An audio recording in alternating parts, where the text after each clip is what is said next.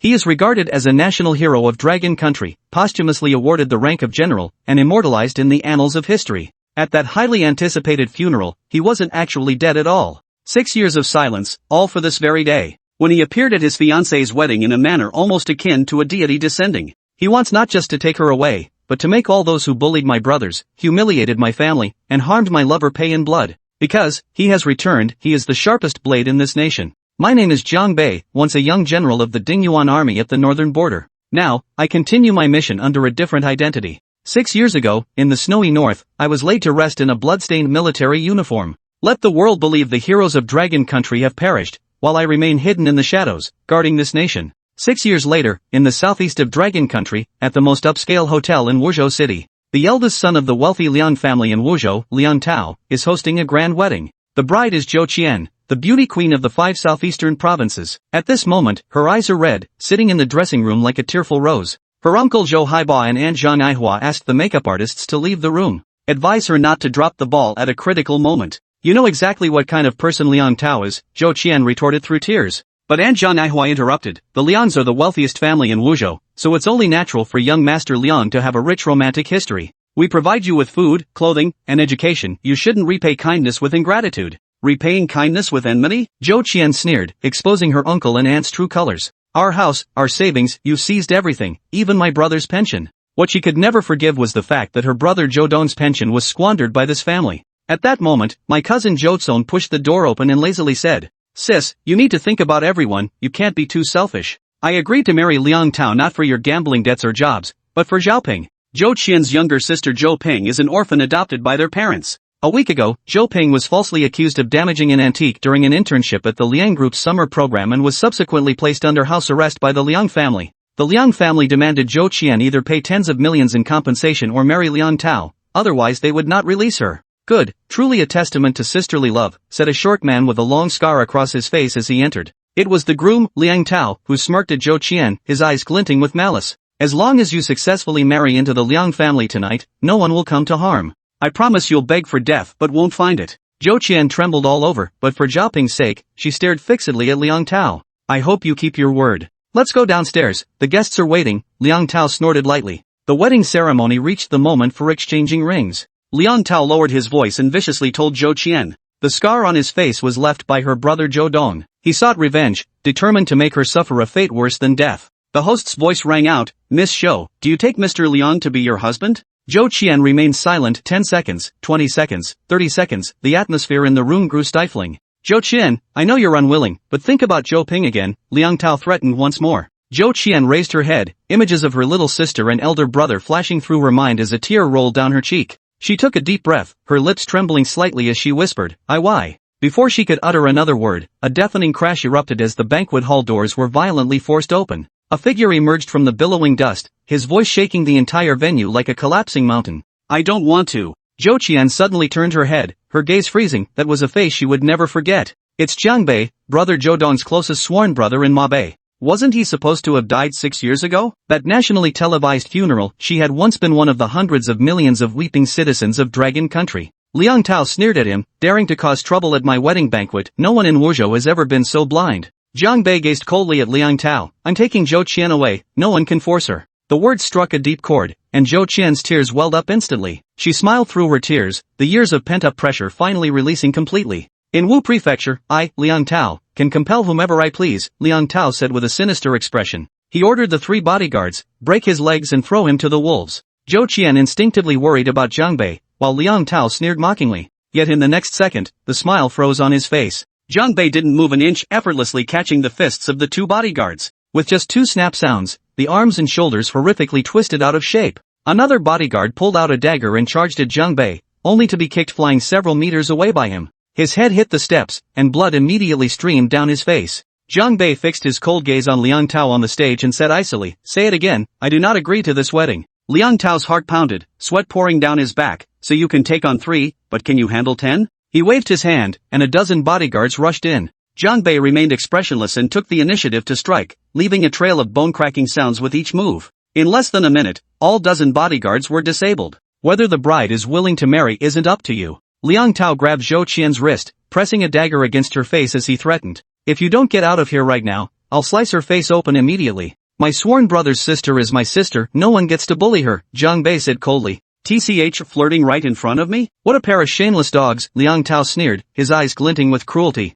The blade pressed down, but in the next instant, a blur flashed before his eyes as Jiang Bei appeared right in front of him. Liang Tao let out a pained groan, his wrist and arm bent at a horrific angle. Jiang Bei snatched the dagger and stabbed it straight into his shoulder, blood splattering everywhere. With a twist of his wrist, a bloody hole appeared. Send someone to escort Zhou Ping back. If she's injured, I'll annihilate the Liang family, Jiang Bei commanded coldly. Then he punched Liang Tao in the face, blood spurting from his mouth and nose. At this moment, both the wedding venue and the Liang family were engulfed in chaos. Liang Tao's sister Liang Yu witnessed everything on the scene. She recognized that Jiang Bei possessed extraordinary capabilities, requiring the mobilization of corresponding resources. She immediately instructed her subordinates. Deliver Zhou Ping to the scene immediately, invite Master Chu Fomi, and finally, contact the Wuzhou Armed Police Division to request the dispatch of the Special Armed Police Unit for enforcement. Half an hour later, Grandmaster Chu Fomi of Wuzhou arrived in person. He was of medium build, unsmiling, exuding an unsettling sense of oppressive intimidation. The guests present heaved a sigh of relief upon seeing him.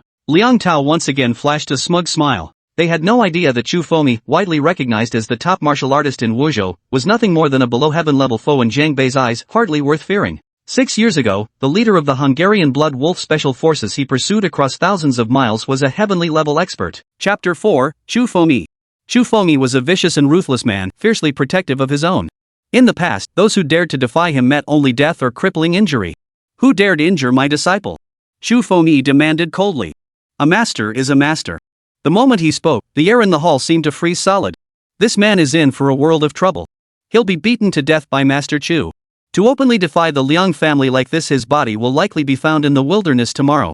He openly hijacked a wedding with such arrogance, he'll surely meet a gruesome end. Whispers rippled through the guests, all convinced Jiang Bei was as good as dead. After all, in the minds of these Beian locals, Chu Fomi was invincible. Given old Han style, this young upstart who dared to hijack the wedding would surely meet a gruesome end. The gravely injured Liang Tao seemed to catch a glimmer of hope, his face contorted in fury as he shouted, "You're dead, you bastard. Master Chu will finish you off." Zhou Ping had already rushed onto the stage, guiding her sister to the side. The sisters stood behind Jiang Bei, gazing at the figure who had descended from the heavens to save them. The entire experience still felt like a dream. Unlike most others, Liang Yu did not relax. Her fists clenched tightly, palms already damp with sweat. Jiang Bei looked at Chu Fomi and gave a cold smile. "It's me. What, got a problem with that?" Seeing Jiang Bei mock him, Chu Fomi's tone grew even darker. "Kneel now and sever your own arm, and I'll spare your worthless life. Otherwise, don't even think about leaving Beian alive." As he uttered the latter half of his threat, Chu Feng's voice boomed like a muffled thunderclap, making many guests feel as though their eardrums were about to burst. Clearly, this Wu Prefecture Grandmaster was deliberately flaunting his power. This display only bolstered the confidence of those present. After hearing Chu Fomi's threatening words, Jiang Beilu let out a cold, mocking laugh. "What if I refuse to kneel?" Chu Fomi fixed his gaze on Jiang Bei. "Refuse? Young man, you're quite impressive, but that's all you'll ever be." With that, his chi erupted violently, propelling him like a cannonball straight toward Jiang Bei on the platform. The attack was ferocious beyond measure, the shockwave alone overturning tables and chairs in the surrounding area. "It's over." Seeing Chu Fomi's attack, this thought surged through many minds. In their eyes, the sheer force Han Fomi displayed could crush a car. How could Jiang Bei possibly withstand such an assault? A man who looked barely in his 20s, even if he trained since birth, could never be a match for Chu Fomi. Yet, a scene that left everyone speechless unfolded. Chu Fomi's attack was lightning fast, but his speed as he flew backward was even faster. Hardly anyone could discern how Jiang Bei had struck before Chu Fomi was already sent flying. The Wu Prefecture Master was sent flying over 10 meters, crashing heavily into the banquet hall wall. Thud! Cracks spread across the wall. Dust and debris rained down. Chu Fomi crashed to the floor, clutching his chest as he coughed up blood in great gulps. The floor tiles beneath him shattered into a large patch of debris. Chu Fomi struggled to rise, but after several futile attempts, he remained pinned to the floor. Upon closer inspection, one could see a footprint-shaped indentation where his chest had been. His sternum was deformed, his internal organs severely damaged. The so-called Grandmaster of Wuzhou was no more than a paper-thin figure before Jiang Bei. Instant defeat. Witnessing the outcome of the clash, the assembled guests were left speechless with shock. Master Wuzhou, whose strength had reached the peak of Earth Tier, was rendered completely incapacitated with a single kick. Judging by this youth was truly the foremost martial artist in Beian. Could he possibly be Heaven Tier? How could anyone achieve Heaven Tier at such a young age? No, that's impossible. Absolutely impossible. Liang Tao watched the scene unfold, his blood-stained face etched with utter disbelief. Xu Fengyi had been defeated. Who could possibly save him now? Liang Yu's eyes flickered violently, her previous indifference and confidence vanishing without a trace. She took a deep breath and declared, "My brother has been punished. You should call it quits now." "And that's it?" Jiang Bei sneered coldly.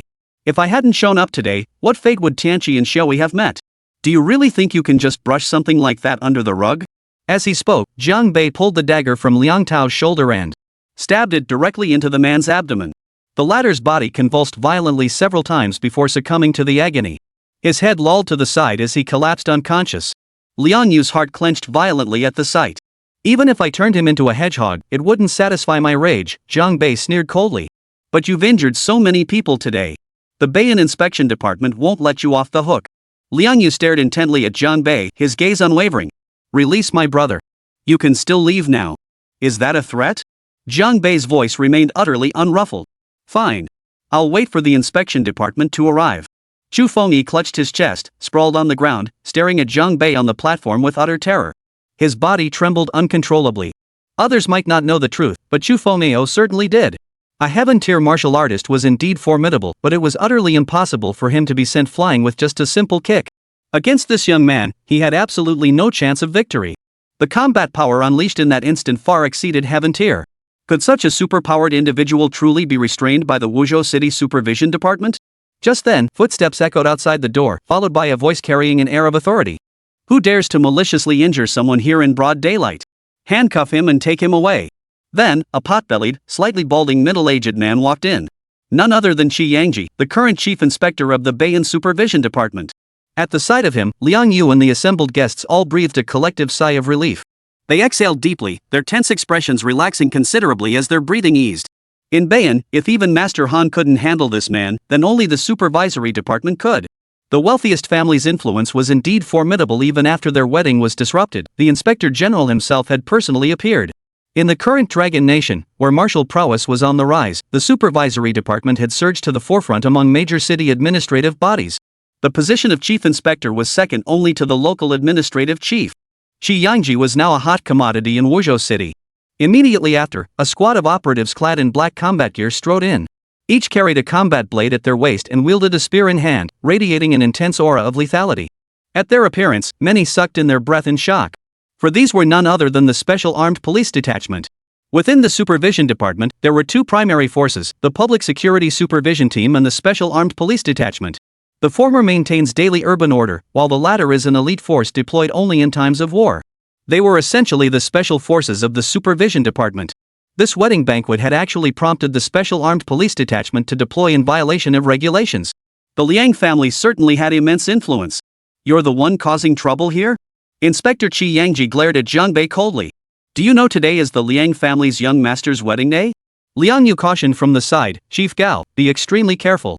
He defeated Master Han with ease."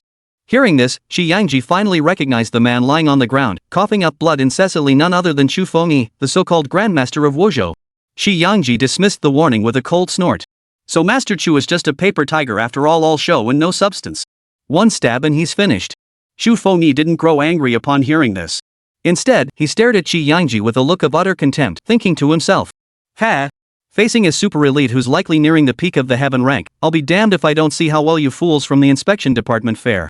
Jiang Bei glared at Qi Yangji and said coldly, "This Liang Tao has committed every conceivable evil, including forcibly abducting a civilian woman. Does your inspection department intend to do nothing about it?" Qi Yangji spread his hands, his face dripping with sarcasm. "I haven't witnessed any of the things you mentioned. In my view, young Master Liang is kind-hearted and devoted to charity, a true role model for today's youth." Jiang Bei sneered coldly. "As a chief inspector, you say that without a shred of shame left. How dare you insult me?" Qi Yangji glared at Jiang Bei, who was standing on Liang Tao. "As for you, for violently assaulting young Master Song, you will pay a heavy price.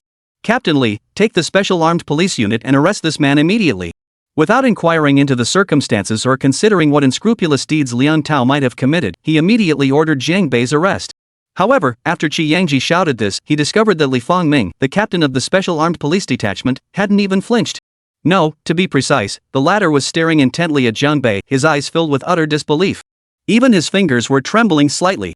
Superintendent Qi Yangji glanced at Li Fangming, who remained frozen in place. Frowning impatiently, he snapped, "Captain Li, what are you standing there for? Hurry up and arrest this troublemaker." Clang! The next instant, Li Fangming's combat blade was drawn from its sheath. Many guests felt the cold glint of the blade sting their eyes. Yet, to everyone's astonishment, the captain's blade wasn't aimed at Zhang Bei. Was instead held directly against Inspector Qi Yangji's throat. Chapter 5, I Demand an Explanation. Li Fangming's move caught everyone completely off guard. No one had anticipated that this Captain Li would be so bold as to press the blade directly against the throat of his superior officer. Seeing this, Zhang Bei's lips curved into a faint smile, a flicker of reminiscence passing through his eyes. Liang Yu, however, froze in place, the shock in his eyes growing even more intense. The icy blade pressed against his throat made Qi Yangji's body tense instantly. What are you doing? Damn it, Li Fangming, put that knife down. Yet instead of Li Fangming lowering the blade, Qi Yangji felt the murderous intent surging from him with brutal clarity. Whoever touches him dies. Li Fangming declared coldly. That includes you, Chief Gao. No one mistook Li Fangming for joking. The intense killing intent radiating from him felt tangible. Li Fangming, this is insubordination. Qi Yangji's voice trembled slightly. Believe it or not, I'll have you thrown in jail right now. Oof. Go ahead then, if you can. Li Fangming sneered coldly, then flickered his wrist and twisted the blade. A strip of skin was sliced clean off Qi Yangji's neck. Blood instantly stained a large patch of his neck crimson. Li Fangming showed no regard for Qi Yangji's superior rank, completely severing all ties. All the guests began speculating once more about Zhang Bei's true identity. Many even doubted whether the Song siblings could escape unscathed today. Qi Yangji writhed in agony, the flesh on his chubby face twitching violently. He truly hadn't expected Li Fangming's methods to be so ruthless. Gritting his teeth against the agony, Qi Yangji bellowed at the surrounding special armed police officers. What are you all standing around for? Grab him now. Yet the officers merely stared at Qi Yangji with blank expressions, showing no intention of obeying his command. Clearly, they only answered to Li Fangming. Li Fangming kept the long knife pressed against Qi Yangji's neck and coldly demanded. Chief Gao, have you realized your mistake? Qi Yangji growled, you bastard. You've really gone too far. As soon as I return, I'll have my superiors send men to arrest you. But Li Fangming merely shook his head indifferently. Chief Gao, you won't be leaving here today. Qi Yangji's brow furrowed sharply, his pupils suddenly constricting as he demanded. Can't leave? What do you mean by that? Li Fangming stated. Pursuant to Article 1 of the Special Armed Police Brigade's Enforcement Regulations, I am formally placing you under arrest. Formally arrest? The crowd erupted in an uproar. They had no idea what that first clause even was. And they certainly didn't understand how the captain could arrest the minister based on this clause. Yet every special armed police member present stiffened at the words. They clearly knew exactly what that clause entailed. Upon receiving the order, the long blades in the hands of these special armed police unit members drew sharply from their scabbards, pointing directly at Qi Yangji. The atmosphere on the scene grew even more tense and deadly. The first clause? Qi Yangji froze, uttering in disbelief. When did I trigger the first clause? The first clause of this special enforcement regulation stated. Strictly prohibit insulting or defaming heroes and martyrs. Any violator, regardless of rank, may be arrested on the spot by the special armed police unit. Qi Yangji's body shook violently like a sieve. Li Fangming's words made it abundantly clear, Zhang Bei was that hero and martyr. Glancing at Zhang Bei, Qi Yangji's pupils contracted sharply. Li Fangming, are you sure? The moment the first clause was invoked, the inspector general crumbled completely. Because no one dared joke about such matters. Li Fangming replied, Chief Gao, I was transferred here from the defense forces. There are things you don't know, and people you don't recognize. Then, he suddenly raised his foot and delivered a powerful kick to Qi Yangji's bulging belly. Thud! A powerful blast of force erupted from Qi Yangji's midsection. His bloated body flew backward, crashing heavily into a pillar. He was knocked unconscious on the spot. Just minutes ago, this inspector general had been basking in glory. Now, he lay utterly humiliated. Li Fang bellowed coldly, Special Armed Police Unit, take Qi Yangji away. Two officers stepped forward, grabbed Qi Yangji's arms, and dragged the inspector general out like a dead dog. The scene fell deathly silent once more. A profound sense of unreality surged through the hearts of the many guests. They could scarcely believe what they were witnessing. Liang Yu watched her powerful patron suffer a crushing defeat in a way she couldn't comprehend. She was nearly frozen in place, her mind going completely blank. What exactly is this first clause, she murmured, her eyes flickering with disbelief. At that moment, Li Fangming sheathed his sword and turned toward Zhang Bei. Then, his right hand swept sharply across his brow as he rendered a military salute. Every person present could feel the depth of Li Fangming's sincerity and respect. Everyone knew that the captains of the special armed police detachments in each city were all high-ranking officers from the National Defense Forces, many of whom had seen frontline combat. Judging by Li Fangming's bearing, he was undoubtedly one of them. Yet, for such a promising inspection team captain to show such deference to a young man in his 20s was utterly unbelievable. Zhang Bei gave Li Fangming a slight nod before delivering a swift kick to Liang Tao's midsection. The latter flew backward, tumbling and crashing heavily at Li Fangming's feet. "Take him away," Zhang Bei said indifferently. "The Mobe Group army guards our nation's borders on the front lines, yet this city in the northern frontier is rife with corruption. It's time for a thorough cleanup." His tone was calm, yet it carried an undeniable sense of unwavering resolve and command. "Yes, sir." Li Fangming saluted again, responding with utmost seriousness. Then, he barked at his men, "Take Liang Tao away. Interrogate him thoroughly." "Wait." Liang Yu suddenly called out. Her expression remained impassive as she looked at Zhang Bei. "Leave Liang Tao here. My Song family can pay the price for this." Her words undoubtedly signaled a concession. But it was too late. Zhang Bei smiled, yet his eyes held no trace of warmth, only a cold glint. He replied, "What if I refuse? I remind you, this is Beiyan. If you continue your reckless actions." Before Liang Yu could finish her sentence, a fierce blade flashed before her eyes. It was Li Fangming, the commander of the Special Armed Police Detachment. With a flick of his forearm, the combat blade shot from his hand. The blade, like a silver lightning bolt, whizzed past Liang Yu's cheek. The blade sliced through several strands of hair at her temple before embedding itself into a pillar several meters away. In that instant, Liang Yu truly smelled the scent of death. A chill ran through her entire body. Goosebumps erupted across her snow-white, delicate skin. In that split second when the blade grazed her face, Liang Yu had no doubt that this newly appointed Special Armed Police Brigade commander would have killed her on the spot. Every word uttered by Li Fangming was bone-chillingly cold. "Miss Song, if I ever hear you utter such words again, then don't blame the long sword for showing no mercy. Those who've walked the battlefield carry an aura unlike any other." At this moment, Li Fangming radiated such overwhelming presence that the ordinary people present were rendered speechless. Liang Yu bit her lip hard, her face deathly pale, her hands trembling uncontrollably. "Fall back." Li Fangming barked the order, yanking the long sword from the pillar. He then addressed Liang Yu. "Miss Liang, please refrain from leaving Beiyan in the near future. We may require your cooperation with our investigation at any time." Liang Yu's lips trembled, but no words came out. Li Fangming did not exchange pleasantries with Zhang Bei. Instead, he saluted him once more before departing. The entire banquet hall once again fell into a deathly silence. The Liang family suffered one humiliating blow after another, utterly crushed. Everyone was speculating about the outsider standing on the stage who could possess such immense influence. At that moment, the overwhelming consensus among the crowd was, Beiyan was about to undergo a seismic shift. Zhang Bei turned to face the He sisters, his expression softening slightly as he spoke softly. "Tianqi, it's all right now. Take Xiaoi, and let's go back." This gentle demeanor was a stark contrast to the overbearing aura he had exuded moments before a complete transformation. Tears glistened in Zhou Qian's beautiful eyes as she nodded firmly. She knew that from this day forward, no one would dare bully them sisters again. The days of walking on eggshells were about to change completely. As he passed by Liang Yu, Zhang Bei suddenly halted in his tracks. Liang Yu's heart leapt into her throat. The next second, Zhang Bei reached out and lifted Liang Yu's snow-white chin. He stared at the rather pretty face, now tinged with panic, his gaze growing increasingly aggressive. Uncomfortable under Zhang Bei's gaze, Liang Yu took a deep breath and asked, "What are you doing?" Zhang Bei glanced at the curves rising and falling nervously beneath her blouse and sneered coldly. "Your brother stole my sister. So, I'm taking his sister. How does that sound?" Hearing Zhang Bei's words, Liang Yu's breathing grew even more ragged. Her eyes flickered violently, yet she found no words to respond. Whether in looks or figure, Liang Yu was exceptionally top-tier, easily igniting a man's desire to conquer her. To the many guests present, it seemed perfectly natural that Zhang Bei, this upstart from across the river, would harbor possessive thoughts toward Liang Yu. Zhang Bei lowered his head slightly, bringing his lips close to Liang Yu's ear. He whispered, "Truthfully, you didn't genuinely want to save your brother just now, did you?" Liang Yu trembled at his words. "You were just using me to worsen your brother's injuries." "I saw right through it," Zhang Bei said with a smile. Liang Yu's voice faltered further. What are you talking about?" "I don't understand." Zhang Bei chuckled with amusement. "I'll be waiting for your apology. Remember, bring sincerity." With that, he released Liang Yu's chin and led the sisters away. Liang Yu watched Zhang Bei's retreating figure, her gaze filled with the most complex emotions. Apologize with sincerity? In her eyes, that so-called sincerity equaled nothing less than her body. Chapter 6, I Am Your Brother. Top floor of an old residential building.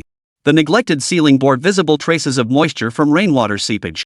This was the place where Zhou Qian and Zhou Ping relied on each other for survival. Though furnished with old, simple furniture, it was kept neat and tidy. Zhang Bei gazed at the humble dwelling, his heart stabbing with pain and overwhelming self-reproach.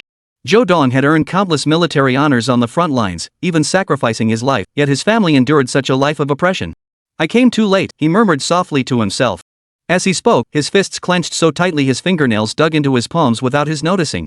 For the past 5 years, fearing retaliation against those he cared about, Jiang Bei had severed all contact with his homeland. He had nearly caused a tragedy. Brother Bei, you're not too late, Zhou Qian said. Her gaze was hazy, mist gathering in her eyes as her red lips parted softly. Knowing you were still alive was already a huge surprise. Zhou Ping remained her usual optimistic self. Even after being locked up for 2 weeks, she quickly regained her composure.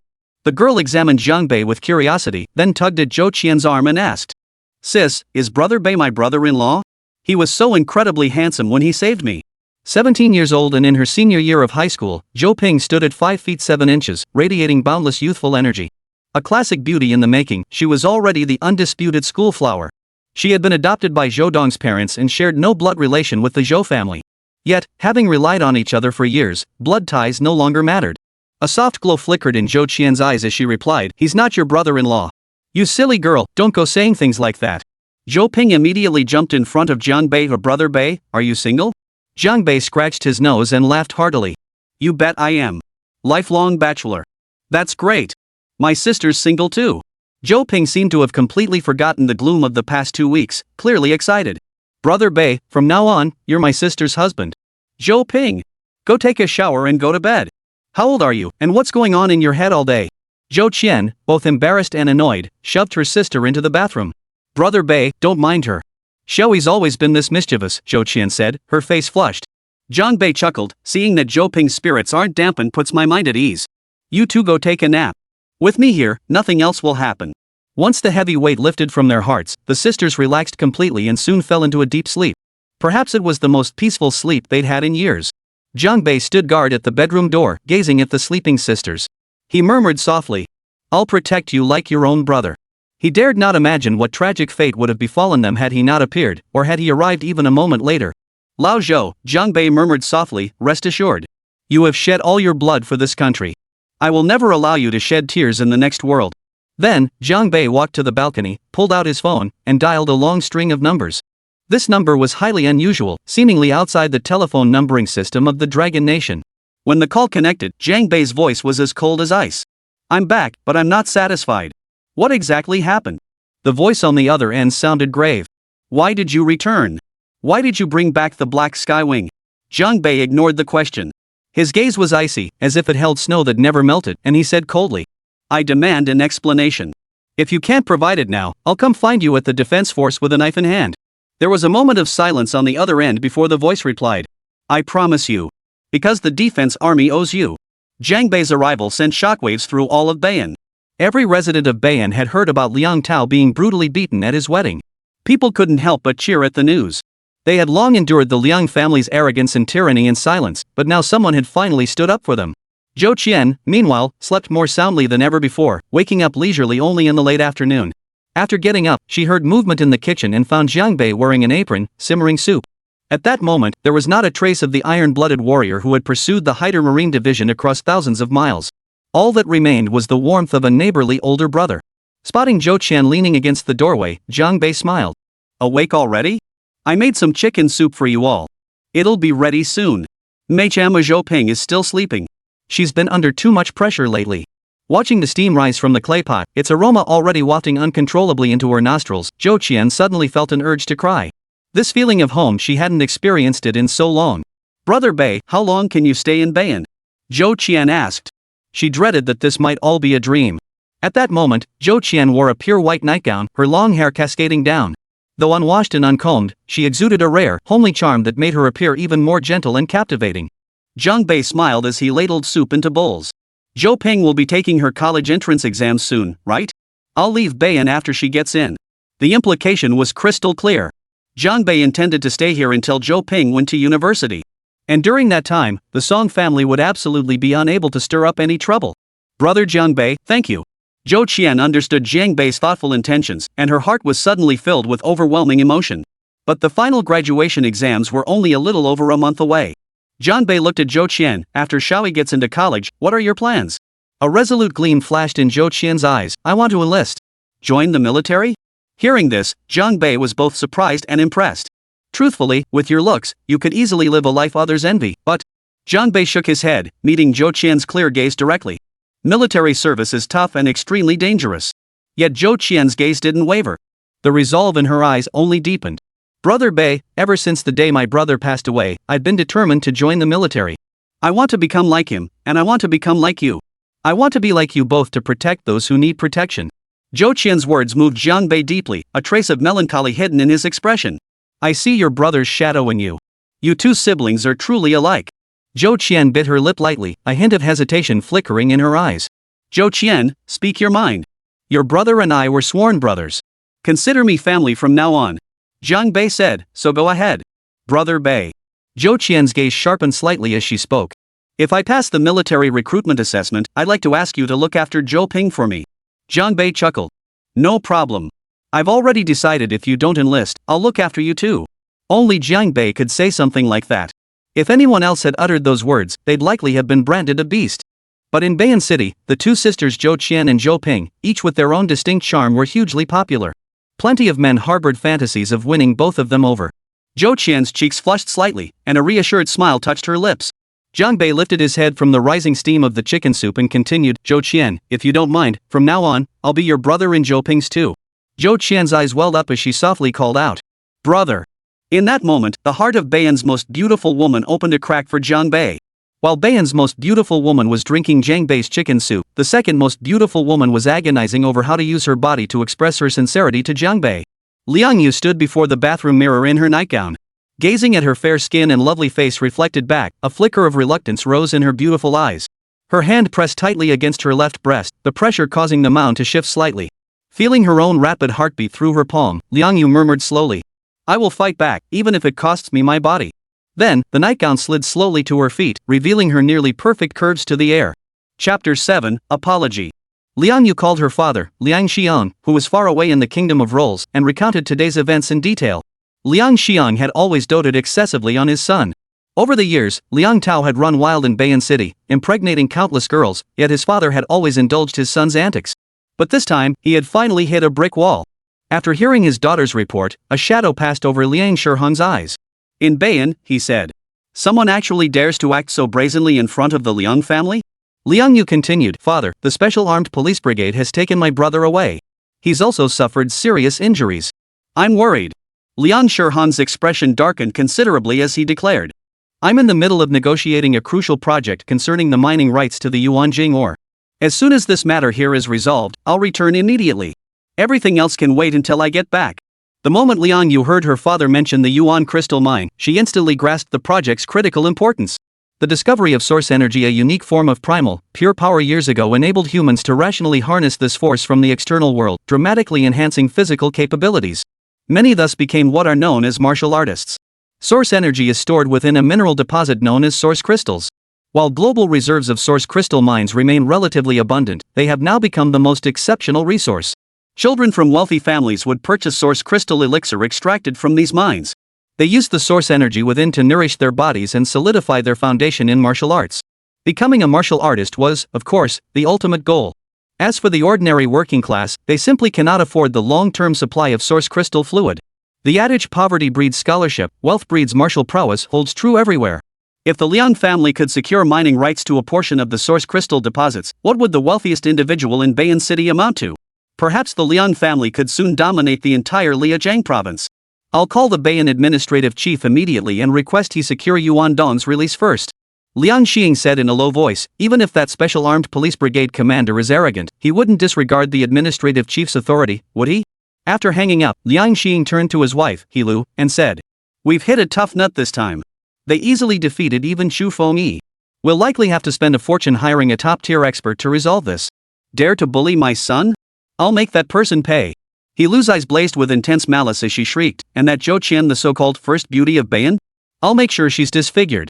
Just then, Liang Shihang's phone rang again. Surprised, he said. It's Chief Executive Wang Luzhen calling.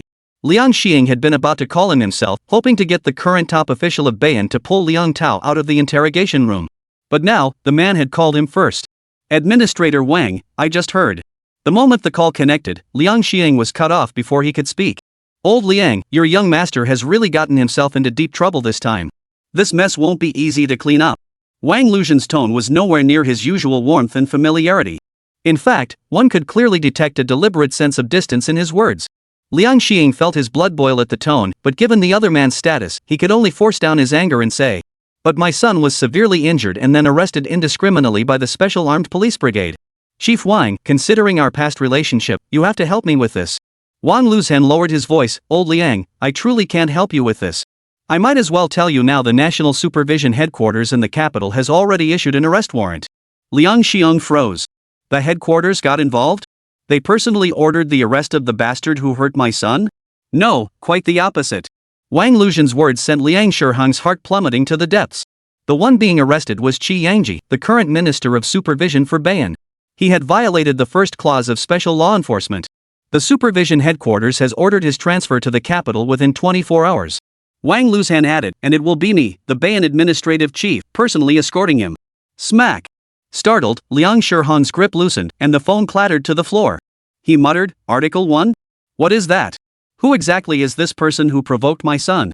Liang Xiang and He Lu were deeply concerned about their son, but a more pressing matter demanded their attention. Recently, the energy giant Fo Group from the Republic of Rolls had been seeking a partner within the Dragon Nation to jointly develop a newly discovered source crystal mine located at the border between the two countries. Upon learning this, Liang Xiang proactively sought an audience, demonstrating exceptional sincerity. Given the Song family's considerable influence, Fo Group had already prepared to sign a cooperation agreement after their assessment. At this moment, Liang Xiang and He Lu were already waiting in the conference room for the representatives of the Fo Group. They planned to sign the agreement and immediately return to Longwei to handle matters concerning their son. Yet, inexplicably, the typically punctual and meticulous Rolls representatives were over an hour late today. Just as Liang Xiang and his wife began to feel uneasy, the conference room door opened. A stunning woman with shoulder-length golden hair entered.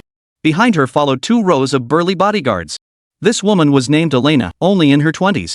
Tall and slender, she wore a gray tailored blazer with sleeves rolled up, revealing her slender, toned forearms, giving her an air of efficiency. To be entrusted with negotiating such a crucial partnership project for the Fo Group at her age, one couldn't help but speculate about the immense influence behind Elena. Yet unlike her usual self, today Elena's lovely face was clouded with gloom, radiating an icy chill from head to toe. Her bodyguards wore equally stern expressions, instantly turning the conference room atmosphere oppressive. Liang Xiang keenly sensed the tension and promptly stood up, saying, "Miss Elena, are you feeling a bit off today?" He Lu stood nearby, forcing a smile, though her heart was already in her throat. At this moment, even a fool could tell something was terribly wrong. Yet Elena merely gave Liang Xiang a cold glance before suddenly raising her arm. Smack! She actually slapped Liang Xiang across the face. A crisp, resounding slap. The richest man in Wuzhou City was stunned by the blow, a clear red handprint instantly appearing on his face. "Miss Elena, is there some kind of misunderstanding? Why would you hit my husband?" He Lu was stunned, stammering out the question. The Liang family had grown accustomed to their arrogance in Wuzhou City, but there were always those more powerful than them. "Not only will I strike your husband, but I'll strike you too, you ungrateful woman." A cold expression spread across Elena's beautiful face. With a swift backhand motion, she slapped He Lu across the face. He Lu staggered back several steps from the blow, slamming his head into the conference room wall. A bruise instantly appeared on his forehead. Liang Xiang didn't dare to help his wife up. Clutching his rapidly swelling cheek, he forced a grimace that looked worse than a cry and said, "Miss Elena, our negotiations had been progressing smoothly until now. What's the reason for this today?" Her voice was colder than her expression, "Because you've crossed someone you shouldn't have." The moment she finished speaking, both teams of bodyguards behind her simultaneously drew pistols from their coats. Liang Xiang and He Lu trembled violently with fear. Both Liang Xiang and his wife knew that if Elena gave the order now, they would be riddled with bullets. Elena's icy gaze swept back and forth across Liang Xiang and He Lu's faces, remaining utterly silent for a full minute. To the Liang couple, that brief minute felt like an eternity. Every breath seemed to grow painfully difficult. "If I were still the person I used to be, I'd have left you both in roles forever. But he once told me to be gentler. So I've decided not to kill you." As Elena spoke these words, the icy glint in her eyes softened slightly. Instead, a look of intertwined reminiscence and tenderness flickered there. "I was afraid he wouldn't be pleased." Who is he?" Liang Xiang asked, his voice trembling with shock and uncertainty. Elena offered no further explanation. Her voice suddenly grew colder.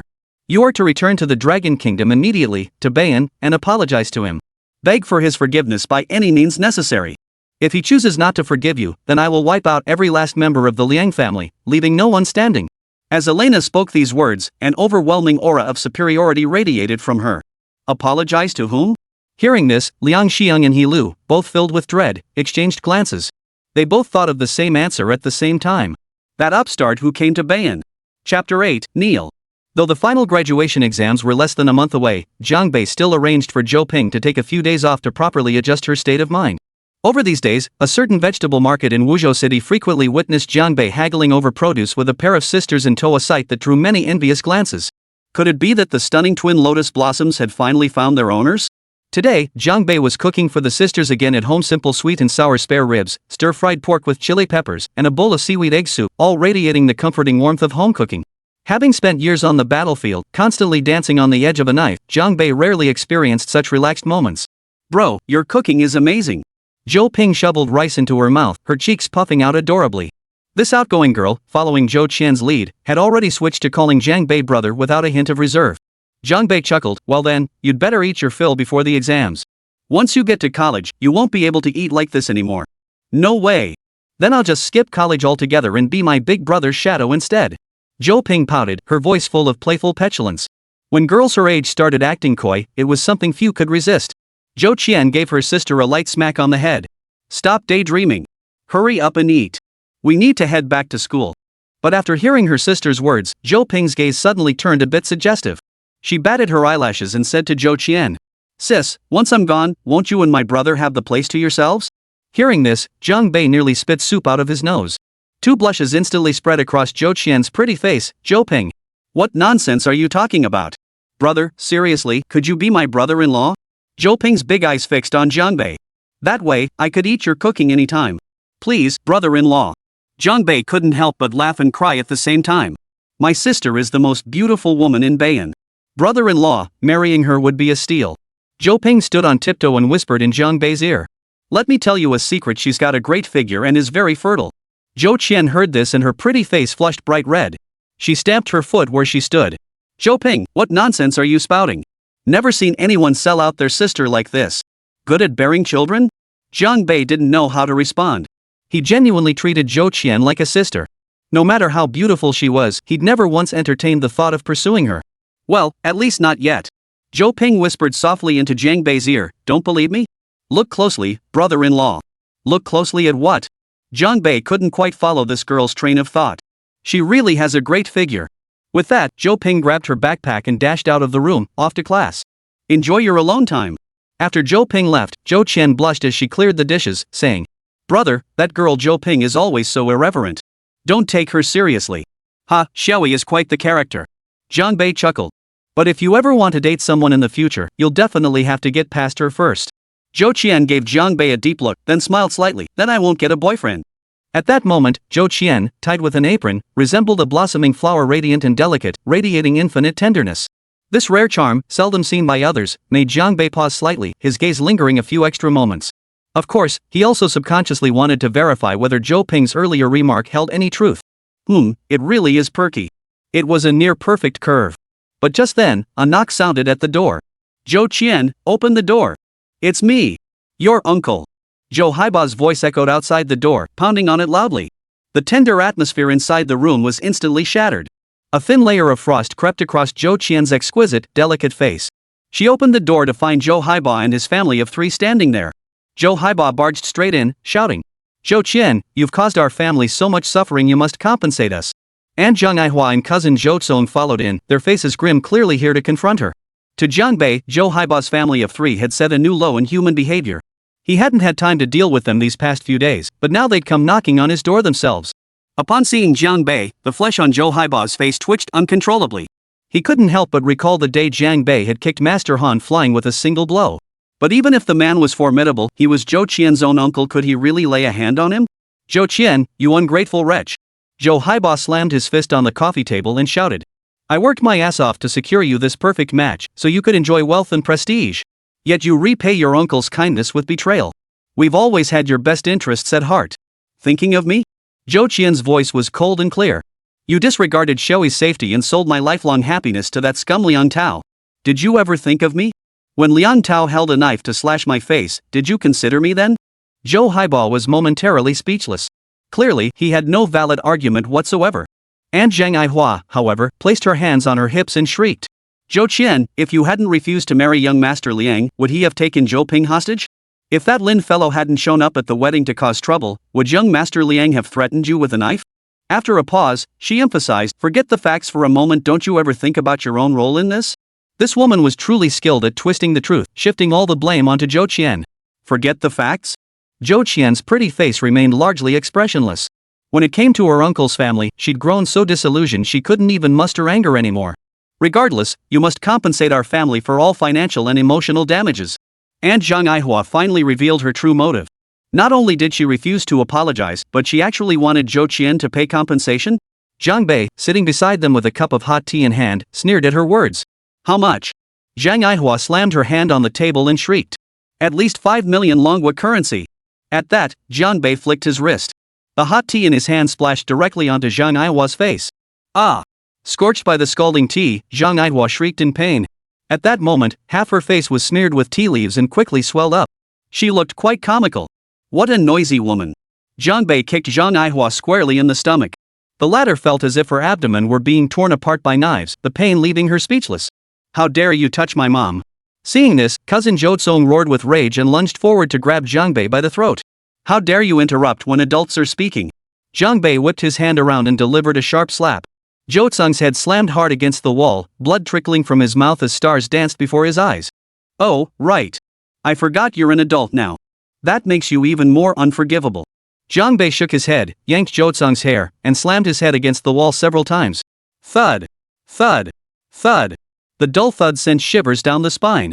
A dark bruise was already forming on Zhou Tsong's forehead, leaving him completely dazed and confused. Uncle Zhou Haibao watched the scene unfold, unable to control the trembling that shook his body once more. Zhang Bei turned to Zhou Haibao, his icy gaze dripping with obvious scorn. Well then, how do you propose we settle this? Zhou Haibao's teeth chattered as he stammered timidly. Not only must you compensate for the damages, but you must immediately go to the Song family and kneel to beg for forgiveness. Zhang Bei nearly laughed in anger. Could this uncle still not see the situation clearly? Zhang Bei glanced at the family of 3 across from him and said flatly. You have 7 days to return Zhou Dong's death benefits to Zhou Qian. If you can't produce it, I'll break every bone in your bodies. His brother's pension. This was something Zhang Bei cared about deeply. Zhou Haibao shuddered. That pension money, over 2 million yuan, had long been squandered by him.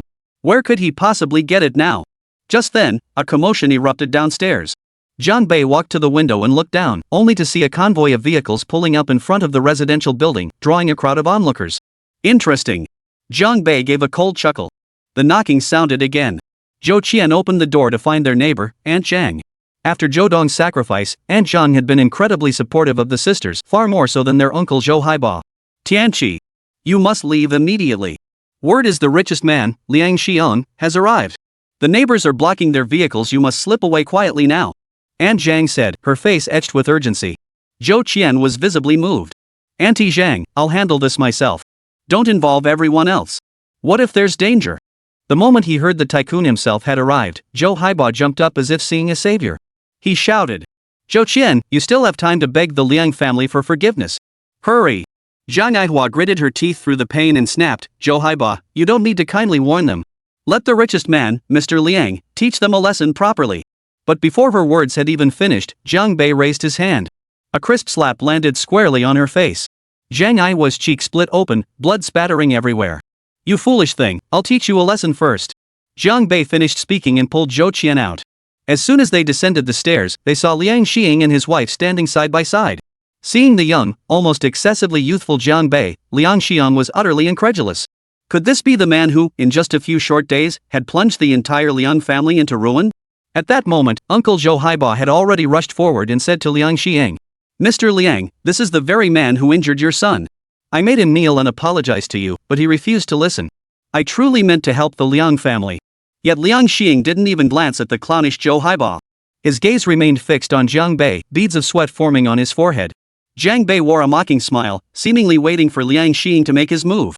When Liang Shihong's sweat had soaked through his back, he finally gritted his teeth, bent his knees, and with a loud thud, the wealthiest man in Wuzhou knelt before everyone.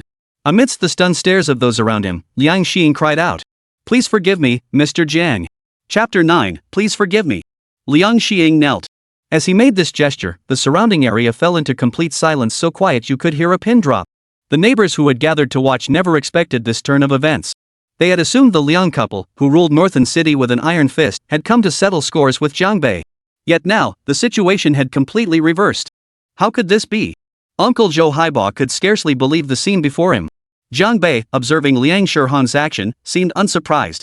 He remarked calmly, "If a child is not taught, it is the father's fault. I believe Liang Tao's arrogance and tyranny are largely due to your indulgence, isn't that right?" Though his tone was calm, it carried immense pressure. Liang Xiying bore the brunt of it, cold sweat already soaking through his back. "It's our fault. We failed in raising him. We'll do everything in our power to make amends," Liang Xiang hurriedly declared. However, Jiang Bei glanced at He Lu standing nearby, a faint smile touching his lips.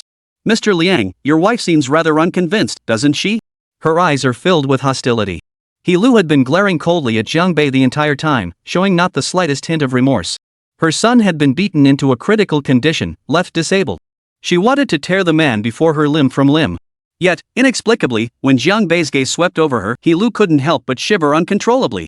Liang Xiang, hearing Jiang Bei's words, turned to glance at He Lu and whispered, "Kneel down quickly and apologize to Mr. Jiang." He Lu's eyes were bloodshot. She gritted her teeth, but her knees refused to bend. Seeing this, Liang Xing erupted in fury, "You short-sighted woman." With that, he rose abruptly, delivering a vicious slap across He Lu's face as he growled, "Kneel. Apologize. Do you hear me?" A bright red handprint instantly appeared on He Lu's cheek. She felt utterly humiliated, but circumstances forced her hand. She bent her knees and knelt down. "Please forgive me, Mr. Jiang." Her voice was hoarse and faintly trembling, as if on the verge of tears. Jiang Bei shook his head gently and said to Liang Xiang, "Kneeling is simple, apologizing isn't hard, but this matter can't just be swept under the rug." "Kneeling isn't enough?" Liang Xiang hurriedly interjected, "As long as Mr. Jiang can forgive us, I'm willing to pay any price." Jiang Bei narrowed his eyes, "The price I demand, I'm afraid you cannot afford." Hearing this, Liang Shihan's heart sank to the depths. "Mr. Jiang, to appease your anger, I'll willingly hand over half of the Liang family's fortune." Gritting his teeth, Liang Xiang added, "Moreover, I have a daughter named Liang Yu who remains unmarried." If Mr. Jiang, he was actually prepared to give away Liang Yu. The wealthiest man in the city was actually selling his daughter to make peace. Upon hearing this, Jiang Bei's face twisted into a cold, mocking sneer. This expression caught the couple's eyes, leading them to mistakenly believe that sacrificing their daughter could truly appease Jiang Bei's fury. An hour later, the Liang couple returned to their family estate. With grim expressions, they headed straight for Liang Yu's room. However, Liang Yu's bedroom was already empty. "Where is Liang Yu? Hurry up and bring her out to apologize to Mr. Lin." Liang Xing shouted impatiently upon seeing this. He Lu walked over to Liang Yu's desk and found a note left on it. It read, "I'm gone. Don't look for me. From now on, I have no connection whatsoever with the Liang family." Reading the note, Liang Xing trembled with rage. What a waste of raising this daughter. Does she intend to stand by and watch the entire Liang family collapse? The couple collapsed onto the floor, too shattered to even muster the strength to stand. At the same time, a document landed on the desk of a department head at the Black Eagle Federation's National Security Agency. On the first page of this document, there was only one large letter, a blood-red S. S-level intelligence. Top secret. A slender hand with fiery red nails picked up the document.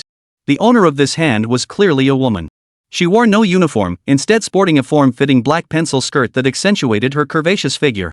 Her curvaceous figure radiated fiery boldness, exuding an intense, unrestrained passion from her very core. She flipped to the second page of the document, where only 2 sentences were written. Yet these 2 sentences were repeated 3 times, an unusual occurrence. Long Bo Jianbai is not dead. Long Bo Jianbai is not dead. Long Bo Jianbai is not dead. Request to eliminate. Request to eliminate. Request to eliminate. The woman's fiery red lips curved slightly, revealing a faint, enigmatic smile. She then addressed her subordinate beside her. "Tell those useless fools in the National Defense Army this time, I'll send the best hunting squad to Longwa. That brightest rising star of the Longwa National Defense Army is destined to fall completely at my hands." Chapter 10, Side Effects. A week had passed. Every corner of Wuzhou City seemed to echo with the legend of Jiang Bei. After all, the news of the city's wealthiest man kneeling on the spot was truly shocking. People needed time to digest it.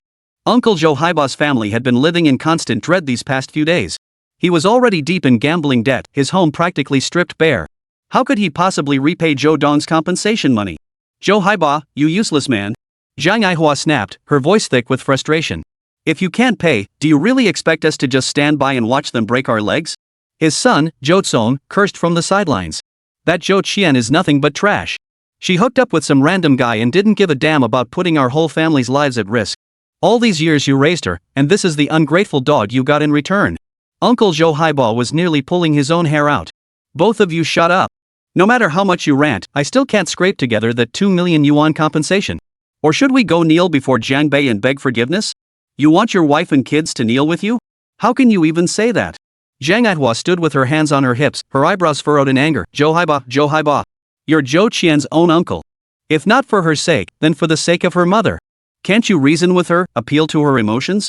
A mere 2 million yuan in compensation, even if she's giving it to her own uncle, what's the big deal? 2 million? A mere 2 million? Jiang Aihua was truly a hypocrite. But just then, their front door was kicked open. The entire security door crashed down with a thunderous roar, slamming heavily onto the floor. Standing at the doorway was a man clad in cloth shoes and a long robe, flanked by 2 rows of young disciples in training uniforms. "Master Wu Zhou, Chu Fengyi. Master Chu, why have you come?" Zhou Haiba asked, trembling with fear. Chu Fengyi's arrival clearly signaled ill intent. He swept a dark, cold gaze over the 3 present and sneered, "I overheard your entire family's conversation just now. It seems you still harbor much resentment toward Mr. Jiang." At this point, Chu Fengyi cleared his throat twice. That kick from Jiang Bei had inflicted significant internal injuries on this Wu Zhou grandmaster, injuries that would take at least a month or 2 to fully recover from. The fact that he could still stand here unscathed was entirely due to Jiang Bei sparing his life. During his convalescence, Chu Fengyi learned that Liang Xiang and his wife had knelt before Jiang Bei. The news startled him so much he leaped from his bed, deepening his awe and respect for this young upstart. From start to finish, Chu Fengyi never once contemplated revenge against Jiang Bei. That was the mark of a true master. Of course we resent him. We raised Zhou Qian all these years, yet he helped her repay kindness with betrayal. Ha! If we'd known this would happen, we should have sold Zhou Qian and Zhou Ping into the club years ago to earn money for us. Jiang Aihua shrieked, her words dripping with venom. Chu Fengyi's expression darkened further. "Someone, slap her face." Chu Fengyi stared at Jiang Aihua, his eyes brimming with disgust, his voice cold. "Beat her until she can't speak." You dare?" Jiang Aihua instinctively stumbled back 2 steps. Chu Fengyi laughed coldly, "What wouldn't I dare? This is merely an appetizer."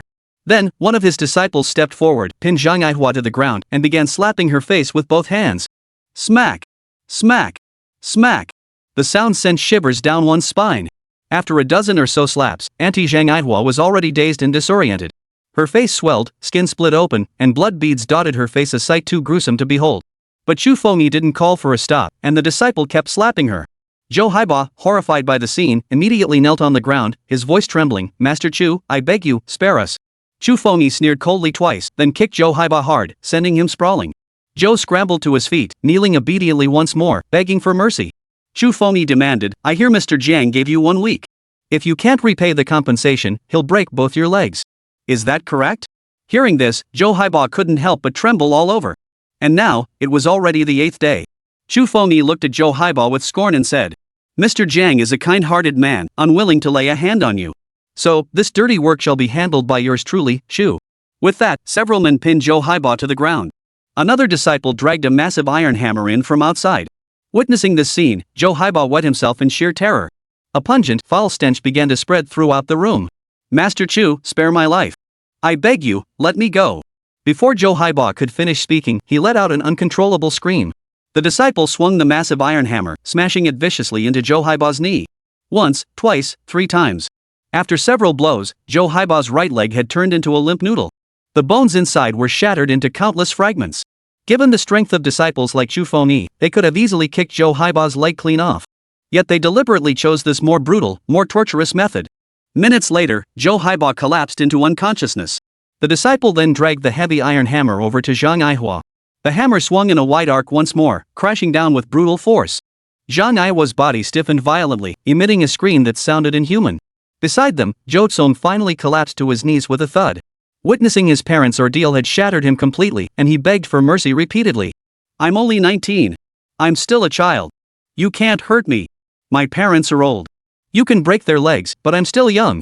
Oh ho, so quick to use your parents as a shield? I despise bastards like you who show no respect for their elders." Chu Fengyi Zhou Tsong chuckled, then turned to his men. "He says he's still a child? All the more reason not to spare him." Soon, Zhou Tsong's agonized screams echoed through the air. Half an hour later, all 3 family members lay on the ground, their legs completely shattered, unconscious. Even the most advanced medical technology of this era couldn't fully restore these 3. One of his disciples asked, "Master, what should we do with them now?" "A family of short-sighted fools. Let them beg on the streets. Starve to death? Serves them right." Xu Fengyi said coldly. "Let them face the scorn of all Wuzhou. Otherwise, my anger won't be appeased." After a pause, Xu Fengyi's eyes flashed as he added, "Also, find a way to discreetly leak this news to Mr. Jiang." Soon, news of the Zhou Haiba family's broken legs reached Jiang Bei's ears. Jiang Bei offered no comment on Xu Feng's actions, nor did he harbor the slightest pity for the Zhou family. Jiang Bei was holding a bottle of pure, sea blue liquid as he addressed Zhou Qian. "This is source crystal essence. Zhou Qian, your first dose might cause some discomfort." This single 300 milliliter bottle of source crystal elixir carried a market price of roughly 50,000 Long Nation currency, an expense ordinary families could never sustain long term. To appease Jiang Bei's wrath, the Liang family had paid a sum that left them deeply pained. Yet, upon receiving the money, Jiang Bei transferred every last cent directly to Zhou Qian. After repeated refusals, she ultimately couldn't decline. Zhou Qian stared at the blue liquid, biting her lips slightly, appearing somewhat nervous. Jiang Bei unscrewed the glass bottle cap, and immediately, the scent of the ocean filled the room. "This scent, it's quite unique." Jiang Bei couldn't help but recall his own days of near death, when he'd been constantly accompanied by this very liquid. He said, "Don't be nervous. Take a small sip first to see how compatible you are with the source energy." Zhou Qian nodded, then gripped the thick, long glass bottle with both hands and took a small sip. A small sip of blue liquid slid down her throat. Zhou Qian coughed twice, choked by the salty, fishy taste, then closed her eyes to feel the changes in her body. "How do you feel? Any discomfort?" Jiang Bei inquired. When people first ingest source crystal elixir, they invariably experience some degree of discomfort ranging from mild dizziness to severe vomiting and diarrhea. Those with intense reactions might even fall unconscious for days, unable to get out of bed. Such severe reactions usually stem from an innate lack of affinity with source energy, essentially ruling out the path of martial arts. Zhou Qian opened her eyes and stated with certainty, "Just a slight warmth in my stomach. Nothing else." Jiang Bei nearly leapt up in excitement, his voice trembling slightly. "This means your affinity for source energy is exceptionally high. High affinity means that if Zhou Qian pursues the path of a martial artist, her progress will be several times faster than other practitioners." "That's wonderful." Zhou Qian's beautiful eyes sparkled brightly, shining like stars. But before Jiang Bei could stop her, she tilted her head back and downed the entire bottle of source crystal elixir in one gulp. Jiang Bei exclaimed in alarm, "You shouldn't drink it like that on your first try." But it was too late to stop her. With the entire bottle down her throat, Zhou Qian felt as if a flame had erupted within her stomach. Countless waves of heat surged from this flame, spreading throughout her entire body. "Bro, I'm so hot." Zhou Qian's pretty face instantly flushed pink. Fine beads of sweat had formed on her smooth forehead. Though Zhou Qian possessed exceptional talent, drinking a single sip was entirely different from downing an entire bottle. 300 milliliters of source crystal elixir contained enough source energy to sustain an E-rank martial artist for an entire month. And now, Zhou Qian had actually downed the entire bottle. After enduring years of hardship, her desire to grow stronger was overwhelming. If anyone else had downed such a large bottle of source crystal elixir, their veins might have burst from the sheer force of the source energy. Zhou Qian's condition was rapidly deteriorating. Sweat poured from her body like a torrent, soaking her white nightgown in mere moments. The thin fabric clung tightly to her body, revealing her slender curves even more clearly before Jiang Bei's eyes. Her entire body felt weak, and she couldn't help but take deep breaths. The alluring posture displayed by Wuzhou's most beautiful woman was something she'd never shown before. "Brother, help me." Zhou Qian finally couldn't bear it anymore and threw herself onto Jiang Bei. Her eyes burned with a clear, intense longing. Chapter 11, Detoxification. Jiang Bei truly hadn't anticipated that an overdose of source crystal elixir would produce such a side effect in Zhou Qian. That craving welling up from the depths of her being was undeniably genuine. What kind of unique constitution was this? Jiang Bei found himself growing heated by Zhou Qian's current state. After all, the most beautiful woman in Wuzhou at this moment was truly captivating. Her gaze had already grown hazy. Her tempting red lips kept parting, and increasingly passionate breaths escaped from her mouth and nose. "Brother!" Zhou Qian murmured incoherently. Her hands cupped Jiang Bei's face, teetering on the edge of losing control. Jiang Bei shook his head, forcing down the burning sensation within him. He reached out and took Zhou Qian's hand. To be precise, at that moment, Jiang Bei and Zhou Qian's fingers were intertwined, their palms pressed tightly together. "Good thing I was here," he murmured softly. As Jiang Bei's palm gradually increased its pressure, the restless source energy within Zhou Qian began to slowly settle down. It was as if encountering a higher-ranking creature in the food chain. The source energy not only ceased its turbulent activity but actually became docile. Zhou Qian's dazed eyes gradually regained their clarity. The crimson flush on her fair skin gradually faded. Immediately after, the source energy Zhou Qian couldn't absorb surged through her palm into Jiang Bei's, then vanished into his body. Like a trickling stream merging into the boundless ocean. As Jiang Bei completed this action, Zhou Qian gradually calmed down, her physical state stabilizing. That unsettling state of craving did not return. Zhou Qian sank into a deep sleep, exhausted. Jiang Bei stood up, exhaling a long breath, his heart still warm. Just now, Zhou Qian's captivating appearance had undoubtedly been a tremendous test for him. Thankfully, he had remained composed this time. After assessing his physical condition, Jiang Bei shook his head. This inexplicable injury I sustained in Hungary, who knows when it will ever fully heal. If the people of Wuzhou City heard Jiang Bei say this, their jaws would drop to the floor. Even with his injuries unhealed, he had instantly defeated Wuzhou's Grandmaster Chu Fengyi in a single move. So just how formidable would Jiang Bei become once he returned to his peak condition? While Zhou Qian was in a deep sleep, Jiang Bei made a phone call. A melodious female voice answered. "I thought you'd never call me in this lifetime. Do me a favor." Jiang Bei got straight to the point, though his tone was cold and hard. "You ask for my help with such a harsh tone? If I don't like you, can't you soften up a little?" "I can't. I won't soften." Jiang Bei's reply was even harsher. "Why? Different paths, no common ground." A flicker of battle smoke and warfire seemed to flash in Jiang Bei's eyes, his expression growing even colder. The woman didn't seem angry, instead, her voice carried a hint of amusement. "I'm a marshal of the National Defense Army, yet you say our paths diverge? How about this, I'll hand you my path. Why don't you try walking it?" "I have no interest in walking your path." Jiang Bei's voice was utterly cold. "Unless the past could be rewritten." "Ha! What if I refuse to help you?" "You must help, because she is Zhou Dong's sister," Jiang Bei stated. "Her name is Zhou Qian. She's beautiful. I only learned this recently." After a brief silence, the woman uttered a remark that caught Jiang Bei slightly off guard. Clearly, every move Jiang Bei made after returning to the country had been under her watchful eye. Not just beautiful. Jiang Bei paused briefly before continuing. Tianqi's source energy affinity is at least heaven tier, possibly even S tier. As source power became increasingly widespread, practitioners' strength had formed a simple grading system: S, heaven, earth, mystic, yellow, and E. Research institutions, after analyzing big data, discovered that human affinity for source energy could also be categorized into these tiers. S tier the strongest. The voice on the other end of the line sounded visibly surprised.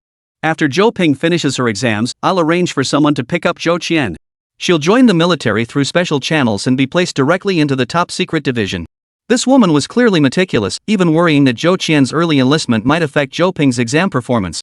Top secret division. Jiang Bei was slightly taken aback by the other party's meticulousness and consideration, then replied in a low voice, "All right, thank you." Was that all? A mere verbal thank you? It felt rather insincere. The woman on the other end sounded in high spirits. "How would you like me to show my gratitude?" Jiang Bei frowned. The woman's laughter grew more cheerful as she replied, seemingly half joking. "How about offering yourself?" "No way." Jiang Bei refused decisively. "You always cover your face. I don't even know what you look like. What if you're too ugly? What then?" "Fine then, I won't force you. Just hope you don't regret it later." The woman on the other end of the line smiled softly. "You do me a favor too. Once this is done, we'll go our separate ways." "What favor?" "I'll tell you when I send someone to pick up Zhou Qian." Jiang Bei knew this woman's favor wouldn't be easy to grant, but for Zhou Qian's sake, he agreed without hesitation. "Fine. I hope you keep your word." After the call ended, on the other end of the line, a woman removed her mask, revealing a captivating red lip. The corners of her lips lifted slightly as she murmured to herself. "Jiang Bei, though you refuse to pledge yourself to me, I've been eyeing your body for quite some time now." Chapter 12, The Sister-in-Law. These past days, Jiang Bei had become the quintessential househusband, shopping for groceries daily, cooking meals at home, and devotedly caring for the two young beauties. Though their days were ordinary and simple, every minute seemed to flow with ease and beauty. Finally, the day of the college entrance exam arrived. Zhou Ping, carefree and oblivious, seemed utterly untouched by nerves, her preparation going exceptionally well. But before entering the exam hall, she spread her arms wide toward Jiang Bei and declared, "Wish me luck on the exam. Brother-in-law, give me a hug first." Zhou Qian was both amused and exasperated, but since Zhou Ping had been calling Jiang Bei that every day lately, she could only let it slide. "Sure." Jiang Bei gave the quirky little girl a light hug, her youthful energy washing over him. But then, Zhou Ping whispered in Jiang Bei's ear, "Brother-in-law, you'd better seize the chance. My sister's got such a great, but don't let some other guy get lucky. Now that's what you call a close little sister-in-law." Zhou Qian, standing nearby, heard it clearly. Her pretty face flushed bright red in an instant, her cheeks burning hot. "You little brat, what nonsense are you spouting?" Zhou Qian stamped her foot. "Keep this up, and I'll..." But before she could finish, Zhou Ping clung to her again. The girl lowered her head, burying her face against Zhou Qian's chest and rubbing against it, saying, "Wow, my sister's so soft." Before Zhou Qian could raise her hand to swat her, Zhou Ping darted into the exam hall. Her ponytail swung back and forth as her tall frame radiated the youthful vitality unique to girls her age. Zhang Bei couldn't help but laugh and cry at the same time. For some reason, Zhou Ping's earlier words suddenly popped into his mind, and he instinctively glanced below Zhou Qian's waist. Well, he looked, and then, as if possessed, he blurted out, "Xiaoyi was right." Zhou Qian stood there, her eyes brimming with tears, like a bashful water lily, utterly endearing. At that moment, the male students in the exam hall lost all composure. After all, they were all at the age where romance blossomed. Witnessing the most beautiful girl in Beiyang University display such breathtaking beauty left these young men utterly unable to remain calm. After Zhang Bei and Zhou Qian walked away side by side, a tall boy in the exam hall withdrew his sullen gaze. He glanced at the candidate beside him and muttered irritably, "Who is that man? How dare he embrace Zhou Ping? Doesn't this guy know that Zhou Ping will be my girlfriend sooner or later?" The bespectacled man beside him chuckled, "Young Master Bai, you've been holed up cramming for exams lately. You didn't know that his sisters already belong to the same man. Both sisters have been plucked by that man?" Bai Xiao's gaze darkened further as jealousy burned fiercely within him. Back when he was madly pursuing Zhou Ping, she never gave him the time of day. Now look at her openly hugging and kissing another guy right in front of the exam hall. "Bai Xiao, we've never seen Zhou Ping this intimate with another man before." The bespectacled man beside him lowered his voice and said. "And before this, Zhou Ping vanished from campus for over 2 weeks. Apparently she was out partying with this guy." Clearly, though the wedding scandal involving the tycoon's son had caused a huge stir, the specifics weren't known to everyone in Beiyang. Zhou Ping. Since you refuse to show me any respect, I'll make you see the consequences of rejecting me." Bai Xiao gritted his teeth so fiercely that the pen in his hand cracked from the pressure. Evidently, this fellow had also used source crystal essence to temper his physique, granting him strength surpassing ordinary men. This student, Bai Zhenyang, was rumored to have a father who was a high-ranking official in Ningzhou, the provincial capital of Liajiang province.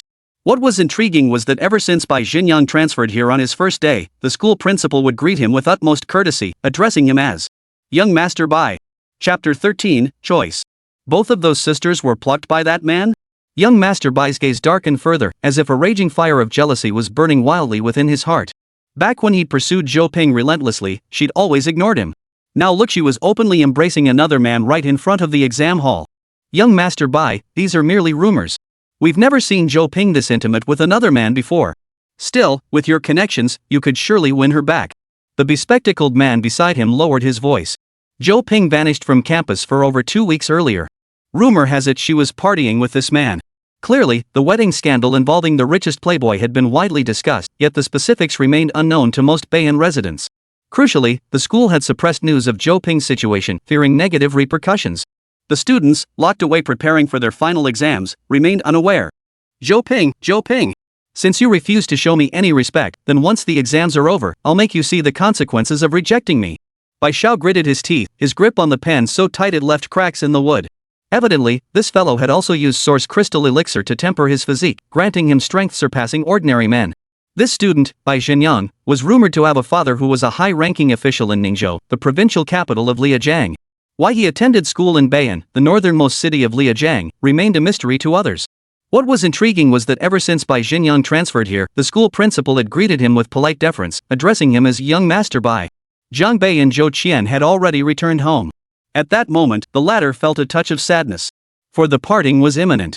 Once Zhou Ping finished her exams in the coming days, the National Defense Army would send someone to collect Zhou Qian.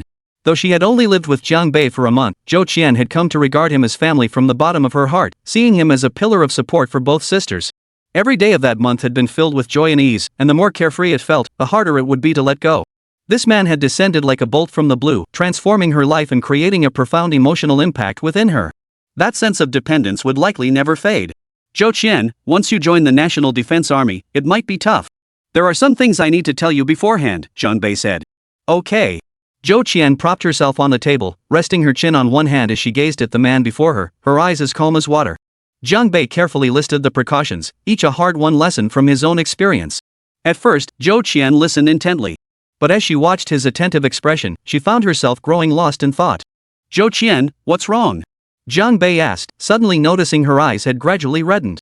Her gaze, once as still as a calm lake, now rippled outward like a pebble dropped into water. Zhou Qian, what's wrong? Zhang Bei asked. Nothing.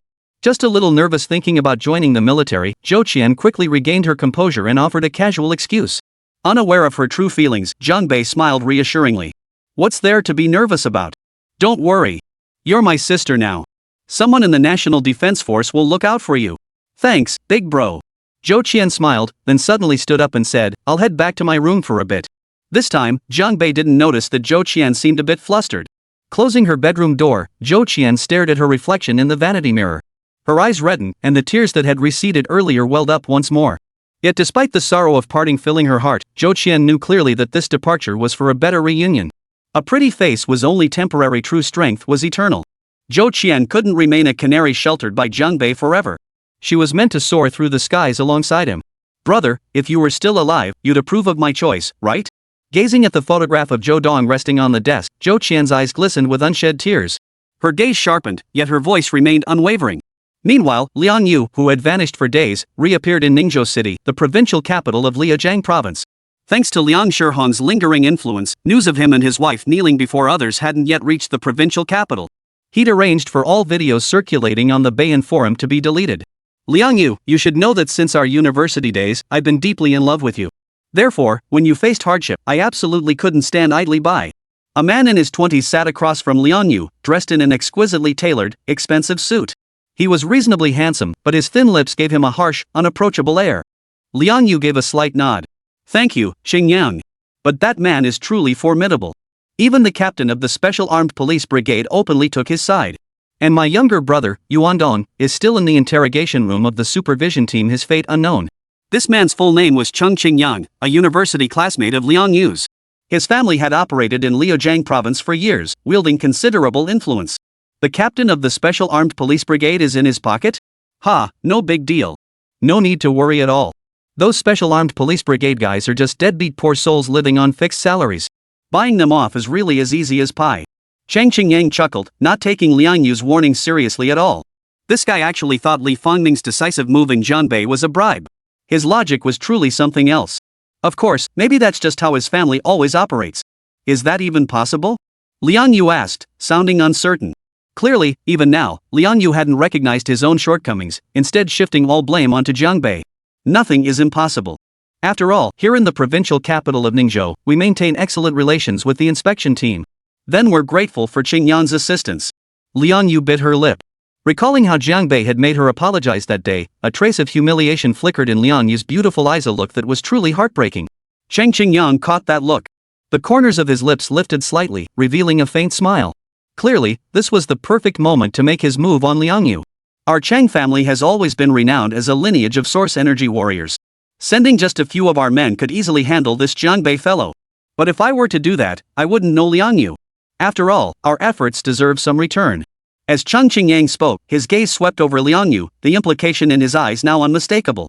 It must be said that Liang Yu's looks and figure are truly top tier. Today, she wore a simple black dress without elaborate embellishments. Though seemingly plain, the form-fitting silhouette perfectly accentuated her gracefully curved figure. Though not exaggerated, these curves carried an understated allure, stirring primal stirrings deep within the opposite sex. Liang Yu lifted her head, glanced at Cheng Qingyang, bit her lip, and murmured softly, Qingyang, if you can drive that Jianbei out of Wuzhou City, then once I return to the Song family, I will show you my deepest gratitude with the utmost sincerity. What that utmost sincerity entailed was already self-evident. Cheng Qingyang smiled with satisfaction. Very well. It's been a long time since I've been to Bayan. It's time to go with Liang Yu and take a look. Recalling the knife that had grazed her cheek at the wedding, a flicker of hesitation crossed Liang Yu's eyes. Qingyang, I've fallen out with my parents. They're pressuring me to apologize to that man. It's not convenient for me to handle this personally, so I'm counting on you to help me.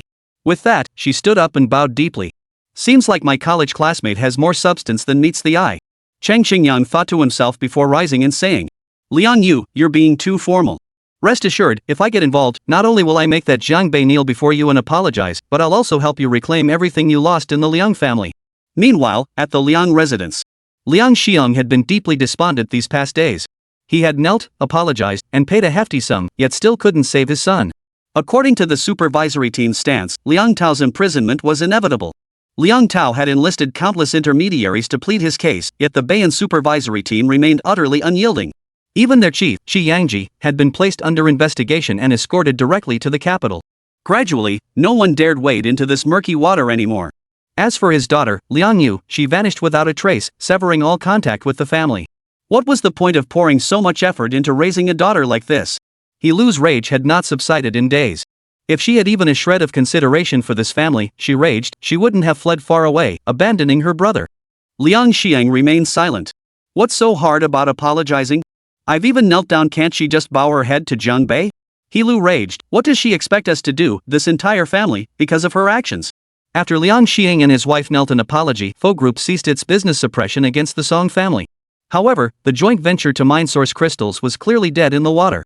Under such overwhelming pressure from an energy giant, merely preserving the family legacy felt like an immense achievement. Therefore, though Liang Xiang felt deeply frustrated, he remained convinced that his act of kneeling had been worth it. As a businessman, he valued weighing pros and cons above all else. Though he couldn't retrieve his son, at least he had saved his life. After all, in this era dominated by martial artists, making Liang Tao vanish without a trace was no difficult feat. There were always those more powerful than oneself, and the world was vast and unpredictable. Simply ensuring the Liang family's continuity was already a significant achievement. He chose to view this setback as a wake-up call. Liang Xiang addressed his wife, our immediate priority is to find Liang Yu and have her properly apologize to Mr. Jiang. If Liang Yu refuses.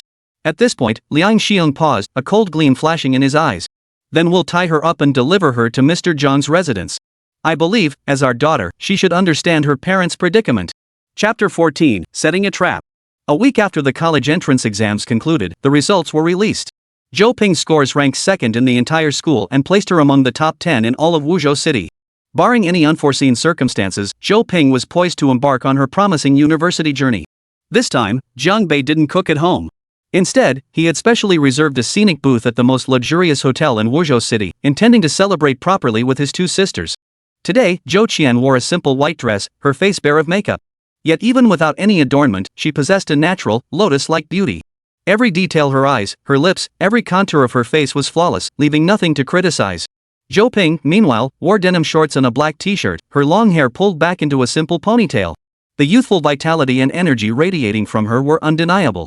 Moreover, this girl was blossoming into her beauty, her features growing increasingly delicate. By the time she reached university, she would undoubtedly be a campus beauty. In a few more years, she would surely become a captivating beauty, perhaps even rivaling her own sister. Zhou Ping, which university did you apply to? Zhang Bei inquired. Ningzhou University, Source Energy major, Zhou Ping replied, blinking. I'm really interested in source energy right now. As martial artists gained higher status in society, universities began offering source energy programs. These programs primarily split into two tracks, source energy theory research and source energy cultivation. Students who major in source energy research typically join major research institutions or private source energy companies after graduation. Those who major in source energy cultivation, however, almost invariably become martial artists. Upon graduation, they either join the military and are directly commissioned as officers, or are recruited by major factions and conglomerates with lucrative offers. Their futures are exceptionally bright. In recent years, Source Energy Studies has become the program with the highest admission scores across all universities. However, given Zhou Ping's scores and ranking, her admission to Ningzhou University was practically a sure thing. Ningzhou University was quite strong in this field. Zhang Bei nodded. Moreover, Ningzhou had become the political and economic hub of the 5 northern provinces in recent years, making this a wise choice. Zhou Ping blinked and said, when the time comes, my sister will be enlisting. You, my brother-in-law, should come with me to Ningzhou too, right? Once my sister returns from her family visit leave, she can come see both of us. It sounded reasonable enough, but there was something odd about the way she phrased it. Ningzhou? Of course. Zhang Bei smiled. However, neither Zhou Qian nor Zhou Ping noticed the deeply concealed, complex flicker that passed through Zhang Bei's eyes when Ningzhou was mentioned this time. Zhou Qian's cheeks flushed slightly. Now that Zhou Ping kept calling him brother-in-law, she, as the older sister, didn't mind anymore. She just wished the little girl would stop teasing her about her curvy figure. With two stunning beauties of contrasting styles present, the other diner's eyes kept drifting their way. The He sisters' allure was simply too strong, it was hard for anyone to look away. Young Master Bai, there at that table. Near the restaurant entrance, Bai Xingyang sat at a table with several male students. These students were Bai Xingyang's entourage, including the bespectacled man who had badmouthed Zhou Ping to him during the exam. Very good. Watching the Zhou sisters and Zhang Beiyan chatting and laughing so cheerfully, Bai Xingyang's expression darkened. They're laughing so happily at the dinner table, who knows how much they'll be laughing in bed, the bespectacled man remarked lecherously from the side. Bai Xingyang shot him a vicious glare before beckoning a waiter over and whispering a few words. The waiter nodded repeatedly before retrieving a bottle of red wine from the cabinet and approaching Jiang Bei's table. Miss, a gentleman over there has sent you a bottle of wine. The waiter approached the table and addressed Zhou Ping respectfully. This is our hotel's most expensive wine, valued at 120,000 Manhwa currency. Zhou Ping's beautiful brows furrowed slightly. Without even asking who the sender was, she immediately declared, "No, return it to him. I only drink wine from my brother-in-law." The waiter's face fell. He hadn't expected such a beautiful young woman to refuse so decisively. After all, such an extravagant gift spoke volumes. A young man not yet 20 could afford to casually spend 120,000 on a bottle of wine. Just imagine how wealthy his family must be. Wouldn't it be advantageous to connect with someone like that? Seeing the waiter's dilemma, Zhou Ping said, "Fine, I'll return it myself." As she turned her head, she spotted Bai Xingyang. He was already approaching their table with several classmates. Even from a distance, Bai Xingyang's sullen smile was plain to see. So he was the one who sent the wine. Zhou Ping murmured softly, sounding slightly displeased. Jiang Bei, observing the scene, chuckled and remarked, "Zhou Ping, this suitor of yours seems to have ulterior motives." For Jiang Bei, who had seen life and death countless times, these students' petty jealousies were far too low level to warrant his attention. I don't want anything to do with him. He's nowhere near as good as my brother-in-law, Zhou Ping pouted. Now, Jiang Bei seemed to have become her benchmark for evaluating men. Zhou Ping, why won't you accept my wine? Bai Xingyang forced a smile, his expression insincere. This is my celebratory gift for your excellent exam results. Thank you, but we're just ordinary classmates. There's no need for such extravagance, it's too expensive for me to accept. Zhou Ping's pretty face remained expressionless as she replied flatly, "I appreciate your kindness." Clearly, she didn't hold Bai Xingyang in high regard. Bai Xingyang chuckled, but the light in his eyes darkened slightly. He turned his gaze to Jiang Bei and asked, "Who might this be?" "Xiaoyi, you never introduced me. This is my..." Just as Zhou Ping spoke halfway through, the words, "my brother-in-law," still unspoken, a sly gleam flashed in her eyes. She changed the subject, "This is my new boyfriend.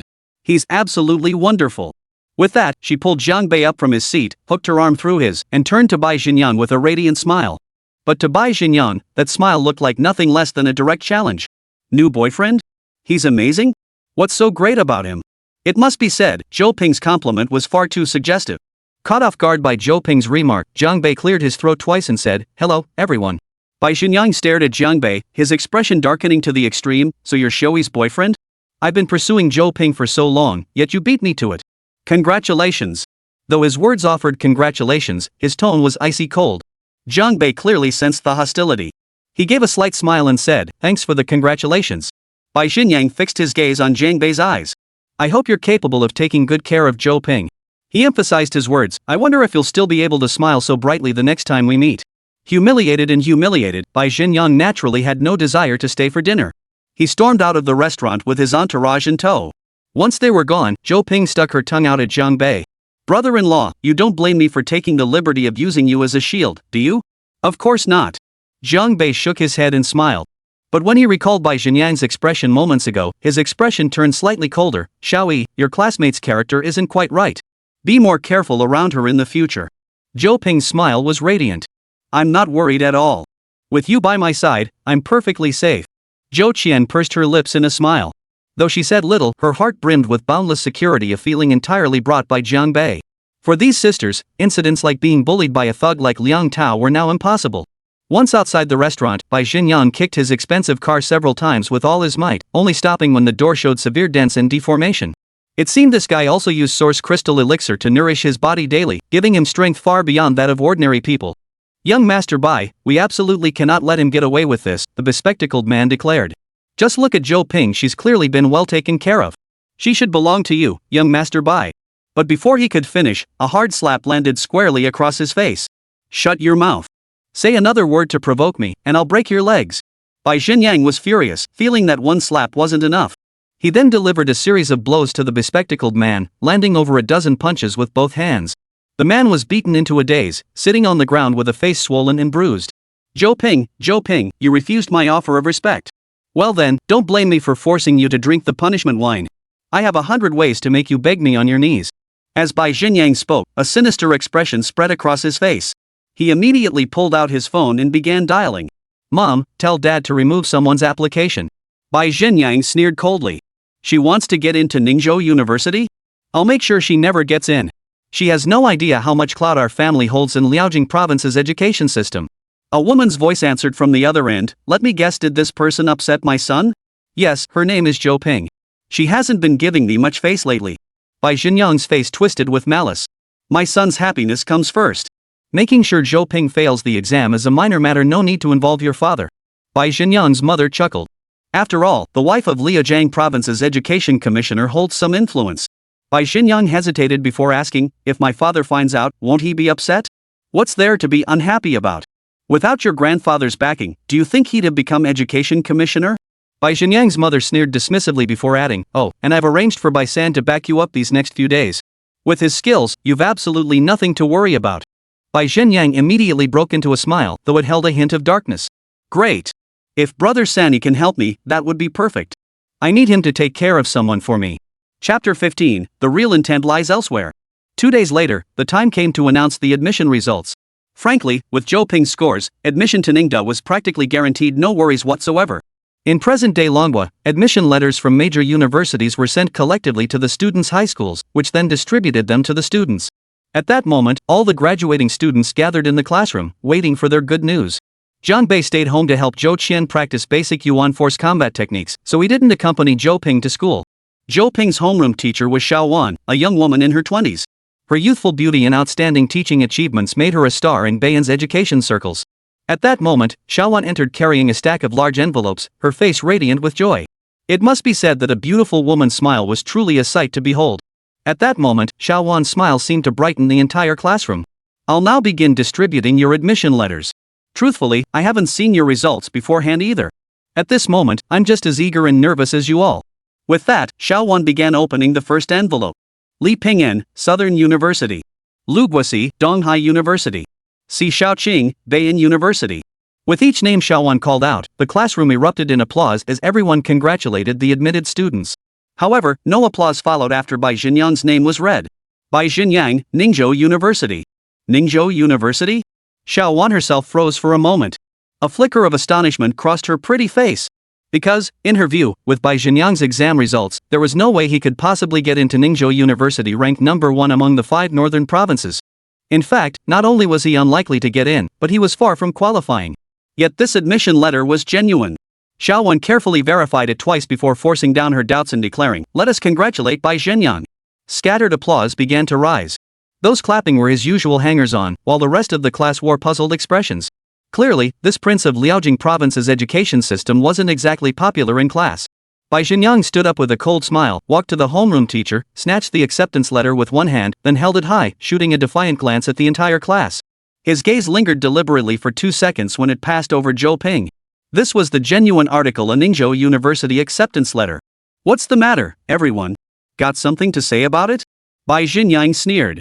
If any of you feel so dissatisfied, why not go take the Ningzhou University entrance exam yourselves and show me? With that, he turned toward his seat. But as he passed Zhou Ping, Bai Xinyang paused slightly, lowered his voice, and wore a sinister grin. Later, he whispered, "I'll give you a little surprise." Zhou Ping shot Bai Xinyang a cold glance, saying nothing, but a faint sense of unease began to stir within her. Xiao Wan was certain Bai Xinyang's admission to Ningzhou University involved some unspeakable underhanded dealings. Yet she held no evidence and couldn't publicly accuse her own student in this setting. Observing her students' reactions, Xiao Wan sighed inwardly.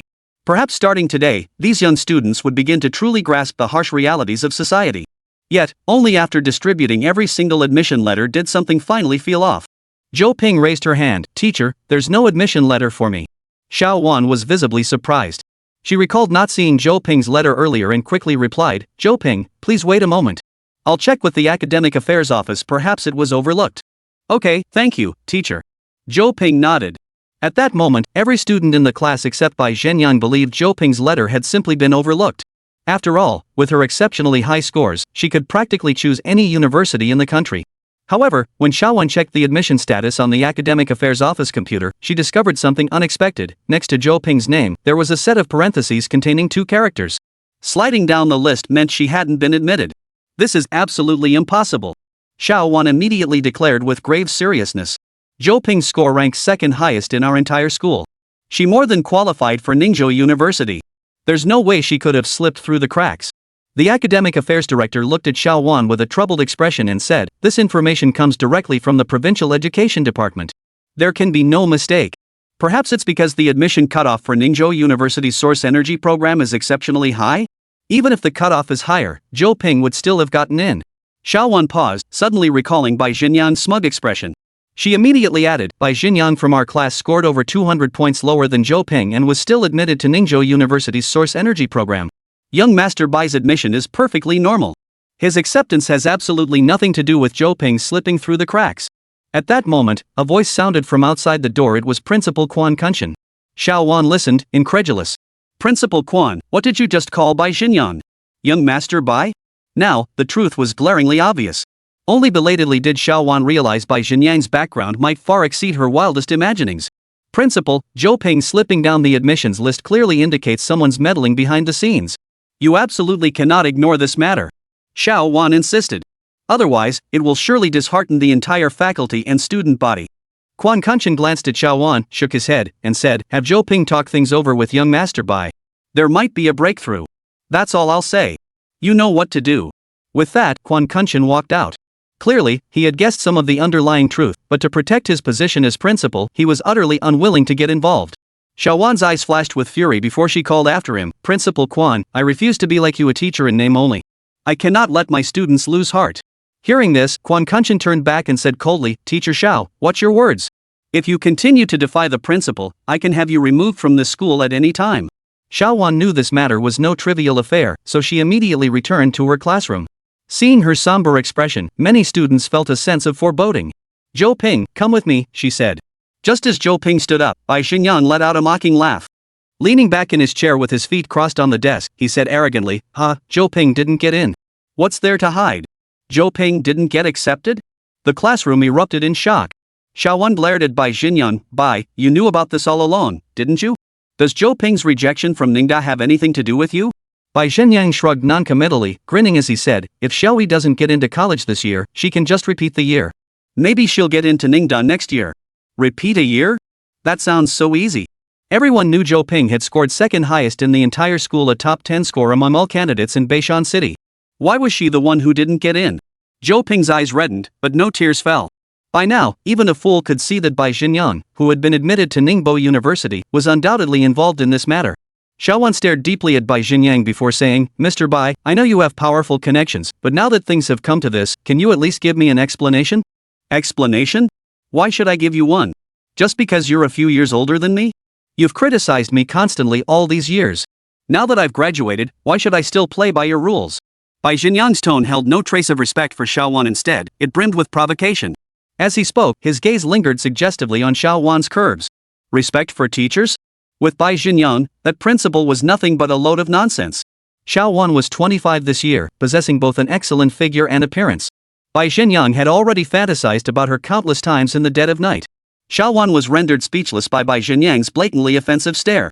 Bai Xinyan then turned to Zhou Ping, smiling as he said, if you come to my place tonight to apologize in person, I can arrange for Ningzhou University to issue you an admission notice. After tonight, you won't have another chance.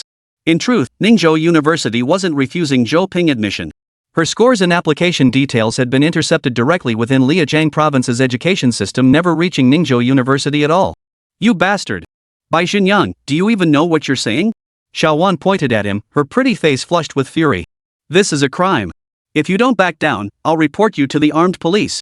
Report it? If this teacher doesn't want to regret it later, she's welcome to try. A voice cold and laced with mockery sounded from outside the classroom door. The voice carried an oppressive weight, as if the very air in the classroom had grown thick and stagnant.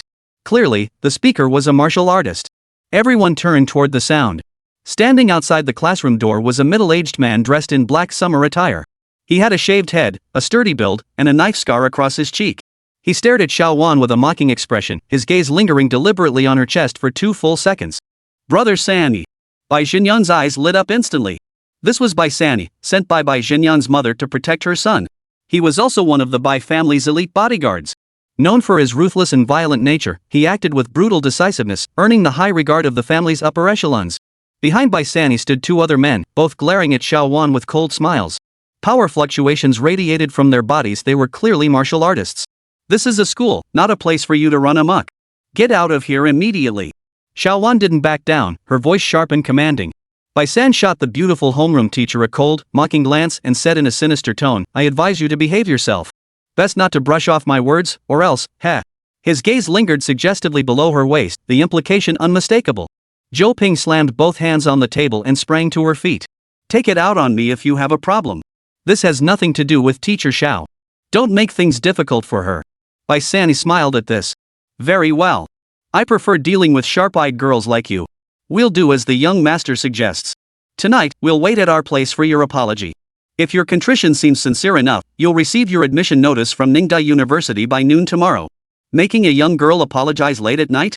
And making it depend on how sincere her apology is? Even a fool could see their true intentions. Chapter 16, delivered right to our doorstep. Only after Bai Xingyang and Bai San had left with their arrogance intact did Zhou Ping's tears finally fall. A young girl bullied to such an extent was truly infuriating. Classmates began voicing their outrage, yet when confronted by the overwhelmingly powerful Bai Sanni moments earlier, they had all fallen silent, not a single soul daring to step forward. Truthfully, it wasn't their fault. Confronting a Yuanli martial artist as an ordinary person was tantamount to courting death. Xiaowan pulled Zhou Ping out of the classroom and whispered, Zhou Ping, this situation might be difficult to resolve. Bai Xingyang's family wields significant influence within the education system of Ningzhou, the provincial capital. I suggest asking that gentleman who helped you last time to intervene again. As the homeroom teacher, Xiaowan had thoroughly investigated the entire incident of Zhou Ping's confinement afterward. While furious at Liang Tao's lawlessness, she also admired that mysterious young man who had appeared out of nowhere. If he could intervene and resolve this matter by force, there might still be a glimmer of hope. Recalling the appraising glances Bai Xingyang and Bai Sanni had cast her way, Xiaowan felt a wave of disgust welling up inside her. 1 hour later, Zhang Bei sat on the sofa, listening to Xiaowan recount the events in the classroom. His expression remained impassive, making it impossible to discern his true thoughts. Zhou Ping had been worried, but the moment she returned home and saw Zhang Bei, all her anxieties vanished, replaced by a profound sense of security. Zhou Ping, just relax. Let me handle this for us, Zhou Qian whispered softly, holding Zhou Ping's hand. She was still wearing loose sweatpants. After battling Zhang Bei for hours, she'd been thrown hard by the man who showed no mercy, leaving her but bruised and swollen. Yet Zhou Qian showed no sign of backing down. She knew that if she wanted to rapidly improve her strength, she couldn't afford to complain about the hardships.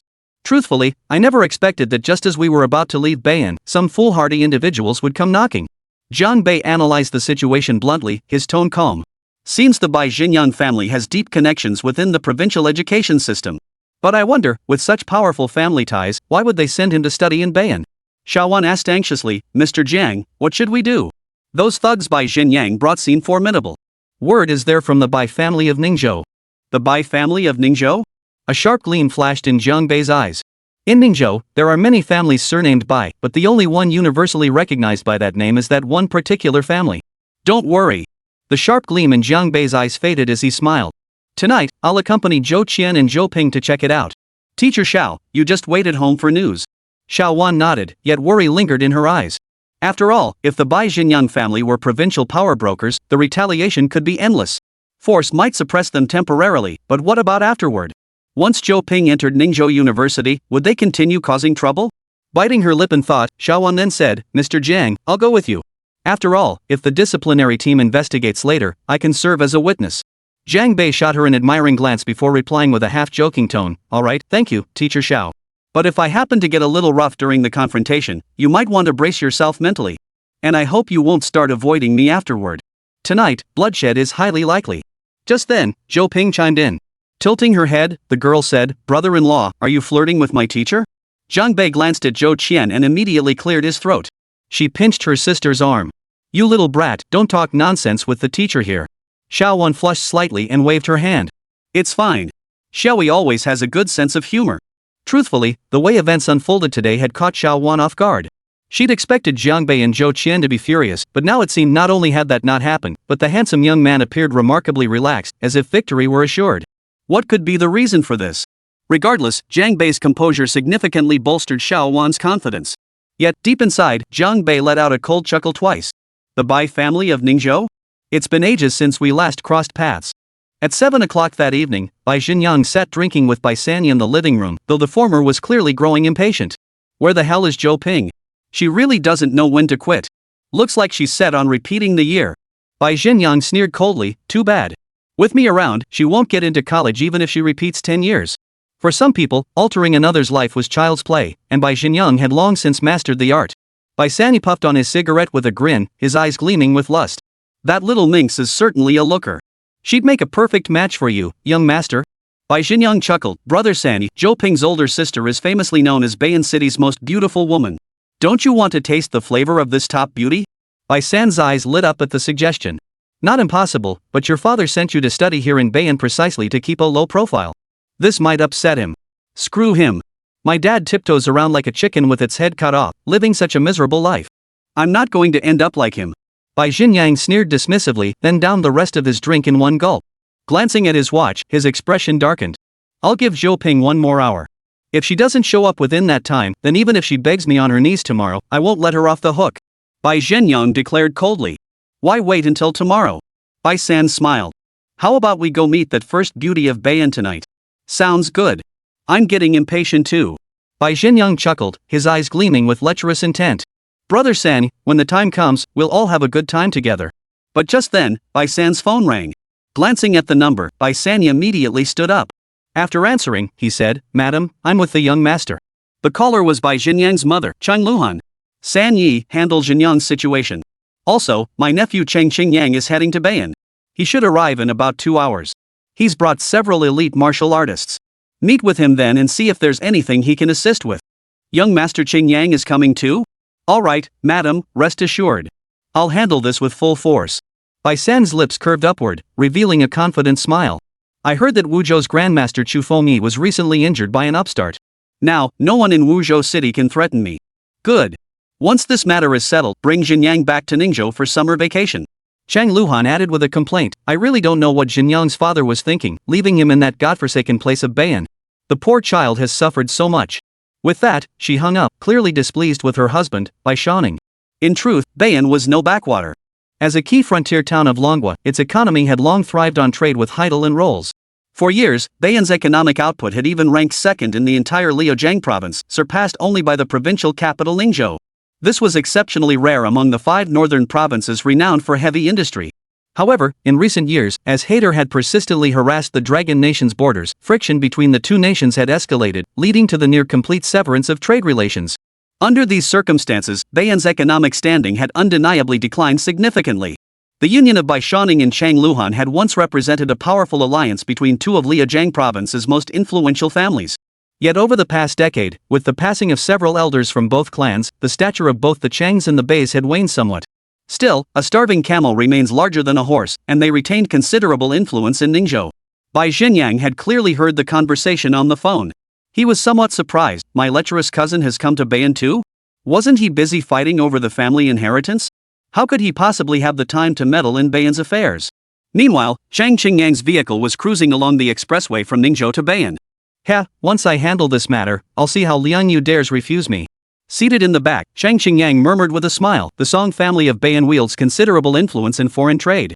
Rumor has it they've now entered the source crystal mining industry, a juicy, tempting opportunity that's simply impossible to turn down. Seated in the front passenger seat was a middle-aged man dressed in traditional Chinese attire.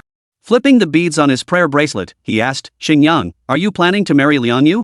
Honestly, given Liang Yu's family background and personal qualities, marriage isn't out of the question. She'd be a passable match for me. But I'm still young, I want to enjoy myself for a couple more years.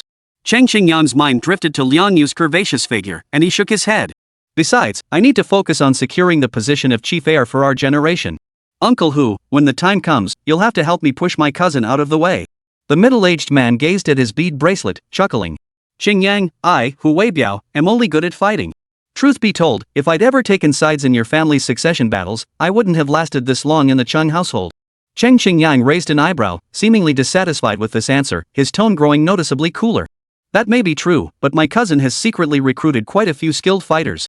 Uncle Hu, if he decides to win by unconventional means, are you confident you can stop him? The unconventional means Cheng Xingyang referred to naturally implied his cousin might eliminate him. No matter what happens, I will protect you, Xingyang. That was my promise to your father, Hu Weibiao stated calmly.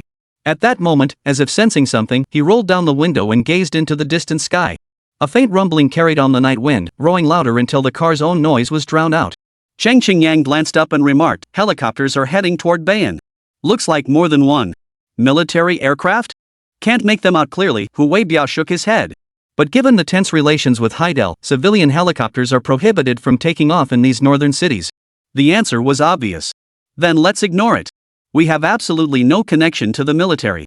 Cheng Qingyang chuckled. After all, we're only here to pick up girls. Let's pick up the pace. Hu Weibiao changed the subject abruptly. His expression grew somber as an uneasy premonition surfaced from deep within him. Yet even he couldn't pinpoint where this feeling had come from. Chapter 17, Blade Flash. Bai San hung up the phone and said, "The lady says young Master Qingyang should arrive here in about 2 hours." Bai Zhenyang chuckled with amusement. "If my cousin's been dispatched, it must be because there's a beauty here, maybe even Zhou Qian. Brother San, we'd better hurry. If my cousin plucks that flower first, you won't even get the broth." Bai San rubbed his shaved head and grinned, a hint of ruthlessness flickering in his smile. 2 hours is plenty of time to get things done. But if young Master Qingyang is after Zhou Qian too, I'll have to let him have her. He then ordered one of his men, "Get the car ready. Bring everyone along. Young Master and I are heading out now." Meanwhile, Bai Zhenyang's mind was already filled with visions of how he would torment Zhou Ping. At the thought, the corners of his lips curled upward, revealing a smug smile. Yet the moment they opened the door, they found 3 women and 1 man standing right at the villa's entrance. Zhou Ping had arrived. Bai Zhenyang's eyes lit up. His gaze automatically skipped over Jiang Bei before tugging at Bai San. "Brother San, look. The one in black is Zhou Qian. Zhou Qian wore a black tracksuit today." The night flowed over her smooth curves, and even without makeup, her features were exquisitely refined. Though not dressed in formal attire, she gave off the aura of a royal princess who had fallen into obscurity. Beside her, Xiaowan radiated a gentle aura, her looks undoubtedly ranking among the most striking. Add to that the youthful and vibrant Zhou Ping, and these 3 girls formed a truly eye-catching sight. Bai San had already mentally erased Jiang Bei from his thoughts. The moment he saw Zhou Qian, his mind was flooded with images of spring nights. Bai Zhenyang smiled faintly. "Brother San, I only want Zhou Ping. The other 2 women are yours. How about that?" "Sounds good." Bai San's gaze swept over Zhou Qian, brimming with aggression and possessiveness. "Zhou Ping, a wise man knows when to yield. Your presence here today proves your intelligence." Bai Zhenyang stepped forward, his eyes brimming with smug satisfaction. "As long as you admit your mistake and show proper attitude, I guarantee your admission to Ningdai University." Truth be told, he'd pulled similar stunts countless times before. When it came to intimidating or bribing young women, Bai Zhenyang was a seasoned pro. At that moment, Bai Zhenyang assumed Zhou Ping had come to apologize. "You've really walked into a trap," Jiang Bei said coldly. What he really wanted to say was, "When you're sleepy, someone brings you a pillow." Earlier, upon learning Zhou Ping intended to apply to Ningzhou University, a complex expression had flashed across Jiang Bei's face. Clearly, he had some connection to Ningzhou. Now, with the prospect of returning to that city looming, Bai Zhenyang's decision to walk right into the line of fire was, in a way, helping Jiang Bei. He must relay this news back to that city first. Certain so-called interested parties couldn't possibly fail to notice this. And the Bai family was undoubtedly an excellent conduit for spreading information. Bai Zhenyang shot Jiang Bei a look, his eyes brimming with scorn. "Ha! You actually dared to show up? You think I won't cripple you right now?" As Bai Zhenyang finished speaking, over a dozen bodyguards had already surrounded Jiang Bei and his group. Experiencing this for the first time, Xiaowan felt a surge of nervousness. But seeing Zhou Qian and her sister showing no trace of fear, her own tension gradually eased. Jiang Bei scanned the group, letting out a cold laugh. "Impressive. 5 E rankers and 2 yellow rankers among them. Mr. Bai Zhenyang sure knows how to make an entrance." Bai Zhenyang smirked triumphantly. "Exactly. Now that you know, save your breath. Just kneel down and bang your head on the ground all night. Maybe I'll forgive you." However, experts see the essence. Bai San didn't share Bai Zhenyang's narrow-mindedness. After all, to instantly discern another's strength, one must at least surpass them in power. Could it be that this young man was a master above the yellow rank? He didn't look like it. To Bai San, there was not the slightest trace of source energy fluctuations emanating from this man. On the other hand, that so-called most beautiful woman in Wuzhou showed signs of having her body nurtured with source crystal essence. "Follow my young master's instructions, or else." Bai San stepped forward, his voice icy as he deliberately radiated an imposing aura, "Or else, you'll become a cripple, and these 3 women beside you will all face nightmarish fates. Of course, they might just experience the peak of a different kind of pleasure." Bai San couldn't gauge Jiang Bei's true depth, but in his estimation, eliminating the man wouldn't be particularly difficult. This man was burdened with 3 attractive women. Controlling just one of them would be enough to make him surrender. Xiaowan stood diagonally behind Jiang Bei, acutely aware of the leering glances scanning her figure from the surrounding crowd. Yet with so many skilled fighters in their ranks, could they still turn the tables? But suddenly, Jiang Bei moved. To be precise, he merely took a step forward before returning to his original position. A yellow-grade bodyguard standing directly in front of Jiang Bei was sent flying without even attempting to defend himself. His body hurtled like a cannonball across the entire courtyard, crashing directly into the villa's front gate. Boom! Both doors of the villa were smashed off their hinges, kicking up a cloud of dust. A one-sided rout. The entire scene fell silent. Seconds later, the yellow rank expert attempted to rise, but his limbs were utterly drained of strength. Blood continuously spilled from his mouth, clearly rendering him completely incapacitated. Jiang Bei's lightning-fast kick left the remaining Bai family bodyguards frozen in place. It also startled Bai Sanyi. He stared at Jiang Bei and demanded, "Who exactly are you? To take down a yellow grade expert with a single strike, you can't be an unknown figure in the northern 5 provinces." Indeed, Zhu Fengyi possessed earth-grade peak strength, making him a master-level figure in the city. He was revered by countless people and held an exalted status. The power Jiang Bei had just displayed absolutely deserved a reputation to match. Bai Xinyang, completely oblivious to the gravity of the situation, demanded, "Brother Sanyi, cripple this brat already. I can't wait to taste Zhou Ping's flesh. I'm itching to get started." "Shut your mouth!" Bai Sanyi roared angrily. Bai Xinyang froze in shock. In his memory, Bai Sanyi had always been deferential and compliant toward him. Had he lost his mind today to dare yell at him? But just as Bai Zhenyan was about to explode, a dozen figures suddenly leapt out from the perimeter. Their speed was astonishing. In a few swift leaps, they landed steadily in the center of the arena. All wore black combat suits and black masks, with armbands bearing the character's supervision on their sleeves. The man at the front spoke, his voice as cold as ice. "The Wuzhou Special Armed Police Detachment is here on duty. Anyone who obstructs us will be killed." As he finished speaking, the long sword in his hand was already drawn from its scabbard. Swish! Swish! Swish! Over a dozen members drew their blades simultaneously. Source energy surged from their bodies. The atmosphere grew oppressive. The atmosphere instantly grew even more grim and deadly. There was no doubt about it, the arrival was none other than Li Fangming. After their chance encounter earlier, Li Fangming realized he couldn't have overly obvious contact with Jiang Bei. The latter's identity must still remain concealed. Thus, Li Fangming began closely monitoring Jiang Bei and his sister's movements, hoping to spare Jiang Bei some trouble. After all, Li Fangming had retired 4 years prior from the northern front lines as a captain, and the young Jiang Bei had once been his early instructor.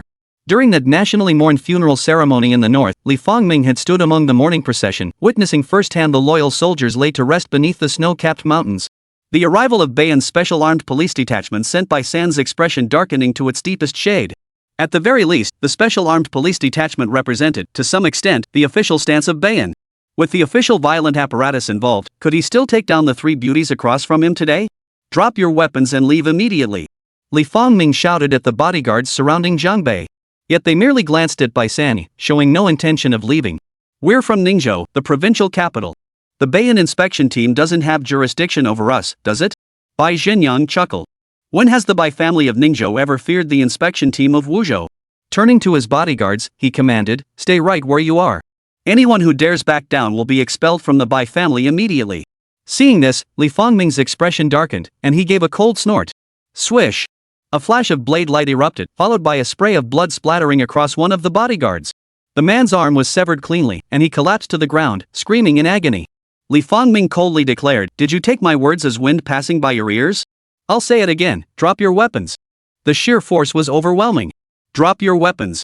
The rest of the inspection team roared in unison, their voices shaking the heavens. Bai Zhenyang's face instantly drained of color at the sight. He hadn't expected that even after invoking the Bai family's name, they still refused to back down. Worse yet, they escalated their actions, severely injuring his subordinate. Bai Sanyi, too, hadn't anticipated the Wuzhou inspection team's sheer audacity. He gave a cold snort and said, "Gentlemen, is there some misunderstanding here? The Bai family of Ningzhou has always maintained excellent relations with the inspection headquarters. I urge you all to remain calm. Are you invoking the provincial supervision headquarters to intimidate me now?" Li Fangming replied indifferently, "Too bad. I've never cared about such things. All I know is that you're obstructing my mission. 3 minutes have passed since I ordered you to lay down your weapons." The former Li Fangming had fought bloody battles on the northern front, claiming countless lives with his blade. Even after retiring, this iron-blooded warrior held no regard for his superiors in the bureaucracy. With that, Li Fangming barked coldly, "Open fire. Shoot on sight any who resist." In the next instant, blinding flashes of steel erupted beneath the night sky. Alongside the flashes of steel, spatters of blood erupted into the air. Chapter 18, I've got this. It must be said that Bai Zhenyang had never once regarded Jiang Bei with any respect. To him, his sisters were inescapable prey, devouring them was merely a matter of time. But now, the situation had clearly changed. At Li Fang's command, over a dozen elite members of the Special Armed Police Detachment drew their blades simultaneously. Several of the Bai family's bodyguards were instantly gravely wounded. After all, the Special Armed Police Unit held legitimate law enforcement authority. With their resolve so unwavering, how could the bodyguards possibly stand their ground? After several guards fell in pools of blood, the rest retreated backward. "Quick! Protect me!" Bai Xinyan cried out urgently. He was genuinely terrified, his legs trembling uncontrollably. The uninjured bodyguards swiftly surrounded Bai Xinyan in the center. Bai San's brow furrowed deeply. Was the Wuzhou Armed Police Detachment prepared to completely sever ties with the Ningzhou Bai family just to protect this one man? If the Bai family retaliated with full force, then this captain wouldn't fare well either. Truth be told, Bai San's heart had already sunk to the depths. After all, Jiang Bei, whose true capabilities remained elusive, had barely even begun to act, yet the Bai family's bodyguards were already this badly injured.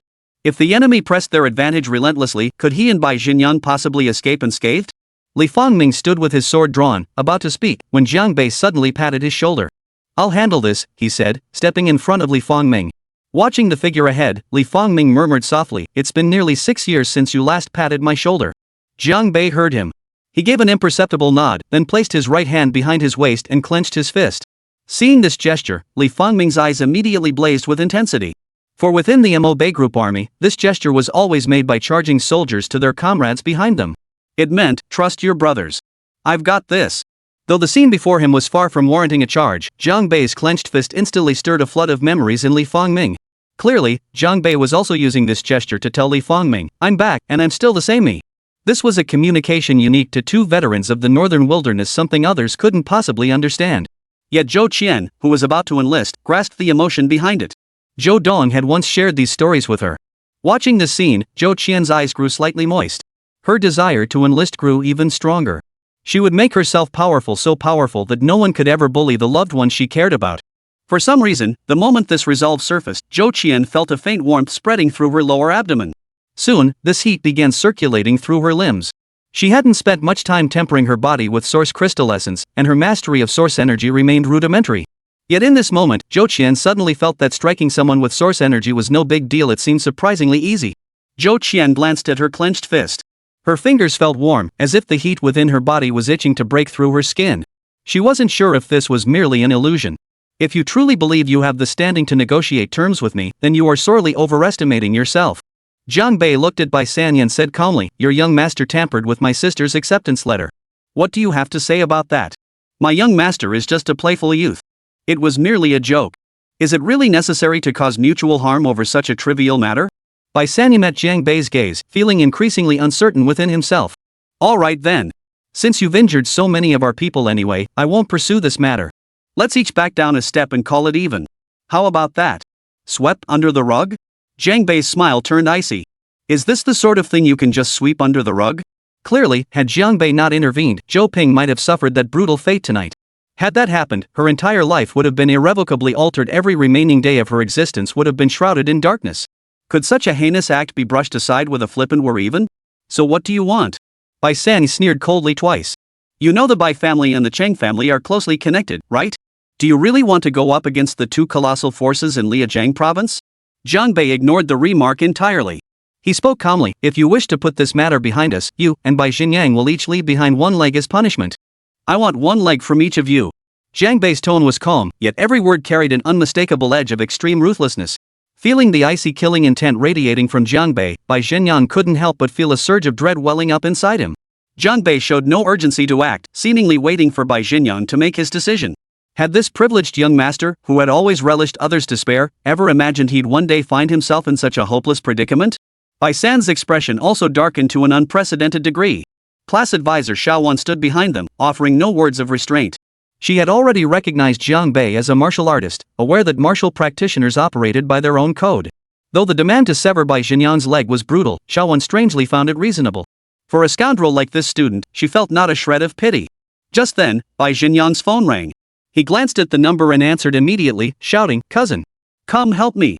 It was Cheng Qingyang calling. The latter hadn't grasped the gravity of the situation at all. "Help you with what? Help you pick up girls? Ha!"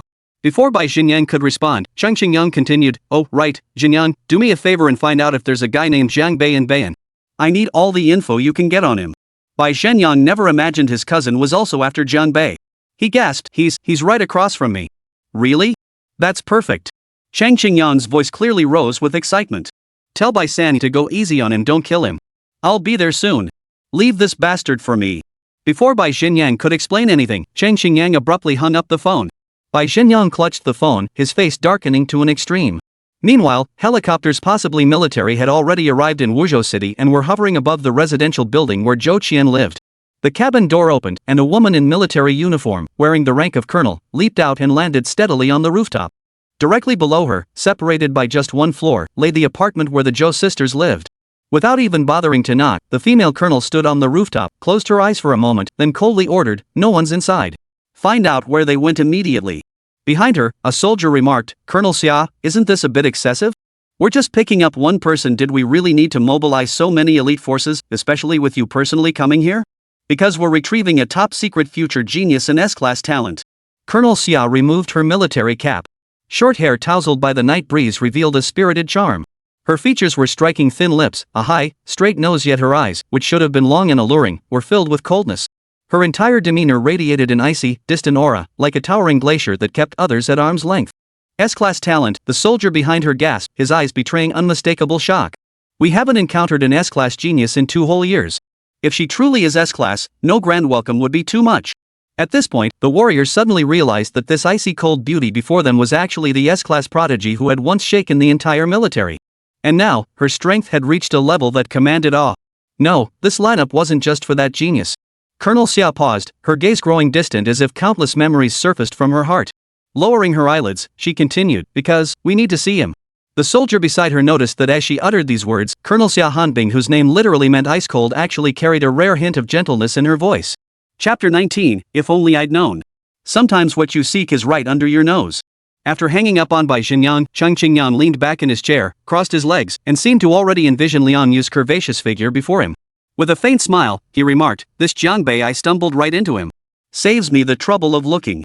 Hu Weibiao stared at the vanishing helicopter without uttering a word.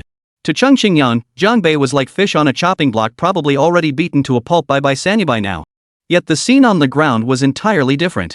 The Cheng family's young master is coming too? Jiang Bei's eyes grew cold. Very well. Very good. His voice was low and deep, like a distant rumble of thunder. For some inexplicable reason, those two simple words struck Bai San's heart like a heavy hammer, stirring an inexplicable urge to vomit blood. He even instinctively clutched his chest. Yet no one else showed any similar reaction. This meant that Jiang Bei hadn't been indiscriminately projecting his aura just now. Those 2 words he spoke had only exerted pressure on Bai San alone. How was this possible? What was this young man's true identity? What experiences had he endured to wield such formidable, intangible intimidation? Bai San found it utterly unimaginable.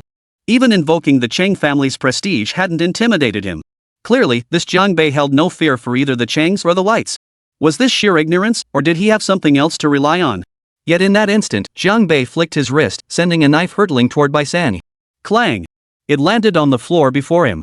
"Dislocate your own left leg. Otherwise, I'll do it myself," Jiang Bei stated calmly, his tone leaving no room for argument. Staring at the knife on the floor, Bai San's face instantly drained of color. Wiping cold sweat from his brow, he turned to shout at Bai Xinyang, "Young master! Quickly call the mistress. Get her to send reinforcements. Right away." Bai Xinyang hurriedly dialed his mother, Cheng Luhan. The overwhelming stench of blood at the scene sent Bai Xinyang into a complete panic. He'd never witnessed anything like this before. In the past, whenever Bai Xinyang revealed his identity as the young master of the Bai family, the other party would immediately back down. No one had ever been as stubborn as Jiang Bei and Li Fangming. The moment the call connected, Bai Xinyang cried out in panic, "Mom! Come save me! Someone's trying to cripple my leg. Where's Bai San? Wasn't he supposed to protect you? What happened? Calm down and tell me slowly." Cheng Luhan's brows furrowed, her voice clearly tinged with tension. After all, this son was the apple of her eye. Ever since he was little, whatever Bai Xinyang wanted, Cheng Luhan indulged him. Even this time, when he wanted to intercept Zhou Ping's acceptance letter, she, as his mother, had helped him. As long as her son was happy, she would do anything. But before she could hear her son's reply, a piercing scream erupted from the receiver. Cheng Luhan's hand trembled, nearly dropping the phone. Because she was absolutely certain that scream came from Bai San. As the head of the Bai family's security detail, Bai San's skills were formidable enough to make him a force to be reckoned with in Baian. Logically speaking, he should never encounter any danger in Baian. So what was going on today? Who exactly had her son provoked? If he was screaming like that, what kind of agony was Bai San enduring right now? Cheng Luhan was utterly panicked. In that instant, Bai San collapsed to the ground. His right leg had been severed below the knee. Blood gushed rapidly from the wound. Just moments ago, Bai Sanni hadn't even seen what happened. Zhang Bei appeared before him as if teleporting, picked up the knife, and with a swift motion, blood spattered everywhere. His movements were too swift. Bai Sanni hadn't even had time to react defensively. There's always a price to pay for doing wrong, Zhang Bei said calmly. I won't accept settling this so easily. I won't accept it. Bai San's face drained of color as he collapsed to the ground, his entire body trembling violently. From that single strike alone, Bai Sanni knew beyond doubt that Zhang Bei could have killed him instantly. Faced with such an overwhelming power disparity, any resistance was futile. Damn it! What kind of person did our young master provoke? Someone this young possessing such power couldn't possibly be an unknown figure. Mom, save me! Save me! Bai Xinyang screamed into the phone, his voice already choked with tears. Watching Zhang Bei approach step by step, blood dripping from the blade he held, Bai Xinyang's legs trembled violently. Don't hurt my young master! Bai Sanni roared through gritted teeth, pain searing through her body. Zhang Bei glanced at him and smiled faintly, then watched closely. See how I treat your young master. With that, he turned to face the Bai family bodyguards blocking his path and ordered coldly, step aside. Bai Xinyang shrieked in terror, protect me! Kill him now! Zhang Bei shot him a cold glance. The moment you took my sister's admission spot, you should have known this day would come. With that, he flung the long blade in his hand. The blade flashed like lightning, instantly piercing the abdomen of one of the bodyguards. Blood spattered from the body as the man clutched his stomach and collapsed to the ground. Zhang Bei did not continue his attack. Instead, he declared, whoever wants to meet the same fate as him, stay. Otherwise, get out. That single strike instantly filled the bodyguards with terror. Run! Someone shouted, and the remaining bodyguards scattered like birds and beasts. Not a single one dared remain. Unless they were suicidal. Come back! All of you, come back! Bai Xinyang roared in despair at the sight, but no one paid him any mind. Li Fangming was about to order his men to pursue them, but Zhang Bei calmly remarked, no need. Given the Bai family's style, they won't let those fleeing bodyguards off the hook afterward. Zhang Bei walked over to the bodyguard whose abdomen had been pierced by the long blade. Under the man's agonized gaze, he reached out and yanked the blade free. The guard let out a wretched scream and collapsed unconscious. Bai Xinyang's legs trembled so violently he could barely stand, collapsing onto the ground. Cold sweat drenched his entire body. So you should have seen this day coming, Zhang Bei sneered, staring at the fear-stricken face before him. Meanwhile, his phone lay nearby, the call still active. Chang Luhan's frantic voice continued to echo from it. Xinyang, what's happening? Answer me. With her son in danger, Chang Luhan felt her heart shatter. Zhang Bei picked up the phone and spoke, your son intercepted my sister's acceptance letter. Did you know about this? I know. I did it. I did it for my son. Chang Luhan's voice carried a hint of hysteria. Why? Zhang Bei pressed. Chang Luhan, consumed by worry, shrieked, my son does whatever he wants. As long as he's happy. Do I need a reason? If you dare torment my son, neither the Bai family nor the Zhang family will ever let you off. Fine. Since you put it that way, I feel much more at ease. Zhang Bei's voice was icy and sharp. Then come to Wuzhou. Come collect your son's body. Collect his body? With that, Zhang Bei's long blade plunged viciously into Bai Xinyang's thigh. The blade sliced through muscle and bone, sinking deep into the pavement. Bai Xinyang let out an uncontrollable, piercing scream. He was literally pinned to the ground by that blade. Don't hurt my son! Don't hurt my son! Zhang Luhan screamed, nearly dropping the phone from her trembling hands. But Zhang Bei hung up the call without a second thought. Chang Luhan's legs buckled, and she collapsed onto the sofa. Hearing her son's agonized scream, she was now completely distraught. A middle-aged man in his 40s sat on the sofa, watching the scene unfold. He shook his head, his eyes filled with disapproval as he scolded, I told you before not to spoil the child so much. I sent Xinyang to Bei'an precisely to keep him low-key, to rein in that arrogant and domineering temperament. And now look, you've even gone so far as to intercept someone else's acceptance letter? So what if that girl isn't admitted for now? What's the big deal? Zhang Luhan still hadn't grasped the gravity of her actions. She stood up, pointing at her husband, Bai Xinyang, this isn't the time to worry about admission letters. Our son is in danger in Wuzhou, don't you, as his father, want to do something? You should remember, if it weren't for my father, would you even be in your position today? Always bringing up your father. Every time it comes to this. Bai Xinyang was boiling with rage. Am I, Bai Xinyang, some kind of son-in-law who married into the Cheng family? Look at those spoiled brats of yours. What are they even good for?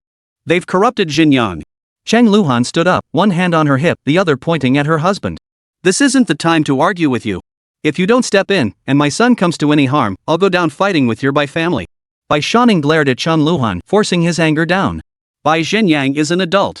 He made his own mess, I won't clean up after him. Recently, the Defense Army's Secret Surveillance Unit has been conducting plainclothes patrols across the 5 northern provinces. If your Chang family dares to act recklessly again, I'll make you pay. Bai Shanning was actually deeply worried about Bai Xinyan's safety. But compared to that, he despised his wife's current behavior even more. Chang Luhan, overcome with emotion, burst into tears. Bai Xinyang is your son too. Are you just going to stand by and watch him face danger? What if he really loses his life tonight? Witnessing this, Bai Shanning sighed and said, in Wuzhou, no one can threaten Xinyan's life. Besides, isn't your nephew Chang Xingyang also in Bayan? Hu Weibiao must be with him. Let old Hu go check. If he's willing to intervene, there shouldn't be anything he can't handle. After all, Bai Xinyang was his own son. Bai Shanning couldn't just stand by and watch. Chang Luhan snatched up the phone and shrieked, fine. I'll contact Hu Weibiao right now and have him take care of that bastard who bullied my son. Chapter 20, Legend of the Stars. Don't worry, Auntie. I'll definitely protect Xinyang. Chang Xingyang received Chang Luhan's call but clearly didn't take it too seriously. He smiled and said, Uncle who is still with me. Anyone who dares bully Xingyang will pay with blood. Good. Hearing you say that puts my mind at ease. Chang Luhan's voice still carried traces of anger.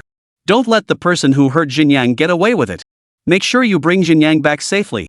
Bai Shanning listened nearby, shook his head, changed his clothes, and prepared to leave. He couldn't stand looking at his wife for another second. Seeing this, Chang Luhan slammed her hand on the coffee table. Where do you think you're going in the middle of the night? With our son in such serious trouble, you still have the nerve to go out and fool around? Without turning his head, Bai Shanning replied coldly, I have a meeting tonight with Lin Kaiga from the Lin family to discuss the source crystal or trade. You decide for yourself which is more important. With that, he strode out, slamming the living room door shut behind him. Uncle Hu, Bai Xinyang seems to have been badly bullied. We need to hurry, Chang Xingyang said with a smile. Otherwise, my aunt will definitely make a scene at her parents' house, and you'll probably get dragged into the scolding too. Hu Weibiao twirled his prayer beads and nodded, his voice utterly unruffled. About 3 kilometers left. We'll be there soon. As he spoke, Hu Weibiao's thoughts drifted back to those helicopters vanishing into the night sky, and that heavy weight in his heart surged up once more. For years, Hu Weibiao had been the Chang family's undisputed top martial artist. Though he rarely intervened, each appearance carried absolute deterrence. Thus, even as the Chang family declined in recent years, few dared to truly challenge them, intimidated by Hu Weibiao's presence. No one knew the true extent of Hu Weibiao's power, but even among all the martial artists in Ningzhou, he should rank among the top. Several minutes later, Chang Xinyan's vehicle finally arrived at Bai Xinyan's location. The car stopped, and Chang Xingyang stepped out. The overwhelming stench of blood made him frown deeply. At that moment, Bai Xianyang, his leg severed, lay pale-faced on the ground. Bai Xianyang sat trembling, a knife lodged deep in one of his legs. It seemed the situation was far more serious than anticipated. Hu Weibiao also got out of the car. He scanned the scene and immediately spotted Bai Xianyang with his severed leg and Bai Xingyang pinned to the ground by the long knife. A dangerous gleam flashed in his eyes. Then, he said indifferently, it's been a long time since anyone dared to provoke the Bai family like this. Wuzhou has suddenly become rather interesting. Chang Xingyang's gaze swept over Li Fangming's group before settling on the bloodstains and the injured Bai family bodyguards on the ground. He asked, the special armed police detachment has been deployed? What's going on today? What did the Bai family do to warrant such brutal force from the special armed police? The grim atmosphere at the scene far exceeded Chang Xingyang's previous expectations. He no longer felt the ease of a cat toying with a mouse. Cousin. My cousin's here. Spotting Chang Xingyang, Bai Xingyang looked as if he'd seen a savior. He shouted urgently, Cousin, I'm here. Come save me. Smack. Before Bai Xingyang could finish his sentence, Zhang Bei lashed out with the scabbard of his long sword, slashing viciously across the man's face. Several bloody teeth instantly flew from Bai Xingyang's mouth. A row of his back molars had been forcibly shattered. Wincing in agony, Bai Xingyang collapsed sideways onto the ground. The impact aggravated his leg injury, causing waves of darkness to flood his vision. He let out a series of agonized screams. Witnessing this scene, Chang Xingyang's eyelid twitched violently. You're Jiang Bei? Staring intently at Jiang Bei, Chang Xingyang's voice carried an icy chill. Do you know who Bai Xinyang is? Do you know who I am? How dare you harm him like this in front of me? Setting your sights on my sister deserves this fate. As for who you are, it matters little to me. Jiang Bei remained expressionless, his tone flat, but I must ask you, do you intend to take up Bai Xinyang's cause? Hu Weibiao stepped forward, clutching his prayer beads behind his back. His voice was deep and authoritative. No matter what, there's a principle at stake here. I don't believe Bai Xinyang's actions deserved such a bloody end. And now the Beian Special Armed Police Detachment is coming out to aid and abet the perpetrators? Li Fangming's expression darkened instantly. Are you implying I'm aiding and abetting the tiger? Clang. As Li Fangming spoke, the long knives of the Bayan Special Armed Police Detachment were drawn in unison once more, the scene flashing with cold steel. Seeing this, Hu Weibiao showed no sign of tension. Instead, a faint smile touched his lips. I advise you not to pit eggs against stones. Truly, bowing your heads and admitting your mistakes now would be best for all of you. Otherwise, the retaliation from the Bai and Cheng families will be beyond what you can bear. You'd do well to trust me, for I have your best interests at heart. As Hu Weibiao spoke, an invisible aura began to radiate from him, thickening the oppressive atmosphere in the room. For our own good? Jiang Bei stared at Hu Weibiao, his voice icy cold, yet each word carried an unhurried weight. You demand I bow my head and apologize without even asking the specific reason? Have the Bai and Cheng families sunk so low as to act this unreasonably? Indeed, after Jiang Bei had outlined the general circumstances, the Cheng family's proposed solution was simply for Jiang Bei's side to apologize and admit fault? Who gave them this arrogant confidence? Yet no one noticed Jiang Bei staring intently at Hu Weibiao's features, his gaze lingering as if recognizing something vaguely familiar. Chen Qingyang took the floor, offering a cold smile. It's simple. Might makes right. Hu Weibiao's gaze swept over Jiang Bei before settling on the Special Armed Police Detachment led by Li Fangming. He remarked indifferently, don't think having the inspection team backing you gives you the right to challenge the Cheng family. In the past, the Bayan Special Armed Police Detachment has suffered major casualties more than once. Hu Weibiao's words were crystal clear. He intended to inflict heavy casualties on the Special Armed Police Detachment. Hearing this, Li Fangming's eyes blazed with murderous intent. Do as I say, and I'll spare your life. Hu Weibiao fixed his gaze on Jiang Bei, his source energy already beginning to surge. Though Chang Qingyang had nourished his body with source crystal essence for years, he hadn't truly crossed the threshold into martial arts. Standing before Hu Weibiao now, he felt the air itself grow thick and suffocating. Taking 2 steps back to avoid that terrifying aura, Chang Qingyang snarled, Uncle Hu, cripple this bastard for me. Liang Yu told me to find him. Hearing this, Jiang Bei's eyes flickered with interest. He replied with a hint of amusement, Liang Yu?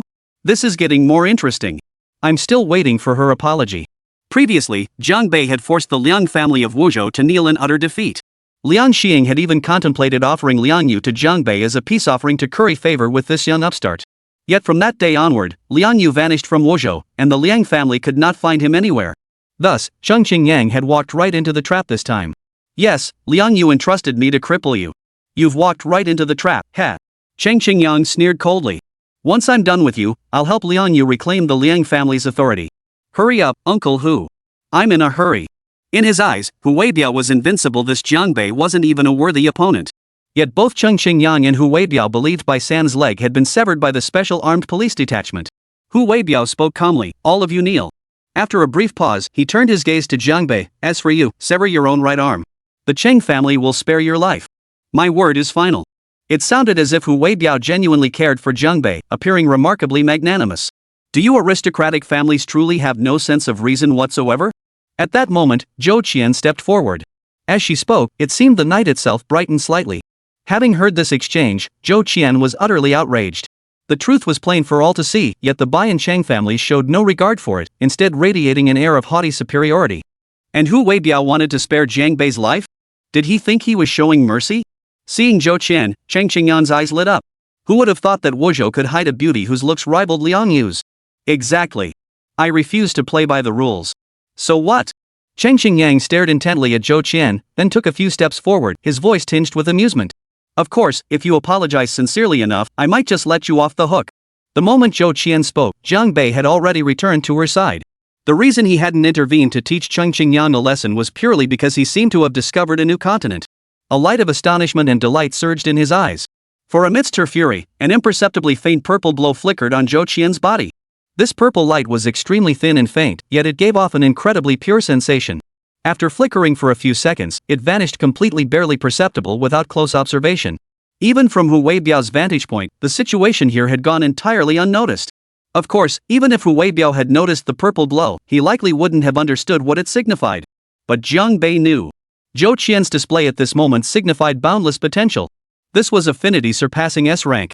This was dual super talent in both martial arts and source power. Because this purple light appeared so extremely rarely, very few within the current martial artist system were aware of it. Had Jiang Bei not previously encountered top-secret documents from the National Defense Army, he too would be unaware of its true significance. Most crucially, Zhou Qian had only been exposed to source crystal essence for a few days before this attribute was already awakened. In the top-secret documents Jiang Bei had once seen, a list of martial artists worldwide who had manifested purple light was recorded. Each name shone brilliantly, like stars hanging in the firmament of human civilization. Later, for these superpowered individuals who transcended human limits, the martial arts community coined a supremely fitting title, Stellar Tier. And now, Zhou Qian too possessed the potential to become a dazzling star. Star Tier masters were exceedingly rare. Those legendary names had almost all faded into the mists of time. Yet within the active duty forces of the Dragon Nation today, a young star still shone brightly. Just days ago, Jiang Bei had spoken with her over the phone. Just as Jiang Bei was reeling from this discovery, the sound of helicopters echoed from the distant sky. Several steel beasts were rapidly approaching at low altitude.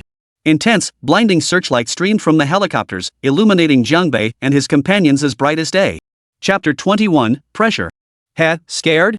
Seeing the shock on Jiang Bei's face, Cheng Qingyang thought he was scared and sneered, "Uncle Hu, after you take down this coward, those girls are all mine."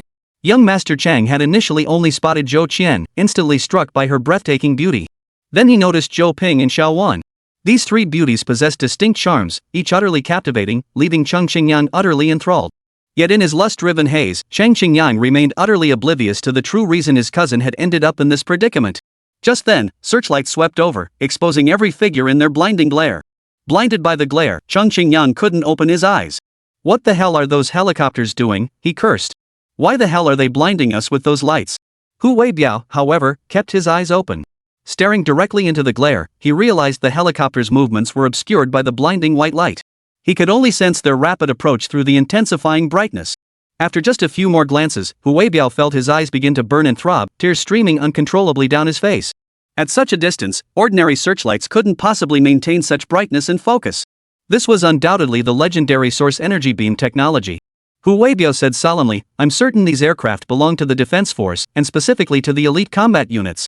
Nowadays, the application of source energy was becoming increasingly widespread. People had discovered that this miraculous energy, almost akin to the primordial force of the universe, could not only alter human physiological capabilities but also held vast potential in technological and medical applications. Source energy beams represent one of its most prominent applications. However, in Dragon Nation, this technology is exclusively controlled by the defense forces, equipping only elite combat units rarely seen in standard military formations.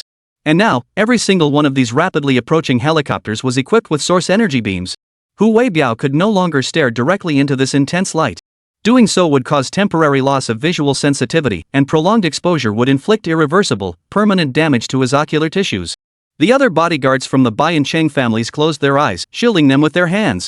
However, the source energy beams had little effect on Jiang Bei's group because all the blinding light was coming from behind them. Clearly, this was deliberate. To avoid hitting Jiang Bei, the helicopters deliberately circled halfway around in the air. "Damn Uncle Hu, what should we do?" Cheng Qingsong covered his eyes with his hands. He wanted to turn and flee, but his legs felt inexplicably heavy, as if filled with lead. This was the pressure generated by the source energy beams. This pressure could be directed affecting only the members of the Bai and Cheng families, while Zhou Qian and the others felt not the slightest discomfort. Hu Weibiao was increasingly stunned. He knew that firing so many source energy beams consumed enormous reserves of source energy. This wasn't wartime. What made his group so special that the National Defense Forces would go to such extreme lengths? "Don't worry, these planes aren't enemies," Jiang Bei said, clearly having already guessed what was about to happen. Jiang Bei's words carried a magical quality, instantly filling the three girls' hearts with a sense of security. Needless to say, Zhou Qian and Zhou Ping were relieved, while Xiao Wan's eyes sparkled brightly. Tonight's events had shown her another side of this world.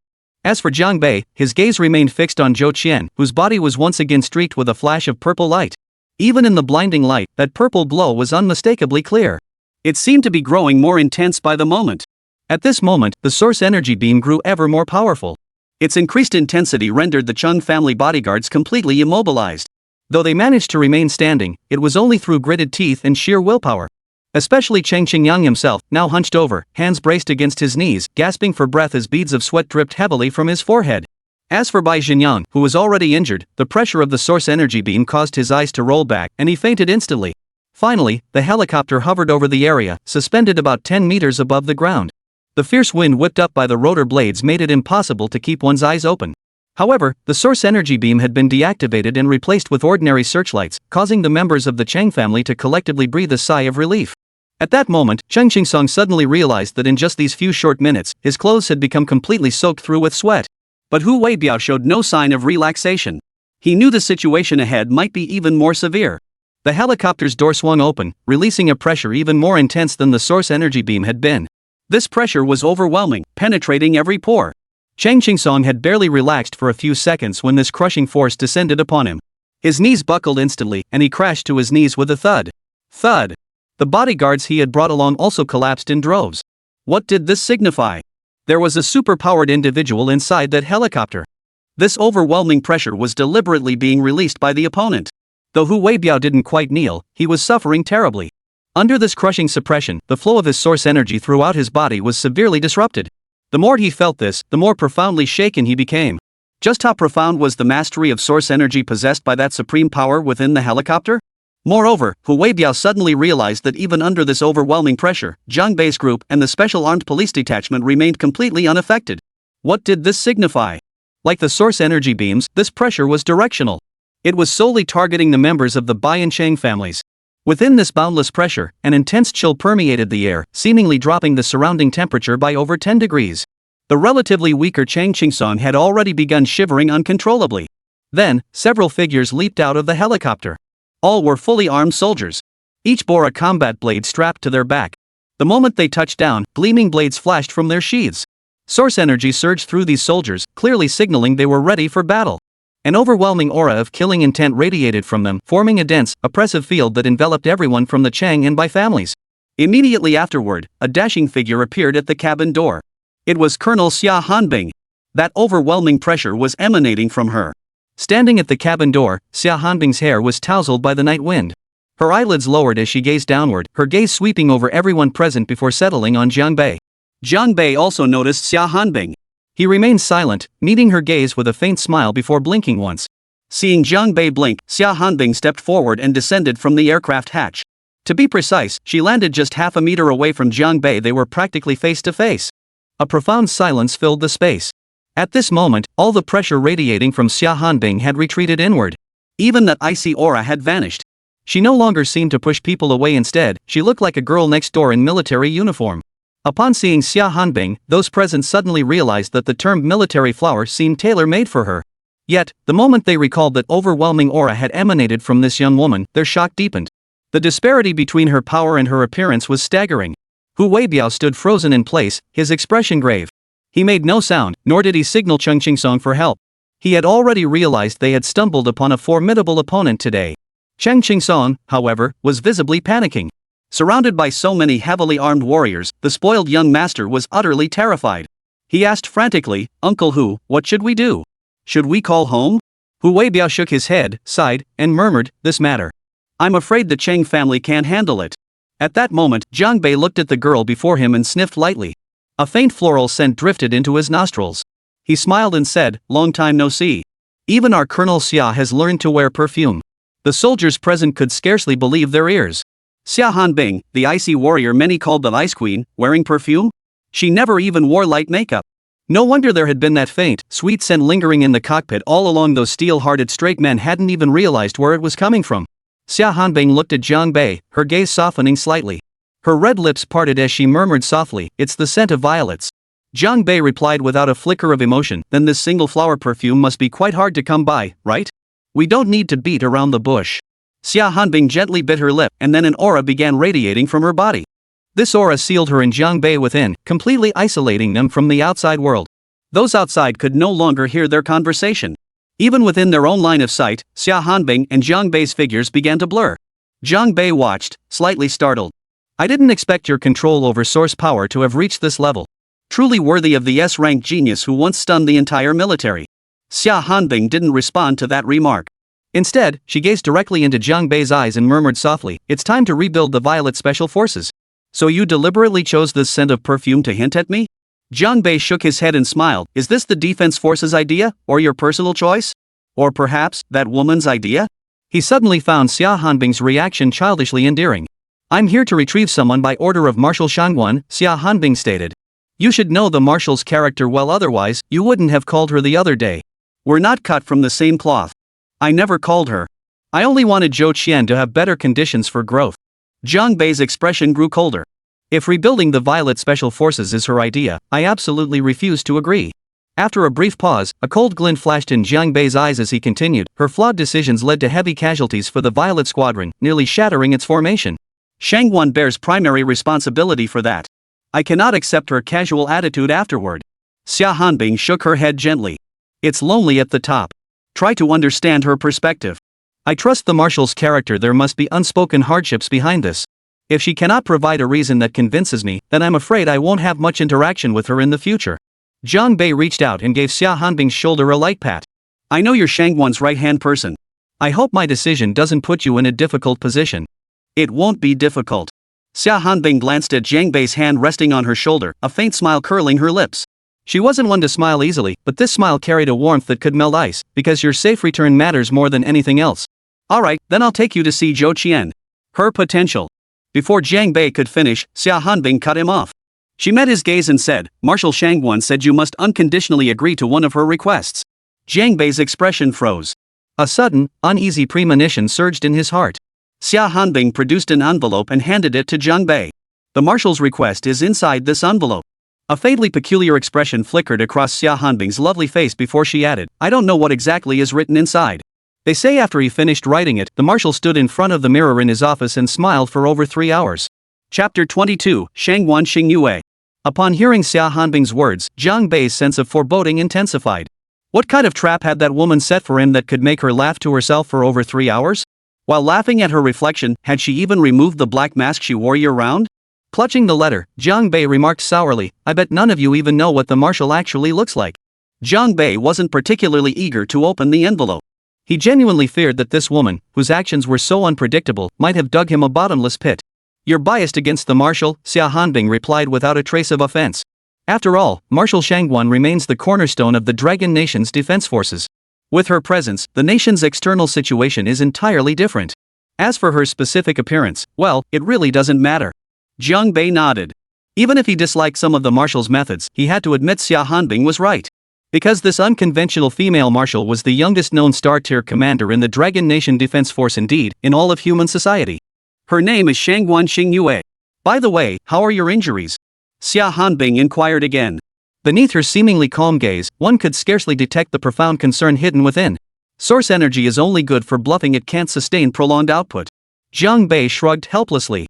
For a man, this is truly a melancholy topic. Yeah, it doesn't last long. Xia Hanbing didn't smile at Jiang Bei's self-deprecating remark. Instead, the worry and concern in her eyes deepened. Given the current medical capabilities of the National Defense Army, they truly did their utmost back then.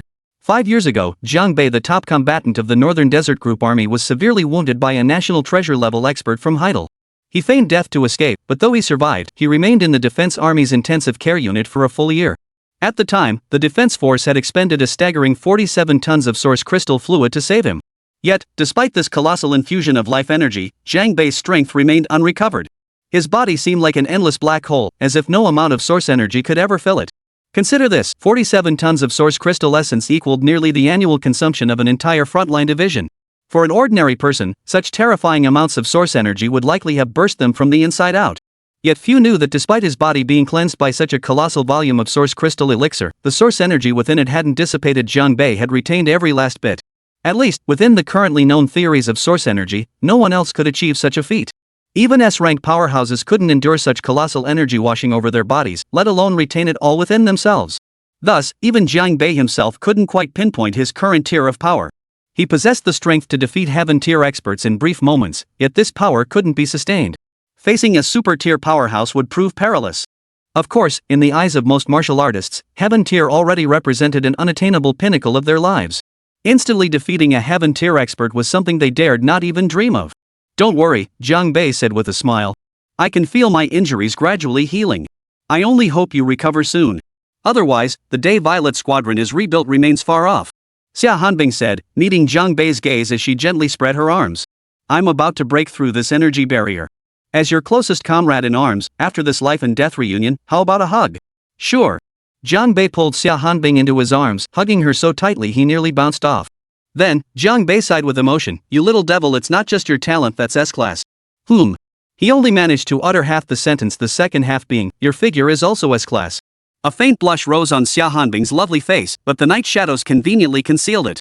Had anyone else familiar with Xia Hanbing witnessed this scene, their jaws would have dropped in astonishment. How could Colonel Xia, usually as cold as ice and never smiling, display such girlish expressions? Yet, only one man had ever witnessed Xia Hanbing's budding, blossoming beauty. I'm taking Zhou Qian with me. Xia Hanbing glanced at the time, lowered her gaze to her toes, and murmured softly. She didn't want Zhang Bei to see the unmistakable reluctance in her eyes. Without waiting for Zhang Bei's response, Xia Hanbing dissolved the barrier around them, and both figures reappeared before the crowd. Truthfully, their time together had been brief, yet to the outsiders from the Chang and Bai families, it felt like an eternity. Chang Qingyang and Hu Weibiao remained surrounded by heavily armed soldiers, daring not to make a single move. Uncle Hu, if you tried to force me out of here, could you really pull it off? Chang Qingyang asked, his voice trembling as fear steadily amplified within him. In the past, this spoiled young master had run rampant across Liajiang province, never once having to deal with the formidable National Defense Army. This time, however, the source energy beams and the overwhelming pressure like a sea of force made Cheng Qingyang finally realize he had kicked a solid iron plate. I can't. Hu Weibiao replied bluntly. He didn't bother explaining why. Because in the face of such overwhelming power, any resistance was futile. Even setting aside whether he could break through the encirclement of these fully armed soldiers, if he did manage to escape, that iceberg-like female colonel would deliver a fatal blow. As for whether to try maneuvering around them, Hu Weibiao felt the odds were slim. After all, these elite forces of the National Defense Army weren't the type to play by the rules. Earlier, Cheng Qingyang had remarked that might made right. Now, his words were proving true all too quickly. After dispelling the aura barrier, Xia Hanbing stepped before Zhou Qian, appraising her with a slight gleam in her eyes. You carry your brother's fighting spirit, she remarked. You were born to be a warrior. I'm ready, Zhou Qian murmured softly. She had long yearned to grow strong enough to prevent her loved ones from enduring further humiliation. Good. Xia Hanbing glanced at her watch. We leave in 5 minutes. Leave in 5 minutes. Then what should we do in these 5 minutes? After saying this, Xia Hanbing turned her face toward Cheng Qingyang and Hu Weibiao. Her gaze instantly turned icy cold. A dense chill radiated from her body, surging toward the people across from them like a tidal wave. Hu Weibiao had to summon every ounce of strength to withstand such biting cold, while Cheng Qingyang was already shivering uncontrollably from the sheer intensity of the aura. Xia Hanbing instantly recognized Hu Weibiao as the strongest opponent across from her. She strode toward him, her sharp aura intensifying with every step. Cheng Qingyang was on the verge of tears, trembling as he cried out, Uncle Hu, you have to think of something. Are these National Defense Army soldiers going to kill us? Xia Hanbing halted 2 meters before Hu Weibiao, then turned her gaze toward Zhang Bei. How did he treat you before? Xia Hanbing demanded. He made me sever my own right arm as an apology, Zhang Bei shrugged. Now, with the elite forces of the National Defense Army standing up for him, he was more than happy to live off others. Hearing this, Xia Hanbing's gaze grew even colder, as if it could freeze a person solid. Fine. I'll return the favor in kind. Fixing her gaze on Hu Weibiao, Xia Hanbing's voice carried a chilling menace. Sever your right arm, and this matter will be settled. Otherwise, tonight, you will be annihilated by the Defense Army's blades. Swept away by the blades. Cheng Qingyang's legs trembled violently, and a foul-smelling yellow liquid trickled down between his thighs. Yet this man still had the nerve to declare, I am Cheng Qingyang of the Cheng family of Ningzhou. To treat human life so carelessly is utterly outrageous. Even if you come from the National Defense Army, you can't just disregard reason, can you? Xia Hanbing's expression turned icy cold. She stared at Cheng Qingyang, then suddenly her lips curled slightly. It seemed like a smile, but her eyes were filled with scorn. Top secret sequence, when have we ever played by the rules? Xia Hanbing retorted. With that, the blade in her hand flashed. No one could discern how Xia Hanbing had struck. A Cheng family bodyguard standing nearby had his arm cleanly severed, blood spurting wildly from the stump. A completely unreasonable strike. Only after his arm hit the ground did the guard feel the agony. Clutching his severed limb, he knelt on the floor, unable to stifle his agonized screams. Top secret sequence? Upon hearing these words, Hu Weibiao's expression was filled with utter shock. Uncle Hu, what is the top secret sequence? Cheng Qingyang asked timidly. Hu Weibiao had no time to explain the top secret sequence. He said to Cheng Qingyang, Qingyang, you're no longer a child. It's time you understood that there are always people more skilled than you, and there are always greater heights to reach. Get me out of here. Now. Cheng Qingyang shouted, his despair deepening at Hu Weibiao's abrupt surrender. I promised your father I'd protect you, but this time, I'll have to break that promise. Hu Weibiao shook his head, his eyes clouding over with resignation. Facing the elite of the top secret sequence, severing my own arm is better than dying here. Better than dying here. Hu Weibiao was a master, but the more skilled one was, the clearer they saw the reality of the situation. Resistance meant certain death. Xia Hanbing glanced at her watch, her voice as cold as frost. 2 minutes left. Hu Weibiao glanced at Xia Hanbing and said, I'll do it myself. With that, he picked up a knife from the ground and swung it with deadly precision. Swish! Blood spurted out. An arm was severed clean at the shoulder, falling to the ground. Hu Weibiao's facial muscles twitched as he let out a muffled groan. His clothes instantly became soaked with sweat. Since Hu Weibiao had taken charge of the Chang family, he had never surrendered without a fight. But this time, he didn't even attempt to resist. He severed his own arm. Chang Qingyang witnessed this and fainted on the spot. Yet, the very instant his body collapsed, Xia Hanbing's blade flashed once more. Blade light and blood spattered together. Chang Qingyang was jolted awake by excruciating pain. Lying in a pool of his own blood, he let out a wail that sounded inhuman. Xia Hanbing glanced at her watch and declared, 1 minute left. These words were directed at the elite warriors she had brought with her. No sooner had the words left her lips than flashes of steel erupted in a blinding frenzy. Shrieks of agony rang out continuously. Every single bodyguard of the Chang family lost an arm. Bai San and Bai Xinyan were no exception.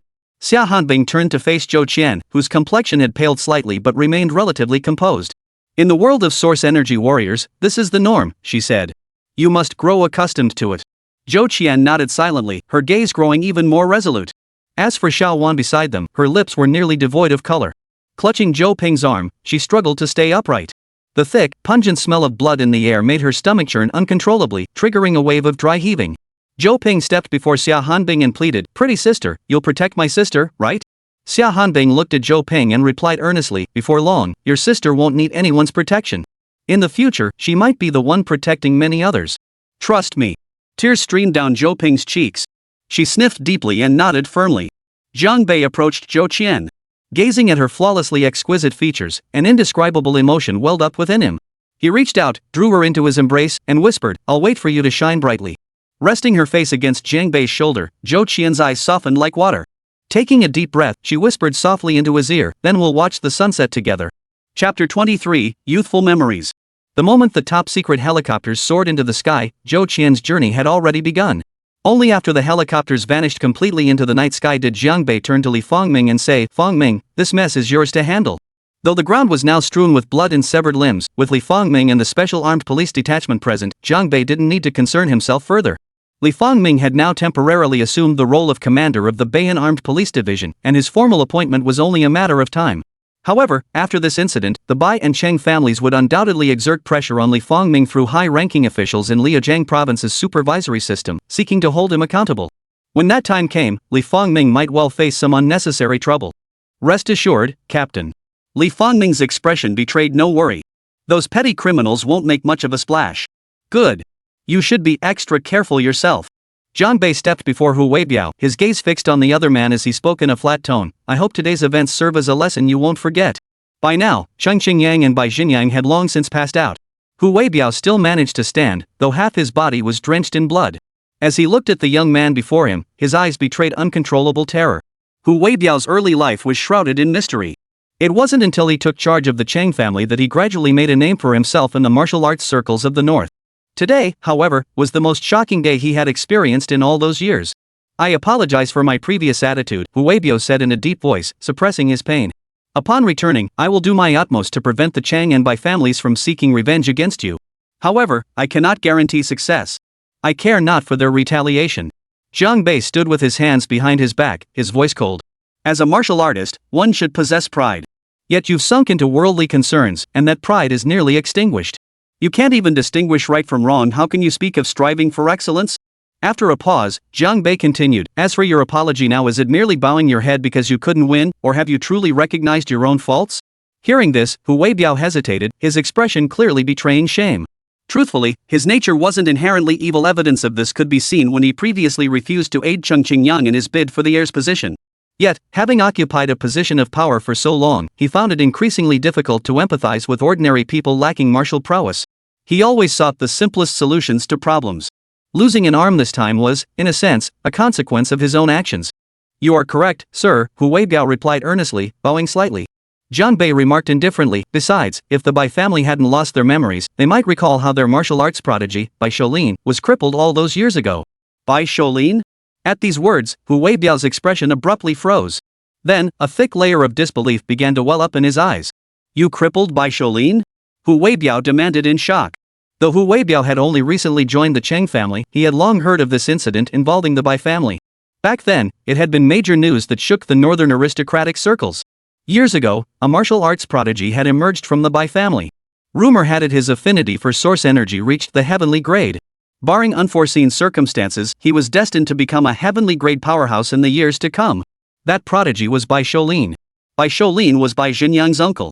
After his astonishing talent was discovered, he was immediately hailed as the hope for the Bai family's second rise. The Bai family began pouring countless resources into him. Bai Shoulin lived up to expectations. Within 2 years of first touching source energy, he had already ascended to yellow-grade martial artist a pace that could only be described as meteoric. Yet this comet-like figure never reached the moment of illuminating the night sky. Before his life's trajectory could ascend to its zenith, it began a rapid descent due to a certain incident. Accustomed to being the center of attention, Bai Shoulin developed an arrogant and domineering nature at a young age. On one occasion, after drinking heavily at a restaurant, he saw the young and beautiful female owner and attempted to force himself upon her. Bai Shoulin always went out surrounded by a large entourage, leaving the beautiful owner with no chance of escape. Just as she was about to be pinned down on the table and publicly violated, Jiang Bei appeared. At that time, Jiang Bei was still a teenager. But this youth was no ordinary teenager. He possessed an S-tier affinity talent, making him a prodigy. Moreover, Jiang Bei had already reached the standards of a Xian-grade warrior in terms of strength. Among his peers across the entire Dragon Nation, Jiang Bei undoubtedly ranked among the top. A Xian-grade Jiang Bei facing a Huang-grade Bai Shoulin was a one-sided slaughter. Even if all the Bai family bodyguards attacked together, they were no match for him.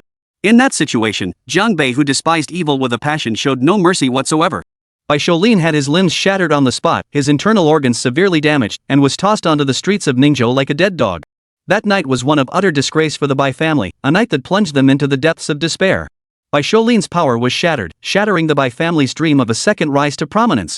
Given the medical technology of the time, while his severed limbs might have been restored, Jiang Bei had somehow stripped Bai Shoulin of his ability to absorb source energy from source crystal fluid.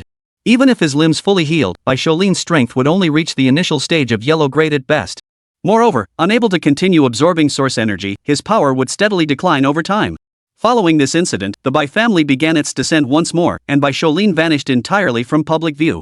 Fearing retaliation from the Bai family, the restaurant where the incident occurred was forced to close. The beautiful owner vanished from Ningzhou, never to be seen again in the city. As for Jiang Bei, he too left Ningzhou and hasn't returned in years. Rumor has it he was disowned by his family. At the time, Jiang Bei's Jiang family was vast and immensely powerful, far surpassing the Bai family in influence. They held no fear of retaliation from the Bai clan. In fact, the Jiang family still ranks among the super elite clans of the northern 5 provinces.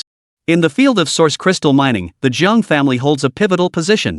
Moreover, perhaps due to genetic inheritance, the family boasts a significant number of martial arts masters. Among the younger generation alone, several possess heaven-grade talent. However, in recent years, the Jiang family had not produced a second genius with S-tier affinity.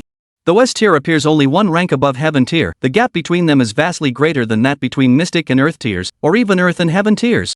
It is something that can only be encountered by chance, never sought after. Logically, given the Lin family's circumstances at the time, there was absolutely no need to drive Jiang Bei away. They had no reason to fear retaliation from the Bai family. All of this stemmed from Jiang Bei's consistently poor reputation within the Jiang family. He was a bastard son. No one knew who his mother was. Jiang Bei's father, Jiang Qingyu, had once been the Jiang family's strongest martial artist. Years ago, he had fiercely opposed the marriage arranged for him by the patriarch and stormed out in anger, only returning 3 years later. This time, however, Jiang Qingyu did not return alone. He brought back an infant wrapped in swaddling clothes. That infant was Jiang Bei. As for who Jiang Bei's mother was, Jiang Qingyu never mentioned it. No matter how many times Jiang Bei asked, he never received an answer. Thanks to Jiang Qingyu's considerable influence within the Jiang family, Jiang Bei enjoyed a relatively comfortable childhood. He grew up in relative peace until the age of 11, his body forged into exceptional physical condition by the uninterrupted supply of source crystal elixir. However, in the year Jiang Bei turned 11, Jiang Qingyu departed for an overseas source energy warrior conference and severed all contact with the family, never to return. 1 year, 2 years passed without any word from Jiang Qingyu. Many assumed he was dead. From that point onward, Jiang Bei's standing within the family plummeted dramatically. Though a few elders still looked out for him, such a vast aristocratic clan functioned like a miniature society where power struggles were commonplace. Originally, Jiang Qingyu had been the most likely heir to the family headship. Yet his disappearance paved the way for his elder brother, Jiang Qingsong, to ascend to the position. Following this, Jiang Bei's supply of source crystal essence was cut off. Only his uncle and aunt occasionally shared portions of their own allotment with him. Without this support, no matter how exceptional his talent, he could never have ascended to Xian-grade mastery during his youth. After Jiang Bei crippled Bai Shoulin, the Jiang family finally had a legitimate reason to expel this illegitimate son. Banished from the family. From that day forward, Jiang Bei's figure was never seen again within the Jiang family mansion. He lost contact with his uncle, aunt, cousin, and others who had cared for him. 5 years ago, the state funeral that shook the nation was broadcast nationwide. The young general laid to rest bore the same name, Jiang Bei. At the time, some in the Jiang family speculated this might be connected to Jiang Bei. Yet upon reflection, it seemed improbable. After all, when Jiang Bei left home, he was merely a Xian-level expert. How could he have risen to such heights in just a few short years? Hu Weibiao was somewhat familiar with this history. Therefore, upon learning that the young man before him was the very same prodigy once cast out by the Jiang family, he instinctively sneered inwardly at the blindness of the family's current leaders. Had Jiang Bei not been cast out, he would likely have become a peerless powerhouse capable of holding up the entire Jiang family. But there were no ifs. Hu Weibiao now found himself almost instinctively wanting to see the expressions on the faces of the Lin family when news of Jiang Bei's triumphant return reached them. Jiang Bei could read Hu Weibiao's true thoughts in his expression. Shaking his head, he said, "From the moment I stepped out of the Jiang family's gates, I severed all ties with them. There is no longer any familial connection." "Very well. I will keep this confidential for Mr. Jiang," Hu Weibiao affirmed. "Do you know why I'm telling you this instead of them?" Jiang Bei gestured toward Cheng Xingyang and Bai Xinyan lying on the ground beside them, along with Bai San, whose leg was broken. "I don't know," Hu Weibiao replied earnestly. "Please enlighten me, sir. Because you come from the Wei clan in the south, correct?" Jiang Bei stated. Yet Jiang Bei's casual remark sent shockwaves through Hu Weibiao's mind. His body trembled violently, beyond his control. Giving Jiang Bei a deep look, Hu Weibiao forced down his shock and said, "The Wei clan was wiped out 20 years ago. Only a few fortunate ones scattered far and wide survived. May I ask, Mr. Jiang, how did you see through my identity?" He knew concealment was futile now, so he might as well admit it outright. For the past 2 decades, Hu Weibiao had changed his name and concealed his past entirely, retaining only the character Wei in his new name as a memorial to his former surname. He believed no one could possibly recognize him now. There was no other choice. The Wei clan's enemies were far too powerful. Without going into hiding, he would likely face annihilation once more. Those ancient grievances seemed buried in the dust of time. So how had Jiang Bei seen through him at a glance this time? This young man had never even fought him, knew nothing of his martial arts style, yet had exposed the truth in a single sentence. Chapter 24, The Son-in-Law. In that moment, Hu Weibiao finally realized the young man before him possessed power far beyond his imagination. Though Jiang Bei had demonstrated formidable connections, deep ties to both the National Defense Forces and the Special Armed Police Detachment, how could he possibly know anything about the Wei clan? After all, the once illustrious Yuanli clan had long since been slaughtered to the last man. Jiang Bei replied calmly, "Because you two father and son look exactly alike." "Father and son?" Hu Weibiao froze for several seconds upon hearing this, then finally grasped the meaning, his body convulsing violently. "Xinger didn't die back then?" Hu Weibiao's voice trembled with emotion. He didn't doubt Jiang Bei's words after all, only a handful knew he had a son. All these years, Hu Weibiao had believed his son had perished at the hands of their enemies. But now, Jiang Bei had undeniably given him hope. "Wei Qingkong doesn't want to acknowledge you as his father," Jiang Bei said expressionlessly. "If he knew you were still alive, he'd probably come to kill you himself." Hu Weibiao's expression froze instantly, then regret began to surface on his face. He took a deep breath and slammed his fist hard against his chest. "Back then, I had no choice. I must find him. I must explain. Yet at this moment, Hu Weibiao remained utterly unaware that his son, Wei Qingkong, possessed a name that echoed with formidable renown across the chaotic lands of this azure planet. The Clear Sky King. One of the 4 heavenly kings. Jiang Bei watched Hu Weibiao, now in a state of utter disarray, and shook his head. "What has happened cannot be undone. Your awakening comes far too late." Thud. With that, Jiang Bei's hand blade struck Hu Weibiao's neck. The latter, his mind in a daze, never expected Jiang Bei to suddenly strike him. Caught completely off guard, Hu Weibiao lost consciousness instantly.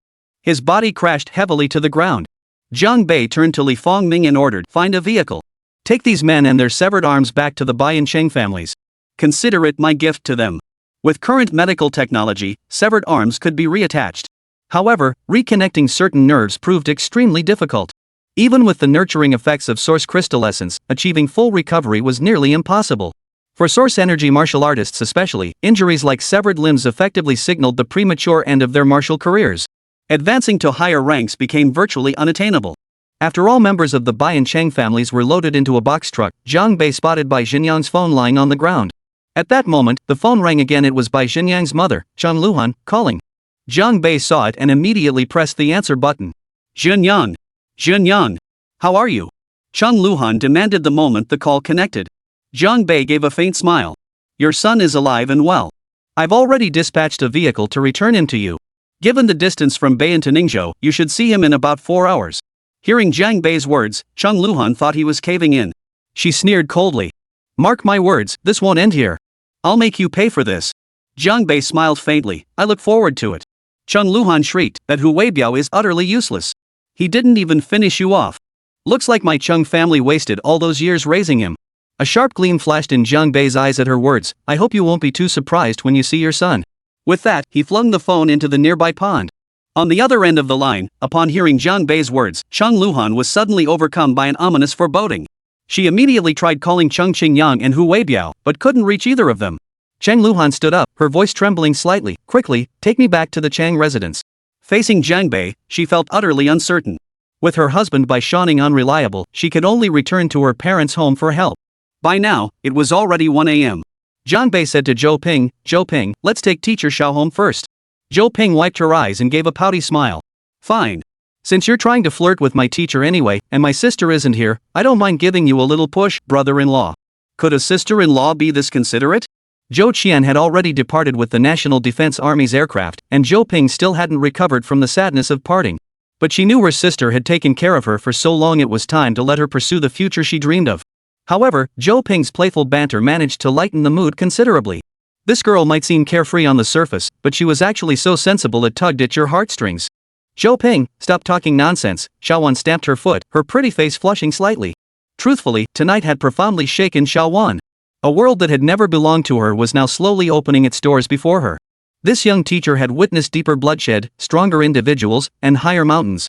Faced with these unknowns, Xiaowan felt not fear, but a burning desire to challenge them. Once certain sparks are ignited, they won't be easily extinguished. Teacher, I've graduated now. I'm not afraid of you anymore. Zhou Ping wrapped her arms around Xiaowan's slender waist and laughed. Oh my, Sister Wan, your waist is so slim. Jiang Bei was both amused and exasperated. However, following Zhou Ping's words, he instinctively glanced at Xiaowan's waist and found the girl's remark quite accurate. Xiaowan's waist was slender yet possessed remarkable flexibility and coordination, showing no trace of stiffness whatsoever. It was no wonder she might earn nicknames like Little Waist Fairy. Of course, Jiang Bei wasn't entertaining any lewd thoughts at that moment. He stared at Xiaowan's slender waist, then swept his gaze over her perfectly proportioned figure.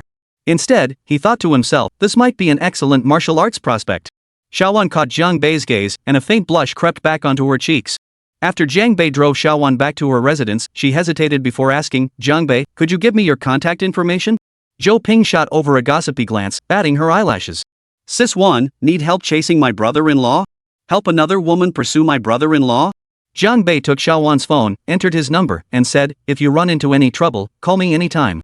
All right. Xiaowan took the phone back, bit her lip, hesitated, then turned to Jiang Bei. At my age now, is it still possible to pursue the martial arts path? Of course you can. Jiang Bei replied with a smile. But I need to assess your affinity for source energy. That's wonderful. Xiaowan felt a surge of excitement. How about we schedule it for tomorrow afternoon? Tomorrow morning works too, Jiang Bei replied with a smile. I have something to take care of in the morning. Xiaowan's smile vanished abruptly. Before Jiang Bei could grasp the situation, the sharp-witted Zhou Ping instantly guessed Xiaowan's purpose. Complex emotions flashed in her eyes. Sister Wan, you don't need to resign for me. Xiaowan is resigning. Are you resigning? Isn't that such a waste? Jiang Bei asked. Shouldn't you think it through before deciding? Jiang Bei had heard from Zhou Ping that despite her youth, Xiaowan had been named Northan's outstanding teacher for 3 consecutive years. Could it be that because of this incident, she was choosing to leave? If a student faces unfair treatment, yet the school principal cowers before authority, sacrificing the student's future to protect his own position, then such a school isn't worth staying in. Xiaowan's gaze grew increasingly resolute as she spoke. From the moment Principal Quan Kunshan refused to help Zhou Ping, Xiaowan had already lost all hope and resolved to leave this place. Back in her room, Xiaowan opened her phone to find a message from her best friend, Mumu. The message read, Wan, have you heard about this formidable newcomer who's recently appeared in your Wuzhou? Xiaowan and Mumu were university classmates who had been inseparable throughout their studies. After graduation, Mumu returned home to take over the family business, while Xiaowan chose to become a teacher in her hometown of Bayan. Though they didn't see each other often, the two best friends still shared everything. Seeing Mumu suddenly bring up this topic, Xiaowan hesitated for a moment before calling her back directly. Mumu, I think I know the person you're talking about, Xiaowan said. Really? That's fantastic. Mumu's excited voice came through immediately. Brother-in-law, you absolutely must help teacher Xiao, Zhou Ping said to Jiang Bei after returning to their room. She resigned because of me. Don't worry. Zhang Bei nodded, then shifted gears with a smile. But you kept insisting I was flirting with your sister one earlier. Why aren't you worried about that now? Zhou Ping pouted, sighing helplessly. Anyway, you and my sister never really started anything. I can't control your love life. Zhang Bei ruffled Zhou Ping's hair and chuckled. You're such a little devil. Go take a shower now. Zhou Ping stood on tiptoes indignantly. I'm not little anymore. I'm not some underage kid. Indeed, the girl stood at 5 feet 7 inches, radiating the unique, youthful charm of a budding beauty. She really wasn't little anymore. Go take a shower and get to bed. Zhang Bei pressed Zhou Ping's head down and pushed her into the bathroom. Soon, the sound of clothes rustling off came from inside, followed by the rush of running water. Zhang Bei had no intention of indulging in fantasies over these sounds.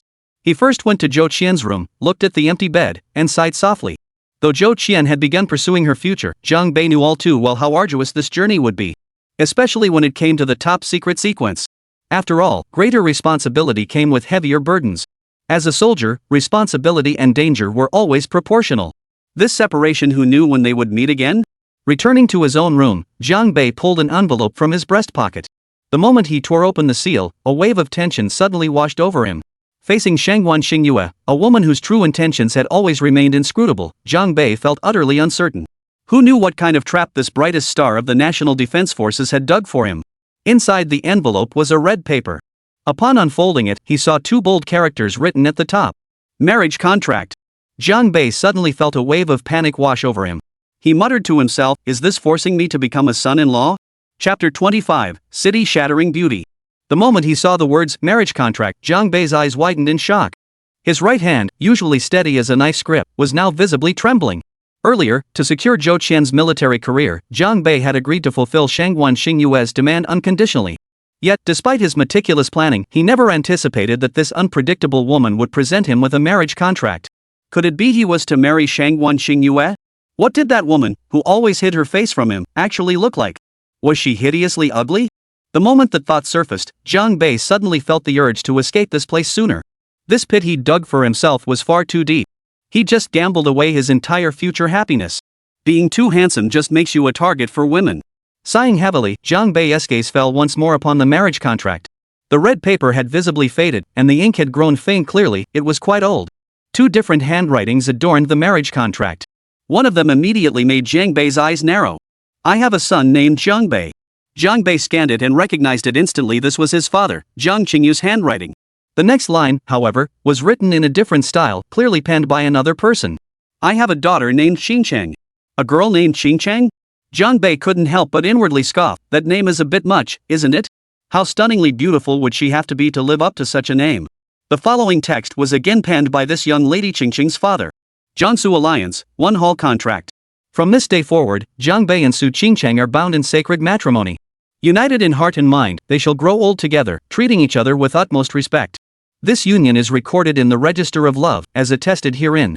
At the bottom of the marriage contract, 2 names were signed vertically. One was Zhang Qingyu. The other was. That signature was wildly calligraphic. Zhang Bei scrutinized it carefully before barely recognizing his father-in-law's name, and then his body trembled violently. Su Ritian. Zhang Bei was utterly speechless. Covering his forehead, he exclaimed, good heavens! Someone actually has a name like that? Isn't it embarrassing?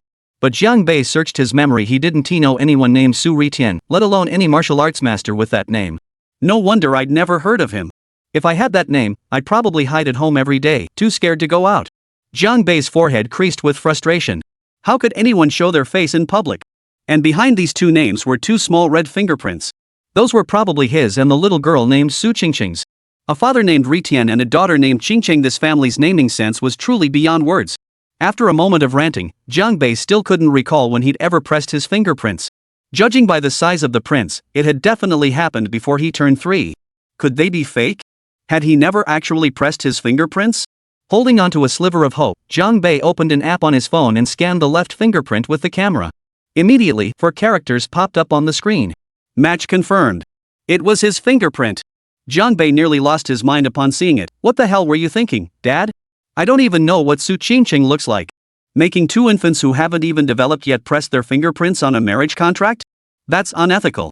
As the party involved, he knew nothing about this betrothal. And where on earth did Shangguan Xingyue, stationed at the National Defense Forces, get hold of this marriage contract? Stripping off his clothes and flopping onto the bed, Jiang Bei couldn't even muster the energy to take a bath. One hand propped his head, while the other held the marriage contract before his eyes, turning it over and over, searching for any signs of forgery or artificial aging. Yet, even after his eyes grew sore from scrutiny, he couldn't detect the slightest flaw. Both the texture of the paper and the strokes of the characters clearly indicated this was a marriage contract from years ago, absolutely not a forgery. What to do? Could he pretend ignorance? Jiang Bei asked himself, if I feign stupidity and act like nothing happened, would Shangguan Xingyue let me off? Clearly, Jiang Bei was wishful thinking. Because the very next second, his phone rang. The caller ID showed it was Shangguan Xingyue. Gritting his teeth at the thought of this woman, Jiang Bei paused for several seconds before pressing the answer button. I heard from Han Bing that you've already delivered that letter? Shangguan Xingyue's voice dripped with sarcasm. So, how about it? Surprised? Surprise my ass. Where the hell did you get this thing? Jiang Bei snapped irritably. I never knew I had a betrothal agreement. Don't grit your teeth like that. This marriage contract is genuine. As for why I'm delivering it to you, that's none of your concern. Shangguan Xingyue smiled faintly. Well, judging by your reaction, you don't intend to honor this engagement, do you? Why should I? That was an engagement arranged by my father. If anyone should fulfill it, he should do so himself. Jiang Bei shook his head. I've been searching for him for years. If you can help me find him, I swear I'll never say another bad word about you. Shangguan Xingyue's expression was a mix of amusement and skepticism. Oh? Seems you've been saying quite a few things behind my back, huh? Jiang Bei remained unflappable. Not bad things. I've only been discussing the facts.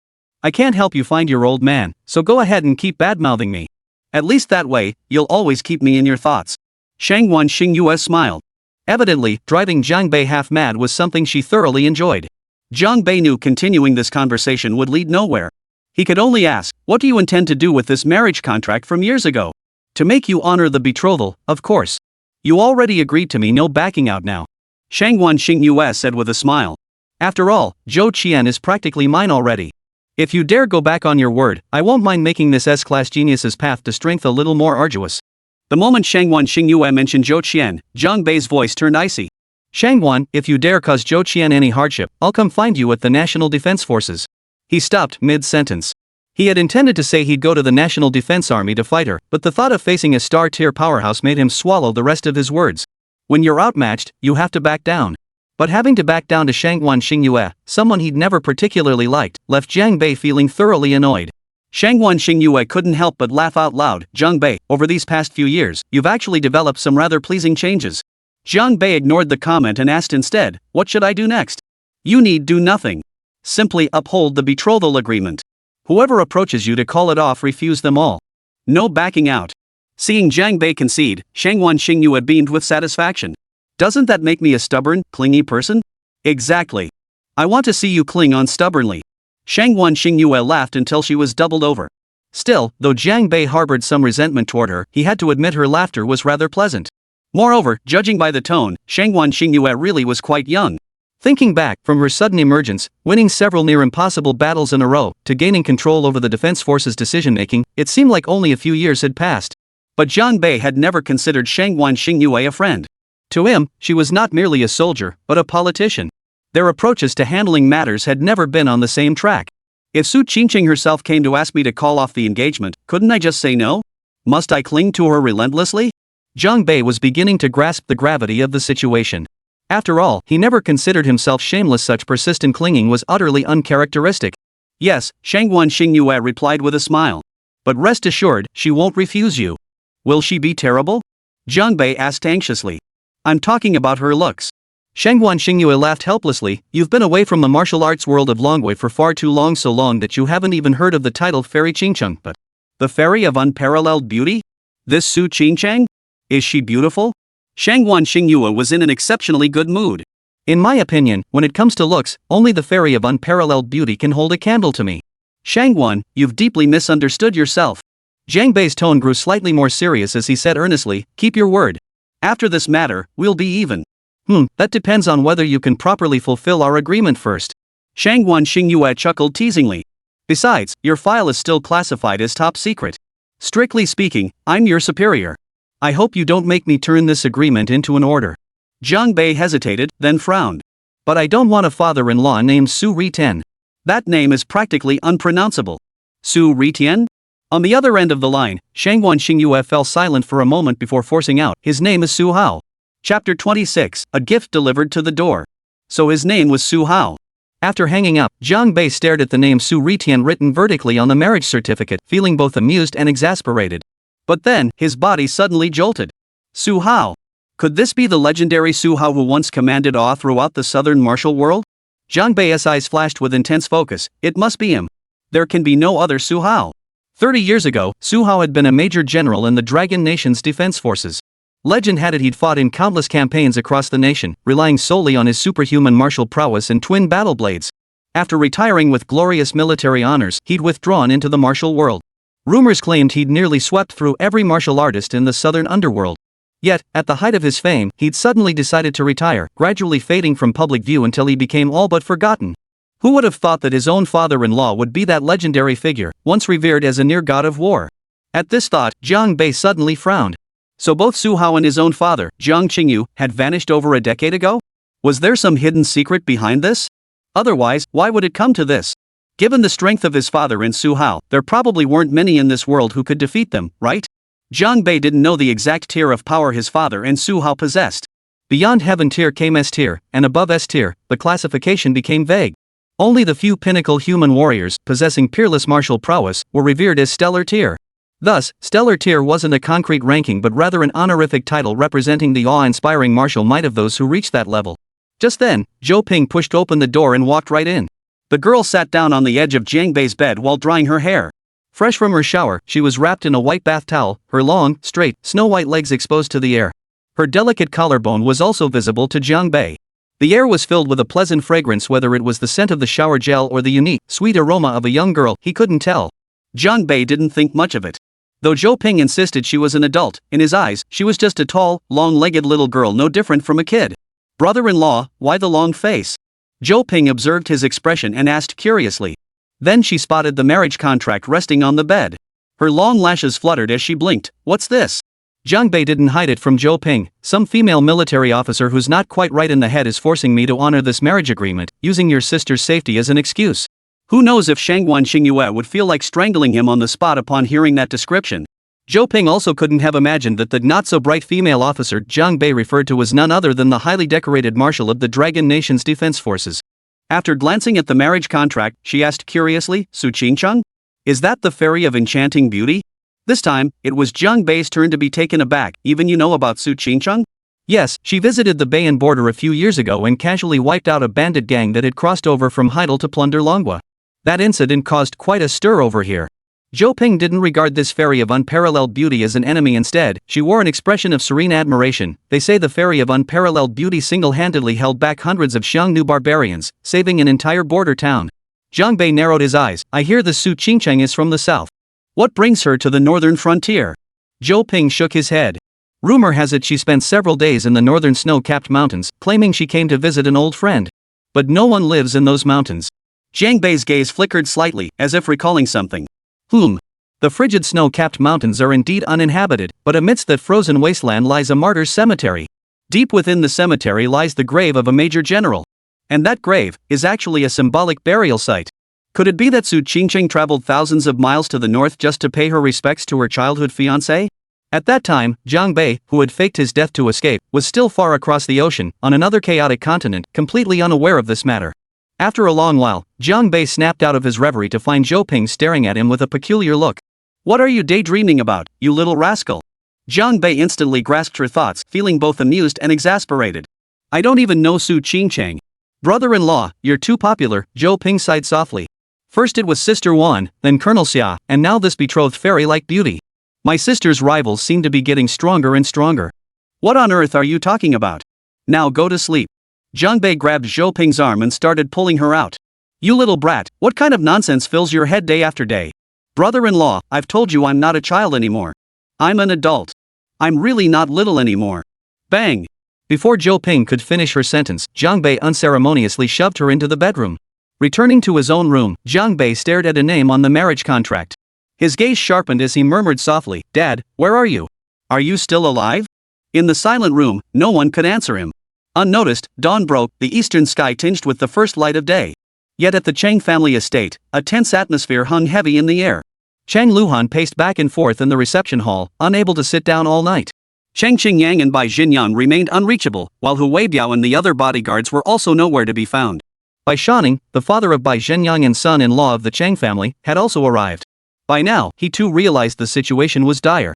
Seated in the reception hall were several men, primarily the second generation of the Chang family's key figures.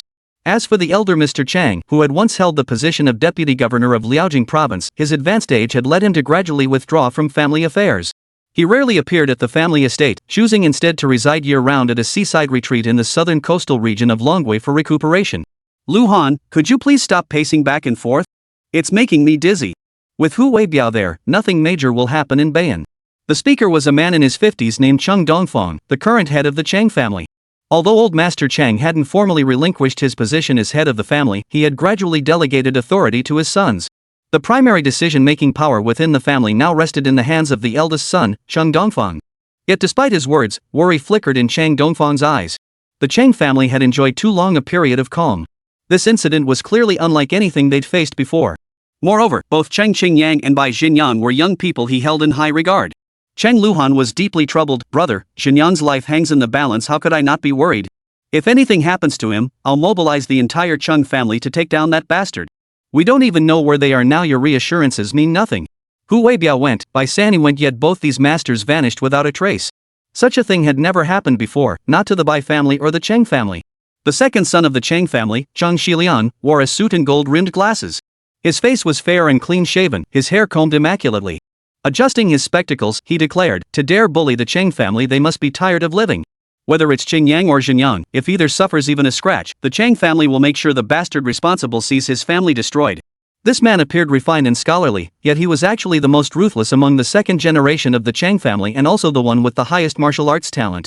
Currently, even the Chang family members didn't know Chang Shiliang's exact strength level, but rumors suggested his combat prowess was on par with Hu Weibiao. This assessment came directly from Hu Weibiao himself.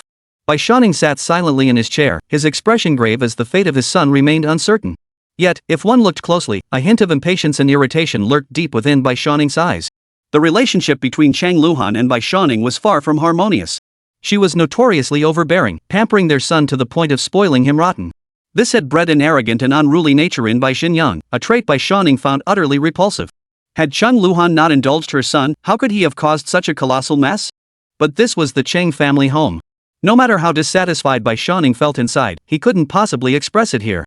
Nevertheless, he had already called the admissions office at Ningzhou University that very night, instructing them to send Zhou Ping's acceptance letter to Bayan at the fastest possible speed.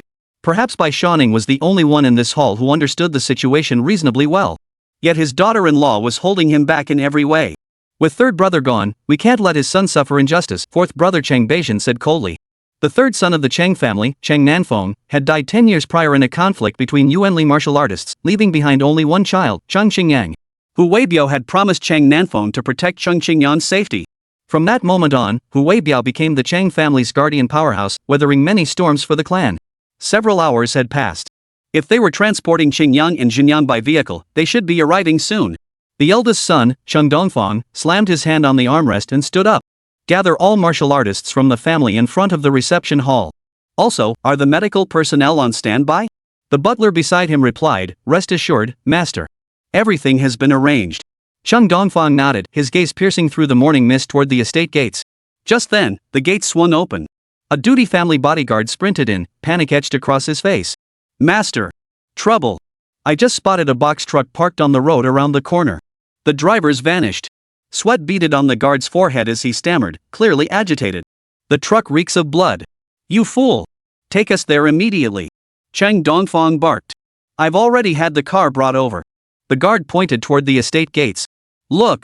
At that moment, a van slowly pulled up to the entrance, coming into everyone's view. Cheng Luhan's heart sank. She hurriedly said, quick, open the cargo door. The Cheng family members rushed to the truck. The stench of blood seeping from the cargo compartment was so overwhelming it made them want to vomit. Meanwhile, the second master of the Cheng family, Cheng Shiliang, stood at the cargo door. His brow furrowed deeply before he delivered a powerful kick to the heavy lock. With one powerful strike, the lock spring snapped, and the door burst open with a thunderous crash. A thick, eye-stinging stench of blood surged out from within the carriage. More than a dozen severed arms, cut clean off at the shoulder, lay scattered on the floor. Chapter 27, The Visit. Jiang Bei was surprisingly considerate, returning these severed limbs to their rightful owner. He himself had no use for these limbs, but the sheer visual impact when they appeared before the Chang family was undeniably powerful. Ah! Cheng Luhan let out a shrill scream upon seeing those blood-soaked severed arms. Her vision darkened in waves, her legs went weak. Had her bodyguard not caught her in time, Cheng Luhan would have collapsed to the ground. Get everyone out of there now! Chang Dongfang shouted urgently. Soon, everyone from the carriage was carried out and laid out in a row on the ground. Every single one was unconscious, each missing an arm. No, to be precise, Bai San had also lost part of his lower leg. Ah! Xuanyang! Seeing her son's severed arm, Cheng Luhan rolled her eyes and immediately fainted. Even the seasoned boss, Cheng Dongfang, felt his scalp tingle at the sight of such a bloody scene. To sever the arms of so many members of the Cheng family and then deliver them back along with the severed limbs, what else could this be but a provocation? It was a brutal slap in the face to the entire Cheng family. Damned bastard! Investigate! Find out exactly who did this. Cheng Dongfang growled. I'll tear him limb from limb. He was just years away from becoming the family head, yet this catastrophic incident had erupted. It could easily fuel old Master Cheng's dissatisfaction with him. If handled poorly, the position of family head might slip through his fingers. Both Cheng Qingyang and Bai Xinyan were crippled, an unbearable blow to the Cheng and Bai families. Fourth brother Cheng Beijian clenched his fists tightly, his words brimming with murderous intent. No need to investigate. When Hu Weibiao wakes up, we'll get the answers from him. This time, even Hu Weibiao lost an arm. It's time we played our trump card. No one should ever think the Cheng family is easy to bully. His bond with his third brother, Cheng Nanfeng, ran deepest. Seeing his brother's child crippled now filled him with fury beyond measure. Second brother Cheng Shilian's face darkened. His jaw clenched, veins bulging on his neck as source energy surged through his body. His voice was icy. He's dead. He'll die horribly. Bai Shanning, seeing his wife collapse, ordered his men, carry Luhan inside to rest. Then contact the best doctors in Ningzhou. Ensure every severed arm is reattached in the shortest time possible. His expression was grave, yet he showed no favoritism. He remained composed despite his son's severe injury. Cheng Dongfang shouted in unison, quickly. Rush them to the hospital. We must reattach Qingyang and Xinyan's arms. They're so young they can't be crippled for life. Whether the bodyguard's arms could be reattached was not within the scope of this future head of the Cheng family's concerns. At that very moment, Hu Weibiao regained consciousness. Seeing the scattered severed arms and pools of blood, he let out a heavy sigh, his face utterly despondent. Weibiao, what happened? Cheng Dongfang asked urgently upon seeing his state. Hu Weibiao shook his head, glancing at the wound on his shoulder. Let's talk inside. Besides, I won't be going to the hospital. There's no point in reattaching my severed arm. Bai Shanning was taken aback by this and quickly protested, Brother Biao, with modern medical technology, amputated limbs can be reattached. Combined with post-operative nourishment from source crystal fluid, even if you can't regain your peak strength, it should at least support normal daily life. Since I can't regain my combat strength, there's no point in reattaching this arm. Hu Weibiao refused, his eyes dull and lifeless. I know my own physical condition. I can manage daily life with just one arm. Besides, this injury is a wake-up call. With that, he led the way into the reception hall. Old Wang, accompany them to the hospital and personally oversee Qingyang and Xinyan's surgeries. Cheng Dongfang instructed the family's chief steward before hurrying into the reception hall himself. A heavy cloud of gloom hung over the Cheng family estate, and every pair of eyes held an unshakable gravity. Dozens of bodyguards stood sullenly in the estate's courtyard. All were Yuan Force practitioners, though not of the highest ranks, they were invincible compared to ordinary people. Moreover, with so many practitioners gathered, even a master of Chu Fomi's caliber would find it impossible to leave unchallenged. Wei Biao, tell us the details. Why has this happened? Cheng Dongfang demanded. As the head of the household, he had regained some composure by now. For the enemy to trample the Cheng family so brazenly, they must have formidable backing. Rash retaliation could invite even graver consequences. Hu Weibiao stood bare-chested, his well-defined muscles exposed. Two medical staff stood beside him, carefully cleaning his wounds before bandaging them. Though the pain was still sharp, Hu Weibiao didn't even flinch. Recalling the events, he explained, the root of this matter is simple. Bai Shenyang had Lu Han withhold a female classmate's admission letter, using that as an excuse to force himself on her. Bai Shanning felt his face flush with embarrassment upon hearing this. He quickly retorted, I had no prior knowledge of this matter. Otherwise, I would never have allowed Xinyan to cause such a huge mess. But that doesn't justify cutting off Xinyan and Xinyan's arms. Cheng Dongfang saw no fault on their side. His voice turned cold, who exactly is this person? Someone even you can't defeat? Hu Weibiao nodded, his expression complex. His name is Jiang Bei. I'm no match for him. But this arm I cut it off myself. You cut it yourself? Why? Chung Dongfang frowned fiercely as he demanded. If I hadn't done it, Xingyang and Xingyang would likely have died. Hu Weibiao sighed. The situation was beyond our control, there was simply no other way. Circumstances forced my hand? Old Fourth Cheng Beijian looked utterly skeptical. Who exactly is this Jiang Bei? Never mind that the Bai family had so many bodyguards present, even if it were just you, Hu Weibiao, alone, you'd be unmatched across the entire Ningzhou region. How could such a formidable expert exist in the small city of Wuzhou? Ever since Hu Weibiao had taken charge of the Cheng family, the entire clan had entered a period of stable growth. Even when Yuanli martial artists came to cause trouble, he had defused the situations without incident. Thus, in the eyes of many Cheng family members, Hu Weibiao, who had never been defeated in all these years, was virtually unmatched. Second brother Cheng Xiliang adjusted his gold-rimmed spectacles and remarked coldly, after committing such a bloody crime in Jiangbei, the Wuzhou Armed Police Division won't let him off. That bastard is as good as dead. Wuzhou will surely have no place for him anymore. Hearing this, Hu Weibiao glanced at Cheng Xiliang, a trace of mockery flickering in his eyes. No. The Special Armed Police Detachment appeared alongside him. Those severely injured bodyguards under Bai Xingyang were all dealt with by the Wuzhou Special Armed Police Detachment. What? This time, it was Cheng Xiliang who was stunned. Why would the Special Armed Police Detachment become this man's accomplice? Cheng Dongfang frowned. I did hear recently about a newcomer in Wuzhou who made a splash by trampling the wealthy Liang family underfoot. The Armed Police Division reportedly lent him a hand back then. Could this newcomer be Jiang Bei? Hu Weibiao nodded slightly. Clearly, in Wuzhou, no other individual possessed such power and skill. By Shanning's side, to stand up for Xingyang, Xingyang has also ended up in this predicament. I'm truly sorry. Of course, while he offered apologies outwardly, Bai Shanning's resentment toward his wife had reached its peak. If Cheng Luhan hadn't spoiled their son so rotten all these years, today's events would never have happened. You needn't apologize. Xingyang went to Wuzhou specifically to deal with Jiang Bei. He promised Liang Yu, the eldest daughter of the Liang family, he'd destroy Jiang Bei and seize back control of the Liang household. Hu Weibiao bluntly revealed the truth. Both these cousins had been driven by lust. Though he'd lost an arm, he harbored no ill will toward Jiang Bei, especially since the man held information about his son, Wei Qingkong. If it weren't for the Cheng family treating him reasonably well over the years, Hu Weibiao would have packed his bags and never looked back. Upon hearing this, the second son, Cheng Xiliang, couldn't help but feel a sense of frustration akin to wishing iron could be forged into steel toward Cheng Xingyang, his face darkening further. Yet, he also glanced at Hu Weibiao, his eyes betraying a hint of displeasure. Who exactly was this man? Cheng Dongfang sensed he'd stumbled upon a tough nut to crack. Slamming his hand on the armrest, he exclaimed, "Why does this guy seem to have sprung out of thin air? I've never heard of such a figure in the 5 northern provinces before. Jiang Bei. That name sounds familiar. As if he'd heard it somewhere before." Bai Shanning pressed his temples, frowning in deep thought. Suddenly, he slapped his thigh as a flash of insight struck him, his eyes widening with uncontrollable shock. "I remember now!"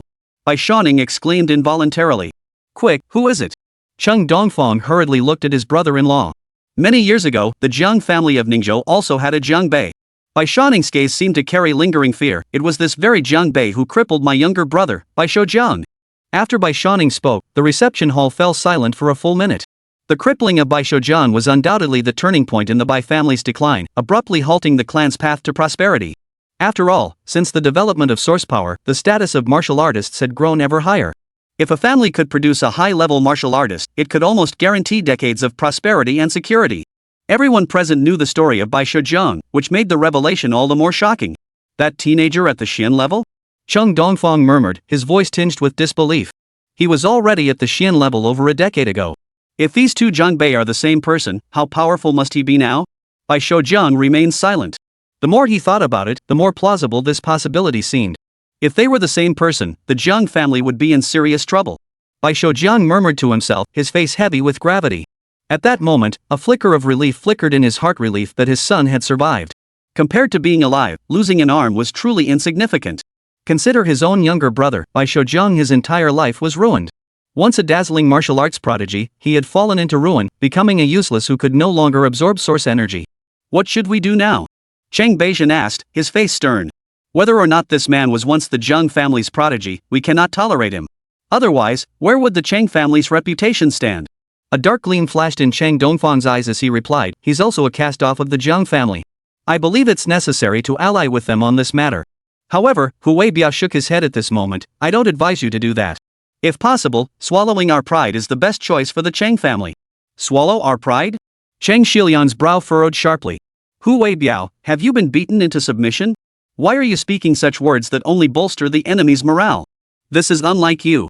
Xiliang, I know you're formidable, and I know the Cheng family has been secretly cultivating source power warriors these past years. But I must tell you, this matter involves the Defense Army's top secret sequence. Just hours ago, they made an appearance in Wuzhou, backing Jiang Bei. Hu Weibiao glanced at him and said calmly, if you insist on meddling, the entire Cheng family might end up dragged down with them. Cheng Dongfang's expression changed instinctively, nearly dropping the teacup in his hand. He gasped, top secret units?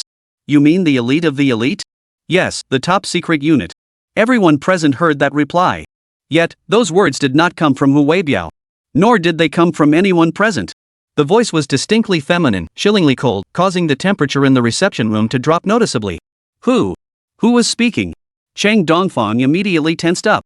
As the head of the Cheng family, though not a martial artist, the sudden chill made his teeth chatter uncontrollably. Immediately after, everyone within the Cheng family estate heard an icy cold declaration. Top secret personnel from the army headquarters have come to visit the Cheng family of Ningzhou.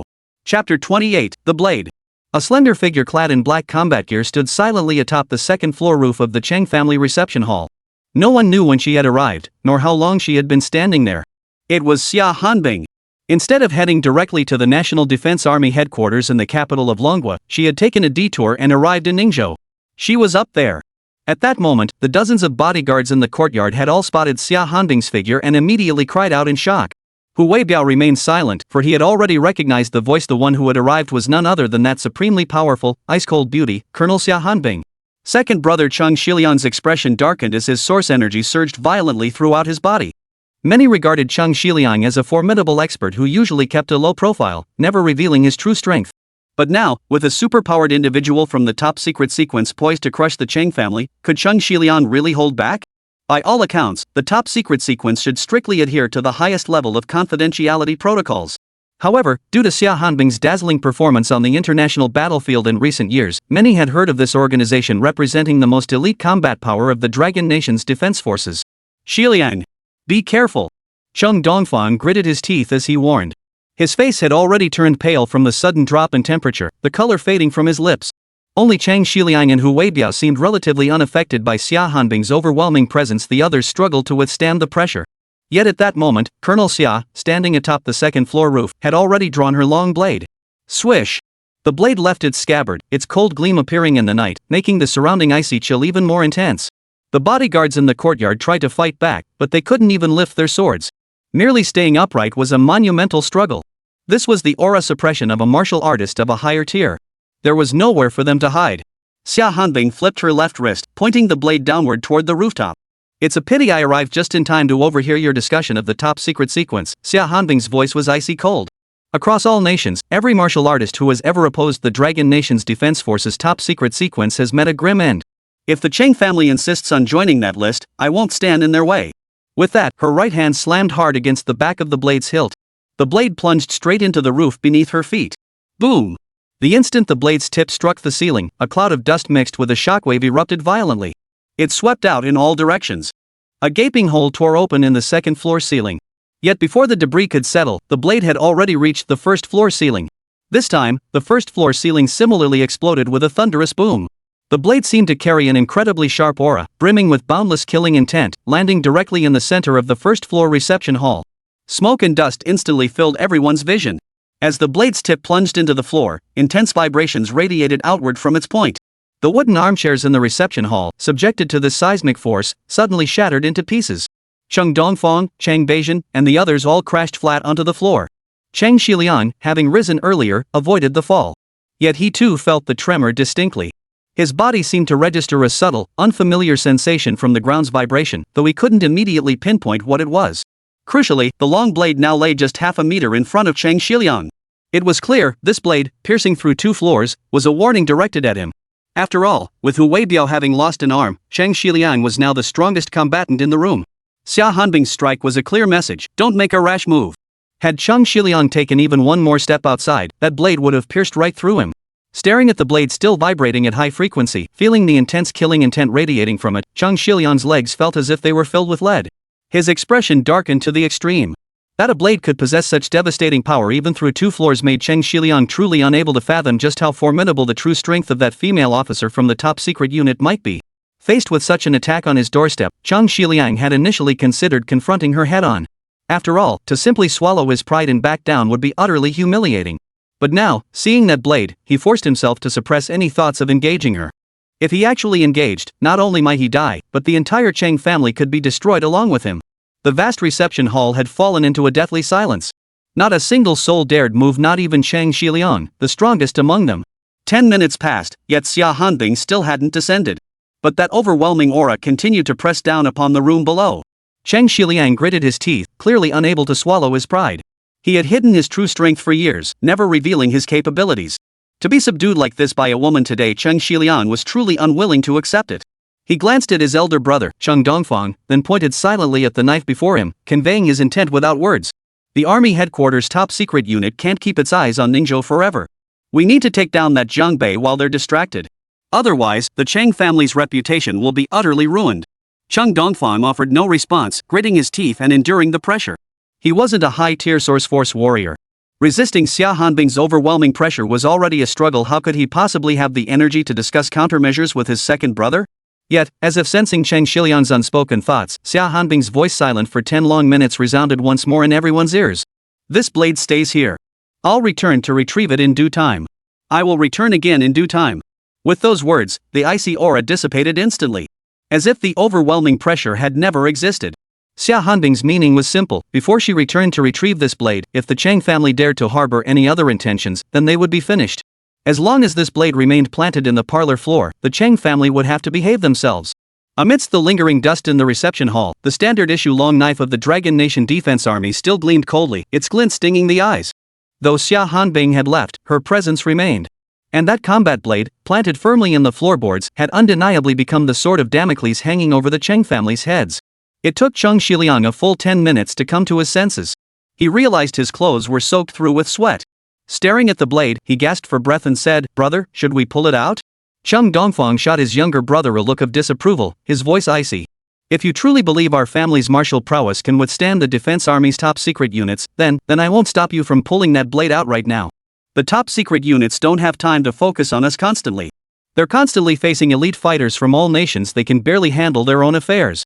Cheng Shiliang was clearly still unwilling to accept this. "It's brother, the Cheng family's honor can't just be lost like this." Cheng Dongfang replied icily, "Of course we must restore the Cheng family's honor, but absolutely not now. If this outsider truly possesses such power, let the other families of Ningzhou go and smash their heads open. Why should our family be the ones to charge in first? Do you understand?" Cheng Shiliang fell silent for over 10 seconds, saying nothing more. Indeed, his elder brother's reasoning held weight. No matter how much resentment he harbored, he must swallow it. Cheng Dongfang glanced at his second brother and said in a calm tone, "I am the head of the family. How decisions should be made is not for you to instruct me on." With that, Cheng Dongfang brushed the dust from his clothes and left the reception hall. Cheng Shiliang watched his elder brother's retreating figure, his expression dark and menacing. Only after the figure had disappeared into the distance did he let out a low, cold laugh. "Heh. He's so tough with me now, but just moments ago, when facing the top-secret sequence, he nearly wet his pants." The fourth brother, Cheng Beijian, murmured, "Second brother, watch your words. Now is not the time for mutual recrimination. We need to present a united front against external threats." Cheng Shiliang shook his head. "Mobilize every available resource immediately. Find out exactly who this Jiang Bei really is. By Shanning's side. I'm increasingly convinced he might be the Jiang Bei from all those years ago." Cheng Shiliang turned to Bai Shanning, his expression darkening as he smiled. "My dear brother-in-law, it seems this time, your Bai family will be tied to our fate." Bai Shanning rose from the ground, brushing dust from his clothes before glancing at the shattered roof. His expression grew grave. "I must report this to the old master. If this truly is the Jiang Bei who crippled Shizhong, then the Bai family won't be the only ones dragged into this." He left the sentence unfinished. Besides the Bai family, who else would be dragged down? The answer was obvious: the Jiang family. If that Jiang Bei, banished from the family years ago, were to return, how could the Jiang family possibly remain indifferent? They would likely be even more panicked than the Chengs and the Beis. A ruthless expression flashed across Cheng Shiliang's face, severing the arms of so many Cheng family members. This matter absolutely cannot be left unresolved. Seeing this, Hu Weibiao shook his head and said, "I failed to protect Xingyang this time. I have let down the Cheng family. Therefore, I have decided to leave. Thank you all for your kindness over the years. An unexpected farewell." In truth, Hu Weibiao knew that if Cheng Shiliang insisted on opposing Jiang Bei, the second young master of the Cheng family was undoubtedly racing headlong toward the gates of death. Fourth brother Chang Beishan froze, clearly taken aback by Hu Weibiao's sudden words. He hurriedly protested, "Brother Biao, you needn't be so disheartened.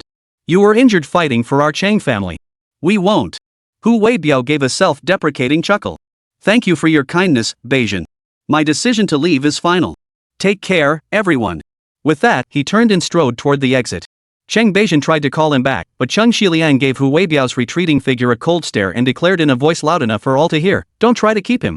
What guilt he speaks of is nothing but cowardice and fear of the National Defense Army's retaliation." The tone dripped with scorn, leaving the other Cheng family members visibly uncomfortable. After all, Hu Weibiao had defused several major crises for the family over the years. To receive such an assessment now was undeniably disheartening. Yet Hu Weibiao merely smiled, showing no anger whatsoever. His footsteps didn't falter as he swiftly vanished from everyone's sight. Second brother. Brother Biao has sacrificed so much for the Cheng family over the years. Speaking like that is deeply hurtful. Cheng Beishan was at a loss for words, trembling with anger. Oof. He's just a useless cripple with one arm. What use is he? Cheng Shiliang retorted bluntly before turning to leave. But at that moment, he abruptly halted, his expression abruptly changing. Then, the second young master of the Cheng family couldn't control himself, his mouth opened wide, and a large mouthful of blood sprayed out. Chapter 29, Strength. Though Cheng Shiliang rarely showed his hand, many speculated his strength was nearing heaven tier. This was undoubtedly one of the Cheng family's secret trump cards, and Cheng Shiliang himself was biding his time for a moment to make a stunning breakthrough. Yet, Cheng Shiliang's injury at this moment was precisely the countermeasure Xia Hanbing had set in motion. Earlier, when her long blade pierced through the roof and plunged into the ground, intense vibrations radiated outward from the blade like ripples. At that moment, Cheng Shiliang had sensed something amiss within his body, but he hadn't paid it much mind, assuming the tremors were merely shattering a few chairs. Yet now, 20 minutes after Xia Hanbing's departure, that strange sensation erupted violently within Cheng Shiliang, causing him to spit blood instantly. It turned out Xia Hanbing had long since projected her source energy outward, using that vibration to silently infiltrate Cheng Shiliang's body. Though this top-secret genius had made a forceful entrance, she hadn't fully relied on her blade to keep the Cheng family in line for long. That was why she had reserved a more devastating follow-up attack for Cheng Shiliang. After Xia Hanbing departed, that source energy suddenly erupted within Cheng Shiliang's body, violently shattering his heart and lungs. This eruption was utterly unexpected. Even if Cheng Shiliang sensed danger and attempted to channel his own source energy to block it, it was already too late. Coughing up blood, Cheng Shiliang's face turned ashen. His body instantly went limp, collapsing backward uncontrollably. The others in the reception hall were too late to catch him, watching helplessly as Cheng Shiliang crashed into a cloud of dust. The back of his head slammed hard against the shattered floor. At 7 in the morning, Liang Yu opened her eyes. She found herself in a hotel in Ningzhou. No one knew that a long-term suite had always been reserved for Miss Liang here. Not even Cheng Qingyan was aware of this arrangement. Even checking the guest registry wouldn't reveal Liang Yu's presence here, for she was one of the hotel shareholders, an investment she had completed while studying abroad, unknown even to her parents, Liang Tao and his wife. The first thing Liang Yu did upon waking was reach for her phone. She knew Cheng Qingyang had gone to Wuzhou and would likely cause trouble for Jiang Bei that night. Barring any surprises, she expected good news by morning. Yet Liang Yu remained cautious and hadn't accompanied Cheng Qingyang to Wuzhou. Yet now, though she had unlocked her phone, she saw no messages from him. Had Cheng Qingyang not succeeded yet? That shouldn't be possible. But if he had already crushed Jiang Bei underfoot, then this young master of the Cheng family would surely be strutting in to brag. Liang Yu's heart began to sink. She wisely refrained from proactively messaging him to inquire. After all, if Cheng Qingyang had failed, his phone was likely in Jiang Bei's hands. Closing her eyes in thought for a moment, Liang Yu shook her head, tossed aside the covers, and stepped into the bathroom. She wore only a form-fitting camisole and shorts, pure white garments that complemented her fair, delicate skin. Her curves, so perfectly proportioned that even the slightest change would make her appear fuller or thinner, blended with the pristine white fabric to radiate an intense aura of both innocence and desire. Staring at her reflection, Liang Yu gave a self-mocking smile. Was it true that as a woman, she would ultimately be reduced to an object? Was she destined to trade her body for status and dignity? No one answered her, but the answer already resided within her heart. Liang Yu knew that this time, Cheng Qingyang had been drawn to her precisely because she had dangled the carrot of her still attractive body before him. And her own parents? They actually wanted to offer her to Jiang Bei in exchange for his forgiveness. She slipped off her strapless top. A flash of white light filled the mirror once more. Liang Yu stared at her reflection, bit her lip, and her gaze sharpened slightly as she murmured softly, "Jiang Bei, must you push me this far?" After several minutes of contemplation before the mirror, Liang Yu still couldn't calm herself. She decided to step into the shower instead, seemingly hoping the soothing touch of water would ease the deep-seated tension within her. 10 minutes later, she dried herself off, wrapped in a towel, and stepped out. Her long, smooth legs exposed to the air were quite dazzling. Just then, Liang Yu's phone rang. She glanced at the number and answered immediately, her brow furrowing slightly as she asked, "Uncle Zhou, any news from the Chang family?" This Uncle Zhou, whose real name was Zhou Qiming, was also a Yuan Li martial artist. He had been secretly protecting Liang Yu's safety, but the rest of the Liang family knew almost nothing about his existence. Liang Yu had several hidden cards like Zhou Qiming. "Miss Liang, a major incident has occurred at the Chang family. Everyone who went to Wuzhou has had one arm severed, including Cheng Qingyang and Bai Xinyang." Zhou Qiming's voice was clearly panicked. "What? All of them had their arms severed?" Hearing this, Liang Yu was utterly shocked. Her hands instinctively went limp, dropping both the phone and the towel to the floor. Wuzhou, Liang residence. As Liang Yu's towel slid to the floor, Liang Xiang and He Lu were having breakfast, still unaware of their daughter's situation. He Lu took a few bites of millet porridge before setting down her bowl and spoon, her mind heavy with worry. "What's wrong? No appetite?" Liang Xiang inquired. "There's been no word from Ziyuan, and our son hasn't returned. This family is falling apart. How could I possibly have an appetite?" Tears welled up in He Lu's eyes as she spoke. However, her eagerness for Liang Yu's return stemmed less from missing her and more from wanting her daughter to build a relationship with Jiang Bei in exchange for her son's return. Liang Xiang sighed deeply, saying nothing. The wealthiest man in Wuzhou had been keeping a much lower profile lately. "We've paid so much money, why can't we get our son back? Who knows how much he's suffered in that armed police division?" He Lu said, her eyes red. "This Jiang Bei really has an insatiable appetite. Don't speak recklessly." Liang Xiang glared sternly at his wife. "You should know that the money we sent wasn't to get our son back, but to protect the entire Liang family. Otherwise, if the Fo group launched a full-scale crackdown against us, the Liang family wouldn't last even half a month.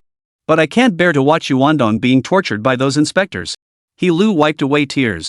"If he gets sentenced, who knows how many years he'll have to serve before he can come out. Forget about getting Yuandong out early." Liang Xiang said flatly, "Yuandong's temperament is far too arrogant and unrestrained. Having him stay inside for a few years to temper his character is actually the safest course for him." "How can you say that? That's prison. How can you bear to let your son suffer in a place like that? Are you even his father?" He Lu's voice rose an octave as she slammed her hand on the table. "Better than being dead." Liang Xiang stood up, glaring at his wife. "Do you know what happened last night? The young masters of the Chang and Bai families from Ningzhou were both attacked in Wuzhou territory. Both of them are crippled now." "What? Both were crippled?" He Lu exclaimed in shock. "Who would do such a thing? How dare they?" After all, though the Liang family was Wuzhou's wealthiest clan, Wuzhou was nearly an ordinary city among the 5 northern provinces. Even with their considerable wealth, the Liang family's influence couldn't compare to that of traditional powerhouses like the Chang family of Ningzhou. That's why He Lu was so shocked this time. To dare provoke both the Chang and Bai families. Has this person grown tired of living? Who else could it be? Liang Xiang retorted. Cold sweat beaded on He Lu's forehead. "Him?" Liang Xiang replied noncommittally. "So now, do you still blame me for making you kneel?" At this point, the only way to protect the Liang family is to befriend Jiang Bei. There is no other way. He Lu wiped the sweat from her forehead and plopped down onto a stool. She had once considered uniting other noble families to retaliate against Jiang Bei. Now, that idea seemed laughably naive. The enemy didn't even spare a glance for the young masters of Ningzhou's clans. Who could she possibly unite with? "We must find Zi Yuan quickly," He Lu declared. "With her beauty, she should strengthen our bond with Jiang Bei." To Liang Xiang, his wife's words signaled she'd finally come to her senses, no longer fixated solely on rescuing their son. The survival of the family was paramount. Liang Shihong's expression grew solemn as he continued. "From what I understand, that old fox Chu Fomi has already begun scheming to strengthen his ties with Jiang Bei. We cannot afford to fall too far behind." At that moment, Chu Fomi had just finished his morning exercises and was preparing to instruct his inner disciples in martial arts when a disciple rushed over, clutching his phone, which was still ringing incessantly. "Master, it's for you," the disciple exclaimed urgently. Chu Fomi's expression darkened. "Didn't I tell you? No answering calls at this hour." "Master, it's your senior sister calling." "My junior sister's call?" Chu Fomi frowned.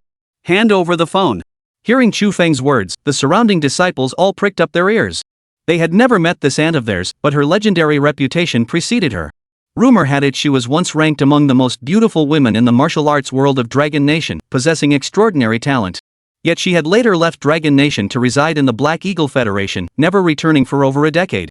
After ending the call, Chu Fomi remained motionless for a long time, his expression solemn and heavy. "Master! Master! What's wrong?" the disciples asked with concern.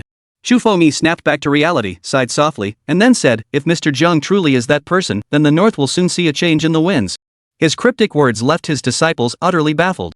Just then, another disciple burst into the room, shouting as he ran, "Master, it's terrible. Last night, major incidents occurred in both Wuzhou and Ningzhou." Chu Fengyi's brow furrowed once more. "Calm down and speak clearly. What manner is this, rushing about in such a panic?" Hu Weibiao of the Chang family from Ningzhou had his arm severed in Wuzhou. Both the Chang and Bai families suffered heavy losses. The disciple wiped sweat from his forehead, gasping for breath. Clearly, the news had shaken him profoundly. Hu Weibiao's arm was severed. Chu Feng's shock was palpable. As a fellow martial artist, he knew full well how formidable Hu Weibiao was. Yet, when Chu Fengyi recalled the news his junior sister had just relayed from abroad, the shock in his eyes slowly faded. A name surfaced in his mind. If nothing unexpected happened, this should also be the work of Mr. Jiang. Chu Fengyi gave a self-deprecating chuckle. "I was blind to have opposed him back then. Rumor has it that a powerful figure from the National Defense Army intervened. I believe they're called the Top Secret Sequence," the disciple said. Chu Fengyi's eyes widened in disbelief. "Top Secret Sequence? The Defense Army's elite super troops? They've come to Wuzhou too?" A deathly silence fell over the scene as everyone seemed to digest this shocking news. After all, this super elite unit under the National Defense Army was, in their minds, distant and utterly mysterious. Chu Fengyi suddenly recalled a piece of information his junior sister had mentioned on the phone earlier. He ordered, "Investigate immediately. See if anyone from the Black Eagle Federation has appeared in Wuzhou recently. If so, report to me at once." Chapter 30, Martial Artist. Xiao Wan barely slept all night. The events that had unfolded were simply too surreal, leaving her emotions in a constant state of turmoil that refused to settle. When it was time to go to work, she arrived at Principal Quan Kunshin's office with her resignation letter. "Miss Xiao, is there something you need?" Quan Kunshin asked, his voice neutral. He merely glanced up at Xiao Wan before returning his attention to the documents before him, seemingly uninterested in engaging. It seemed that her public confrontation with him over Zhou Ping's case had deeply displeased the principal. However, Principal Quan clearly remained unaware of the events that had unfolded the previous night. Observing this scene, Xiao Wan didn't feel particularly angry. Perhaps the disappointment from the previous day had been so profound that her expectations for the principal had already sunk to rock bottom. "Principal, I." Xiao Wan had barely begun speaking when she heard Quan Kunshin say, "Teacher Xiao, you're just in time. Here, take a look at this document." With that, Quan Kunshin handed the paper in his hand to Xiao Wan. At the top of the paper were 4 characters, "Personnel Transfer." Xiao Wan's elegant brows immediately furrowed. "Principal Quan, why am I being transferred to the logistics department? My graduating class achieved the highest overall score this year." She hadn't even submitted her resignation letter to Quan Kunshin yet, and he'd already made his move. This was clearly retaliation for her actions yesterday. Quan Kunshin replied calmly, "This is the collective decision of the school leadership. Young teachers need rotational assignments for professional development. While your achievements on the teaching frontline are commendable, you should also gain familiarity with other aspects of school operations. This will lay the groundwork for your future leadership roles. By the way, your first stop in the logistics rotation will be the cafeteria." The cafeteria? What a noble-sounding excuse, laying the groundwork for leadership positions. But transferring a frontline teacher to the cafeteria? What else could this be but blatant harassment? Xiao Wan fixed her gaze on the principal, her expression turning icy. "I've never heard of such a transfer. There's no precedent for this at our school. It's utterly preposterous." Xiao Wan understood perfectly well that Quan Kunshin was deliberately making things difficult for her. She never imagined his capacity for petty spite could reach such depths. In truth, Quan Kunshin's actions served 2 purposes: to make life difficult for Xiao Wan and to curry favor with the Bai family of Ningzhou. After all, Bai Xinyang's admission to Ningzhou University was irregular, and Zhou Ping's slippage in the admissions process was also suspicious. If Xiao Wan insisted on making a big deal out of this, it would likely reflect poorly on him as the principal. That is why Quan Kunshin devised this scheme to preemptively silence Xiao Wan and keep this female teacher's mouth firmly shut. To strengthen ties with the Bai family of Ningzhou, Quan Kunshin couldn't care less about transferring an outstanding teacher. After all, Bai Xinyang's father, Bai Shaning, was the current Director General of the Ningzhou Education Bureau. Xiao Wan's face flushed crimson with rage, her chest heaving violently. She was clearly seething with fury. "Ms. Xiao, please don't get so worked up. After all, schools are just a microcosm of society, aren't they? If you, as a teacher, don't understand certain rules, how could the students possibly grasp them?" Seeing Xiao Wan so enraged, Quan Kunshin suddenly felt his mood lift considerably, even letting a faint smile escape his lips. However, the mockery within that smile was undeniably thicker. "Also, I must remind you, drop your involvement in Bai Xinyang's case. His father is Director Bai of the Education Bureau. If you continue to speak out about this matter, I fear you won't even retain your support staff position." Quan Kunshin offered this advice with a smile, though it was as much a warning as it was a suggestion. Xiao Wan trembled with rage. "Principal Quan, you've gone too far. If everyone acted like you, this school would become a cesspool. Sacrificing a child's future for your own gain, where is the justice? Where is the professional ethics? Enough. Kwon Kunshin slammed his fist on the desk, his voice rising. Mind your place. Shaowon, you have no right to speak to me like that. Shaowon's eyes burned red, tears welling up. Staring at the detestable principal, she slammed her resignation letter onto the desk and declared, enunciating each word deliberately, "I'm done being a teacher at this school." Her voice was soft, but her words carried immense weight. Instead of anger, Kwon Kunshin broke into a smile. Teacher Shao, so you've been planning to leave all along? Saying this, he picked up the resignation letter. Without even glancing at it, he tore it in half with a sharp rip. Shaowon, stunned by his reaction, exclaimed in disbelief, "How can you just tear up my resignation letter like that?" Kwon Kunshin crumpled the paper into a ball and tossed it into the trash bin, smirking contemptuously. "Miss Shao, I refuse to approve your resignation. Your employment contract with the school remains valid. If you breach it unilaterally, I can take you to arbitration. So, get yourself to the cafeteria to start work. If you keep this up, I'll have you serving meals at the counter." Shaowon didn't back down. She looked at Kwon Kunshin, her voice firming, "I've never encountered such a shameless principal. You truly don't deserve to be a role model for others." Just then, a knock sounded at the door. The principal's secretary entered, glancing in surprise at Shaowon's tear-stained face before reporting, "Principal Kwon, we just received Zhou Ping's acceptance letter. It was rushed overnight from Ningzhou. Should we share this good news with her immediately?" In the secretary's view, Zhou Ping's acceptance letter arriving meant many hearts in the school could finally relax. After all, no one wanted to see such an outstanding top student end up without a place to study due to some less than transparent reasons. Yet even this secretary hadn't anticipated that Kwon Kunshin, upon receiving the letter, wouldn't open it at all. He simply placed it on the desk and said flatly, "This letter seems suspicious. Keep it with me for now.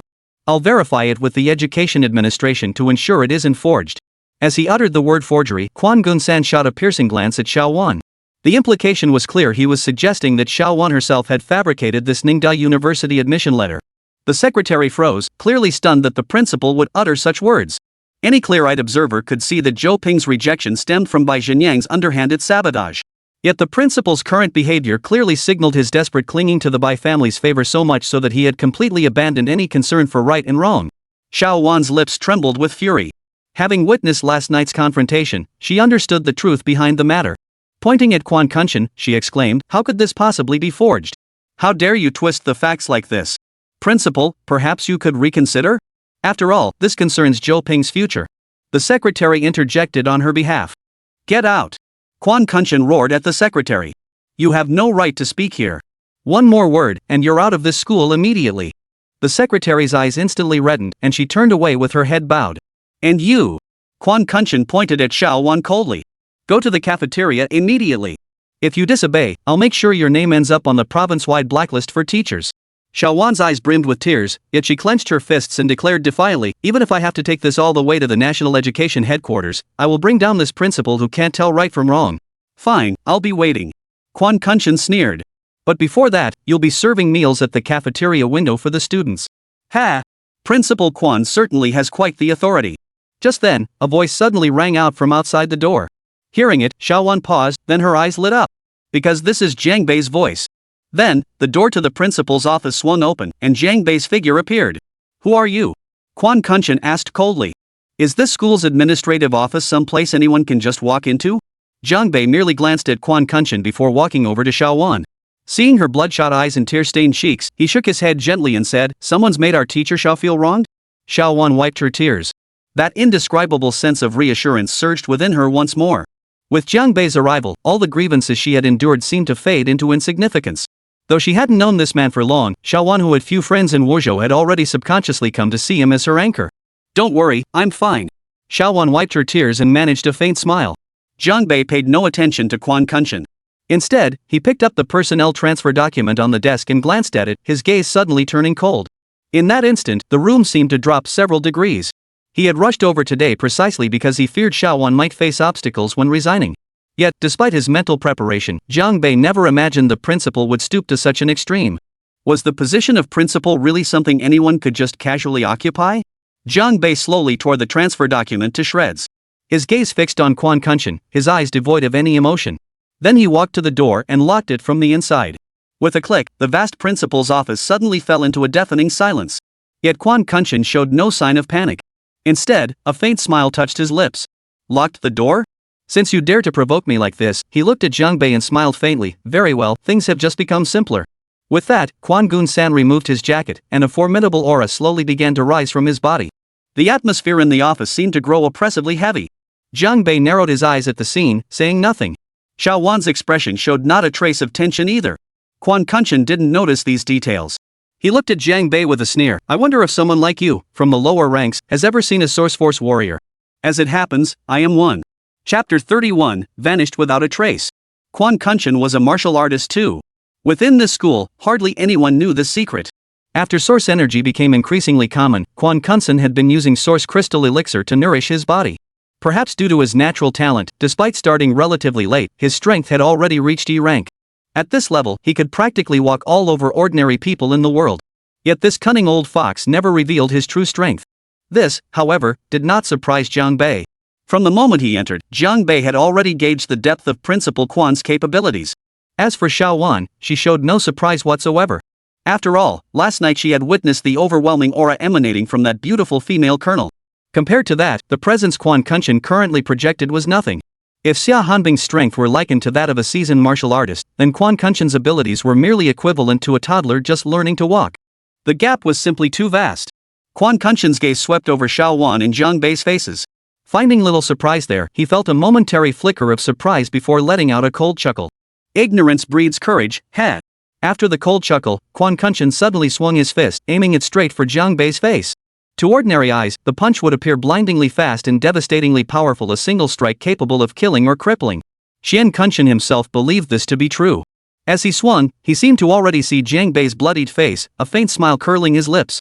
Yet, before a second had passed, Quan Gunshan's smile froze completely. Because his full power strike had been effortlessly caught by Jiang Bei. How could this be? Shock filled Quan Kunshan's eyes. He struggled desperately to pull his fist back, but no matter how hard he tried, he couldn't. Jiang Bei's palm felt like an iron vice.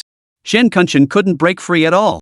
What a coincidence, I'm a martial artist too, Jiang Bei remarked indifferently. Damn it, let go. Quan Kunshan felt Jiang Bei's grip only tightening. His hand bones were visibly about to be crushed out of shape. In this situation, Quan Kunshan couldn't muster any strength, let alone fight back.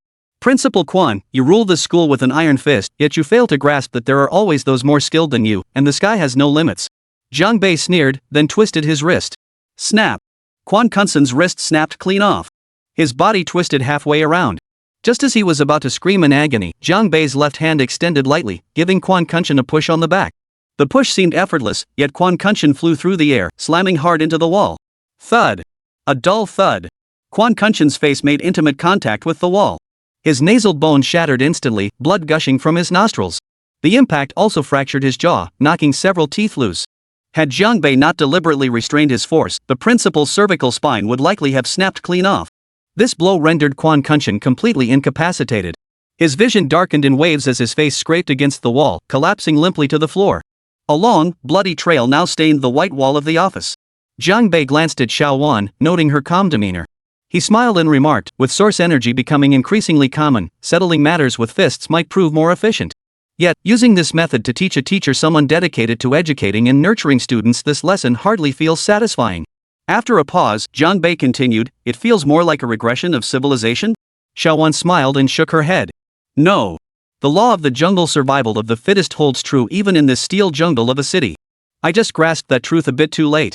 Quan Kunshan, still dazed from the collision, stood frozen. At a time like this, these two were actually conversing? And discussing life philosophies, no less? Jiang Bei met Xiao Wan's resolute gaze and smiled. For a martial artist, possessing unwavering resolve is already the first step toward success. I wonder if Jiang Bei had Xiao Wan's waist in mind when he said that slender and supple on the surface, yet brimming with explosive power beneath. After speaking, Jiang Bei walked over to Quan Kunshan and said, Principal Quan, I know you're trying to latch onto the Bai family's coattails. But I must tell you this, when you can't even save yourself, you won't be able to latch onto anyone's coattails. You are already in a position where you cannot save yourself. Quan Kunshan had no reason to doubt this statement, for the young man before him could crush him to death with ease. Originally, in the eyes of this principal, Xiao Wan was nothing more than a minor figure he could manipulate at will. Yet, in Jiang Bei's eyes, he was equally insignificant. I rarely come back, and I have plenty of business to attend to. I really don't want to waste my time on someone like you. Jiang Bei finished speaking, then swung his leg. Without any build-up, he delivered a kick from a standing position. Still, it was done with the utmost nonchalance. Yet, because of Jiang Bei's kick, the very air in the room seemed to tremble. Xiaowan even felt her vision refract from the force. Quan Kunchen was utterly powerless to resist, sent tumbling backward by the kick. His head smashed through the office's glass window, sending his entire body tumbling down to the floor below. 2 seconds later, a dull thud echoed upward. Thud. That was the sound of Quan Kunchen's body hitting the ground. Though the height of the 3rd floor wasn't enough to kill a Source Force warrior, Quan Kunchen was utterly unable to muster any strength to resist the impact of the fall. Upon landing, the shock made him spit out a mouthful of blood. His eyes rolled back, and he was knocked unconscious.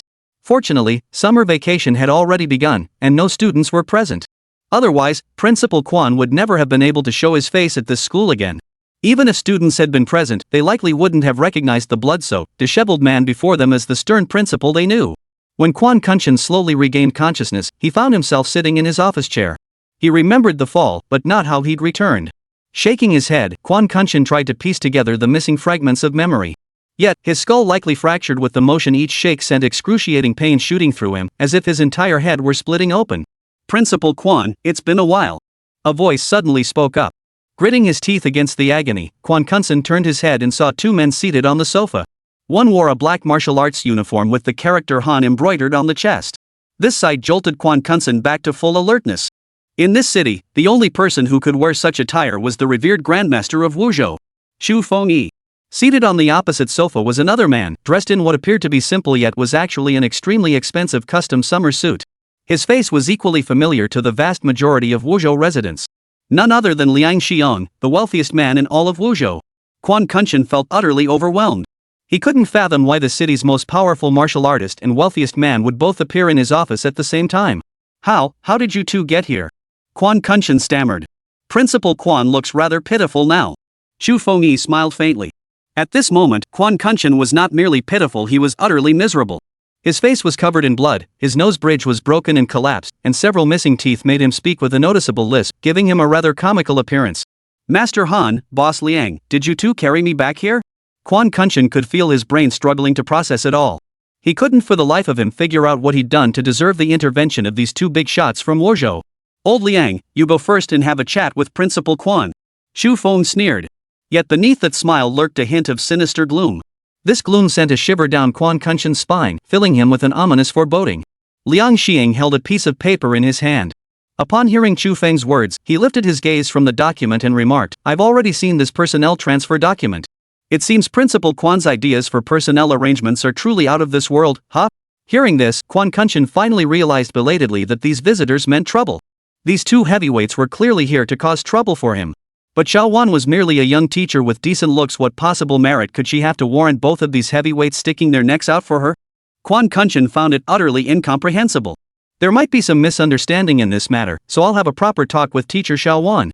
Quan Kunchen forced himself to suppress his panic, but his voice still trembled as he spoke. Have a proper talk? Xu Fengyi shook his head with a mocking smile, his eyes brimming with scorn. No, Principal Quan, you no longer have that opportunity. What? Upon hearing Chu Feng's words, Quan Kunchen's heart instantly plummeted to the depths. The principal knew that if these 2 powerful figures joined forces against him, there would be no place for him left in Wuzhou. I'm not sure what you two are implying, Quan Kunchen said as he stood up. As you can see, I'm not feeling well today and need to go to the hospital for a checkup. If you don't mind, perhaps we can discuss this another time. With that, he headed toward the office door. But then, Xu Fengyi offered a forced smile. Principal Quan, if you insist on leaving, we won't stop you. Quan Kunchen seemed not to hear him. He had already opened the door and was about to step outside. But Xu Fengyi continued, I can guarantee this, the moment you step outside that door, Principal Quan will vanish from Wuzhou. He'll disappear from the face of the earth. Chapter 32, The Exile's Domain. Vanish from the face of the earth. Had these words come from anyone else, Quan Kunchen might have dismissed them as a joke. But now, they were spoken by Wuzhou's foremost martial artist. In the realm of Yuan Force warriors, an Earth-grade powerhouse was enough to make E-grade warriors look up to him in awe. Quan Kunchen couldn't muster even a shred of desire to fight Xu Fengyi. Thus, the foot that had been raised mid-air by Principal Quan was abruptly withdrawn. Please enlighten me on what I should do. Quan Kunchen forced a grimace that looked worse than a cry. But with his face smeared in blood, the expression was nothing short of grotesquely comical. Liang Xiang smiled faintly. By rights, after you insulted Mr. Jiang, neither I nor Master Han should have spared your life. These words sent a chill through Quan Kunchen's entire body. He finally understood why these 2 heavyweights from Wuzhou City had come to his office together. It was all because of that young man beside Xiaowan. Who exactly was he, and how could he wield such influence? But now was no time for Qian Kunshan to ponder. His knees buckled, and he collapsed to the floor. Please spare my life. Have mercy on me. Quan Kunshan bowed his head repeatedly, his forehead pounding against the floor. He knew that the department specifically tasked with managing Yuan Force martial artists hadn't been established yet. The martial arts world operated by its own unwritten rules. If Chu Fengyi killed himself in a martial arts dispute, even the special armed police detachment might not be able to hold him accountable. However, before Mr. Jiang departed, he had also expressed his desire to avoid unnecessary bloodshed. Therefore, your life is spared. Liang Xiang cast a faint glance at Quan Kunshan. Still, it depends on your attitude. Hearing this, Quan Kunshan's head butting only accelerated. As he bowed repeatedly, he stammered, "Thank you both." Thank you, Mr. Jiang. Thank you. Ha! Your death sentence is commuted, but you won't escape punishment. Chu Fengyi waved the personnel transfer order in his hand. Principal Quan, Mr. Jiang is a merciful man, and I don't wish to be overly harsh on you. Starting today, you'll be serving meals in the cafeteria. For 5 years. Dare to skip a single day, and I'll stab you once. Let's see if you'll end up looking like a porcupine. Hearing this, Quan Kunshan couldn't help but shudder. He certainly didn't want to serve meals in the cafeteria for 5 years, but circumstances left him no choice. Refusal meant certain death. Refusal would likely mean being stabbed into a hedgehog right then and there. Thank you for your mercy, Mr. Jiang. I'll do my best. Quan Kunshan hurriedly replied. A wise man knows when to yield. After speaking, Chu Fengyi glanced at Liang Xiang. Old Liang, shall we find a place to have some tea? Fine. Liang Xiang replied in a low voice. The two men had ended up in the principal's office purely by coincidence. Both had resolved to latch onto Jiang Bei's coattails.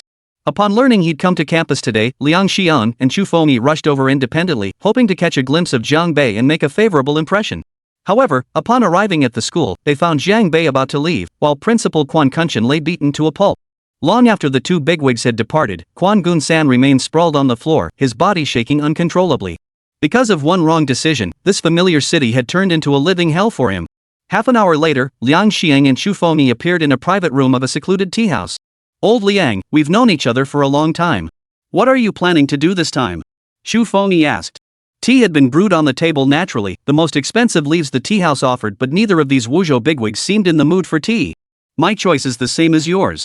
Otherwise, why would I be here? Liang Xiang gave a bitter smile. After all, he had already knelt before Mr. Jiang. To many, Liang Shihong's act of kneeling was seen as utterly spineless, a disgrace of the highest order. After all, a man's knees are made of gold. Better to die than to kneel. But those who held such views were merely spared the Liang family's misfortune themselves, talking tough when you're not the one suffering. But Chu Fengyi saw it differently. Old Liang, you made the wisest choice, Chu Fengyi said gravely. We've all crossed Mr. Jiang before. The consequences of offending him are beyond our capacity to bear.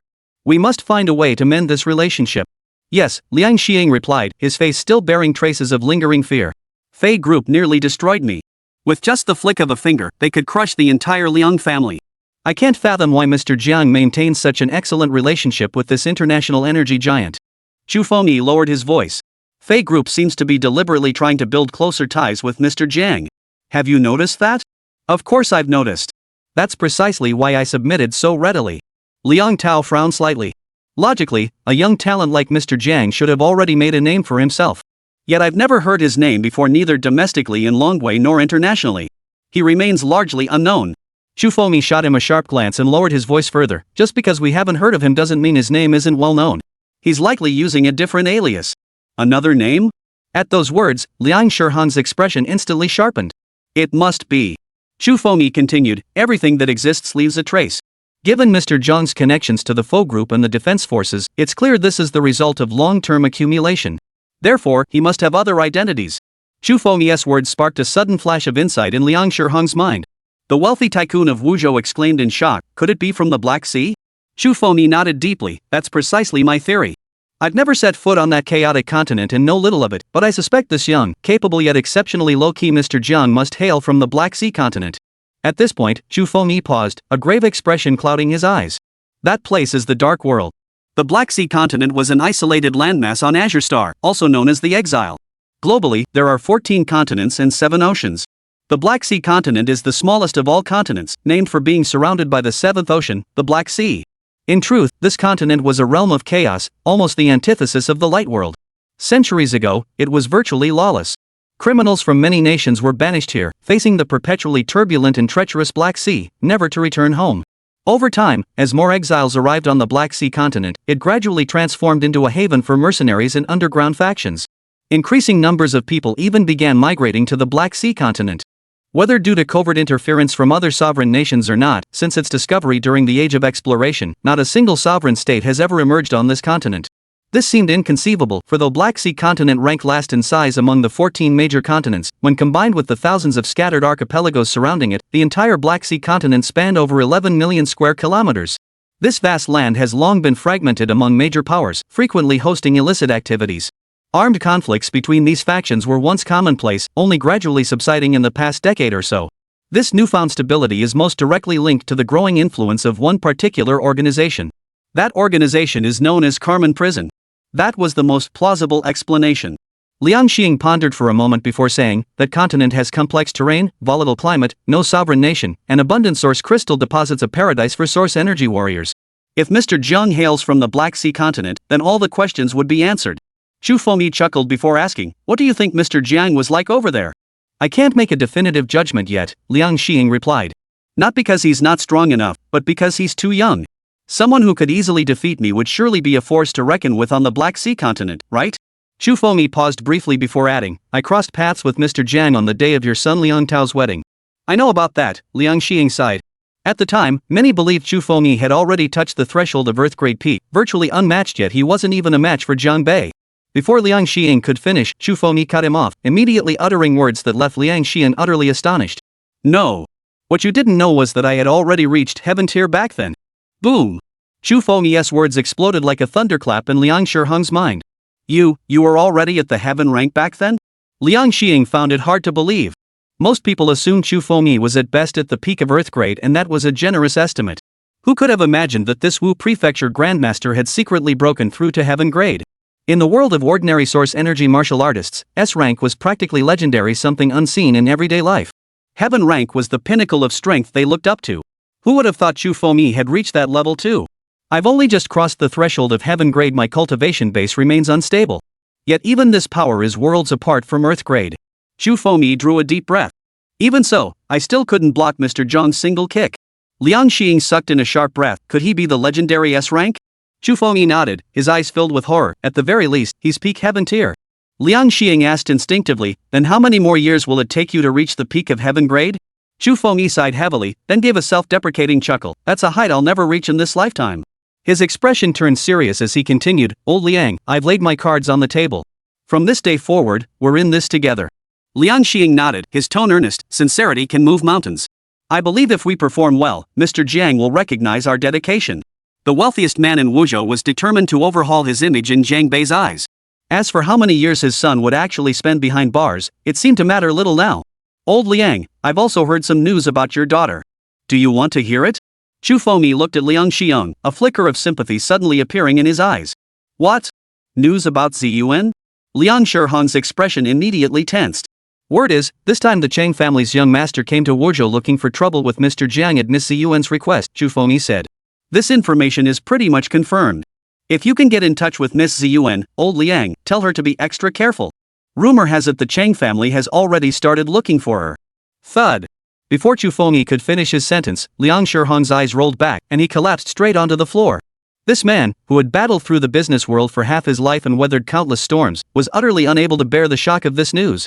Chapter 33, Deep Blue. Jiang Bei, thank goodness you were here today. Otherwise, I truly don't know how I would have gotten out of that. Xiao Wan said sincerely. She felt profound gratitude toward Jiang Bei, yet struggled to find the words to express it. Indeed, had Jiang Bei not appeared, today Xiao Wan would likely have been driven to the brink by Quan Kunshin's harassment, facing a difficult period ahead. You've done so much for Zhou Ping, and I haven't even thanked you yet, Jiang Bei said with a smile. We're all friends now, so please don't be so formal. Yes, we are friends, Xiao Wan repeated softly, her tone filled with sincerity. By now, Xiao Wan had led Jiang Bei to her residence. Jiang Bei hadn't expected Xiao Wan to live alone in such a large villa. Though the house showed its age, it still exuded luxury. In Manhwa, where property prices had skyrocketed, this home might be a lifelong dream for many. This is my family's old house, Xiao Wan said with a faint smile, a trace of sadness flickering across her face. My parents used to run a business here and accumulated some savings. But then they disappeared. It's been a long time now. Jiang Bei's heart tightened upon hearing this. Disappeared? Where did they vanish? In Longwa? In the Black Sea, Xiaowan replied. My parents were traveling to the Black Sea continent for a business deal, but on their return journey, they encountered a tsunami. The Black Sea continent, as many call it, is surrounded by a scattering of islands. Due to climate and tectonic issues, the Black Sea is the most unstable of the 7 oceans, frequently experiencing tsunamis and undersea earthquakes. Storms are commonplace, and its magnetic field is peculiar. In earlier, technologically less advanced times, many ships arriving here would experience inexplicable instrument malfunctions, losing their bearings at sea. They would drift aimlessly, some even becoming ghost ships with no living souls aboard. Of course, this depended on luck. Not every vessel met such a fate. Especially in modern times, with increasingly advanced technology, shipwrecks have gradually become less frequent. What business could possibly require traveling to the Black Sea region? Jiang Bei felt a twinge of doubt, but he didn't voice it. Instead, he said, I'm sorry to bring up painful memories again. It's fine. It's been so long now, I can face it calmly. Xiaowan poured Jiang Bei a glass of water, composed herself, and then said, shall we begin testing your source power aptitude now? I've always wanted to try connecting with source power, but without a guide, it's been delayed until now. Sounds good. Jiang Bei nodded, his gaze drifting unconsciously to Xiaowan's slender waist. You might be a promising candidate. Xiaowan's pretty face flushed slightly. Then wait here for me. I'll go change into something else. 5 minutes later, Xiaowan reappeared before Jiang Bei, now clad in a pure white, form-fitting yoga outfit that accentuated her fluid, graceful curves. I practice yoga daily, so my flexibility is decent, Xiaowan explained. Let's head to the yoga studio upstairs. Sure. Jiang Bei nodded. He heard her words and glanced at her well-proportioned figure, a hint of admiration flashing in his eyes. Xiaowan caught Jiang Bei's gaze, a faint blush creeping onto her pretty face. Yet she clearly understood that his eyes were actually very clear. Though filled with admiration, they held not a trace of desire. This set him apart from many men she had encountered before. Oh, right, I brought a bottle of source crystal elixir this time. Jiang Bei gestured toward the small box he'd just carried in. Source crystal elixir is so expensive. How could I possibly spend your money? Xiaowan smiled. My parents left some behind years ago. It's still in the storage room at home. I wonder if it's expired. That stuff has an incredibly long shelf life, Jiang Bei chuckled. It stays stable in storage, and the source energy barely dissipates. Still, leaving something that valuable in a storage room, your parents really had nerves of steel. By then, Xiaowan had already reached the storage room door. She pulled it open and pointed to dozens of silver metal boxes inside, saying, they're all filled with source crystal liquid. This much? Jiang Bei was clearly taken aback. Even thieves wouldn't dream of finding such a vast quantity of precious source crystal essence stashed away in a storage room used for junk. Jiang Bei carefully lifted one box. Upon opening it, his face was bathed in a blue glow. It was a pure, deep blue. Staring at the rows of source crystal liquids inside the box, Jiang Bei's expression betrayed his surprise. Because the color of these source crystal elixirs was markedly different from the varieties circulating on the market. A shade deeper. Xiaowan clearly saw the astonishment on Jiang Bei's face and asked, what's wrong? Is this unusual? Jiang Bei didn't answer. Instead, he picked up a vial of source crystal liquid, examined the raised lettering on the glass bottle, then took a light breath and said, Xiaowan, what business do your parents run? Xiaowan replied, they mainly handle import and export trade for minerals, but I don't really know the specifics. I've hardly ever been involved in the family business, and my parents rarely discuss these matters with me. This batch of source crystal elixir is extremely valuable. It's never circulated on the open market, yet it appeared in your family's storage room. Jiang Bei's tone was solemn. This time, it was Xiaowan's turn to gasp. What? Never appeared on the market? Is this contraband? Jiang Bei could tell Xiaowan genuinely knew nothing about this. Pointing to the text on the glass bottle, he lowered his voice. This is a specially designed container from the Black Eagle Federation's National Energy Laboratory. This source crystal liquid is their most cutting-edge achievement. Its purity exceeds current standards by over 5 times. 5 times the purity. And it comes from the Black Eagle Federation's National Laboratory. The Black Eagle Federation is the most technologically advanced nation in the world. Xiaowan wasn't stupid. She clearly grasped the immense value and sensitivity of these source crystals in her home. The beautiful teacher's mind was filled with questions, but how did this classified material from the Black Eagle Federation end up in my home? Jiang Bei shook his head. That's precisely the problem. But we can't question your parents about it right now. From what he'd seen, Jiang Bei could already deduce that Xiaowan's parents' trade business was far from simple. To possess the world's most elite source crystal liquid and keep it hidden at home, a couple with such capability would vanish in a tsunami? Was there some other hidden truth behind it? Xiaowan seemed to read the question in Jiang Bei's eyes, and a wave of emotion surged in hers. She instinctively grabbed Jiang Bei's wrist and asked, could my parents still be alive? Seeing the glimmer of hope in Xiaowan's eyes, Jiang Bei nodded earnestly. I believe that possibility is very high. Live your life patiently and well. Who knows? Perhaps one day in the future, your parents will return safely. After a pause, Zhang Bei added, besides, the reason they haven't shown themselves now might be due to some unspoken hardship. Xiao Wan nodded vigorously, her eyes sparkling with clarity. Zhang Bei, thank you. I know this is comforting words, but what you said has given me hope. Only after speaking did she realize she de-gripped Zhang Bei's wrist so tightly it had turned red. She quickly released her hold, her own face flushing bright red. Looking at Xiao Wan, Zhang Bei lowered his voice slightly and said solemnly, this is a matter of great importance. What we've discussed here must not be revealed to anyone else. Do you understand? Xiao Wan immediately replied, I know that besides you and me, no one else is aware of this yet. Good. Zhang Bei nodded. The purity of the source crystal essence here is too high for your constitution right now. You should stick with the vial I brought. 2 minutes later, the two sat facing each other in the yoga room. Zhang Bei unscrewed the cap of the source crystal liquid bottle and handed it to Xiao Wan. Try taking a sip, he instructed. Don't chug it all at once. As he spoke, Zhang Bei couldn't help but recall Zhou Qian downing an entire bottle of source crystal essence in one go. He shook his head and smiled wryly. Such a beautiful girl, yet she had such a reckless side. But as this thought surfaced, a wave of longing for Zhou Qian surged from the depths of his heart. At that moment, Xiao Wan gripped the thick, long bottle of source crystal liquid with both hands. Her red lips touched the rim as she tilted her head back slightly and took a small sip. This motion, combined with the sleek curves accentuated by her yoga tight outfit, created a scene that inexplicably made one feel a bit unsettled.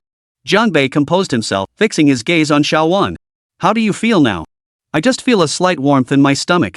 Xiao Wan held the glass bottle, carefully sensing the changes within her body. After pausing for over 10 seconds, she continued, now, the heat in my stomach is spreading to my limbs. Zhang Bei nodded slightly. Based on his assessment, although Xiao Wan's talent wasn't as extraordinary as Zhou Qian's, it was still above average.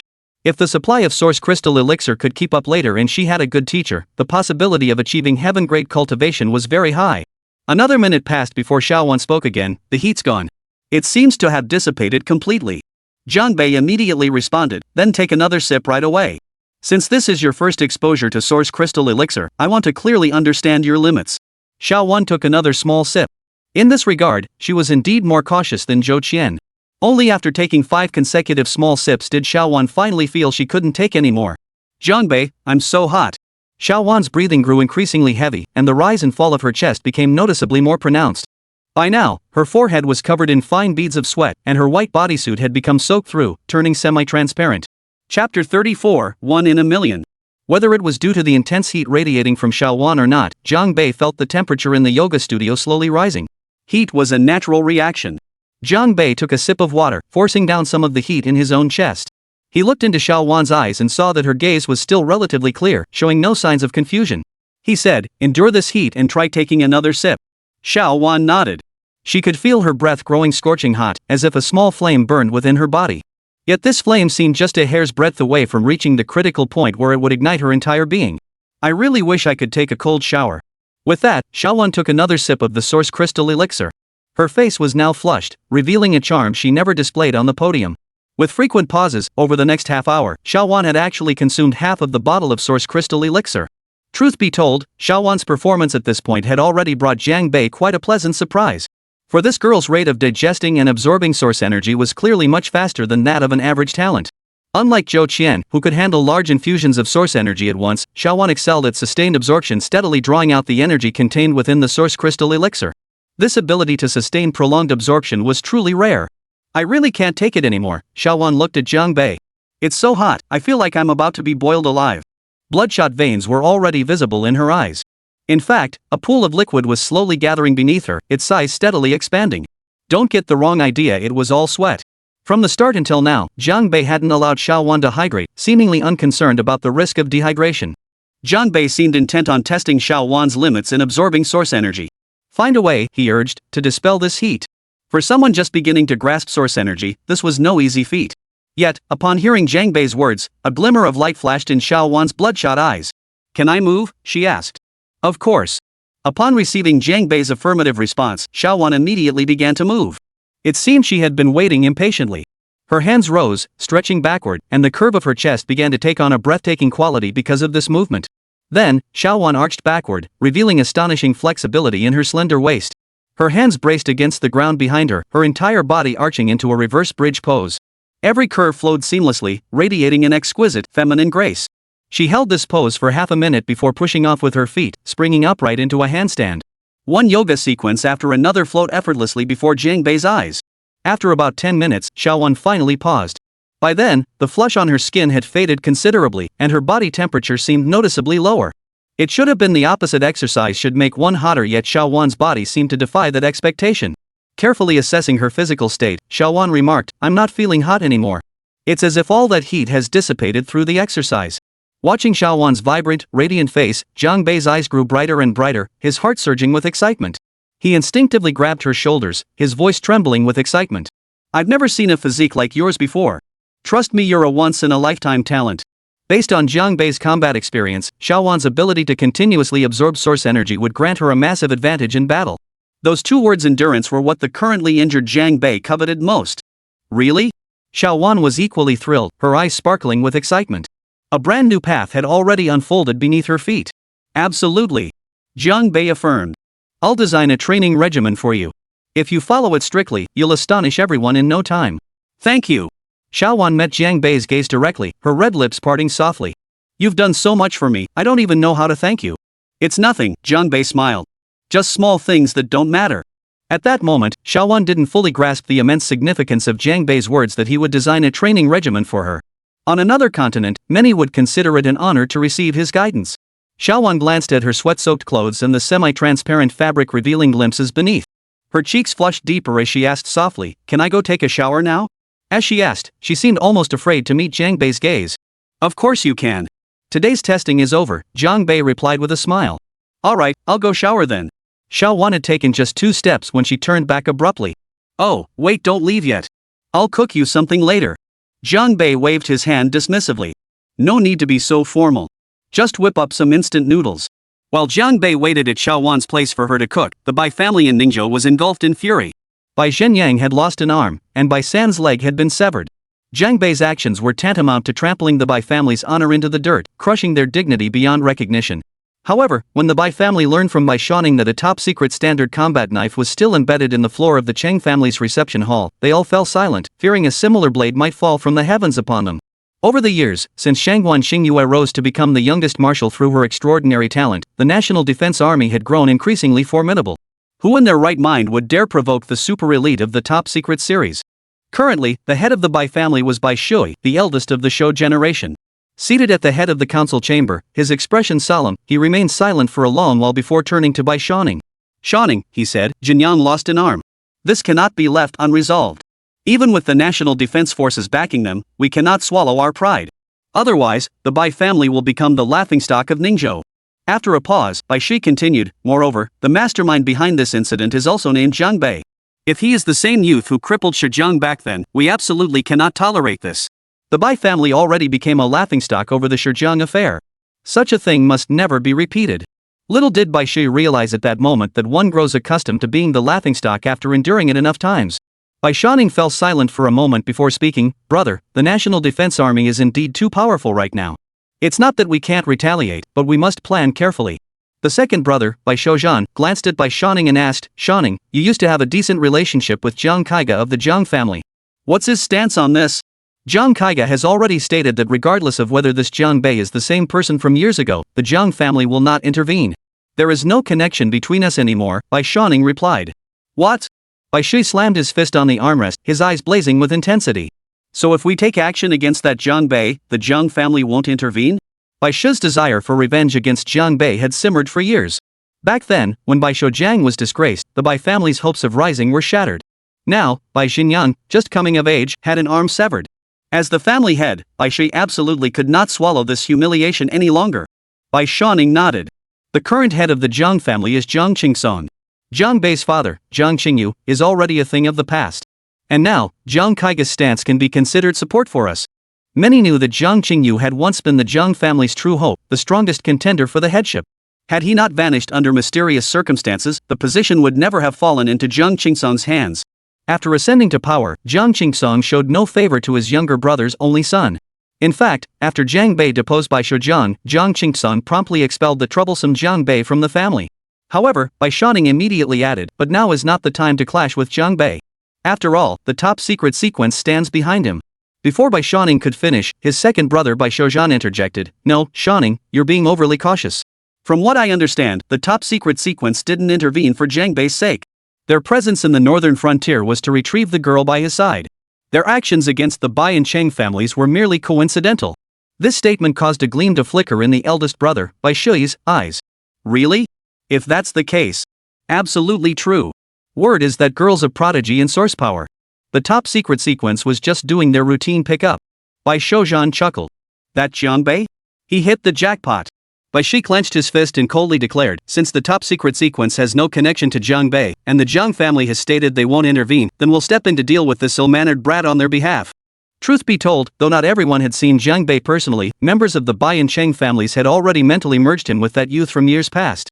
A ruthless glint flashed in Bai Shoujan's eyes as he continued, word is this Jiang Bei is heading to Ningzhou soon. We must make all preparations swiftly and catch him off guard. Chapter 35, Star Moon arrives.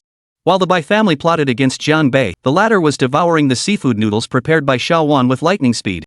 This girl's cooking was surprisingly good, leaving Jiang Bei thoroughly satisfied. He even finished every last drop of soup. Setting down his bowl and chopsticks, Jiang Bei said, "In a few days, I'll be taking Zhou Ping to Ningzhou. The Source Energy program at Ningzhou University starts earlier." So soon? A faint shadow of sadness flickered across Xiao Wan's face. "Then I'll see you off." After all, this man and woman had only recently become friends who trusted each other, yet they were soon to face separation. This was hard for the emotionally sensitive Xiao Wan to accept. "What are your plans after resigning?" Jiang Bei inquired. "Would you like to come with us to Ningzhou? I was planning to go to Ningzhou before, but now." Xiao Wan glanced toward the storage room. "If I leave, I'd feel uneasy leaving such crucial source crystal elixir here." The significance of this batch of source crystal elixir extended far beyond monetary value. After all, it was connected to the Black Eagle Federation's National Energy Laboratory. If word leaked out, it could potentially bring deadly consequences. Jiang Bei considered carefully before replying, "Staying here is actually more dangerous. If someone really comes to take these source crystals, you won't be able to stop them. You might even lose your own life in the process." Xiao Wan hesitated. "But I haven't found a suitable place to store these yet." She could entrust them to her close friend Mumu, but doing so would inevitably expose Mumu to the same risk. Given Xiao Wan's character, she would never do such a thing. "If you trust me, I can arrange for someone to transport these source crystals away," Jiang Bei offered. "In fact, if you have no interest in them, I'll pay the highest market price." "Of course I trust you," Xiao Wan blurted out instinctively.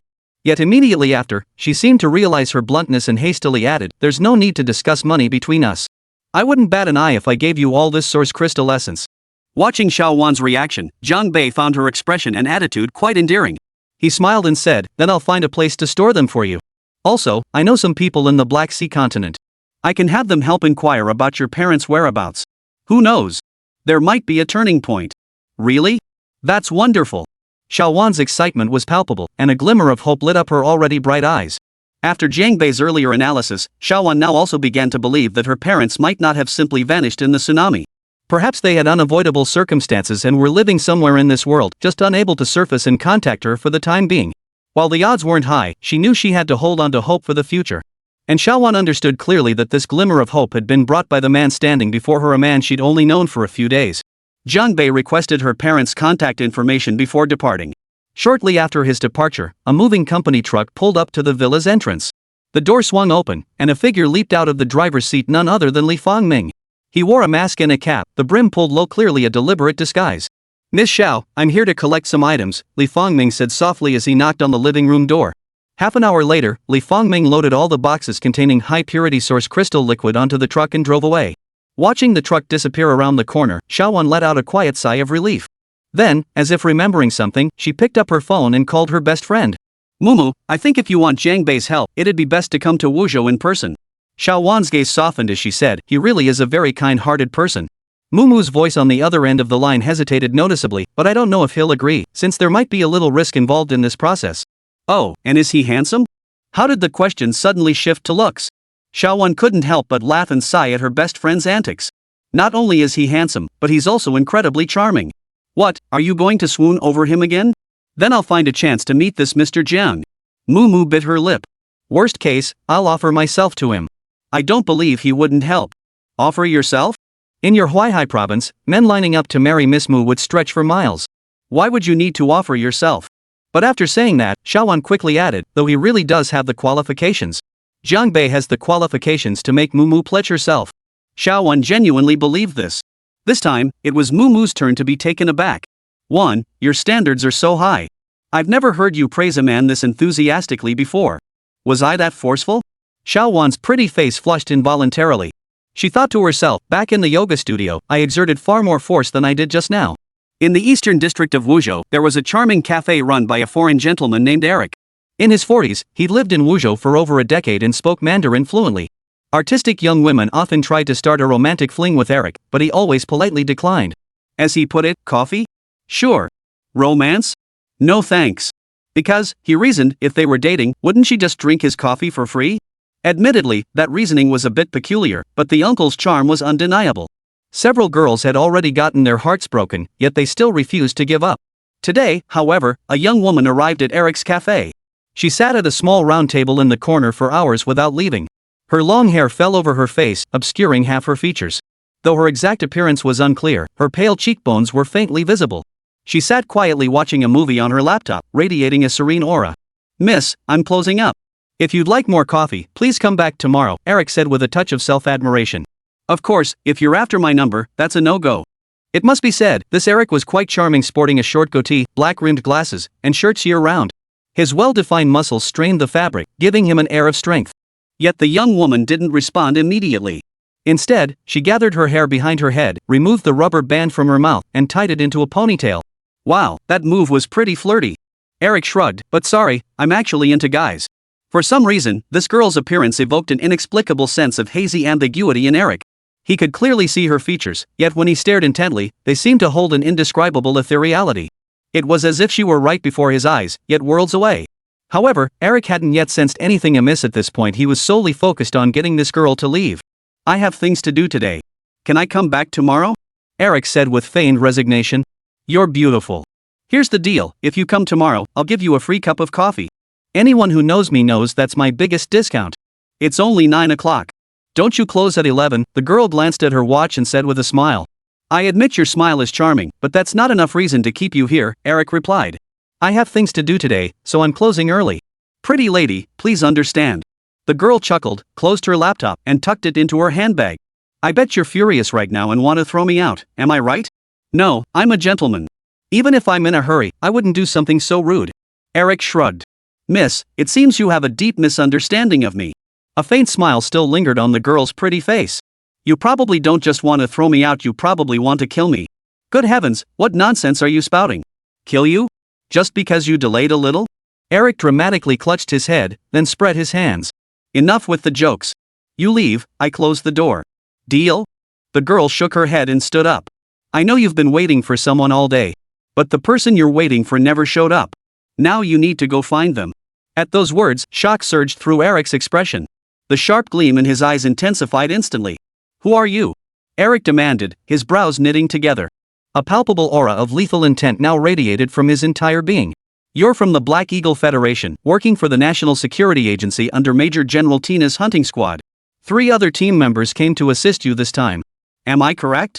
The girl smiled, her eyes showing no trace of tension despite Eric's surging hostility. How do you know all this? Eric was visibly stunned. He had been undercover in the Dragon Nation for a decade. Though he carried out some missions during that time, he never once believed there was any possibility of his cover being blown. For over a year prior to this encounter, Eric had received no orders whatsoever, his cover deeply entrenched. Yet this woman before him possessed such precise knowledge of his true identity. Source energy surged violently through Eric's body, filling the small cafe with an intense aura of murderous intent. He fixed his gaze on the young woman who appeared to be only in her 20s. Who the hell are you? How do you know so many secrets? This is Dragon Nation, not some place for your Black Eagle Federation to run wild. The girl's smile faded, replaced by a cool expression as she said, most importantly, my people, are they really something you can just touch? As she spoke, an aura of superiority slowly emanated from her body. The clear light in her eyes had sharpened to an extreme degree. I don't care if Jiang Bei is your man or not, you're all going to die. Eric roared lowly, swinging his fist straight at the girl. The explosive crack of air surged ahead of his fist like a thunderclap from nowhere. Yet the beautiful girl stood rooted to the spot, not even shifting her feet. Facing such a fierce assault, her eyes showed no trace of tension. She simply extended her slender hand, rubbed her long, delicate middle finger against her thumb, and gave a light snap. Snap! A crisp snap echoed through the air. Then, the turbulent air currents surging through the cafe instantly fell silent. Eric abruptly halted in his tracks. He clutched his chest, eyes wide, blood already trickling from the corners of his mouth. Staring at the girl's ethereal, dreamlike face before him, feeling his life force steadily ebbing away, Eric finally realized who stood before him. Such power. I never expected the renowned Marshal Shangwon would appear in my cafe. After uttering these words in a halting voice, Eric collapsed face first onto the floor. Chapter 36, The Interrogation. Time flew by, and before he knew it, the day to leave Wuzhou had arrived. Jiang Bei remained unaware that Shangwan Xingyue, whose name reverberated across the world, had personally visited this city to eliminate the Black Eagle Federation's assassination squad. He also didn't know that the youngest marshal in the history of the Dragon Nation's defense forces had stood quietly at an inconspicuous street corner, gazing intently at his bedroom for over an hour. Time to say goodbye. Jiang Bei stood at the doorway, suitcase in hand, addressing Zhou Ping, who lingered with reluctance. The girl, backpack slung over her shoulders, scanned every room meticulously, her eyes brimming with unspeakable melancholy. Brother-in-law, once I start school in Ningzhou, will I rarely get to come back? You can always come back during holidays, Jiang Bei reassured her. And by the time winter break rolls around, it should coincide with your sister's first family visitation leave. That's wonderful, Zhou Ping said, pouting slightly. I really do miss her now. Zhou Qian must be working herself to the bone every day now, Jiang Bei remarked. So is she surrounded by muscle-bound guys all the time? Zhou Ping teased. Brother-in-law, you're in trouble now. My sister's got such a great figure, don't let anyone else get lucky with her. Jiang Bei was at a loss for words, utterly flummoxed by Zhou Ping's blunt remark. By the way, your uncle's family is currently receiving disability benefits at the Provincial Relief Center. Before you leave, do you want to go see them? Jiang Bei asked. Jiang Bei didn't hide the news about Zhou Haiba's family having their legs broken by Chu Feng from Zhou Ping. He told her everything. Still, I won't see them. If it weren't for them, my sister wouldn't have been pushed to that extreme by the Liang family. Zhou Ping shook her head, her eyes showing no trace of conflict or complexity. They got what they deserved. At least it proves to me that the world is fair. However, after saying that, Zhou Ping added, of course, only with a strong fist can one fight for greater fairness. Jiang Bei smiled, offering no further comment. In truth, he believed that as source energy became increasingly widespread, many old rules of engagement had lost their relevance. To hold sway, one's fists simply had to be harder. That Zhou Ping grasped this truth now wasn't a bad thing, it would save her from many detours. Xiao Wan had been waiting at the station entrance for quite some time. Over the past few days, she'd intensively practiced the training methods Jiang Bei had given her. Her overall condition had improved significantly, she looked vibrant and energetic, her steps lighter, and even her skin had become fairer and firmer. Jiang Bei immediately noticed the transformation in Xiao Wan. He couldn't help but speculate about the true identities of her parents. After all, possessing such exceptional affinity for source energy likely stemmed heavily from genetic factors. Though Jiang Bei had immersed himself in the realm of source energy for years, he had never before encountered a constitution like Xiao Wan's, one capable of continuously absorbing source energy. Xiao Wan's red lips parted slightly, her eyes crinkling with a faint smile as she said, I'll see you off. Though her face held a smile, her eyes concealed a hint of complexity and reluctance. Zhou Ping stepped forward, embraced Xiao Wan, and wrapped his arms around her slender waist. Sister Wan, I'll miss you terribly. Why don't you come with us? Xiao Wan nodded with a smile. Perhaps before long, I'll come find you in Ningzhou. Clearly, this former teacher had already mapped out her next steps in life. However, Zhou Ping's response was somewhat unconventional. Her hand slid down from Xiao Wan's waist, giving the curve a light pat at its peak. Then when we meet again, my Wan's sister will be even more perky, right? Xiao Wan jumped back slightly at the touch, her pretty face flushing bright red in an instant. At such a young age, who taught you all this nonsense? Xiao Wan said, biting her lip. However, Jiang Bei thought Zhou Ping's explanation made perfect sense. With the nurturing power of Yuanli and the training methods he'd taught her, certain parts of Xiao Wan's body would naturally become firmer and tighter. Sis Wan, you should save your farewell time for me and my brother-in-law. Zhou Ping took Xiao Wan's hand and whispered in her ear, of course, my brother-in-law and sister have a purely platonic relationship, no romance involved. If you're thinking of making a move on him, I'd actually be quite supportive. After all, to me, you and my sister are both equally dear. Xiao Wan's pretty face flushed, and she hurriedly protested, Zhou Ping, don't say such things. My relationship with your brother-in-law is also purely platonic. Jiang Bei couldn't help but think Zhou Ping was born in the wrong gender. This girl had a knack for flirting with women, it was almost a waste of talent that she wasn't a full-fledged rogue. Then, Xiao Wan walked gracefully up to Jiang Bei, met his gaze directly, and smiled as she said, take care on your journey. Though they'd known each other only briefly, Jiang Bei had already left a deep impression on Xiao Wan. The more mysterious aspects he revealed only deepened her fascination, and unconsciously, she found herself intensely curious about him. Yet curiosity was one thing, Xiao Wan harbored no desire to actively unravel Jiang Bei's enigmatic veil. She feared that any overstepping might irreparably shatter their friendship. You must take good care of yourself, Zhangbei said. Also, remember to practice the method I taught you every single day. Got it, master, Xiaowan replied half jokingly. Then, she opened her arms. Since we're about to part ways, let's share a hug. Sure. Zhangbei embraced Xiaowan gently, neither tight nor lingering. At the station, many passengers cast envious glances at Zhangbei. After all, being surrounded by two stunning beauties was undeniably enviable. TSK, your brother-in-law is such a gentleman, Zhou Ping remarked, seemingly unable to contain her reaction. If it were me, I'd definitely. Zhou Ping, shut your mouth.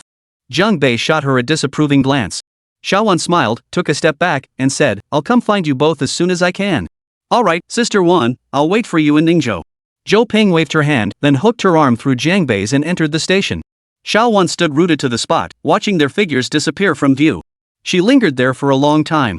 Her gaze was clear, as if dotted with starlight. Zhangbei hadn't noticed this starlight before. He'd only thought Xiaowan's eyes were brighter and more spirited than others, but hadn't given it much thought. Xiaowan herself was equally unaware that after coming into contact with source energy, certain traits within her body were gradually beginning to manifest. In the world of source energy, there were many types of special constitutions. While source energy affinity was the most common criterion for judgment, it did not apply to all geniuses. Just then, a man in a suit approached Xiaowan and said, Hello, miss.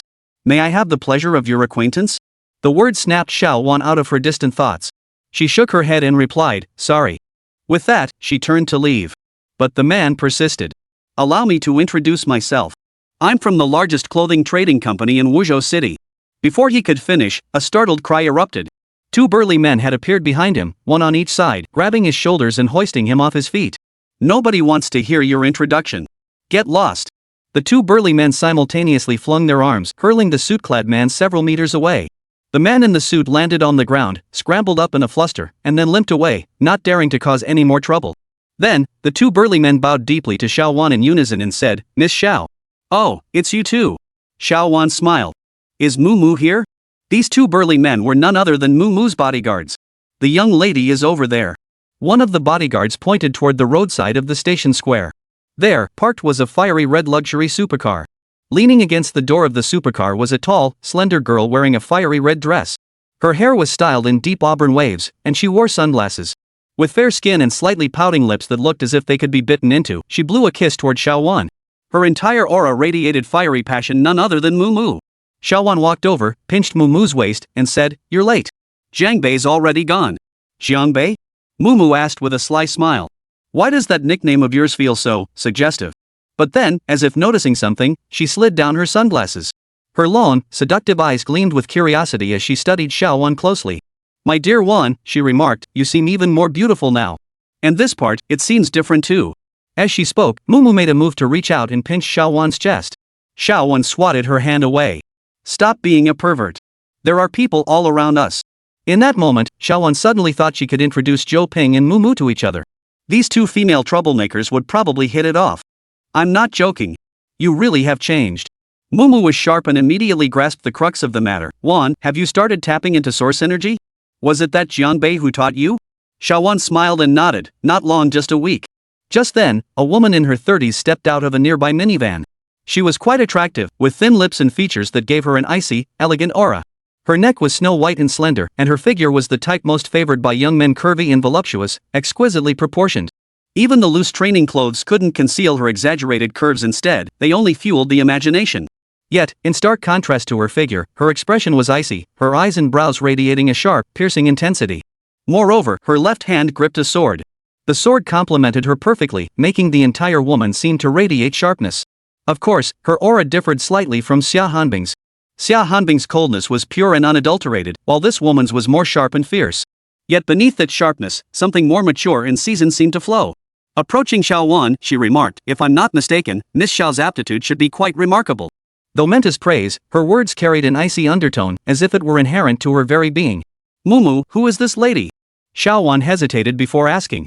Moo smiled, linking her arm through the elegant, cool beauties. I almost forgot to introduce her. This lovely lady is my master. Her name is Ji Ningyu. She's only a few years older than us. You can just call her Sister Ji. Xiaowan replied, nice to meet you, Sister Ji. Yet Xiaowan remained puzzled. She'd never heard that Moo had a master. Could it be that her best friend had already begun practicing source energy? Ji Ningyu's gaze swept over Xiao Wan from head to toe before she spoke. Miss Xiao, having achieved such progress after only a week of exposure to source energy, it's clear you possess exceptional talent. However, having a good cultivation method is also essential. Might I see your practice notes? After saying this, Ji Ningyu seemed to realize her request might be a bit much and added, of course, if it's inconvenient to share, that's perfectly fine. When Jiang Bei had given this cultivation method to Xiao Wan, he hadn't specifically forbidden her from sharing it with others, as he didn't consider it particularly important. But what he considered insignificant might be priceless to others. There's really nothing I can't share. I've memorized it all, Xiao Wan said, then recited a few lines. Mumu couldn't gauge its depth and curiously turned to Ji Ningyu. Master, is this practice method particularly unique? Yet, even after asking twice, she received no response from Ji Ningyu. Mumu turned to look at her master, only to find her body rigid. The usually icy cold, beautiful face was now etched with shock and complexity. Master, what's wrong? Mumu asked with concern. Ji Ningyu didn't answer Mumu's question. Instead, she murmured to herself, simplify the complex. The great way is simple. Why didn't I think of this? Chapter 37, The Fake Boyfriend. Xiao Wan never imagined that after reciting a few lines of the cultivation mantra Jiang Bei had taught her, Ji Ningyu would react so intensely. Is that really so impressive? Xiao Wan asked in surprise. This is an exceptionally brilliant cultivation method. Without an extremely deep understanding of source energy theory, it would be absolutely impossible to distill something of this caliber. Ji Ningyu looked at Xiao Wan and said earnestly. After all, the more fundamental something is, the harder it is to change. The Dragon Nation's source energy martial arts world endlessly repeats those few basic practice mantras. Few even consider altering these methodologies designed for beginners. Jiang Bei compiled all this? Xiao Wan found herself gazing toward the direction the train had vanished, her eyes unconsciously sparkling as she murmured softly, he's so amazing. Ji Ningyu said to Xiao Wan, even if he didn't compile them himself, the fact that he could pass on such crucial cultivation methods to you with such apparent nonchalance speaks volumes about your place in his heart. Sister Ji's assist here was spot on. Her emotions were running high, so Sister Ji spoke far more than usual, even uttering several unusually long sentences. Truthfully, Ji Ningyu was overthinking it. In the martial world, some excel at theoretical research while others focus on strengthening their power. Jiang Bei, however, was a genius in both areas. So, the cultivation mantra he gave Xiao Wan was indeed something he'd distilled himself. However, Jiang Bei didn't hoard it like a precious treasure, nor did he treat it as something overly valuable. He never once warned Xiao Wan not to share it with others. Summaries of source energy theory at this level were plentiful in Jiang Bei's arsenal, far from being his most treasured secret. Yet, Ji Ningyu's words now stirred a faint ripple in Xiao Wan's heart. Jiang Bei had barged into her life with overwhelming force, using his unreasonable methods to launch her into a new existence. Naturally, Xiao Wan's perception of him began shifting rapidly. Mumu crossed her arms, blinked once, and remarked, oh my, this Jiang Bei is so good to our Huan. If I were to make a move on him, wouldn't that be like stealing someone else's love? Xiao Wan flushed and glared at her, scolding playfully. Mumu, don't say such things. Jiang Bei and I are truly just ordinary friends. Alright then, since you say so, I won't hold back. Mumu giggled, wrapping her arms around Xiao Wan's slender waist. If I end up snagging Jiang Bei, you better not get jealous. Xiao Wan quickly snapped back to reality and asked. Mumu, what trouble did you run into that made you come all the way from Huaihai to Liajiang? Actually, I never told you the Mu family is a martial arts lineage. Mumu paused before saying, my source power level is at the Xin rank, but I need to find someone at the peak of the Tian rank to be my boyfriend. A peak heaven grade boyfriend? Xiao Wan exclaimed in surprise. Mumu sighed again. People keep proposing marriage to me. The pressure from my family is overwhelming. I can barely handle it anymore. Seeing her best friend in such a state, Xiao Wan couldn't help but feel a pang of sympathy. Mumu, I've never seen you look so troubled. The clan infighting is fierce. If I refuse this arranged marriage, those uncles and elders will have even more reason to criticize me and my father, accusing us of prioritizing personal feelings over the clan's greater interests. Mumu sighed again. Unless I can find some outstanding young talent to pretend to be my boyfriend, I won't have the confidence to refuse that arranged marriage to the family elders. Only then did Xiao Wan grasp the full situation. She said, if that's the case, Jiang Bei truly has the qualifications. I just wonder if he'd agree. At this point, Xiao Wan asked again, Mumu, is the person you're supposed to marry really that impressive? Very capable. He's the senior disciple of Tianping Mountain in Jiangnan, Mumu replied. Rumor has it his talent is extraordinary. He reached heaven tier by his 30s and could become a pillar of Longhua's martial world. But I truly don't want to marry someone I have no feelings for. In the martial world of Longhua, Tianping Mountain is considered a fairly significant sect. Now, the chief disciple of the Tianping Mountain sect master, Huang Yunpeng, had already reached the heavenly rank at the age of 32. His future was truly boundless. By forming an alliance through marriage with Tianping Mountain, the Mu family could bind themselves tightly to this major martial arts powerhouse. It was hard for the elders of the Mu family not to be tempted. Moreover, the elders were well aware of Mu's temperament. If she were to refuse this marriage, it would give them even more leverage to pressure her father, Mu Tiancheng, into relinquishing his position as the heir apparent. However, if Jiang Bei agreed to Mu's proposal and pretended to be her boyfriend, he would likely face retaliation from Tianping Mountain and incur Huang Yunpeng's deep resentment. Watching his fiancée snatched away, no man could swallow that humiliation. Mu didn't want to drag an innocent person into this mess, but she had no other choice. I can't stand by and watch my father be forced out by the other uncles, Mu said. If possible, I'd like to speak with Jiang Bei personally. There's no time to waste. Head to Ningzhou immediately, Xiaoan urged, clasping Mu's hand. You must seize every moment now. Ji Ningyu remarked indifferently from the side, I'm also quite interested in this Jiang Bei fellow. Mu could still manage a smile in this moment. She pushed aside her melancholy expression, letting her gaze linger for 2 seconds on the prominent curves of Ji Ningyu's voluptuous figure. Her long, curved lashes fluttered once before she said, Master, aren't you single now? Why not see if this Jiang Bei suits your taste? Ji Ningyu shot her disciple a glance and said coolly, say that again, and you'll get 2 extra hours of practice tonight. Yes, my dear master. I won't tease you anymore. Mu pouted, drawing out her words with a hint of petulance. Ji Ningyu was merely Mu's master regarding the Mu family's arranged marriage. She truly found it inconvenient to intervene. Shaking her head, Ji Ningyu stated, ultimately, this matter rests with you. If you could become a heaven-tier martial artist, why would you need anyone else's help? With that, Ji Ningyu turned and walked toward the van. Even in her shifting steps, her curvaceous silhouette inadvertently exuded a strong aura of mature femininity.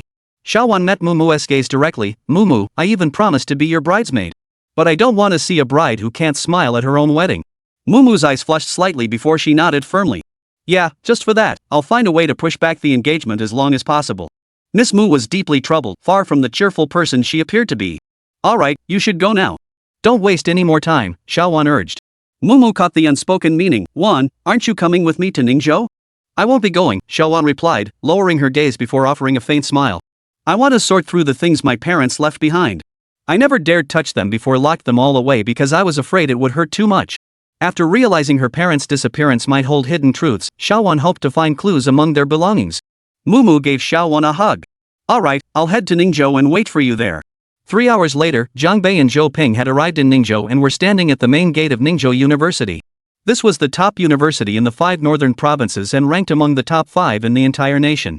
Jiang Bei, meanwhile, had been away from Ningzhou for many years. Ever since he'd been expelled from his family home, he hadn't set foot in this city again.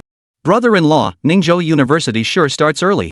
They don't even give freshmen a chance to enjoy summer break, Zhou Ping remarked, her arm hooked through Jiang Bei's, a hint of resentment in her voice. Because you're in the Source Energy program, Jiang Bei explained. Some of you will inevitably become martial artists in the future.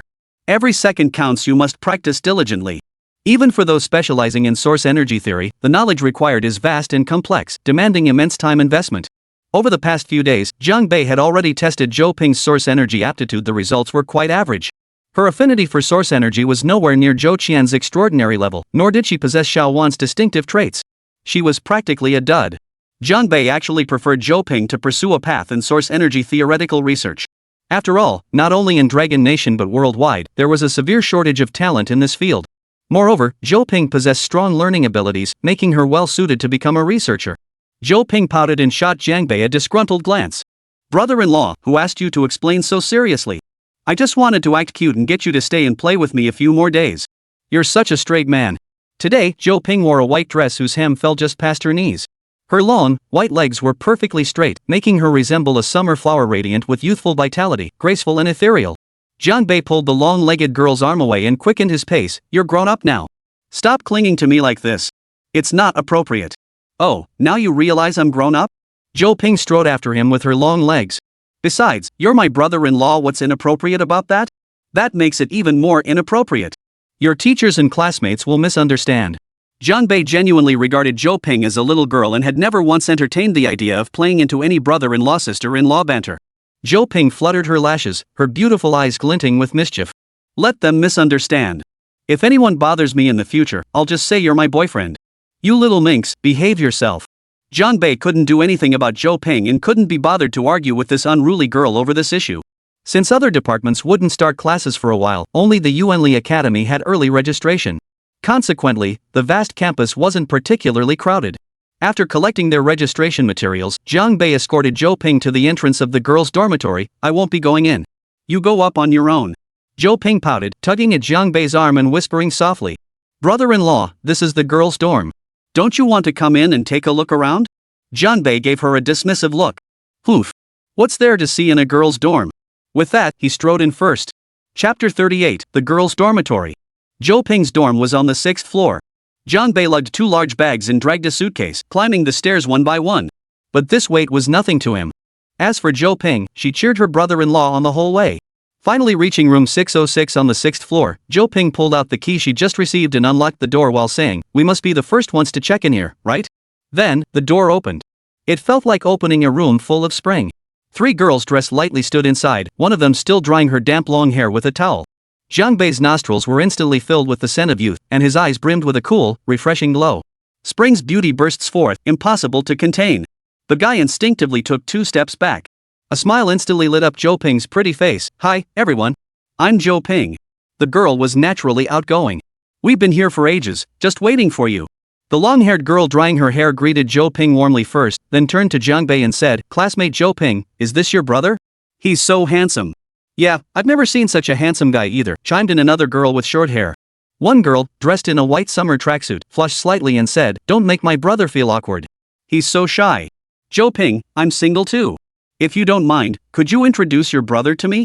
the tall girl drying her hair suggested. Jiang Bei, carrying a large bag, instinctively took a step back. He was a few years older than these girls, but why did it feel like they were flirting with him? Had they all become so bold just by entering university? But suddenly, Jiang Bei felt this dorm had a certain kind of unity. Could it be that when the school assigned dorms, they deliberately grouped all the rowdy girls among the freshmen together? Only the girl in the white athletic summer outfit seemed somewhat normal. "It's my brother-in-law." Zhou Ping yanked Jiang Bei toward her. "Hey, brother-in-law, why are you backing away? What's there to be shy about?" "So it's your brother-in-law. Guess we don't stand a chance then." The tall girl in the spaghetti strap top looked disappointed. "I was hoping to solve my lifelong single status on my first day of college, but looks like I failed again." "No, actually my brother-in-law and sister aren't in a serious relationship yet, but I think they're perfect for each other," Zhou Ping said. "You girls are gorgeous, but you can't steal my sister's man." This remark flattered all 3 girls in the dorm at once, instantly bringing them closer together. Jiang Bei cleared his throat. He felt he couldn't stay passive any longer, so he stepped forward and said, "Hello, everyone. I'm Jiang Bei, Zhou Ping's brother's comrade in arms. For the next few years, I'm entrusting this unreliable girl to all of you, sisters." "So you're a soldier," exclaimed the girl drying her hair, tossing her towel aside as she extended her hand to Jiang Bei. "Nice to meet you, brother Jiang Bei. I'm Lan Yusin. I'm almost 19, but my family keeps a tight rein on me. I've never dated anyone." "Yusin, you didn't need to give such a detailed introduction." Just then, the short-haired girl pushed past Lan Yusin and shook Jiang Bei's hand. "Brother, my surname is Si. My name is An Bei, meaning to stabilize the northern border." "Isn't that super easy to remember?" Jiang Bei smiled and nodded. "It's a very grand name." Si An Bei blinked, flicked her short hair, and exuded a spirited, dashing aura. "Oh, right, I'm single too. Come on, let me introduce you to the only little lady in our dorm." Lan Yusin pulled over the girl in the white summer dress. "This is Mo Qingqiu from Jiangnan." Clearly, the 3 of them were already quite familiar with each other before Zhou Ping arrived. Though not overly outgoing, Mo Qingqiu carried herself with grace and poise. She smiled and said, "Hello, Zhou Ping." "Hello, brother Jiang Bei." As she uttered the words Jiang Bei, a soft flicker of light flickered in her eyes. Mo Qingqiu truly possessed the gentle grace of a Jiangnan beauty, forming a stark contrast to the other 3 rowdy girls. Jiang Bei asked curiously, "Since you're from Jiangnan, why didn't you stay there to study? Why come to the northern frontier instead?" Leaving the picturesque Jiangnan for the war-torn northern frontier required far more than mere courage. But regardless of her reasons, Jiang Bei admired her deeply. "Because this is the place I've always longed for." Mo Qingqiu tucked a strand of hair behind her ear, revealing her fair cheek. A soft glow appeared in her eyes. "I have an idol. I want to be like him." Zhou Ping asked with interest, "Who is your idol?" "He is the youngest major general in our Dragon Nation's defense forces." Mo Qingqiu first smiled faintly, then a trace of melancholy flickered in her gentle gaze. "But sadly, the first time I learned his name was at his funeral 5 years ago." Zhou Ping gave a soft cough, shot Jiang Bei a surprised glance, and said nothing more. Zhou Ping didn't recall much about that funeral, but having spent time with Jiang Bei and heard Zhou Qian recount his deeds, she knew immediately that Imo Qingqiu's idol was none other than her own brother-in-law. Imo Qingqiu probably never imagined his idol was right before his eyes. It's a shame I never even knew what he looked like. Imo Qingqiu shook her head softly. Actually, before reporting for duty here, I visited the Northern Frontier Martyrs Cemetery. I went to his grave and spoke some heartfelt words. Girls always adore heroes. Who knows how many young girls' dreams Jiang Bei had adorned over the years, he who single-handedly pursued enemy forces across 10,000 miles. Si An Bei and Lan Yusin both dropped their smiles. We all admire him. Zhou Ping shot Jiang Bei a slightly complicated glance and muttered under her breath, suddenly feel like my sister's got some serious competition to contend with. Zhou Ping, what did you say? Asked the long-haired girl Lan Yusin. Nothing. Zhou Ping quickly suppressed that complex emotion and smiled. A flicker of anticipation stirred within the girl. She began to wonder what expressions would cross the faces of her dorm sisters when Jiang Bei's true identity was finally revealed. Alright, I've delivered you. Zhou Ping, go get acquainted with your roommates. I'll be heading out now. After helping Zhou Ping make her bed, Jiang Bei said. Brother-in-law, where are you going? Zhou Ping asked. It's been years since I've been to Ningzhou. I need to find a place to stay, Jiang Bei replied with a smile. I'll take the opportunity to explore and reacquaint myself with the city. Then take us with you. Zhou Ping reached out and hooked her arm through Jiang Bei's. Yeah, brother Jiang. This is my first time in the north too. I'd love to explore with you, Lan Yusin chimed in with a smile. Frankly, with Jiang Bei's pitifully limited experience in romance, he genuinely couldn't tell whether Lan Yusin was joking or if 19 years of virginity had finally made her too restless to contain herself. The latter pulled the girl's arm away expressionlessly and said, What I do isn't suitable for minors. It's not appropriate for girls like you to tag along. Lan Yusin picked up the thread with curiosity. Not suitable for minors? Are you going for a massage? Jiang Bei nearly stumbled at the remark, hastily striding out of the dormitory and slamming the door shut. But honestly, the guy looked like he was making a total run for it. Lan Yusin crossed her arms, smiling as she remarked, Zhou Ping, your brother-in-law is so adorable. Jiang Bei walked downstairs, glanced up at a certain 6th-floor dorm room, shook his head, narrowed his eyes, and remarked, 1 Xian grade, 2 Huang grade. This dorm's got some potential. Chapter 39, Miss Mu. Jiang Bei booked a suite at a hotel not far from the school, paying for 2 months up front. Lying on the bed, he thought about the 3 freshmen he'd seen at school today, each with their own distinct style. He chuckled and muttered to himself, Zhou Ping, if you don't step up your game, you're going to be the weak link in your dorm. Jiang Bei deliberately kept the news of the 3 prodigies in the dorm from Zhou Ping, afraid it would add to the girl's mental pressure. Still, it was exceptionally rare for 3 girls to reach such a level before turning 20. It was impossible for every freshman in Ningzhou University's Source Energy program to be this exceptional. 3 girls with such outstanding abilities ending up in the same dorm, was that just coincidence? What Jiang Bei hadn't anticipated was that the most formidable among these freshmen was the Jiangnan girl who idolized him. After a quick shower, Jiang Bei was about to lie down for a rest when his phone rang unexpectedly. He glanced at the caller ID. It was Xia Hanbing. Jiang Bei answered immediately and asked, Hanbing, are you going to tell me about Zhou Qian's recent situation? After a few seconds of silence, Xia Hanbing replied, I was planning to tell you, but seeing how eager you are to know, I suddenly don't feel like saying anything. Her tone seemed devoid of any emotion. Even through the phone, Jiang Bei could sense the chill emanating from the receiver. Still puzzled, Jiang Bei asked, Hanbing, what's wrong? Did some jerk upset you? At these words, Xia Hanbing's facial features softened slightly. A fleeting, almost imperceptible expression of helpless amusement flickered in her eyes before she continued, the marshal personally visited Wuzhou a while back. Hearing this, Jiang Bei nearly dropped his phone. This woman, she couldn't possibly be here about the betrothal, could she? The memory of his childhood betrothal sent a chill through Jiang Bei's heart. What was she doing in Wuzhou? How come I didn't know about this? Jiang Bei truly hadn't expected Shangguan Xingyue, who was always stationed at the National Defense Army headquarters, to personally come to the north. The marshal knows you don't wish to see her, so naturally she didn't seek you out, Xia Hanbing said. She took care of a Black Eagle Federation hunting squad. Hunting squad? Jiang Bei frowned. The legendary elite unit of the Black Eagle National Security Bureau?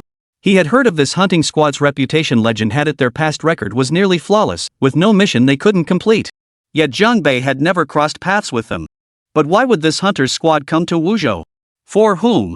As if sensing Jiang Bei's unspoken question, Xia Hanbing answered, For you. Jiang Bei's eyes narrowed instantly, a sharp gleam flashing within. So they've been keeping tabs on me all along, Jiang Bei remarked with a cold chuckle. Though exposure was inevitable after his return, the Black Eagle Federation's response had been astonishingly swift, far quicker than even Hader, who bore a blood feud against Jiang Bei. To deal with you, the Black Eagle Federation activated a mole who'd been lying dormant for 10 years, Xia Hanbing explained. But they couldn't possibly be a match for the marshal. That's true. That woman may not be likable, but she is, after all, a star-level powerhouse. Zhang Bei was puzzled. But shouldn't she be commanding the defense forces? No matter how skilled the hunting squad is, it shouldn't warrant her personal involvement. Relationships aside, Zhang Bei had to admit that Shangguan Xingyue taking on these few individuals was like using a nuclear bomb to swat a mosquito. They weren't worthy of the marshal's attention, but you are. However, this thought remained unspoken within Xia Hanbing's mind. She shook her head. Anyway, just know about this. With that, Xia Hanbing hung up the phone without mentioning Zhou Qian. Zhang Bei understood her icy demeanor and wasn't particularly surprised. In truth, for a super elite unit like the top secret sequence, the absence of news about Zhou Qian was itself the best possible news. After the call, all traces of sleep vanished from Zhang Bei. He stood by the window, gazing at the observation tower across the way. The top floor of that tower had once housed a famous revolving restaurant. Dining there offered a panoramic view encompassing most of Ningzhou. It was there that Zhang Bei had crippled Bai Shejiang of the Bai family. Returning to the city stirred a slight unease within Zhang Bei, though it was only a faint ripple. He had been in Ningzhou for several hours now. Even if the Bai family's response was slow, they should have pinpointed his exact location by now. As the sun dipped below the horizon and dusk settled in, Zhang Bei decided to venture out and explore the city's neon lights. Xiao Wan had already told him about Mu Mu. Zhang Bei hadn't given a direct answer then, saying he'd wait until he met Mu Mu before deciding. After all, he was still bound by an arranged marriage whose validity remained uncertain. Pretending to be someone else's boyfriend now would only make things far more complicated. However, when Zhang Bei reached the hotel lobby, he found a luxury sedan parked right at the entrance. 2 bodyguards in black suits stood beside it, their bulging muscles pulsing with yuan energy, their faces radiating menace. The two deliberately projected an intimidating aura, causing guests entering and exiting to hastily step aside, fearful of any confrontation. The moment Zhang Bei reached the entrance, the 2 bodyguards flanked him, their eyes filled with scrutiny and wariness. Zhang Bei gave a faint smile and asked, "What brings you here, gentlemen?" "Our young master requests your presence," the bodyguards replied. "I don't have time to see your young master." Zhang Bei refused outright without even asking who they were. "I'm afraid that's not for you to decide, Mr. Jiang." A woman's voice came from the back seat of the car. "This is Ningzhou. No one here can refuse our young master." "Is that so?" Zhang Bei's expression turned intrigued. "And who might your young master be?" The rear door opened, and a woman in a tight black pencil skirt stepped out. Crossing her arms, she appraised Zhang Bei from head to toe before saying coolly, "Mr. Jiang, you'll find out once you go." "Oh?" Zhang Bei raised an eyebrow. "Is this an invitation? It seems rather insincere." "Of course it is an invitation." Her red lips gleamed brightly, her face radiating arrogance. "But in Ningzhou, no one can refuse an invitation from my young master." Zhang Bei laughed. "What if I insist on refusing? Then you'll be forced to drink the punishment wine." As she spoke, her gaze sharpened instantly, and a formidable aura surged from her body. Those 2 burly bodyguards radiated an equally intimidating presence, instantly thickening the air at the hotel entrance. Zhang Bei found it all the more intriguing. Because this woman was a Earth tier. The remaining 2 bodyguards were nearing the peak of the Xian level. In ordinary life outside martial arts circles, Earth-level practitioners were already quite rare. Otherwise, a mere Chu Fengyi wouldn't have been hailed as the Grandmaster of Wuzhou. As the trio unleashed their aura without restraint, passers-by hurriedly scattered out of the way. Yet they didn't retreat far after dodging 20 or 30 meters, they halted, waiting to watch the spectacle unfold. "Sending such an entourage to invite me shows real sincerity, doesn't it?" Zhang Bei chuckled, then shrugged indifferently. "But if I still refuse, are you prepared to force the issue?" "If that's the case, Mr. Jiang won't have a say. Whether you go or not isn't up to you." The woman's voice was icy as she spoke, then she lunged forward, her hand shooting out to grab Zhang Bei's chest. The strike carried immense force, a crackling explosion erupting directly before her palm. Had an ordinary person been on the receiving end, their chest would likely have been pierced clean through, their heart potentially ripped out entirely. Clearly, this woman intended to intimidate Zhang Bei a price for his audacity. Facing this vicious attack, Zhang Bei showed no intention of dodging. He remained rooted to the spot, utterly motionless, not even raising a hand to block. Spectators in the distance couldn't help but gasp in horror, convinced Zhang Bei would be splattered in blood within seconds. But at that very moment, a deafening roar erupted. It was the roar of a high-displacement engine. A luxury sports car burst into view. Instead of slowing down near the hotel, it accelerated, executing a perfect drift before slamming into the rear of the luxury sedan the woman in the pencil skirt had been riding in. Boom! The violent impact echoed through the air. The force of the collision sent the sedan tumbling down the stairs in front of the hotel lobby. The entire trunk was crushed flat, and the roof was completely mangled. If anyone else had been inside that car, they would have been seriously injured, if not killed. Naturally, such a violent collision left the sports car's front end completely mangled. Such a luxury sports car was beyond the reach of ordinary people for a lifetime. Seeing it wrecked beyond repair now made many onlookers feel a pang of regret. The impact abruptly halted the woman in the pencil skirt's attack on Jungbei. She turned her face, glaring furiously at the wrecked supercar. The doors and cabin remained intact. When they swung open, a woman in a fiery red mini-dress stepped into Jungbei's view. It was Moo. Patting her chest, Miss Moo stuck out her tongue, looking somewhat embarrassed as she said, "Whoops, sorry about that. I wasn't paying attention and just flipped your car over." Chapter 39, A Familiar Feeling. The woman in the black dress glanced at the car tumbling down the steps, then at Moo's innocent expression, her eyes blazing with unmistakable fury. "Damn it, you did that on purpose." That drift right before the collision had been executed with consummate skill. It was definitely not an accident like accidentally hitting the gas pedal. Besides, there was hardly any remorse on Moo's face now. Instead, it was pure mockery. Miss Moo's expression screamed one thing: "I did it on purpose." "Got a problem with that?" Jungbei chuckled and gave Moo a thumbs up. He had to admit, this girl's grand entrance had won him over. She was exactly his type. In response, Moo gave Jungbei a wink. The woman in black, seeing the expressions on the man and woman's faces, was nearly boiling with rage. She shouted, "This is Ningzhou. You dare to crash into the Chang family's car? She looks decent enough. Grab her and take her back to the young master. Go beg for his forgiveness." Before she could finish, two burly bodyguards lunged toward Moo. Moo stood her ground, smiling serenely, not even flinching. But just then, the passenger door of the supercar swung open. Seated there was a woman in white, her figure voluptuous and captivating, yet her face was frozen in icy fury. It was none other than Moo's master, Jiningyu. "Who dares to make a move?" She gave a cold snort, stepped forward, and swept her sleeve aside, delivering a palm strike toward the two bodyguards. What appeared to be a simple motion unleashed a powerful surge of source energy from her palm. The two bodyguards, who had been lunging toward Moo, were struck by this overwhelming force.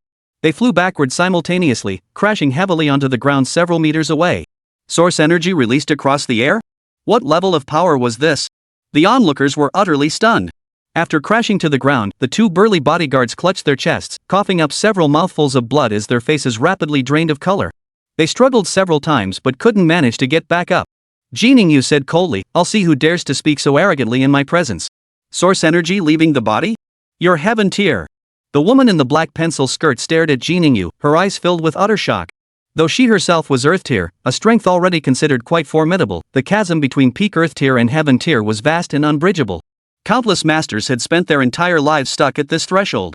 Chu Fengyi had only managed to break through by sheer coincidence.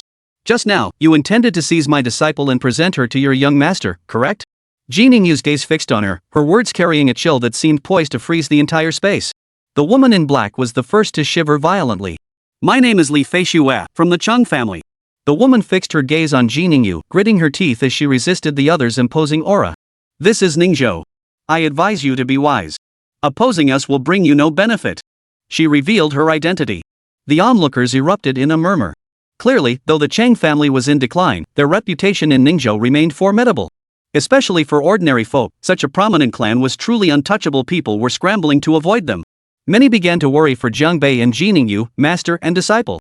After all, in Ningzhou, if the Chang family wanted to destroy someone, they had 100 ways to make them suffer. The Chang family of Ningzhou? Ha, I wonder where you get the nerve to talk big. Jiningyu let out a cold laugh and swung her hand once more. An even more frigid surge of source energy erupted from her palm, sending the woman named Li Feishue flying backward. Unable to control her body, she slammed straight into the hotel's revolving door. The expensive glass doors shattered instantly, scattering shards across the floor. Li Feishue tumbled into the hotel lobby, rolling over a dozen times before finally coming to a stop. Her hair was disheveled, and blood streamed from her head. The scene fell deathly silent, so quiet you could hear a pin drop. Even after Li Feishue had revealed her Chang family identity, this white-clad woman still attacked with such ferocity. Her power was utterly overwhelming. What were their identities? Why did they show no fear of the Chang family?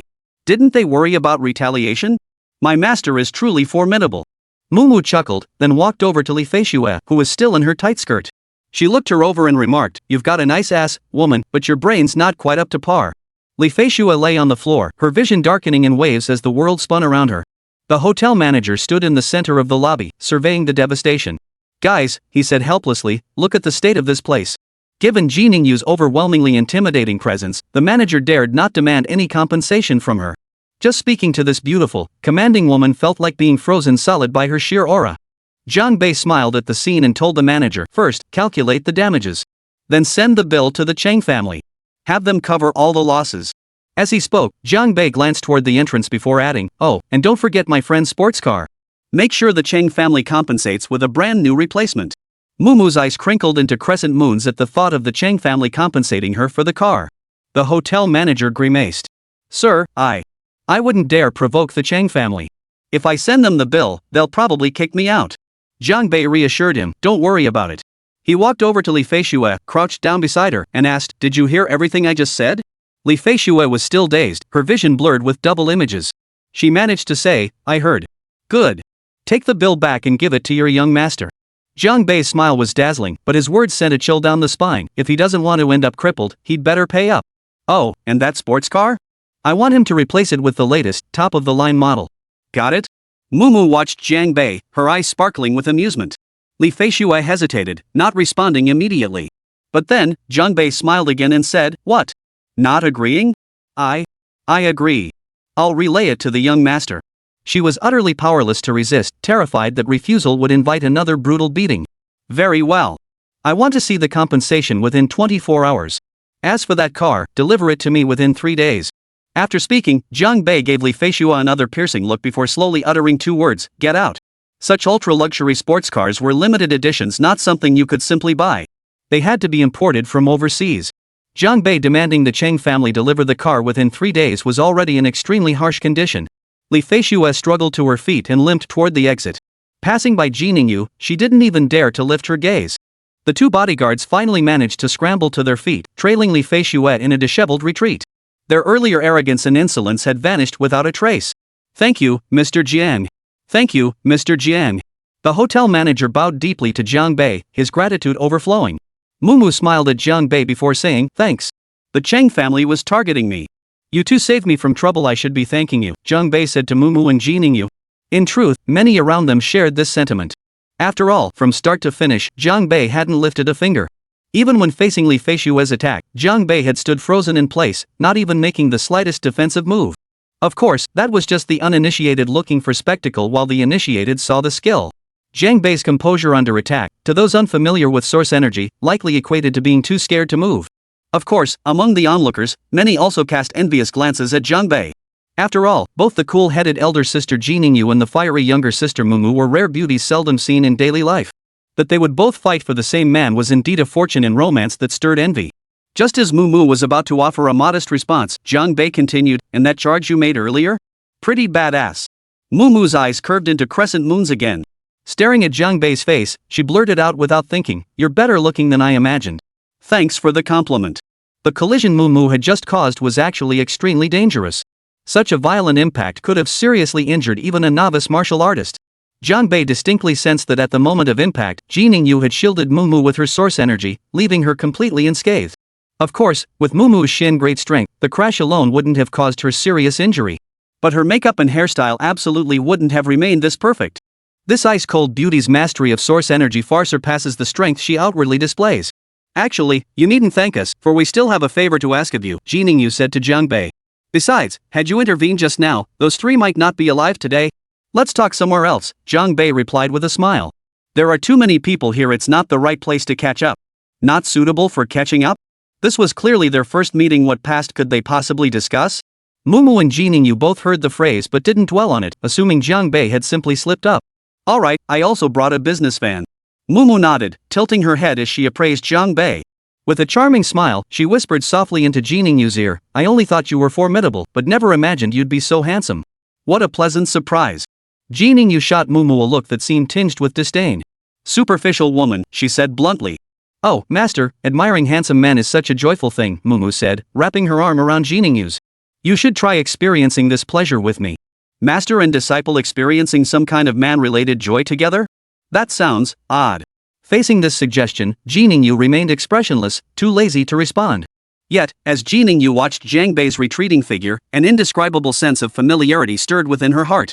It felt as though she had seen him somewhere before. The feeling was elusive, and Ji Ningyu couldn't quite grasp it. Chapter 40, As You Wish. An hour later, the 3 of them were seated in a private dining room at a restaurant. Mumu was quite generous, ordering the restaurant's most expensive dishes to fill the table. Mr. Jiang, would you like some wine? Mumu inquired. If I'm not driving, I can have a little. Jiang Bei nodded lightly. Just call me Jiang Bei. Xiaowan's friends are my friends. Well then, I'll get straight to the point. Mumu propped her chin up with one hand, a hint of distress on her pretty face. I don't want to marry so young, so I need a young, handsome expert to help me fend off the pressure from home. Hearing this, Jiang Bei couldn't help but recall his own betrothal. He thought to himself, you don't want to marry so young, and I don't want to marry so young either. Seeing Jiang Bei silent, Mumu quickly added, as for the price, name whatever you want. I should be able to afford it. Just let me avoid that Huang Yunpeng engagement, and I'll do anything. Do anything? Is she really that compliant? Hearing this, Jiang Bei seemed slightly taken aback, his gaze instinctively sweeping over Mumu's figure. Well, to be honest, Mumu's figure was undeniably quite alluring to the opposite sex. Only then did Mumu realize her slip of the tongue. Clearing her throat twice, she explained, for now, that doesn't include. Which part? For now? So it'll be included after some time? Jiang Bei found it somewhat amusing but didn't press further. Instead, he looked into her eyes and said, you're in Huaihai, I'm in Ningzhou. I might not be able to get away anytime soon, so I'm afraid I can't help. And if we pretend to be boyfriend and girlfriend, your family probably wouldn't believe it either. Jiningyu remained silent, seemingly resting her eyes. They should believe it. After all, our ages and appearances match well, Jiang Bei. Why don't we try to build some chemistry? Mumu pressed her hand to her forehead, staring at the tabletop. It seemed it took a bit of courage to utter those words. But her hesitation wasn't born of shyness. Could it be that such a request was too forward, making even the usually outspoken Miss Mu feel slightly uncomfortable? Ahem. Jiningyu cleared her throat, opened her eyes to look at her disciple, and said calmly, be more composed. But Mumu's next words revealed why she'd been hesitant. Sigh, this really isn't a good idea. If we two actually got together, I wouldn't know how to explain it to my Jianwan. Mumu seemed troubled. After all, I can't steal someone else's love. Steal someone's love? What nonsense! Jiang Bei felt several black lines silently appear on his forehead. Miss Mu, could you please focus on the main point when you speak? But in a way, Mumu's idea wasn't entirely bad. After all, she had a hot body and a beautiful face. Jiang Bei wouldn't exactly be at a disadvantage. But the crux was this, helping Mumu would undoubtedly mean inviting trouble. This marriage of yours involves martial arts sects from the Dragon Nation, Jiang Bei stated. Tianping Mountain holds a respectable standing in the martial world. If Huang Yunpeng were to clash with me. At this point, Jiang Bei's thoughts suddenly shifted. A blurred silhouette clad in snow-white robes flashed before his eyes. Su Qingchang. Wasn't his fiancée also a fairy-like figure in that martial world? What would she think if she discovered the deep connection between him and Mumu? The thought flitted through his mind, and Jiang Bei found himself chuckling inwardly. After all, he and that so-called fairy Su Qingchang had never even met since growing up. Why should he care so much about her feelings? Seeing Jiang Bei lost in thought, Jiningyu shook her head softly. At first, she thought he was scared. But then Jiningyu reconsidered. It seemed unlikely that Jiang Bei would back down. This man wasn't afraid of the major clans in Ningzhou. Why would he care about Tianping Mountain? Jiningyu hadn't anticipated Jiang Bei's next words. If Huang Yunpeng clashes with me, Tianping Mountain will likely be annihilated. Destroy Tianping Mountain outright. Did he have to be so ruthless? That statement was utterly domineering. Mumu's eyes instantly curved into crescent moons, laughter and allure flowing simultaneously from the corners. Though this was merely their first meeting, how could she already feel such a perfect rapport with this man? She'd assumed Jiang Bei feared Tianping Mountain's influence, yet here he was, threatening to wipe out their sect outright. For some reason, if anyone else had said that, it would likely be dismissed as bragging. But both Mumu and Jiningyu believed Jiang Bei was telling the truth. Mumu felt an inexplicable surge of passion ignite within her. No, Jiang Bei, you don't have to do this. If you really destroy Tianping Mountain for me, I truly wouldn't know how to repay you. Mumu's tone was quite serious. Honestly, just for that car crash you caused earlier, I'd be willing to help you anyway. Jiang Bei smiled. No repayment needed because I want to be your friend. I don't need repayment. However, when Jiang Bei uttered those words, he hadn't considered that in this world, the freer something is, the more precious its true value becomes. What would she do when, someday in the future, the debt she owed Jiang Bei grew so immense she could never repay it? The usually carefree Miss Mu was genuinely touched by Jiang Bei's words. She stood up, poured herself a large glass of red wine, raised her glass, and declared, to show my gratitude, I'll drink first. Then, she downed the entire glass in one go. However, she drank a bit too hastily. A thin trickle of wine escaped the corner of her mouth, cascading down her crystal-clear chin, tracing the curve of her snow-white, slender neck, and flowing all the way down to the valley of her breasts. The crimson wine against the snow-white skin of her collar was a striking contrast, looking utterly beautiful under the soft lighting. Mumu herself remained utterly unaware of this. After finishing her drink, she slammed the cup down on the table. She looked at Jiang Bei, about to say something, when her master, Ji Ningyu, spoke softly, "Wipe your collar." "My collar." Mumu looked down and finally felt a faint dampness at her chest. She quickly pulled out a tissue and wiped deep into the neckline of her dress. However, this absent-minded girl only realized after wiping that she had forgotten to turn away. Jiang Bei had sat across from her and witnessed the entire scene. "It was an accident," Mumu said, her pretty face flushing slightly. Then, meeting Jiang Bei's eyes, she blinked back at him, turning the tables. "So, what do you think? Pretty?" Jiang Bei cleared his throat, downed the drink in his glass, and withdrew his gaze. Your skin is quite fair." Ji Ningyu glanced at her apprentice and shook her head. "Mumu, if you feel your master is superfluous here, then I can step out." Truth be told, though they were master and disciple in name, their bond was practically that of sisters. However, due to their backgrounds and upbringing, Ji Ningyu had developed a rather conservative nature. At times, she genuinely struggled to adapt to her disciples' more open-minded, free-spirited ways. Mumu drew out her words, her tone tinged with playful petulance. "I know, pretty master." Jiang Bei chuckled and said, "So what should we do next? Should I make time to accompany you back to the Mu family estate?" "Not yet. Let's just take a selfie first, show my family my new boyfriend." Mumu was in high spirits now. With that, she sat beside Jiang Bei, wrapped her arms around his neck, and pressed his face against hers. Jiang Bei instantly felt a faint, sweet fragrance waft into his nostrils, refreshing and uplifting. In that instant, he instinctively realized this fragrance wasn't perfume, it was Mumu's own unique body scent. Women with natural body fragrance were truly rare. With one arm wrapped around Jiang Bei and the other holding her phone, Mumu puckered her red lips, pausing them just 1 centimeter from his face. From her camera angle, it looked as though Mumu's lips had already touched Jiang Bei's face. 1, 2, 3, cheese. Mumu said, then pressed the shutter button. Click. The man and woman in the photo looked rather intimate. "Can I post this in my moments?" Mumu asked. "Would it reveal your face?" "No problem. If we're putting on a show, we might as well go all out." Jiang Bei didn't mind. "Alright, full package it is." Mumu snapped her fingers and immediately hit send on the photo. "Sigh, once this photo goes out, it'll probably cause a huge stir. You're bound to get into trouble." Mumu looked at Jiang Bei, seeming a bit guilty. "You're really loyal. We're friends. No need to thank me." Jiang Bei waved it off and joked, "Worst case, I'll offer myself as payment." "Sure thing. I just hope you won't chicken out when the time comes," Mumu replied with a smile. Ji Ningyu paid no mind to the young couple's banter. She lifted her wineglass and said to Jiang Bei, "Thank you." Then, tilting her head back, she drained it in one gulp. However, as she tilted her head back, certain curves seemed to become even more breathtaking. In Ji Ningyu's view, Jiang Bei possessed extraordinary talent in martial arts, his summarization of source energy theory being the epitome of simplicity. If such a man became Mumu's nominal boyfriend, it should be enough to make that Huang Yunpeng back down. "I'll step to the restroom," Mumu said as she rose. After Mumu left, only 2 people remained in the room. The air suddenly felt still. Ji Ningyu also seemed somewhat uncomfortable being alone in the room with the young man. She sipped her wine slowly, not initiating conversation. Yet, her expression remained calm, showing no obvious signs of unease. Jiang Bei glanced at her and smiled. "Looks like Sister Ji doesn't remember me anymore." "Little Sister Ji?" That title did sound a bit too familiar. Ji Ningyu's gaze shifted slightly, though she didn't think Jiang Bei was the type to flirt with women. Still, his words seemed a touch flippant, as if he were deliberately trying to get close. Sitting up straight, Ji Ningyu held her wineglass, staring at the crimson liquid inside as she replied, "Isn't today our first meeting? These past 2 years, does your lower abdomen still ache?" Jiang Bei inquired. At his words, Ji Ningyu's body stiffened. Then, she looked at Jiang Bei. Her usually unruffled, pretty face finally began to show a look of deep disbelief. Chapter 41, Reunion. "Have you still been experiencing pain in your lower abdomen these past 2 years? The question sounded like someone inquiring if a girl experienced menstrual cramps, which seemed rather inappropriate. Yet only Ji Ningyu understood its true meaning. Because she had an injury in her lower abdomen that had never fully healed. This was a secret unknown even within the Dragon Nation. Not even the elders of the Ji family knew that the strongest member of their generation bore an incurable wound. Ji Ningyu bore immense responsibilities tied to her family.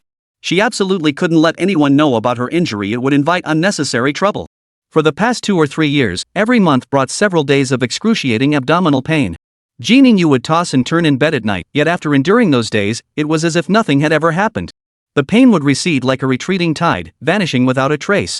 Faced with this agony that felt like her entire lower abdomen was being torn apart, Ji Ningyu could only endure it through sheer willpower. If she channeled her source energy to forcefully resist the pain, it would intensify the sensation several-fold in an instant. Over the past 2 years, Ji Ningyu had concealed it so well that even Mumu, who spent every waking moment with her, had never detected anything amiss with their master. But how had Jiang Bei discovered such a deeply hidden secret? After several seconds of stunned silence, Ji Ningyu drew a deep breath. Her eyes flashed with intense wariness as source energy began to stir within her. Her voice was icy as she demanded, "How did you find out?" If Jiang Bei couldn't provide a plausible explanation, Ji Ningyu would likely strike immediately. Her injuries remained unhealed, and she could not risk anyone else discovering them. This matter involved too many secrets. To protect them, Ji Ningyu was willing to become ruthless. Jiang Bei sensed the murderous intent surging from Ji Ningyu. He gave a faint smile. "Little sister Ji, you're being a bit too formal. Have you forgotten me already?" Ji Ningyu remained silent. Though her gaze remained coldly fixed on Jiang Bei, a flicker of hesitation began to surface in her eyes. 3 years ago, Black Sea, Borneo Island. Jiang Bei spoke softly. The moment Jiang Bei uttered those words, Ji Ningyu's body stiffened violently once more. One could clearly see her shoulders tremble slightly. The image of a youth clad entirely in black had surfaced in her mind. That figure lay hidden deep within her mind. Though Ji Ningyu had never spoken of it, it had become the most precious outline of her memories. "So it was you who saved me back then?" Ji Ningyu's eyes flickered intensely, her expression filled with profound emotion. To storm Borneo Island alone with only early heaven tier strength was truly admirable. Jiang Bei smiled and said, "I never imagined we'd meet again here. The world really is small." The world isn't small, but reunions always feel so unexpected. Ji Ningyu's eyes seemed to be brewing a torrential downpour. She drew a deep breath, bit her lip, rose to her feet, then bent both knees and knelt directly on the ground. "My life belongs to you. Before my savior, please accept this bow." Ji Ningyu pressed her palms together on the ground, her waist sinking low as she lowered her body until her smooth forehead touched her hands. This posture revealed every curve of her waist and hips, radiating that ripe, mature allure, once more a sight that left one utterly unsettled. Perhaps the ice-cold sister Ji truly didn't realize the immense impact her kneeling and bowing posture could create. Jiang Bei forcibly tore his gaze away from the apex of Ji Ningyu's curves, then hurriedly reached out to grasp her arm, intending to help her rise. "Truthfully, I'd long disliked the people of Borneo. When I eliminated them, I saved you as an afterthought," Jiang Bei said. "We're friends, there's really no need for such formalities." Ji Ningyu let Jiang Bei pull her up, her eyes clearly reddening. The storm clouds gathering in her gaze had already unleashed a torrential downpour. What Jiang Bei didn't realize at that moment was that Ji Ningyu never allowed any man to touch her body, not even her arm. He was the only exception. Brahma Island was a medium-sized island within the Black Sea archipelago, home to roughly 1,000 pirates. 4 prodigies from the younger generation of the Ji family had been ambushed by these pirates while conducting business for their clan in the Black Sea region. Not only were all their goods stolen, but 2 of the young geniuses were killed and 2 others left critically injured. This blow to the Ji family was devastating. Moreover, those 4 prodigies were younger brothers Ji Ningyu had always cherished and protected. That was why she chose to journey alone to the Black Sea, determined to storm Borneo Island.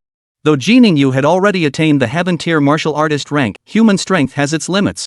After slaying hundreds of low-level pirates, over a dozen earth-tier martial artists, and even sacrificing a heaven-tier early-stage powerhouse in the process, she finally reached her breaking point. Crucially, Ji Ningyu's intelligence had been flawed. Unbeknownst to her, a pirate possessing peak heaven-tier strength lurked on the island. Even at her peak, Ji Ningyu could never have matched a heaven-tier peak opponent. Moreover, she was already nearing total exhaustion, with both stamina and combat effectiveness depleted beyond repair. Given her beauty and figure, falling into the hands of these pirates meant her fate was all too predictable. However, that peak heaven-tier pirate was simply too powerful, leaving Ji Ningyu with no hope of victory whatsoever. At that moment, her lower abdomen was pierced by the heaven-tier peak pirate's blade. Blood gushed forth, her source energy frozen, leaving her utterly incapacitated and at their mercy. Just as Ji Ningyu was plunged into utter despair, a figure wearing a black mask descended from the sky. He rescued her from beneath the blade of that peak heaven-tier pirate and then carried her away on his back. The one who saved Ji Ningyu was none other than Jiang Bei. However, due to her severe injuries, Ji Ningyu had no chance to interact with Jiang Bei. Shortly after being rescued, she lost consciousness on his back. When Ji Ningyu finally awoke, she found herself in the hospital of the Dragon Nation's National Defense Military Coastal Defense Force.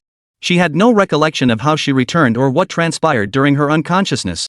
Recalling the brutal battle on the island, the vivid crimson haze of her memories only allowed the figure descending from the sky to remain relatively clear. After that, Ji Ningyu never mentioned the pirate island to anyone, not even to Mumu, the disciple she had taken in years ago. Yet over the past 2 years, Ji Ningyu's longing to know the identity of her savior had only intensified. With each passing day, this obsession grew stronger. Yet chance encounters often happen unexpectedly. After Jiang Bei helped her to her feet, Ji Ningyu looked up at him and softly asked, "May I hug you?" Before Jiang Bei could answer, Ji Ningyu stepped forward and wrapped her arms around him. It was an embrace without reservation, and Jiang Bei felt their bodies pressed tightly together. This embrace held meaning beyond words. It spoke of life and death, of gratitude, and of a reunion that transcended time and bloodshed. If anyone familiar with Ji Ningyu saw this scene, they'd probably drop their jaws in shock. She never even smiled at men, practically ignoring them. How could she possibly initiate a hug with another man? Yet here she was, holding Jiang Bei with such intensity. This felt more like an emotional outburst. Held in Ji Ningyu's embrace, Jiang Bei could feel her heart pounding fiercely even through the snowy mountains. "I was so slow to realize it," Ji Ningyu said. "I should have known it was you the very first moment I saw you." Her tears had already soaked through the fabric on Jiang Bei's shoulder. "If you have time, come find me. Let me examine your injuries.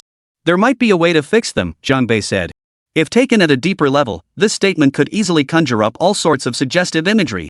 Ji Ningyu, of course, had no objection whatsoever and immediately agreed. "All right." Had any other man suggested this, Ji Ningyu would have refused without hesitation. But only Jiang Bei could inspire such unreserved trust in her. Just then, footsteps sounded outside the private room. It must be Mu returning from the restroom. Ji Ningyu instantly took a step back, sat down at the table, and picked up a tissue to wipe the tear stains from her face. Just as she set the tissue down, the door handle turned, and Mu pushed the door open. There she saw a man and a woman sitting stiffly upright. Mu smiled warmly and said, "How's the conversation going without me?" But then, Ji Ningyu's bloodshot eyes met her gaze. "Master, what's wrong? Did someone upset you?" Despite Mu's usually carefree demeanor, she suddenly panicked. She had never seen her master cry before. "Nothing." Ji Ningyu pointed expressionlessly at a dish before them. "This fish has mustard in it." "Oh, I see." Mu smiled again. "But master, when you cry like that, it makes me want to comfort you so badly." "I'm full. You two chat on." Ji Ningyu set down her chopsticks and walked out of the private room without even glancing back at Jiang Bei. Jiang Bei watched her go and smiled. Ji Ningyu might not be a skilled actress, but as long as she maintained her usual icy demeanor, no one would suspect the turbulent emotions churning beneath her surface.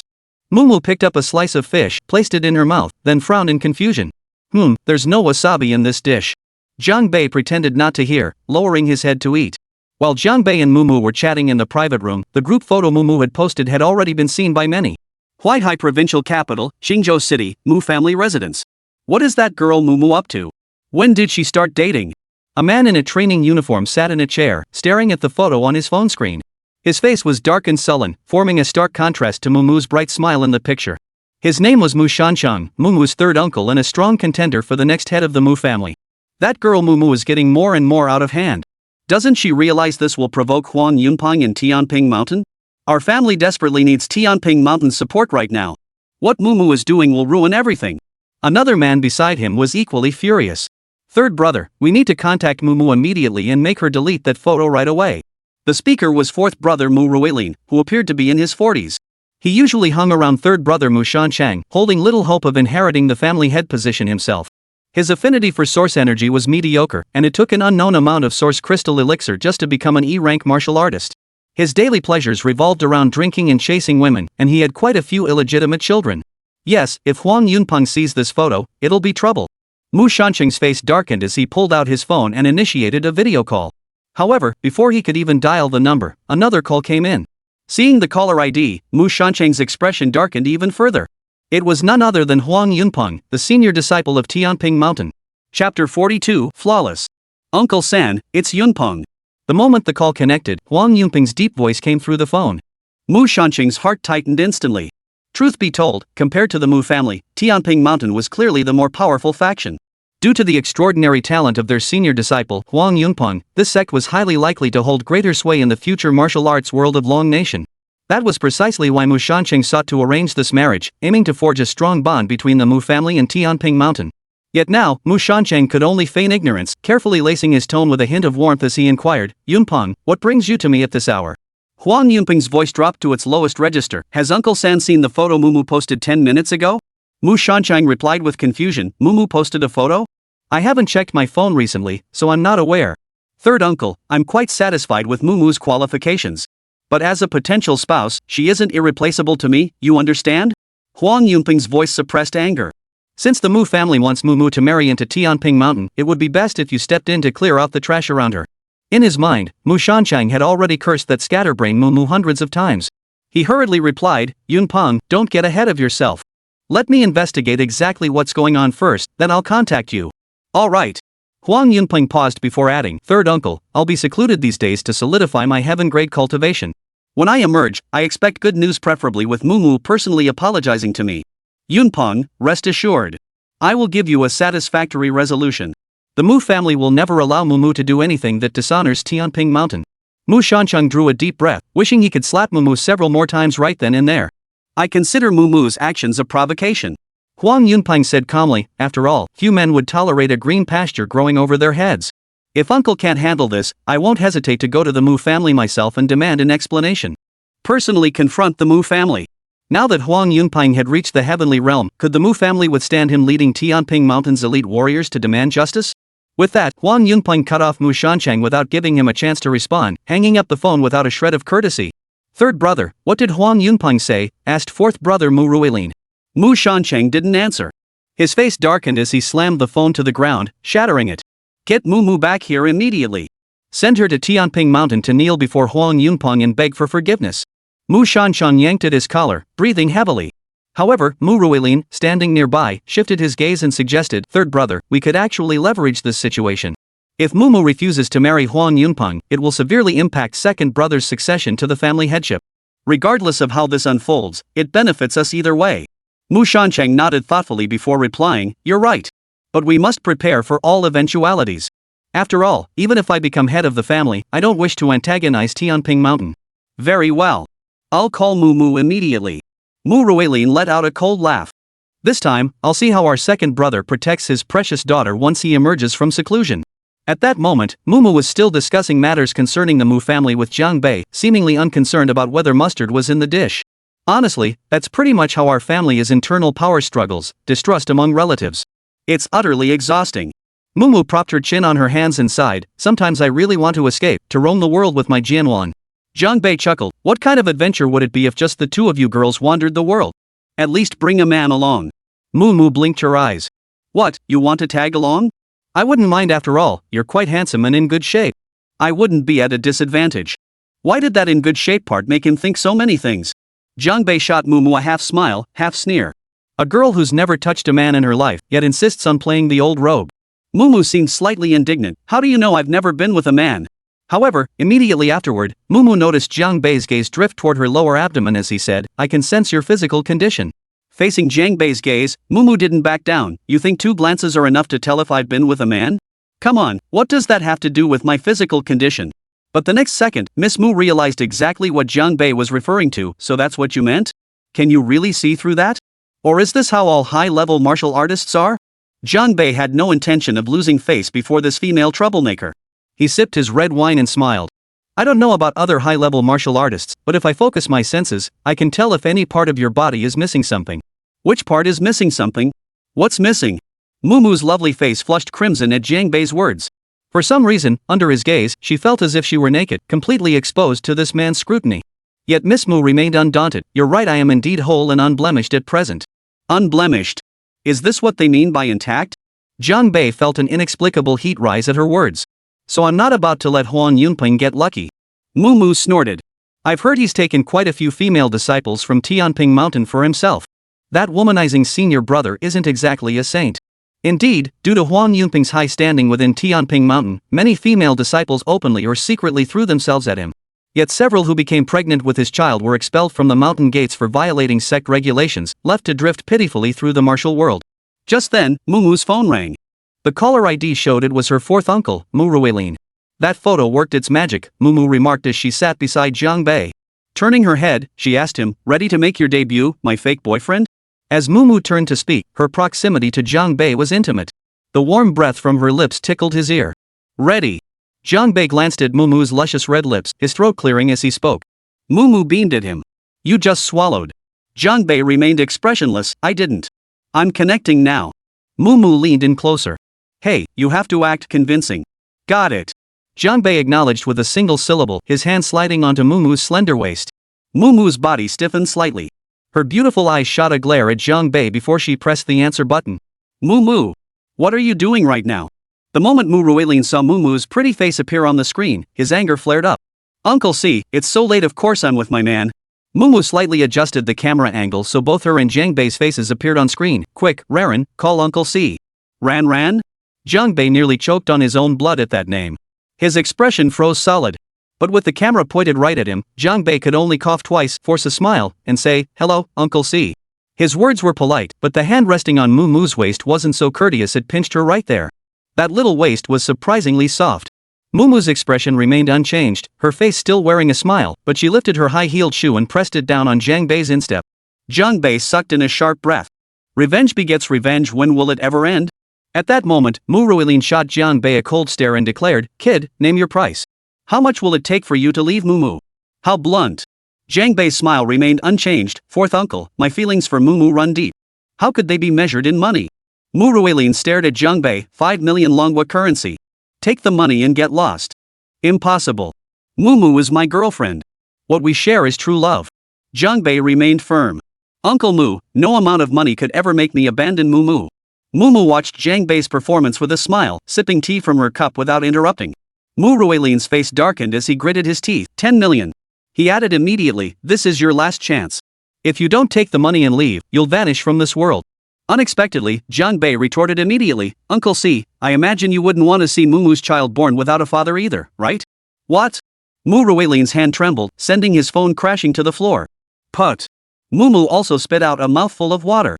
She then choked and coughed violently. What kind of vicious words were those from Jiang Bei? Mu Ruilin was so furious his hands trembled violently as he struggled to pick up the phone. At that moment, the third brother, Mu Shansheng, snatched the phone. His face darkened as he addressed Jiang Bei. "I need to speak with Mumu. You can talk to me directly. After all, I'm Mumu's boyfriend." Jiang Bei's smile was nothing short of dazzling. Seeing Jiang Bei's expression, Mu Shansheng's rage boiled over. Suppressing the urge to smash the phone, he snapped, "Kid, you don't have the right to talk to me yet. Mumu is carrying my child. How am I not qualified to speak with you? Fine, just you wait." Mu Shansheng's eyes burned with intense fury. "Kid, you got the guts to tell me where you are?" Just as Jiang Bei was about to speak, Mumu leaned close to the screen, wrapped an arm around his neck, and addressed Mu Shansheng. "Third uncle, why are you so angry? I found a boyfriend, shouldn't you be happy for me? I'm already carrying Ran's child." Mu Shansheng pointed at the screen, trembling with rage. "How could the esteemed Mu family produce such a shameless creature as you?"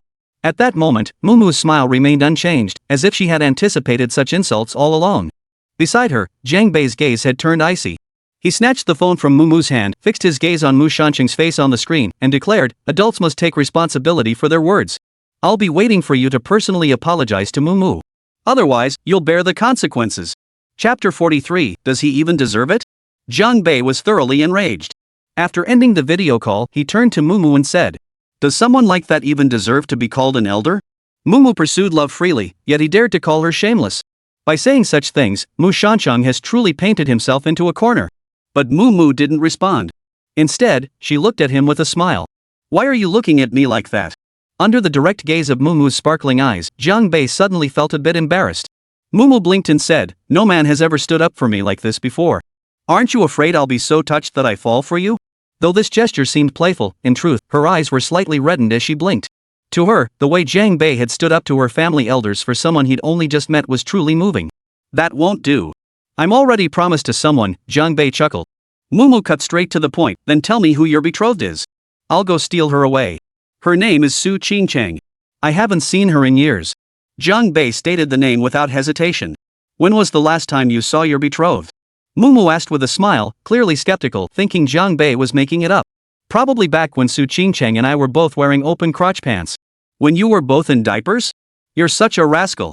Mumu's words abruptly halted, her smile freezing on her face. "Who did you just say?" "Su Qingchang." "Su Qingchang?" Mumu's eyes filled with astonishment and disbelief. "You mean that ethereal beauty, the fairy of unparalleled beauty?" Jiang Bei nodded. "Exactly. That fairy of unparalleled beauty. Her dad's name is Su Ritian, not Su Hao. If anyone else had said that, I'd think they were bragging. But coming from you." Mumu paused, showing neither belief nor disbelief. Instead, she said, "Anyway, I doubt I could ever steal the fairy of enchantment away from her corner." "Rarely seen," Miss Mu sighed, a hint of defeat flushing across her lovely face. Jiang Bei hadn't been in the country for a long time, so he wasn't quite aware of the influence his childhood betrothed actually held. "Why don't you think I'm bragging?" Jiang Bei asked with a smile, observing Mumu's reaction. Mumu never seemed to doubt Jiang Bei's claims. She shrugged her snow-white, perfectly straight shoulders and stood up, saying, "If your betrothed truly is Su Qingcheng, then the rivals you'll face won't be of Huang Yunping's caliber from Tianping Mountain." Jiang Bei shook his head with a smile. "I have no desire to marry so soon.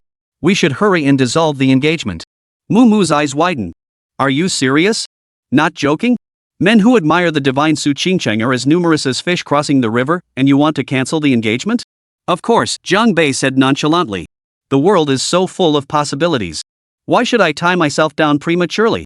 Mumu studied Jiang Bei, her gaze growing deeply meaningful. She murmured softly, "You probably don't even know what kind of tree that is. The Cheng family mansion." Even now, at 2 in the morning, the light in one of the rooms remained steadily lit. A man in his 30s sat within, his expression grave. He wasn't particularly tall, sporting a crew cut and an unremarkable appearance, the kind of face that would blend into a crowd and be nearly impossible to pick out. Li Feishue, wounded by Ji Ningyu, knelt on one knee before him. She had changed out of her bodycon skirt and now wore loose-fitting training clothes. Her head wound had received simple bandaging, but her complexion was noticeably pale. Ji Ningyu's source energy attack had struck her from a distance, causing significant internal damage. Blood still trickled from the corner of her mouth from time to time. The man remained silent for a long while before rising to his feet. "Feishue," he said, "I asked you to politely bring the person back. Did I tell you to do it this way?" "Young master, I'm sorry. It's my fault," Li Feishue said, bowing his head. She had knelt for over 2 hours, her legs numb from the prolonged position, yet she dared not rise. From her address, it was easy to deduce that this man was none other than the eldest son of the Cheng family, Cheng Hongyu. Cheng Hongyu had indeed instructed Li Feishue to politely bring Jiang Bei back, but he never imagined his subordinate would fixate solely on the words "bring back" and completely forget the requirement to do so politely. Li Feishue had resorted to all manner of threats against Jiang Bei, even brandishing weapons, only to end up injured herself. "Feishue, it's precisely because so many in the Cheng family adopt your style of conduct that our clan has been on a downward spiral for so long." Cheng Hongyu shook his head, his face etched with disappointment. "That person refused me at first, so I..." Li Feishue trailed off. After speaking, she realized the gravity of her words. Sure enough, the young master's expression darkened further. "When you spoke so insolently, did you not consider that the battle knife from the top secret series still lies embedded in the floor of our family's reception hall?" Cheng Hongyu strode over and kicked Li Feishue hard in the shoulder, sending her tumbling to the floor. Xia Hanbing said he'd return personally to retrieve that blade, so to this day, no one in the Cheng family dares pull it out. No one wants to follow in Cheng Shilian's footsteps. After all, the second young master of the Cheng family was struck by a lingering ripple of Xia Hanbing's source energy, shattering his heart and lungs. He still lies in a hospital bed to this day. After being kicked down, Li Feishue endured the pain without a sound, immediately rising to kneel properly once more. "If you still don't get it by now, this family is finished." Cheng Hongyu gasped for breath as he said, "Cheng Qingyang had his arm severed by that Jiang Bei. I don't want to end up like my cousin." Li Feishue knew he'd botched things. "Young master," he said, "I'll go apologize to Mr. Jiang right now and beg his forgiveness." "It's useless. You don't even deserve his attention." Cheng Hongyu sighed. "I'll find an opportunity to apologize personally." "Yes." Li Feishue bowed her head deeply. She knew that after this incident, it would be difficult for the young master to trust her again. Cheng Hongyu continued, "First, prepare the compensation for the hotel. Also, within 3 days, find the latest model of that sports car. I'll deliver it to Jiang Bei." Just as Li Feishue was about to respond, she heard Cheng Hongyu add, "This matter won't stay hidden for long, but for now, don't let anyone else in the family know, not even my dad. Got it?" A stern tone permeated his voice. His father was Cheng Dongfang. "I understand, young master. Rest assured, Feishue will never disappoint you again," Li Feishue replied. Cheng Hongyu said nothing more and walked straight out. At that moment, an aura emanated from him that sent shivers down one's spine. It was a hierarchical suppression so intense that even Li Feishue, who had just broken through to the earth realm, felt her breath catch in her throat. Gazing deeply at the young master's retreating figure, Li Feishue realized her master seemed to have chosen a path diametrically opposed to the entire family. The next morning, Jiang Bei awoke to find the hotel manager already waiting respectfully at his door. The moment he saw Jiang Bei, the manager's eyes immediately brimmed with respect and admiration. "Mr. Jiang, the Cheng family delivered the compensation overnight yesterday and they paid several times the original amount," the manager said. "I've already transferred the excess funds to your bank account." Jiang Bei didn't refuse, but inquired, "What about the car?" "What did they say?" "They said the Cheng family will personally deliver the latest model within 3 days. Jiang Bei nodded. "All right, I'll await their update. And thank you for your hard work." "No trouble at all." "It's my pleasure," the manager insisted repeatedly. He had already decided, as soon as he returned, he would call a meeting and instruct every single hotel staff member to treat this Mr. Jiang like a god. After all, across the entire Ningzhou region, even the entire Liajiang province, who else could so effortlessly make the Chang family admit defeat? The Jiang family. At that moment, Jiang Kaiga was having breakfast with his father, Jiang Qingsong. He hesitated several times before finally speaking up. Dad, Jiang Bei is back. Strictly speaking, Jiang Kaiga was Jiang Bei's cousin, and he was also the most promising candidate among the current generation of the Jiang family to take charge of the family's affairs. He was currently primarily responsible for the family's source crystal mining trade. Jiang Bei is back? Which Jiang Bei? Jiang Qingsong took a sip of porridge, not even setting down his bowl and chopsticks as he spoke. Though he was well over 60, he appeared no older than a middle-aged man in his 40s. His square face, thick eyebrows, and heavy mustache gave him an imposing presence that commanded respect without needing to raise his voice. The son uncle brought back, the one who was later disowned. Jiang Kaiga adjusted his glasses on his nose, slightly surprised by his father's words. After all, Jiang Bei had been personally expelled from the family by his father. Had 10 years made him forget that name? Oh, so this was the young man who had crippled by Shijiang back then. Jiang Qingsong shook his head, a sharp gleam gradually appearing in his eyes. Does he want to take revenge on the Jiang family? That question was a bit too direct and unfriendly. No signs of that intent from Jiang Bei yet, Jiang Kaiga replied. But there was a clash with the Chang family earlier, and last night, Cheng Hongyu's men had another altercation with Jiang Bei outside the hotel. As he spoke, Jiang Kaiga pulled out his phone and pulled up a video. This footage, captured by the hotel's surveillance cameras, documented the entire altercation between Li Feishui and Jiang Bei. How Jiang Kaiga had obtained it remained unclear. Jiang Qingsong watched the footage in silence before finally speaking. I recall Jiang Bei showed remarkable talent back then? Yes. To cripple by Shijiang at that age, no one in our generation possessed talent like his, Jiang Kaiga replied. A hint of apprehension lingered deep in his eyes. Although Jiang Kaiga had previously declared to the Chang and Bai families that he would absolutely not intervene in their conflict with Jiang Bei, such a declaration was not without the deeper meaning of using those two families as pawns. But if you watch this video closely, you'll see Jiang Bei never once intervened. Jiang Qingsong remarked calmly. Had it not been for the car crash, Li Feishui would have severely wounded him. Those two women saved him. Jiang Kaiga nodded. Indeed, without Mumu and Ji Ningyu's intervention, Jiang Bei would likely have been sent packing by Cheng Hongyu. Bright as a child, but not necessarily brilliant as an adult. All these years without the Jiang family's backing, how far could Jiang Bei really go? Jiang Qingsong set down his phone, picked up the bowl of porridge before him once more, and remarked indifferently. Perhaps he's just a man living off women now, nothing to worry about. Understood. Jiang Kaiga nodded, then added with lingering concern, but should I still meet with him? A cold, mocking smile spread across Jiang Qingsong's face.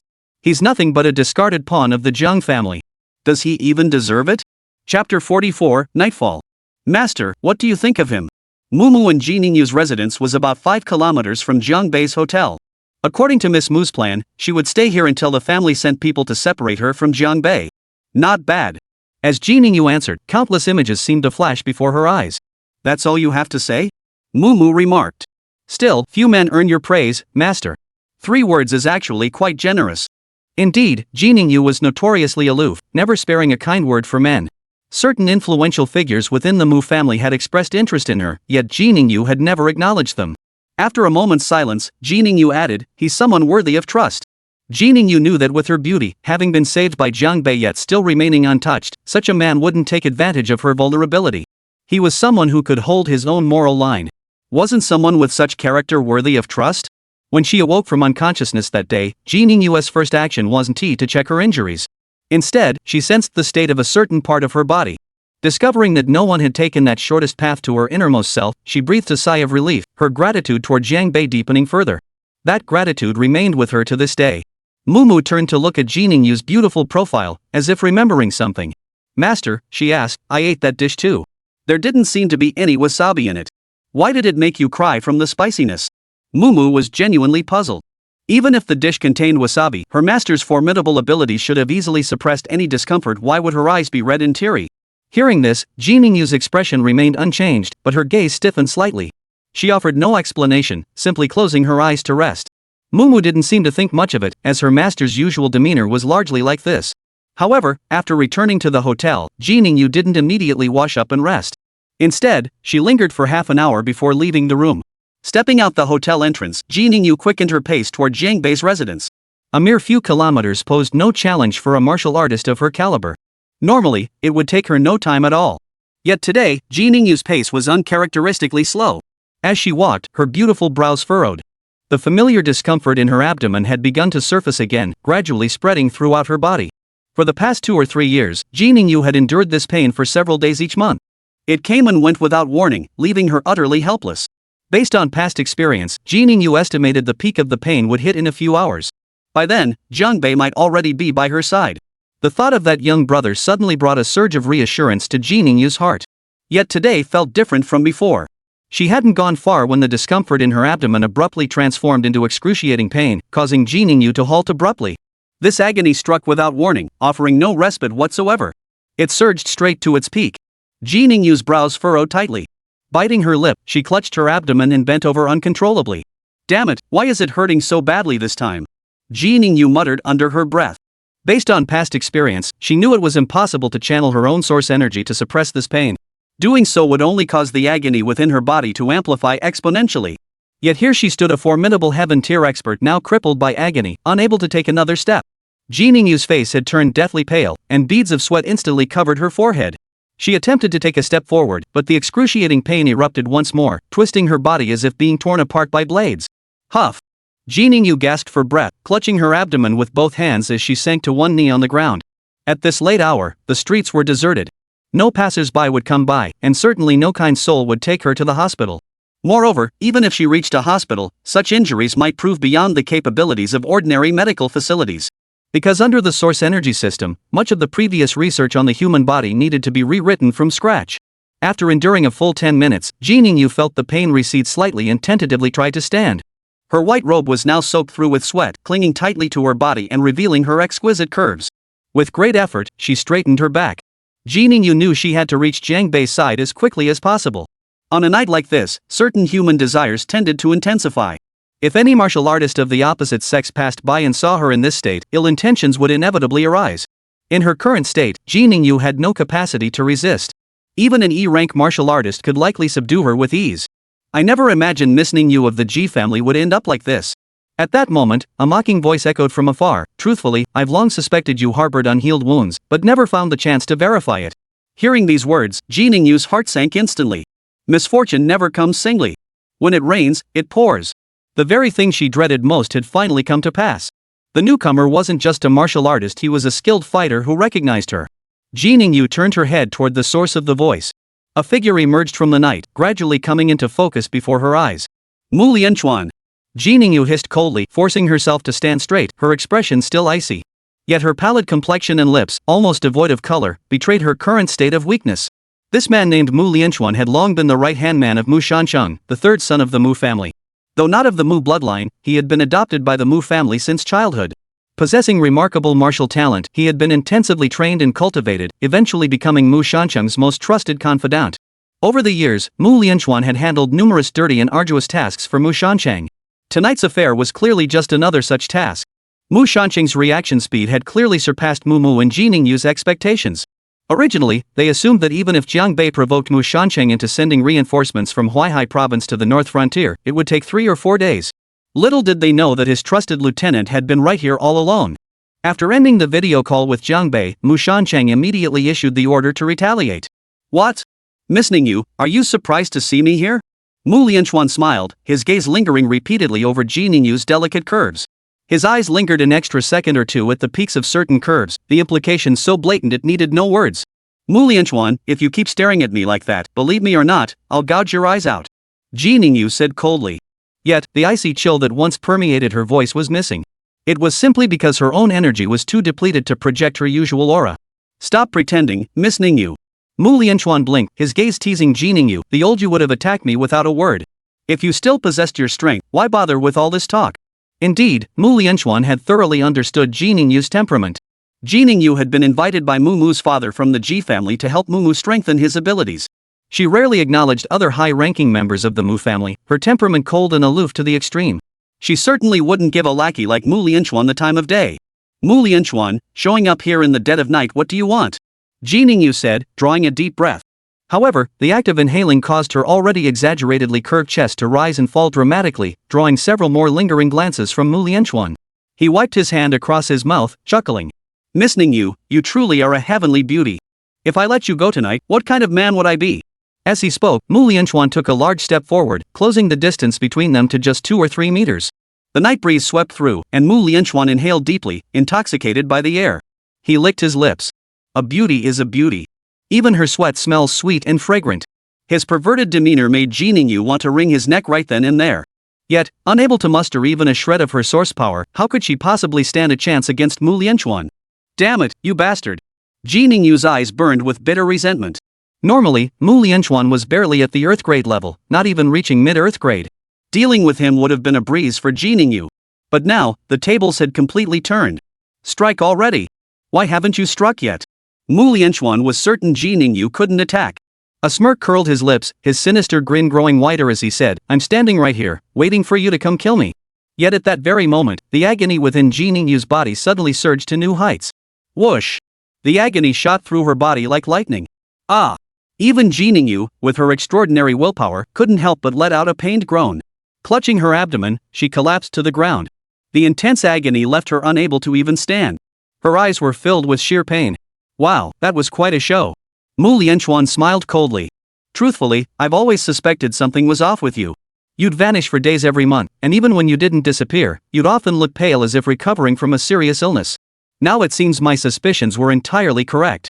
If you dare do this to me, I swear the Ji family won't let you off, and neither will Mu Tianai, Ji Ningyu managed to say with great difficulty. Mu Tianai is Mu's father.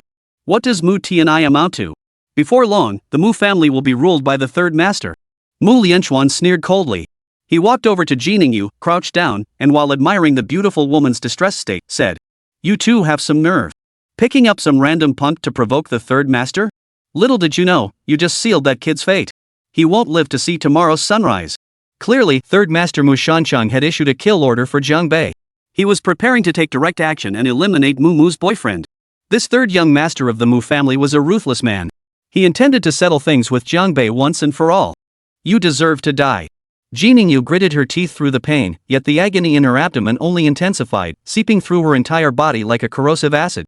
Too bad, right now, you can't even kill yourself. Mu Lianchuan reached out, pinching Ji Ningyu's crystal-clear chin, the curve of his lips growing wider. Tonight, you're mine. The thought of conquering a woman like you who usually puts on that aloof act and having you beneath me is incredibly satisfying. Ji Ningyu did not cry. Her eyes blazed with defiance and hatred. Even as a ghost, I won't let Mu Shanchang or you off the hook. But first, I'll make sure to torture you thoroughly. Mu Lianchuan's hand slid down from Ji Ningyu's chin to her snow-white, slender neck. The sheer delicacy of her skin alone was almost unbearable. Once I've conquered you, I'll go finish off that brat and complete the third master's task perfectly.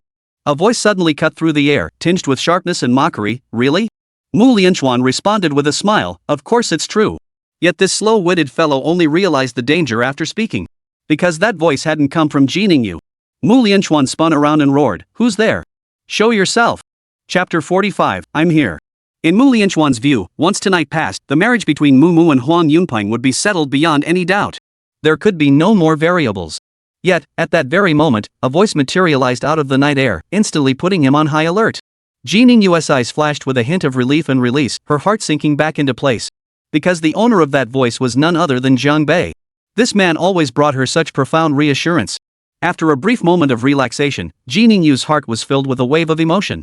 This was the second time Jiang Bei had saved her in a critical moment. This Mu Shanchang really had narrowed his own path. She had merely teased him, yet he had actually sought to eliminate her. A man's figure appeared beneath the night sky. Though he was still 20 or 30 meters away from Mu Lianchuan, his words seemed to echo directly in Mu Lianchuan's ears. As the figure grew clearer in her vision, Ji Ningyu's eyes filled with complex emotions and deep stirring. With each step the young man took closer, Ji Ningyu felt a greater sense of relief. He really isn't afraid of death. Mu Lianchuan's eyes brimmed with scorn, the consequences of rescuing a damsel in distress. I doubt you can handle them. With that, he stepped forward to meet Jiang Bei. The reason Mu Lianchuan hadn't taken Ji Ningyu hostage was purely because he didn't regard Jiang Bei as a threat. In his eyes, disposing of Mu's boyfriend was a mere trifle. Coming to a halt just a few meters from Jiang Bei, Mu Lianchuan appraised the young man before him with a mocking smile. You've got nothing going for you except a decent-looking face. I wonder what tricks you used to snag Mu. Jiang Bei laughed back. I love it when people compliment my looks. If time weren't so tight today, I'd make you say a few more. I have no idea what gives you the nerve to say such things. Mu Lianchuan sneered twice. If you kneel obediently now, admit your mistake, promise never to have any contact with Mumu again, and let me break both your arms, then your life might be spared. Break both arms. Yet this is the world of martial artists. The jungle law of survival of the fittest applies here just as fiercely. Had anyone other than Jiang Bei, someone lacking his martial prowess, appeared here today, Mu Lianchuan would likely have tortured them to death. Jiang Bei shook his head with a smile. You talk a big game. But Mu Shancheng wants my life. How can you decide to spare me? Do your words hold any weight? Of course, you're nothing but an ant. Crushing you would be the easiest thing in the world. Mu Lianchuan glanced at Ji Ningyu lying on the ground, a smirk curling his lips once more. Compared to you, I'd rather save my time to deal with this woman. Well, I'm afraid I'll have to disappoint you. Jiang Bei shrugged. At that moment, two figures suddenly plummeted from the rooftops of buildings flanking the street. Thud. Thud. The two bodies slammed onto the pavement. Before they could even scream, they bounced back up over half a meter. Their limbs were twisted and contorted beyond recognition, resembling nothing more than broken noodles. Who knows how many pieces they were shattered into. Their bodies twitched uncontrollably as blood gushed continuously from their mouths. As soon as Mu Lianchuan recognized their faces, his eyes widened in disbelief. Because these two were his own men. Both had reached the yellow rank. Mu Lianchuan had stationed them on the rooftop for surveillance, yet he never imagined they would be hurled down like this. Yellow grade fighters weren't easy to deal with, yet Mu Lianchuan was certain he hadn't heard any sounds of combat beforehand. What did this mean? Could it be that the enemy had hidden a master far surpassing yellow grade on the rooftop? What was the identity of this young man before him, capable of mobilizing such formidable forces? In that brief instant, countless questions surged through Mu Lianchuan's mind. Do you recognize these two? Jiang Bei asked with a smile. His smile now stood in stark contrast to Mu Lianchuan's bewilderment and unease. Damn it, do you have any idea what consequences you'll face for treating the Mu family like this? Mu Lianchuan roared in fury. Without waiting for Jiang Bei's response, he unleashed a vicious punch. His Earth Realm, initial stage strength was already formidable in the world of ordinary people. He was practically invincible. This fist, saturated with source energy, was powerful enough to reduce a living person to bloody pulp. Die! Mu Lianchuan growled, his eyes flashing with savage intent. It seemed he could already see Jiang Bei's head exploding before him. Yet at that moment, Jiang Bei didn't move a step. He merely shifted his body slightly to the side. Thus, Mu Lianchuan's punch missed its mark. His fist grazed past Jiang Bei's cheek. Having never anticipated needing a second strike, Mu Lianchuan had thrown himself into the punch with excessive force. The momentum threw him off balance, sending him staggering back 2 large steps. This was not an error befitting an Earth-tier martial artist. It stemmed purely from Mu Lianchuan's overconfidence. Before he could even process how Jiang Bei had evaded his punch, excruciating pain suddenly shot through his ribs. Thud! Jiang Bei executed a sideways roundhouse kick, lashing viciously at Mu Lianchuan's flank. The latter was sent flying sideways, hurtling over 10 meters before crashing heavily to the ground. Mu Lianchuan tried to muster strength for a counterattack, but his ribs on the struck side felt shattered, and his internal organs suffered significant damage. The moment he attempted to channel his source energy, a strong, metallic taste surged up his throat. Unable to control himself, he opened his mouth and spat out a large mouthful of blood. Jiang Bei walked over to Mu Lianchuan's side, crouched down, and smiled. I thought Mu Shancheng would send someone truly formidable to deal with me. This? That's a bit of an insult, don't you think? Mu Lianchuan couldn't even crawl to his feet. Staring at Jiang Bei, his eyes brimmed with disbelief. How can you be this strong? Jiang Bei ignored him, instead turning his gaze to Ji Ningyu lying on the ground. Ningyu, which hand did that bastard use to touch you just now?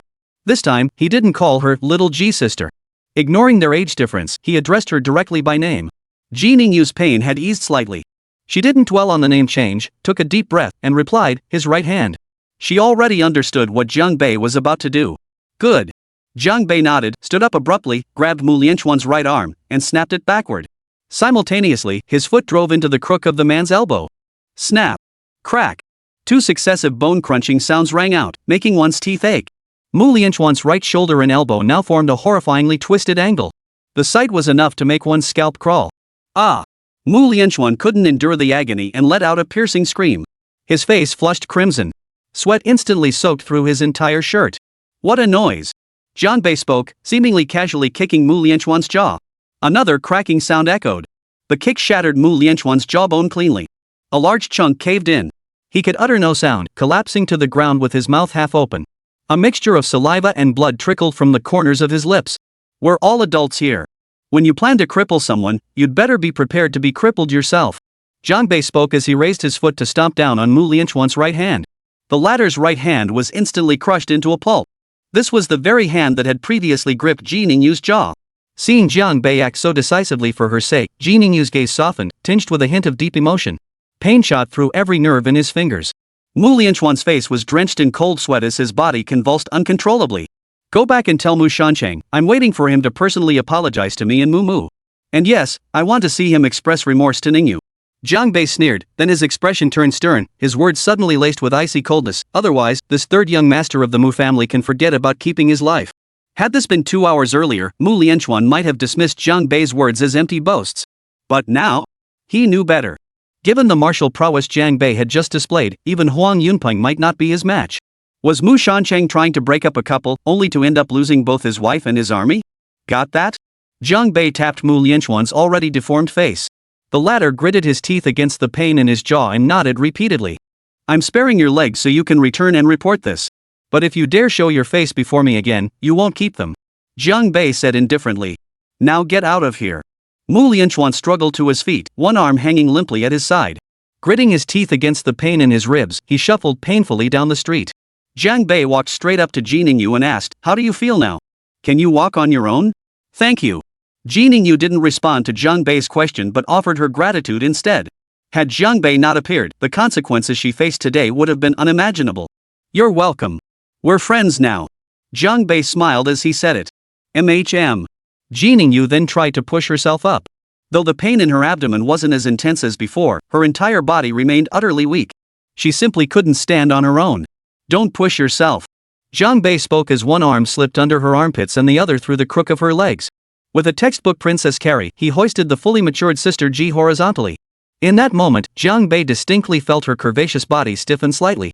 Clearly, Ji Ningyu wasn't accustomed to this level of physical contact with a man. Her mind was undoubtedly more tense than her body. Relax, it's not like this is my first time carrying someone. Jiang Bei chuckled. You feel a bit heavier than last time. A bit heavier? Where did you gain weight? Ji Ningyu pursed her lips, her complexion regaining some color as she defended herself. Nothing. After all, to a woman, feeling heavier meant gaining weight. Even someone as aloof as Ji Ningyu would never admit to that. Jiang Bei sensed Ji Ningyu's thoughts and smiled. Let me take a look at your injuries later. All right. Ji Ningyu carefully assessed her body's condition and said, I can feel that the worst pain of tonight has passed. Glancing at Jiang Bei's profile and feeling the strength in his arm, Ji Ningyu thought silently. Thank goodness he was here during the worst of the pain tonight. After Jiang Bei and Ji Ningyu departed, two figures leapt from a high building along the street, landing steadily on the pavement. Clearly, Mu Lianchuan's two henchmen had just been tossed down by these two. The warden doesn't seem inclined to meet with us. How much longer will he remain in Longwa? One of them remarked, sounding somewhat troubled. After all, certain individuals in Black Sea continent were already growing restless. The other replied coldly, the Lord is here to apprehend prisoners. Specific details are none of our concern. Our duty is to assist him fully, clearing all obstacles for the authority of Carmen prison must not be compromised. Chapter 46, Peril. Jiang Bei carried Ji Ningyu back to his room. Her complexion had improved considerably, the knife-like agony having largely subsided. Though a lingering ache remained in her wounded abdomen, it was now within Ji Ningyu's tolerance. Sister Ji had only been carried in a princess carry twice in her life, the last time being 3 years ago. But that time, Ji Ningyu had been carried while completely unconscious, a stark contrast to this occasion. She had been so close to Jiang Bei, just now close enough to hear his heartbeat.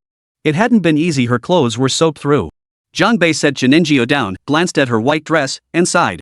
Under the hotel room spotlight, the white fabric had become semi-transparent, revealing a faint, dreamlike glow that seemed to seep through the fabric's pores, exposing itself to Jiang Bei's gaze.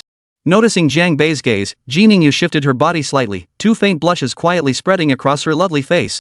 She was certainly not one to blush easily in daily life, but being alone in a room with Jiang Bei like this still made the usually cool and composed woman feel a bit awkward. Take off your clothes, Jiang Bei said directly. I need to examine the injury on your abdomen. Starting with undressing.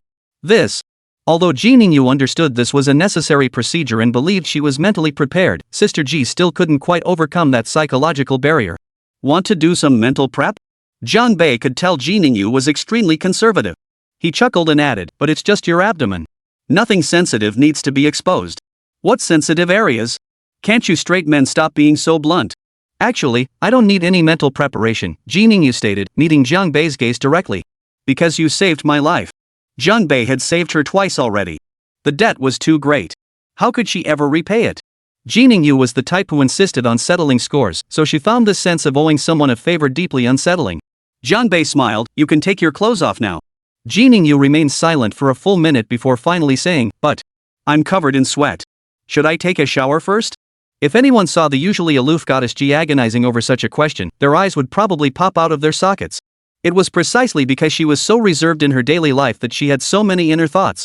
Besides, no other man had ever seen Ji Ningyu's body. No need to shower. I don't mind your sweat. Jiang Bei chuckled. Besides, what if you get hit by excruciating pain while bathing and faint in there? Should I rush in or not?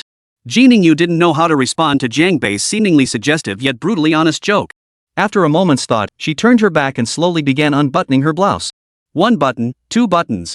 With each button undone, the atmosphere in the room seemed to grow a fraction quieter. Finally, Ji Ningyu undid every button before gently slipping off the entire blouse. Her slender neck and fair shoulders came into Jiang Bei's view. Then Ji Ningyu turned around. Jiang Bei smiled and said, "Don't be so nervous. Honestly, this outfit isn't revealing at all. If we were at the beach, which swimsuit wouldn't have less fabric than this?" "Okay," Ji Ningyu agreed, relaxing her guard. However, even Jiang Bei, who was usually composed, only glanced briefly before his gaze settled on Ji Ningyu's flat abdomen. He remarked, "You're wound, it seems you need to pull your pants down a little further." Ji Ningyu murmured softly, looking down and tugging her pants lower to reveal a dark red scar roughly the length and width of a thumb. Her skin was so pure and delicate that the scar looked almost grotesque, instantly evoking a pang of pity. However, its location was dangerously close to a sensitive area, forcing Ji Ningyu to fight off an odd sensation rising within her. Whether it was her imagination or not, under Jiang Bei's gaze, Sister Ji felt her wound seem to grow faintly warm. "Lie down. Might as well take off your pants, they're getting in the way," Jiang Bei said. "Okay." Ji Ningyu agreed that clutching her waistband like this wasn't practical. She'd likely need both hands free to assist Jiang Bei with the treatment, so she simply pulled her pants down with both hands. Folding them neatly, she placed them gently on the sofa before walking over to the large bed and lying flat on her back. This was the first time in her life she'd appeared before a man wearing only 2 pieces of clothing. Consequently, Sister Ji's heartbeat seemed to quicken, and the rise and fall of her chest grew more pronounced. However, Jiang Bei was now completely focused, his attention entirely fixed on the area around her lower abdomen. The low-cut edge of her briefs offered no concealment for the scar, allowing Jiang Bei to examine it in detail.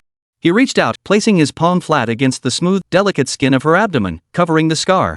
As Jiang Bei made this gesture, Ji Ningyu's body trembled slightly, tensing up even more. "Relax." Jiang Bei murmured as a surge of source energy flowed through his palm, seeping into Ji Ningyu's body from the scar's location. This energy was exceptionally gentle, instantly easing the tension in Ji Ningyu's body and lessening the pain within the scar. This experience left Sister Ji utterly astonished. For Jiang Bei's source energy could actually heal wounds. In the understanding of most source energy practitioners, source energy was used to strengthen the body and attack enemies. While it could sometimes be circulated internally to counteract pain, healing others was considered an extremely difficult feat. Yet Ji Ningyu was utterly certain, the source energy Jiang Bei was releasing at this very moment was genuinely easing the pain within her. The sensation was like parched, scorched earth encountering a refreshing, icy rain. Every cell near Ji Ningyu's wounds seemed to greedily devour this surge of source energy. Compared to the agony she had endured, this sensation now made Ji Ningyu feel as if she were floating on a cloud. Unable to contain herself, she let out a soft sigh. Upon realizing this, a blush spread across her delicate face once more. But her blush didn't last long before an even stronger wave of coolness and comfort flooded her body. Jiang Bei had clearly increased his source energy output. This caused Ji Ningyu to involuntarily arch her slender waist, pausing mid-air for a few seconds before crashing back down onto the bed. This sensation felt so strange. Ji Ningyu bit her lip as every cell in her body seemed to begin singing with delight. "Hold on," Jiang Bei murmured. His palm remained pressed firmly against Ji Ningyu's abdomen, but at this moment, Jiang Bei had no mind to savor the delicate sensation. Beads of sweat had already formed on his forehead. Sustaining such an intense output of source energy while maintaining such meticulous control was no easy feat. What's more, within that piercing wound in Ji Ningyu's abdomen lurked a force imbued with savage intent, the very power that peak heaven-tier powerhouse from Pirate Island had injected into her body when he had gravely wounded her all those years ago. Clearly, every surge of pain Ji Ningyu had experienced over the past 2 or 3 years was connected to this force. This was a peculiar form of source energy, highly impure and exceedingly rare in the martial world. It carried profoundly dark and destructive attributes. So this was the legendary dark source energy? After hiding its true nature for so long, I had finally uncovered its trace. Jiang Bei drew a deep breath and intensified the infusion of source energy. With each additional drop of source energy he infused, Sister Ningyu's relief grew by 1 degree. If one could see through the surface, they would witness Jiang Bei's blue source energy battling fiercely with that faintly black-hued force for dominance. The blue source energy was immensely robust, vastly exceeding the faint black force in volume. Initially, it held an overwhelming advantage. However, the faint black energy lurking within Ji Ningyu's piercing wound was cunning. It avoided direct confrontation with Jiang Bei, darting left and right as if attempting to break free from his energy's encirclement. In truth, each surge of pain Ji Ningyu experienced stemmed from this dark source energy struggling to break free from the wound. At that moment, the piercing wound inexplicably formed a vessel, trapping the dark source energy within. Otherwise, Ji Ningyu would have been bedridden and on the brink of death long ago. Once released, this black mist would ravage Ji Ningyu's body, devouring her very vitality. Therefore, whenever the pain flared up, Ji Ningyu's attempt to circulate her source energy only served to nourish this black mist. It would grow stronger. And the pain would intensify. But now, confronted by Jiang Bei's blue source energy, this black force was utterly helpless. It could only be relentlessly squeezed until it had nowhere left to escape. Nevertheless, this black source energy proved remarkably tenacious and highly concentrated. Jiang Bei seemed unable to completely disperse and eliminate it in the short term. In truth, though Ji Ningyu appeared comfortable now, she was actually in grave danger. Two source energies not her own were battling fiercely within her body. The slightest lapse in concentration could lead to her body exploding. This alone demonstrated Jiang Bei's mastery of external source energy control, a skill refined to an almost magical level. In the realm of source energy warriors, those capable of such micro-level manipulation could likely be counted on one hand. Finally, Jiang Bei drew a deep breath. More condensed source energy surged from his body, pouring entirely into the piercing wound within Ji Ningyu's body. The vast and powerful surge of source energy instantly enveloped the black source energy that had been crushed beyond recognition. Then, it abruptly contracted. Jiang Bei's blue source energy, carrying the black force with it, completely left Ji Ningyu's body and returned entirely to Jiang Bei's own. Chapter 47, I'll agree to everything. In truth, Jiang Bei had been searching for this particular source energy for quite some time. Ever since this dark attributed source energy appeared in the Black Sea continent, Jiang Bei had been searching for any trace of it. He had also suspected Ji Ningyu might harbor this energy within her. Fortunately, his efforts paid off tonight, finally achieving his goal. As the slender strand of black source energy was enveloped by Jiang Bei's vast power and extracted from Ji Ningyu's body, she instantly felt an unprecedented sense of lightness. It was as if an oppressive weight had been weighing down her body all along, and now, that weight had completely vanished. Sister Ji felt as though she had been reborn. What a relief! She instinctively let out a high-pitched cry of awe. If anyone outside had heard that sound, they'd never guess what was happening inside the room. However, when Ji Ningyu's waist froze mid-air for 2 or 3 seconds before collapsing back onto the bed, Jiang Bei let out a muffled groan, his complexion visibly paler. After extracting that black source energy from Ji Ningyu's body, he hadn't dispersed it. Instead, he'd absorbed it directly into his own system. Jiang Bei's body was already wounded. Though his source energy was immensely potent, it couldn't be sustained for prolonged bursts.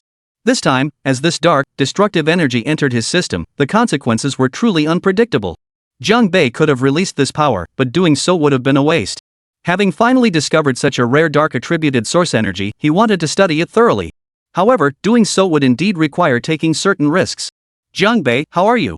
After experiencing the peak of pleasure, Ji Ningyu hadn't even had time to savor the lingering sensations and the changes in her body when she noticed something was terribly wrong with Jiang Bei.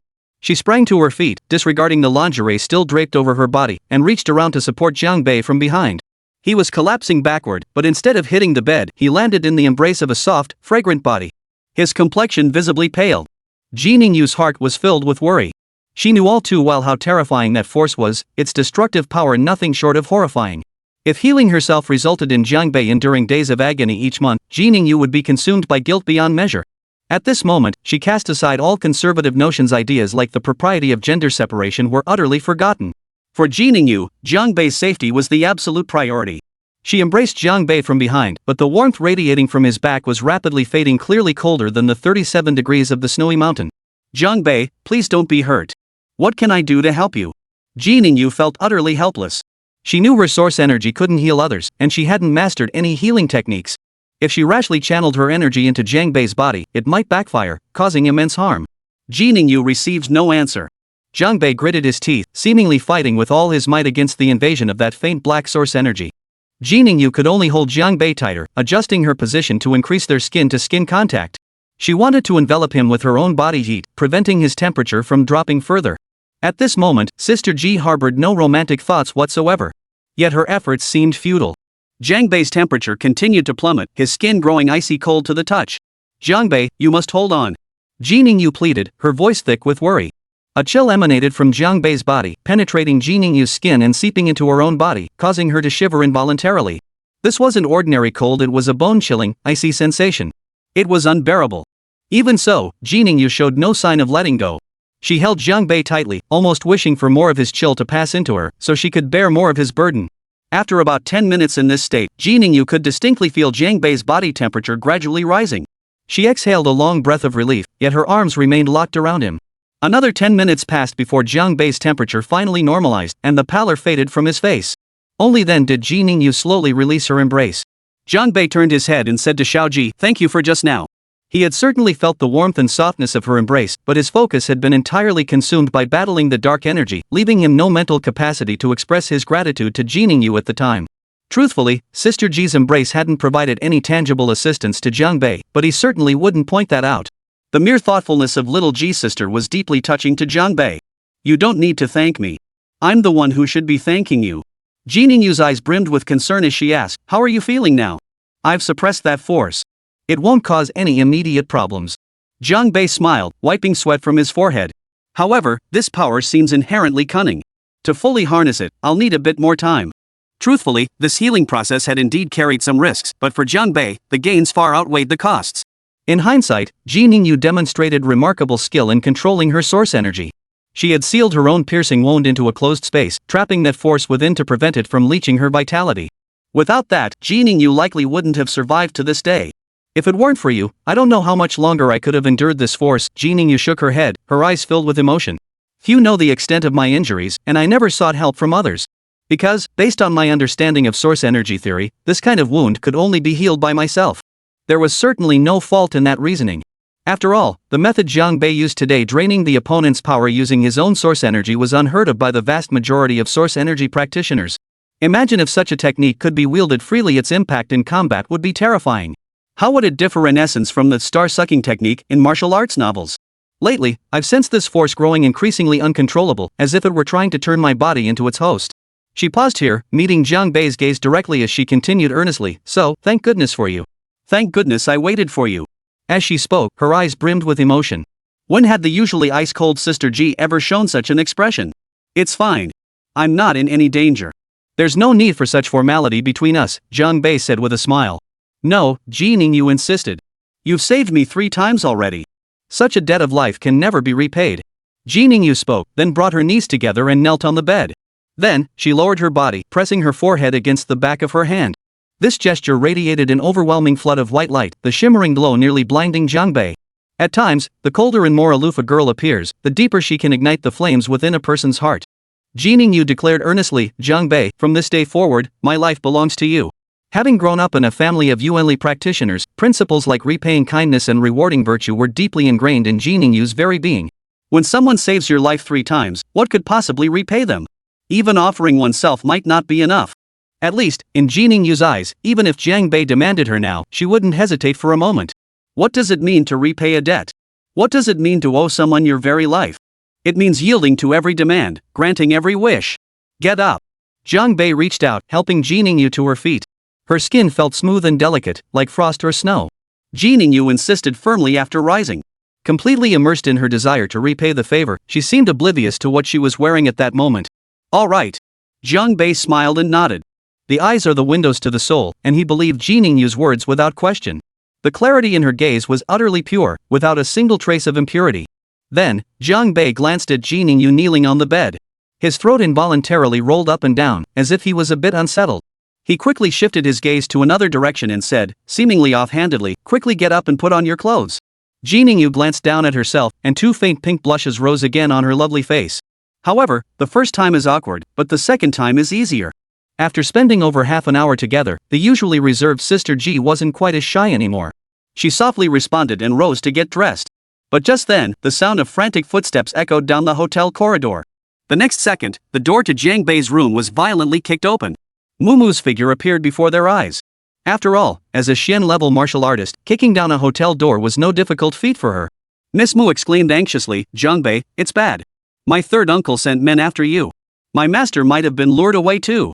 Before she could finish her sentence, Mumu's expression froze. Chapter 48, The Shield. Ji Ningyu had only just stepped 1 foot off the bed. Being caught in Mumu's gaze left her utterly mortified. Shame washed over her like a tidal wave. It felt like 100 mouths couldn't explain herself. Ji Ningyu wanted nothing more than to dig a hole and crawl into it. She had come to tend to her injuries, and her conscience was clear. Yet, her current attire had filled the room with an undeniably suggestive atmosphere. And to make matters worse, Jiang Bei was her disciple's nominal boyfriend. Master? Mumu rubbed her eyes, then scrutinized Ji Ningyu's figure before asking, how did you? Ji Ningyu and Jiang Bei had expected Mumu to ask, how did you end up here? But the words that followed from Miss Mu proved her thought process was truly beyond ordinary. Mumu swallowed hard and blurted out, how did you get so big? That was truly a soul-searching question. Jiang Bei instinctively followed Mumu's gaze toward a certain direction. Indeed, Mumu was spot on. Ji Ningyu's curves looked like she'd been drinking a certain brand of coconut juice every day since childhood, growing up on it. While Ji Ningyu froze in place, overwhelmed by the situation, Jiang Bei was the first to react. He swiftly grabbed the hanging bathrobe and draped it over her. Thus, that dazzling white glow was concealed. Seeing the snow-capped peaks concealed, Mumu felt a pang of regret. However, the female troublemaker finally snapped back to reality and returned to the matter at hand. Oh right, master, why are you here dressed so provocatively? The question was a bit too direct. Truthfully, Ji Ningyu's undergarments weren't even the sexy type, they leaned conservative. Yet her figure was such that even the most modest lingerie radiated an undeniable sensuality when worn by her. At that moment, she transformed into a mouth-watering peach. Usually, Ji Ningyu wore loose training robes, which hid most of this visual effect, leaving outsiders no chance to see it. Ji Ningyu tugged the front of her robe tighter, then sat down on the sofa as if nothing had happened. I came to seek treatment from Jiang Bei. As she spoke, Sister Ji seemed to be striving to restore her usual aloof, sophisticated image. However, the hem of her bathrobe was a bit short, and those long legs exposed to the air inevitably drew one's thoughts in other directions. Mumu showed not a trace of jealousy, her smile radiant. Healing, master? I believe you. Miss Mu might say she believed it, but her face screamed otherwise. Her eyes were brimming with gossip. Ji Ningyu had no experience dealing with this and didn't know how to explain herself. After all, in a situation like this, even telling the truth sounded like a joke. Over the past 2 or 3 years, thanks to her skillful concealment, even though Mumu lived and worked alongside her day and night, she never noticed any injuries on her master's body. Even when her master occasionally looked pale, Mumu didn't think much of it after all. She herself had those few days each month when she felt less than her best. So would Mumu believe Ji Ningyu when she claimed to have injuries? The latter walked over and sat beside Ji Ningyu, reaching out to give her thigh a playful pat. Master, she asked with a grin, are your injuries healed now? Thanks to Jiang Bei, my old injuries have improved considerably. Ji Ningyu discreetly removed Mumu's wandering hand and replied calmly, don't read too much into it. Master, how could I overthink? Mumu wrapped his arm around Ji Ningyu's shoulder. After all, I can't bear to see you always alone. Finding a suitable partner to fall in love with, or rather, to heal your wounds, would suit me just fine. Ji Ningyu nearly choked on her own blood. Clearly, this misunderstanding wasn't going to clear up anytime soon. After a pause, Mumu added, my dear sister, I don't have any real connection with Jiang Bei anyway. You absolutely shouldn't feel pressured. At worst, the two of us sharing one man would be perfectly fine. This was getting completely out of hand. Ji Ningyu's face remained expressionless, yet a faint blush lingered on her cheeks. Don't talk nonsense. This situation isn't what you think it is. I'm not imagining things. Then, Mumu winked at Jiang Bei, my boyfriend, did I interrupt something good when I kicked this door open? Truthfully, as she spoke, Mumu felt a pang of regret. If she kicked the door down just a few minutes later, might she have witnessed an even more explosive scene? I was too early. Jiang Bei's forehead creased with frustration. He gave a cold chuckle. You did ruin my fun. If you're willing to offer yourself as compensation, I suppose I could reluctantly accept. No way. Mumu replied, glancing at Ji Ningyu. She studied her master's pale pink cheeks closely before remarking in surprise, Master, you look amazing right now. You seem so light and airy, totally different from before. Indeed, Mumu wasn't joking. Now that the dark attribute source energy lingering within Ji Ningyu had been absorbed by Jiang Bei, Ji Ningyu's source energy flow was no longer restricted. The stagnation in her cultivation that had lasted 2 or 3 years would surely be followed by a significant breakthrough in the near future. Ji Ningyu nodded. Yes. With all the shackles within me removed, I do feel incredibly light. Master, are the shackles you mentioned the same as the ones I've been talking about? Mumu blinked her eyes again. Seems this girl's hooked on gossip. Jiang Bei shook his head with exasperation. Your master has long-standing injuries. Tonight, they flared up, nearly costing him his life at Mu Lianchuan's hands. Yes, we were treating those injuries. Seeing Jiang Bei's expression held no pretense, Mumu finally grew serious. She asked, Master, did Mu Lianchuan come for you? Ji Ningyu snorted coldly, if my old injuries hadn't flared up, I wouldn't have given him a second thought. After a pause, Ji Ningyu glanced at Jiang Bei before turning back to Mumu. This time, it was thanks to Jiang Bei's rescue. Otherwise, you might never have seen me again. Hearing this, Mumu dropped the banter. She stood up, bowed to Jiang Bei, and said earnestly, "This trouble was caused by me. I don't know how to express my gratitude and apology." Jiang Bei waved it off nonchalantly, smiling. "Like I said earlier, I wouldn't mind if you offered yourself as repayment." What should we do next? Moo asked. Should I tell my father? Your father is currently in seclusion, striving to break through to a new realm. "It's best not to disturb him for the time being," Jining said calmly. "I suspect your third and fourth uncles simply want to arrange your marriage while he's away. Everything can be discussed once he's reached that new realm." All right. Moo made up his mind. Then, turning to Jiang Bei, he beamed and said, "So, from now on, I'll have to rely on my boyfriend, huh?" Jiang Bei's gaze swept over Moo, his eyes brimming with intensity. "We have the title of boyfriend and girlfriend, but we haven't lived up to the reality of it. That simply won't do." Moo grinned as he pulled Jining off the sofa and shoved her toward Jiang Bei. "Anyway, you and my master have already progressed this far. Why not let her stand in for me?" Stand in? Can something like this even be substituted? Jining shot Moo a cold glance. "Starting tomorrow morning, your training load doubles." At that, Moo's pretty face quickly fell. Jining then turned to Jiang Bei, the chill in her voice vanishing without a trace. "I'll go change first." Jiang Bei nodded and smiled. "All right, get some rest when you get back." Moo leaned in, draping an arm over Jiang Bei's shoulder. The two looked like the best of buddies. "Hey," she teased, "why do I feel like I'm the third wheel here?" Jiang Bei's smile was radiant as he reached out and wrapped his arm around Moo's slender waist. She instinctively tried to turn away, but then remembered this wasn't the first time Jiang Bei had done this. Earlier, during the video call with Uncle Mu Shanchang, he had made the same gesture of wrapping his arm around her waist. However, Jiang Bei's fingers were surprisingly well behaved, not wandering anywhere, so Moo felt quite at ease. Miss Mu pouted her red lips and said, "Well, since we're pretending to be boyfriend and girlfriend anyway, consider this an advance on your interest." Pretending to be boyfriend and girlfriend goes both ways. Jiang Bei smiled. "Right now, I'm your boyfriend. But later, if Su Qingchang shows up, you'd better step forward and tell her you're my girlfriend." "What?" The next second, Moo's expression turned grim. At this moment, Mu Shancheng felt no drowsiness either. He was waiting for news from Mu Lianchuan.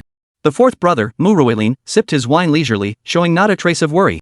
"Third brother, this move of yours is brilliant." It caught them completely off guard. "I doubt Jining ever imagined Mu Lianchuan was in Ningzhou."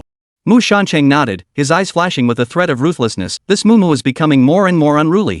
This time, she absolutely must be taught a lesson. In truth, Mu Shancheng's plan was simple. He intended to seize control over Mu's marriage arrangements, thereby dealing a severe blow to his second brother Mu Tianya's prestige. But then Jiang Bei emerged unexpectedly, forcing Mu Shancheng to alter his plans on the fly. By now, Mu's boyfriend had likely been beaten to a pulp by Mu Lianchuan. Ha! Mu Ruilin sneered coldly. "With this move, both Huang Yunpeng and Tianping Mountain should recognize our sincerity." But just then, Mu Shancheng's phone rang.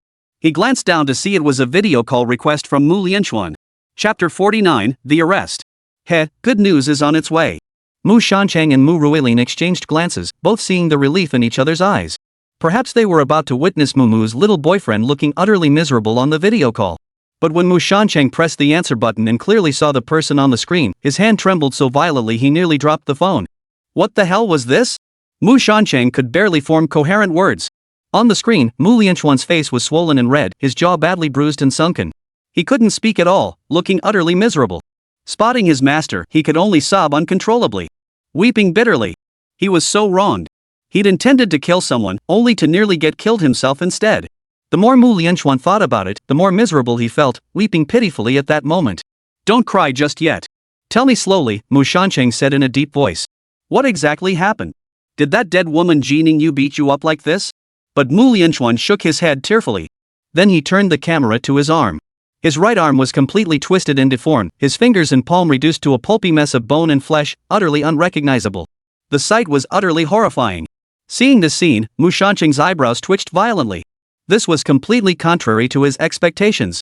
He had assumed that sending Mu Lianchuan to deal with Mu's boyfriend would be a piece of cake, something he wouldn't even need to worry about. How could he have imagined this happening? "He's strong. He's really strong." Mu Lianchuan stammered incoherently, tears streaming down his face. However, Mu Shancheng and Mu Ruilin couldn't make out a single word he was saying. Because this guy's jaw had been shattered by Jiang Bei's kick, and several teeth had been knocked out. "What the hell are you babbling about? Type it out and send it to me." Mu Shancheng growled. The third uncle of the Mu family was now thoroughly exasperated. After ending the video call, Mu Shancheng nearly smashed his phone. What the hell just happened? Mu Ruilin was equally stunned. This shouldn't have happened. If Ji Ningyu didn't do it, then who beat Mu Lianchuan into this state? To brutalize a full-fledged earth-tier martial artist to this extent was no easy feat. I don't know the truth yet. Mu Shancheng panted, his eyes bloodshot. Once Mu Lianchuan sends the message, we'll know exactly what happened. However, Mu Lianchuan had only one hand left, making typing extremely difficult. It took a long while before he finally sent the message, just as Mu Shancheng was about to lose patience. The message declared that Mu Mu's boyfriend was a ruthless man. He had even threatened that unless Third Master personally traveled to Ningzhou to apologize, he would come to Huaihai himself and wipe out the Mu family. This statement carried a provocative edge, yet it was undeniably true. Jiang Bei had never intended to let Mu Shancheng off the hook. Of course not. When someone's out to get you, why would you treat them with courtesy? Bastard. After reading the message clearly, Mu Shancheng slammed his phone to the ground. He was shaking with rage. He expects me to personally apologize to him? To destroy the Mu family? What does he think he is? Mu Shancheng growled. Fourth brother Mu Ruilin also saw the message and cried out, impossible. Absolutely impossible. That kid is barely in his 20s, how could he possibly defeat Mu Lianchuan? Ji Ningyu must have intervened. Mu Shancheng remained silent for a long while before turning to his younger brother. Ruilin, he finally said, what do you suggest we do about this? Fourth brother, in my opinion, we should send more elite fighters to Ningzhou and take care of that brat once and for all. Mu Ruilin's face darkened with a sinister expression as he slammed his fist hard against his thigh.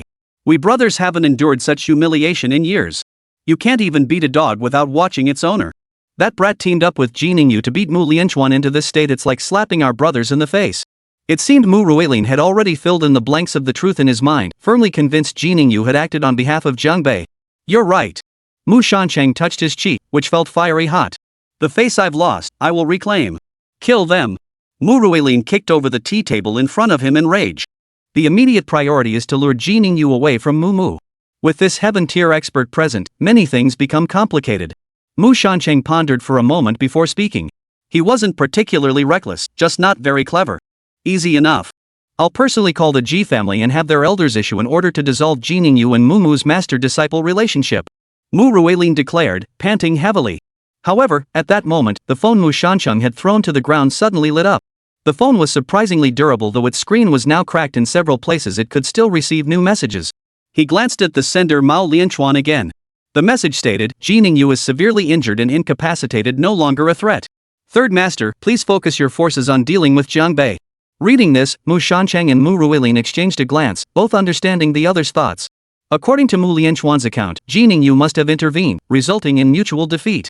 This allowed Mu Mu's boyfriend to reap the benefits for nothing. Mu Ruilin remarked. Mu Shancheng nodded. True. But without Ji Ningyu meddling, dealing with that kid will be much simpler. Yet the two patriarchs of the Mu family were completely off track in their reasoning. The truth of the matter was entirely different. If they knew that Ji Ningyu's old injuries had now fully healed, leaving her in peak condition, who knows what they'd think? That bastard must die. Mu Shancheng's eyes narrowed to slits, blazing with fierce determination. Mu Ruilin glanced at his third brother and continued, Third brother, what do you say? Should we pass that brat's personal details to Huang Yunpeng? I'm eager to see this Tianping Mountain senior brother take matters into his own hands and deal with the bastard who cuckolded him. That's not impossible, but wouldn't it just make us look even more incompetent?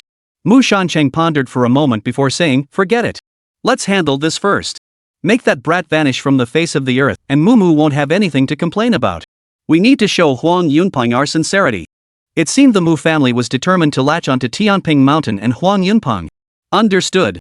Mu Ruilin clenched his fist. I'll mobilize the family's elite fighters immediately. We depart for Ningzhou first thing tomorrow morning. Tomorrow morning, you'll personally go to Ningzhou. I'll stay here in command from headquarters. Mu Shancheng nodded, his eyes already flickering with threads of murderous intent.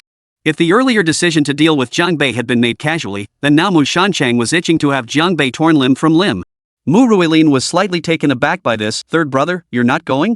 That little boyfriend of Mu Mu's is so arrogant, wouldn't it be more satisfying to take revenge with our own hands? There are too many matters to attend to at home. What if second brother emerges from seclusion? Mu Shancheng lowered his voice as he finished, you understand? Mu Ruilin nodded, his eyes heavy with gravity. I understand, third brother. Rest assured, I'll handle this matter.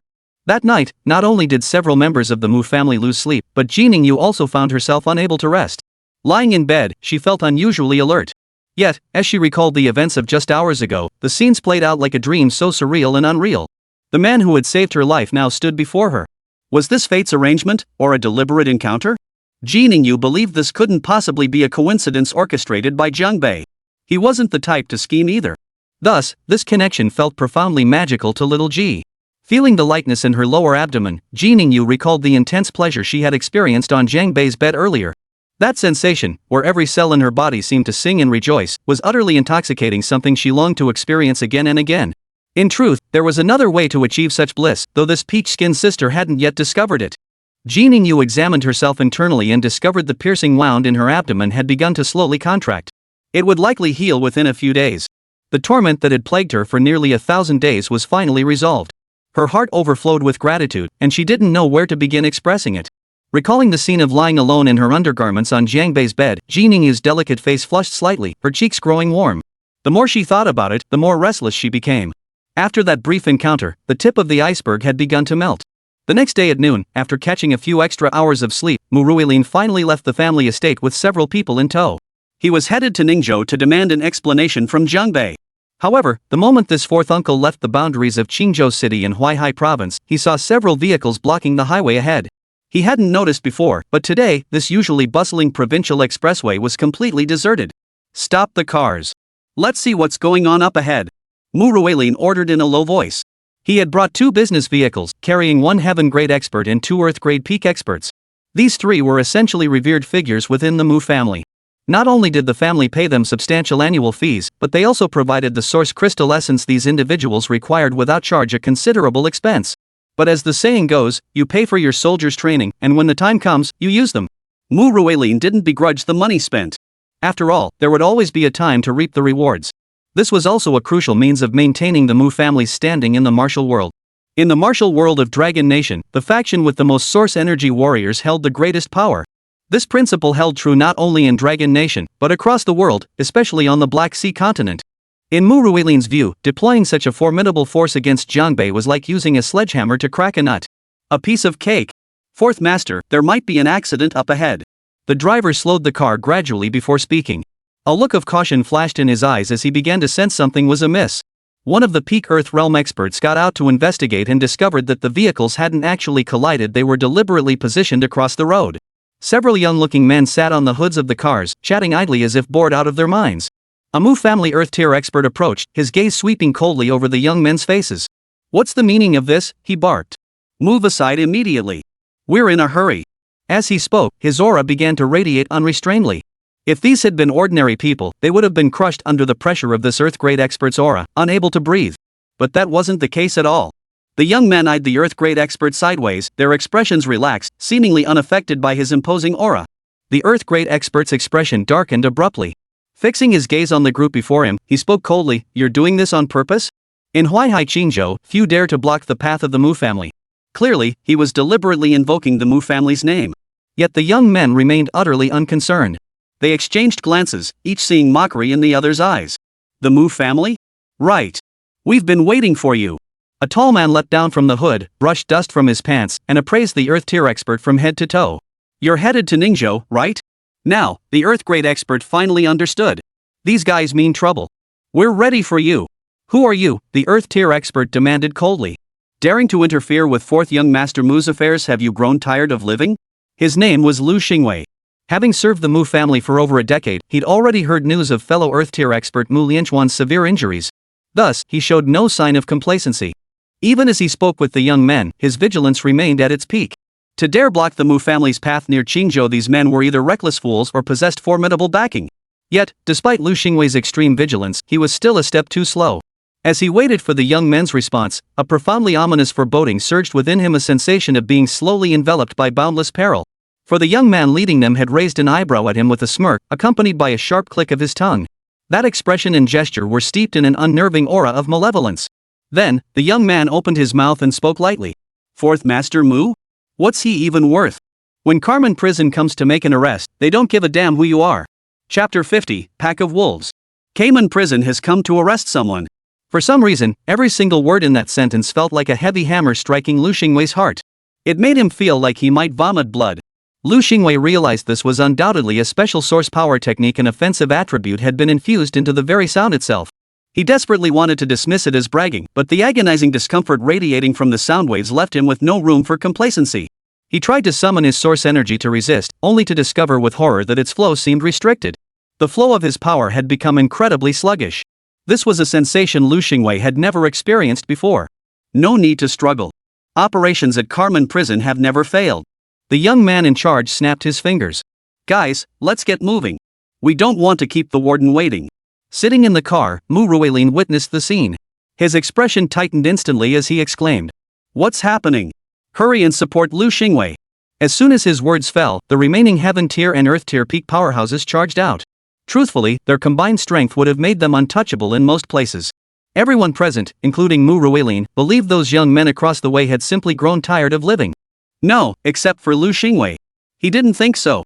Because his current source energy circulation was severely impaired, he was no match for his opponent. Several violent fist winds had already engulfed him. The moment Mu Ruilin's foot stepped out of the car door, Lu Xingwei's body was sent flying backward, slamming hard into the windshield. The entire glass shattered with a thunderous boom. The cabin itself was deformed.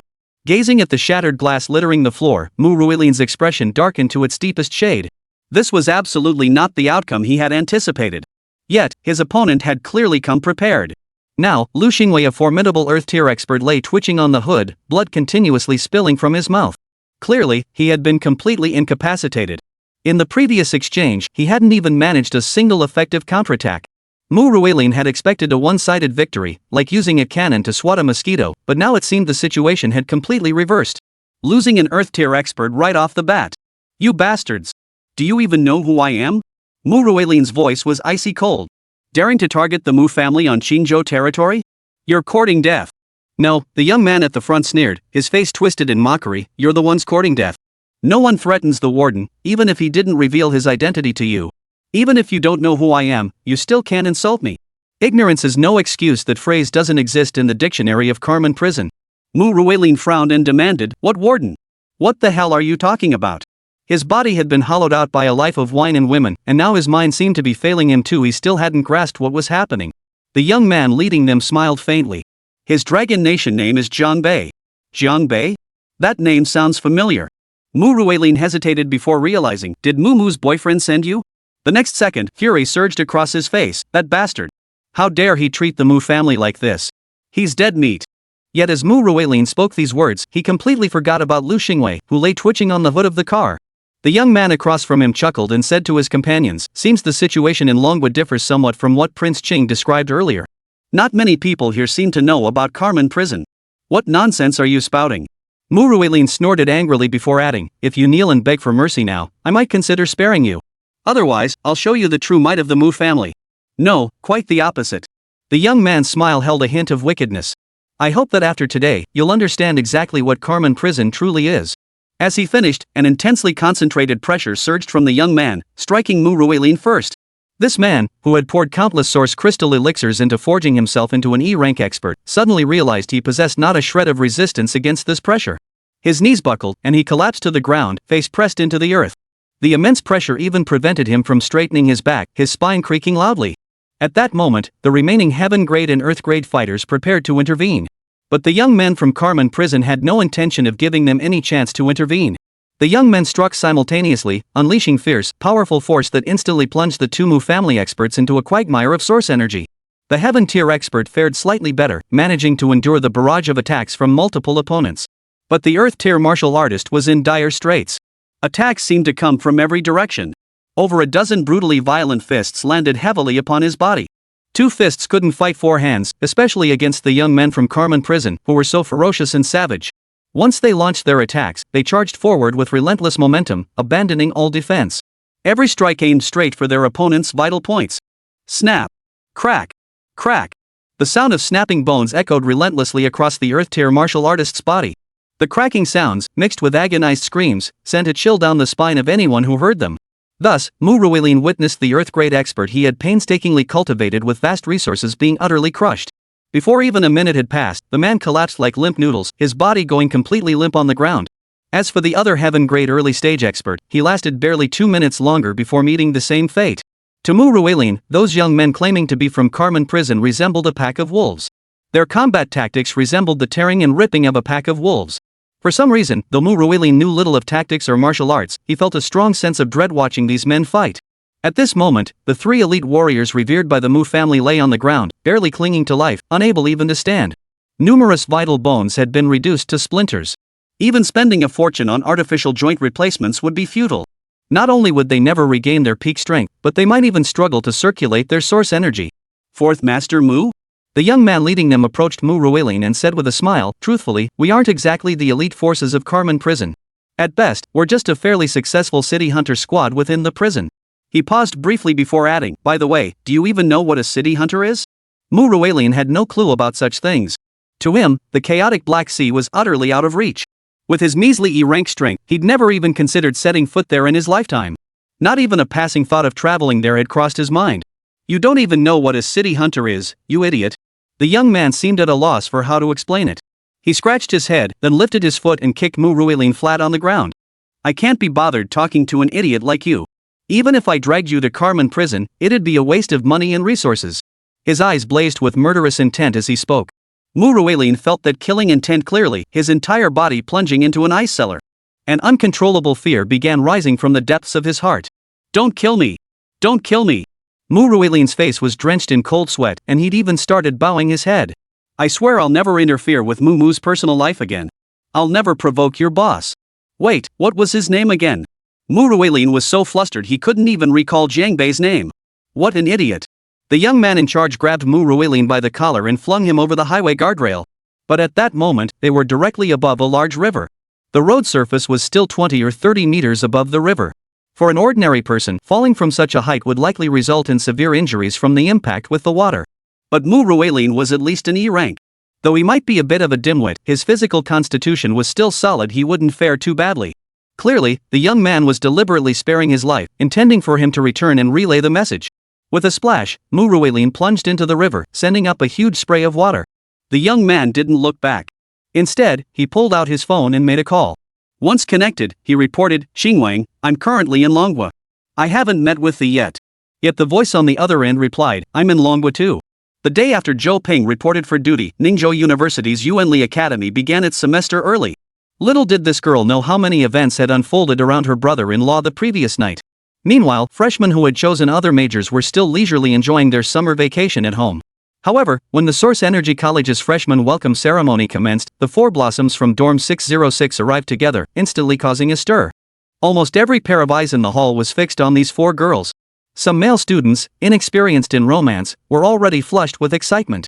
Truly, the four girls residing in this dormitory were each uniquely captivating, their beauty and grace far surpassing that of their female peers in the same year. Of course, neither Zhou Ping nor her three sisters found the boys' reactions particularly exciting. Especially Lan Yusin, though she claimed never to have dated, she was completely unimpressed by the boys' eager gazes. "These little boys are so immature," she remarked. "They're nowhere near as good as our Jiang Bei brother." Zhou Ping pursed her lips. Her naturally defined pout looked stunning no matter the angle and retorted, "No way. He's my sister's husband. How could he be your brother?" Short-haired girl Xian Bei's eyes crinkled into crescent moons as she declared, "Anyway, the four sisters in our dorm are family now. Zhou Ping's brother is our brother too." Jiangnan girl Mo Qingqiu pursed her lips in a smile, tucking a strand of hair behind her ear to reveal her fair, delicate profile. Just then, a tall young man rose from the front row. He scanned the room, his gaze sweeping over the four golden flowers of room 606. A look of astonished admiration flashed in his eyes. Nevertheless, he forced himself to suppress that awe and addressed the freshmen in the hall in a clear voice. "Hello everyone, I'm Liang Jiaming. I'm your senior from the third year and currently the vice president of the student union at Ningzhou University. Since you've just started, if you have any questions, feel free to come ask me. After all, the student union is here to serve you." Liang Jiaming appeared approachable, yet an undeniable aura of authority lingered around him as he spoke. It was clear that this vice president was a capable source energy warrior. Ningzhou University's student union had one president and four vice presidents. The president had advanced to senior year after the summer break and rarely handled day-to-day affairs anymore. The remaining four vice presidents all had opportunities to succeed the president. After all, at the Source Energy Academy, the student union always held certain source energy-related perks. This was especially true for the student union president. Students who secured this position were undoubtedly key cultivation targets for the entire school. They didn't need to spend their own money on source crystal elixirs. The school provided a fixed monthly allowance. Zhou Ping glanced at Liang Jiaming and remarked, "He's nowhere near as good as my brother-in-law. This guy's a bit of a poser." Seated beside her was Lan Yusin, who claimed to be a lifelong virgin but looked undeniably experienced in flirting with men. She nodded in agreement. Exactly. That kind of guy is too immature. You can tell he hasn't weathered many storms. I'm not really into that type. Please, just take a liking to him already. Stop fixating on my brother-in-law, Zhou Ping urged. He seems to have a bright future ahead, probably staying on his faculty. Marry him, and you won't have to worry about anything for years to come. Lan Yusen fluttered her long, seductive eyelashes. No way. I've got my sights set on your brother-in-law. Si Anbei chimed in. Exactly, Zhou Ping. Let your brother-in-law join us for dinner. Zhou Ping snorted impatiently. He's too busy. Zhang Bei clearly has a lot of stories to tell. I'd love to hear them. Xian Bei reached over and gave Zhou Ping's thigh a sharp pinch. Zhou Ping, just listen to my advice, okay? Lan Yusen's lips curved into a smile as she said, oh yes, yes. I'll have to dress a little sexier then. Zhou Ping sensed a strong sense of crisis for her sister and couldn't help but say, that won't do. I have to protect my brother-in-law. Liang Jiaming's gaze drifted toward room 606. He'd noticed these dazzling young women earlier, and a spark of admiration flashed in his eyes as he said, ladies, please keep it down. If you have any questions, feel free to ask me directly. Lan Yusen raised her hand with a smile. Senior, I have a question. How can I become as outstanding as you? Today, the girl wore a blue sleeveless dress, her smooth forearms and rather alluring collarbone exposed, giving her an undeniably pure yet seductive aura. For a freshman, dressing like this was quite uncommon. As a result, Liang Jiaming's eyes lit up even brighter. Without a second thought, he immediately assumed Lan Yusen was just another admirer. Little did he know, this little vixen's game might be leagues above his own. Well, it's actually quite simple. As long as you make the most of your college years, study hard, and strive to improve yourselves, you'll definitely become better people. Liang Jiaming smiled at Lan Yusen and said, if you have any other questions, feel free to come talk to me privately after class. With that, he wrote his contact information directly on the blackboard. Lan Yusen tucked her hair behind her ear, gave Liang Jiaming a cheerful nod from the podium, then turned to Zhou Ping. With a wink, she whispered, you know what? I bet he's got his eye on you. Zhou Ping shook her head, her high ponytail swinging back and forth. No way. He's all flustered just from you teasing him. Trust my intuition. Lan Yusen murmured with a smile, while talking to me just now, Senior Liang glanced at you several times. That contact info was meant for you. Zhou Ping looked utterly unconvinced. Clearly, this girl had no clear grasp of her own fully blossomed beauty. Though Zhou Ping's personality could be quirky at times, the pure, youthful radiance radiating from her very core was utterly captivating, something many women tried to imitate but could never quite achieve. At that moment, Mo Qingxiu, the Jiangnan girl who had remained silent, gave a soft chuckle and nodded. Indeed, Yusen is right. Chapter 51, A Pool of Autumn Water. Everyone, please quiet down. Our Vice Principal Li will be arriving shortly. She also serves as the Dean of our Yuanli Academy. As Liang Jiaming spoke these words, a gleam of fervent admiration flashed in his eyes. Clearly, he held deep respect for this Vice Principal Li. Liang Jiaming's words stirred a buzz of murmurs throughout the classroom. Evidently, many of the new students had already heard of Vice Principal Li beforehand. Zhou Ping's exceptionally beautiful almond-shaped eyes betrayed a look of bewilderment and curiosity as she asked, who is Vice Principal Li? It seems like everyone knows her? Lan Yusen's lips curved into a faint smile. He's my idol, though I'm only referring to his physique and looks. An idol for physique and looks? Lan Yusen herself was already exceptionally beautiful. If this Vice Principal Li was her idol, then how stunning must she be? Xian Bei chimed in, she's mine too, but I'm talking about her abilities. Mo Qingxiu remained silent, but her eyes, as clear as a lake, betrayed a hint of anticipation. Clearly, a certain Jiangnan girl was also deeply intrigued by this Vice Principal Li. Liang Jiaming surveyed the room, pleased with the freshman's reactions. He smiled and said, I imagine many of you have heard of President Li Qiushui before enrolling, haven't you? In the national competition for Source Power faculty, President Li ranked among the top 5. Indeed, many knew of Li Qiushui from Ningzhou University, a rising star who had already ascended to prominence within Longhua's academic circles. The reason for holding such competitions among source energy faculty nationwide was tied to resource allocation among institutions. After all, the National Education Headquarters of Longhua has an annual budget, and there must be a standard to determine where the resources are allocated. The amount of resources a university receives depends entirely on the performance of its faculty in the grand competition. For Li Qiushui to achieve a top 5 ranking in such a national competition is already an extraordinary accomplishment. Liang Jiaming continued, of course, Principal Li's reputation stems largely from leading our academy's elite students in several Northern Frontier campaigns with outstanding results. Moreover, she herself comes from a military family. Hearing that Yuanli Academy students had actually participated in the Northern Frontier Wars, some freshmen gaped in astonishment, visibly tense, while others remained composed, seemingly prepared for such revelations.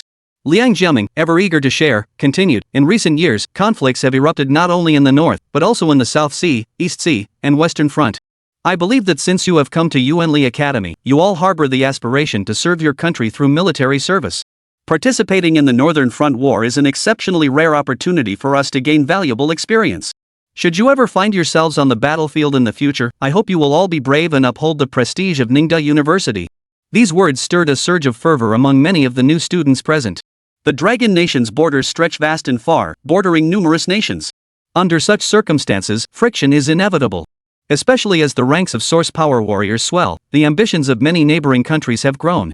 The recent pursuit of the Heidel Marine Division across 10,000 miles in Jiangbei is but a simple snapshot of these ongoing conflicts. Zhou Ping raised her hand and asked, Senior Liang, I have a question. Seeing Zhou Ping raise her hand, Liang Jiaming's expression brightened slightly. He said, Junior, feel free to ask anything. I will certainly answer truthfully and openly. Senior Liang, Zhou Ping inquired, have you also set foot on the northern frontier battlefield? Could you share your experiences there with us? The next moment, Liang Jiaming's expression stiffened slightly. He then forced a slightly awkward smile and said, due to the recent lull in hostilities in the north, I haven't been deployed to the battlefield yet. However, I have already enlisted. Should war break out in the north again, I will definitely join an elite squad to participate in the fighting and firmly defend the Dragon Nation's border. His words rang out with passionate fervor and conviction, drawing a round of applause. However, the short-haired girl, Xian Bei, murmured under her breath, that's clearly nonsense. When has the fighting in the north ever ceased?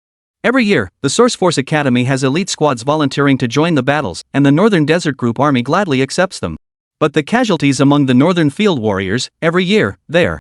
At this point, she fell silent, seemingly realizing she had spoken out of turn.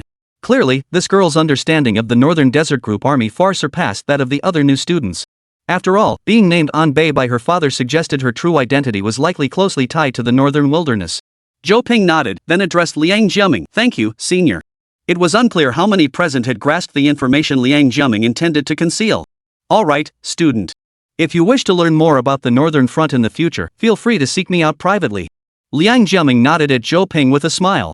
The world was far from stable now, with wars erupting frequently, and the importance of source power warriors growing ever more evident. As source power grows ever more vital, the old world order begins to crumble. Those pure, peaceful times seem long gone. Where there are people, there are interests and conflicts. And what if human power continues to grow stronger? The scale of conflict would undoubtedly grow even greater. What bloodbath would unfold if those possessing peerless martial prowess harbored ambitions to conquer the world? At that moment, a figure clad in a white blazer and black pencil pants appeared at the entrance of the venue. The outfit appeared professional and ordinary, yet when worn by this woman, it exuded an extraordinary aura. Her entire being resembled a pool of autumn water, giving off an aura of still waters running deep. Her long hair fell smoothly to her waist. Tall and slender, her proportions were perfectly balanced, every curve and contour flawless, almost golden ratio perfect. Such proportions were not something that could be achieved through training, they were undoubtedly a gift from heaven. Her features were beautiful, yet her beauty carried a quiet composure, within which flowed a hint of spirited grace. She was none other than Li Qiushui, the youngest vice president in Ningzhou University's history, concurrently serving as dean of the Yuanli Academy. Behind her followed several rows of faculty members. The moment Li Qiushui entered, the classroom fell instantly silent. Every pair of eyes turned to her, their gaze growing intensely focused. Zhou Ping also spotted the vice president and couldn't help whispering softly, she's so beautiful. Liang Jiaming beamed and announced, now, let's give Vice President Li a warm round of applause as she addresses us. Applause erupted immediately, though some freshmen clapped with a hint of unease. They aspired to become martial artists, unaware that their university years would involve frontline combat. Li Qiushui stepped onto the stage at the front of the venue and raised both hands, gesturing to quiet the crowd. The applause gradually subsided. Li Qiushui began to speak, a faint smile touching her lips. She seemed bathed in the sunlight of late summer and early autumn, not entirely warm, but carrying a hint of crispness. She said, fellow students, welcome to the Source Energy College of Ningzhou University. Normally, I should be here at this opening ceremony to encourage you. After all, you may soon become source energy warriors with boundless futures ahead. However, there are a few facts I believe it would be more appropriate to share with you right from the start. Li Qiushui's voice was pleasant, calm yet commanding, her pace neither too fast nor too slow, making her words easy on the ears. Yet the content of the vice principal's address sent a chill through the hearts of nearly every freshman present. For a moment, their breathing unconsciously quickened. What I must tell you is this, choosing the Source Force major and becoming Source Force warriors may grant you high social standing. Yet the path you walk in the future is destined to be far more arduous than that of ordinary people. This road is fraught with danger, drenched in blood and fire, and carries the very real risk of losing your lives. Li Qiushui's voice wasn't loud, and he wasn't using a microphone, yet it carried clearly throughout the entire hall, unconsciously creating a deeply moving atmosphere. The room fell into a profound silence. Indeed, conflicts among martial artists were growing more frequent, and in many cases, these clashes were matters of life and death. You who have never seen battle will never know what it feels like to witness comrades falling in droves, to watch those you shared your days and nights with lose their lives. Li Qiushui's gaze grew profound as he continued, I won't dwell on it, that might frighten you, but you must understand, there is no eternal peace. Conflict is the dominant theme of our world. Conflict is the main theme. Had this statement been made decades ago, it would never have been accepted. Back then, nations valued harmony above all else. But as source energy became increasingly widespread, people began to realize that the universal values they had grown accustomed to were quietly shifting. Resources are finite, land is finite. If you don't fight for it, others will. And source power warriors will inevitably become the protagonists of this struggle. Li Qiushui continued, I know you all chose to enter the Source Force Academy because you see Source Force warriors as glamorous, with bright futures. But in this world, nothing good ever comes without effort. Risk is always proportional to opportunity. Competition at the Source Force Academy far exceeds that of other specialized academies. Many resources must be fought for. So, there's one thing I must tell you. At this point, Li Qiushui deliberately paused. Her gaze swept across every new student present, seeing determination and confusion, courage and fear. Li Qiushui's crimson lips parted. What I wish to say is this: if you regret your earlier choice, then now is still your chance to withdraw. It's not too late to withdraw now. At these words, the atmosphere in the room grew even quieter, so quiet you could hear a pin drop. Many of the new recruits' eyes betrayed a look of hesitation. Indeed, asking them to contemplate matters of blood and fire at 18 or 19 felt both distant and terrifying. After years off, just as they were on the verge of making their mark, to be told they might die it was only natural they couldn't accept it immediately. Of course, if you choose to withdraw from the Source Energy Academy, you may select another major to pursue. After all, you entered Ningda with high scores, and Ningda will not shortchange you. Li Qiushui stated, however, everyone must consider this carefully. Because Ningda's Source Energy Academy never accepts those who regret their choices. It never accepts those who regret their choices. Hearing this, some wavering freshmen visibly paled.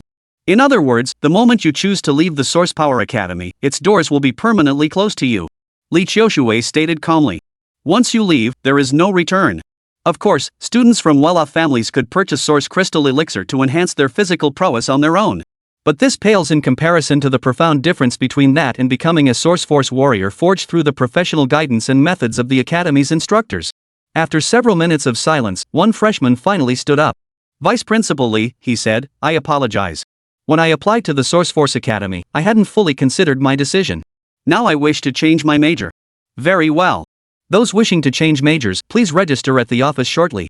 A faint smile still graced Li Qiushui's lovely face, showing no sign of displeasure. One by one, over a dozen more students rose, bowed, and departed. A full half-hour passed before Li Qiushui spoke again. Are there any other students who wish to leave? Do not be constrained by appearances. Simply follow your heart. 1 minute, 2 minutes, 5 minutes passed. No one else chose to stand up. No one else walked out of this hall. Very well. Li Qiushui seemed to have anticipated this outcome. With a faint smile, she stated, Source Power Academy is enrolling 1,000 new students this year. With 982 remaining, this number has already exceeded my expectations. The room remained silent. Clearly, those who stayed were not at ease either, knowing they faced a grueling and perilous path ahead. Source power practitioners have their thresholds, and the greatest of these is courage.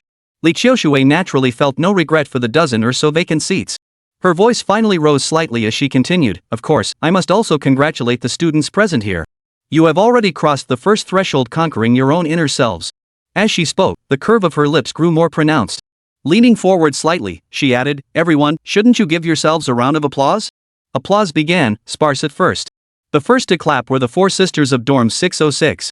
These 4 girls had never wavered from start to finish, even though one of them had a source affinity that could be described as abysmal. Soon, the applause in the hall grew enthusiastic, and some freshmen even began cheering with raised arms. Those shouts were their way of releasing pent-up pressure. Li Qiushui smiled, choosing not to interrupt the new students' shouts. This was precisely the effect she had sought. Amidst the deafening shouts that nearly shook the roof, Li Qiushui quietly exited the stage. Stepping into the hallway, she pulled out her phone. The screen displayed 2 missed calls. Li Qiushui smiled and dialed back.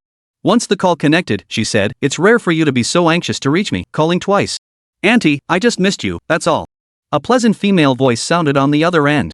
I don't buy it, Li Qiushui replied, her eyes softening with a smile. She wasn't particularly old, but her standing within the family was quite high, otherwise, she wouldn't have been someone's aunt. Major universities are all short on excellent teachers for source energy majors. Let me recommend someone to you. He's also a retired military officer, but most importantly, he's a good person. Li Qiushui chuckled, sure, but my hiring standards are strict. Even with your connection, I won't cut any corners for him. I won't ask you to cut corners. Be as strict as you need to be.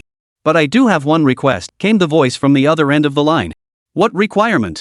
Li Qiushui raised her beautifully shaped eyebrows. I hope that while serving as an adjunct professor, he can also have unrestricted access to Ningzhou University's Source Energy Laboratory. Free access to the Source Energy Lab? Li Qiushui pondered for a few seconds before replying, that request is simple enough for me. However, the Source Energy Lab is a core facility at Ningzhou University. We have numerous joint research projects with the National Defense Forces. Before she could finish, the voice on the line cut in bluntly, trust me, he'll be an asset to you. Li Qiushui chuckled, her mood visibly lightening. Let's not get ahead of ourselves. You're not even certain he'll pass my employment assessment yet. The other end chuckled heartily before quieting down. The person I've chosen won't disappoint. The person you've chosen? Li Qiushui smiled, her eyes glinting. Interesting. This is the first time I've heard such words come from my brilliant niece. Chapter 52, The Call. Noon, Beiyi Hotel where Jiang Bei resided. The hotel lobby manager, Li Weiming, was still processing the events of the previous night, a strong sense of unreality lingering. What was the true identity of that young man? How could he so effortlessly make the Chang family of Ningzhou bow to him? It was utterly baffling. Just then, a front desk clerk approached and whispered in Li Weiming's ear, Manager Li, yesterday, Mr. Jiang carried that beautiful lady into a room. Later, the stunning woman in the sports car showed up too. The three of them stayed in there for ages. You don't think they were? Before she could finish her gossip-filled sentence, Li Weiming cut her off. His expression turned stern as he said, pretend you never saw anything. Don't speculate wildly, and don't tell anyone. Otherwise, the consequences might be more than either of us can handle. Understand? The front desk clerk immediately nodded. Rest assured, Manager Li. I haven't told a soul. But deep down, she was certain Jiang Bei and those two gorgeous sisters had already engaged in some unspeakable activities. They were all adults. There was no need to feign innocence late at night. Mutual physical and emotional comfort was more likely. In this receptionist's mind, there was absolutely no concept of late-night healing. Alright, in any case, do not speculate about Mr. Zhang's identity. Li Weiming's tone was filled with seriousness and gravity. He must be treated as our most honored guest. However, an event that unfolded next inevitably led Manager Li to speculate further about Jiang Bei's true identity. Because the front desk phone rang. The girl picked it up immediately and said, This is Beiyi Hotel. Hello, how may I assist you? The voice on the other end replied flatly, This is the Dragon Nation Defense Force. We need to speak with Mr. Jiang Bei in room 3203. The receptionist's expression changed instantly. They had just been discussing Jiang Bei, and now a call was coming in for him. Talk about speaking of the devil. Moreover, the caller knew Jiang Bei's exact room number. What was going on? Could it be that the hotel had leaked Jiang Bei's information? But after a moment of stunned silence, the front desk clerk suddenly recalled a crucial detail in the caller's words. The Dragon Nation Defense Force? You're from the Dragon Nation Defense Force, she asked, her voice trembling. Over the years, with frequent conflicts, the National Defense Force had gained immense prestige among the public. At the national level, it was regarded as the most powerful authority and decision-making body in the entire Dragon Nation. Yes. Please transfer me to Jiang Bei's room, the voice replied calmly. Hearing this, Li Weiming's heart tightened. He took a deep breath, took the phone, and said, I'm sorry, but our hotel cannot disclose any information about our guests. If you wish to contact a specific guest, please reach out directly to their personal mobile phone.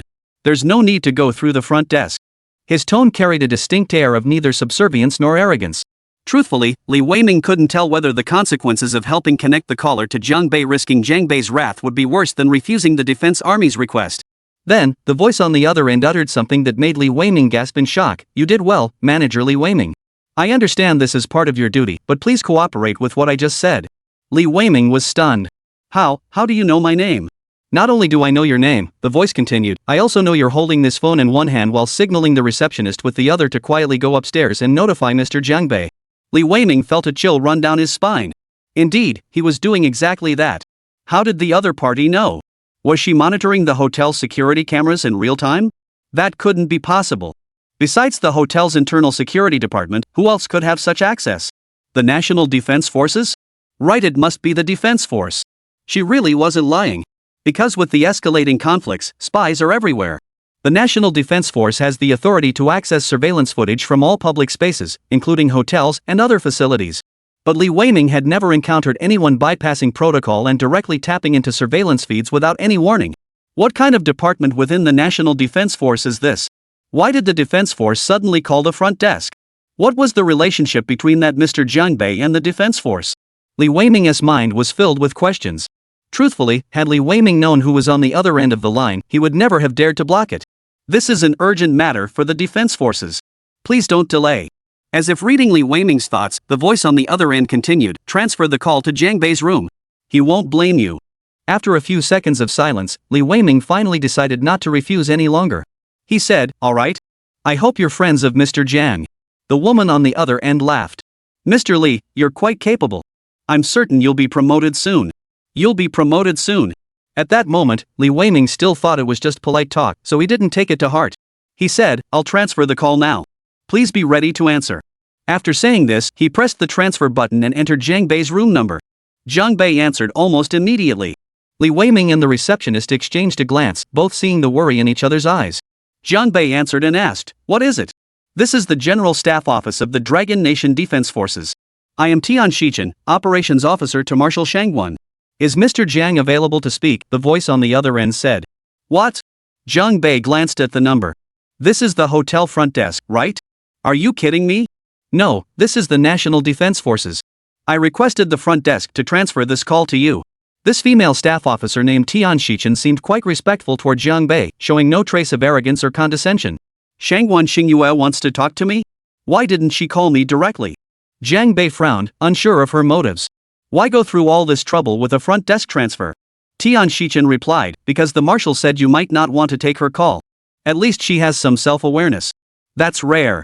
Jiang Bei chuckled, making no effort to hide the dissatisfaction and sarcasm in his tone. What does she want this time? The marshal left for the Black Sea continent yesterday.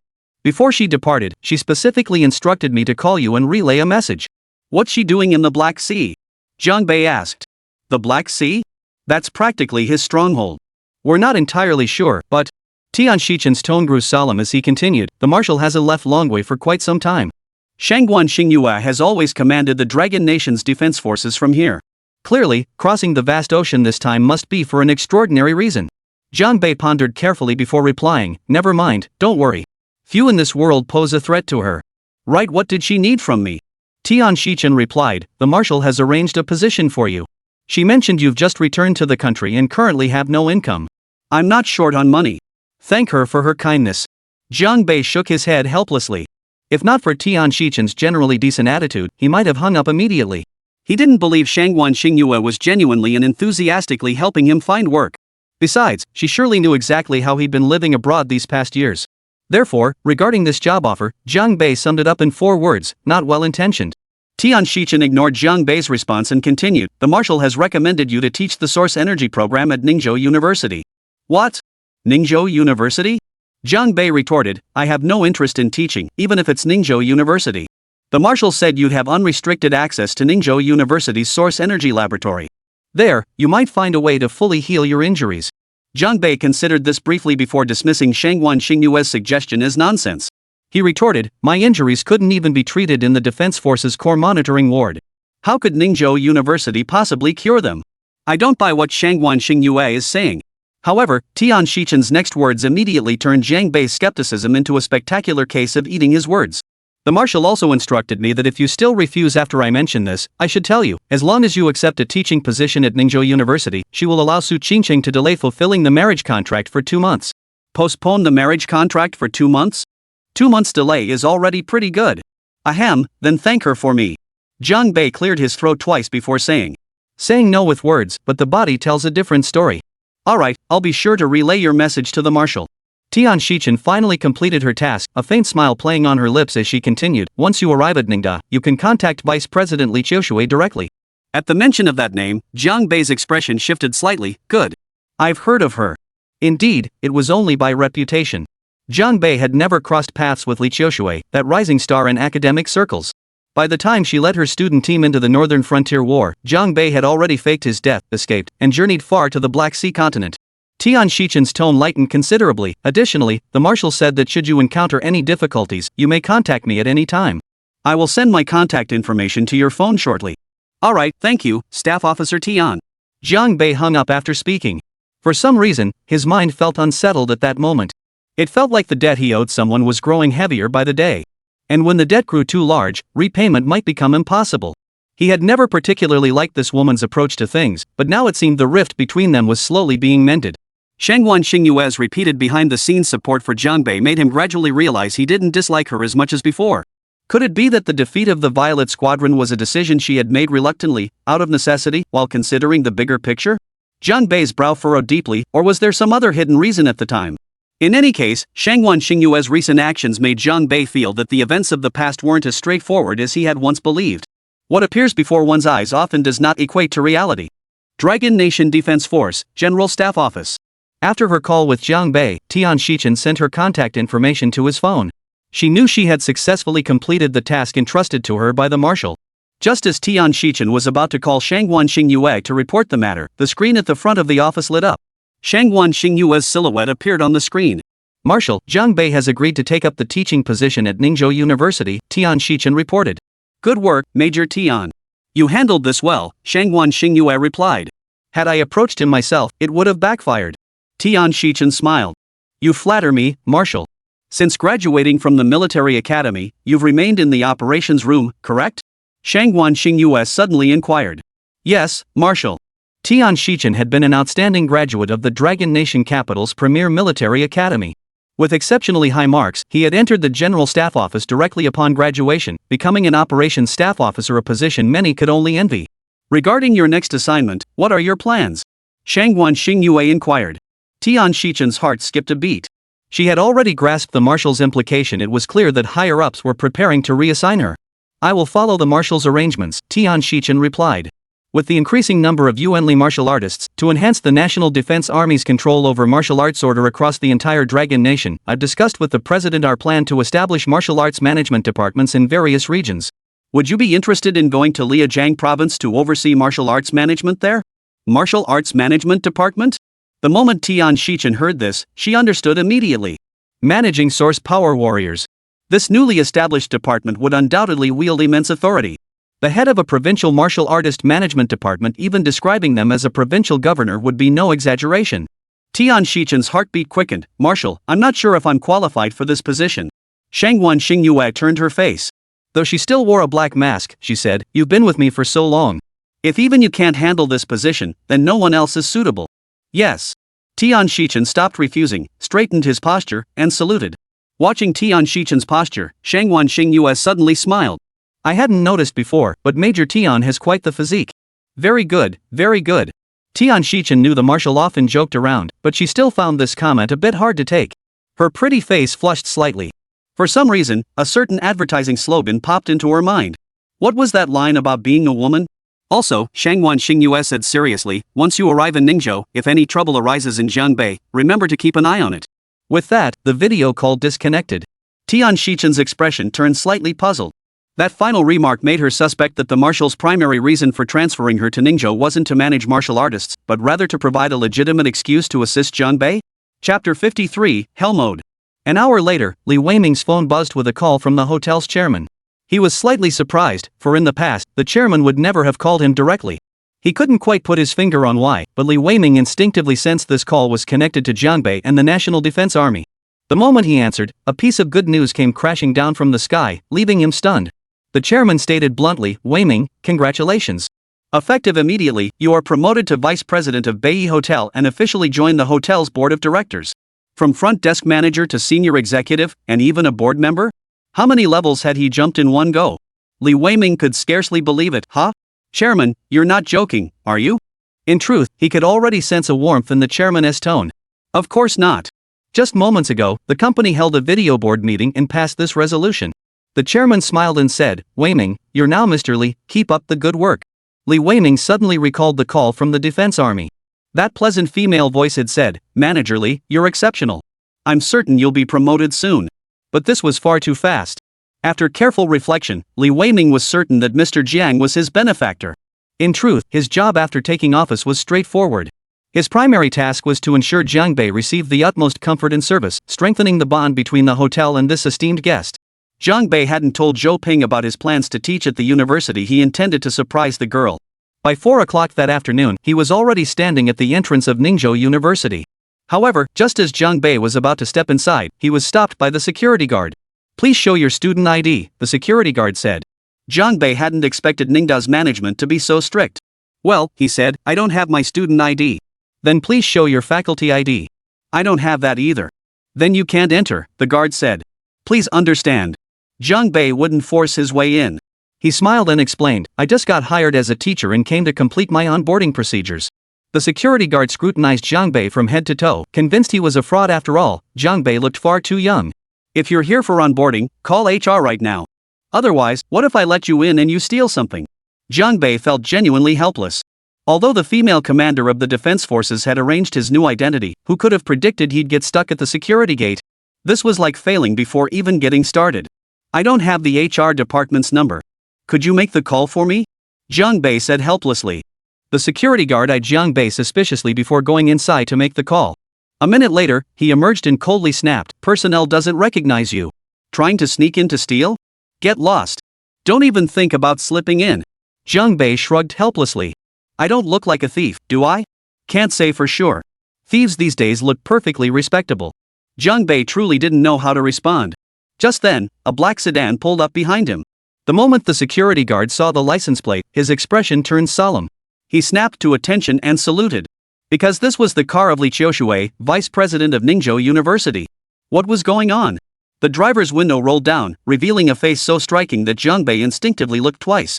Even with minimal makeup, she possessed a unique aura, a blend of mature intellect and sensuality, tinged with a spirited edge. This complex, sophisticated charm set her apart entirely from young girls. Jiang Bei didn't know Li Qiushui's actual age, but based solely on her appearance and aura, she would rank very high among the women he had ever seen. Most crucially, she looked remarkably young. To have become the vice president of a prestigious university like Ningzhou University at such a young age was nothing short of astonishing. "Hello, Vice President Li," the security guard hurriedly said. "This man claims he's here to process his faculty employment paperwork, but HR has no record of him." I was just about to turn him away. Li Qiushui gave Jiang Bei a deep look, then uttered words that left the security guard utterly stunned. His employment wasn't processed through HR. "I arranged it directly." Li Qiushui finished, turning to Jiang Bei, "Please get in the car." Jiang Bei winked at the stunned security guard, patting his shoulder. "Bro, thanks for your help." With that, he opened the passenger door and climbed in.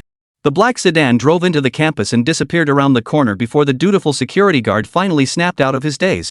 He turned to his equally stunned colleagues and couldn't help but whisper, "Who the hell is that guy? No man has ever gotten into Principal Qiushui's car before. We have no idea. Could he be Principal Qiushui's secret boyfriend?" Alongside these security guards, the passing university students were equally stunned. As Li Qiushui was a goddess in the national elite university circle and enjoyed immense popularity within Ningzhou University, everyone respected her habits. Even the renowned president had never ridden in her car. Therefore, today's incident would likely spread like wildfire. Jiang Bei had no idea he'd just become the first man to step into Li Qiushui's private vehicle. Before he could speak after getting in, Li Qiushui said, "Marshal Shangguan speaks very highly of you. She recommended you for this teaching position. I'll do my best to smooth the way for you." Her pretty face bore a look of earnestness. Yet, the faint fragrance emanating from Li Qiushui, coupled with her mature, commanding presence and figure, could easily stir a flutter in the hearts of men. "Shangguan speaks highly of me?" Jiang Bei asked with a smile. "I'm curious, how did she describe me?" "She said you're a good person." Li Qiushui gave a soft chuckle, and a unique charm began to permeate the car. Jiang Bei couldn't help but laugh bitterly. That doesn't sound like a very serious compliment. The moment he uttered those words, he failed to realize that this was already the highest compliment a woman like Shangguan Xingyue could bestow upon a man. Li Qiushui continued, "However, even with the marshal's personal recommendation, you still need to pass the employment assessment at Ningzhou University's Source Energy College." Jiang Bei chuckled, "That's fine.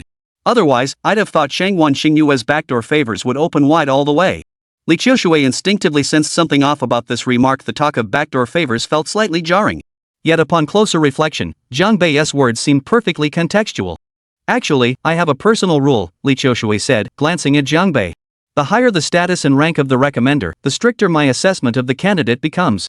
Longwei was a society built on personal connections, yet Li Qiushui's approach seemed to run counter to all that.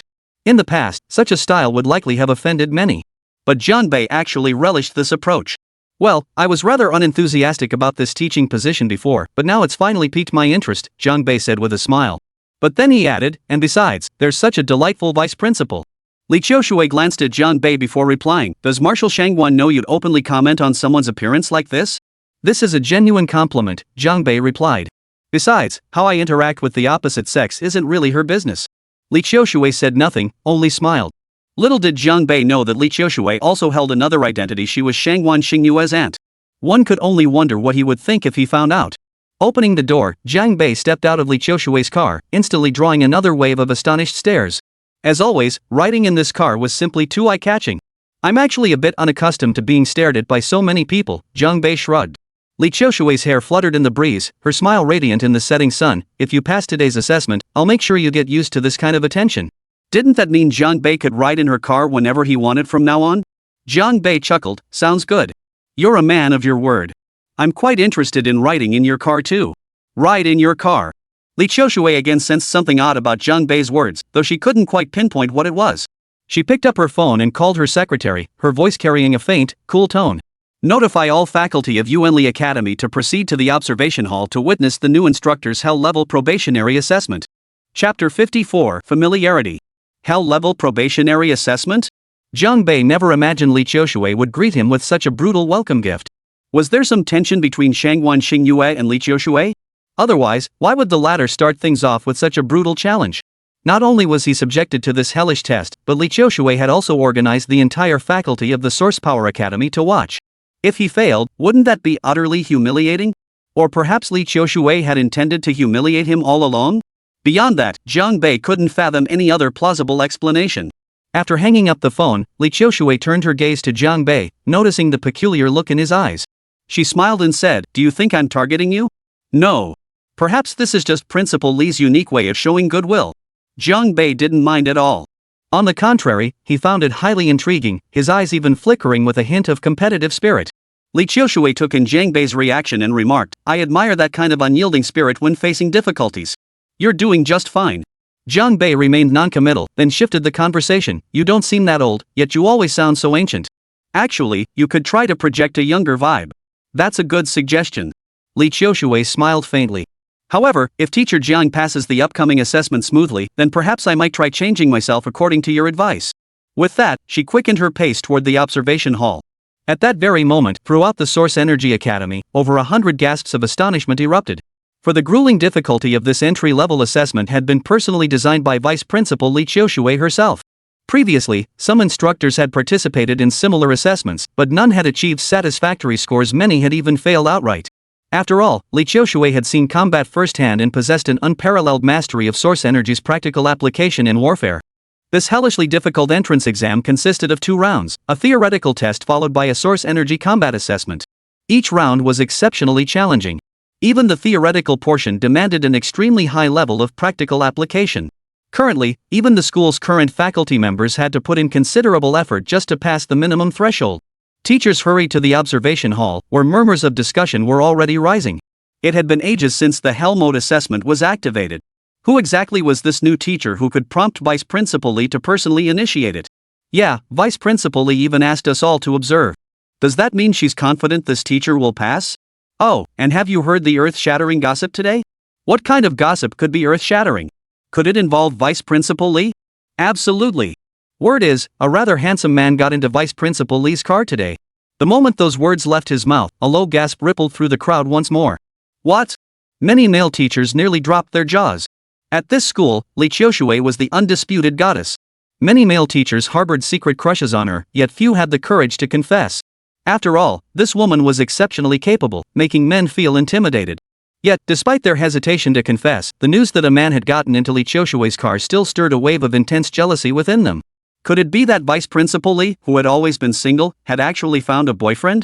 The man riding in Vice Principal Li's car, could he be the new teacher taking the Hell level assessment? A female teacher suddenly speculated aloud.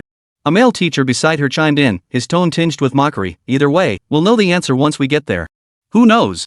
Maybe this guy will make a huge fool of himself. After all, most were there for the spectacle, though some teachers carried a sense of anticipation. The Hell level questions never repeated. No one knew where Vice Principal Li sourced them from. This time, it would be an eye-opening experience. Once all the teachers from Yuanli Academy had entered the observation hall, Li Qiushui led Jiang Bei up to the large podium at the front. A long table stood on the podium, with the man and woman seated on opposite sides. Before Jiang Bei lay a tablet computer and an electronic stylus. For the first round of theoretical assessment, he would answer on this tablet, with all responses projected in real time onto the large screen behind him. Every person in attendance could clearly see Jiang Bei's answers. Many eyes scrutinized Jiang Bei as murmurs of discussion rippled through the crowd. This man was certainly handsome, but if Vice Principal Li truly favored him, why would she deliberately make things difficult by using the hell mode? Perhaps it wasn't about making things difficult at all, but rather finding an opportunity for this teacher to shine brightly within the school. Some female teachers murmured with smiles, their attitudes toward the rather handsome Jiang Bei filled with friendliness, nowhere near as jealous as their male counterparts. Teachers, please quiet down. The hell mode assessment is about to begin. Li Qiushui offered no further explanation, her words concise and to the point. With her red lips slightly parted, her voice filled the entire hall. In fact, she didn't even introduce Jiang Bei further. The hell difficulty question bank was rarely opened. It contained 100 questions. Teacher Jiang was to select any 3 from it. As she spoke, a program on the large screen activated. The 100 questions began scrolling rapidly, changing so fast that no one could make out the text. Jiang Bei said, "Principal Li, please just pick 3 at random for me. I can't be bothered to choose. I can't be bothered to choose." How arrogant! Hearing this, the teachers below all looked astonished. After all, though Li Qiushui was young, she commanded great respect at the school. Rarely did anyone speak to her like that. This is the employment assessment. You're not even a teacher yet, and you dare speak to the vice principal like that? Aren't you afraid Principal Li will kick you right out? Li Qiushui showed no sign of displeasure. On the contrary, the corners of her mouth lifted slightly. In that case, I'd be rude to refuse. Coincidentally, I believe the most difficult question has never been perfectly solved. I hope to see Teacher Jiang complete it successfully.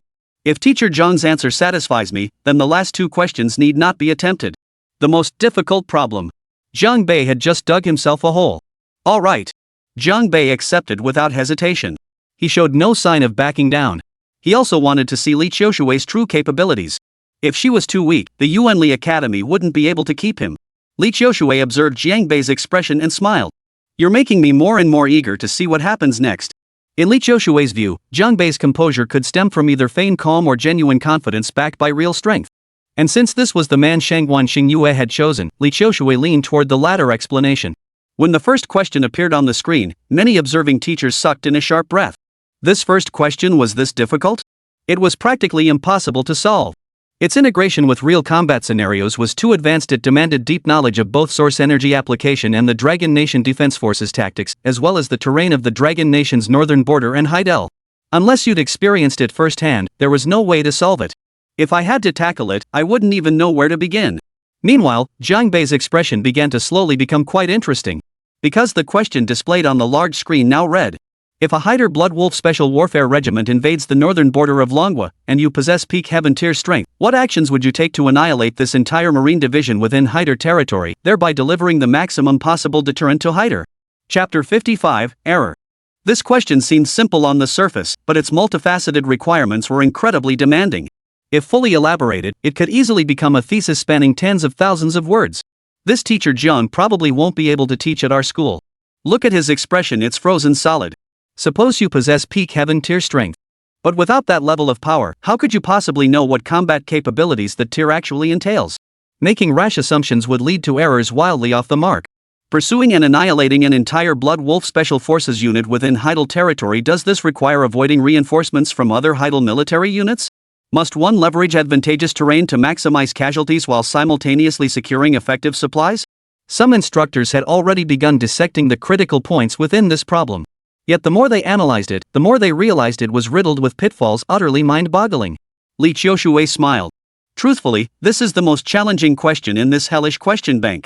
My requirements remain unchanged. If Teacher Jiang can perfectly solve this problem, you will advance directly to the second round of practical assessments. Truthfully, even if Jiang Bei chose to back down now, Li Qiushui wouldn't find it objectionable. After all, the knowledge and theories involved in this question were simply too broad. Li Qiushui had once attempted to solve it himself, yet no matter how he tried, he could never find the most logical answer. Yet, the battle blade still standing in the plaza before President Heidli's residence proved beyond doubt that someone had indeed accomplished this feat. It was a pity that the man who had once created that miracle now lay eternally at rest within the snow-capped mountains. Professor Jiang, you have half an hour to consider, Li Qiushui continued. Many observing teachers believed Zhang Bei should give up. The scope of this problem is too broad, too difficult. In fact, when the question was first presented, many genuinely believed Li Qiushui was deliberately setting Zhang Bei up for failure. After all, many teachers present encountered a series of knowledge gaps. They didn't even know what kind of firepower and source power warrior configurations a single Hider Blood Wolf Special Forces regiment actually comprised. Not even half an hour passed. Zhang Bei uttered a single word, then picked up his pen and typed a bold number on the tablet.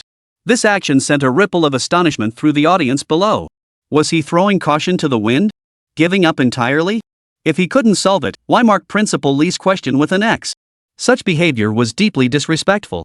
It seemed this guy had gotten so frustrated by the difficulty of the problem that he'd lost his temper. These murmurs reached Zhang Bei's ears clearly.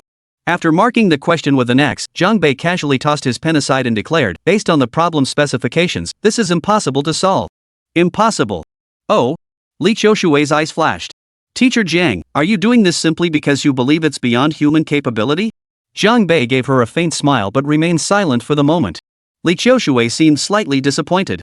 If Zhang Bei had attempted to solve it instead of outright rejecting the problem, she might have found some small comfort. But this outright rejection, did it mean this man's vision wasn't particularly broad? And that his understanding of source power and tactics was rather mediocre? But that couldn't be true. Because he was the one Shangguan Xingyue had chosen. Li Qiushui fixed Zhang Bei with a piercing gaze, her voice tinged with cool detachment. If that's the case, I must inform you this battle scenario is real. It happened just 5 years ago. No, Principal Li, you misunderstand, Zhang Bei replied with a smile. I didn't say it was impossible for humans to accomplish. I said it was an impossible task for someone at the peak of the heaven rank. It would require at least an S rank. However, as soon as the words left his mouth, the smile on Zhang Bei's face faded slightly, as if endless ice and snow began to form before his eyes. At least S rank? Upon hearing this, Li Qiushui didn't immediately dismiss it.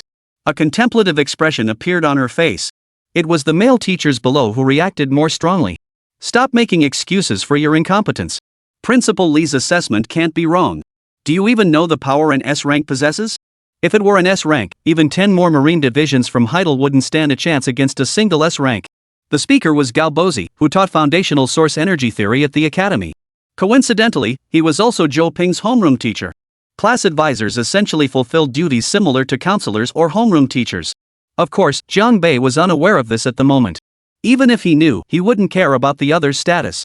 Shaking his head with a smile, Zhang Bei's expression carried a distinct note of scorn. To utter such words only proves you understand neither S-Class nor the Hader Marine Corps. How could I not understand? I just can't stand the sight of incompetent people like you. Gao Bozi stared at Zhang Bei and continued, when S-Class powerhouses, those god-tier beings, strike, they inevitably bring about apocalyptic destruction. How many Marine divisions could possibly withstand that? You're deliberately tweaking the question to make it easier for yourself. This guy's a troll, right? Zhang Bei felt debating with this sort of person was lowering his own IQ.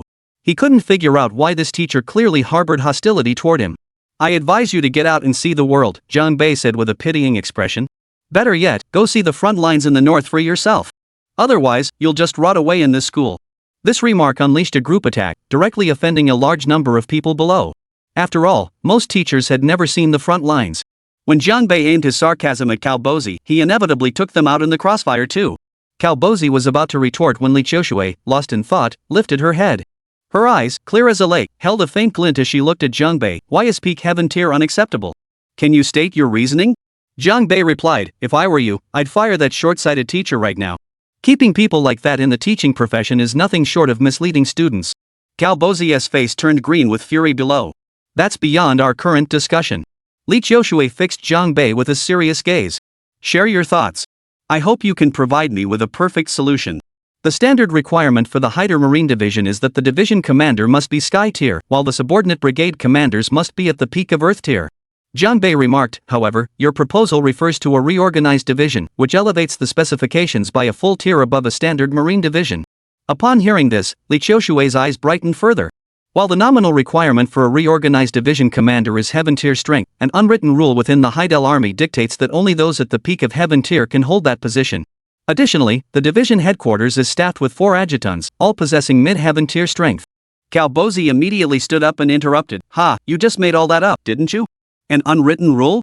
You actually came up with such unverifiable reasoning? This time, however, few teachers supported Gao Bozi. After all, Jiang Bei clearly possessed a thorough understanding of the organizational structure and staffing of the Hader military. Professor Gao, please be quiet. Li Qiushui cast a cool glance at Gao Bozi. Her tone was cool, but the underlying rebuke was unmistakable. Vice Principal Li was displeased. Very well, Vice Principal Li. I merely wished to support your viewpoint. Gao Bozi muttered in apparent reluctance before sulkily sitting down, his gaze toward Jiang Bei growing even more sinister. One peak heaven tier expert for mid-heaven tier masters, not to mention the brigade commanders and regiment commanders below them, plus over 3,000 E tier and above soldiers. Jiang Bei stated, human strength has its limits. Does Vice Principal Li truly believe that sending a single peak heaven tier expert from our nation could defy the heavens and defeat so many? Jiang Bei's tone grew slightly heavier, each word delivered with deliberate force. Forgive my bluntness, but with a force like mine, and by exploiting Hader's advantageous terrain, I could wear down and defeat 10 peak heaven tier experts through relentless attrition. The words hung heavy in the air, silencing the entire hall. Wear down 10 peak heaven tier experts. Wasn't that a bit of an exaggeration? Gao Bozi instinctively wanted to retort, but remembering Li Qiushui's warning glance moments ago, he forced himself to swallow his words. So, you believe only an S rank could accomplish this? Li Qiushui, despite being challenged by Jiang Bei, showed no sign of displeasure. Instead, she seemed rather pleased, a faint smile playing on her lips as she replied, if I adjust the premise to an early S rank, would you then be willing to share your battle strategy? I can certainly explain, Gao Bozi replied. But I must warn you, even an S rank novice would suffer severe injury or death. The survival rate is a mere 10%. Jiang Bei's words sparked another wave of skepticism below. After all, you've already changed the premise of the question, and you're still saying victory is impossible? What's the point of this assessment then? Jiang Bei took in all the skeptical expressions before turning to Li Qiushui. Could I have an electronic display? He asked. I need to demonstrate something. It's right behind you. You can draw directly on it with the stylus. Li Qiushui pressed the remote control, and the large screen behind Jiang Bei transformed into a white light display. Without hesitation, Jiang Bei picked up the stylus and began sketching directly onto the screen. With just a few strokes, a mountain range took shape. Wow, he's so talented. Yeah, even though they were just simple lines, those mountains already look so three-dimensional and vivid. This is incredible. I'm starting to realize this new teacher isn't just all talk, he's genuinely talented. These comments came from the female teachers. As for the male teachers, admitting that a fellow man is more skilled than themselves wasn't easy. At the very least, it made them uncomfortable. The moment this topographic map appeared, Li Qiushui's eyes lit up. Because Jiang Bei had even marked contour lines. Li Qiushui was certain the elevation figures Jiang Bei provided weren't just made up. Jiang Bei gripped his pen, pointing at the mountain ranges on the screen. This is the border between Manhwa and Hader. For Hader, it's easy to defend but hard to attack. If they choose to send a full division to penetrate Manhwa's territory, they'll definitely take this route. The same goes for retreating. As he spoke, he drew a 5-pointed star in the mountain pass to mark it as a key point. Jiang Bei continued, if I were an S rank, I'd throw this entire reorganized division into chaos within the valley. In the shortest time possible, I'd eliminate their lower-level commanders' company, battalion, and regiment-level officers. This would strip those 3,000 soldiers of their direct leadership. Division headquarters orders would become impossible to transmit, and the entire reorganized division would instantly disintegrate into a scattered mess of isolated units fighting on their own. Everyone's minds were stirred by Jiang Bei's words. Of course, this didn't include Gao Bozi. The guy still believed Jiang Bei's sketch of the mountain range merely demonstrated his impressive artistic skills. So what comes next? Li Qiushui suppressed the urge to cheer and patiently asked. Chapter 56, Memory. This hellishly difficult assessment had clearly become Jiang Bei's stage for free expression. After this first wave of attacks, I will definitely choose to retreat. After all, the supply of source crystal essence I can carry is extremely limited. If I just charge ahead blindly, not only will my source power fail to be effectively replenished, but my own strength will be completely depleted. Jiang Bei drew an arrow on the mountain peak as he continued, I would retreat in this direction. This arrow pointed directly toward the territory of Hader. An active retreat toward Hader. But then, wouldn't the S rank be even more trapped? That's how the challenge is set, they must be annihilated entirely within Hader's territory. This new instructor really scrutinizes the problem carefully. Many instructors voiced their discussions, and a brainstorming session had already taken shape. This retreat will take at least 2 mid-tier heaven-class deputy division commanders with me. Jiang Bei stated. Of course, if I were the S-class, defeating 2 mid-tier heaven-class opponents wouldn't be too difficult. Eliminating them as quickly as possible to conserve energy is the top priority. Another reason for retreating in this direction was that Jiang Bei drew another circle atop a mountain peak. This was the ammunition depot for the border garrison at Heidel, routinely equipped with 10 Lee-Stan missile launchers. Traveling here at S-rank speed with full source power activated would take no more than 10 minutes. At this moment, Jiang Bei drew a reverse arrow pointing back toward the valley where the fierce battle had just occurred. And right now, most of the rank-and-file soldiers were still trapped in that valley, floundering around like headless flies. A collective gasp of horror rippled through the observation hall. Because everyone understood.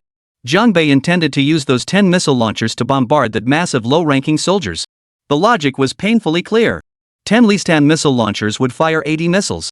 What did that mean? Jiang Bei jabbed his pen forcefully at the valley location. It meant at least half the people here would die. Wow, that's incredible. I never even considered that possibility before. This was the ultimate strategy for conserving their own strength while inflicting maximum damage on the enemy. Without intimate knowledge of the terrain, discovering the ammunition depot's firepower configuration would have been impossible. Wow, I'm starting to think this young hotshot might actually pass the hell mode test. Many heartfelt words of admiration were already echoing around. At that moment, Galbozi finally couldn't hold back. He stood up and declared bluntly, "Aren't you dishonoring the title of an S-rank powerhouse by doing this? A situation that could clearly be handled with just one person and a knife, yet you resort to using heat weapons? That's a disgrace to high-tier Source Force warriors." Jiang Bei remained silent, merely glaring at Galbozi with a look that said, "You're an idiot." Many teachers present also began expressing dissatisfaction with Galbozi. "Professor Gao, please refrain from speaking for now." Li Qiushui shot him a cold glance. Her train of thought had been carried away by Jiang Bei, and having it rudely interrupted by this guy was indeed rather irritating. However, Jiang Bei had no intention of backing down. He sneered and addressed Principal Li, "Principal Li, kindly have this teacher leave. Otherwise, I refuse to continue. Frankly, I believe such a low-level, brain-dead teacher is unworthy of hearing my analysis." Galbozi hadn't expected Jiang Bei to take a direct swipe at him. Anger flared on his face. "You're not even a full-fledged teacher yet, and you have the nerve to boss Vice Principal Li around? What do you think you are? How dare you tell me to leave? I've been at Ningda for 7 years. Before he could finish, Li Qiushui's cool, detached voice cut him off. "Professor Gao, please step outside. Your conduct today has made me question your professional competence. Doubting your professionalism." That criticism was already quite severe. Especially coming from the highly professional Li Qiushui. Galbozi's face flushed alternately crimson and ashen. He dared not show anger toward Li Qiushui, forcing down his resentment. With humiliation in his eyes, he shot Jiang Bei a vicious glare before storming out without looking back. Li Qiushui turned to Jiang Bei and said, "Professor Jiang, shall we continue?" Jiang Bei smiled and nodded, continuing, "At this point, as an S rank, I could fight my way back. If I could dash through the valley at top speed, I could probably take out about 300 more." He paused, then snapped his fingers. "That leaves 1,200. Li Qiushui grew even more intrigued, a faint smile also appearing on her face. "And then what? It seems your S-rank stamina hasn't been depleted much at all." "No. Even against ordinary E-rank fighters, S-rank still requires stamina. After these 2 battles and the intense pursuit, I should have about 70% of my stamina left." Jiang Bei paused deliberately for a few seconds, surveyed the scene, shrugged, and chuckled, "Wow, no one rudely interrupting me. This feels absolutely fantastic." Galbozi had already left, but Jiang Bei still dragged him out for a thorough verbal beating. If he'd heard Jiang Bei's remark, his nose would probably have turned crooked with fury. Li Qiushui stared at the undulating mountain ranges on the large screen, deep in thought. What will you do next? 1,200 men, killing them one by one would consume an enormous amount of time. Exactly. Jiang Bei said. The best approach is to find a more direct way to take them all out in one go. He then drew an arrow pointing toward another peak with higher contour lines. Yurimei Snow Mountain, Jiang Bei stated. It's also one of the border fortresses of Heidel. Li Qiushui's eyes grew brighter. With your S-rank strength, storming this fortress wouldn't be too difficult. But what's your real intention? Some teachers below looked puzzled and raised their hands. Aren't you aiming to eliminate these Marine Corps soldiers? Why attack the fortress? Jiang Bei smiled, simple. I'll spend 3 days driving these soldiers to the fortress's vicinity. There, on Yali Snow Mountain, they'll encounter a massive avalanche. As he spoke, memories flooded back vividly. That pristine white snow seemed like it was just yesterday. Applause erupted. The teachers below all understood Jiang Bei's intentions and began to applaud. Jiang Bei's capture of the stronghold not only secured his own supplies but also granted him the firepower to trigger an avalanche. The Yali Snow Mountains were renowned worldwide. If the year-round snowpack collapsed directly, E-rank martial artists would be buried deep within, with no chance of escape. After this battle, the Blood Wolf Special Forces Regiment would suffer at least 800 casualties, Jiang Bei stated. The remaining nearly 400 men posed no real challenge to an S-rank warrior at peak physical condition. Jiang Bei continued, however, they'll scatter and flee. Pursuing them will take a bit of time. Give me 2 days to finish them off, not a single one will escape. Then that reorganized brigade will likely only have 3 heaven-tier experts left, Li Qiushui said. Even if one is at the peak of heaven tier, it won't be a problem for you. You can take him down head on. Another teacher asked, does that mean you can eliminate these three and complete the mission entirely? Zhang Bei chuckled, turning to Li Qiushui. If that were the case, then our principal Qiushui would probably only give me a passing grade, wouldn't she? Li Qiushui nodded. That's correct. But it wouldn't be just a passing grade. Your completion rate is already very high. At most, we'd deduct another 20%. Such an imaginative solution still wasn't perfect enough? They'd deduct that much more? Many teachers below couldn't quite grasp it. Li Qiushui offered no explanation. Zhang Bei tapped the screen and addressed the teachers below, remember to read the question. What exactly does it require? After a pause, Zhang Bei emphasized, the final sentence of the question demands achieving maximum deterrence against Heidel. The teachers below all looked enlightened. Indeed. An entire Marine division nearly wiped out at the border would be shocking, but the public hadn't witnessed it firsthand, and Heidel's government would deliberately suppress such news. Zhang Bei's thorough consideration made Li Qiushui's eyes grow increasingly bright. As for what comes next, I believe you should have your answers now. Zhang Bei shook his head. I will find a way to drive these heaven-ranked senior officers to Heider's capital. Then, in full view of the public, I will execute them. I will plant the standard combat knives of the Dragon Nation military on the plaza in front of the Heider presidential palace. The observation hall instantly fell silent, so quiet you could hear a pin drop. It seemed every teacher present was visualizing the scene Zhang Bei described. One by one, they felt their blood surge and their hearts race. After a brief pause, thunderous applause erupted throughout the hall. The applause was long and sustained. Li Qiushui paused slightly upon hearing Zhang Bei's final answer. Truthfully, with years having passed and frequent border conflicts, most teachers present couldn't immediately recall Zhang Bei's once illustrious military exploits. But even if they had remembered, they could never have reconstructed the events with such perfect clarity. Back then, Zhang Bei single-handedly pursued and slaughtered 3,000 enemy soldiers across thousands of miles. The exact nature of that pursuit had always remained an unsolved mystery. Facing the applause, Zhang Bei shrugged and gave a slight bow. Once the applause died down, Li Qiushui finally regained her composure and inquired. But if you've accomplished all that, your heaven-tier peak strength should be sufficient. Was it really necessary to deliberately change the hypothetical conditions in the problem to S-tier? Li Qiushui was indeed a master maintaining such absolute clarity of thought at a moment like this was no small feat. Zhang Bei chuckled, I've already pursued them all the way to the capital of Heider. They're so arrogant and tyrannical. Do you really think, after humiliating them this thoroughly, those S-tier powerhouses in Heider would just keep holding back and not strike?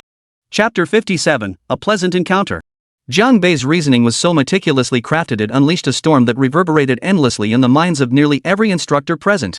Especially when he mentioned the S-rank experts, the room erupted with multiple gasps of shock. Indeed, one couldn't risk being hunted down without any chance of returning alive. While a peak heaven tier might manage the mission, it would be a struggle, and the return journey would be fraught with peril. Zhang Bei stated, the reason I assumed myself to be S-tier was precisely to factor in those S-tier powerhouses from Heider. A wave of realization washed over the audience below the stage. At this point, Zhang Bei laughed, if we could take out one or two of Heider's S-rank powerhouses during our escape, that would be a bonus. At this critical juncture, when victory seemed assured and a clean retreat was within reach, Zhang Bei was still scheming to expand his gains. Li Qiushui's eyes were already brimming with brilliant light. If this question were worth full marks, Zhang Bei's words alone would earn him extra credit. The teachers below the stage were filled with anticipation, all waiting for Zhang Bei to continue analyzing his answer. Most of them had come to realize that compared to Zhang Bei, their own combat experience was worlds apart. How much do you know about Heider's national treasure level experts? Li Qiushui asked. The S-class masters stationed year-round in Heidel's capital are named Rhoda and Barimo. Since I caused such a commotion right outside the presidential palace, I'm certain I've caught their attention. Zhang Bei explained, both possess distinctly prominent characteristics, one excels in speed, the other in brutal, forceful attacks. Li Qiushui nodded slightly. She had heard of these two S-rank powerhouses. Zhang Bei continued, so if I were merely at the peak heaven tier level as previously assumed, I would have perished in Heider without a chance of returning alive. Of course, the current situation isn't exactly rosy either. He paused, casually picking up the glass Li Qiushui had left on the table and unscrewing the cap to take a large gulp of water. Li Qiushui watched, about to stop him, but since Zhang Bei had already taken a sip, she merely parted her red lips slightly, ultimately saying nothing. After finishing, Zhang Bei examined the teacup and remarked, this cup is actually quite pretty, huh? Li Qiushui pressed her temples. Several invisible black lines seemed to appear on her smooth forehead. Wasn't this an indirect kiss? Clearly, this guy was doing it on purpose. It was absolutely not a case of casually grabbing a cup and drinking without thinking. Actually, based on the premise of this scenario, my strength is probably only early S-tier. I can't outrun Rota in speed, and I'm no match for Barimo in combat, Zhangbei said. Facing this situation, it seems like certain death, doesn't it? The teachers below the stage fell deathly silent, clearly at a loss. After all, the might of an S-rank powerhouse exceeded their comprehension, even imagining it was difficult. No. The truth is, I can't outrun Rota, but I can break his legs. Zhangbei stated. His legs are fast, but his defensive capabilities aren't strong. A teacher below asked, how do you know Rota's legs aren't strong defensively? As far as I know, his leg techniques are unmatched in Heidel. That's only what you know, Zhangbei replied with a smile. Look up the news from 7 years ago. When Rota's top disciple defected to the Black Eagle Federation seeking political asylum, he exposed his master's weakness to the media. You're unaware simply because your knowledge is limited. Really? The teacher, half convinced, immediately searched for related news. Sure enough, after entering the keywords, the incident Zhangbei mentioned appeared before his eyes. Good heavens, it was true. The teacher's face lit up with admiration. How did you even notice this? Zhangbei offered only a simple explanation. Remember, never fight unprepared. No matter how deep your understanding of the enemy, it can never be too deep. Never fight unprepared. The teacher was genuinely humble. He nodded deeply. Thank you, Teacher Jiang. I'll remember that. Teacher Jiang, please continue, Li Qiushui said with a smile. However, even if I successfully broke Rota's leg, I would inevitably pay a heavy price. After all, his offensive power was formidable. Injured, I would stand no chance against Barimo. My only option would be to flee with all my might. Fortunately, Barimo excelled in brute force attacks but lacked speed. I still had a chance to escape before my source energy was depleted. By this point, everyone was utterly captivated by Zhangbei's incisive analysis. Some even felt that same palpable tension. As if they were right there in the thick of it. But what if Haider deployed a third S-rank expert at this critical moment? Zhangbei's gaze grew icy. This was war. Every contingency must be considered. A third S-rank expert. Everyone's thoughts immediately began racing. Yes, what then? Had they truly reached a dead end? Of course, some teachers believed Zhangbei was exaggerating the danger, suggesting the situation might not be as dire as he portrayed. But these teachers didn't know that Zhangbei had been severely wounded by that third S-class powerhouse. Moreover, this third individual was far stronger than the other two. Looking back years later, it's clear Zhangbei had already done the absolute best he could at that moment. After all, even the Dragon Nation's defense forces were unaware back then that the old man from Haider was still alive. If S-class warriors were national treasures, then this old man was a relic among treasures. Of course, Zhangbei didn't disclose this situation at the time. Such information was top secret, and he had no need to reveal it to these instructors. Li Qiushui pursed her red lips, deep in thought. Immediately after, Zhangbei began drawing again on the screen. He sketched a building. The structure appeared simple, yet with just a few strokes, Zhangbei had already captured its sinister, dark aura. If I were to face a third S-rank powerhouse while injured, even if I managed to survive by sheer luck, I would undoubtedly be severely wounded. The best course would be to drag my gravely injured body and force myself to escape to the consulate. Zhangbei said, but border wars frequently erupt between Manhwa and Haider. All consulates were abolished years ago. What am I supposed to do then? As he spoke, Zhangbei circled the eerie building. Teachers, does anyone recognize this building? Zhangbei asked with a smile. In truth, every person present recognized it, though none immediately grasped Zhangbei's intent in drawing it. One teacher spoke up, that's the Black Sea Continent's overseas office. Since no sovereign nation has formed on that continent, this office established in the name of the entire Black Sea continent is rotated among the top 30 powers and organizations on that landmass. Well said, Zhangbei remarked. If I enter this office, then Heidli's S-class agents won't be able to continue hunting me down. This touched upon a knowledge gap among the teachers present. They were unaware of the specific requirements needed to gain access to the Black Sea continent office. After all, in the minds of most people, the Black Sea continent is synonymous with this dark world, a place saturated with slaughter and bloodshed, where chaotic strife reigns everywhere. How could any sane person willingly go to such a place? What difference is that from willingly walking to one's death? If one sought the protection of the Black Sea continent's office, certain conditions must be met. Zhangbei explained, for instance, passing their assessment and pledging to serve them for a minimum number of years. Another teacher stood up, his words carrying a righteous tone. So you're prepared to sell yourself to the dark world? There will always be those who stand on the high ground of righteousness to condemn you. His earlier applause for Zhangbei had been genuine, but now he clearly disagreed with his stance. Zhangbei smiled, teacher, if it were you, what would you do? The teacher declared haughtily, reaching an understanding with the demons and monsters of the Black Sea continent and serving them? That is something I absolutely cannot tolerate. Compared to that, I would rather die by the blade of that S-class Haider. Li Qiushui remained silent, but slowly shook his head. Zhangbei's expression was ambiguous. Is that truly your conviction? Yes. In my view, nothing is more important than dignity and faith.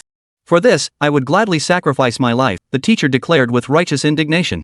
His words were passionate and stirring, yet they drew no applause. Never condemn those who faced utter despair unless you've endured such hardship yourself. No, at this moment, nothing matters more than staying alive. Jiang Bei gave a mocking laugh.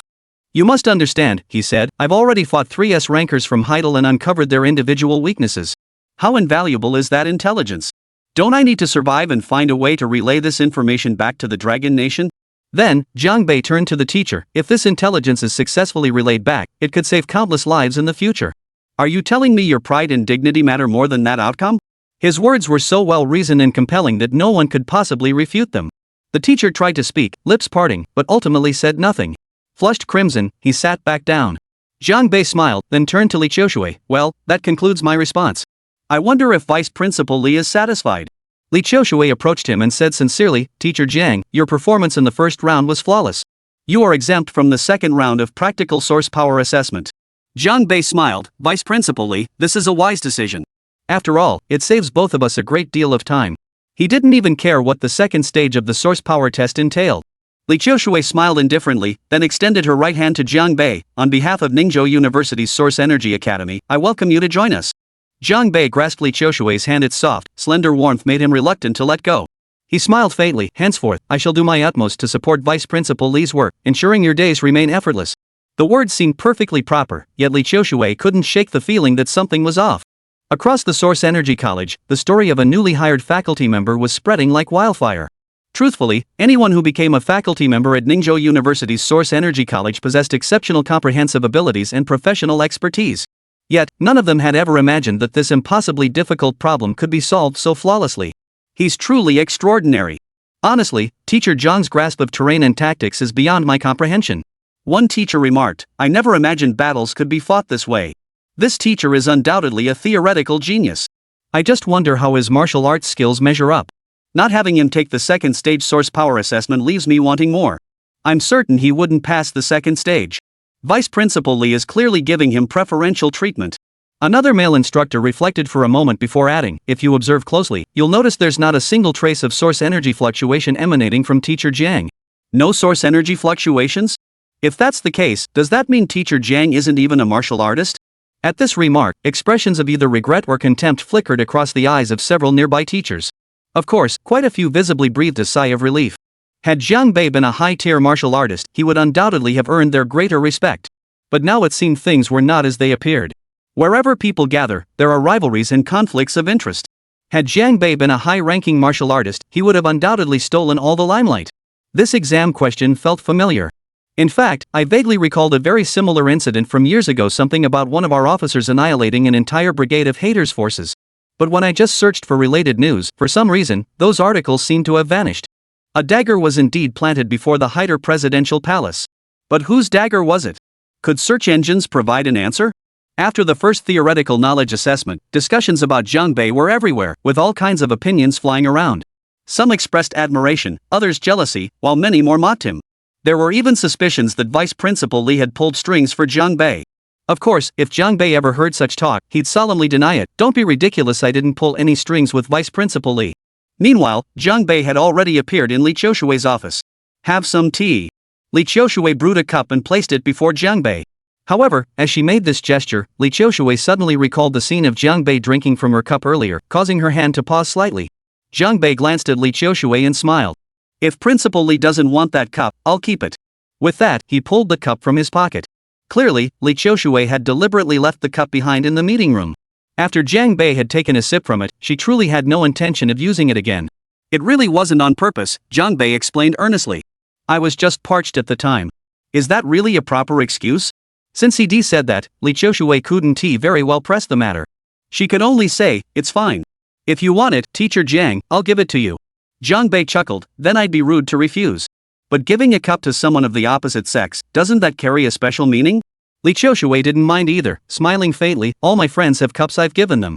After saying this, she gave Jiang Bei a deep look before adding, I never imagined my riddle would lead me straight to the real deal. The real deal. Jiang Bei shrugged, offering no denial. The world is small. Perhaps this is fate? Perhaps. After a pause, Li Qiushui's clear gaze seemed to pierce through the war and smoke atop the snow-capped mountains before settling on Jiang Bei. She spoke softly, Major General Jiang, it's a pleasure to meet you. Chapter 58, Resentment. Major General Jiang, it's an honor to meet you. For some reason, when Li Qiushui spoke these words, her eyes seemed to glisten with a faint moisture. Now, perhaps due to the intervention of the National Defense Forces, Jiang Bei's wartime exploits were virtually impossible to find on Longhua's internet. Information about the Snow Mountain funeral was also scarce. Yet, few could connect the young man before them with the posthumously promoted Major General Jiang, who had died in glorious sacrifice. At first, Li Qiushui hadn't given it much thought. But now, she deeply regretted not having considered it just a little bit earlier. Looking back now, she should have sensed something when Shangguan Xingyue recommended him to her. Truth be told, 5 years ago, when she first learned of Jiang Bei's relentless pursuit and annihilation of the Hater Marine Division, Li Qiushui had been stunned for a long time. She couldn't fathom how a single man, armed with only a blade, could accomplish such a monumental, near-impossible feat. What kind of willpower, what kind of combat prowess, would such a person possess to achieve this within enemy territory? Li Qiushui had imagined herself in that role countless times, yet she could never arrive at the perfect answer. That was why she had designated this as the most difficult problem in the Hell Question Bank, hoping someone might solve it. As Jiang Bei answered until the very last moment, Li Qiushui finally realized that the man standing at the lectern, commanding the world with his finger, had once truly, single-handedly, brought prolonged stability to this northern realm. Li Qiushui had always possessed a profound sense of duty to her country and people. Otherwise, she wouldn't frequently lead elite student squads to the front lines for training. Therefore, for that man who stood alone, sword drawn, at Haiter, her heart held nothing but admiration. Thus, when Jiang Bei himself appeared before her, Li Qiushui was overcome by a profound sense of unreality. Her decision to exempt Jiang Bei from the second round of source power assessment stemmed from the simple fact that it was utterly unnecessary. Jiang Bei had already stated in the first question's premise that only an S rank could accomplish such a task. Clearly, he himself had long since attained S rank. What point was there in having someone with such peerless martial prowess participate in the second round of source power combat assessment? He would undoubtedly sweep through it effortlessly. Unstoppable. Jiang Bei gazed into Li Qiushui's clear eyes, his heart stirring slightly before he spoke. Qiushui, I ask you to keep this confidential. Wow, he just went straight to calling her Qiushui. Earlier, when addressing that little sister Ji, Jiang Bei had also directly called her Ningyu. When interacting with sisters, one must never place oneself a generation below. Remember, treat sisters like younger sisters and shower them with affection. You should actually address me as Li Qiushui, as I hold a higher generation status and Shangguan Xingyue's aunt. If Jiang Bei and Shangguan Xingyue have an exceptionally close relationship, he could even call me auntie. But after a moment's thought, Vice Principal Li felt it wasn't quite appropriate. The words were on the tip of her tongue when she changed her mind. Major General Jiang, you can call me Sister Qiushui. No, you're not much older than me. Jiang Bei insisted firmly. You call me Jiang Bei, and I'll call you Qiushui. That's settled. All right. Li Qiushui didn't dwell on the matter. Then I'll start by calling you Teacher Jiang, she said. Whatever you like. Jiang Bei smiled. He could clearly sense that when she realized who he was that Jiang Major General Li Qiushui's own feelings had become noticeably complicated. She couldn't quite pinpoint where these mixed feelings were coming from. Admiration? Regret? Or perhaps an instinctive pang of sympathy? Professor Jiang, I'll grant you unrestricted access to Ningguo's Source Energy Laboratory. Additionally, I believe you could also try teaching specialized source energy courses. Given your depth of understanding in this field, the students would undoubtedly benefit immensely, Li Qiushui said. This was a request for Jiang Bei's input, not a direct order. After all, he was the hero who once single-handedly shook Heidel with just a blade. This shift in status had already profoundly altered the dynamic between Li Qiushui and Jiang Bei. No problem, Jiang Bei replied. I can teach 2 classes a week. Only 2 classes a week? This teacher seems a bit lazy. Alright, then I'll arrange elective courses for you. That way, the academic pressure won't be so intense. Li Qiushui thought that was fine, then added, also, Teacher Jiang, could you offer more guidance on the practical training for the elite squads at the academy? I believe no one here is more qualified than you to handle that. All right. Jiang Bei smiled in agreement. After that, he stood up and said, I suppose it's time for me to take my leave? I have one more request. Li Qiushui hesitated, her words catching in her throat. In fact, as she uttered those words, she bit her lip, clearly torn. Seeing this, Jiang Bei smiled and said, Qiushui, don't be so formal. We're already close enough to share secrets. Share secrets? How shameless. Who forces such intimacy with an older sister? Yet, sisters everywhere tend to fall for this tactic. I'm not sure if this request is too much. Li Qiushui looked at Jiang Bei, a hint of anticipation in her eyes. If you have time, Teacher Jiang, could you tell me about your experiences on the Black Sea continent? Are you sure you want to hear it? Jiang Bei suddenly grew solemn. Li Qiushui hesitated at his sudden change in expression. I'm sure, but. Jiang Bei shrugged. Then you're in danger. Li Qiushui was utterly confused. I'll be in danger? Exactly. Jiang Bei smiled as he walked out, adding over his shoulder, every woman who's heard my stories has ended up captivated by me. That definitely doesn't include me. Li Qiushui shook her head as she sat on the sofa, feeling both amused and exasperated. Whether it was due to Jiang Bei's status or not, Sister Qiushui didn't seem upset by his teasing. On the contrary, she began to think that it was precisely a man with this kind of personality who could accomplish the miracle of a 10,000-mile pursuit in a battle that seemed almost hopeless. Just then, Li Qiushui's secretary entered. She said, Principal Li, it seems teacher Gao Bozi is quite resentful about this matter. He just called me specifically to strongly oppose teacher Zhang's employment. Professor Gao's perspective is indeed rather narrow-minded. Li Qiushui shook her head, a hint of coolness flickering across her lovely face. Whether he gets hired or not, is that really something he can decide? Principal Li, would you like to personally address Mr. Gao's concerns? The secretary inquired. Unnecessary, Li Qiushui replied coolly. Gao Bozi has been teaching for several years now. I trust he can adjust his mindset. In Li Qiushui's view, Gao Bozi and Jiang Bei were simply incomparable. Could a mere Gao Bozi possibly oppose a teacher who had passed the grueling hell-like assessment to secure their position? If forced to choose between the two, Li Qiushui wouldn't even blink an eye. Gao Bozi was seething with rage. Sitting in his office, he had just smashed his teacup. A male teacher sitting across from him remarked, Old Gao, why get so worked up over a teacher who got in through backdoor connections? This male teacher, Wang Haidong, primarily taught source energy practical application courses. Clearly, he believed Jiang Bei's absence from the second round of practical assessments was definitely suspicious. Heh, you think he pulled strings through Li Qiushui too? Gao Bozi sneered twice. Vice Principal Li must have tipped off this Jiang Bei beforehand. And that question was so difficult, if I had to answer it, I wouldn't have a clue. How could he possibly answer it so perfectly? Not to mention, the points I raised earlier in the observation hall weren't entirely without merit, were they? Gao Bozi grew increasingly furious, slamming his fist on the table. Why did Vice Principal Li go so far as to kick me out? Indeed, the expulsion had been utterly humiliating. Especially when, shortly after leaving, Gao Bozi heard thunderous applause erupting from the observation hall, a sound that only deepened his sense of humiliation. Honestly, this whole thing feels off. Could Vice Principal Li have taken a liking to that kid, tipped him off to the answers beforehand, and deliberately set up teacher Zhang to put on a show for us? Wang Haidong whispered. Couldn't be impossible. Haven't you heard the rumors about that young man getting into Principal Li's car?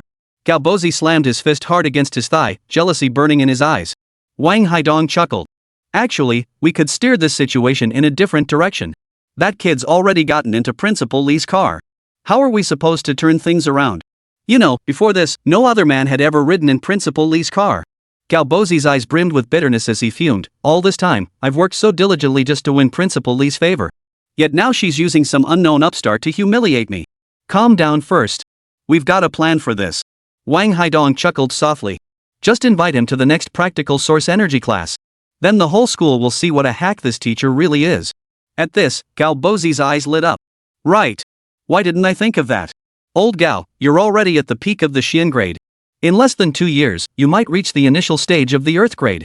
With your talent, why would you fear some pretty boy who doesn't even have a hint of source energy fluctuation? Hearing this, Gao Bozi nodded, visibly energized. Alright. Since that's the case, Haidong, you create an opportunity for me. I'll seize the chance to challenge this teacher Zhang to a duel. Chapter 59, What's your relationship?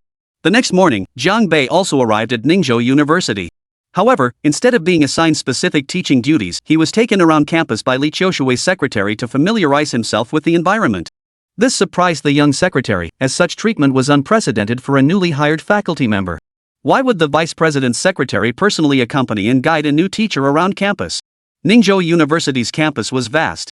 The secretary put aside all her other duties, wearing high heels as she walked with Jiang Bei for over 2 hours until her ankles ached.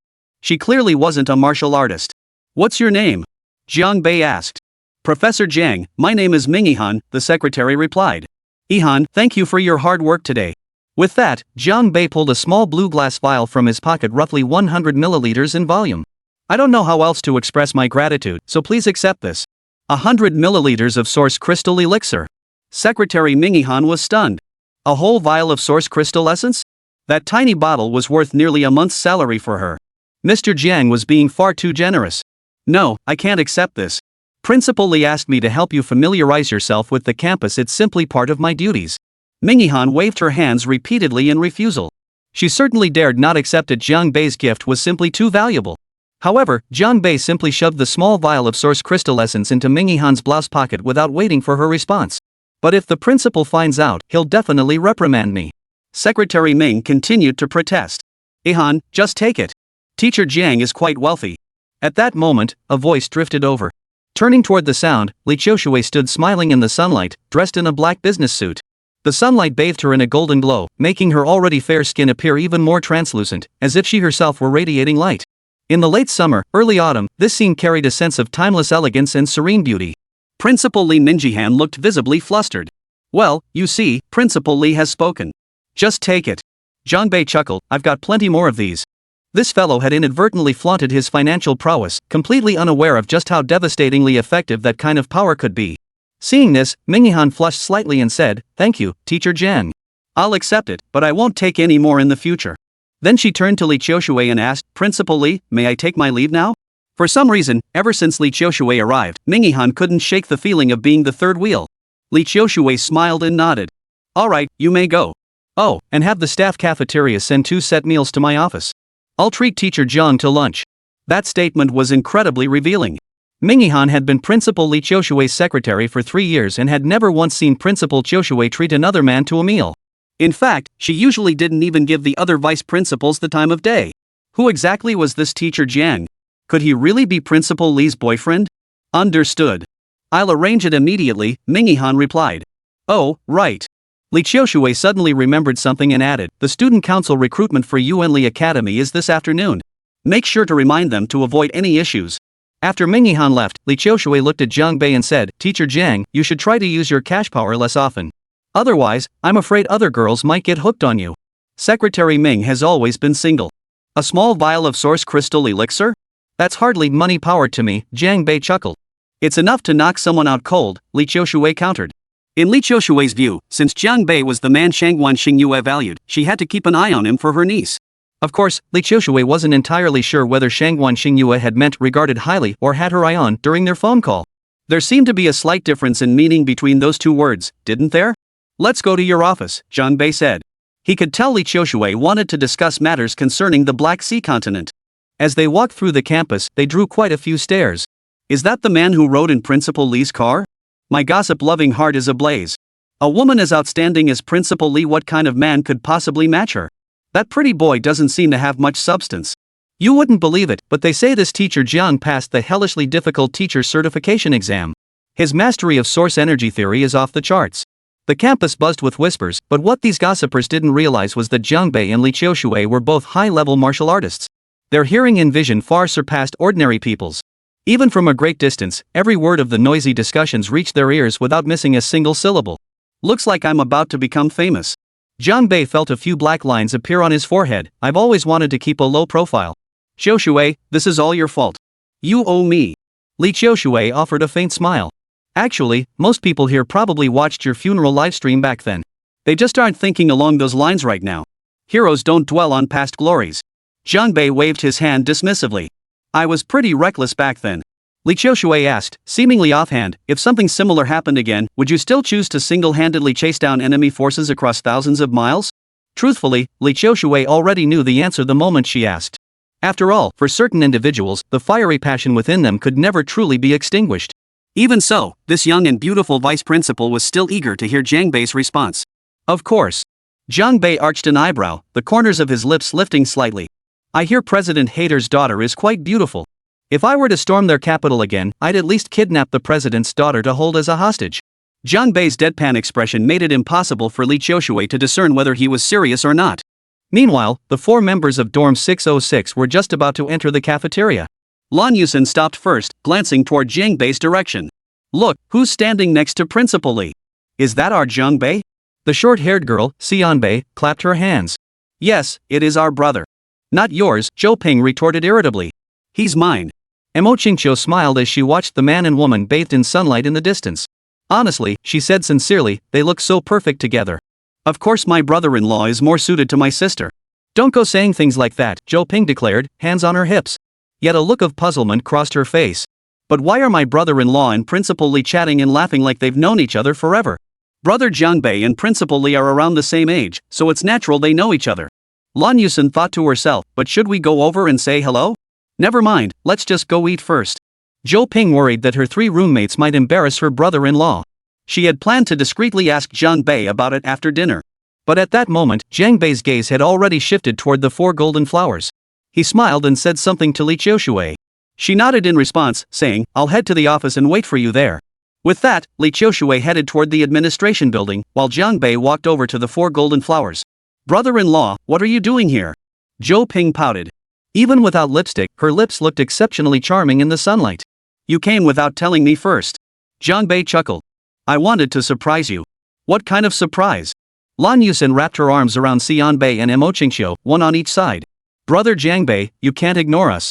How about we treat you to a meal? The cafeteria food isn't half bad. No thanks, I'll grab something at Qiushui's office later, Jiang Bei replied with a smile. Oh my, that just slipped out. Qiushui? Principal Li Qiushui? A hint of gossip flashed in Zhou Ping's beautiful eyes. Brother-in-law, are you that close with Principal Li? You're even having lunch together. Jiang Bei nodded. Quite familiar. Of course we are. We just met yesterday, and now we're already sharing secrets. Give it a few more days, and we'll be practically inseparable. With these 4 strikingly different beauties drawing so much attention, Jiang Bei stood chatting with them at the cafeteria entrance, attracting countless stares. Many men shot him envious glances. Jiang Bei suddenly remembered something and asked, Oh right, the student union is recruiting new members this afternoon. Are you planning to sign up? Lan Yusin batted her big eyes, tilting her head as she looked at Jiang Bei. I want to hear Brother Jiang Bei's opinion. Zhou Ping promptly called her roommate out. Lan Yusin, stop pretending. You dragged all 3 of us along to sign up for the Student Union Administration Department with you, saying that department gets a higher proportion of Source Crystal Elixir allocations each semester. At Ningzhou University, joining the Student Union earned extra credits under your name. These credits could ultimately be exchanged for Source Crystal Elixir, making Student Union positions highly sought after. Jiang Bei chuckled, unconcerned by Lan Yusin's scheming. Joining the Student Union is a good way to gain experience. Plus, from what I understand, Ningzhou University assigns more training missions to its members. Completing more tasks also increases your points, which can be exchanged for Source Crystal Elixir. Thank you, Brother Jiang Bei. Lan Yusin beamed with a sweet smile. Truth be told, few girls her age possessed the allure Lan Yusin exuded. Such charm was innate, something you couldn't learn. However, in the eyes of boys her age, Zhou Ping held greater appeal. Her every movement radiated an irresistible youthful energy, possessing truly devastating charm. Not far away, Liang Zheming was chatting with several classmates. He glanced at Jiang Bei and asked, Who's that guy who seems really close to Zhou Ping? Vice Chairman Liang, he seems to be from outside the school, replied a boy beside him. Liang Zheming fixed a long, lingering look on Jiang Bei's retreating figure before shaking his head. Find out what his relationship with Zhou Ping is. I'd hate to see such a fresh, crisp cabbage get trampled by a pig. Chapter 60, Jealousy. When Jiang Bei arrived at Li Qiushui's office, 2 meal trays were already set out. The staff cafeteria meals were rather simple. Li Qiushui slipped off her blazer, revealing a form-fitting black long-sleeved t-shirt underneath. The t-shirt clung tightly to every curve, meticulously showcasing her perfectly proportioned figure. Jiang Bei glanced once before averting his gaze. The other party was no pushover, and Jiang Bei naturally wouldn't risk using his psychic senses to probe whether the person before him was flawless. Glancing at the simple yet refined dishes, Jiang Bei tasted one and remarked, The flavor is quite good. This chef's technique reminds me of the taste back in Beijing. Li Qiushui sat across from Jiang Bei. Instead of immediately picking up her chopsticks, she retrieved a bottle of baijiu, a specialty of the Dragon Nation, from beneath the table. Jiang Bei paused, then chuckled, Isn't alcohol prohibited during work hours? Li Qiushui filled 2 glass cups, then tucked a strand of hair that had fallen across her cheek behind her ear. Her clear gaze met Jiang Bei's directly, using memories as a drink accompaniment? I think that's quite good. Toasting with memories. Cheers to the past. Clearly, after learning Jiang Bei's true identity, Li Qiushui had completely shifted her attitude toward him. After all, in her heart, she had been spiritually connected to Jiang Bei for many years. Now, through a twist of fate, Jiang Bei's identity had been exposed, leaving Li Qiushui's heart in turmoil for a long time. In fact, she had even lost sleep over it the entire night before. Very well. Jiang Bei gave Li Qiushui a deep look before saying, But if you wish to hear my past, you must pay a price. Jiang Bei's gaze seemed to grow profoundly deep at that moment. Li Qiushui instinctively lowered her gaze to her chest and hesitated, Isn't that a bit inappropriate? Jiang Bei couldn't help but laugh bitterly at her reaction. You're overthinking it. I'm not asking for a physical sacrifice. Of course, if Li Qiushui truly wished to offer herself in that way, whether Jiang Bei would accept it was another matter entirely. Li Qiushui realized she'd overthought it. She touched her forehead, her pretty face flushing slightly, then asked, "Then what price do you need me to pay?" Jiang Bei's lips curved upward slightly. "You only need to answer one question for me. So the price is just one question? Alright, ask away." Li Qiushui took a deep breath. For some reason, whenever she was with this young man, an uneasy feeling would stir within her heart. She couldn't guess what kind of predatory words Jiang Bei might ask. He wouldn't ask for my measurements, would he? A ridiculous thought popped into Li Qiushui's mind. Then she silently asked herself, if he really did ask, would I kick him out? Or would I ask him to rephrase the question? Clearly, when faced with this man she had long admired, Li Qiushui's demeanor was a far cry from her usual sharp and commanding self. Jiang Bei clearly hadn't noticed Li Qiushui's inner turmoil. Otherwise, he might have actually followed her train of thought and asked about her measurements. "My question is," Jiang Bei said, his expression a half smile, half sneer as he looked at Li Qiushui, "are you single?" "Yes," Li Qiushui replied. She was a bit taken aback. "Is that all the price I have to pay?" "Good." Jiang Bei smiled. "My questions are done. Now it's your turn." "That's it?" Li Qiushui had expected Jiang Bei to deliberately ask some private questions, causing her a minor internal struggle. But in the end, it felt like punching cotton, utterly insubstantial and lacking any real impact. "Yeah, did you expect me to ask something more explosive?" Jiang Bei chuckled. No, not at all," Li Qiushui replied, her face flushing slightly as she hastily denied it. The usually decisive and decisive vice principal was now flustered by Jiang Bei, looking like a blushing young girl. But why was he asking this?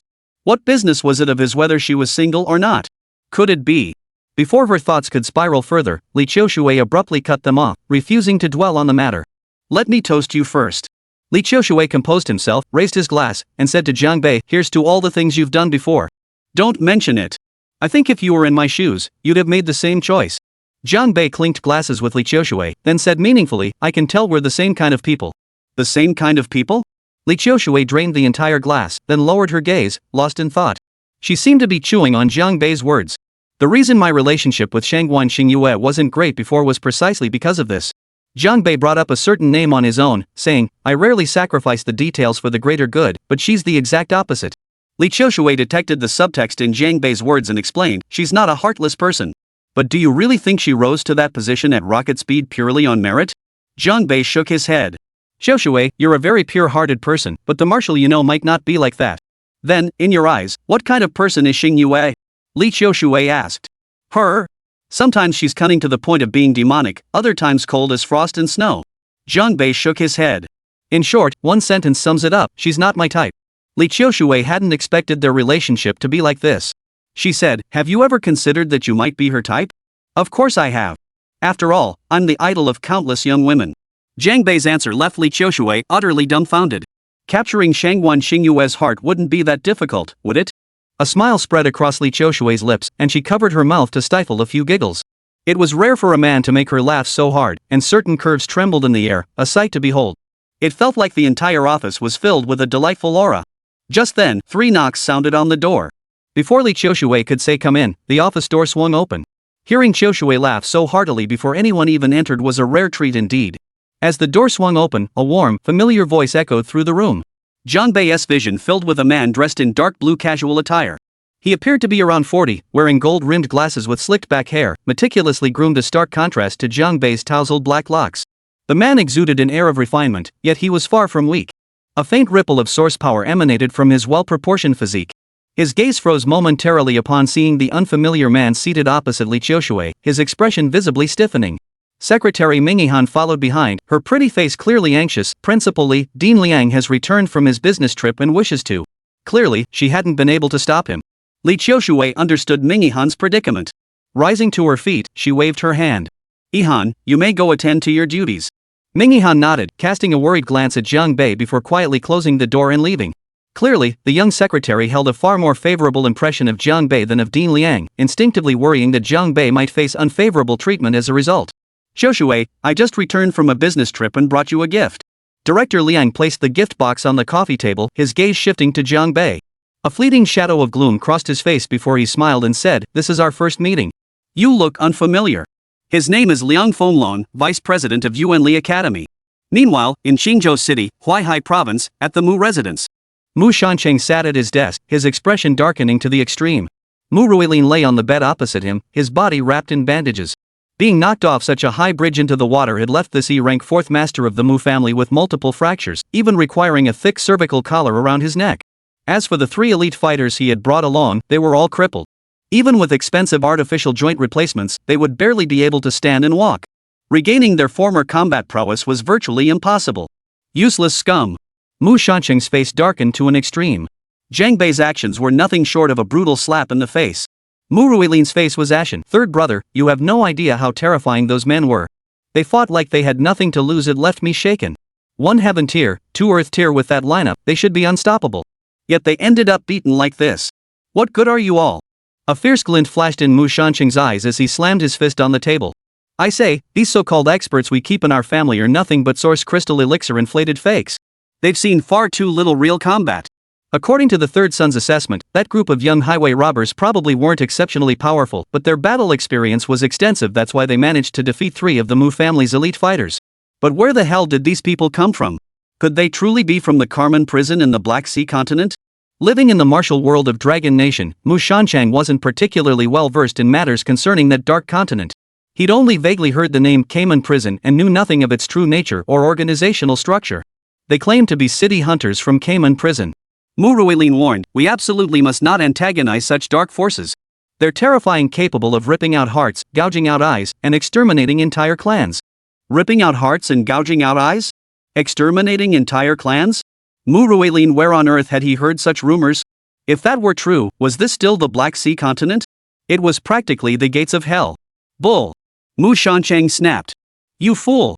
Can you stop spouting such brainless nonsense? His face darkened, a dangerous gleam flashing in his eyes as he continued, whether they're genuine escapees from Cayman Prison or just using it as a pretext, the Mu family won't engage them head-on. Just relay this information to Huang Yunpan on Tianping Mountain. Let our senior brother figure out how to clear his name of this slander. Ha! Chapter 61, Drinking. Li Qiushui served as vice president of Ningzhou University and concurrently as dean of the Yuan Li Academy. Thus, in terms of rank, Liang Fenglong was technically Li Qiushui's subordinate.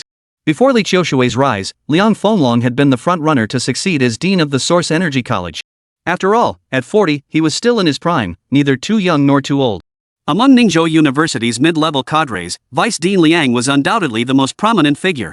However, after Li Qiushui burst onto the scene, Liang Fenglong did not display any strong jealousy. Instead, he cooperated well with his young and attractive superior, smoothly completing any task she assigned. At least on the surface, he never sabotaged her efforts. Soon enough, though, many saw through the charade. Liang Fenglong's apparent cooperation with Li Qiushui was merely a smokescreen. He intended to win over Vice President Li, transforming this woman exceptional in every way into his own private possession. Though Liang Fenglong never voiced his intentions, his motives were painfully obvious to many. Clearly, Liang Fenglong was not in a good mood at that moment. This was the first time he'd ever seen Li Qiushui laughing and chatting with another man. What was most crucial was how genuinely happy she looked. That smile came from deep within her, something Li Fenglong had never seen on Li Qiushui's face before. In the past, Li Qiushui had always been indifferent toward him, maintaining nothing more than a collegial relationship. Liang Fenglong thought to himself, glancing back at the table and suddenly noticing 2 wine glasses. He thought to himself, have they been drinking together in the office? Li Qiushui stood up and introduced, this is teacher Jiang Bei. He just started yesterday and passed the hell level assessment. Passed the hell level assessment? Liang Fenglong had just returned from a business trip and hadn't heard about this yet. He looked Jiang Bei up and down, then let one corner of his mouth curl up slightly as he said, Teacher Jiang Bei is truly young and accomplished. Since his smile only lifted one corner of his mouth, it was clearly a cold sneer, giving off an extremely unfriendly, condescending vibe. Jiang Bei responded with a modest smile. Thank you for your kind words, Vice Dean Liang. He emphasized the word deputy quite heavily. Before arriving here, Jiang Bei had already thoroughly researched the key leadership members of Ningzhou University's Yuan Li College. Liang Fenglong's gaze swept over the bottle of liquor on the table, his expression darkening imperceptibly before he remarked, it seems President Li holds teacher Jiang Bei in high regard. I'm just curious, did teacher Jiang actually pass the hellish duel assessment? Even the second round of source energy combat training? Truthfully, Liang Fenglong genuinely believed that second combat stage was exceptionally difficult. If Jiang Bei had truly passed it, then he would have to reassess this young instructor. However, the answer Li Qiushui gave next made Liang Fenglong feel like his blood was boiling. Dean Liang, it's like this teacher Jiang didn't participate in the second round of source power combat testing. Li Qiushui added calmly, I granted special approval. At this, Liang Fenglong's eyes narrowed, his gaze instantly sharpening. Perhaps realizing his expression was unbecoming, he forced a smile. Why? Principal Lee has never been one to pull strings for anyone. This guy spoke with hidden barbs. The phrase special treatment immediately defined the situation. Because Teacher John's performance in the first round was flawless, far exceeding my expectations. Lee Chioshui's expression remained composed. Therefore, in my view, there's no longer any need for him to participate in the second round of practical combat. I see. Liang Fenglong chuckled and nodded slightly. Clearly, the reasoning Lee Chioshui offered failed to convince him. In fact, it only caused the anger within Dean Liang's heart to skyrocket. An unbearable silence immediately descended upon the office. Seeing Lee Chioshui remain silent, merely observing him with a faintly displeased expression in her eyes as if issuing a subtle dismissal. Liang Fenglong knew his attitude today had likely displeased Lee Chioshui. Shaking his head, he said, "Chioshui, these ornaments I bought for you are quite rare. You can display them in your office as decorations." With that, he turned to leave. "Thank you for your thoughtfulness, Dean Liang," Lee Chioshui replied coolly. This wasn't the first time Liang Fenglong had given her gifts. Previously, when Lee Chioshui had tried to return them, Liang Fenglong had always refused. So, after tonight, these gifts would likely end up at the off-campus garbage transfer station. Zhang Bei chuckled. "Dean Liang, care to stay for dinner? Just me and Principal Lee drinking alone is a bit dull." "Drinking alone is boring?" That was like stabbing him in the heart. Hearing this, Liang Fenglong stumbled, nearly slipping. Fuming with rage, he spat out, "No need. Professor Jiang, drink a little more for me." With that, Liang Fenglong strode out. But just as he stepped outside, Liang Fenglong turned back and said, "Teacher Jiang, if you can pass the theoretical knowledge assessment of the first round of Hell Mode, it means your practical combat skills must be formidable. Next time during the Source Energy combat training session, let's spar." He emphasized the word spar heavily. Without waiting for Zhang Bei's response, Liang Fenglong slammed the door shut. Zhang Bei glanced at Lee Chioshui and shrugged. "Seems like I barely started working here and already earned the grudge of a vice-dean?" Lee Chioshui smiled faintly. "Would you mind?" However, Zhang Bei's answer left her utterly stunned. "Of course I care. After all, I'm just a lowly teacher with no power or influence," Zhang Bei said with an innocent look. "I took the bullet for you, so you owe me compensation." "Not my problem. I'm not responsible." Lee Chioshui quickly found her way to handle Zhang Bei, silencing him with a single sentence. After that, she walked back to the table, picked up the wine bottle, and filled Zhang Bei's glass. "Here," she said. "I need to ask you a question." "What question?" Lee Chioshui downed the liquor in her glass in one gulp, then fixed her gaze on Zhang Bei. "You just told Liang Fenglong that drinking with me is boring?" After Liang Fenglong left, the anger he couldn't suppress kept building. He marched straight to Ming Yihan's office and coldly demanded, "Secretary Ming, what's the deal with that teacher Jiang?" Ming Yihan clearly felt intimidated by Liang Fenglong. She hesitated before replying, "Dean Liang, Teacher Jiang is highly capable. His performance during yesterday's Hell Mode assessment was flawless. He even earned applause from the entire audience." "That's not what I'm asking." Liang Fenglong's voice rose, his eyes simmering with suppressed fury. "What I want to know is, what's the relationship between this Zhang Bei and Principal Lee? Why do they seem so close?" Ming Yihan folded her hands, carefully choosing her words before replying. "Professor Jiang possesses extensive theoretical knowledge of source energy and is highly proficient. I believe Principal Lee was just discussing matters related to source energy with him." Liang Fenglong adjusted his glasses, his piercing gaze flashing behind them. "Ha! Discussing source energy theory? Laughing so heartily? And drinking in broad daylight?" Ming Yihan knew any explanation would be futile. She could only say, "Dean Liang, I'm afraid I don't know the specifics. I apologize." Liang Fenglong narrowed his eyes. "Secretary Ming, if this Zhang Bei teacher visits Principal Lee's office again, you will inform me immediately." With that, he turned and hurried away, his footsteps urgent, as if he needed to vent his anger immediately. Ming Yihan pouted in the direction Liang Fenglong had departed, snorting, "Why should I tell you?" As she spoke, her hand instinctively slipped into her pocket, clutching a small bottle that glowed with a crystalline blue light. Liang Fenglong returned to his office, flinging his coat onto the sofa before summoning his secretary. "Is it true that a newly hired teacher passed the Hell Mode assessment yesterday?" he asked. The secretary, Qiu Dong, who had been with Liang Fenglong for several years, nodded. "Yes, Dean Liang. I even went to the observation hall to watch Teacher Jiang pass the assessment. His understanding of source power combat is truly astonishing." What Qiu Dong couldn't quite grasp was why Dean Liang seemed so uncharacteristically unsettled today. His bloodshot eyes and stern expression clearly showed that his anger had not yet subsided. Who had upset him? Could it be that new teacher, Jiang? Opening the assessment to public observation? Why hadn't he ever heard of such a precedent before? Liang Fenglong narrowed his eyes. Qiu Dong could only reply, "I don't know the exact reason. Before the assessment began, Principal Lee personally called to notify us about it, saying it could be open to observers." "All right. Now carefully recall the entire sequence of events from yesterday. Tell me every detail. Liang Fenglong's eyes were filled with gravity.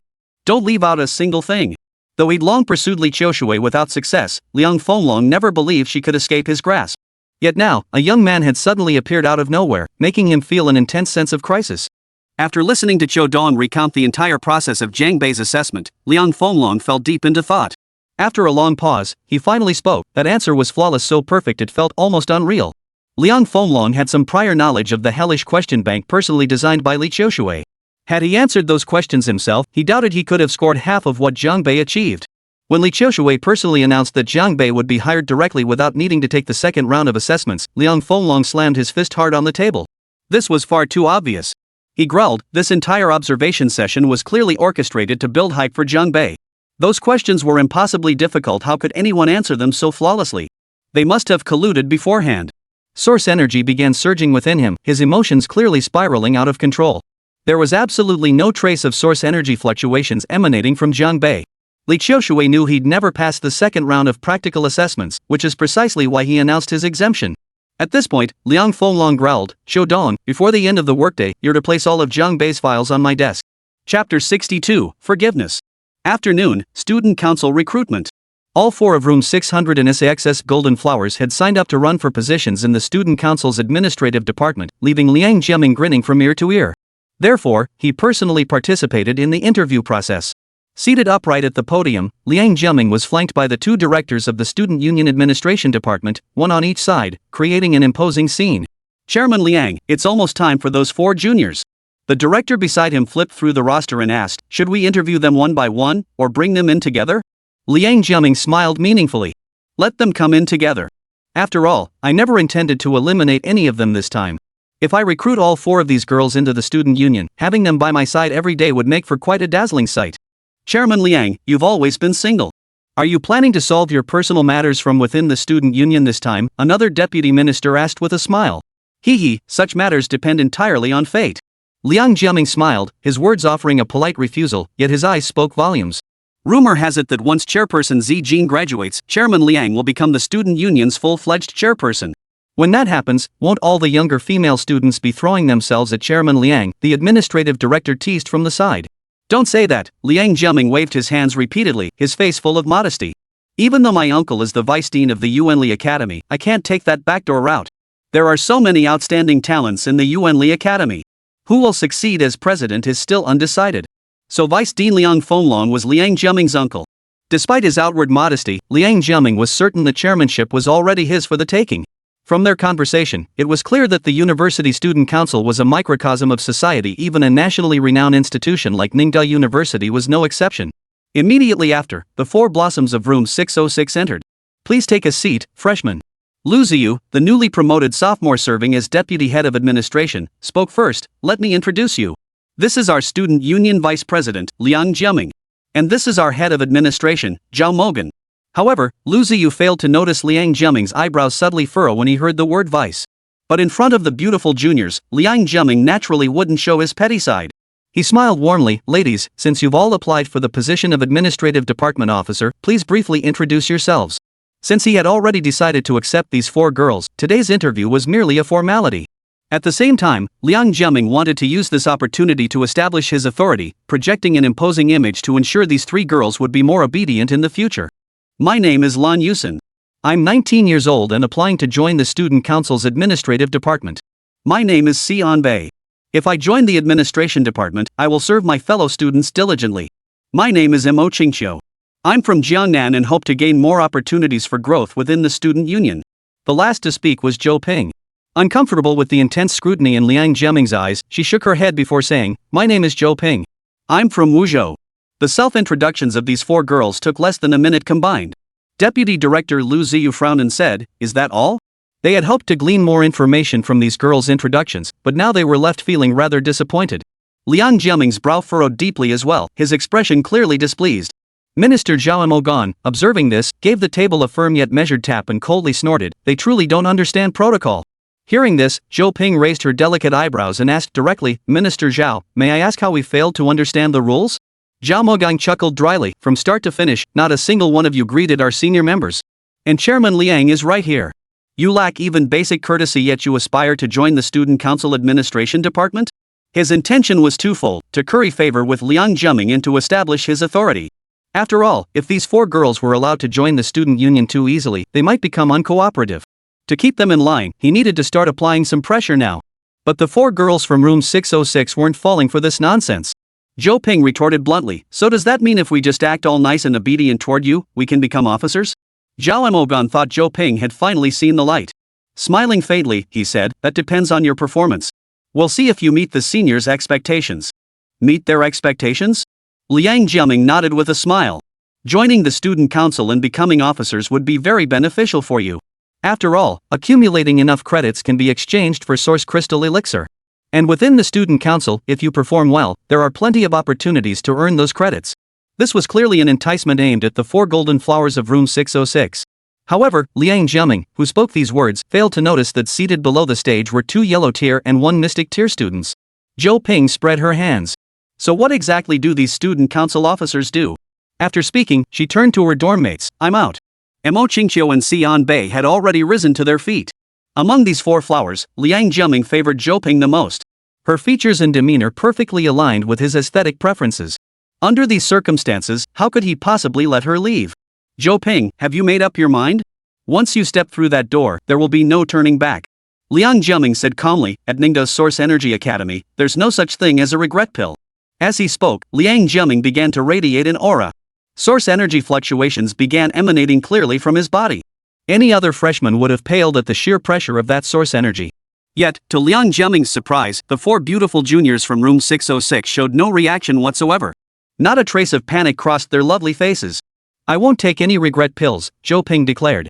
She then walked to the door, her hand resting on the doorknob, defiantly facing the source energy pressure. Truthfully, she was feeling quite uncomfortable at that moment. She was the only one present who wasn't a martial artist, not even a beginner. Yet under these circumstances, Zhou Ping managed to stand firm against Liang Jiaming's aura pressure. Not only did her posture remain perfectly upright, but she even kept her composure without flinching. This was truly remarkable. Yet when Zhou Ping pulled the door handle, she couldn't budge it. Seeing this, Liang Jiaming sneered. Miss Zhou Ping, don't waste your effort. The moment you entered, I had the door locked from the outside. The student union isn't a place you can come and go as you please. Why did you do this? Zhou Ping asked coldly. This is illegal confinement. Liang Jiaming looked at this junior who dared to challenge him, finding her more and more appealing the longer he watched. He chuckled and said, what detention? This is school. How could I possibly do something so outrageous? Meanwhile, Zhao Mogan, the student union vice president standing nearby, snorted coldly.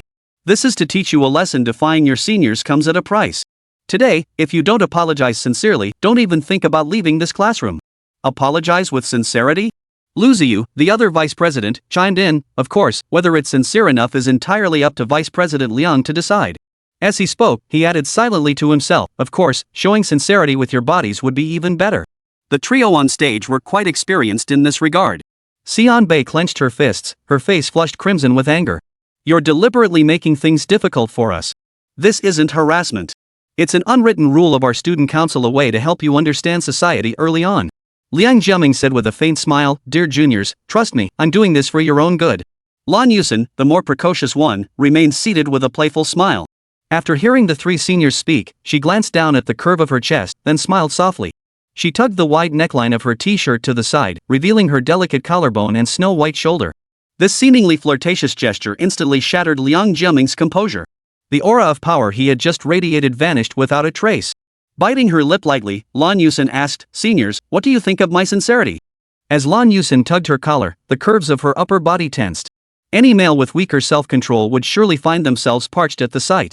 Liang Jiaming's gaze swept unabashedly over Lan Yusen's figure. You're quite the sensible junior.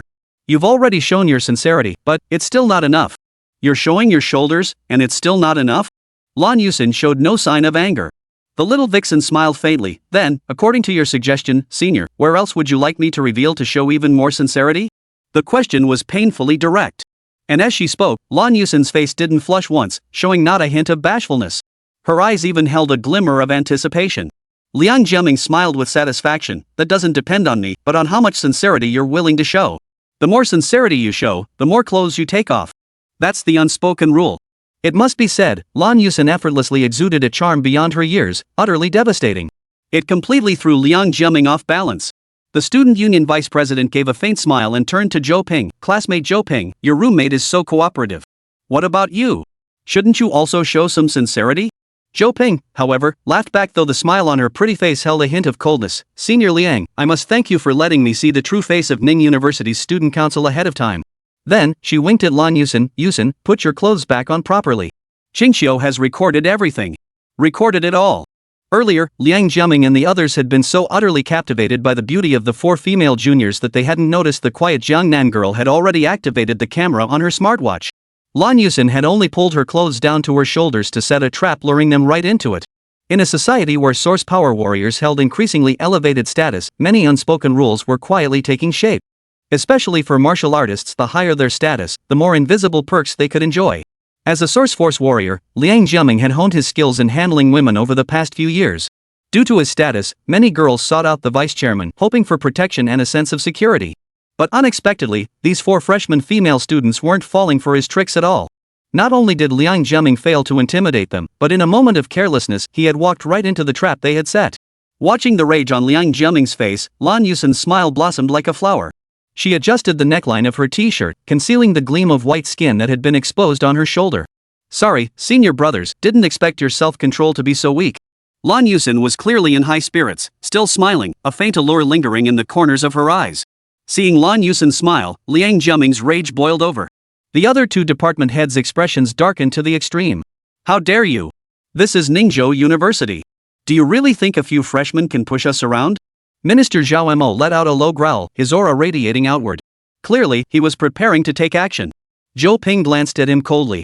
So you still remember this as Ningzhou University? I thought this was your playground for running wild. Liang Jiaming's gaze swept over the girls' faces. He could sense their distinctiveness, yet he couldn't immediately pinpoint the reason behind it. Hand over the video. Liang Jiaming said coldly. Don't make us force you. Otherwise, you won't walk out of this door alive. Really? Zhou Ping chuckled. Maybe not. Before long, you'll be begging us to let you out. Indeed, in room 606, aside from Zhou Ping, who wasn't much of a fighter, the other 3 girls weren't the least bit intimidated by the seniors across from them. After uttering those words, Zhou Ping and her 3 sisters returned to the center of the classroom. They weren't leaving. Heh, I gave you a chance. Too bad you didn't take it. Liang Jiaming sneered coldly twice. Now, let me make this clear, from today onward, you won't be able to take a single step on Ningzhou University's campus for the next 4 years. His eyes darkened with menace and malice as he spoke. I'll break you down until you're begging for mercy, crying and pleading for my forgiveness. At that moment, a voice suddenly echoed through the classroom. Really? Chapter 63, Who Dares Touch My People? Really? The voice seemed to come from all directions at once. But this classroom was sealed. Who could possibly be speaking inside? Even if the voice came from outside the classroom, why was it so distinct? It seemed to ring directly in everyone's ears. This was a voice channeled in by source power. Zhao Mo Gan was the first to sense something was wrong, his heart giving an involuntary jolt. Yet, when his gaze swept across the faces of those 4 beautiful underclassmen, his heart sank abruptly. Because written across their faces were ease, delight, and surprise. Clearly, they knew the speaker. Who's speaking? Liang Jiaming growled. The next second, a thunderous crash echoed. The locked classroom door was violently kicked open from the outside. To be precise, the entire door panel was kicked off its hinges, flying forcefully toward the lectern. Zhao Mogan bore the brunt of the impact, getting smacked directly by the door panel. Though he'd sensed something was wrong, the door panel's speed was simply too fast, far too fast for him to react with any defensive action. Thud! Zhao Mogan was sent flying several meters, slamming hard into the opposite wall of the classroom. Blood gushed from his head. Liang Jiaming, however, reacted relatively quickly. He rolled off the podium in one fluid motion. Who dares? Liang Jiaming roared. Causing trouble during student council recruitment? Don't you want to stay in this school anymore? But then, Liang Jiaming caught sight of a vaguely familiar figure. This man, he had just encountered him at the cafeteria entrance earlier that day. It was clearly Jiang Bei. At that moment, Liang Jiaming had ordered his men to investigate Jiang Bei's background and prevent him from approaching Zhou Ping. I just heard someone tried to mess with my sister? Made her cry and beg for forgiveness? Jiang Bei gave a cold chuckle and casually tossed 2 men inside. Both men had been knocked unconscious. They were the 2 staff members Liang Jiaming had stationed at the entrance earlier. Brother-in-law! Zhou Ping cried out excitedly. You've injured so many people, what exactly do you want? Liang Jiaming had regained his composure after the initial panic. Because, with the student council departments recruiting new members, the nearby teaching area had gathered quite a crowd. After Jiang Bei kicked open the door, many students had followed the commotion and gathered around. Earlier, when Liang Jiaming had summoned the 4 golden flowers for an interview and locked the door tightly, many students had sensed something was amiss. Now, Jiang Bei kicking the door open satisfied many people's desire for a spectacle. What do I want? Jiang Bei stepped forward, his voice dripping with coldness. I want you begging for forgiveness, crying and screaming. Lu Ziyu, take him down. Liang Jiaming roared at the deputy head of administration, determined to uphold the student union's authority. The head of the department, Zhao Mogan, had already been knocked unconscious by the door, his head bleeding profusely. He was still dazed and unable to muster the strength to fight. Lu Ziyu, eager for a chance to curry favor, charged straight at Jiang Bei and unleashed a full-force punch aimed squarely at his head. Clearly, these Ningda student union members were accustomed to arrogance. Their practiced movements revealed they were no strangers to physical altercations. Many began to worry for Jiang Bei. However, the 4 beauties of room 606 showed no concern. Mo Qingqiu and the others possessed considerable strength themselves. They could tell from Jiang Bei's powerful kick that broke down the door that this guy was no pushover. Zhou Ping was even less worried. She'd seen Jiang Bei in action firsthand. Her brother-in-law was legendary in Wuzhou. Nearly 100 people gathered outside the classroom, yet not a single soul dared to rush in. The moment Lu Ziyu's fist slammed out, an inhuman scream pierced the air. The onlookers gathered outside the classroom felt their scalps prickle upon witnessing the scene before them. The one screaming wasn't Jiang Bei, it was Lu Ziyu, the deputy minister. At that moment, Jiang Bei had seized the deputy minister's fist in his own hand. His arm was being twisted backward at an unnatural angle, contorted into a horrifying position. The distinct crack of breaking bone echoed clearly in everyone's ears. Ah! It hurts! Cold sweat instantly soaked through Lu Ziyu's back. His face flushed crimson, his expression twisted in agony. Is this why we made you student council officers, so you could abuse your power to bully freshmen? Jiang Bei spoke calmly, showing no intention of letting go. After finishing his sentence, he delivered a punch directly to Lu Ziyu's ribs. This punch wasn't even a full power strike for Jiang Bei, but for Lu Ziyu, it felt like a weight his body couldn't bear. The crack of shattered ribs echoed immediately after the blow landed. Lu Ziyu's body convulsed violently. Intense agony surged through his mind, waves of darkness flooding his vision as he nearly collapsed from the pain. The onlookers never imagined that Jiang Bei, the seemingly delicate and unassuming man, could be so brutally vicious when he fought. They all knew that the muscles and bones of Source Energy warriors were exceptionally resilient. Under such circumstances, breaking their bones with just a simple move or two was incredibly difficult. Clearly, Jiang Bei's strength was overwhelmingly superior to that of Deputy Minister Lu Ziyu. If my next punch lands in the same spot, Jiang Bei narrowed his eyes and said coldly, those broken ribs of yours will pierce right through your internal organs. Kneel and apologize, or take another punch. Damn it! Lu Ziyu cursed through the pain. Don't say I didn't give you a chance. Jiang Bei shook his head, his gaze cold and clear. Another punch slammed into the same spot. Lu Ziyu's eyes rolled back, his body stiffened abruptly, and then he collapsed unconscious. Blood poured continuously from his mouth. Clearly, he had suffered severe internal injuries. He's killing someone. He's killing someone. Liang Jiaming shouted at the students outside. Didn't you see him kill someone? Hurry up and call the school security department. At Liang Jiaming's shout, some students actually ran toward the security office. After all, in the eyes of these freshmen, regardless of who was right or wrong, it seemed like someone was about to die. Fresh out of middle school, how could they possibly understand the brutal nature of the martial arts world? Can't you tell if he's dead? Jiang Bei narrowed his eyes, coldly observing Liang Jiaming. Jiang Bei's imposing aura made Liang Jiaming flinch slightly. But recalling his connections within the school, he regained his composure and sneered, this is Ningda University. No matter who you are, if you come here and injure a student council officer, the school won't let you off. And don't forget, my uncle is the vice president. Hearing this, some students outside began looking at Jiang Bei with sympathetic eyes. Although Liang Fenglong appeared cooperative in front of Li Qiushui, his aggressive approach to handling matters and his work style were well known to many freshmen. This Liang Jiaming was Liang Fenglong's nephew. That meant things were looking increasingly unfavorable for Jiang Bei. Jiang Bei ignored him completely, instead casting a cold glance at the students outside. His voice was icy. Actually, today is the most important lesson. Let's see which side you choose to stand on, justice or privilege. Justice, my ass. It all depends on who's calling the shots around here. Liang Jiaming's smile carried a distinct hint of menace. He then turned his gaze to Zhou Ping, and you instigating classmates to secretly film the senior. Rest assured, the next few years won't be easy for you. The words were thick with menace. Some freshmen's gazes toward Liang Jiaming had already shifted. After all, Zhou Ping was so beautiful, who would want to see such a delicate young girl bullied? Liang Jiaming's sinister grin now felt downright sickening. 4 years? If I were you, I wouldn't be talking like this right now. Jiang Bei sneered. Do you really think I'll give you years to torment my sister? With that, Jiang Bei took a step forward. He extended a hand, lunging toward Liang Jiaming. You're asking for death. Liang Jiaming roared, his yuan power erupting as he swung a punch straight at Jiang Bei. The sheer force of that punch sent shockwaves rippling through the classroom air, causing a painful ringing in many ears. Could this punch kill someone outright? Some freshmen paled, thinking to themselves. Liang Jiaming's position as vice president of the student council was no fluke, his strength was undeniable. Yet, a surprising turn of events unfolded. The next second, Liang Jiaming's fist was caught. It was Jiang Bei. Liang Jiaming's fist landed in Jiang Bei's grasp, held fast as if in iron pincers, unable to move. The violent surge of air from that vicious punch abruptly died down, leaving only silence. Liang Jiaming jerked his fist back twice, but couldn't budge it. He let out a low growl and swung his left fist toward Jiang Bei again, snarling, "Let go of me." But before his fist could even touch Jiang Bei, he saw the latter raise his hand high. Jiang Bei's right hand came crashing down. It landed squarely on Liang Jiaming's face. Smack! The crisp, resounding crack reverberated through everyone's eardrums. The force of the blow sent Liang Jiaming tumbling several meters backward. He slammed hard into the classroom window. Glass shattered everywhere, scattering in a shower of shards. Knocked away? Now, a distinct bloody handprint marked half of the student council vice president's face, his jaw swelling high and swollen. What good are your powerful fists? A simple slap can kill you outright. Liang Jiaming lay sprawled on the floor, reeling from the blow. As he opened his mouth, several bloodied teeth spilled out. Half his back molars had been knocked out by Jiang Bei. He looked utterly miserable.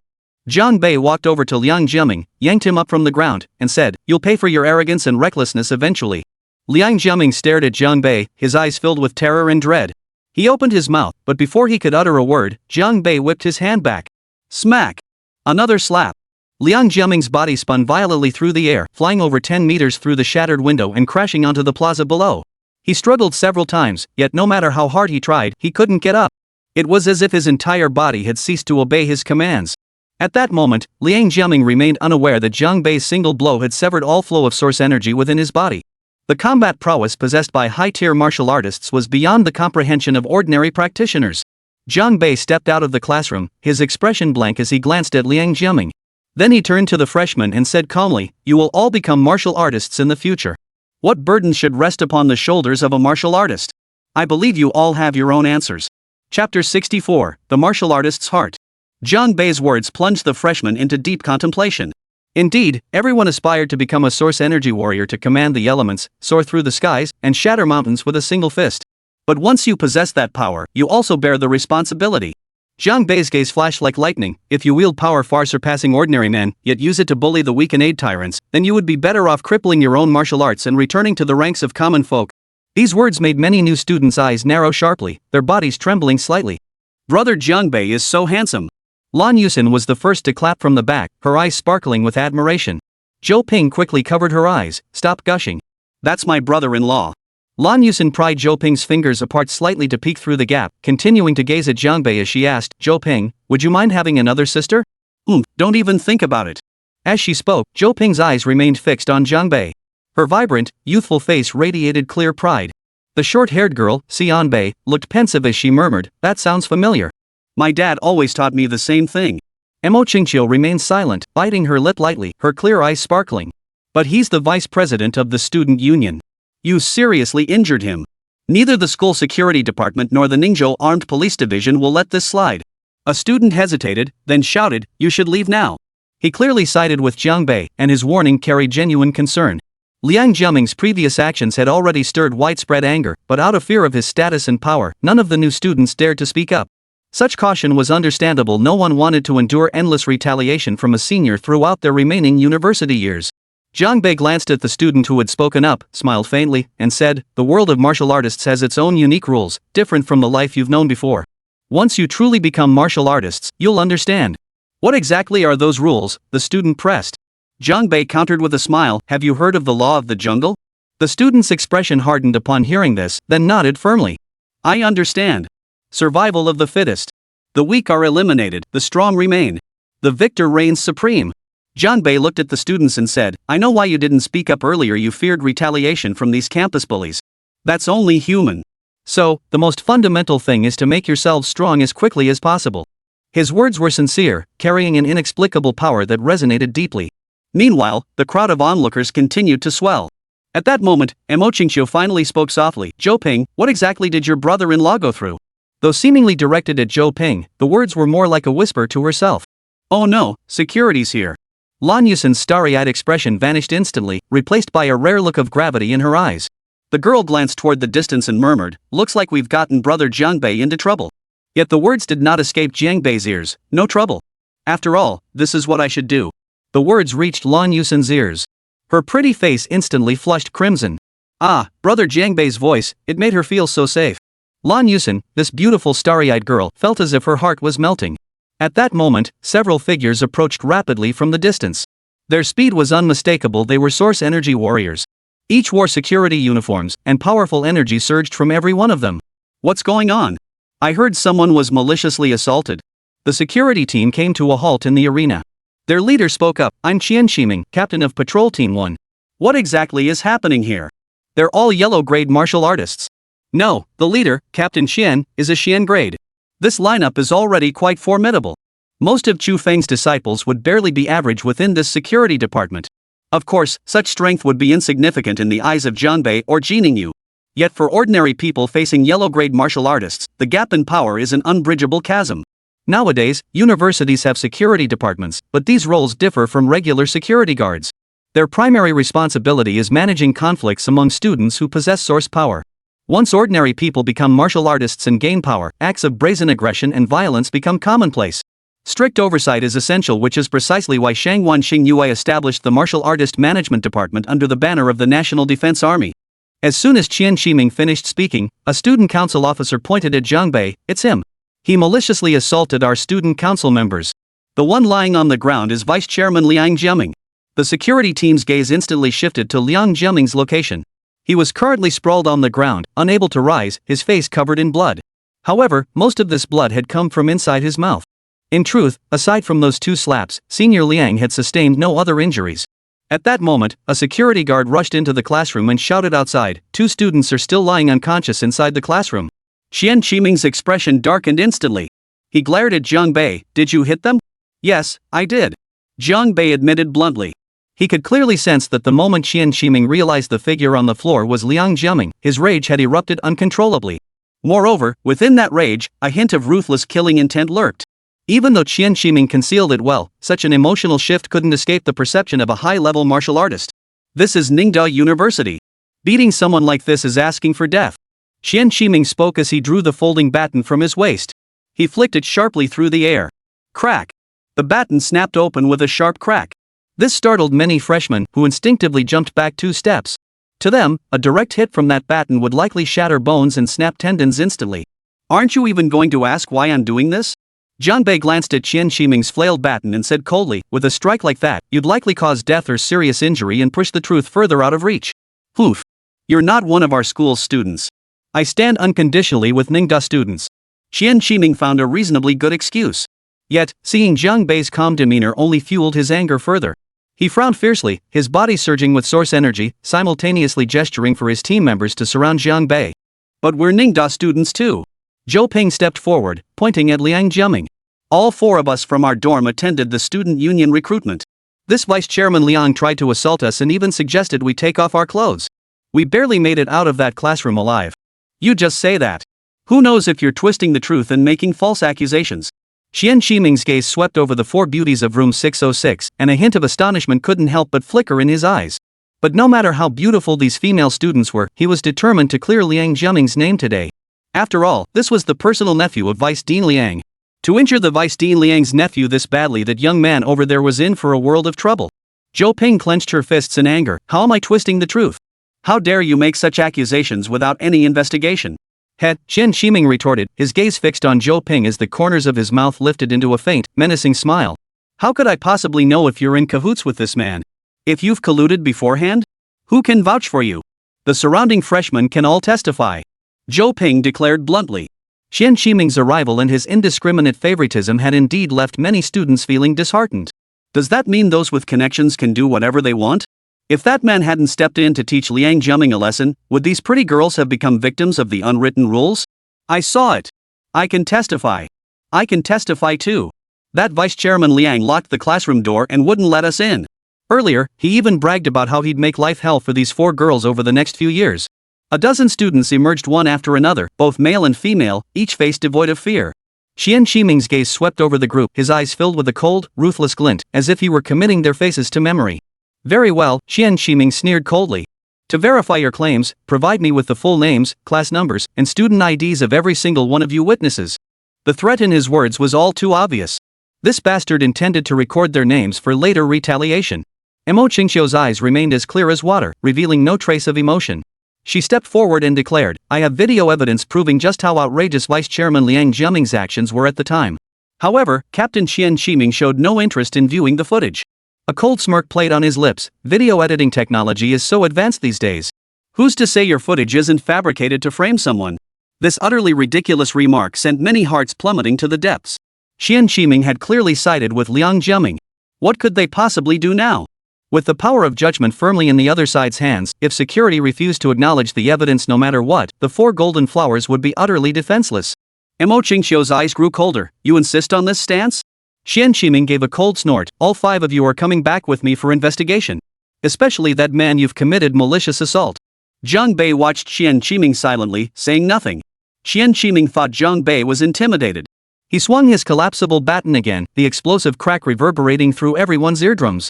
He sneered coldly, and don't blame me for not warning you. If you dare resist in any way, I can kill you in the name of self-defense. His words sent a wave of anxiety through the crowd, many now visibly worried for Zhang Bei. Zhou Ping stepped forward and stood beside Zhang Bei. Not only her, but Lan Yusen, Xian Bei, and Mo Qingxiu all made the same move. 5 people, 1 man and 4 women lined up in a row. Their stance was crystal clear. They wouldn't back down an inch in the face of so-called authority. Fine. Qian Shiming laughed bitterly in rage. Every year, there are always a few troublemakers among the freshmen. I was just lamenting the lack of opportunity to establish my authority, and now you've walked right into my hands. Chapter 65, Backing. Liang Fenglong was reviewing yesterday's hell assessment footage from Zhang Bei in his office when his secretary, Xiao Dongxing, rushed in breathlessly. Di Liang, it's bad. Chaos erupted during the student union recruitment. Liang Fenglong's mood was already at rock bottom. Without even lifting his head, he replied, what kind of trouble could the student union recruitment possibly cause? Did they encounter some troublemaking freshmen? Let the student union handle it internally. He didn't think much of it. Your nephew, Liang Jiaming, was injured. Both the head and deputy head of the student union's administrative department were hurt. Xiao Dong said urgently. The assailant is currently in the teaching area. Security is already on the way. What? Liang Fenglong lifted his head, struggling to believe his ears. He didn't immediately stand up, as if doubting the news's authenticity. At present-day Ningde University, who would dare provoke Liang Jiaming? Clearly, the subtext of Liang Fenglong's words was that provoking Liang Jiaming was tantamount to provoking him. Who would dare do such a thing? But as he asked the question, a name suddenly flashed through Liang Fenglong's mind. His gaze then fell upon the man on the screen who had flawlessly passed the hellish trial. Liang Fenglong's brows furrowed deeply. Could it be him? It was teacher Zhang Bei who struck him. Xiao Dong didn't pass judgment on who was right or wrong, merely stating the facts. Word is there was a clash during recruitment, and teacher Zhang Bei slapped Liang Jiaming twice across the face. That damn bastard. My nephew, does he think he can pick fights with anyone he wants? Liang Fenglong slammed his fist hard on the table. The large, luxurious desk immediately shattered into pieces. Office supplies scattered everywhere. Even the laptop was smashed to pieces. The screen, which had been playing Zhang Bei's video, went black in an instant. Clearly, Liang Fenglong was a formidable Source Force warrior himself. Otherwise, he wouldn't have become the vice dean of the Source Force Academy. Kicking the laptop aside with a single boot, Liang Fenglong's face darkened. Let's go. I need to see what happened. Xiao Dong hurried to follow. Knowing Liang Fenglong, he suspected that teacher Zhang Bei was in for serious trouble. Yet unexpectedly, as soon as Liang Fenglong stepped into the administrative building's corridor, he spotted a slender figure standing quietly at the entrance. It was Li Qiushui. It seemed she had been waiting here specifically for him. Seeing Liang Fenglong striding toward her with an air of urgency, Li Qiushui asked calmly, Dean Liang, where are you rushing off to? Vice Principal Li, is there something you need?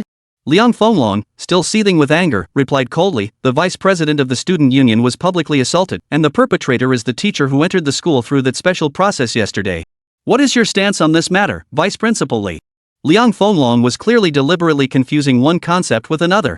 By referring to passing the hellish assessment as admission through special procedures, he was emphasizing that Li Qiushui had given Zhang Bei preferential treatment. Li Qiushui cast a detached glance at Liang Fenglong, her voice devoid of emotion as she countered, I wonder what Vice Dean Liang's perspective on this matter is? Anxious flashed in Liang Finglong's eyes. Vice Principal Li. If we continue to stall here, the student union officers will be beaten to death in public. Li Qiushui showed no intention of yielding. In fact, an imposing aura began to slowly rise from her body. Secretary Qiu Dong instinctively took a step back. Li Qiushui was battle-hardened. Once she fully unleashed her aura's pressure, those nearby found it unbearable. Those with weaker cultivation might even struggle to breathe. A ruthless gleam flashed in Liang Finglong's eyes. Oh? Vice Principal Li, are you prepared to clash with me using source power to protect a young male teacher? As he spoke, his own aura began to radiate outward. Li Qiushui shook her head. Deputy Dean Liang, I advise you not to get involved in today's matter. It won't benefit you. Not in my best interest? Liang Finglong countered, his teeth clenched. His face was flushed crimson, veins bulging visibly on his neck, a stark contrast to the mild-mannered persona he usually presented before Li Qiushui. He was like a completely different person. Li Qiushui replied calmly, if Vice President Liang were to open his phone and log into Ningda's campus forum right now, he might reconsider. Of course, if you truly don't care about your reputation, I won't stop you. Hearing this, Liang Finglong's resolve wavered. Doubts began to creep into his mind. Suppressing his anger, he ordered, Secretary Qiu, open the university forum and take a look. Qiu Dong had already pulled out his phone and logged into the campus forum. But when he saw the top trending post, his hand trembled so violently he nearly dropped the phone. What's wrong? Let me see. Liang Finglong snatched the phone from his hand. The top-ranked hot post immediately caught his eye. The post was titled, Exposed. Student Union Vice President attempts to exploit freshman girl during recruitment. Video evidence available. Clicking into the post, there was no text description, only a video.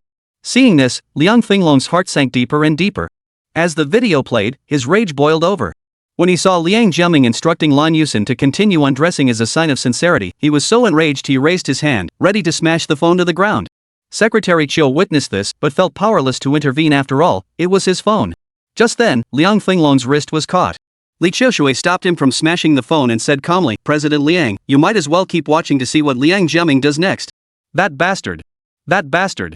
Liang Finglong felt like he was about to lose his mind over his nephew. He'd spoiled him rotten all this time, and now look. He'd completely disgraced himself. Truth be told, Liang Finglong had heard rumors of Liang Jiaming's misdeeds before. But he'd always dismissed them as mere student squabbles, not worth his attention. After all, it was only natural for his nephew to leverage his position as student union vice president for personal gain. But this goddamn thing happened at the student council recruitment event. And someone recorded it. That idiot. Didn't he even notice someone filming him? Liang Finglong gritted his teeth in fury. Without this video, he might have been able to twist the truth and turn the tables on Zhang Bei. But now, this footage had placed him in an utterly vulnerable position. The comments section beneath the viral post was flooded with condemnation of Liang Jiaming and the other two student officials. This is illegal detention. This is abuse of power. Who gave these student council members the audacity to act with such impunity? If not for someone stepping in to help, the fate of these four girls would have been unimaginable. They were so beautiful, their promising futures nearly ruined by this Liang Jiaming. He deserves to be damned. The forum erupted with condemnation. The reputation of Ningzhou University's student union has plummeted to an all-time low. Shocked? Me too. Li Qiushui said calmly, if Vice Dean Liang still cares about his reputation, he should watch the entire video before making any decisions. With the situation so dire, Liang Finglong could only suppress his rage and continue watching the video. When he saw Liang Jiaming utter the words, what's more, my uncle is the vice dean, he trembled with rage. That fool, blurting out everything. And in front of so many people. Liang Finglong felt like his lungs were about to explode. He now wanted to punch Liang Jiaming even more than Zhang Bei did. In fact, Liang Finglong felt Zhang Bei's 2 slaps were too light. Deputy Dean Liang, you saw it yourself. From start to finish, your precious nephew only got 2 slaps and lost a few teeth. Li Qiushui said calmly. From an observer's perspective, from a human perspective, I even think those 2 slaps were too light. Those slaps were too light. Li Qiushui's words clearly sided with those 4 girls. She was so beautiful, perhaps she too had endured similar experiences on her journey of growth. Liang Finglong's face alternated between pale and crimson, utterly unable to refute Li Qiushui's words. His nephew's actions only made his own cheeks sting with shame. That bastard. I'll teach him a lesson he won't forget. Liang Finglong slammed his fist hard against the corridor wall. He was truly enraged beyond control. If those 4 girls hadn't thought to record it, and if teacher Zhang Bei hadn't intervened midway, how do you think things would have unfolded? Li Qiushui looked at Liang Finglong and shook her head. I believe Vice Dean Liang already knows what needs to be done next. The on-site recording continued. But now, the 4 flowers of room 606 no longer needed to film it. Who knew how many students had pulled out their phones, recording videos, which they would then upload to the campus forum? Li Qiushui stated, the martial arts world naturally has its own unique rules. Since Liang Jiaming has become a martial artist, he must accept these rules just as he exploited his power to impose hidden rules on attractive female students. It is my failure to discipline him properly. It is my failure to discipline him properly. Liang Fenlong could only grit his teeth and apologize. Even if Jiang Bei's actions today were brutal, he had no choice but to endure it. The jungle law of survival of the fittest is the unspoken rule martial artists must obey. Moreover, whether viewed from the perspective of morality or human nature, Liang Jiaming's actions were utterly indefensible. His fate could be summed up in 2 words, serves him right. Li Qiushui pressed on without mercy. Incidentally, isn't Captain Qian Qiming of the campus security department one of your people? Vice Dean Liang certainly knows how to manage his subordinates. Evidently, Qian Qiming's actions upon arriving at the scene, ignoring evidence, harassing, and even intimidating the freshmen solely to curry favor with Liang Fenlong, had all been clearly recorded. Li Qiushui shook her head, walking toward the exit as she continued. This is the Source Power Academy of Ningzhou University, a place dedicated to cultivating outstanding martial artists for the nation. If the very roots of our school rot, how can we possibly expect the martial artists we train to uphold even the most basic principles of morality? Every word in that sentence rang out like a thunderclap, striking straight to the heart. Liang Fenlong watched Li Qiushui's figure disappear around the corner. His gaze gradually darkened. Before he could utter a word, however, Li Qiushui's voice drifted back to him from afar. Oh, right, Vice Dean Liang. I think I heard the sound of your desk shattering earlier. Li Qiushui remarked, you should get a new one soon. But keep in mind, that expense won't be covered by public funds. Chapter 66, Brother-in-Law Teacher. At the scene of the conflict, the crowd of students had grown significantly larger. Most had rushed over to show support after seeing the hot post on the campus forum. On one side stood the student council officials wielding their authority to intimidate and bribe. On the other were 4 beautiful, pitiful, and helpless freshman girls. Any normal person would know which side to choose. At this time of year, only the Source Energy College had started classes at Ningzhou University. Students from other colleges and majors were still on break.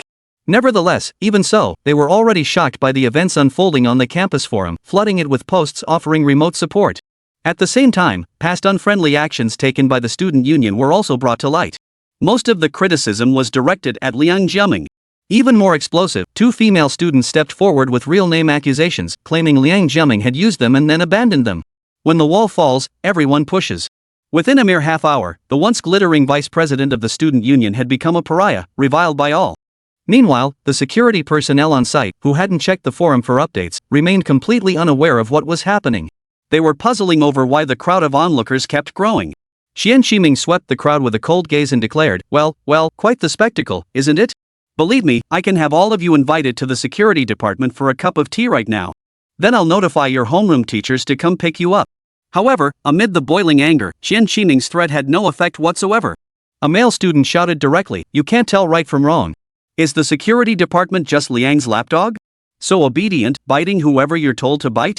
Though the boy spoke the truth, Captain Qian still found it unbearably harsh. He grabbed his baton and slammed it hard onto the ground. In an instant, fragments of stone flew everywhere. Several meters of paving stones shattered under the impact. Looks like you don't want to stay at Ningda anymore. Qian Qiming gripped the baton as he strode toward the student, his voice dripping with menace. You think I can't expel you right now? Opportunities to assert his authority kept presenting themselves, and Qian Qiming wasn't about to pass up this chance to make a name for himself. If he could secure a position close to Vice President Liang Fenlong, then when the deputy director role in the security department became vacant in the future, might he be able to step into it? That was precisely why Qian Qiming was acting so over the top. He had reduced these students' futures to mere stepping stones for his own advancement, utterly shameless. The young man's face showed no trace of fear as he shouted defiantly, come on then. I refuse to believe Ningzhou University is a place that can't tell right from wrong. A nearby male student shouted in support, if Ningzhou University really is like this, then we don't want to stay on this campus. We'll withdraw voluntarily. Exactly. We won't stay here. We'll withdraw voluntarily. Shouts rose in waves. The crowd's passion boiled over. Qian Qiming? Pointing his folding baton at the ringleader, he declared, you're in for it. You're going down right now. With that, he swung the baton directly at the student's body. The crack of the whip echoed through the air. Judging by the force, he intended to beat the outspoken boy into submission. Stop it. Jiang Bei ordered coldly. The next second, Qian Qiming felt someone grab his neck and yank him backward. The other person gripped his cervical spine with one hand, abruptly severing the flow of source energy within him. Qian Shiming had never experienced anything like this before. Now, he couldn't summon any source power at all, he was completely defenseless.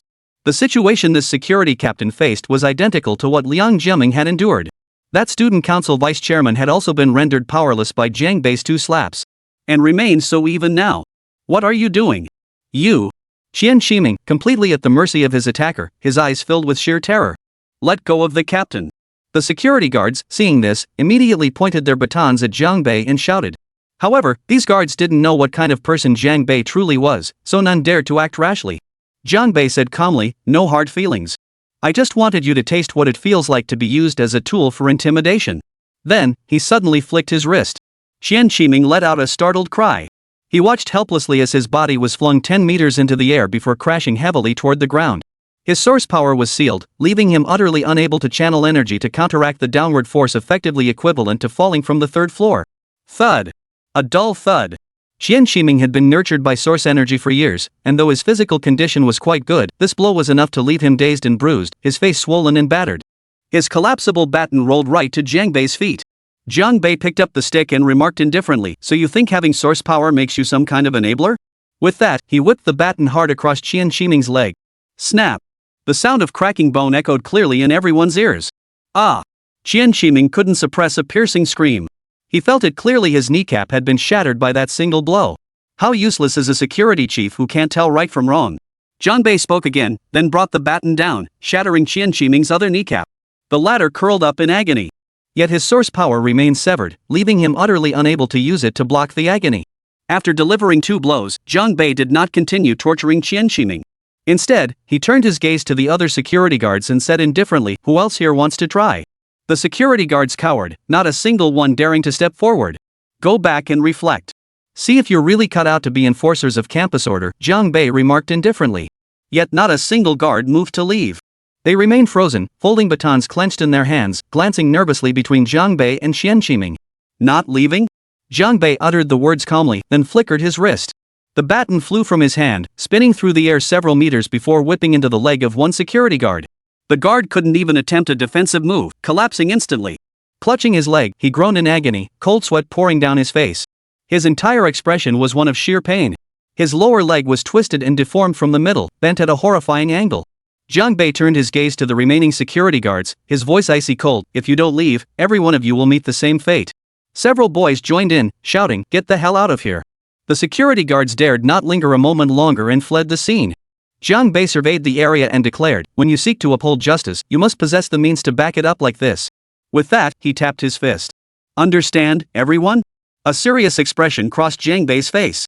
In truth, he was only a few years older than these college students, and his appearance certainly didn't give away his age. Yet, Jiang Bei's voice carried an undeniable, powerful charm. It commanded the respect of everyone present. Many of the students present knew they would never forget today's scene for the rest of their lives. Likewise, they would never forget that figure standing amidst the conflict. Lan Yusin grabbed Zhou Ping's arm. Zhou Ping, I absolutely adore brother Jiang Bei. Zhou Ping snorted coldly without turning his head.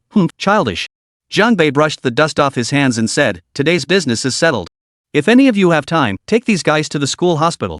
None of their injuries are serious, just a few broken bones at most. Yet not a single person stepped forward to help. Not even certain student council officers. All they wanted now was to keep their heads down, desperate not to be recognized as student council members.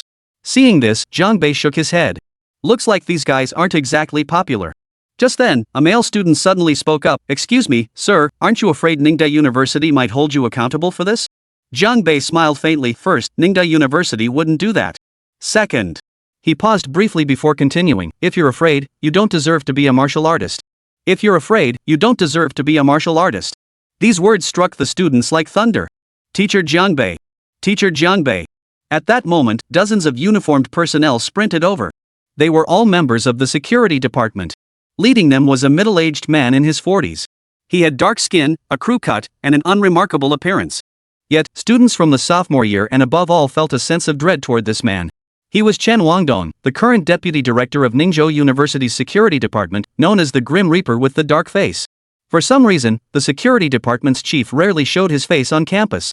Like the old president, he was as elusive as a dragon seen only in glimpses. Thus, Chen Wangdong effectively served as the department's de facto leader.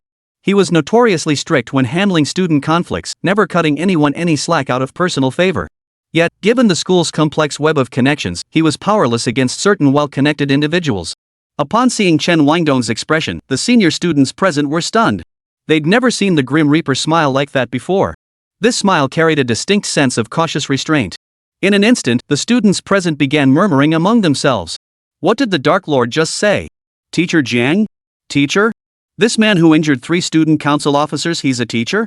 How come I've never seen this person before? I know every teacher at Yuanli Academy. I know. He's the new teacher who passed the hell trial. Another student suddenly realized Zhang Bei's identity. So Zhang Bei wasn't an outsider after all. As a teacher, doesn't he have the right to discipline students? Absolutely. Upon hearing this news, many of the gathered students breathed a sigh of relief. They felt the school wouldn't hold their teacher accountable. At the same time, the look in their eyes as they gazed at Zhang Bei grew increasingly filled with admiration. After all, many upperclassmen had long heard of the grueling difficulty of the hell trial. What? Zhou Ping could scarcely believe her ears. Her brother-in-law had quietly become a teacher at the school? Chapter 67, The Message. Chen Wangdong wanted to invite Zhang Bei back to the security department for a chat, but the latter refused. Forget it, Director Chen. Get these students to the hospital first. Oh, and your team leader there? He'll likely be bedridden for 3 months, Zhang Bei remarked. Hearing this, Chen Wangdong didn't get angry. Instead, he smiled apologetically and said he got what he deserved. After this incident, I'll expel all such people from the security team. Also, thank you, Teacher Jiang, for stepping in. Otherwise, who knows what chaos might have erupted. Chen Wangdong clasped Zhang Bei's hands. Rest assured, Teacher Jiang. We will create a safe and peaceful teaching environment for you. Ningzhou University will not disappoint you. His attitude was remarkably gracious. Not only did he show no inclination to hold Zhang Bei accountable, but he was practically groveling. The students standing nearby could scarcely believe their ears. The flattery was practically dripping from every word. Was this really the same stern-faced figure they knew? No, this must be someone else entirely. Fine. Let's see if Minister Chen follows through. Zhang Bei didn't mince words either. After all, with the student union in such disarray and the security department turning a blind eye, Chen Wangdong bore some responsibility. Of course, Zhang Bei could now see that this Deputy Minister Chen was likely aligned with Li Qiushui. Otherwise, he wouldn't have shown such unconditional support for Zhang Bei. The thought made Zhang Bei smile inwardly. He thought to himself, this sister really knows how to play her cards. He knew that although Li Qiushui hadn't appeared in person, she was undoubtedly watching silently from somewhere on campus. Chen Wangdong nodded. His gaze fell upon Liang Jiaming and the others being carried away on stretchers, his eyes darkening with severity and resolve. Rest assured, Teacher Jiang. I will severely punish these student union officers and give the freshmen a satisfactory explanation. It must be said that Chen Wangdong's last-minute statement salvaged some of the security departments and Ningzhou University's tarnished image. However, the student union would inevitably undergo a leadership reshuffle, and the remaining officers would likely find it difficult to wield their authority with impunity. In the students' minds, the reputation of this student organization would plummet to rock bottom and remain there for a long time to come. Meanwhile, Liang Fenglong stood in his office, surveying the utter devastation on the floor. Rage was burning him up inside. Xiaodong, get someone to clean this up immediately. And buy me a new desk. Liang Fenglong's hands trembled with rage. This Li Qiushui is deliberately targeting me. Indeed, Vice Principal Li had deliberately informed Liang Fenglong that the funds for purchasing the desk could not come from the school budget. The implication of this warning was crystal clear. How could someone as proud as Liang Fenglong possibly keep a straight face? When did my brother-in-law become a teacher at this school? Zhou Ping still found it hard to believe. That's perfect. Then we can see brother Zhang Bei every day. Lan Yusin wrapped her arms around Zhou Ping and winked. Zhou Ping, we might become relatives before long. I advise you not to get any ideas. My brother-in-law doesn't care for immature little kids like you. Zhou Ping pouted. Don't talk nonsense. How am I a little brat? Lan Yusin gave Zhou Ping a playful shove with her hips and asked, little? Zhou Ping felt himself pushed away by a soft, resilient force. He grumbled, you little hooligan. My brother-in-law likes pure-hearted girls. Like Qingxiu, for example. Mo Qingxiu had been quietly researching at her desk when she heard this. Her face flushed instantly as she whispered, Zhou Ping, don't say such things. If one looked closely, they would notice a photograph resting on Mo Qingxiu's desk. It was an aerial photograph from a funeral held in the snowy mountains of the northern frontier several years prior. In the image, soldiers of the northern frontier stood amidst the icy landscape, snowflakes settling on their shoulders. Before them, a coffin draped in the Dragon Nation's flag lay solemnly at the mountain center. That splash of crimson stood out poignantly against the white world. Emo Qingqiu stared at the photograph, her gaze drifting off into thought. Then, she snapped back to reality and refocused her attention on the computer screen before her. Displayed on the screen was the academic section of the campus forum, with the top post titled "Sharing Actual Exam Questions from the Hellish Assessment." The poster was Mingyihan, secretary to Vice Principal Li Qiushui. Clearly, it was only through Vice Principal Li's specific instructions that Secretary Ming had deliberately posted Jiang Bei's assessment process on the forum. Li Qiushui had no intention of keeping this information private. Her original aim was for students to understand the characteristics of source power in practical application through this question. However, it inadvertently reminded Emo Qingqiu of something. After reading the question, the gentle young lady from Jiangnan was already deeply shocked. Then, upon seeing Jiang Bei's answer, she was utterly speechless. Unprecedented ripples stirred within her eyes, clear as water. After a long moment, Emo Qingqiu finally gathered her thoughts. Her gaze slowly shifted away from the computer screen and landed on the aerial photograph of the burial site. The person lying in that coffin, that name for thousands of days and nights, it had fueled her relentless drive forward. And now, you all call him Jiang Bei. Emo Qingqiu murmured softly to herself. The shock in her eyes had quietly receded, replaced by a smile of profound relief. The next moment, her eyes welled up with tears. Salute to you. Emo Qingqiu murmured in a voice only she could hear.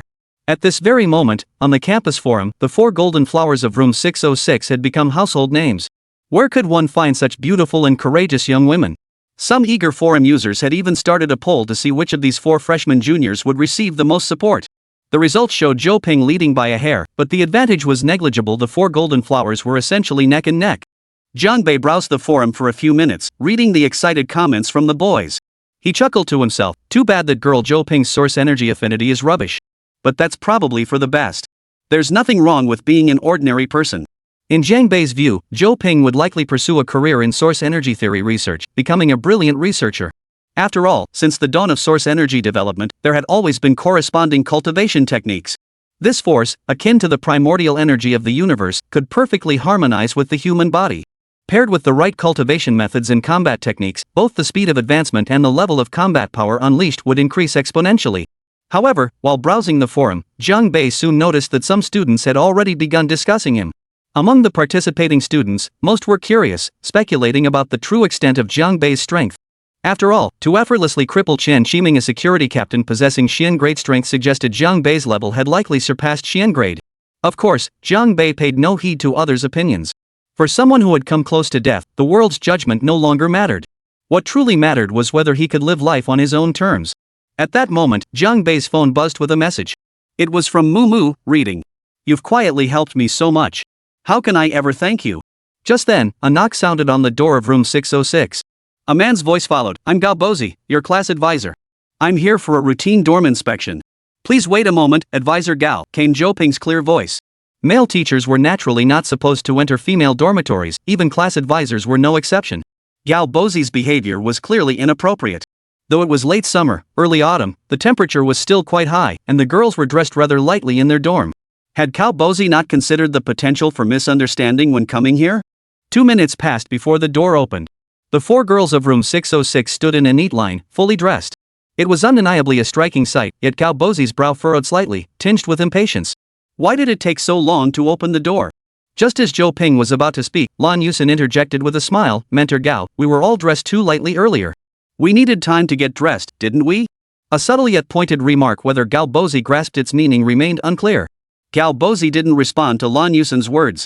Instead, he scanned each of the 4 girls with a scrutinizing gaze. His gaze carried a mix of sternness and suspicion, making everyone feel uncomfortable. Zhou Ping, the tallest among them and nearly Gao Bozi's height, met his gaze directly and asked, Instructor Gao, is there something we need to correct? I've heard about today's incident. You guys are still trending on the school forum. Gao Bozi said in a deep voice. Neither his expression, tone, nor the substance of his words suggested he was offering praise. Zhou Ping nodded. Yes, Mentor Gao must have seen the video too. Those student council officers went way too far. Yes, they certainly went too far. Gao Bozi echoed Zhou Ping's words before shifting his tone. But given how uncontrollable this situation became today, shouldn't you all be reflecting on your actions? The 4 girls froze slightly. Xian Bei, the girl with short hair, immediately raised an eyebrow. Professor Gao, what exactly are we supposed to reflect on? We were nearly the victims here. I don't quite understand what you mean. Among the 4 girls, Xian Bei, hailing from the north, spoke most directly, never mincing words. Gao Bozi shot Xian Bei a disapproving look. Setting traps for seniors and secretly recording them, that's not acceptable behavior. You're still young, and I don't want to see such tactics continue to be part of your lives. Oh boy. Even a fool could see Galbozi was here to give them a stern talking to. If it were any other freshman, they might have actually been intimidated. But the four brilliant minds of room 606 were sharp as tacks. They instantly saw through Galbozi's true intentions. After this incident, Liang Jiaming lost all face and became a pariah. His brother, Vice Dean Liang Fenglong, never stepped forward to offer an explanation, which was puzzling. But when Galbozi appeared here and delivered his speech, the question of why Liang Fenglong hadn't shown up was answered. And now, the messenger had arrived. Chapter 68, Flies Don't Land on Seamless Eggs. Galbozi's words sent the atmosphere in room 606 plummeting to freezing point. After a brief silence, Zhou Ping glanced at her class advisor and said, "Advisor Gao, do you think what we did was wrong? Are you talking back to me?" Galbozi shook his head and said to Zhou Ping, "Someone from a small place like Wuzhou really doesn't understand the rules. You'll have plenty to learn over the next 4 years." The words carried a weight that was hard to bear. Zhou Ping bit her lip and said nothing more. She knew that a simple verbal retort would achieve nothing. But her disappointment in Galbozi was plain to see. When a student in her class was bullied, instead of seeking justice as their homeroom teacher, Galbozi sided with the aggressor and indiscriminately berated her own student. Was such a person fit to be a teacher? At the very least, their character is questionable. You're angry and feel wronged? Galbozi sneered. I know those student council members bullied you, but they were in the wrong and so were you. Lan Yusin's smile remained as radiant as ever, her eyes like a pool of autumn water, sparkling without a trace of anger. Teacher Gao, I was wrong. I shouldn't have exposed my shoulders to tempt them. It's all my fault.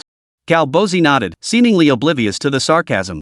He continued, even if you felt wronged, you shouldn't have handled it so publicly, posting the video directly on the forum.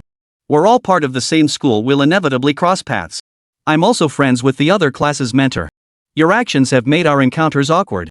His expression hardened as he continued, I hope incidents like this won't happen again. Zhou Ping replied coolly, Professor Gao, I suspect your discomfort isn't about facing Liang Jiaming's advisor. You're more worried about how to face Vice Dean Liang Fenglong, aren't you? She cut straight to the heart of the matter. Galbozi's expression darkened instantly. His voice rose slightly, what nonsense are you spouting? You're from the sticks, you don't understand the slightest bit about human relations and social etiquette. Before Zhou Ping could respond, Mo Qingxiu's gaze had already turned icy. The Jiangnan girl spoke up, Professor Gao, I've reviewed your resume. Your hometown is a village called Gaojiatan, located in a county under Wuzhou's jurisdiction, correct? Your hometown is that very village. They say birth doesn't determine nobility or lowliness, yet Galbozi insists on playing this regional snobbery game here. Mo Qingxiu's words made Galbozi furious. His face flushed crimson. Let me tell you, I am now a resident of Ningzhou. I truly don't understand why you hold your origins in such contempt, Professor Gao. Mo Qingxiu said calmly. Her tone was soft, yet every stroke of her words carried a sharp blade, leaving Galbozi speechless. Zhou Ping immediately reached out and gave Mo Qingxiu a thumbs up. Mo Qingxiu exchanged a glance with Zhou Ping, then tucked a strand of hair behind her ear. She said nothing more, her lovely face serene.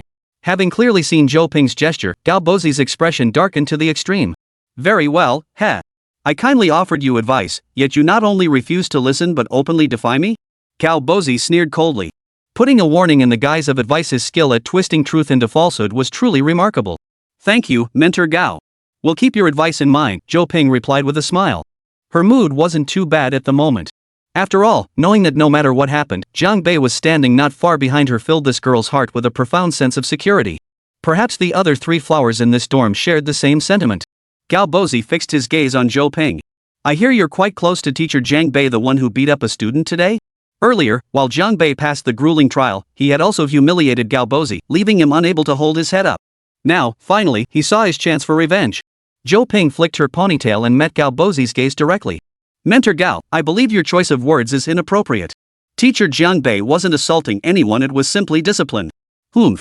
How teacher Jiang Bei's actions should be classified will naturally be judged fairly by the school leadership and the disciplinary committee. There's no need for you, little girl, to speak for him. Galbozi fixed his gaze on the attractive young woman before him. I advise you to keep your distance from Jiang Bei.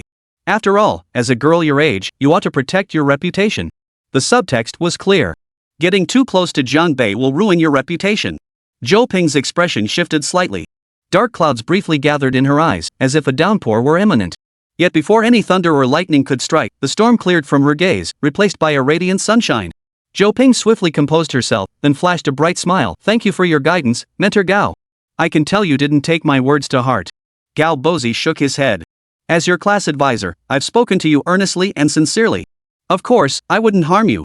Judging by his tone, he seemed to have a rather significant misunderstanding of the phrase heartfelt advice. Zhou Ping kept smiling as he replied, we really did listen. Please rest assured, Professor Gao. All right. I'll be strict with you all in your daily work too. After all, when calculating your final exam scores, 70% comes from the exam itself and 30% from your daily performance. If your daily points are completely deducted, then it will be very difficult to pass the final exam. At that point, you'll have to face retaking the course. The threat in Cao Bozi's words was all too obvious. None of the 4 girls in room 606 spoke, but Zhou Ping still wore a faint smile. Of course, the other 3 girls showed no signs of tension either. This incident should be put behind them. Liang Jiaming was quite capable, otherwise he wouldn't have become vice president of the student union.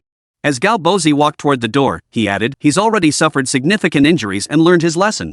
It would be a shame if he were expelled. So I hope you'll consider signing a letter of understanding to let this matter rest. Sign a release? Put it behind us? Pretend nothing happened? Clearly, this was the real purpose of Cao Bozi's visit to the girls' dormitory.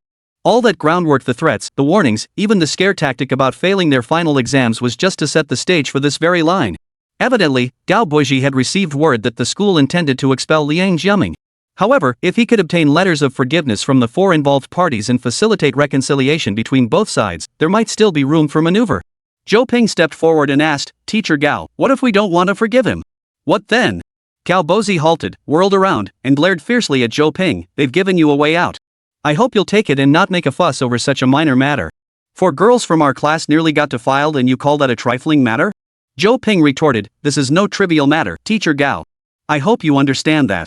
Xian Bei added, I'd love to beat that bastard to death. Forgiving him? Impossible. Lan Yusin remained all smiles, I wholeheartedly support Instructor Gao and endorse every word you say. But honestly, Instructor Jian Bei is still a bit more handsome. I'm just a sucker for good looks. Mo Qingqiu was even more direct. She said calmly, I'm somewhat disappointed in the overall quality of the teachers at Ningzhou University. Cao Bozi nearly exploded with rage at these words. His fist slammed hard against the door. How our faculty performs is none of your business. You have no right to judge us. Cracks appeared on the dorm room door. Cao Bozi gritted his teeth, his eyes blazing with fury as he glared at the pretty girls. Not a shred of self-respect. Flies don't land on seamless eggs. With that, he slammed the door and stormed out. The door slammed shut with such force it shook the walls. Zhou Ping frowned, the smile vanishing instantly from her pretty face. He seems to harbor hostility toward my brother-in-law. Lan Yusin's smile held a hint of coldness. When faced with a man superior to himself, instead of striving to surpass him, he resorts to suppressing those close to him. Such behavior is truly despicable. Xian Bei clenched his fist, a crackling sound erupting from his palm as he fumed, I'd love to punch that Gao instructor right now. This girl is yellow grade. Reaching such strength at her age is actually quite impressive. All this time, she'd been holding back the urge to strike. Mo Qingqiu shook her head, that last thing the instructor said was so harsh. No matter what, we should be prepared for the worst. Indeed, flies don't land on seamless eggs. That remark clearly implied Liang Jiaming's attraction to the 4 girls might not solely be his fault. Cao Bozi was openly and covertly implying these 4 girls were promiscuous. Such accusations were far too severe. Though the 4 girls had their countermeasures, they couldn't pretend nothing had happened. After Cao Bozi left, each of them was furious. Should I tell my brother-in-law? Zhou Ping asked indignantly. We're the ones wronged, yet the class advisor treats Liang Jiaming like the victim. If we tell brother Jian Bei, he'll definitely go confront that Gao teacher. Xian Bei said, that Gao teacher is probably going to get a beating. After a pause, the girl continued, if brother Jian Bei decides to take action, I can join him. Mo Qingqiu pondered for a moment before saying, let's figure out a way to handle this ourselves. For now, we shouldn't involve brother Bei. After speaking, she glanced at the aerial photos laid out on the table, her gaze clear as crystal. Chapter 69, Steal It If You Dare. Jian Bei was unaware that Zhou Ping had already been targeted by Cao Bozi. Had he known, he would have likely demolished Cao Bozi's office and beaten him into a hospital bed, leaving him incapacitated for the rest of his life. After a quick tidy-up, Jiang Bei stepped out of his room. Mumu had invited him to dinner. This time, Ji Ningyu didn't accompany him. The car was already waiting below the hotel. Another limited edition luxury sports car. Clearly, Mumu was truly flush with cash. She casually produced a car like this one that likely numbered fewer than 100 across the entire nation. And she could casually wreck it beyond repair. Today, Miss Mu wore a red backless skirt that barely covered her hips, its hem ending mid-thigh. The taut fabric accentuated her waistline and curves with unmistakable precision. Due to this outfit, the most eye-catching part of Mumu wasn't her snow-white, slender legs, but her back. Perched on the frameless car door, her smooth back was exposed to the air, drawing many glances. Jiang Bei scrutinized Mumu closely before remarking, "This outfit.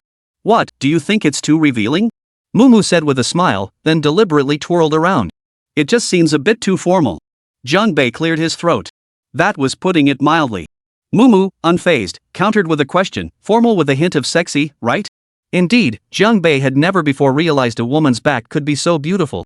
Though seemingly lacking any crucial features, the visual effect created by those flowing curves could stir the most primal desires deep within the human body. "I'm just a little curious," Jiang Bei said. Since Mumu was so open about it, he felt no need to be coy, his gaze lingering on her smooth, beautiful back. "What are you curious about? Ask away, and I'll answer." Mumu even placed one hand on her hip, striking a runway pose to accentuate her back. "After all, you're my benefactor." As she spoke, she deliberately drew out the word benefactor, as if to suggest she'd do anything to repay the favor. This girl was born to be a tease. How do you even wear underwear with this kind of dress?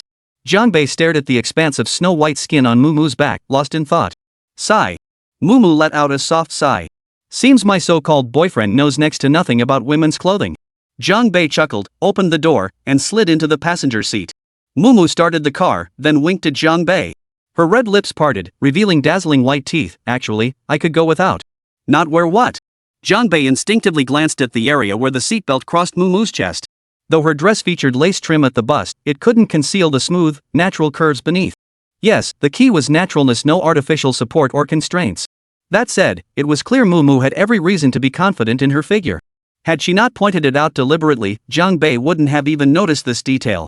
Now, with each slight bump of the car, those curves rippled gently, creating a rather captivating sight.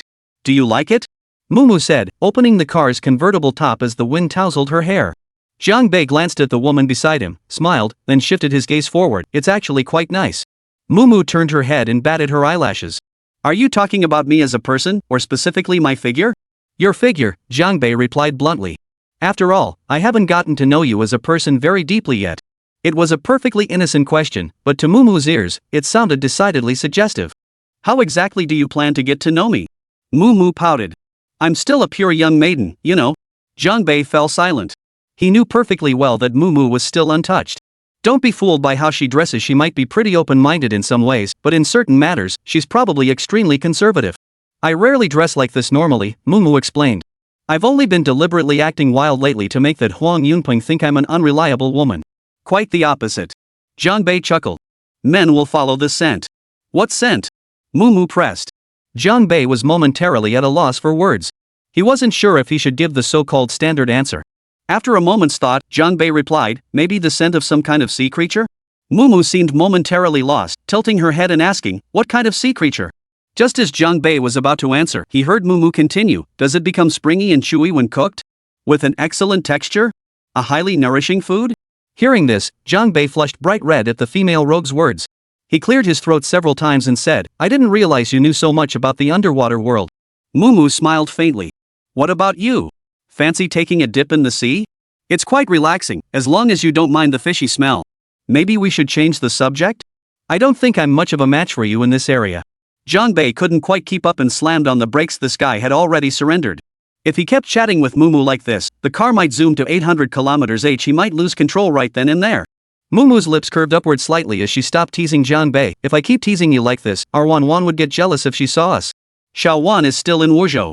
Doesn't seem like she's planning to come anytime soon," Jiang Bei said. In truth, he had already sent people to Black Sea Province to inquire about Xiao Wan's parents. However, no one knew their names, and so far, no information about them had surfaced. The more elusive they were, the more intrigued Jiang Bei became. She planned to properly organize the belongings her parents had left behind. Mumu shrugged her snow-white, straight-angled shoulders and sighed helplessly. "But when I finally arrived in Ningzhou, I discovered my crush had already been stolen by my best friend." "Sounds pretty thrilling. So why don't you make your move?" Jiang Bei scoffed coldly. "I've seen through you. You're all talk. The moment it comes to taking real action, you start backing down." Mumu's smile blossomed like a flower. "If my benefactor ever asked, I'd offer myself up anytime." Too bad my benefactor's mouth is sealed tighter than a vault, not even a crack. It must be said, Mumu possessed an exceptionally sharp eye for character. She had long been certain Jiang Bei would never choose her, which was precisely why she grew increasingly bold in her words, seemingly finding amusement in teasing him. What had started as desperate, haphazard attempts to find a cure had unexpectedly led her to this unprecedented advantage. Mumu couldn't help but feel incredibly fortunate. Thank you for doing so much for me. Mumu raised her wineglass and spoke to Jiang Bei with genuine sincerity. Under the soft glow of the lights, the contours of Mumu's pretty face appeared strikingly defined. Since she usually spoke rather irreverently, her sudden seriousness felt somewhat unfamiliar to Jiang Bei. But Jiang Bei could tell Mumu wasn't joking in the slightest. At this moment, she was utterly sincere, so profoundly so that it moved him deeply. After proactively downing a full glass of wine, a faint flush appeared in Mumu's eyes, though it quickly faded. It seemed she rarely allowed herself prolonged emotional fluctuations, permitting only fleeting moments of feeling.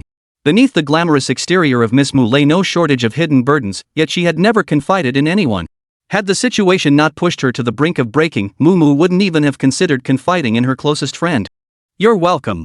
Jiang Bei smiled and drank a cup as well. Mumu's emotional shift hadn't escaped his notice. My fourth uncle brought several family experts to capture me, but they were ambushed and injured along the way. Rumor has it the attackers were from the Black Sea region. As she spoke, Mumu kept her gaze locked on Jiang Bei's eyes. Who's got that kind of clout? Jiang Bei chuckled. Don't give me that look, it definitely wasn't me. He knew his denial was futile and didn't expect Mumu to believe him. Jiang Bei knew his subordinates all too well. That bunch would gladly broadcast the existence of Carmen Prison to the entire world. I feel like I've hit the jackpot.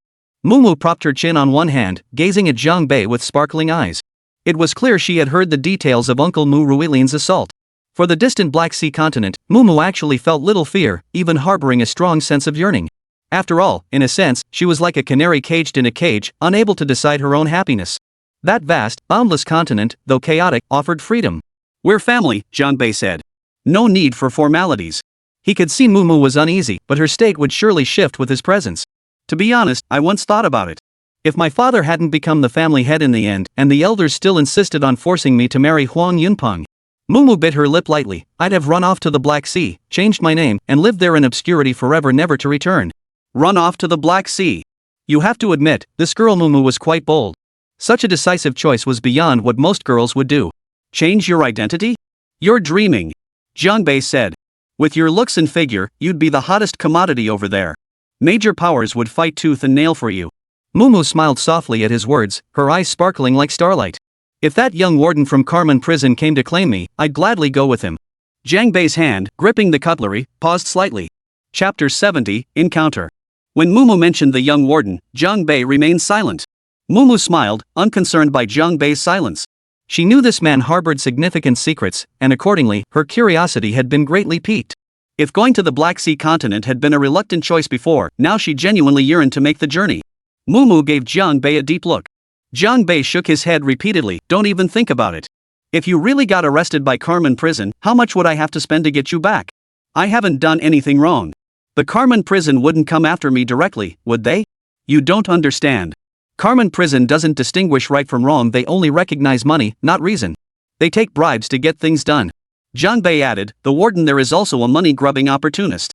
The way you describe it, you sound like you're not the warden there. Mumu smiled, her expression unclear whether she believed him or not. Jiang Bei spread his hands innocently. Of course not. I'm not some money-grubbing fool. Just then, the waiter approached. He placed a bottle of wine gently on the table. Mumu raised an eyebrow and asked, we didn't order this bottle. Jiang Bei knew little about wine, but she was well versed in its value. Glancing at the vintage on the label, she instantly estimated its price. Catching her gaze, Jiang Bei inquired, expensive? Mumu replied, this bottle alone could buy a kilogram of source crystal essence. This bottle was gifted to you both by a gentleman over there. The waiter gestured toward a certain direction. A man waved in their direction. Mumu noticed and asked, do you know him? She could tell he was waving specifically at Jiang Bei. Jiang Bei's gaze instantly turned icy. However, that icy glare vanished in an instant. He smiled instead, we knew each other as kids. Haven't seen him in years. But it seems like you two aren't exactly close? Mumu remarked. Otherwise, why wouldn't he come over to say hello? Jiang Bei understood perfectly. He smiled, maybe he wasn't sure if I'd want to see him. Mumu glanced in that direction. Is he a friend of yours? Quite a handsome man. Jiang Bei turned his face away, no longer looking. His next words, however, caught Mumu off guard. Strictly speaking, he said, he's my cousin. Jiang Kaiga was having dinner with some friends here today when he happened to run into Jiang Bei. Though their father, Jiang Qingsong, had always told him not to dwell on Jiang Bei, Jiang Kaiga didn't see it that way. For a cousin who could cripple the Bai family's strongest prodigy at such a young age, he felt he couldn't place enough importance on him. Should we wait for him to come over and say hello? Mumu asked. Of course. But if he doesn't show up, that's fine too. Jiang Bei opened the bottle of wine and smiled. It's pretty expensive. Want to try some? Sure. Mumu stood up, took the bottle, and bent down to pour Jiang Bei a glass. Let me handle these little things. After all, I need to make sure my boyfriend is comfortable. As she bent down, her collar opened slightly, revealing a flash of white light that caught Jiang Bei's eye. That white glow carried a soft, delicate aura. Mumu seemed to sense what Jiang Bei was thinking. Without lifting her head, she continued pouring while asking, "So, do you like what you see?" Jiang Bei, no stranger to such things, took the bait immediately. Quite a feast for the eyes. Your cousin is coming this way. Mumu set down the wine bottle. What should I say to your cousin? Jiang Bei chuckled. Your focus is truly unique. By then, Jiang Kaiga had already reached the table.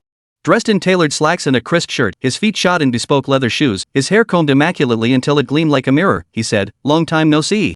May I sit down? Long time no see. May I sit down? Jiang Kaiga asked, already pulling out a stool.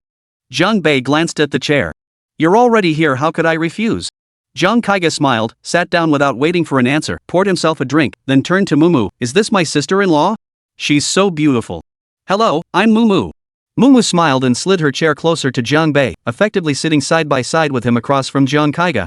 I'm Jiang Bei's cousin, Jiang Kaiga. Jiang Kaiga possessed both good looks and an appealing demeanor. His polite manner of speaking didn't provoke any dislike. Yet, perhaps due to a woman's intuition, Mumu could clearly sense the distance between Jiang Bei and Jiang Kaiga. So she reached out and gently hooked her arm through Jiang Bei's. Jiang Kaiga looked at Jiang Bei's youthful face. How have you been these past years? Before Jiang Bei could answer, Jiang Kaiga continued, you seem to be doing well, considering how young and handsome you are. After all these years, you're still as smooth as ever. Jiang Bei replied calmly, actually, after being expelled from the Jiang family, I've been doing quite well.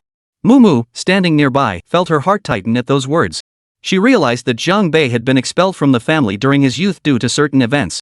As a member of another prominent family, Mumu knew all too well about these internal family conflicts. Once the two sides turned against each other, there was absolutely no trace of blood ties left. Truthfully, the Jiang family was in the wrong. Jiang Kaiga said, back then, I was just a nobody whose words carried no weight. If I had any influence, I would never have let you leave the family. After all, you were completely alone and helpless. It was truly pitiful. Jiang Kaiga seemed to be extending goodwill, but after all these years, such gestures felt utterly useless. Not only did they fail to bridge the gap between them, they even smacked of insincerity. Back then, your word meant nothing, but your father's did. Jiang Bei smiled wryly. He was the one who insisted on kicking me out, wasn't he? So some things, I'm powerless to change. Jiang Kaiga said. I couldn't interfere with my father's decisions, but that doesn't mean I agreed with them. Jiang Bei smiled faintly. Thank you for sharing that with me. But there's one question I've never found an answer to. Go ahead. Jiang Kaiga's expression remained unchanged. Don't worry about getting answers to your questions. Even if you want more, I'm willing to give it to you within my authority, like money, like source crystal elixir. These are all things the Jiang family owes you. Are you trying to buy me off? Jiang Bei smiled back, his expression relaxed. My price might be steep. Then let's address your question first. Jiang Kaiga smiled back. I hope I can give you a satisfactory answer. If you had encountered Bai Shijiang committing his atrocities back then, would you have intervened to save that woman? Jiang Bei asked. Jiang Kaiga's expression faltered. After a few seconds of silence, he replied, I would. Jiang Bei nodded and pressed on. If you were the one who crippled Bai Shijiang, would your father have expelled you from the family? The sharpness of this question was beyond imagination. Jiang Kaiga glanced at Jiang Bei but avoided a direct answer. You said you'd only ask one question, he remarked. Jiang Bei smiled, his expression tinged with faint derision. Well, I already know the answer. After hearing this exchange, Mumu had pieced together the entire situation.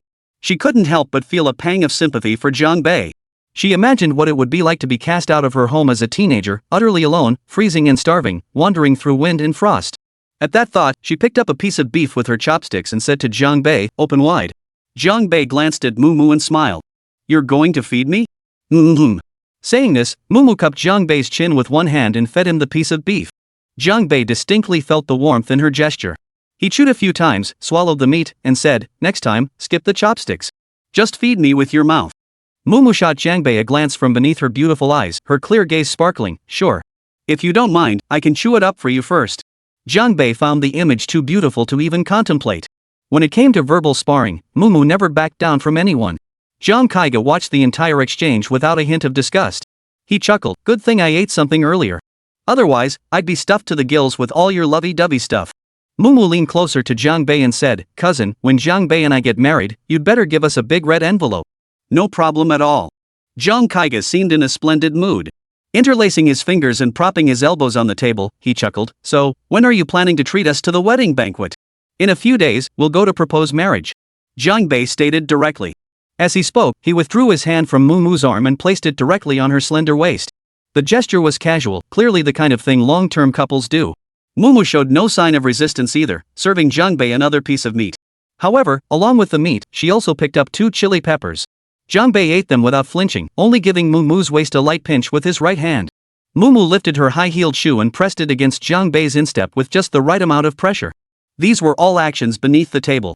As for above the table, neither man nor woman showed any change in expression. They still looked quite sweet. What have you been up to lately? Jiang Kaiga inquired again.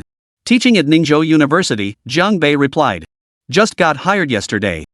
Got hired as a teacher yesterday, and today you beat up several student union officers so badly they're seriously injured. Mr. Jiang, you're destined to become a prominent figure at Ningzhou University right from the start. That's impressive, Jiang Kaiga remarked. Teaching at a university is both respectable and noble. If I weren't tied down by the family business, I'd love to enter academia myself, educating the next generation. How wonderful that would be. Truthfully, Jiang Bei's response was exactly what he'd expected. Given the Jiang family's influence in Ningzhou, indeed, throughout the entire Liajiang province, how could Jiang Kaiga, the eldest scion of the Jiang clan, fail to obtain intelligence on someone he'd been tracking? Of course, to avoid alerting Jiang Bei, Jiang Kaiga had only gathered broad information about him. Many details remained unclear, like the hell trial, Zhou Ping, or who had recommended Jiang Bei for admission to Ningzhou University. Then you might as well skip college altogether, Jiang Bei remarked. The Jiang family's energy business is so lucrative it'd be a shame to give it up. Since Jiang Kaiga had behaved with relative decorum today, Jiang Bei refrained from attacking him with sharp words. Jiang Kaiga chose not to pursue the topic. Instead, he shifted his focus, meeting Jiang Bei's gaze directly as he asked, have you ever thought about going home? Chapter 71, The Young Miss. Visit home? Jiang Kaiga extended an invitation to Jiang Bei. But could a home he hadn't returned to in over a decade still be called home? At the very least, that door had never truly opened for Jiang Bei. If this invitation comes from you, then I thank you for your kindness. Jiang Bei glanced at his cousin, his voice utterly devoid of emotion. But if it's not your father's wish, then I don't think I'll be returning. Jiang Bei's stance was crystal clear. Only if Jiang Qingsong spoke would he set foot in the Jiang family home again. Of course, don't ask what I'll do once I'm inside. If you don't speak up, I won't be going back. Jiang Gaoyuan knew his father's stance all too well. Sighing, he replied, I'll do my best to persuade him. With that, he silently drained his cup of wine. Setting down the cup, Jiang Gaoyuan remained silent for 2 minutes before speaking again. These years haven't been easy for you either. No, Jiang Bei replied bluntly. I've been doing just fine. With my father's fate unknown, enduring scorn within the Jiang household was worse than leaving that grand mansion behind. I'm freer this way. Jiang Kaiga sighed deeply, his gaze lingering intently on Jiang Bei before he asked, have you ever considered opposing the Jiang family? The probing intent behind those words was painfully obvious. Before Jiang Bei could answer, Mumu interjected with a laugh, what's this? Are you worried, cousin, that my Ran might end up on the opposite side from you? My Ran? Jiang Bei nearly choked on his drink at that remark. Could this sister be serious for once? At such a tense moment, you nearly ruined the mood with your comedy routine. With that thought, Jiang Bei pinched Mumu's slender waist twice. She flinched slightly, her pretty face flushing red. Jiang Kaiga, however, didn't laugh. He looked at Mumu and said, the Jiang family doesn't fear anyone standing on the opposite side. Was this a preemptive warning to Jiang Bei? Are you issuing a warning to us? Jiang Bei narrowed his eyes. No. What I actually meant to say is, if that person standing on the opposing side were you, I would find it somewhat regrettable. Jiang Kaiga spoke, lifting his wine glass before rising. He gave Jiang Bei a deep look and said, I look forward to the day we meet again. With that, he turned and walked back to his friend's table. You handled that well just now, Jiang Bei remarked to Mumu. Then why haven't you taken your hand off me? Mumu's beautiful eyes flicked toward Jiang Bei. So, did you enjoy squeezing me? You were the one who grabbed my arm first, then fed me meat. Jiang Bei nonchalantly moved his hand away. I was just feeling maternal toward you because you looked pitiful, Mumu countered. Jiang Bei didn't back down, trying to take advantage of me? Someday I'll make you call me daddy. He thought this line would leave Mumu speechless, but Jiang Bei had vastly underestimated the girl beside him. Before his words had even faded, Mumu leaned in close and whispered softly into Jiang Bei's ear. Daddy! Don't wait for someday, I'll call you now. Just two simple words, yet they seemed to carry a magical power.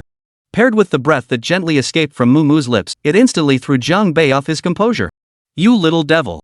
This time, Jiang Bei was caught off guard, shoveling a large mouthful of vegetables into his mouth. Watching this scene, Mumu's smile blossomed like a flower.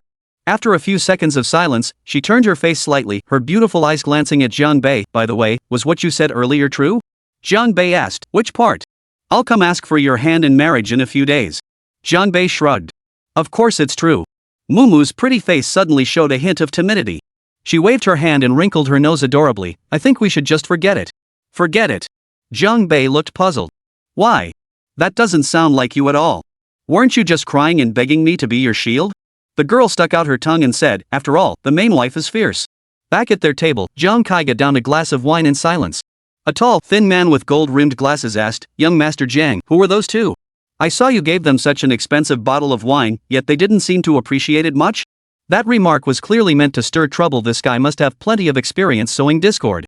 My cousin, Jiang Bei, Jiang Kaiga replied with a smile.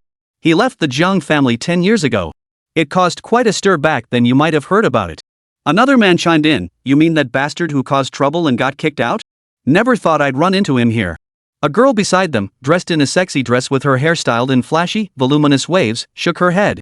Her cool voice carried a hint of scorn. Kaigu even sent him wine, yet he showed no sense of propriety. Does he want to refuse the courtesy and face the consequences? Never mind, it's all in the past. Jiang Kaiga sighed softly once more. As long as he's willing to return, he's still family. And that term bastard is too harsh, let's not use it anymore. Young Master Jiang truly has the magnanimity of a statesman. If it were me, I wouldn't have given him that face. Yeah, he caused such a huge mess for the family and showed no remorse whatsoever. That really was over the top. Enough of that. Jiang Kaiga glanced at the watch on his wrist, one that could easily buy a villa, and said, I have business to attend to. I need to head back early. Without waiting for his friends to respond, he promptly exited the restaurant. He seemed to be in a rather sour mood. Whether it was because meeting Jiang Bei had left him feeling uncertain. His friends, however, didn't follow him out. Instead, they kept glancing over this way, whispering among themselves.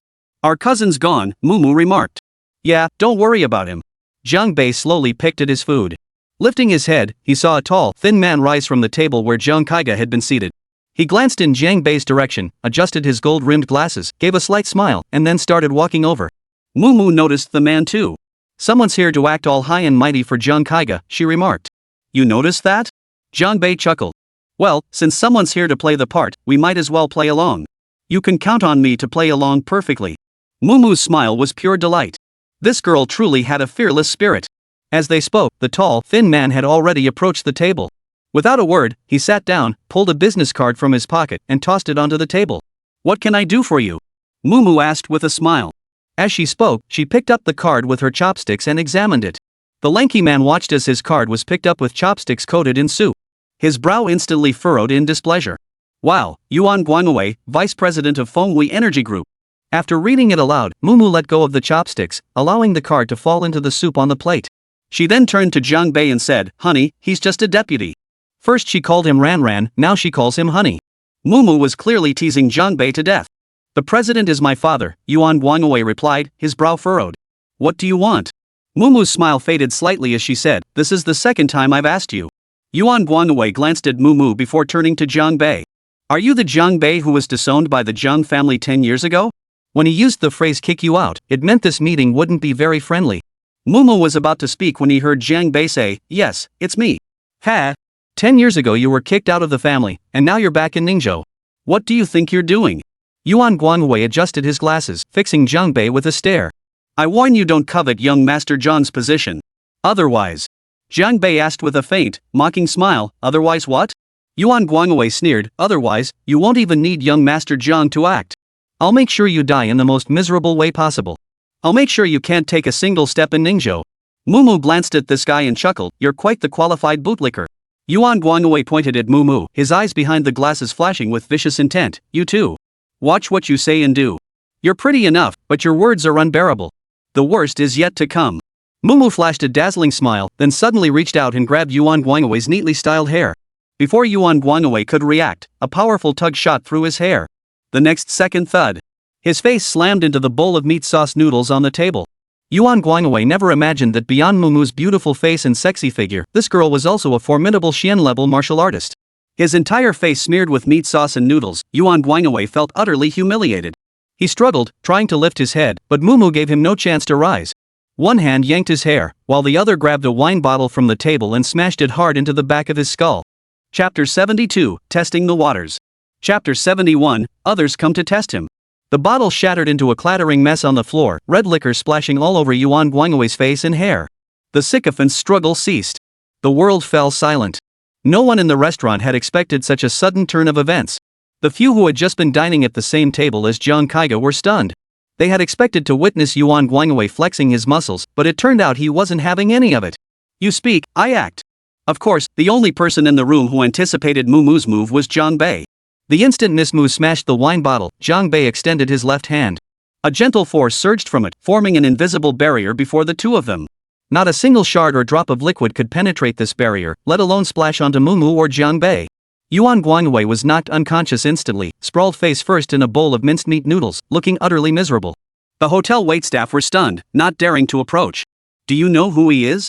At that moment, the woman with the fiery red curls shrieked, "He's Yuan Guangwei. Treating him like this, the Yuans and the Jiangs will never let you off the hook."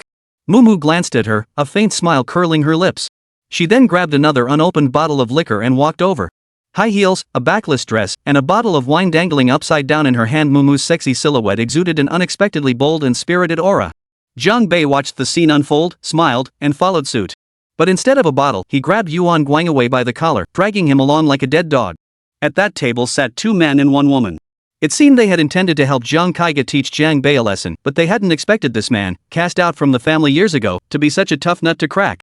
Especially the woman by his side, so stunningly beautiful, yet so brutally fierce in her actions. When Mumu approached with the bottle in hand, the woman with the big curls looked utterly terrified. She was terrified the other would smash the bottle over her head. "Well?"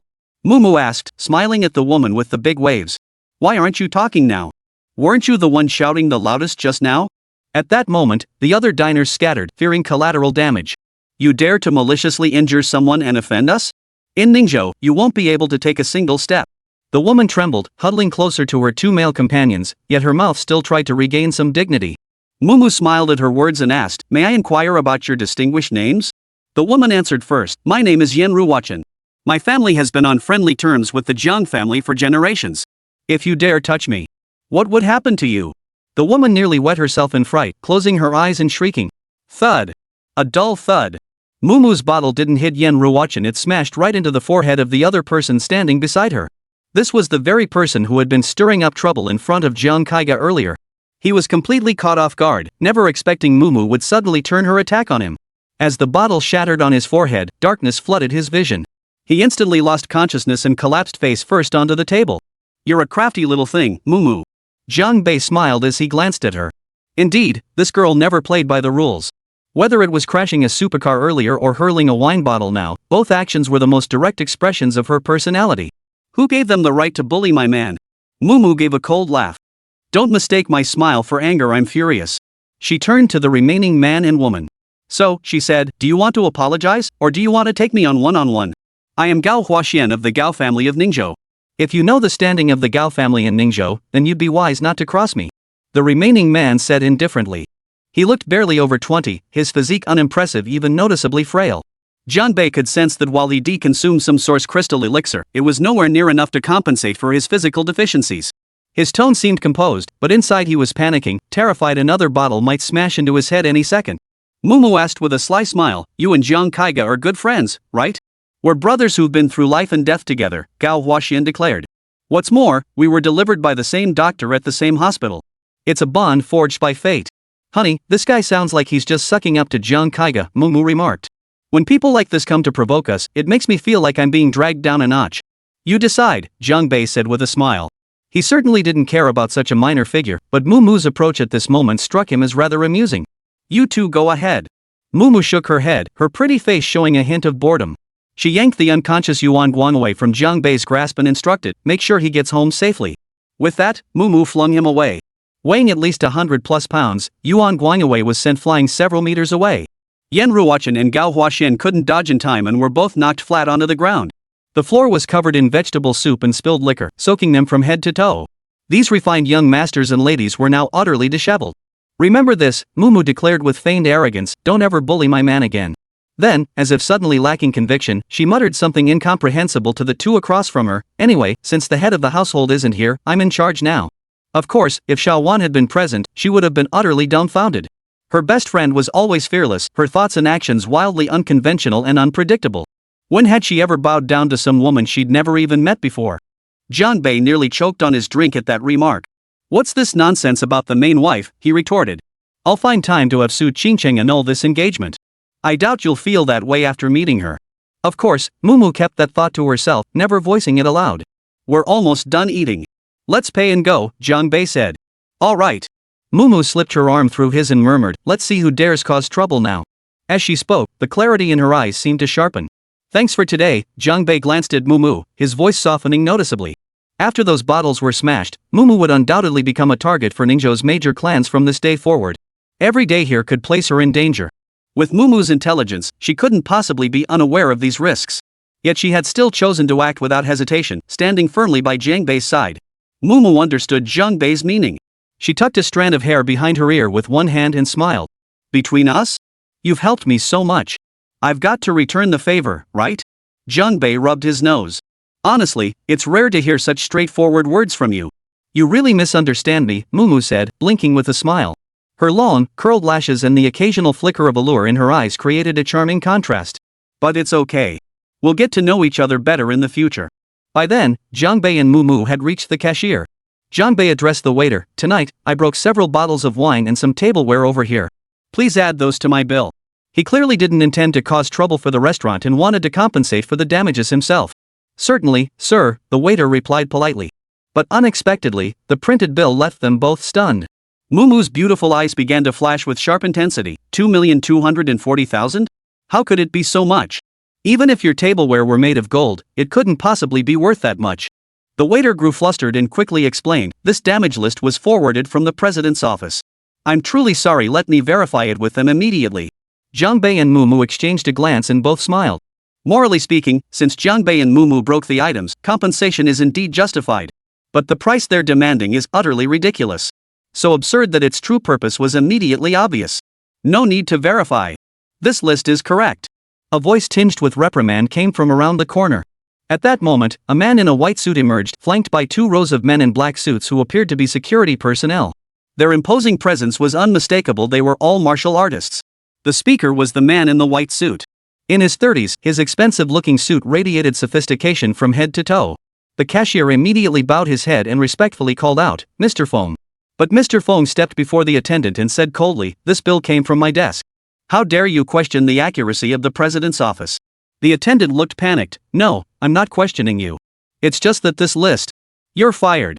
Don't come back to work from now on," Mr. Feng said coldly. "Furthermore, given that your recent behavior has damaged our restaurant's image, you must compensate the restaurant for 1 year's salary according to your contract. Understand? Not only fired, but also required to pay back a year's salary? What kind of employment contract is this?" The waiter's face turned deathly pale. He never imagined that simply asking one extra question would land him in such a predicament. Mr. Feng, I'm sorry. I'm sorry."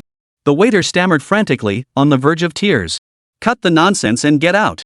Mr. Feng impatiently raised his hand, poised to slap the waiter across the face. But in the next instant, his hand was seized by Jiang Bei, who then flung it away. "Sir, are you here to defend him?" Mr. Feng staggered before regaining his footing, then chuckled coldly, "If that's the case, your bill might just get a little heavier." Jiang Bei gave the suited man a cold stare and said, "I'd like to ask how exactly did you arrive at this bill of over 2 million? Because our restaurant truly incurred that much in damages." A trace of mockery flashed in Mr. Feng's eyes. "Gentlemen, you dared to get into a brawl in a restaurant of my caliber. Surely you can afford to pay over 2 million? He made it sound so easy, but in Wuzhou, that amount could easily buy a large apartment.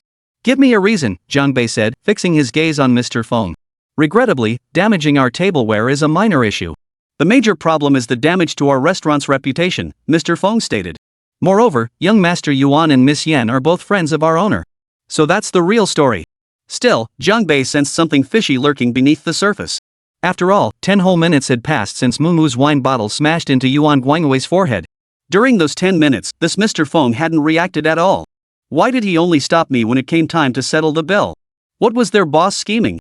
The restaurant was surrounded by floor-to-ceiling glass, overlooking a small plaza. With the commotion unfolding inside, several people had already begun peering in from outside. Then have your boss come see me. Jiang Bei narrowed his eyes before breaking into a smile. Perhaps we've met before. For some reason, Jiang Bei's smile sent a chill down Mr. Feng's spine. Our boss won't meet you, but he has made it clear. Forcing down his unease, Mr. Feng took a deep breath. You won't walk out that door without paying the 2,240,000. As soon as he finished speaking, the 2 rows of black-clad security guards immediately spread out, surrounding Jiang Bei and Mumu in the center. Mumu's beautiful brows furrowed slightly. Why are there so many martial artists in this restaurant? Jiang Bei smiled faintly. Because it seems Jiang Kaiga isn't the only one testing our limits. Chapter 73, The Marriage Contract. Jiang Kaiga wasn't the only one testing Jiang Bei. Otherwise, why would so many martial artists suddenly appear in this restaurant? This itself was something defying common sense. Unless they'd prepared for this long ago. Mumu instantly grasped Jiang Bei's meaning. She smiled. Seems the aristocratic families of Ningzhou aren't fools either. And they might not even be from the aristocratic families. Jiang Bei did a quick mental tally before saying, I've only been in Ningzhou a few days, but it seems I've already offended quite a few people, more than I can count on 2 hands. They might not be from the aristocratic families. Then who else could it be? Academic circles? Mumu's lips curved upward slightly. Things are getting more and more interesting. Are we two just magnetically attracting enemies? Cut the nonsense. You two, either pay up or get carried out.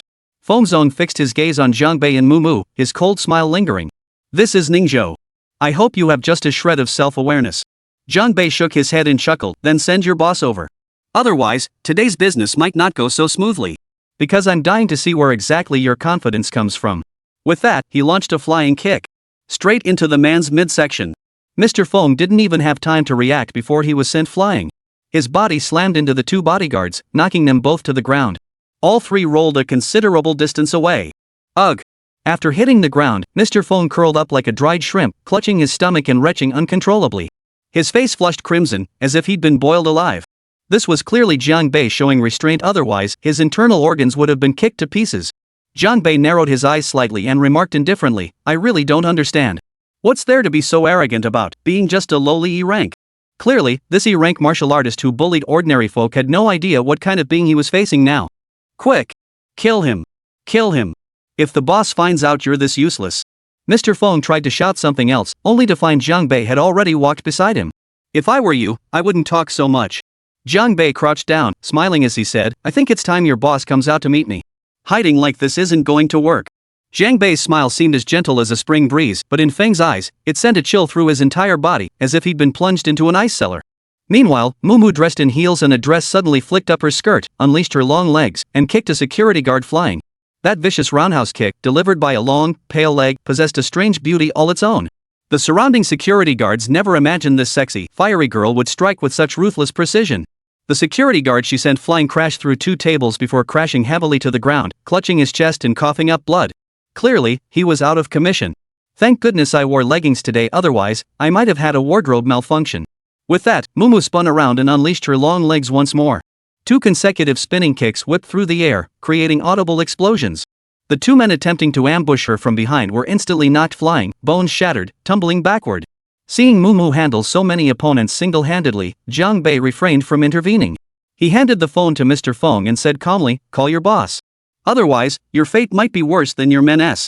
This Mr. Feng Chunlong, was nominally the general manager of this luxury restaurant, but in reality, he served as the local representative for his shadowy backer. Of course, this representative role was essentially the same as a so-called white glove front. The crowd of onlookers outside was growing larger by the minute, yet no one dared step in to interfere.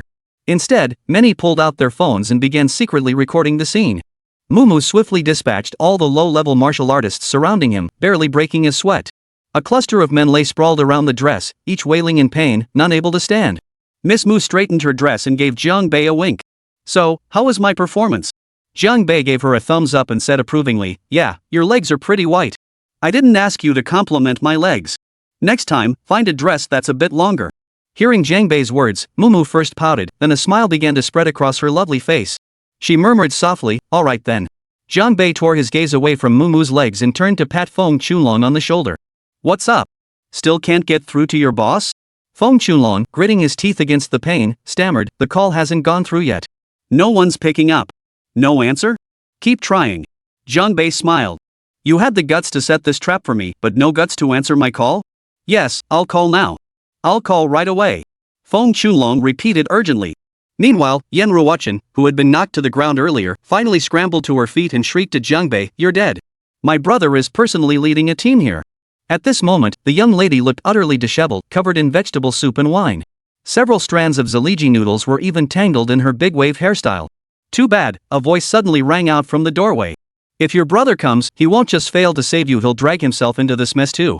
It wasn't Jiang Bei or Mumu speaking, but a man with a crew cut. He was short and unremarkable, the kind of person who would blend into a crowd and be impossible to find again. A woman with a slightly pale complexion stood beside him, head bowed, a bandage wrapped around her forehead. Su Rui recognized this woman. It was Li Feishue, the woman previously injured by Ji Ningyu. Given this, it was easy to deduce who the man accompanying her truly was. Cheng Hongyu, the eldest son of the Cheng family. The son of Cheng Dongfang. Earlier, Jiang Bei had crippled Cheng Qingyang, and Xia Hanbing had led elite forces from the top-secret unit to crush the Cheng family, even wounding Cheng Xiliang. Now, the conflict between the two sides seemed irreconcilable. However, Cheng Hongyu had previously shown no signs of hostility. Instead, after the conflict between Li Feishue and Jiang Bei, he promptly and courteously doubled the compensation payment. Upon witnessing this, Jiang Bei remained silent, instead studying Cheng Hongyu. His first impression was that this man truly didn't look like a privileged young master. From head to toe, every detail about him seemed ordinary. Cheng Qingyang, on the other hand, radiated the air of a true aristocratic scion, flamboyant and debonair. Cheng Hongyu, however, lacked that aura entirely. He appeared more like a young man from an ordinary family, even his clothes bearing the labels of common, affordable brands. "Mr. Jiang," Cheng Hongyu began, turning to Li Feishue beside him, "last time I sent Feishue to invite you, I never imagined she would misunderstand my intentions. I have already punished her severely." Feishue quickly apologized to Mr. Jiang and Miss Mu. Li Feishue immediately knelt on one knee, bowing her head as she said, "Mr. Jiang, Miss Mu, it was my fault last time. Please forgive me." Seeing this, Yen Ruochen was utterly speechless with shock. She never imagined Cheng Hongyu would come to apologize. To be fair, the Yen family held considerable influence in Ningzhou. Like the Liang family in Wuzhou, they had built their fortune through border trade. Of course, due to years of conflict, arms dealt in Yen family trade accounted for a significant portion. In times like these, such trade could hardly be called trade, it was smuggling. However, the Yen family's standing and influence fell short of the Cheng family's. Cheng Hongyu certainly had no obligation to grant Yen Ruochen any favors. Jiang Bei cast a faint glance at Li Feishue, offering no immediate response to her apology before shifting his gaze to the window. Outside, several black sedans had parked at some unknown hour. At the center of the convoy stood a flatbed trailer, upon which rested a globally limited edition luxury supercar. Its gleaming finish shimmered with dazzling brilliance. It was nearly identical to the car Mumu had crashed and totaled earlier. Clearly, Cheng Hongyu had brought the car today as an apology. Such overwhelming sincerity felt almost unreal. "Young Master Chang, quite the grand gesture." Jiang Bei offered a faint smile. Securing this limited edition supercar in such a short time was no small feat. And the timing of Cheng Hongyu's appearance was also quite intriguing. The Cheng family has made many mistakes in the past. I sincerely ask for your forgiveness, Mr. Jiang and Miss Mu. Especially regarding the absurd actions of my cousin, Cheng Qingyang, I deeply regret them. Cheng Hongyu continued, additionally, all the paperwork for this car has been completed. If Miss Mu has time, she can simply transfer the ownership to her name. Mumu smiled upon hearing this and turned to Jiang Bei. Should I accept their apology? It's entirely up to you, Jiang Bei replied with a smile. Clearly, he had already made up his mind. Seems my standing in the family is quite high, Mumu remarked, a sly smile playing on her lovely face. She snapped her fingers and declared, then I'll make the call, let's put this matter behind us. Her sweet, innocent demeanor now was a stark contrast to her earlier display of kicking someone with her long legs. This girl was incredibly sharp, she'd seen right through what Jiang Bei truly wanted all along. Thank you, Miss Mu, Cheng Hongyu said sincerely. I hope we can become friends in the future. His demeanor was practically groveling, radiating humility and friendliness from head to toe. Being my friend isn't exactly a blessing, Mumu murmured with a faint trace of resignation on her lovely face, her tone tinged with apparent resentment. After all, I've already offended quite a few people since arriving here. This girl clearly intended to maximize her role as a shield. Cheng Hongyu smiled in return. Miss Mu, rest assured. In Ningzhou, anyone who crosses you is no longer my friend. That friendship policy was certainly direct. Undoubtedly, Cheng Hongyu was a shrewd man. He had made his stance crystal clear in the shortest possible time. Jiang Bei smiled as she looked at the young master of the Cheng family. Won't your elders pressure you for doing this? Cheng Hongyu shook his head. Mr. Jiang, rest assured. I'd known since childhood to take responsibility for my actions. Certain elders in my family, however, still fail to grasp this simple truth. As he spoke, a hint of icy sharpness flickered in his eyes. Clearly, he had long harbored dissatisfaction towards certain members of his family.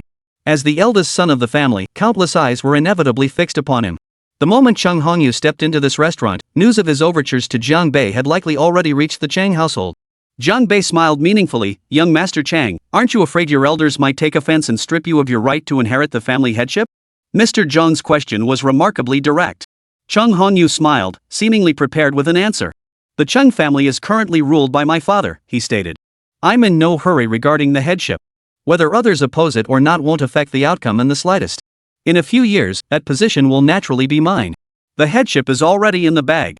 Cheng Qingyang had once viewed his cousin Chang Hongyu as a rival, but now it seemed they weren't even in the same league. In Chang Hongyu's eyes, that cousin wasn't even worthy of competing with him. At that moment, Yen Ruochen finally lost her temper, shrieking, Chung Hongyu, do you have even a shred of backbone? As the eldest son of the Cheng family, you don't stand up for your kin, instead, you just throw yourself at their feet. Utterly useless. Chung Hongyu's expression darkened upon hearing this. He then glanced at Li Feishue. Li Feishue, who had been kneeling on one knee, immediately stood up, her entire demeanor sharpening several notches. Chung Hongyu, what do you think you're doing? If you dare touch me, I'll. Yen Ruochen was startled by Li Feishue's imposing aura, stammering as she backed away while speaking. Chung Hongyu fixed her with a stare and said in a deep voice, I've said it before, Mr. Jiang is my friend. Anyone who opposes him stands against me. Before the words had fully left his mouth, Li Feishue had already flashed to Yen Ruochen's side. Yen Ruochen shrieked in terror, ah! But the scream abruptly ended. Because Li Feishue had already grabbed Yen Ruochen's long hair and yanked it downward with brutal force. Then, her knee shot up, slamming hard into the other woman's face. Not far from there, in the living room of a villa, a man sat on the sofa, watching the screen before him. It displayed the scene of Li Feishue kneeing Yen Ruochen. But his gaze wasn't fixed on the two women. Instead, his eyes were locked on Jiang Bei, dark and intense. Then, the man asked, is he the one betrothed to Qingcheng? Chapter 74, Everything's Ruined. Jiang Bei knew he was being watched, but he had no idea that the one keeping tabs on him was his romantic rival. It seemed that within certain circles, Su Qingcheng's betrothal wasn't much of a secret. Perhaps Su Qingcheng had already treated Jiang Bei as a shield. If Jiang Bei knew a love rival had come knocking at this very moment, he'd probably lament his undeserved misfortune. What the hell was going on? He couldn't even recall what Su Qingcheng looked like, and now he was supposed to marry her? As if sensing something, Jiang Bei turned his head and cast a pensive glance at the surveillance camera in the lobby. In that moment, he and his rival shared a kind of distant gaze across the room. Not bad looking, but useless. The man clenched his fist, his face darkening as he declared, Qingcheng will be mine. Sooner or later, she'll be mine and mine alone. At that moment, Yen Ruochen had been knocked flat to the ground by Li Feishue's knee, her face covered in blood. The girl had passed out completely, her nose completely crushed flat. It must be said, Li Feishue's attack was brutally effective. Gao Huaxian, watching from the side, was too terrified to utter a word. Zhang Kaiga's henchman sat trembling on the floor, too afraid to get up, dreading another beating. Just then, a cry rang out from the doorway, Ruocheng. The voice was filled with concern. It was Yen Ruochen's brother, Yen Jinxian. Upon learning his sister needed help, Yen Jinxian rushed to the restaurant. But the moment he reached the entrance, he witnessed a scene that sent his rage skyrocketing. The sight of Yen Ruochen's blood-soaked face nearly made Yen Jinxiang explode. The source energy within his body surged uncontrollably. These young masters from prominent families, save for the utterly useless ones, had all been pumped up into martial artists using source crystal elixir. Of course, lacking the daily grind of rigorous training, their ranks were generally not very high, and their combat experience was practically non-existent. Yen Jinxiang roared, you bastards! What the hell are you doing? He had brought several bodyguards, all martial artists themselves, who were about to intervene. This time, Jiang Bei didn't need to speak. After all, Chung Hongyu was still here. The eldest son of the Chang family merely turned his head to glance at him, his voice faint, Jinxiang, you're here. Brother Hongyu, how could you just stand by and watch my sister get beaten? Yen Jinxiang frowned. Then, when he clearly saw the face of the person attacking his sister, his frown deepened even further. Li Feishue? What the hell is going on? Why is your Chang family doing this? Yen Jinxiang's mind was reeling. He'd assumed Chung Hongyu had merely stood by idly, failing to rescue Yen Ruochen in time. But now it seemed the truth was far different. Chung Hongyu himself had been the one to strike. Brother! Save me! Yen Ruochen, her face covered in blood, cried out, they're all in cahoots. Yen Jinxiang couldn't immediately assess the situation on the scene. Instead of rushing forward to help his sister up, he fixed his gaze on Chang Hongyu, suppressing his rage as he demanded, Brother Hongyu, you owe me an explanation for what happened today. Chung Hongyu said indifferently, your sister lacks proper upbringing. I'll take care of disciplining her for you. His cool demeanor stood in stark contrast to Yan Jinxiang's furious outburst. Your sister lacks discipline. Those words were like a direct slap across Yan Jinxiang's face. Yan Jinxiang nearly exploded with rage upon hearing it. Regardless, even if my sister lacks discipline, it's none of your business. And certainly not in this manner. Chung Hongyu kept his hands behind his back, smiling faintly. What? Is my method too extreme? Not extreme? You've disfigured my sister. Yan Jinxiang growled lowly. If anything happens to her, I will. Hearing this, Li Feishue lunged forward with a fierce, murderous aura radiating from her entire body. Her overwhelming presence instantly forced Yan Jinxiang's henchman to stumble back a step. Brother Hongyu, Yan Jinxiang's clearly backing down. We can talk this out peacefully. What if I don't want to talk nicely? Those were Jiang Bei's words. Yan Jinxiang's eyebrows knitted together. And who the hell are you? Where did you crawl out from to dare speak to me like this? Before he could finish, Chung Hongyu cut him off. The eldest son of the Cheng family barked at Li Feishue. What are you standing there for? Didn't you hear Mr. Jiang speak? At that command, Li Feishue leapt into the air. In the blink of an eye, she materialized before the Yan family's bodyguards. A series of explosive thuds erupted. One punch sent one flying. Each bodyguard was sent flying backward, smashing through a large section of tables and chairs in their wake. Li Feishue, who had been thoroughly beaten by Ji Ningyu earlier, finally unleashed overwhelming combat prowess in this moment. Yan Jinxiang never expected Chung Hongyu to act without hesitation, showing no mercy whatsoever. He froze completely, then stammered out, Brother Hongyu, why are you doing this? That Mr. Jiang, who is he? Chung Hongyu stepped before Yan Jinxiang, grabbed his collar with both hands, and snarled, Yan Jinxiang, mark my words. From today onward, if Mr. Jiang is anywhere near, you'd better steer clear. If I find out you dare cross him, don't blame me for showing no mercy. With that, he shoved him violently. Yan Jinxiang staggered several steps before plopping down onto the ground. His eyes were still filled with utter bewilderment. How could the eldest son of the Cheng family, whom he'd known for years, turn on him so suddenly today? And keep your sister in line. If I find out she dares to cause trouble for Mr. Jiang again, then. At this point, Chung Hongyu paused briefly before emphasizing his words, I guarantee her fate will be far worse than today. Yan Jinxiang's face drained of color. He knew Chung Hongyu was a man who meant what he said, and these words, dripping with menace, left him utterly shaken. Chung Hongyu walked over to Jiang Bei and asked politely, Mr. Jiang, are you satisfied with how I handled this? Jiang Bei smiled. No need for such formality. Let's just be friends from now on. Jiang Bei's words brought a flicker of relief to Chung Hongyu's eyes. Clearly, all his previous efforts hadn't been in vain. Li Feishue exhaled a long breath of relief. She knew Jiang Bei would no longer trouble her. Understood, young Master Jiang. Chung Hongyu nodded, though this time he changed his form of address. Calling him by his first name felt inappropriate, yet as someone slightly older than Jiang Bei, Chung Hongyu couldn't possibly address him as younger brother Jiang. His deliberate shift from Mr. Jiang to young Master Jiang clearly carried deeper meaning. Young Master Jiang, the young master of the Jiang family. Jiang Bei fixed Chung Hongyu with a penetrating gaze, instantly discerning the other man's true intent. With a faint smile, he remarked, it seems Brother Hongyu has already uncovered my former identity. Chung Hongyu replied softly, it's the Jiang family's problem. I truly pity their short-sightedness. This statement unmistakably declared his stance and attitude. After today, Chung Hongyu's actions would inevitably spread throughout Ningzhou's aristocratic circles. If handled poorly, he could become a public enemy. With Chung Hongyu's insight, he couldn't possibly be unaware of this. Yet, he clearly didn't care at all. At that moment, Yan Jinxiang stepped up beside Yan Ruoqing, yanked her to her feet, and snapped, you troublemaker. Come home with me and reflect on your actions. Brother! You bastard! Not only did you refuse to stand up for me, but you actually defended that other guy. Yan Ruoqing screamed, overcome with rage. Her nose had been broken by Li Feishue's knee, and now snot and tears mixed with the blood on her face, making her look utterly pitiful. Shut your mouth. Yan Jinxiang, boiling with pent-up rage, lashed out with a sharp slap across his sister's face. The sharp crack of the slap echoed throughout the entire restaurant. Yan Ruoqing was stunned by the blow, her eyes going blank. She couldn't believe it her brother, who usually doted on her, had struck her so viciously. Mr. Jiang, Brother Hongyu, I must take my leave. I promise to discipline my sister strictly upon returning home. Yan Jinxiang bowed to Jiang Bei before forcibly dragging Yan Ruoqing away. Young Master Jiang, the car has arrived. May I take my leave? Cheng Hongyu inquired. Brother Hongyu, no rush. I still have one matter to settle. Jiang Bei smiled, then turned his gaze to Feng Chulong. The latter was still trying to call his boss, but no matter how many times he tried, no one answered. Jiang Bei smiled, bending down to ask, still no answer? Seeing Jiang Bei's smiling face, Feng Chulong couldn't help but shiver. Yes, still no answer. No one's picking up. Seems your boss is avoiding me, Jiang Bei remarked with a smile. But finding out who he is actually quite simple, just pry the information out of you, right? Fearing Jiang Bei would torture him, Feng Chulong instantly tensed to the extreme. No, I don't know anything. Don't interrogate me, Just then, Jiang Bei's phone rang. He glanced at the screen, an unknown number. The ringing of his phone at this moment felt somewhat unusual. Jiang Bei raised an eyebrow but decided to answer it anyway. After connecting, Zhang Kaiga's voice came through the phone. Jiang Bei, it's me, Zhang Kaiga said. Oh? Jiang Bei smiled meaningfully. Did you hear that I taught your henchman a lesson, so you called just to check?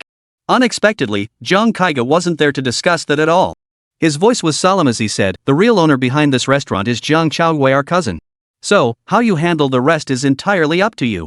Are you using me as a pawn because you have issues with Jiang Chaowei? Jiang Bei asked, narrowing his eyes with a smirk. He remembered Jiang Chaowei quite vividly as a kid. The boy had always trailed after him like a shadow. But after Jiang Qingyu vanished, the brat had never once acknowledged him again. I'm helping you. With that, Zhang Kaiga hung up the phone. Jiang Bei tucked his phone away, smiled at the trembling Feng Chunlong, and said calmly, Brother Hongyu, do me a favor. Young Master Jiang, just give the orders. Jiang Bei's expression remained impassive as his voice was flat. Gather a few more men and tear this restaurant apart. With that, he walked out side by side with Mumu. Chapter 75, Picking Up Watermelons. In a certain villa, the man's gaze grew even darker as he stared at the screen now filled with static. This arranged marriage partner of Qingqing seems to have quite a bit of character. He chuckled sarcastically. At that moment, a young man descended the stairs, a stemmed glass held in one hand. Swirling the red wine within, he smiled and remarked, my cousin hasn't had any contact with the family since he was kicked out. To see him living like this now, well, it surprises me. So this must be Jiang Chaowei. The man on the sofa glanced up at him, shook his head, and said, your restaurant was wrecked like this. At least 20 or 30 million in damages. You can go ask him for compensation. Jiang Chaowei halted at the top step of the staircase, not descending further. Don't try to use me as a pawn, Jiang Chaowei said, his eyes narrowing into a smile. Yet his eyes held a maturity and shrewdness that belied his age. But Jiang Bei had already been used as a pawn. The man said, otherwise, guess who just called him to tip him off? Jiang Chaowei smiled. No, that holds no significance for me. After all, Jiang Bei and I have no direct conflict. But you handed him a compensation bill for over 2 million. That was just to test your rival for you. Jiang Chaowei smiled and said, ultimately, all this will come back to haunt you. Aren't we friends? Jiang Chaowei smiled brightly, tilted his head back, drained his glass, raised it with one hand in a toast, and said, of course. Jiang Bei escorted Mu back to her hotel. At the door, Miss Mu clearly felt reluctant to part, though her acting was so convincing it was impossible to discern her true feelings. We worked so well together today. Let's hug. Mu opened her arms. Of course. Jiang Bei gave her a gentle hug, but since Miss Mu was wearing a backless dress, his hand inevitably brushed against the smooth, delicate skin of her back. Moreover, Mu's dress offered no extra restraints underneath, so naturally, Jiang Bei's chest muscles felt an even more tangible softness. Ahem. Jiang Bei cleared his throat and took a step back. This embrace left his face flushed, though truthfully, he was reluctant to let go. Seeing this, Mu laughed delightedly. You wouldn't be feeling the same way as me, would you? The big shot from Carmen prison? What's the same or not the same? Jiang Bei didn't immediately grasp the meaning of her words. It's perfect. Mu chuckled as she swiftly shut the door. The door nearly hit Jiang Bei's nose. Good night. Her smooth back pressed against the door as she lowered her eyelids and murmured softly. But just as Mu's door closed, the door across the hallway opened. It was Ji Ningyu. She wore a black training outfit, seemingly preparing for her nightly exercises. This black outfit differed from her previous white training attire. The fabric appeared highly elastic and more form-fitting, perfectly accentuating the curves of her body. That mature aura began to flow like water into the air once more. I wanted to finish up my injury treatment today, so I didn't go with Mu to see you, Ji Ningyu said, glancing at Jiang Bei as she spoke. She reached up, tucking a strand of hair that had fallen across her temple behind her ear. How's the injury healing? Jiang Bei inquired. My physical condition improves daily. Ji Ningyu glanced at Jiang Bei before turning her gaze back to the corridor. Why don't you come in and sit for a while? I happen to have a few questions about martial arts I'd like to ask your advice on. Earlier, when Ji Ningyu had overheard Jiang Bei imparting cultivation mantras to Xiaowan, she had been utterly astonished, her shock profound. Now, they finally had the chance for a private conversation. Sure. Ji Ningyu naturally didn't refuse. Ji Ningyu held the doorknob with one hand and turned sideways to let Jiang Bei enter. However, due to the rather exaggerated curves of her figure and the door's narrow width, Jiang Bei's arm inevitably brushed against Ji Ningyu as he stepped inside. This felt different from the embrace he'd shared with Mu just moments ago. Locked out by Mumu, he found himself entering Ji Ningyu's door instead. What was this? Sacrificing the sesame seeds, no, sacrificing the apples, to pick up the watermelon? Jiang Bei felt a slight flutter of unease inside, but outwardly, he acted as if nothing had happened. Ji Ningyu appeared equally unperturbed, seemingly oblivious to the contact. After Jiang Bei entered, she glanced left and right down the hallway before closing the door. Ji Ningyu's action made Jiang Bei chuckle. What's the matter? Worried someone might see us? Ji Ningyu was indeed rather conservative. She smiled faintly and replied, a man and a woman alone together late at night in the same room, it would be awkward to explain if anyone saw us. No big deal. It's not like it's our first time. Once is awkward, twice is familiar. Jiang Bei didn't seem to mind. Not the first time? This reminded Ji Ningyu of the last time they tended to her injuries. Under the dim light, a faint blush had already spread across her lovely face. He had a point. Ji Ningyu appeared calm as she smoothed her hair, then sat cross-legged on the carpet. She then gestured to the spot opposite her. You sit down too. All right. Jiang Bei crossed his legs as well, looking at Sister Ningyu across from him. If you have any questions, we can discuss them together. But before Ji Ningyu could respond, he continued, what's up? Your aura feels a bit unstable. Nothing. I'll just adjust it. Ji Ningyu knew exactly why her energy felt unstable, but she would never tell Jiang Bei. She simply closed her eyes and began her breathing exercises. This deep breath felt like Yugong moving mountains. Jiang Bei closed his eyes as well, lest his gaze wander uncontrollably. Half a minute later, Ji Ningyu had gathered her focus, her state noticeably more concentrated. Let me explain my cultivation technique to you, she said.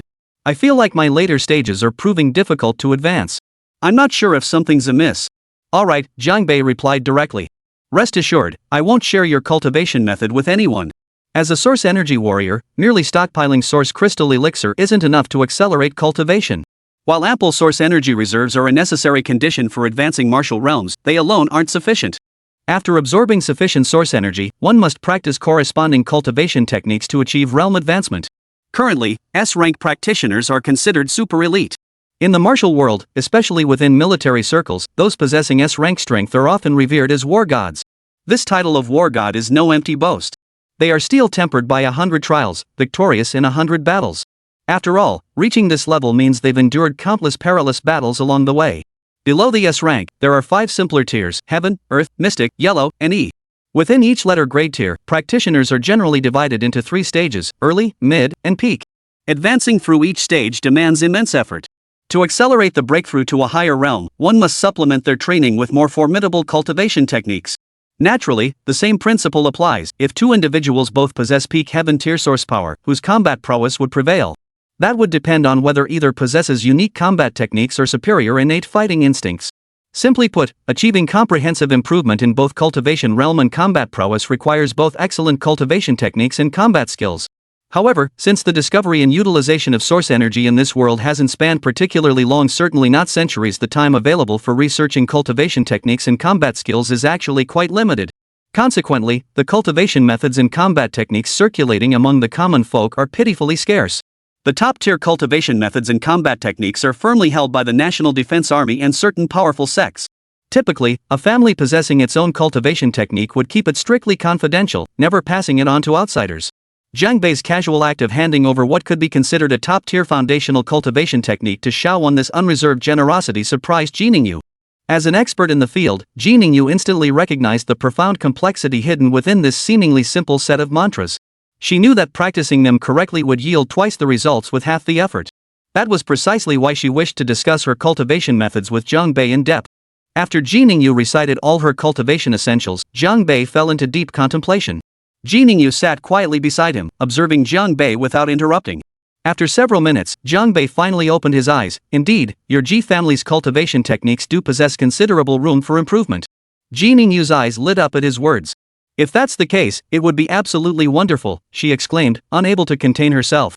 A smile of excitement spread across her face like ripples on a lake.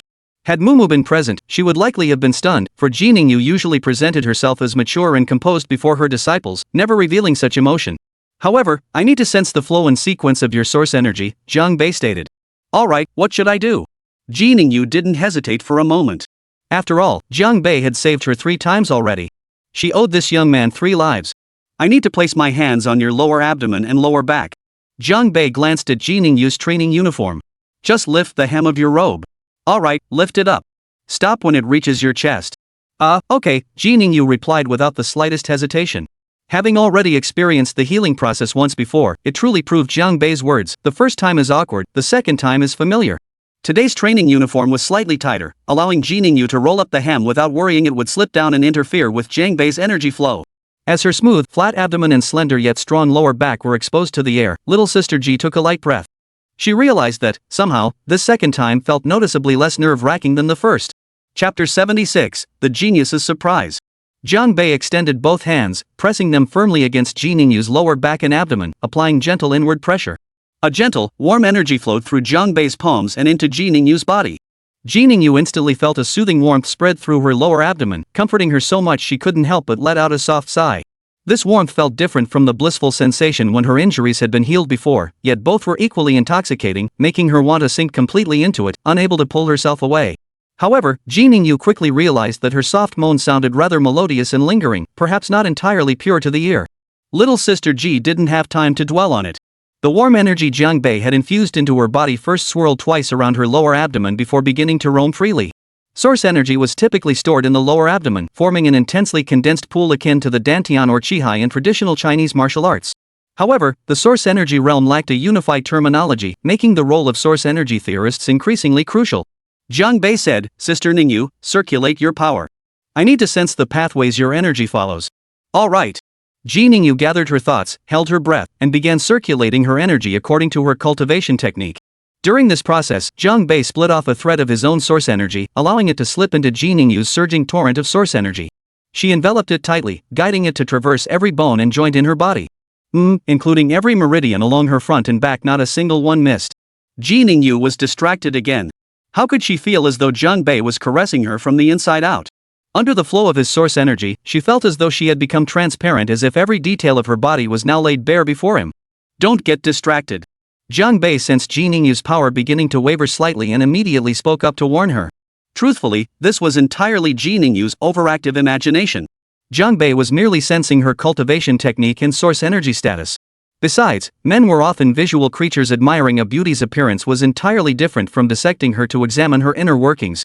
Hearing Jiang Bei's words, Ji Ningyu refocused her mind. Truthfully, she had never been one to lose focus easily before. Yet, in her time with Jiang Bei, this had happened several times already.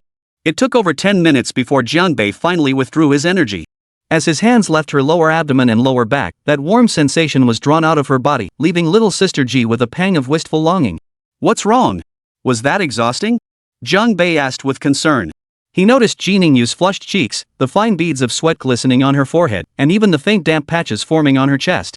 "No, I'm not tired," Ji Ningyu hurriedly replied. "Then why are you sweating? And your face is so flushed." Jiang Bei seemed puzzled. After all, to this hopelessly clueless guy, given Ji Ningyu's strength, this level of energy circulation shouldn't have left her looking like this. Ji Ningyu certainly wouldn't let Jiang Bei know the real reason behind it. She quickly changed the subject. "So, do you think there's a problem with my source energy circulation or the cultivation technique itself?" "There is. The ceiling of your technique is too low, it's even holding back your natural talent." Jiang Bei thought carefully before replying. "Sister Ningyu, while your source energy has reached heaven grade, certain parts of your body haven't been sufficiently tempered. Let me put it this way, if you were to face a battle-hardened Earth grade peak practitioner, victory wouldn't be guaranteed. If they resorted to brute force combat techniques, you could even find yourself in danger." His words were blunt. Some combat-hardened martial artists could often fight opponents of higher tiers, relying on their rich battle experience and superior cultivation techniques and combat skills. Ji Ningyu possessed considerable natural talent, but her cultivation techniques and combat skills held her back. Ji Ningyu nodded. "Yes, I've recognized this issue, but I don't know how to resolve it." Jiang Bei nodded and once again placed his hand on Ji Ningyu's lower abdomen.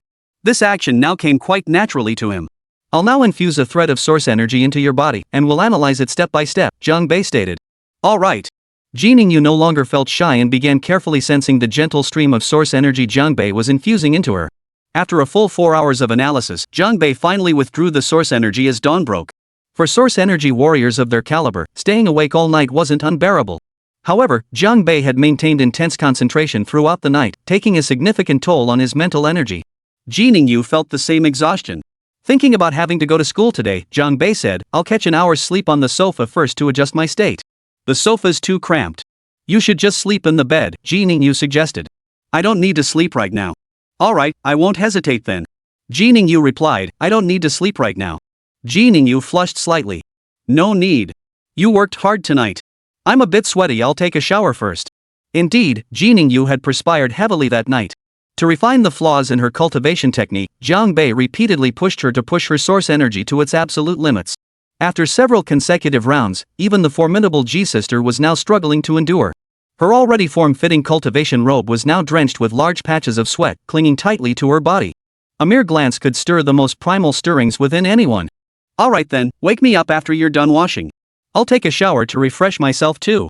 Jiang Bei said, immediately pulling the quilt over his head. This gesture carried a subtle implication of avoiding suspicion, preventing Ji Ningyu from worrying he might peek. Noticing this small detail, Ji Ningyu smiled and said, the bathroom has a door, you know. You don't need to go to such lengths. Jiang Bei didn't respond because soft snores were already emerging from beneath the covers. This hopelessly clueless guy. Here comes a sexy lady about to shower live, and you fall asleep in a second. Hearing the snores, a tender light flickered in Ji Ningyu's clear eyes as she softly murmured, thank you. 2 minutes later, the sound of rushing water began to echo from the bathroom. Warm water cascaded over her body, tracing every curve and contour as it flowed down, forming a sensual, mature silhouette in the bathroom air. Ji Ningyu didn't spend too long bathing. She emerged wearing a bathrobe, but instead of waking Jiang Bei immediately, she sat quietly on the sofa, reflecting on the cultivation technique he had helped her refine earlier. The more she thought about it, the more she grasped the sheer terror of Jiang Bei's mastery. His understanding of source energy theory was on an entirely different level from any other expert in the world. If the cultivation techniques circulating in the world were generally capped at 10 layers, Jiang Bei had already reached the atmosphere. After all, creating a cultivation technique required its founder to spend years of exploration and experimentation, gradually refining its flaws step by step. Ji Ningyu had never even dared to imagine someone like Jiang Bei, someone who could refine a cultivation technique to near perfection in just a single night. Such a person was born to be a powerhouse of source energy. A super genius. At this moment, Ji Ningyu felt Jiang Bei's future would shine like a star in the heavens. As this thought crossed her mind, Ji Ningyu turned to glance at Jiang Bei sleeping on the bed. Her gaze momentarily drifted into the future. Would she see this man's name shining brilliantly among the stars of the human source energy world? Glancing at the time, Ji Ningyu decided it was time to wake Jiang Bei. She walked over to the bedside, sat down, and called softly, time to get up. However, Jiang Bei showed absolutely no response.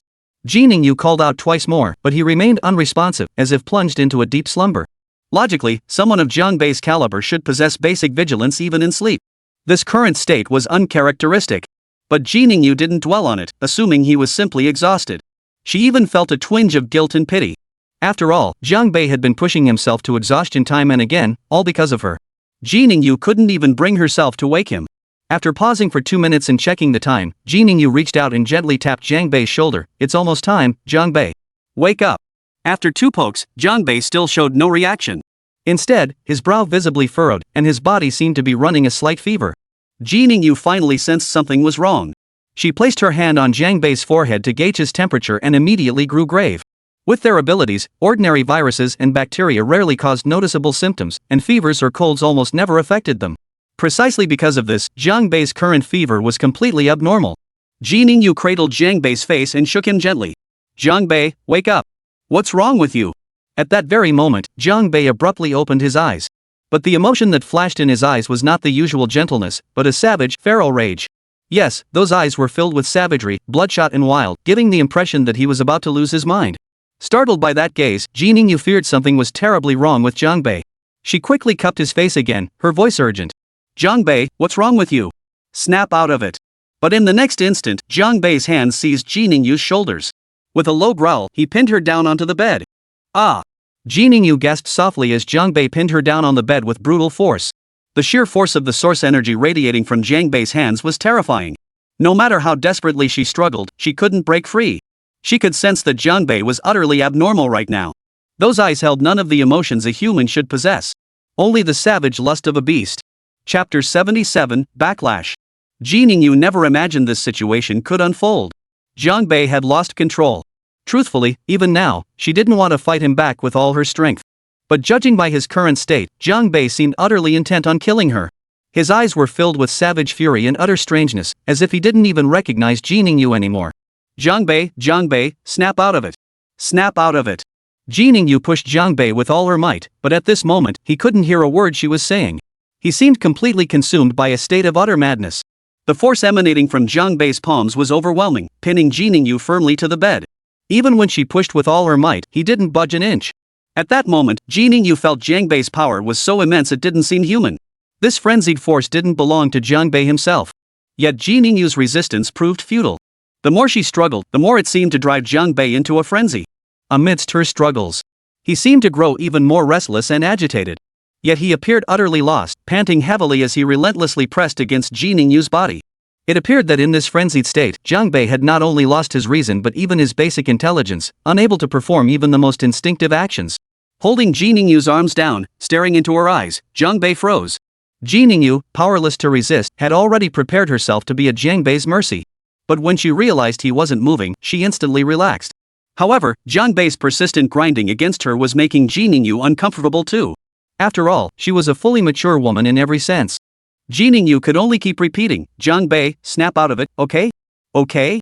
Fortunately, Jiang Bei's abnormal state didn't last too long.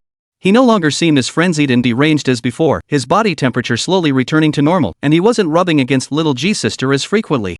Yet, his mind hadn't fully regained its clarity. "You're recovering, right?" Ji Ningyu gazed at Jiang Bei's face mere inches from hers, feeling the warm breath he exhaled onto her lips and nose. She murmured softly. Jiang Bei didn't respond, still pressing his nose against hers, their lips mere inches apart. Ji Ningyu glanced at Jiang Bei's eyes, then at his lips, and said nothing. Time ticked by, second by second. 20 minutes later, clarity gradually returned to Jiang Bei's eyes, yet he remained silent, a lingering sense of unfamiliarity still present. Ji Ningyu seemed unaware that Jiang Bei was no longer restraining her with the same intensity as before. If little Ji's sister wished, she could easily knee him in the groin and render him impotent in this state. But just then, the door lock emitted a beep. Then, the doorknob began to turn. Another uninvited guest was entering. Last time, when Jiang Bei was treating Ji Ningyu's injuries, Mumu had kicked the door open. But this time was different. Miss Mu had her own keycard to her master's room. As she pushed the door open and stepped inside, she said, "Master, I'm back from my morning exercises." "Why have you been staying in your room all day? Is something bothering you?" The word uncomfortable never made it out. Because Mumu had frozen in place. From her perspective, Jiang Bei was pressed cheek to cheek with her master. The master's bathrobe hung open, their bodies tightly intertwined. Even the curves of her master's form seemed distorted by the pressure. "Oh my god, I didn't see anything, I didn't see anything." Mumu immediately turned away and covered her eyes. But her feet remained rooted to the spot. Ji Ningyu flushed bright red, utterly mortified. "Mumu, it's definitely not what you think." Yet in this situation, little Ji's sister's explanation seemed utterly feeble. The evidence was irrefutable. No one would believe her.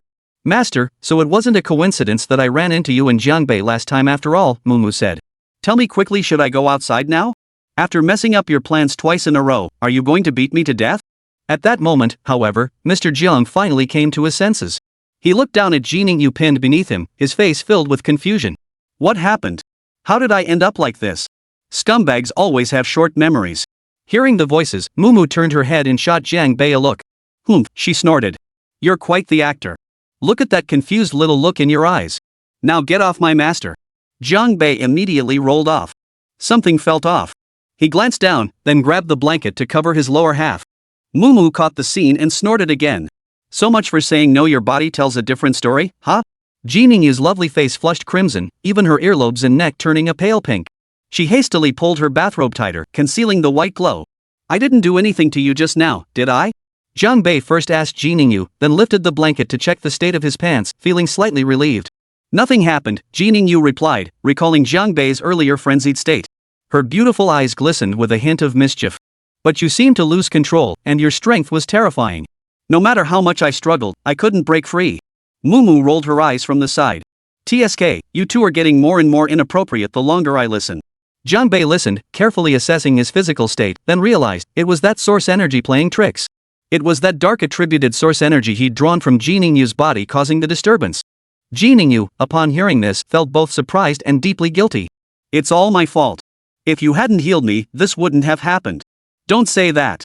Actually, I'm almost in control of that source energy now." Jiang Bei smiled reassuringly. "This is just the final backlash from that power." Ji Ningyu still felt uneasy. "That state earlier, it won't happen again, will it?" "Absolutely not," Jiang Bei assured her. "This thing was indeed a bit troublesome at first, but it's actually what I've been searching for all along." With that, he held out his palm. A stream of blue source energy flowed from his palm, swirling without spilling beyond its boundaries. It was as if he were cradling a small blue glass pool in his hand. Only, within this little pool, a tiny black fish swam about, seemingly quite lively. Upon closer inspection, one would realize it wasn't a fish at all, but a strand of black source energy. Compared to the surrounding blue liquid, this black source energy was noticeably more condensed, almost taking on a tangible form. Ji Ningyu looked at it and said, "Is this the power that was drawn out of my body?" Mumu asked with a gossipy expression, "Wow, how did you suck it out? With your mouth? Don't talk nonsense." Ji Ningyu tried to adopt a stern master's expression, but it had little effect. Her flushed, pretty face gave her a unique charm. Jiang Bei shot Mumu a disapproving glance. If you'd focus more on diligent practice, your talent suggests your cultivation could surpass this level. This source energy won't be a problem for now, Jiang Bei stated. As for why its final backlash was so fierce, I still don't have an answer. But it could open up a new line of thinking. Since this thing can backfire on its own user, it should also be able to attack others. If harnessed properly, it might even become a novel offensive tactic. Hopefully such backlashes won't occur again. Recalling the earlier incident, Ji Ningyu felt a lingering dread. Of course, this dread stemmed mainly from the worry that if Jiang Bei were to have another episode when he wasn't beside her, but instead surrounded by other villains, the outcome could be extremely dangerous. And what if the person Jiang Bei pinned beneath him was a man? Little Ji's sister shuddered at the thought, goosebumps rising all over her skin. Half an hour later, the man and two women sat in the hotel restaurant eating breakfast. Ji Ningyu and Mumu, each possessing distinct yet equally captivating beauty, drew considerable attention. Many male eyes lingered on them. Naturally, many envied Jiang Bei, especially when certain guests spotted the trio emerging from the same room. What did that imply? It meant they got up together. Ugh, what a jerk. Some people, watching the three of them chatting and laughing, couldn't help but mentally spit at Jiang Bei. Right, master, we need to head back this afternoon, Mumu said. I confronted my third uncle, and he wants me to return for a face-to-face discussion. Indeed, it's time to return. Ji Ningyu said indifferently. Some matters are best clarified face-to-face. At this moment, little Ji's sister had reverted to her usual aloof, elegant demeanor, a stark contrast to the almost dripping intimacy they'd shared on the bed moments before. Jiang Bei raised an eyebrow. Need me to come back to Qingzhou with you? Not for now, Mumu replied, flashing Jiang Bei a wink. A powerful current seemed to flow from her clear eyes. My father will be out of seclusion soon. He should be able to handle it. Truthfully, if one looked closely, a hint of reluctance could be glimpsed in Mumu's eyes. But the girl refused to acknowledge this emotion. All right. If you need help, remember to call me, Jiang Bei said. Meicham Mumu gave a slight nod. At that moment, for reasons unknown, her gesture seemed surprisingly docile. The word obedient was absolutely not one that should be used to describe Miss Mu, yet at this very moment, she truly displayed that quality before Jiang Bei. Only he could witness it. After breakfast, Jiang Bei prepared to head to Ningzhou University. Although he had officially joined the faculty, Li Qiushui hadn't yet assigned Zhang Wuzhou any specific teaching duties. Therefore, today's focus would be on familiarizing himself with the campus environment. However, the moment he stepped out of the hotel lobby, a black sedan pulled up slowly and stopped beside him. The driver's side window rolled down, revealing a pretty face partially hidden behind dark sunglasses. Get in, she said to Jiang Bei. I'm going your way. It was Li Qiushui. Jiang Bei was taken aback. He glanced at Ji Ningyu and Mumu beside him and managed to ask, How did you know I was staying here? Li Qiushui replied indifferently, I have a long-term suite in this hotel too. Oh, and I saw you leaving the room with them this morning. Chapter 78, The Road Narrows. Since this hotel was close to the university, Li Qiushui would stay here overnight if her work kept her too late to return home. As luck would have it, she ended up on the same floor as Ji Ningyu and her disciple. Jiang Baiming knew there was nothing between him and Li Qiushui, and his relationship with Ji Ningyu and Mumu was also nearly pure. Yet at this moment, he couldn't help but feel like he was navigating a battlefield of love. 3 women and 1 man with romantic opportunities this abundant, it was bound to turn into a romantic disaster. He felt so uneasy. What should he do? This is a purely platonic relationship, Jiang Bei explained. But the way he explained it clearly lacked conviction. Several incidents involving Ji Ningyu had occurred through a series of unfortunate coincidences, and they were indeed difficult to explain away. Mumu, ever eager to stir the pot, blurted out, You were just doing that thing with my sister Ningyu in bed, huh? Before she could finish, Jiang Bei covered her mouth, her pretty face squashed into an awkward expression. Don't listen to her nonsense. We're innocent. Jiang Bei forced a smile that looked worse than crying at Li Qiushui. I believe you. Li Qiushui murmured softly. Only after Jiang Bei released his grip did Mumu rub her face and say, How could you turn so cold-hearted so quickly? Have you forgotten how you were hugging my waist yesterday, calling me little darling? This is like putting on your pants and not recognizing the person. What do you mean, put your pants back on? Did I take them off? Jiang Bei's face turned green. Ji Ningyu, however, earnestly defended Jiang Bei. Jiang Bei is our friend. Li Qiushui smiled. I believe it. Teacher Jiang is a very upright person. But while she said that, who knew if Li Qiushui truly believed it? After all, she was Shangguan Xingyue's aunt. Jiang Bei climbed into the car, exhaled a long breath, and sighed. Women really are creatures who can turn on you in an instant. Li Qiushui pressed her lips together without speaking, her pretty face showing little emotion. What's wrong, Qiushui? Are you upset? Jiang Bei asked again. We're not boyfriend and girlfriend. You don't need to explain these things to me. Li Qiushui seemed uninterested in continuing the topic. Instead, she said, you need to be careful of Liang Fenglong. Yeah, I know. He must still be bitter about that last incident. Jiang Bei chuckled. Anyway, as long as I'm in this school, I can be your shield. Thanks. Li Qiushui said, glancing at Jiang Bei through the rearview mirror. The corners of her lips lifted slightly, though the angle was almost imperceptible. Zhou Ping's class has a source energy theory lecture today. Why don't you sit in on it first? Li Qiushui suggested. It'll help you get familiar with our curriculum. Sure. Jiang Bei replied.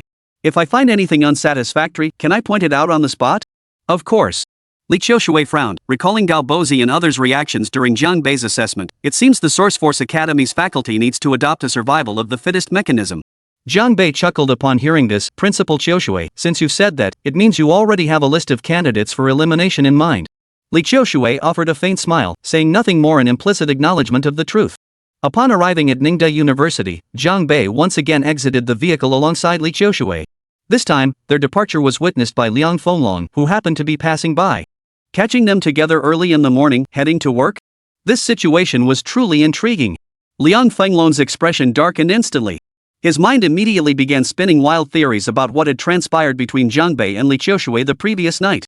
From this perspective, Jiang Bei had already fulfilled his role as a shield perfectly. Good morning, Vice Dean Liang, Jiang Bei greeted him with a smile as he approached.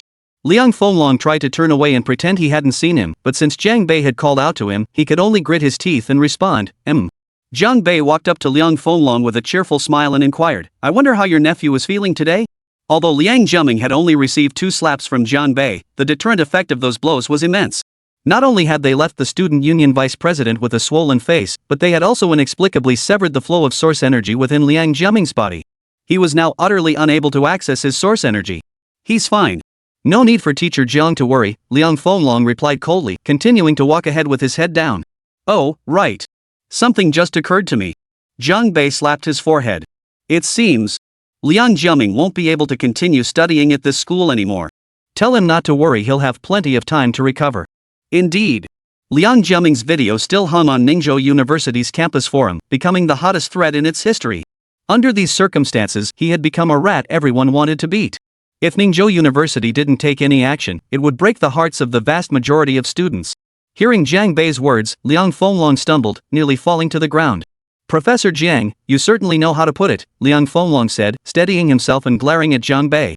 The disciplinary decisions for those 3 student council officers have been finalized and will be announced today.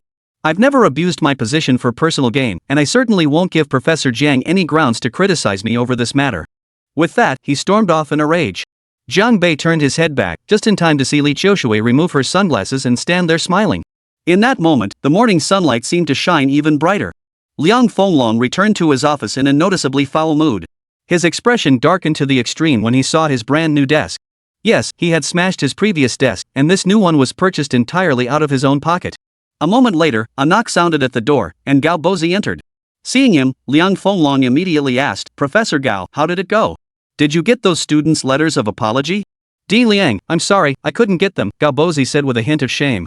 Those girls are very close to Jiang Bei. I tried every approach, but they wouldn't budge. Never mind. Liang Zheming brought this upon himself. Liang Fenglong knew that even if he had obtained the letters, Liang Zheming would never be able to hold his head up high at school again. Rather than spending 2 more years with his tail between his legs, it would be better to just leave. But those 4 female students. Liang Fenglong's expression darkened. Teacher Gao, I think you understand what I mean, right? Yes, I understand. The moment he saw Liang Fenglong's expression, Gao Bozi immediately grasped his meaning. He said, rest assured, Dean Liang. I will make them pay. Their too reckless trouble was bound to happen sooner or later. I'm doing this for their own good. This guy sure knows how to dress up his excuses. Very good. Liang Fenglong patted Gao Bozi on the shoulder. Teacher Gao, you're now the class advisor. In due time, I'll recommend you for the first-year management team. Hearing he was about to become a great director, Gao Bozi couldn't help but feel a surge of excitement. Thank you, Dean Liang. Gao Bozi bowed deeply. Don't disappoint me. Liang Fenglong nodded, then sat back down at his desk without looking up. Gao Bozi, ever the tactful one, said, Dean Liang, please go ahead with your work. I'll go prepare for class. With that, he carefully exited the room, closing the door softly behind him. The first class of the day was Gao Bozi's lecture on source energy theory. Upon entering the classroom, he scanned the entire class, his gaze lingering deliberately for a few seconds on the 4 golden flowers, his expression stern. Ladies and gentlemen, today marks your first source energy theory class as freshmen. Since you're all source energy majors, this session is crucial. It will open a new chapter in your lives. Gao Bozi's tone grew sharper as he continued, I won't tolerate any female students neglecting their studies just because they're close with certain instructors. If your daily grades fall short, you won't pass the final exam. And when that happens, no amount of pleading will help. Damn, he's using the same old tactics to intimidate the golden girls again. And the way Gao Bozi phrased it, excessively close, was practically smearing mud on the girls' reputations. By framing it as female students, he left ample room for wild speculation.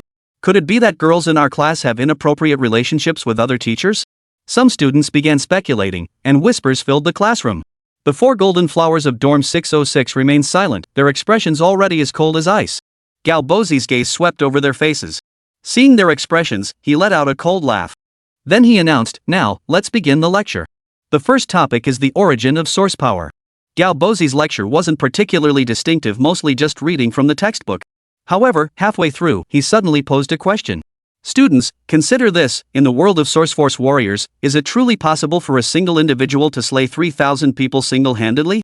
The question came out of nowhere, seemingly unrelated to the previous lecture content, leaving many students momentarily flustered. As everyone pondered, Gao Bozi said, Zhou Ping, you answer this. Zhou Ping's eyes had already sharpened. While other students couldn't discern the truth, those in dorm 606 understood they were being targeted. Mo Qingqiu, the Jiangnan girl who had always idolized Jiang Bei, now glared with icy intensity. I believe it is possible, Zhou Ping stated calmly. Her gaze was unwaveringly resolute. Incorrect answer. Gao Bozi glanced at Zhou Ping. Stand and listen to the lecture. Mo Qingqiu's usually gentle gaze had turned icy. The short-haired girl Xian Bei had already clenched her fists, her source energy surging around her, as if she might strike at any moment. Lan Yusen, however, smiled faintly and murmured softly, Teacher Gao, you've narrowed your path. Chapter 79, The Slap. When Gao Bozi made Zhou Ping stand up, many students were taken aback. After all, it was just one wrong answer. Was that really grounds for punishment? This was college, after all. Could such treatment still be acceptable? However, some quick-witted students in the room made the connection. They recalled the class advisor's earlier remarks about certain teachers having close relationships. Instantly, they understood, Teacher Gao was deliberately targeting Zhou Ping. But this behavior bordered on deliberate targeting, didn't it? All eyes were fixed on Zhou Ping, some filled with sympathy, some with concern, and others with faint mockery. Zhou Ping shot Gao Bozi a piercing look before speaking softly yet firmly, I refuse. With that, she turned and walked straight out of the classroom. Following her rise, 3 more petite figures stood up. The 4 blossoms of dorm 606 exited en masse. The room fell silent. The students were stunned by the choice made by the 4 beautiful girls. What are you doing? Gao Bozi raised an eyebrow at the scene and immediately shouted, stop right there. This is defying a teacher. Do you even understand what it means to respect your teachers? Zhou Ping's steps faltered slightly. Her lovely face turned cold as she addressed Gao Bozi. If a teacher's actions render them unworthy of the title, then why should we respect them? If you dare step outside this classroom door, I can make all your regular grades 0. Gao Bozi sneered. At Ningzhou University, failing a course is a nightmare. Think carefully about the consequences. Mo Qingqiu spoke up, Professor Gao, is this how you're targeting us just because we refuse to sign the letter of understanding for Liang Zheming? She hit the nail on the head. The classroom erupted in an uproar. After all, Liang Zheming was already a pariah on campus, reviled by everyone. How could Gao Bozi possibly seek forgiveness for someone of such despicable character? At that moment, the expressions of many male students in the class toward Gao Bozi began to change. Gao Bozi's expression darkened. Very well. Since you choose to provoke me, I regret to inform you that from this day forward, the 4 of you will receive not a single drop of Source Crystal Elixir allocation. At Ningzhou University's Source Energy Academy, every student receives a basic quota of Source Crystal liquid to ensure continuous physical development.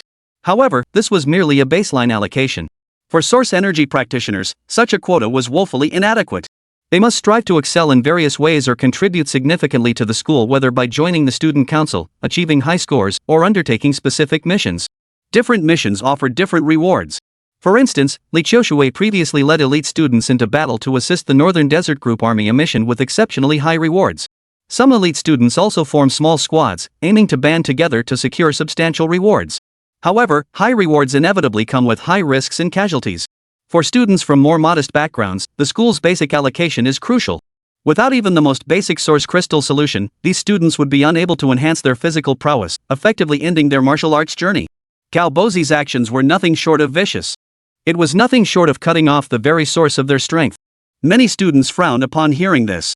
They were growing increasingly disillusioned with Galbozi's conduct. Was it truly the act of a qualified teacher to suppress his own students so brazenly?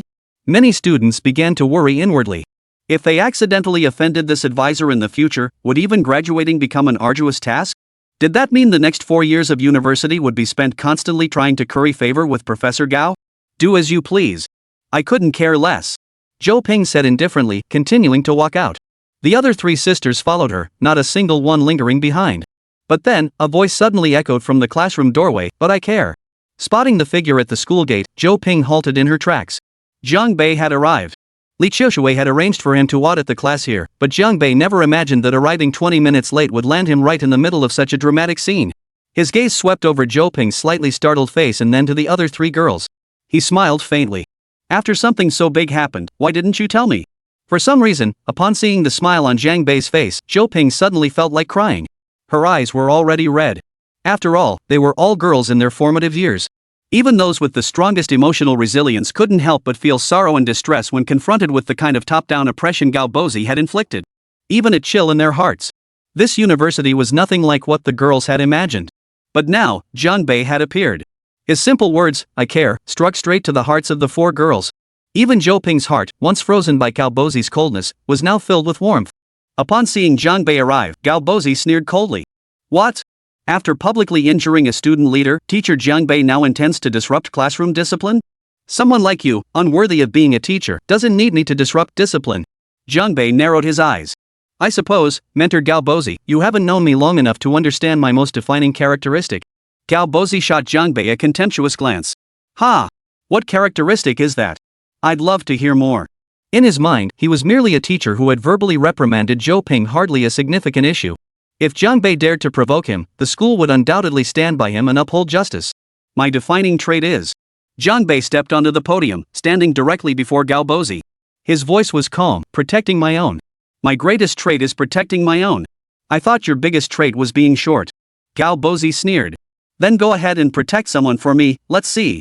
He thought he'd cracked a joke, but not a single student in the room found it funny. Yet before Galbozi could finish speaking, a sharp slap exploded against his cheek. Smack! The blow sent Galbozi staggering back several steps, clutching the lectern to steady himself. The students were stunned. None of them had expected Jiang Bei's way of protecting his own to be so direct. Galbozi's cheek swelled rapidly. Covering his face, he stared at Jiang Bei in disbelief. What do you think you're doing? This is a classroom, Ningda University you. This slap, you've shown no respect for your teacher." Jiang Bei spoke coldly, stepping forward to grab Galbozi by the collar and yank him backward. Smack! Another slap. This time landing squarely on the other side of his face. "This slap is for your inability to distinguish right from wrong." Smack! "This slap is for aiding and abetting the enemy." Smack! "This slap is for aiding and abetting tyranny." Smack! "This slap is for betraying your duty as a teacher." Smack! "This slap is for being unworthy of being human." Jiang Bei clearly controlled his force. Each slap didn't knock the other down, but it sent him reeling backward several steps. After a dozen consecutive slaps, Galbozi had been sent flying from the front of the classroom all the way to the back. By now, Galbozi was reeling from the blows, his face swollen like a pig's head. He slumped against the wall and slowly collapsed to the floor. This arrogant homeroom teacher now had eyes swollen to mere slits, blood trickling continuously from the corners of his mouth. Earlier, when Galbozi had bullied Zhou Ping, the students had felt indignant, yet none dared to intervene. But now, witnessing Jiang Bei's decisive action that had reduced Galbozi to this state, an unprecedented sense of satisfaction surged within these students. If one cannot distinguish right from wrong, what kind of martial artist are they? Jiang Bei stared at Galbozi and spoke. Yet to every student present, those words rang like thunder. Jiang Bei surveyed the room and declared, "Remember this, if you've done wrong, admit it. But if you've done nothing wrong, you must never confess even if someone forces your head down." The classroom fell so silent you could hear a pin drop. After a brief dozen seconds of silence, the classroom erupted in thunderous applause. The students clapped wholeheartedly, many boys feeling a tingling sensation on their scalps as if their blood was about to boil. Jiang Bei's dozen slaps seemed to sweep away the fog of confusion that had clouded their path. Damn bastards! You're all bastards! Galbozi slumped to the floor, cursing weakly. Jiang Bei walked up to him, gave a faint smile, and said, "Now you know how fiercely I protect my own, right?" Before Galbozi could respond, Jiang Bei grabbed him by the collar and yanked him to his feet. What are you doing? Galbozi was powerless to resist, his eyes filled with terror. "Leaving you here as a teacher was Li Qiushui's mistake," Jiang Bei said coldly, then suddenly twisted his body and swung his arm. Swish! Galbozi was hurled straight to the front of the classroom. His body slammed heavily into the electronic display screen at the front. Crash! The screen shattered. Galbozi was knocked unconscious instantly. Shards of the screen littered his body. In a world where source energy was becoming increasingly commonplace, old ways of handling matters were gradually shifting. Good heavens! Witnessing this scene, Zhou Ping's eyes sparkled with excitement. Amidst his excitement, his heart was filled with profound emotion. Lan Yusin's long, seductive eyes glowed with soft radiance. Clasping her hands together over her chest, she declared, "Brother Jiang Bei is truly the guardian angel of Dorm 606. I absolutely adore him." Zhou Ping immediately retorted, "Not your guardian angel, mine." Several strange looks immediately shot his way from nearby. Zhou Ping instantly realized the problem with her words and flushed bright red. She added in a low voice, "And my sisters too." Chapter 80, Expulsion. The incident where Jiang Bei severely injured Galbozi in class caused an uproar at Ningda University. Such an incident had never occurred in the university's history. A newly hired teacher, in front of so many students, beating another class advisor to a pulp? Indeed, it was almost too unbelievable to fathom. The university's online forums erupted once more. Of course, this time too, the overwhelming majority of students sided with their teacher Jiang Bei. Although this teacher had only been on staff for a few days, his immense popularity on campus was almost rivaling that of Vice Principal Li Qiushui. Moreover, Galbozi's reputation has always been poor, with many graduates holding him in low regard. Adding to this, his refusal to accept Zhou Ping and others signing a letter of understanding has fueled his resentment, leading him to openly retaliate in class, truly unworthy of a teacher. Well done, Teacher Jiang Bei. If only Teacher Jiang were our homeroom teacher. We strongly demand the school expel Teacher Galbozi. He is the black sheep of the teaching staff. It was Teacher Jiang Bei's words that illuminated my path forward. If the school disciplines Teacher Jiang, then I will voluntarily withdraw from school. I'll drop out too. A school like this isn't worth staying in. Many students spoke passionately, their anger boiling over. What a disgrace. Liang Fenglong nearly smashed his phone again while reading the forum posts. This is openly opposing the school. When Teacher Jiang Bei resorted to violence, did he not consider the school's reputation? Liang Fenglong gasped for breath, his words pouring out. Such a violent individual has actually appeared in our teaching ranks. In my view, he is the real black sheep. The university-level disciplinary committee at Ningzhou University has already convened an emergency meeting over this incident. However, Li Qiushui, wholly devoted to her research on source energy, held no position within this disciplinary committee. Therefore, she was absent from this meeting room. Liang Fenglong, however, was one of the vice chairpersons of this disciplinary committee. The chairmanship was held by the university president himself, but Ningzhou University's old president was as elusive as a dragon seen only in glimpses. No one knew how long it had been since he last appeared on campus. Before the meeting even began, Liang Fenglong made his stance clear, effectively setting the tone for the entire proceedings. If we allow such a teacher to remain at our university, who knows how many students he will corrupt? Liang Fenglong's face flushed crimson with anger as he slammed his fist on the table. If we don't deal with him, soon every student will think they can defy authority and assault their mentors. How could this school remain a school? What would become of Ningda University? A heavy silence fell over the room. Liang Fenglong swept his gaze around the room and said grimly, "Everyone, if you have any objections, speak now. If not, we'll proceed directly to the decision phase. We'll vote on whether to expel this Jiang fellow from the school." It seemed Liang Fenglong was dead set on expelling Jiang Bei. Jiang Bei, isn't Li Qiushui supposed to be protecting you? But Li Qiushui's influence doesn't extend to this disciplinary committee. After such a major incident, I'll be damned if anyone can protect you now. Liang Fenglong's mind churned with one sinister thought after another. At that moment, a teacher spoke up. "Vice Dean Liang, I believe Teacher Galbozi also bears responsibility. It's unfair to solely blame Teacher Jiang Bei. Are you opposing me?" Liang Fenglong's expression darkened further. "I'm not opposing you, just stating the facts." This teacher said, "Before the final investigation results are out, we really shouldn't rush to make any disciplinary decisions. Perhaps this hasty decision could contradict the truth." "What truth remains to be uncovered?" Liang Fenglong retorted coldly. "Jiang Bei stormed into the classroom during class and assaulted the instructor. This incident has caused an extremely detrimental impact. Teacher Su Fangwu, I ask you if the person assaulted today had been you, would you still speak on his behalf? Su Fangwu was a steady middle-aged teacher who rarely took sides, but Liang Finglong's words clearly provoked intense anger in him. Vice Dean Liang believes I'm favoring Teacher Jiang? Su Fangwu's voice grew stern. Moreover, let me tell you this, Vice Dean Liang's assumption is utterly untenable. I am not someone like Cao Bozi. I would never help a morally corrupt student coerce a victim into signing a letter of forgiveness. Liang Finglong slammed the table again, his eyes flashing with ferocity. Are you suggesting, Professor Su, that I ordered Professor Gao to sign that letter of forgiveness? Su Fangwu replied, I have no proof, but it's common knowledge that Liang Jiaming is Vice Dean Liang's nephew. Liang Finglong roared, Su Fangwu, get out of here now. Su Fangwu remained expressionless, his tone cold, I'm not taking sides with Teacher Jiang Bei.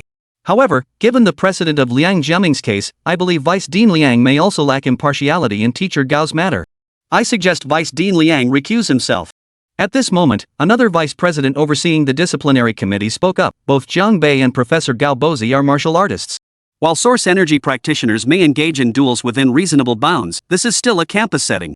Conducting such an act in front of so many students has caused an extremely detrimental impact. I propose immediately suspending Jiang Bei's teaching qualifications. This matter should not be delayed. Please raise your hands to indicate your stance. This vice president, who also served as vice chancellor of Ningde University, was named Zhang Lianfeng. Though holding the same rank as Li Qiushui, his seniority far surpassed hers. In a sense, Li Qiushui was his most formidable rival. Upon hearing this, Liang Finglong slammed his hand on the table, stood up abruptly, and declared, very well. I support Vice President Zhang's motion. Suspend Jiang Bei's teaching privileges immediately. He was the first to raise his hand. Vice President Zhang also raised his hand. One hand, two hands. Members of the discipline committee began to slowly make their positions known. As Zhang Lianfeng raised his hand, his gaze swept across the faces of every teacher who hadn't yet raised theirs. It seemed he was deliberately pressuring them. Teacher Su Fangwu never raised his hand, his expression darkening to the extreme. However, his colleagues began to crack under the pressure.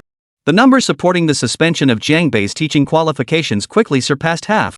Seeing this, a sneer curled up at the corner of Liang Finglong's mouth. Zhang Lianfeng surveyed the room, all right.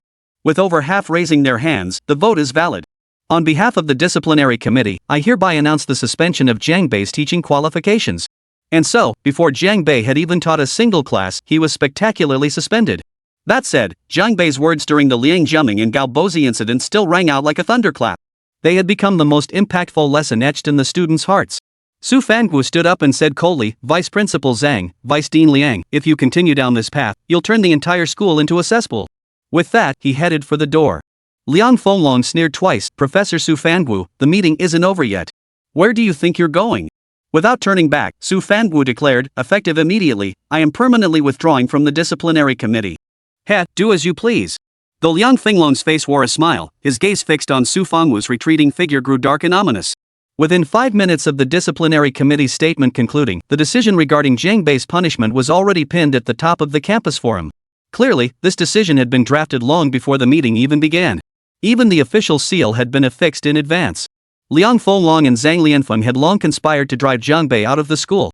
If Jiang Bei left, it would deal a massive blow to Li Qiushui as well. This was precisely what Zhang Lianfeng, also a vice principal, wanted most. At that moment, the campus forum erupted in an uproar. Seeing the school suspend Jiang Bei's teaching qualifications, the overwhelming majority of students were filled with anger.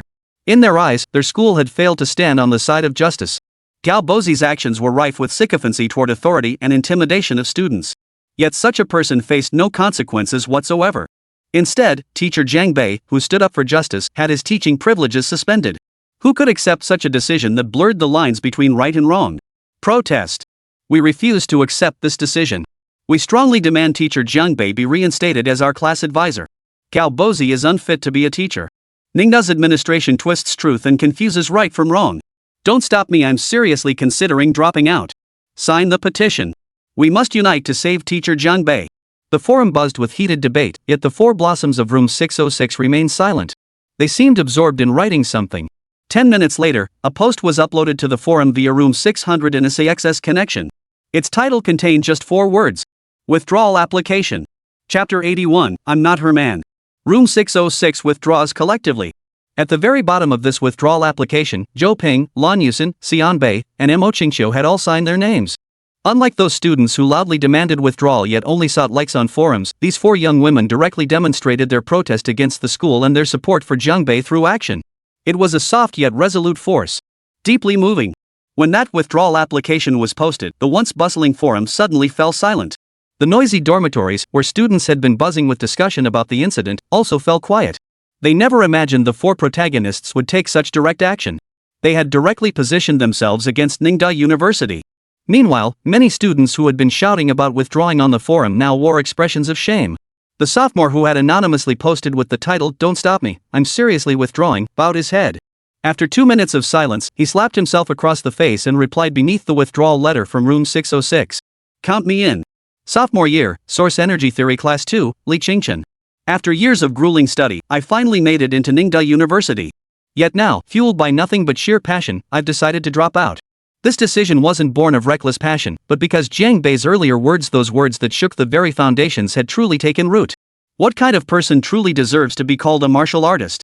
What kind of resolve truly embodies the warrior's heart?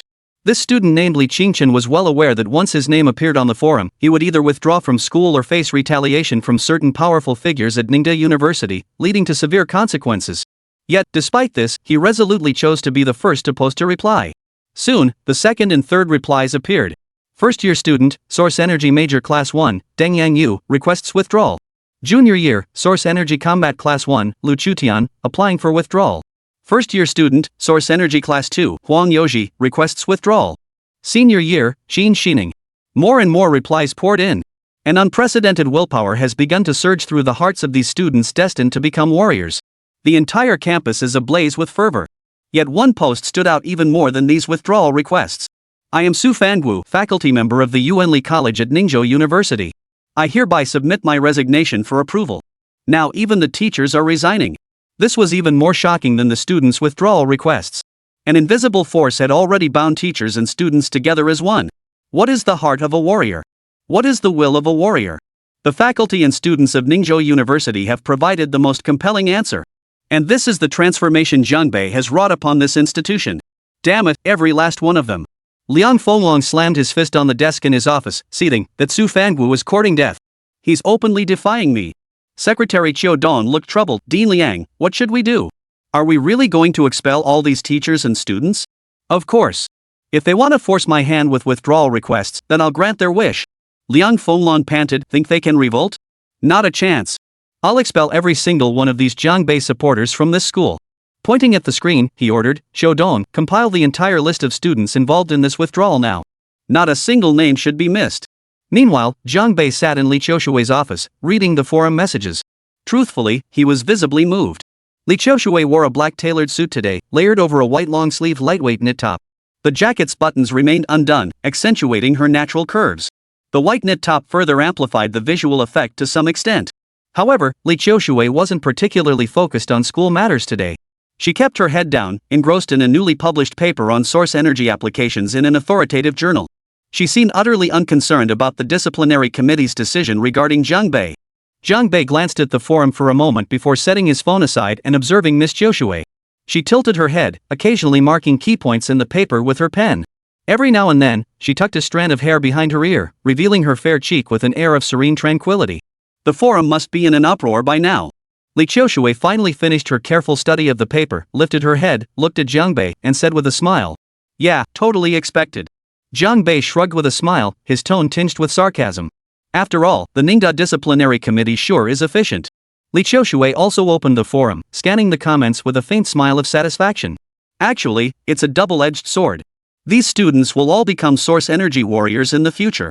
Igniting their fighting spirit early on isn't necessarily a bad thing. Seeing Li Qiushui's attitude, Jung Bae knew she already had a plan in place. He instinctively glanced at her white knit sweater. She really had it all figured out.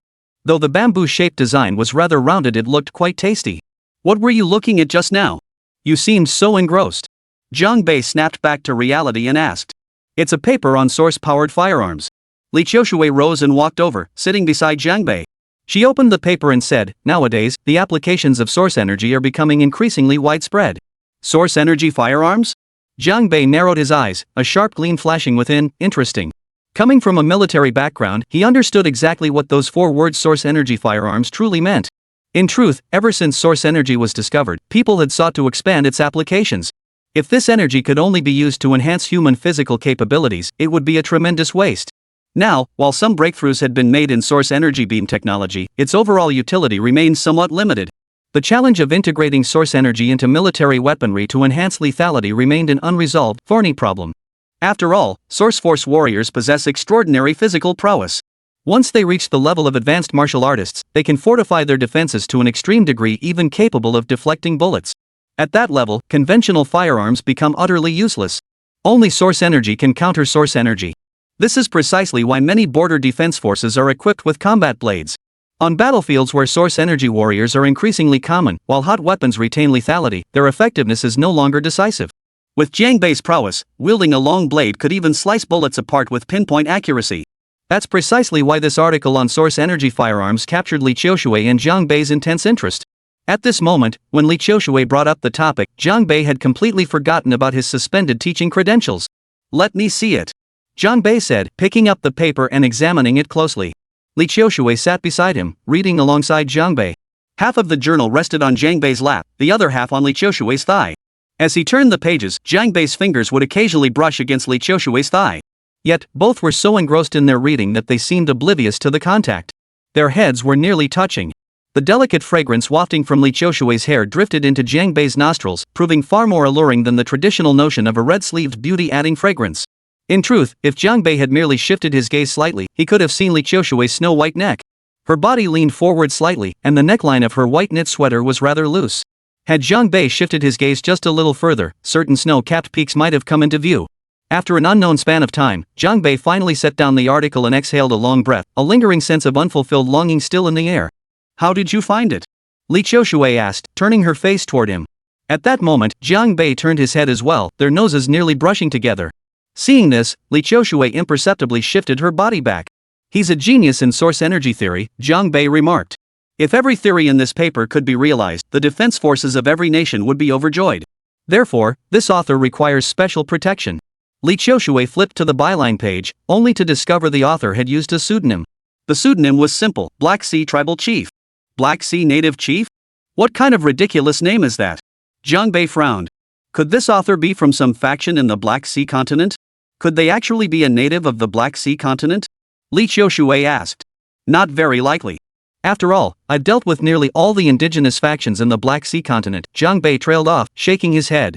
If this person were from the Dragon Nation, that would be ideal. But the uproar caused by this article is simply too great. The author is highly likely to face danger, so using a pseudonym is understandable. There's no way to tell. Even the editorial board of this magazine doesn't know the author's background. Li Qiushui pointed to a line of text and said, "Look, they found this article on the Black Sea Continent's Continental Forum and published it only after obtaining the original author's consent." Jiang Bei listened, gave a slight nod, and narrowed his eyes. It really was published on the Black Sea Intercontinental Forum. That's quite interesting. After all, that forum was unique. Access was impossible outside the Black Sea region and its surrounding islands. This means the author of the article could genuinely be someone who has lived in Black Sea continent for a long time. We should try to locate him. Li Qiushui remarked, adding, if we could recruit him to serve the Dragon Nation, that would be even better. Hearing this, Jiang Bei chuckled, then let Shangwan Xingyue handle it. I'm sure she'll find a way. Li Qiushui shot Jiang Bei a glance, yet her expression held no trace of displeasure. Her eyes shimmered with a captivating radiance. Jiang Bei's heart stirred slightly. You're so beautiful. It's a shame you're not dating anyone. Li Qiushui shook her head, meeting Jiang Bei's gaze. But I haven't met anyone who truly captures my heart yet. Jiang Bei smiled, offering a rare teasing remark, I'm single too. Care to consider me? No. Li Qiushui smiled as she shook her head in refusal. Why? Jiang Bei raised an eyebrow. Because I don't want to compete with the marshal for a man. The marshal? You mean Shangwan Xingyue? Jiang Bei retorted irritably, even if I jumped off this building and died outside, I'd never be her man. Chapter 82, Infuriated by Shame. Just as Jiang Bei sat close to Li Qiushui, discussing their respective relationship troubles, the office door was knocked 3 times before opening. Liang Fenglong appeared once more. Vice Principal Li, this is the college's disciplinary decision regarding Jiang Bei. Please sign it, he stated. However, before she could finish her sentence, the scene before her eyes caught her attention. Jiang Bei and Li Qiushui were sitting so close together on the sofa, their thighs pressed against each other. Only a couple would adopt such an intimate posture, wouldn't you agree? Liang Fenglong's expression instantly darkened. He had intended to leave, but after a moment's thought, he stayed put. Staring at Jiang Bei, Liang Fenglong said grimly, "Professor Jiang Bei, are you unaware that the school's disciplinary committee has suspended your teaching privileges?" Jiang Bei shook his head and smiled. "So what? Did Vice Dean Liang come here just to flex his muscles in front of me?" Liang Fenglong gave a cold laugh. "Perhaps you're unaware that after the resolution to suspend your teaching privileges passed, the disciplinary committee held another special meeting. Following the principle of minority yielding to majority, you've been expelled from Ningzhou University's faculty. You are no longer a teacher at this institution. So it was just a suspension before, but now they want to kick me out entirely?" Li Qiushui's lips tightened slightly, her gaze growing cold. She then said, "How come I wasn't informed about this? This is the decision of our disciplinary committee." Seeing Li Qiushui's displeasure, Liang Fenglong felt a surge of vengeful satisfaction. Principal Li isn't a member of our disciplinary committee, so it's only natural you wouldn't be aware of these details. "I am the vice president of Ningzhou University." Li Qiushui's voice was calm as she spoke. Yet beneath her seemingly composed exterior, her source energy began to stir within her. "Zhang Lianfeng, the vice chairman of the disciplinary committee, is also a vice chancellor," Liang Fenglong chuckled. "He's your equal in rank, my dear Principal Li." This fellow had long pursued Li Qiushui in vain. Now that Jiang Bei had swooped in and stolen his love, Liang Fenglong could no longer contain himself. His affection had turned to hatred. "Your Principal Li Qiushui?" Jiang Bei, who had remained silent until now, suddenly let out a cold laugh. He placed his hand on Li Qiushui's shoulder and pulled the goddess-level celebrity teacher of the entire Longhua academic circle into his embrace. Jiang Bei's move was too sudden. Li Qiushui instinctively tried to resist, but after a second of silence, she chose to go along with his gesture. Liang Fenglong watched the scene unfold, grinding his teeth in fury. Clenching his fists tightly, he sneered, "Teacher Jiang, you really are something, huh? Yes, Qiushui also thinks I'm quite impressive. Qiushui thinks I'm impressive too?" That remark nearly twisted Liang Fenglong's nose with rage. Jiang Bei wrapped his arm around Li Qiushui. The faint, sweet fragrance drifting into his nostrils easily stirred a restless, wandering feeling in his heart. But this was no time for such distractions. Jiang Bei composed himself and addressed Liang Fenglong, "Dean Liang, even if you expel me, it doesn't matter. After all, I've already won the beauty's heart." As he spoke, he tightened his embrace around Li Qiushui as if to flaunt it. From Liang Fenglong's perspective, Li Qiushui seemed unusually docile at that moment. Nestled in Jiang Bei's embrace, she appeared utterly helpless and dependent, a stark contrast to her usual poised and capable demeanor. Liang Fenglong had long fantasized about conquering Li Qiushui, coveting her perfect figure for who knows how long. Yet now, this exquisite woman was being claimed by Jiang Bei. The thought that Jiang Bei and Li Qiushui had likely crossed the line of friendship sent rage surging through Liang Fenglong's veins. "You two are something else." With that, Liang Fenglong stormed out, slamming Li Qiushui's office door shut behind him. "This guy is way out of line." Jiang Bei shook his head. It was hard to believe that the vice dean of Ningzhou University's Yuan Li Academy could be such a petty, vindictive person.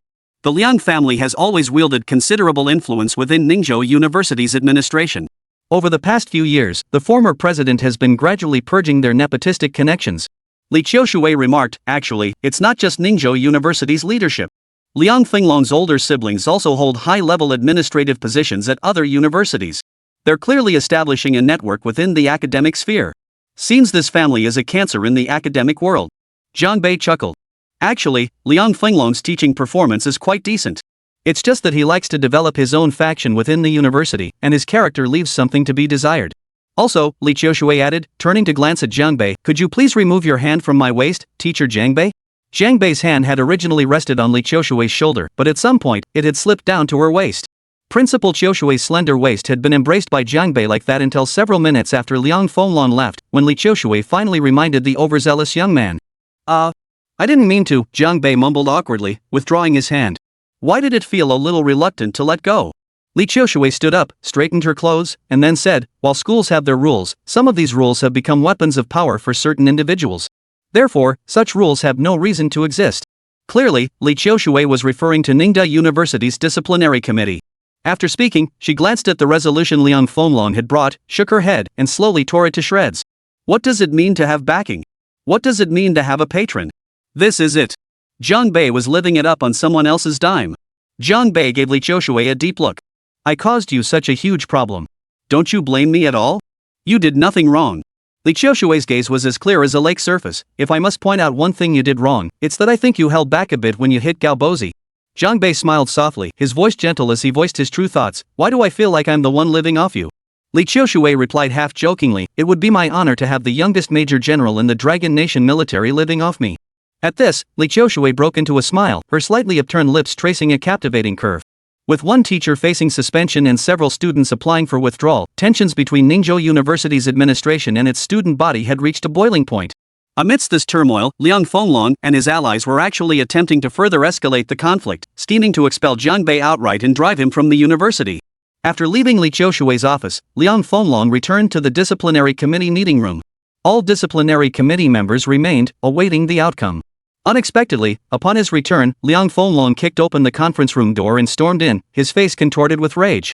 "Dean Liang, what's the matter? Did Vice Principal Li not sign?" Vice Principal Zhang Lianfeng inquired. When I entered Li Qiushui's office, she was sitting with Jiang Bei, looking very intimate like lovers. The mere thought of that scene filled Liang Fenglong with rage. Under these circumstances, how could she possibly sign that document? Dismissing a teacher requires more than just the disciplinary committee's approval, Zhang Lianfeng stated calmly. It also needs the signatures of all vice presidents. If Vice President Li refuses to sign, the dismissal order remains invalid. Teacher Jiang Bei will continue disrupting our school's normal teaching order. Damn it! Liang Fenglong slammed his fist hard on the table. In truth, not all members of the disciplinary committee supported their decision. Those who hadn't voiced approval for Jiang Bei's dismissal had already left the meeting early. In other words, everyone seated in this conference room now was either Zhang Lianfeng's or Liang Fenglong's man. If Vice Principal Li refuses to sign, do we have any other options? Liang Fenglong asked after a moment of silence. Of course there is. Zhang Lianfeng glanced at Liang Fenglong and chuckled coldly. We simply need to remove Li Qiushui from the position of Vice Principal. That intention was painfully obvious. If Li Qiushui no longer serves as Vice Principal, she would completely lose her eligibility to compete with Zhang Lianfeng for the position of Principal. Hearing Zhang Lianfeng's words, the atmosphere in the conference room grew even more tense. The protests on the forum are escalating rapidly. We must act decisively to cut through the chaos. One teacher remarked. Moreover, Teacher Su Fangwu's voluntary resignation has acted like a powder keg, igniting the students' emotions. Su Fangwu. Recalling the teacher who had openly defied him at the meeting, Liang Fenglong's eyes darkened with anger. Su Fangwu, 38 years old, was the instructor responsible for practical source energy combat training. Historically, his teaching achievements were outstanding. The student team he led had achieved remarkable results in the National College Source Energy Practical Combat Competition. An outstanding and pragmatic teacher like Su Fangwu would have no trouble finding another position. Disappointed by Ningzhou University, he chose to leave gracefully. What Su Fangwu failed to realize was that he had become a thorn in the side of certain individuals. Certain individuals were already plotting to eliminate him to establish their authority. At this moment, Su Fangwu was walking home after having dinner and a few drinks with friends. The alley was sparsely populated, and the streetlights cast dim illumination. As Su Fangwu brushed past a man in black, the latter suddenly asked, "Excuse me, are you Professor Su?" Su Fangwu hadn't processed how the man knew his name when he instinctively replied, "Yes, I am." "And you are?" The next second, an overwhelming sense of danger surged through him.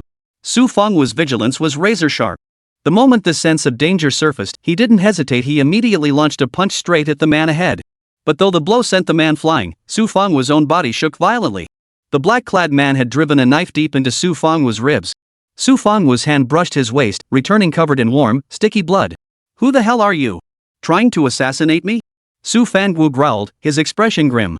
"Haha, think carefully, who have you offended lately?" At that moment, another voice rang out from behind Su Fangwu. Before Su Fangwu could turn his head to see who was speaking, a sharp thud echoed another blade piercing flesh. Another dagger had plunged into his back. Chapter 83, The President.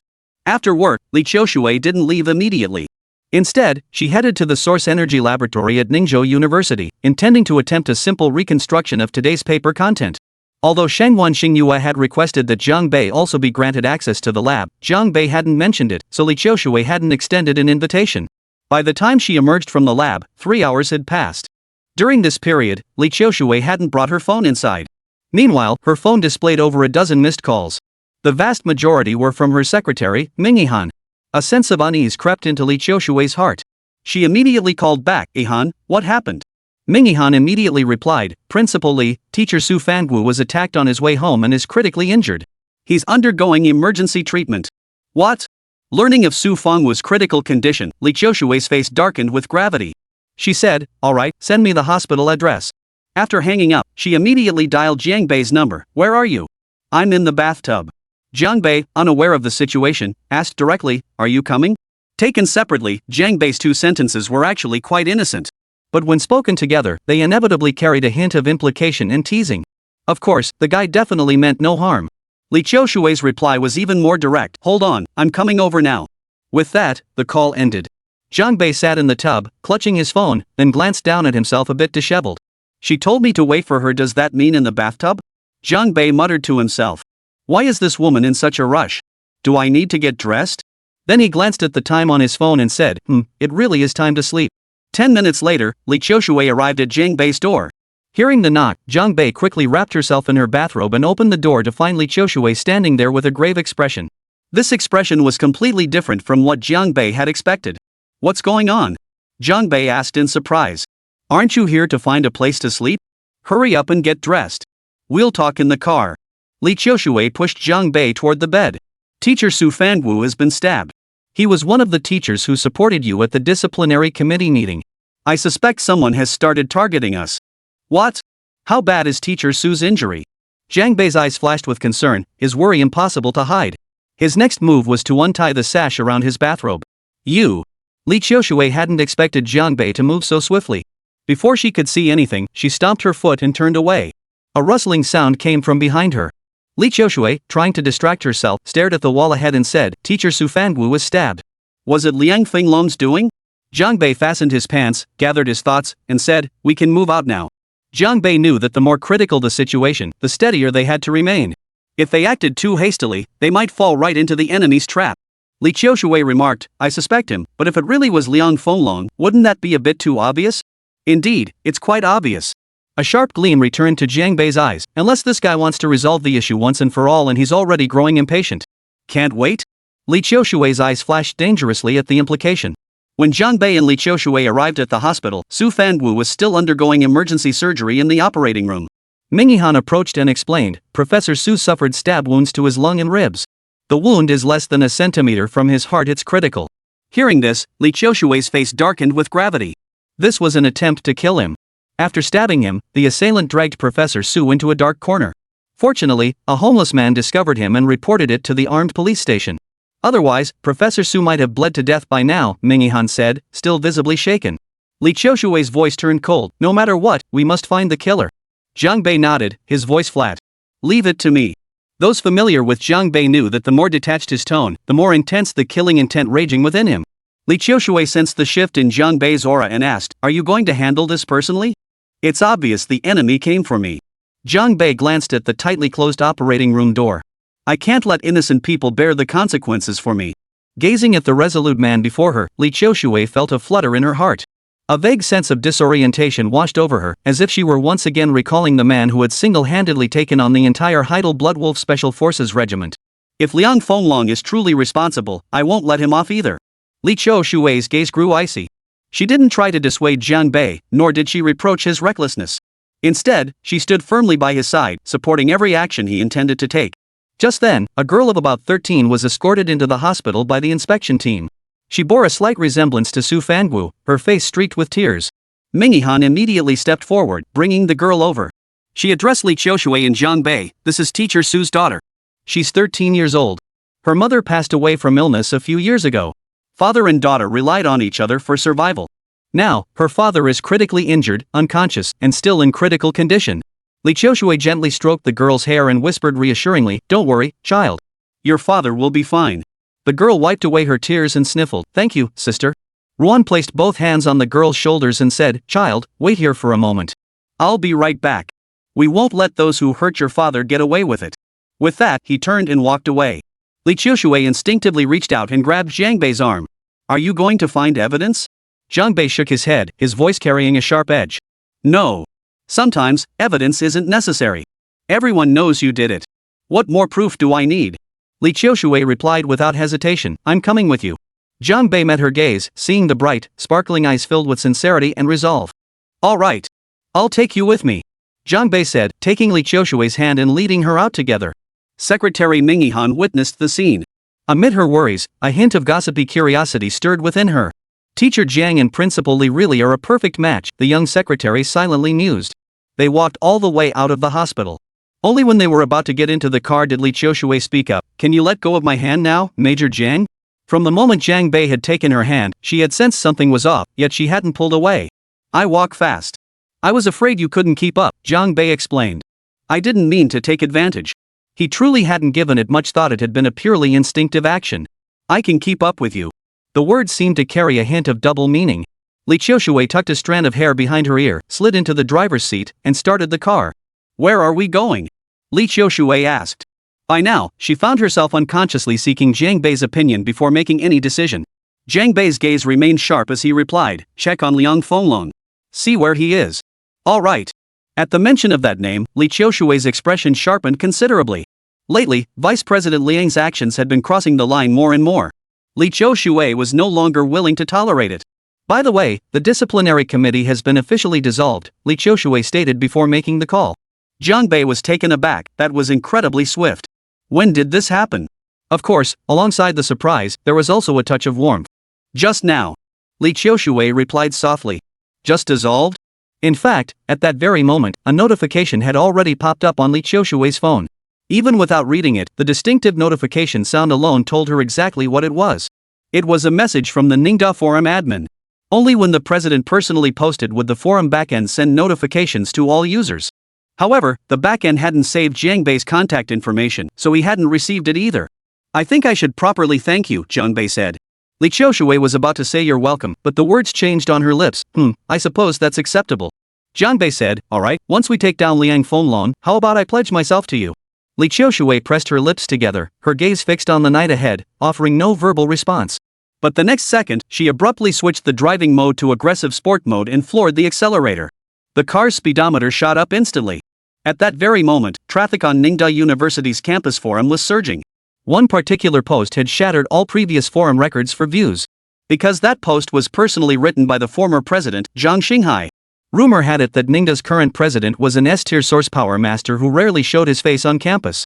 He was as elusive as a dragon seen only by its head, and his office remained perpetually empty.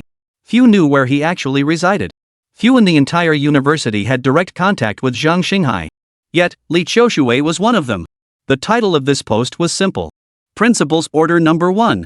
The post content is simpler. Just a photo. The photo shows a handwritten note. The note reads, Ningzhou University Disciplinary Committee has abused its authority and failed to distinguish right from wrong. Therefore, I hereby issue this year's Principal's Order Number 1. The disciplinary committee is hereby dissolved immediately upon issuance of this document. Relevant personnel shall remain confined indoors for 3 days for self-reflection and introspection. The title was written in 3 large, sweeping characters. Zhang Xinghai. This was undoubtedly the president's own handwriting. Absolutely no forgery. At Ningzhou University, no one commands greater prestige than Zhang Xinghai. Though he seldom intervenes in day-to-day administrative matters, in a profound sense, Zhang Xinghai embodies the very spirit of Ningzhou University. After all, not every university boasts an S-rank powerhouse. Principal's Order Number 1. Dissolve the disciplinary committee. Ningzhou University was immediately thrown into an uproar. After all, the disciplinary committee had only recently announced Zhang Bei's suspension on the university forum. Yet, before the resolution had even cooled overnight, it was soundly humiliated. And the manner of this humiliation was remarkably direct. The elusive former president personally issued a statement, directly dissolving the disciplinary committee. Fine, you wanted to expel Zhang Bei? Well then, I'm revoking your voting rights. Disband yourselves. In fact, Zhang Xinghai's choice of words was already quite harsh. All personnel involved, lock yourselves in for 3 days and conduct thorough self-examination. All who participated in the vote must conduct self-examination and self-reflection. This statement sent every discipline committee member who had voted into utter panic. Chapter 84, One Cleave to Sever. The forum was completely ignited by this Principal's Order Number 1. Moreover, it seemed former Principal Zhang Xinghai had no qualms about exposing the conflicts and deep-seated issues within the administration. Liang Fenglong, sitting in a private room at a club, nearly smashed his phone again upon seeing the campus forum updates. Bastard! That old dog, why the hell did he have to surface at this moment? He downed a large glass of liquor, grinding his teeth as he spoke. This club, Haoqing Entertainment, was actually owned by the Liang family. Haoqing Club ranked among the top 3 largest establishments in all of Ningzhou. Though the family wielded considerable influence within the university, their true power lay in the so-called entertainment and service industries. Of course, that kind of influence might not be entirely above board. Dean Liang, please calm down. Why not vent all your anger on me tonight? Wouldn't that be better? Leaning against Liang Fenglong was a woman in a black strapless mini dress. She was quite attractive, and paired with that sexy outfit, she looked stunningly alluring. In truth, this young woman was also a recent graduate from Ningde University, having completed her studies just 2 years prior. But even during her time at school, she had already been kept by Liang Fenglong. After graduation, he arranged for her to work at this club. Get lost. I'm not in the mood for you right now. Liang Fenglong, boiling with pent-up anger, shoved the girl violently. This time, he used his source power. Her body flew backward, her head slamming hard against the wall of the private room. Blood gushed instantly from her head. Unable to control herself, she let out a terrified scream before breaking into low sobs. She wanted to cry out loud, but she dared not. Liang Fenglong growled, "Every woman, get the hell out of here." A dark aura began radiating from his body. One by one, the women in the private room trembled as they left. Now, only 5 or 6 middle-aged men remained in the private room. A short-haired man in a black jacket spoke up. "Fenglong, are you saying that Zhang Xinghai, the former president of Ningde University, made an appearance tonight?" His name was Liang Xinyuan, Fenglong's third elder brother. He rarely appeared in public, yet several major entertainment venues in Ningzhou were his holdings. Yes, third brother. Zhang Xinghai has always been as elusive as a dragon seen only in glimpses, secluded somewhere unknown. Yet tonight, of all nights, he chose to make an appearance. Liang Fenglong ripped open the buttons at his collar, panting heavily with rage. That old bastard is practically slapping me in the face. With that order from the president, how can I possibly keep my dignity and stay at the university? You mean that old codger Zhang Xinghai deliberately showed up just to target you? Liang Xinyuan's expression turned icy upon hearing this. That Zhang fellow is getting more and more reckless. What good could come from antagonizing our Liang family? Though not a traditional aristocratic family, the Liang clan had flourished considerably over the years, amassing influence within academic circles that had become impossible to ignore. At Ningzhou University, had Li Qiushui not burst onto the scene, Liang Fenglong would almost certainly have become the dean of the Source Power Academy. The Source Power Academy was the most crucial faculty in any university. Had Liang Fenglong secured that position, his chances of eventually becoming the university president would have been extremely high. But now, with Jiang Bei's emergence, Liang Fenglong had stumbled at every turn, drifting further and further from his goal of becoming president. Truthfully, I had already planned to teach Li Qiushui and Jiang Bei a lesson. But I never anticipated Zhang Xinghai would suddenly appear and disrupt all my plans. The mere thought of Jiang Bei's arm wrapped around Li Qiushui's waist sent Liang Fenglong into a rage. His fury was so intense it felt like it would consume him. He was clearly a formidable martial artist himself, and the intense aura radiating from his fury seemed to raise the temperature in the private room significantly. That teacher surnamed Su is probably dead by now, Liang Xinyuan remarked. I expect the Jiang Bei fellow will understand this as a warning. If that bastard still doesn't know when to back off, Su Fang's fate today will be his tomorrow. Liang Fenglong clenched his fists fiercely. I absolutely won't swallow my anger over Jiaming's death. Liang Xinyuan nodded. Jiaming was the old man's most cherished grandson. If we don't handle this properly, it will displease him. After hearing this, Liang Fenglong drew a deep breath, his face hardening with determination. Then we won't wait. Today, I'll make Jiang Bei vanish from Ningzhou. I'll kill him with my own hands. A savage glint began to flash in Liang Fenglong's eyes. This was a stark contrast to his usual refined and courteous demeanor at school. Liang Xinyuan chuckled. Fenglong, such a minor matter doesn't require your personal involvement. I'll just find a few people to handle it for you. Rest assured, he won't see tomorrow's sun. Liang Xinyuan spoke as if discussing the most ordinary matter. Clearly, he'd handled such situations countless times before, making it second nature to him. All right, third brother. Make sure to assign several capable confidants. Liang Fenglong shook his head, slammed his fist hard on the coffee table, and declared angrily, until this man is eliminated, I won't be able to sleep a wink. Just then, Liang Fenglong's phone rang. The caller ID revealed it was Li Qiushui. Interesting. Liang Fenglong chuckled coldly. Could this be her coming to flaunt her power in my face? Indeed, Zhang Xinghai had signed the president's order number 1, directly dissolving the disciplinary committee controlled by Liang Fenglong and Zhang Lianfeng. This was tantamount to slapping Liang Fenglong hard across the face. And this was clearly orchestrated by Li Qiushui. Besides her, Liang Fenglong couldn't think of anyone else at Ningzhou University who could reach the former president. Qiushui, calling me this late? What's on your mind? Liang Fenglong answered the call, his tone cool. If you're here to discuss the disciplinary committee's dissolution, I'm already aware. You handled that quite nicely. The words sounded like praise, but Liang Fenglong's tone was dripping with sarcasm. Whether the disciplinary committee is dissolved isn't up to me, it's the old president's decision, Li Qiushui replied coolly. You can go ask him yourself. Of course I won't ask him, that would be courting humiliation. Liang Fenglong retorted, his voice dripping with cold laughter. Qiushui, you've been targeting me relentlessly lately. I'm truly disappointed. Whether you're disappointed in me or not doesn't concern me. Li Qiushui's voice remained as calm as ever, but what I want to know is, does tonight's serious injury to teacher Su Fangu have anything to do with you? Professor Su Fangu was seriously injured? Liang Fenglong feigned surprise. I had no idea. When did this happen? After a pause, he added, though, teacher Su Fangu's personality isn't exactly endearing. Perhaps he offended someone without even realizing it. This remark practically laid bare his true intentions. Li Qiushui fell silent for half a minute before replying, "Where are you?" "I'll come to you." "I'm at the Haoqing Club," Liang Fenglong replied. "It's my brother's business." "So, Qiushui, are you coming over?" "Of course." Li Qiushui's voice was cold. "I think it's better if we talk about some things face to face." "That's great. I'll be waiting for you." Liang Fenglong grinned. But that smile was laced with pure malice. Liang Xinyuan chuckled too. He then pulled a small transparent bag from his pocket containing some white powder. "This is for you. Guaranteed to make Li Qiushui melt tonight. You won't be able to stop." Liang Xinyuan handed the bag to Liang Fenglong. Li Qiushui. Daring to oppose me? You'll never end well. I've tolerated you far too long." Liang Fenglong muttered menacingly as he opened the bag and poured the powder into a glass of red wine. As he swirled the glass, imagining Li Qiushui drinking it, his whole body grew hot with anticipation. They say Li Qiushui from Ningzhou University is goddess-level material. Today, I'll finally get to see her. Liang Xinyuan had long known his younger brother's intentions. He chuckled, "This private room is spacious enough for you to have your fun. But Li Qiushui is incredibly strong. Will this small dose even work?" Liang Fenglong suddenly remembered something and spoke with lingering concern. After all, this woman was formidable.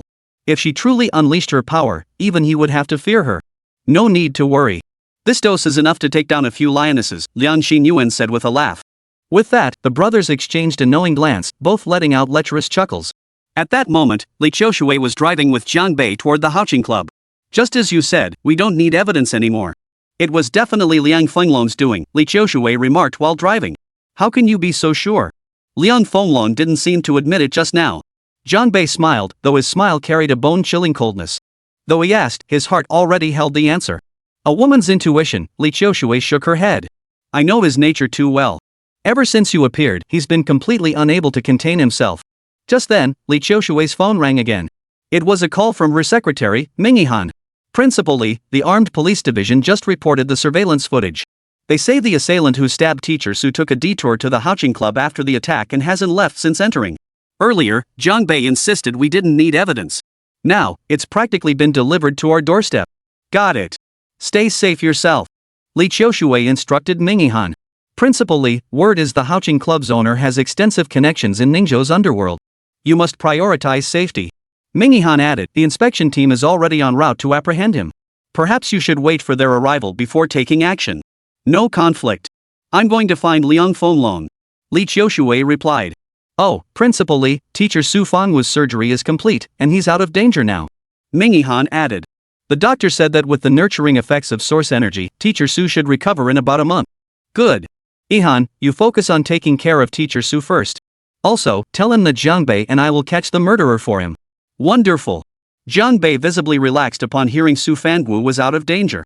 After finishing her conversation with Mingyihan, Li Qiushui hung up the phone and turned to look at Jiang Bei, her eyes sparkling with determination. "It seems we'll be fighting side by side this time, General Jiang." Her voice was soft as she uttered those final three words, yet each syllable was pronounced with unwavering clarity and resolve. Countless times before, Li Qiushui had imagined, if she were in Jiang Bei's position, could she single-handedly hunt down the entire Hader Marine Division? And now, she was about to stand shoulder to shoulder with the hero of that very battle. How could this not stir her heart? The thought alone drew several deep, involuntary breaths from Li Qiushui. Well, outwardly, she certainly looked quite stirred. Jiang Bei glanced at the safety belt threading through the valley opposite them. "What's this? My Qiushui feeling a bit nervous?" "Who's yours?" Li Qiushui pursed her lips and said, "General Jiang, please don't get too familiar." Clearly, as the glow of dreams illuminated reality, Li Qiushui's mood was quite uplifted. Most importantly, Su Fangu had emerged from the critical phase. "No, I was merely expressing a sincere wish," Jiang Bei replied, his gaze lingering on Li Qiushui's fair, delicate profile. "Then you're overthinking it." Gazing into the thick night ahead, Li Qiushui's lips curved slightly, her eyes sparkling as she replied, "I do admire General Jiang, but not enough to want to enter your home." Half an hour later, they arrived at the entrance of the Haoqing Entertainment Club. This sprawling hotel-style club featured a 10-story main building surrounded by over a dozen 3-story annexes. Young women dressed provocatively were often seen shuttling between the buildings in lines, epitomizing the height of decadence. Wow, this place is seriously impressive. Jiang Bei surveyed the scene and remarked, looks like Liang Fenglong is even wealthier than I imagined. It's not just about wealth. The entire Liang family is a force to be reckoned with. Li Qiushui pointed at the neon-lit expanse ahead. Who knows what unsavory things lurk within these walls? Who cares if it harbors filth? Jiang Bei narrowed his eyes, speaking calmly. Just cleave it open with a single stroke. Chapter 85, Rivers of Blood. Split it open with a single stroke. This utterly simple phrase ignited boundless passion within Li Qiushui, as if every drop of blood in her body was about to burst into flames. She seemed to see that figure again, the one who had single-handedly hunted down 3,000 men. There's a knife in the car, she said. Li Qiushui opened the trunk, retrieved a slender black blade, and handed it to Jiang Bei. Jiang Bei drew the blade halfway from its sheath. Staring at the light reflecting off the blade barely 2 fingers wide, he sniffed and remarked, "It is a fine blade, but it's far too feminine." Li Qiushui sensed something off about Jiang Bei's remark, though she couldn't quite pinpoint what was wrong. Not far away, 2 rows of club security guards dressed in black were already sprinting toward them. "Miss Li, our chairman Liang is waiting for you in the private room," announced the lead security captain. Li Qiushui replied coolly, "Take me there." The security chief glanced at Jiang Bei, who was gripping the blade, and said, "Our boss invited only Miss Li. This gentleman must remain outside." His gaze toward Jiang Bei carried a hint of mockery and amusement. Clearly, Liang Fenglong had already instructed his men beforehand to entertain Jiang Bei thoroughly. Jiang Bei glanced at him. "Are you sure you want to keep me here?" The security chief smiled faintly, "Of course." As he spoke, over a dozen black-clad security guards had already surrounded Jiang Bei in a tight circle. Each carried a dagger at their waist, now fully drawn and gripped in their hands. It was clear that today, Liang Fenglong intended to finish off Jiang Bei. Jiang Bei shook his head slightly, how utterly overconfident. With that, he swung his long sword with all his might, smashing it into a nearby security guard. The blade hadn't even left its sheath, but even a blow from the scabbard alone was more than this security guard could withstand. Thud! The scabbard struck his chest, and the sound of cracking bones echoed instantly. The guard instantly felt darkness overtake his vision, blood spurting from his mouth as he collapsed limply to the ground. Jiang Bei's movements didn't pause. He swung the sword backward with a bang. Another security guard nearby had his sternum shattered by the blow. He screamed and collapsed. The security captain's expression darkened instantly. His expression darkened as he growled, "All of you, attack. Kill him." But before the captain could finish his words, he let out a piercing scream. 2 cold gleams shot from Jiang Bei's hands. These were the short knives Jiang Bei had seized from the 2 security guards he'd knocked down earlier. Now, these 2 daggers pierced the security captain's left and right knees with pinpoint accuracy. The blades pierced through the kneecaps, exiting through the back of the knees. Both knees were pierced through. All ligaments were severed. The security captain lay sprawled on the ground, his clothing soaked through with blood at both knees, trembling violently in agony. Li Qiushui stood nearby, her eyes sparkling as she watched the scene unfold. "Don't force me to intervene," Jiang Bei said calmly. With that, he took 2 steps forward. The security guards, trembling violently, all retreated 2 steps in unison. Not a single one dared to resist. "Lead the way." "I'm going to see your boss," Jiang Bei ordered. At that moment, Jiang Bei's aura was overwhelmingly powerful, crushing any shred of resistance in those low-tier martial artists. They could only obey. "This way," one security guard stammered, trembling. "Let's go," Jiang Bei said to Li Qiushui. As he spoke, he extended his left arm. Li Qiushui noticed and asked, "Are you asking me to link arms?" Jiang Bei raised an eyebrow. "Since we've already flaunted our affection in front of Liang Fenglong before, why not go all the way this time?" "Fine." Li Qiushui stepped closer and gently hooked her arm through his. Truthfully, when she watched TV dramas before, she found these fake boyfriend-girlfriend scenarios tedious and melodramatic. But now that it was happening to her and with Jiang Bei as her partner, Principal Qiushui realized she wasn't entirely averse to it. Li Qiushui walked inside arm in arm with Jiang Bei, surveying the surroundings as she went. There must be at least 100 martial artists in here. The Liang family wields immense power in Ningzhou's indeed, the entire Liujian region's underworld. Jiang Bei's expression remained unchanged as he replied, "Then let the blood flow like a river here." He spoke as if describing the most ordinary matter. After all, for the Jiang family's young master, scenes of rivers of blood weren't something he'd witnessed just once or twice. "All right. I'll accompany you." Li Qiushui responded softly. "I'll accompany you." For Li Qiushui, who rarely involved herself in martial clashes, this statement represented an enormous breakthrough. Truthfully, at this moment, Li Qiushui suddenly realized, if Jiang Bei could go to such lengths for a complete stranger like Su Fangu, then what if she were treated similarly? Then she turned to look at Jiang Bei. "Sometimes, I really can't quite figure out your personality. This man could radiate boundless passion on the battlefield, yet in everyday life, he carried no airs whatsoever. Being around him never felt pressured, on the contrary, it was always refreshingly easygoing and pleasant. Yet when faced with injustice, he would shine like the sun, sweeping away all gloom and illuminating every corner. Jiang Bei didn't respond to Li Qiushui's remark. Instead, he said, "Hey, move closer to me. Otherwise, we don't look like a couple." Indeed, Li Qiushui merely hooked her wrist around Jiang Bei's arm. Her body did not lean against him. Upon hearing this, Miss Qiushui didn't take the bait. "For me," she said, "this is already pushing the limits. It's more than enough to provoke Liang Fenglong." Jiang Bei didn't press the issue. "Yeah, I get it. You can't rush things." This remark amused Li Qiushui once more. Yet, after Jiang Bei's light-hearted banter, her mental state had visibly relaxed. In her earlier tense and furious state, Miss Li Qiushui's fighting prowess could never have reached its peak. Now, she keenly sensed that Jiang Bei had deliberately orchestrated this. A few seemingly casual remarks could adjust one's mental and physical state to perfection. Liang Fenglong stared at the drugged glass of red wine on the table, lost in thought. Suddenly, the private room door swung open. Li Qiushui, arm linked through Jiang Bei's, stood at the doorway. Standing side by side, they looked remarkably well matched. At this moment, Principal Qiushui radiated a rare, vibrant charm seldom seen in her usual demeanor. Seeing this, Liang Fenglong's eyes darkened to the extreme as he abruptly stood up. His third brother, Liang Xinyuan, followed suit, rising to his feet. He fixed his gaze on Li Qiushui and smiled. "Fenglong, is this the Miss Qiushui you spoke of? Truly, seeing is believing. She's quite stunning." His gaze then shifted to Jiang Bei, tinged with surprise. He seemed utterly baffled as to how the man could possibly be here. Were those security guards just eating their paychecks? Liang Xinyuan thought irritably. At that moment, several powerful auras surged within the private room. Behind the Liang brothers stood 5 others, all source energy warriors, each with a long sword slung at their waist. The atmosphere was thick with menace. An ordinary person might have been intimidated by this display, but in front of Jiang Bei and Li Qiushui, these martial artists were nothing more than paper tigers. "Since you're here, take a seat and let's talk." Liang Fenglong gestured toward the sofa across the room. A man and a woman sat down, but even now, Li Qiushui's hand remained clasped around Jiang Bei's arm. They sat so close together that Liang Fenglong's eyes blazed with fury. Those security guards of Dean Liang's really don't know how to behave. They don't even understand basic etiquette for welcoming guests. Jiang Bei smiled and said, "I think Dean Liang needs to rein them in a bit." "No need for you to trouble yourself, Teacher Jiang," Liang Fenglong said, handing 2 glasses of red wine to Jiang Bei and Li Qiushui. Raising his own glass, he continued, "Since you're already here, why not turn swords into plowshares? Let's work together to make Ningzhou University even better." What a fine, lofty statement that was. Li Qiushui showed no intention of lifting her glass. Liang Fenglong showed no impatience. In his view, once Li Qiushui stepped into this private room tonight, she wouldn't be leaving it. He had 1,000 ways to make Li Qiushui drink that cup. "Head, Dean Liang, do you even believe the words you just spoke?"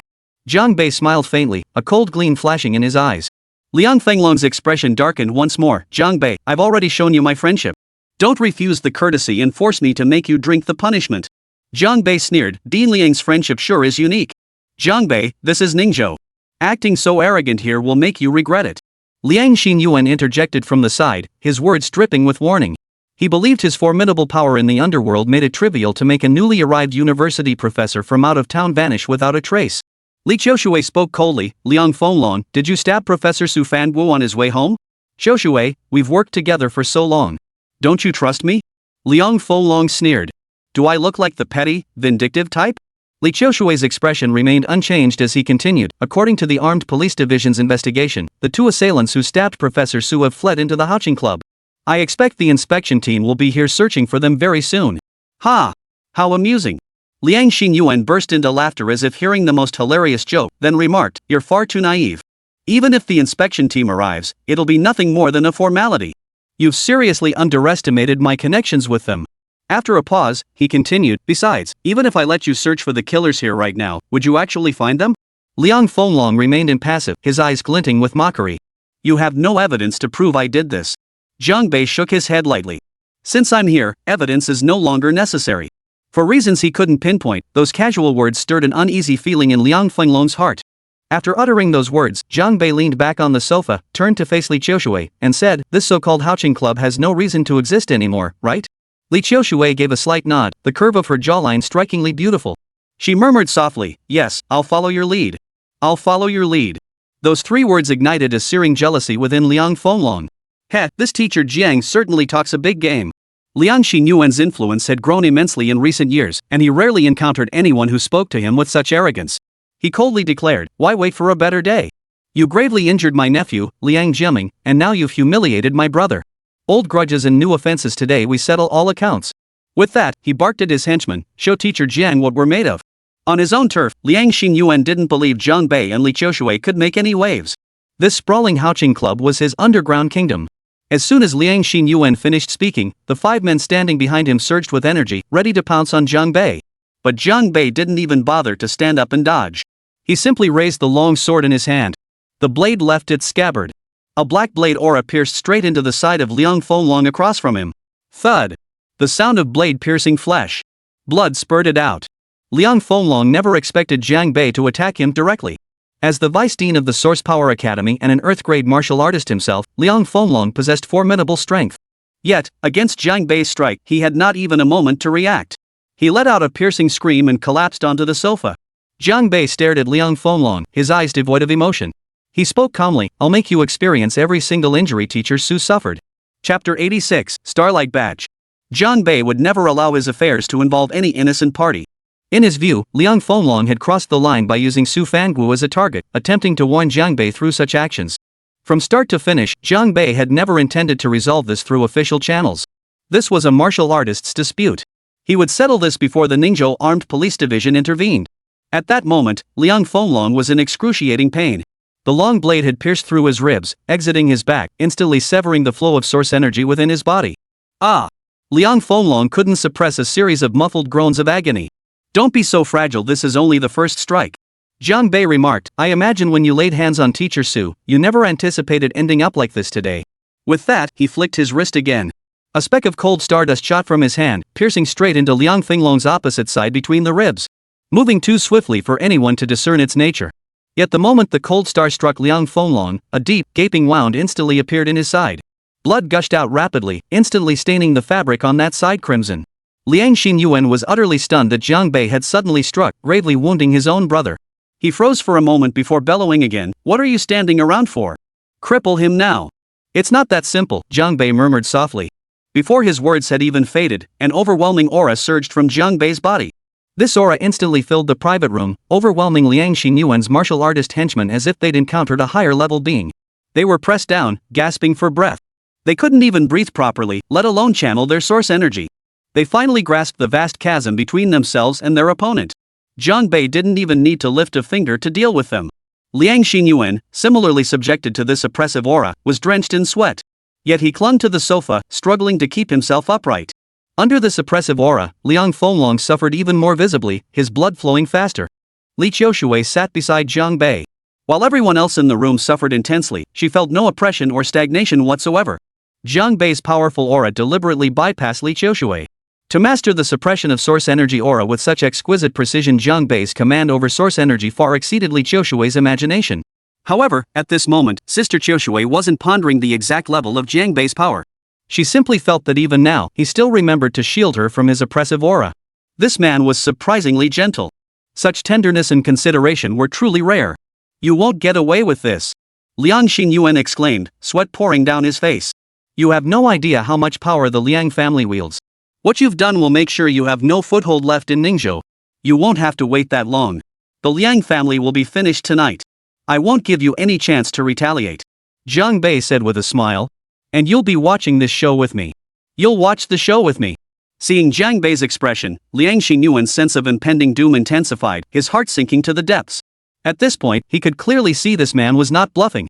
Yet Liang Xinyuan still couldn't fathom what Zhang Bei's true advantage was. At that moment, Liang Fenglong's kidneys were both pierced by sharp blades, leaving him utterly speechless. "I'll give you time. Go ahead and call for reinforcements." Zhang Bei's expression carried a relaxed calm, not a trace of tension, but no matter how many come, they probably won't survive. He spoke as if he were describing something utterly ordinary. At that moment, Liang Xinyuan's phone rang. The ringtone persisted, but with Zhang Bei staring at him, he couldn't bring himself to answer the call. Zhang Bei gave a cold chuckle and said, "Go answer it. It might just bring you a little surprise." Liang Xinyuan immediately pulled out his phone. The caller ID showed it was his eldest sister, Liang Meiling. The moment he answered, Liang Meiling's panicked voice burst through the line. "Xinyuan, where are you in Fenglong? Hurry back home, something's happened." Half an hour earlier, at the Liang family's main residence, the clan's elders were in the midst of a meeting. The patriarch, Liang Qiuming, was over 80 years old. However, being a martial artist of considerable skill himself and having long nurtured his body with source crystal elixir, he showed no outward signs of decrepitude. Instead, he appeared vigorous and alert, his gaze piercing like lightning, making it impossible to gauge his true depth. Due to his advanced age, Liang Xiuming rarely interfered in family affairs anymore. Meetings that warranted his personal attendance were always matters concerning the very fate of the clan. Indeed, tonight's matter touched upon destiny itself. We've been pushed back step by step at Ningzhou University. Now, with former President Zhang Xinghai stepping forward to make a personal statement, it leaves us almost powerless to help Fenlong reverse its decline. Liang Miling spoke with grave expression. As Liang Xiuming's eldest daughter, she currently oversaw most of the family's affairs. Liang Jiaming, meanwhile, was the youngest son of Liang Yuanbin, the second son of the current generation of the Liang family. Liang Yuanbin, who usually worked at Qingzhou University in Huaihai province, had also rushed back by now. After all, his son had suffered such severe injuries and been expelled from school as a father, he felt utterly humiliated. Jiaming was beaten so badly at school that he was even forced to withdraw. We hadn't even had a chance to vent our anger yet when Zhang Xinghai personally took to the forum to reprimand Fenlong. Liang Miling's expression grew somber as she said, "The recent series of events, the signs aren't looking good." At that moment, the elder Liang Qiuming spoke up. "Zhang Xinghai is targeting me too. Or rather, our Liang family's continuous growth over the years has made many people feel threatened." Liang Qiuming had once served as vice president of Ningzhou University, though at that time, the esteemed yet reclusive Zhang Xinghai remained the university's president. Over the years, the Liang family had steadily built influence within academic circles and the education system, achieving considerable success and emerging as a new powerhouse among the elite families. And that was merely the surface. In the shadows, Liang Xinyuan, the third son, had built an enormous operation. The monthly cash flow from his several major clubs was staggering, and he even maintained a large contingent of martial artists as bodyguards. Liang Xinyuan had firmly secured one of the top 3 seats in Ningzhou's underworld. This incident was a signal. Liang Qiuming's eyes darkened as he spoke. "Many are using this to test our Liang family's reaction to see if we'll swallow our pride and endure it." Liang Miling declared, "Under no circumstances can we tolerate this. If the Liang family can't even protect our own kin, it will make us a laughingstock." Second son Liang Yuanbin's face darkened. "Jiaming and Fenlong suffered injustice. I've also faced setbacks at Qingzhou University lately. I suspect they plan to strike first at Ningzhou University, then divide and conquer us." After a pause, he took a deep breath and continued, "And that Jiang Bei he must be a blade wielded by our enemies." Liang Qiuming nodded and stood up. Glancing around the room, he declared, "Regardless of who wields that blade, the Liang family must break it." Though furious, Liang Miling approached the matter with caution. "But before we strike back," she said, "we must carefully consider who our true rivals might be." Liang Qiuming gave a cold chuckle and pointed in a certain direction. "That's where the Jiang family is located." Liang Miling took a deep breath, her voice tinged with disbelief. "Father, are you saying the Jiang family is coming for us?" After all, the Jiang family's influence in Liaojing province indeed, across the entire northern frontier was formidable. If the Jiang family truly intended to move against the Liang family, the latter might indeed struggle to respond effectively. "Dad, why the Jiang family? All these years, we've lived in peace with them." Liang Yuanbin seemed equally perplexed. "Your intelligence is seriously lacking," Liang Qiuming replied. "Do you even know the name of that teacher who clashed with Fenlong this time?" "I believe it was Jiang Bei," Liang Miling replied, a sudden realization flashing through her mind. Could this Jiang Bei be connected to the Jiang family? Of course. Ha! What are the odds of such a coincidence?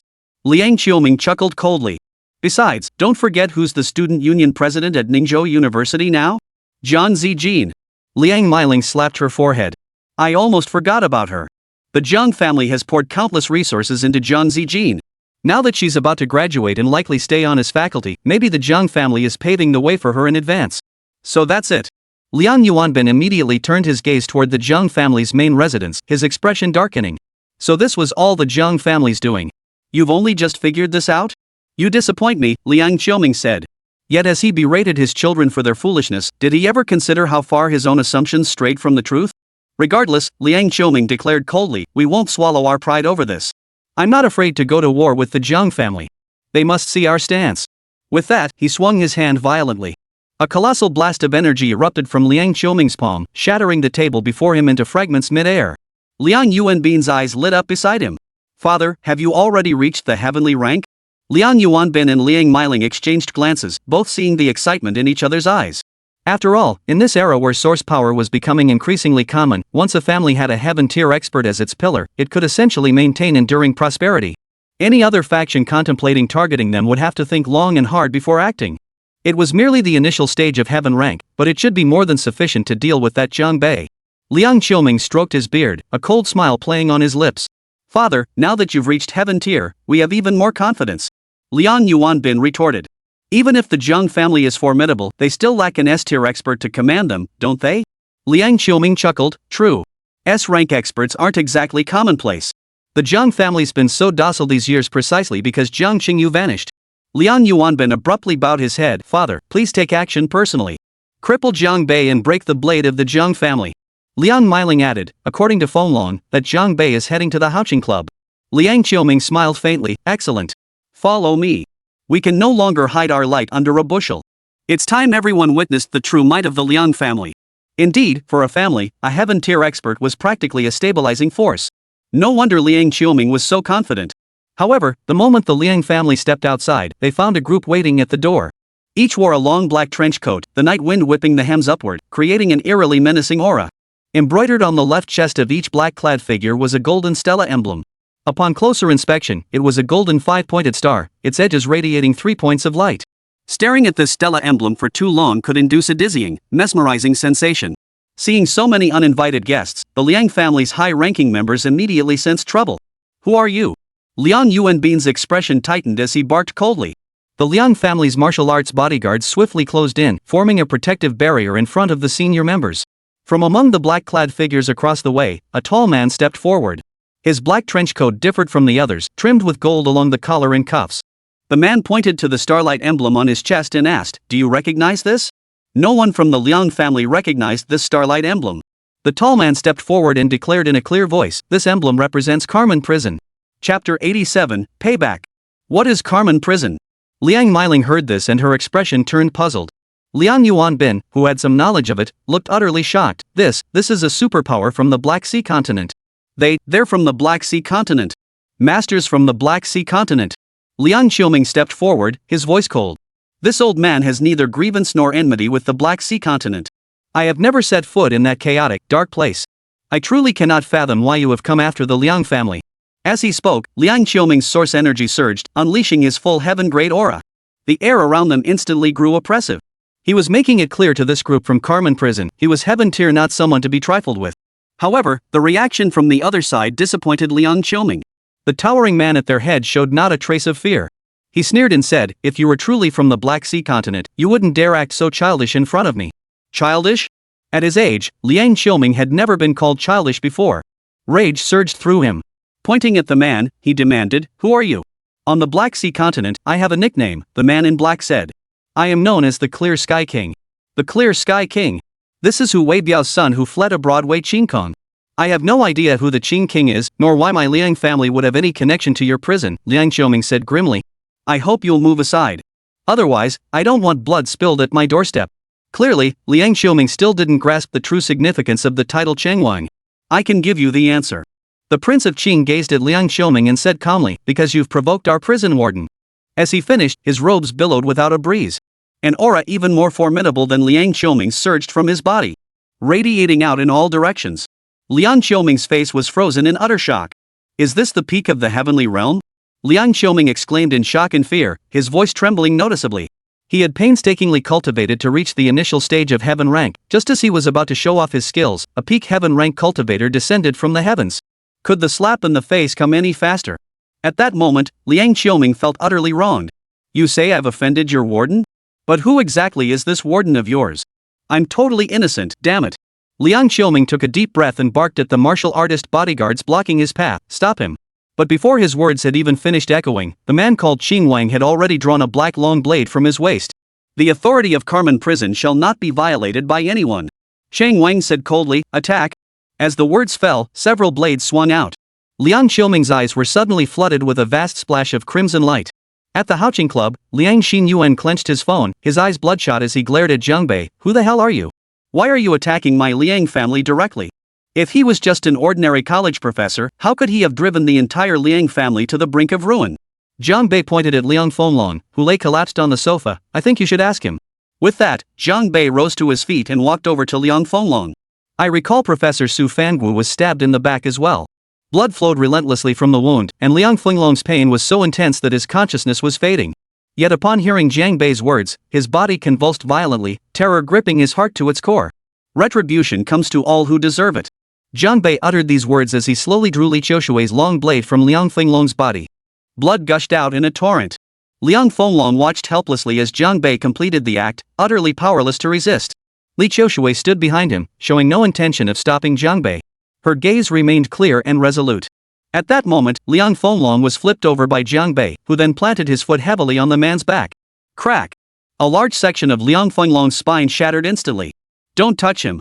Don't touch him!" Liang Xinyuan shouted.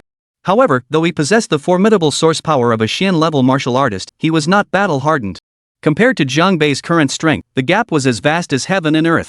"Freeze right there!" It was Li Qiushui's voice. The moment Liang Xinyuan took his first step, the beautiful vice principal launched a flying kick, slamming it hard into his chest. The so-called underground king was sent flying across the entire private room, crashing hard into the opposite wall before tumbling to the floor, coughing up blood incessantly. He struggled repeatedly, trying to get up, but it was utterly impossible. "That was a pretty nice kick." Jiang Bei gave her a thumbs up. Li Qiushui shook her head, a hint of resignation in her eyes. "I felt I had to do something. Otherwise, standing beside you, I'd just look like a vase." But then she suddenly realized Jiang Bei had just complimented her legs, not the execution of the move. Before Li Qiushui could say anything, however, Jiang Bei had already thrust the long blade into Liang Fenglong's back. Pierced clean through. A transparent hole. Liang Fenglong's body convulsed violently before he collapsed, unconscious. "You killed him?" A flicker of surprise crossed Li Qiushui's eyes, but it vanished almost as quickly as it appeared. Deep down, she believed Liang Fenglong had gotten exactly what he deserved. The world of martial artists never followed urban rules. It was meant for swift vengeance and reckoning, for believing in the cycle of karma retribution never fails, it's just a matter of time. It grazed his heart, Jiang Bei remarked flatly. How long he lives now depends on how resilient his fate is. Every injury Su Fangu had suffered, Jiang Bei made Liang Fenglong experience firsthand. Hearing Jiang Bei's words, Li Qiushui's eyes flickered with emotion. She spoke earnestly, "Jiang Bei, on behalf of teacher Su in Ningzhou University, I thank you." As she spoke, Li Qiushui bent her waist to a 90-degree angle and bowed deeply. Even though her neckline wasn't particularly low, the gesture allowed glimpses of certain pure white vistas to catch Jiang Bei's eye. And so, Jiang Bei realized that Sister Qiushui seemed to have more to offer than he had imagined. She was truly a treasure trove of a young lady. "Don't mention it. We're all cut from the same cloth, really." Jiang Bei, free of any lewd thoughts, naturally averted his gaze, collected his thoughts, and looked at the person before him. Li Qiushui smiled back. "Actually, sometimes it's quite fortunate to encounter kindred spirits who share your aspirations." Like-minded. Jiang Bei pondered the phrase, and for some reason, it made him think of Shangguan Xingyue. So he blurted out, "Some people share the same aspirations, but their paths may not align." As he spoke, he wondered if he recalled Shangguan Xingyue's earlier words, "Why don't I give you my path? See if you can walk it? How can you know if they match without even trying?" Li Qiushui remained unaware that Jiang Bei's thoughts were currently focused on her niece. Her voice was soft. Her words seemed pointed, though it was unclear whom she referred to. "Let's break out together." Jiang Bei didn't answer Li Qiushui's question. Instead, he smiled and said, "I believe the armed police detachment should be arriving soon."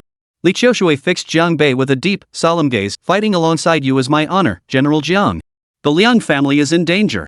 "Liang Xiuming has been gravely wounded by a mysterious big shot." "The Haoqing Club was raided by a powerful outsider." "Liang Xinyuan's fate remains unknown." Similar reports poured into the major clans of Ningzhou. After all, over the past few years, the Liang family's influence had grown to a point where it could no longer be ignored. It was only natural that many eyes were watching them. Numerous clans began dispatching agents to the Haoqing Club's location. They all wanted front row seats to witness the unfolding drama. Of course, whether they could remain uninvolved after witnessing it was another matter entirely. Jiang family. The family head, Jiang Qingsong, had already retired for the night, and news of the Liang family had not reached him. Jiang Kaiga, however, was wide awake, sitting at his desk as several secretaries came and went from his study. "Jiang Bei went to the Haoqing Club, I know that much. But who exactly raised the Liang family's main residence?" Jiang Kaiga demanded, his voice thick with displeasure. He had a bad feeling, though he couldn't quite pinpoint its source just yet. "The Liang family's main residence has been destroyed," the secretary continued, his eyes filled with terror. "All the martial artists in the family have been severely injured. Especially the family head, Liang Xiuming." His voice trailed off. It's unlikely he'll ever get out of bed again. Wasn't there intelligence suggesting he might have recently broken through to the heaven rank?" A cold gleam flashed in Jiang Kaiga's eyes. "If not for that news, I hadn't planned to move against the Liang family anytime soon." It seemed Liang Qiuming's earlier suspicions about the Jiang family weren't entirely unfounded. The changes in this Liang family head's strength had indeed been under Jiang Kaiga's watchful eye all along.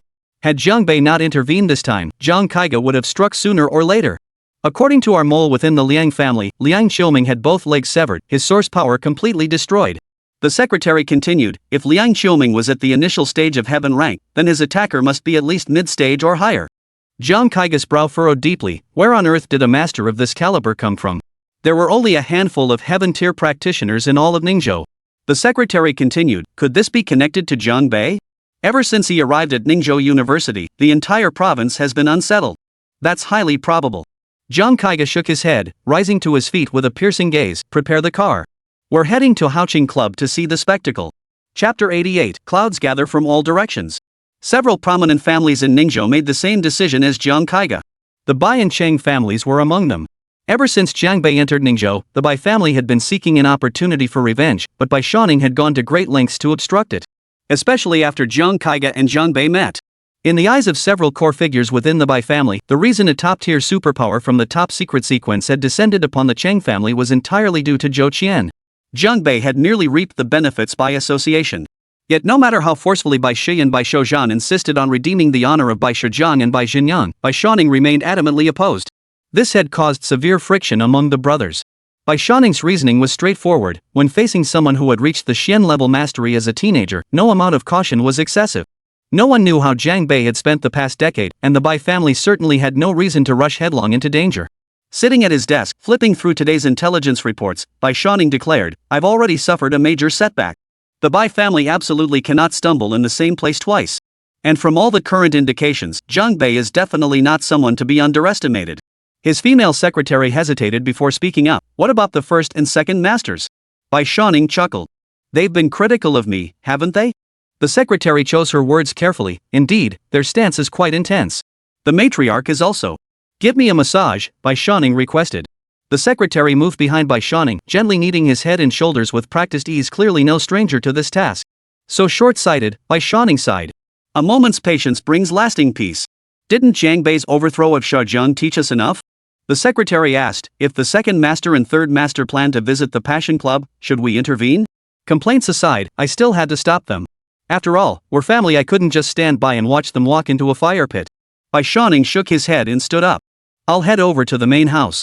My brothers have been held up by me for so long, they're probably about to explode with frustration. However, when Bai Shaning arrived at the main residence 10 minutes later, he discovered that the rooms of his eldest brother, Bai Shui, and second brother, Bai Shouzhan, were already empty. Every Yuanli warrior in the clan had been deployed elsewhere. Seeing this, Bai Shaning could no longer contain himself. He cursed furiously. Did they have to go and push themselves forward at this very moment? A bunch of fools. Utterly foolish. Just then, Bai Shaning's phone rang. He glanced down to see it was Cheng Hongyu calling. Bai Shaning had never quite been able to figure out this eldest son of the Cheng family. And sometimes, the more elusive someone was, the more dangerous they became. After answering the call, Bai Shaning asked, Hongyu, calling me this late, is there an urgent matter? Uncle Bai, Cheng Hongyu cut straight to the point, his voice slightly subdued. Is the Bai family planning to make a move against Jiang Bei recently? I've been trying to stop them, but my older brothers are too impulsive. Bai Shaning shook his head inside. Tonight, they took men to the Haoqing Club. I couldn't stop them. That's not a wise decision at all. The top secret combat blade is still stuck in the Cheng family's reception room. How can the Bai family be so forgetful? Cheng Hongyu's words carried heavy dissatisfaction, his tone decidedly blunt. Even Jiang Kaiga isn't getting involved, don't they see the writing on the wall? The matter of Shoujiang has always been a hurdle my eldest brother and the others couldn't overcome. And this time, Jinyang even lost an arm. Bai Shaning shook his head. I completely understand their sentiment. Their enemy finally appeared, and they didn't want to swallow their anger anymore. But then, Cheng Hongyu uttered something that made Bai Shaning's jaw drop. Uncle Chang, I've made my position clear. Anyone who stands against Jiang Bei is opposing me. Cheng Hongyu's voice was heavy. Whether it's the Bai family or the Cheng family, it makes no difference. You'd better be careful. With that, the phone was abruptly hung up. You'd better be careful. Bai Shaning clutched the phone, reeling in disbelief. He had never once heard Cheng Hongyu speak in such an arrogant tone. He was, after all, a member of the Cheng family and had some kinship with the Bai family. Why would he use such a harsh tone to make his stance clear? What Cheng Hongyu had just said, coupled with his tone, was an unmistakable warning. What on earth had happened to make him willing to stand against his own family? These changes were undoubtedly connected to Jiang Bei. Noticing Bai Shaning's troubled expression, the female secretary beside him quickly asked with concern, "Boss, what's wrong? Chang Hongyu was acting very strangely tonight." Bai Shanning pondered briefly, his expression growing increasingly grave. He said, "He must have learned something we don't know. Perhaps he discovered Jiang Bei's other identities. Where exactly had Jiang Bei been these past 10 years? What had he truly experienced?" These questions had always lingered like an unshakable cloud in Bai Shanning's mind. "Boss, what should we do now?" the secretary asked. "Should we head to the Houching Club immediately?" "Absolutely. Depart immediately." Bai Shanning finally resolved, no matter what, we must intercept the first and second brothers. At that moment, he didn't even notice that the back of his shirt was soaked through with sweat. Meanwhile, the Houching Club, a place where debauchery reached its zenith, was now the focus of many eyes. Numerous vehicles were rapidly converging on the area. Some carried spies from rival clans gathering intelligence, while others transported formidable martial artists. Unbeknownst to them, the Houching Club had become the centerpiece of a grand spectacle. But for Liang Xinyuan, he couldn't bear such intense scrutiny. He certainly didn't want this place to become the eye of the storm in Ningzhou. At this moment, Big Boss Liang knew his appearance was as pitiful as it could possibly be. At that moment, Jiang Bei appeared in everyone's sight, one arm dragging Liang Fenglong and the other dragging Liang Xinyuan. He dragged the two high-ranking members of the Liang family along like two dead dogs, leaving two long trails of blood on the ground. Li Qiushui walked beside Jiang Bei, a black long sword dangling from her hand. The blade was drawn from its sheath. Dark crimson blood clung to its black blade, dripping steadily downward. Even Li Qiushui's tailored blazer bore numerous splatters of blood. This contrast made her fair, delicate face all the more captivating. If the everyday Li Qiushui resembled a fully bloomed, exquisitely delicate flower, then at this moment, that flower seemed to radiate a powerful vitality. This vitality stirred an irresistible heart-fluttering sensation. Jiang Bei also bore traces of blood, yet his expression remained relatively composed. This pair now appeared utterly perfect together. Lying on the path Jiang Bei and Li Qiushui had just traversed were nearly 100 bodies. The ground was nearly covered in a crimson carpet of blood. Jiang Bei hadn't been wrong, this place was nearly a river of blood. Most of these casualties were inflicted by Li Qiushui. Jiang Bei, burdened with two bodies and unable to spare his hands, had only kicked aside a dozen or so with his feet. Outside, there were still many martial artists and bodyguards, at least 100. Yet not a single one dared to step forward and attack Jiang Bei. After all, the big boss was still under the control of this man and woman. Watching the man and woman draw nearer, their bodies trembled uncontrollably. An indescribable terror welled up from their very souls, rapidly spreading throughout their entire beings. Li Qiushui murmured softly, "Step aside." Though her voice was soft, it rang crystal clear in the ears of every person present. Should they move? Or not? The eyes of the club's security guards were filled with hesitation. Refuse, and who knows, might the next one to fall, slash to the ground, be themselves. Who knew how this man and woman had fought their way here? The boss is already in their hands, held hostage. Quick, call the inspection team and have them come maintain order. A security captain said, drenched in sweat. Yet the inspection team never arrived. It wasn't that they didn't want to come, their convoy had been abruptly halted midway. Such a serious bloody incident had occurred here. Though it was a conflict between martial artists, strictly speaking, it fell within the jurisdiction and responsibilities of the Armed Police Division. But clearly, the Armed Police Division personnel were now caught in a dilemma. On one hand, they needed to come to Houching Club to find the assailant who injured Master Su Fangu. On the other, they had to stop this severe martial conflict. Meanwhile, the veteran captain of the inspection team was on the phone. The call was from the Liajiang Provincial Supervision Department. Having spent most of his career in supervision, the captain now had no hope of promotion and was content to wait for retirement. Yet he never imagined the first deputy director of the entire Liajiang Provincial Supervision Department would personally call him. Was this because they feared the chain of command would take too long? Why would such a high-ranking official contact him? "Ministerson, you want us to halt operations and stand by for an hour?" The inspection team leader found it hard to comprehend. Why?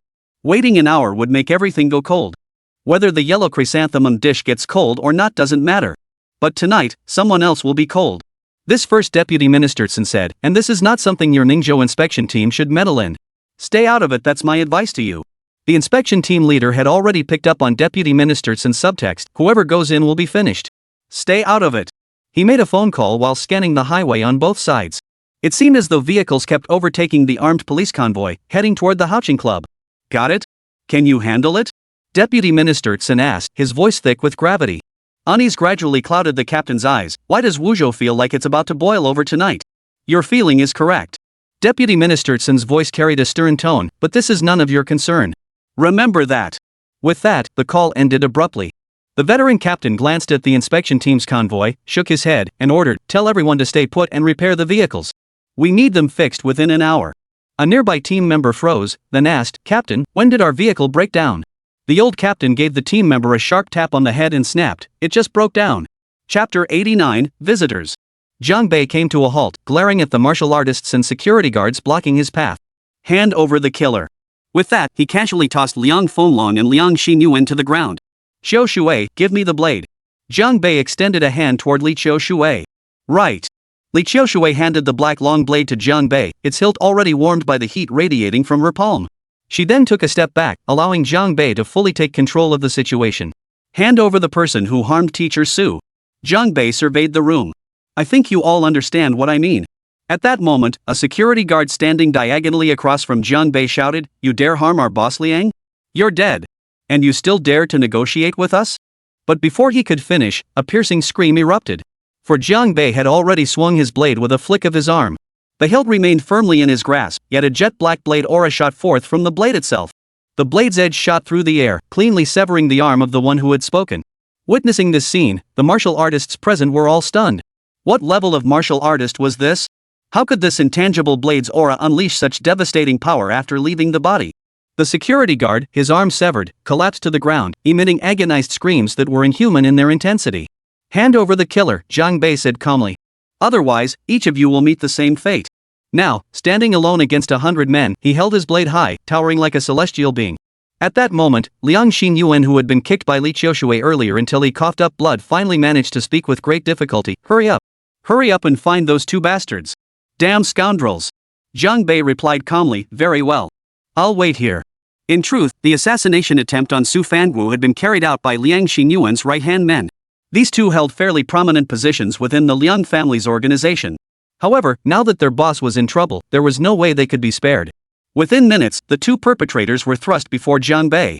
Jiang Bei appraised them briefly before remarking, "It's a shame you reached the Xian level after all that training." The two men glanced at Jiang Bei, then at Liang Xinyuan and Liang Fenlong lying on the ground, their hearts surging with terror. "Do it yourselves."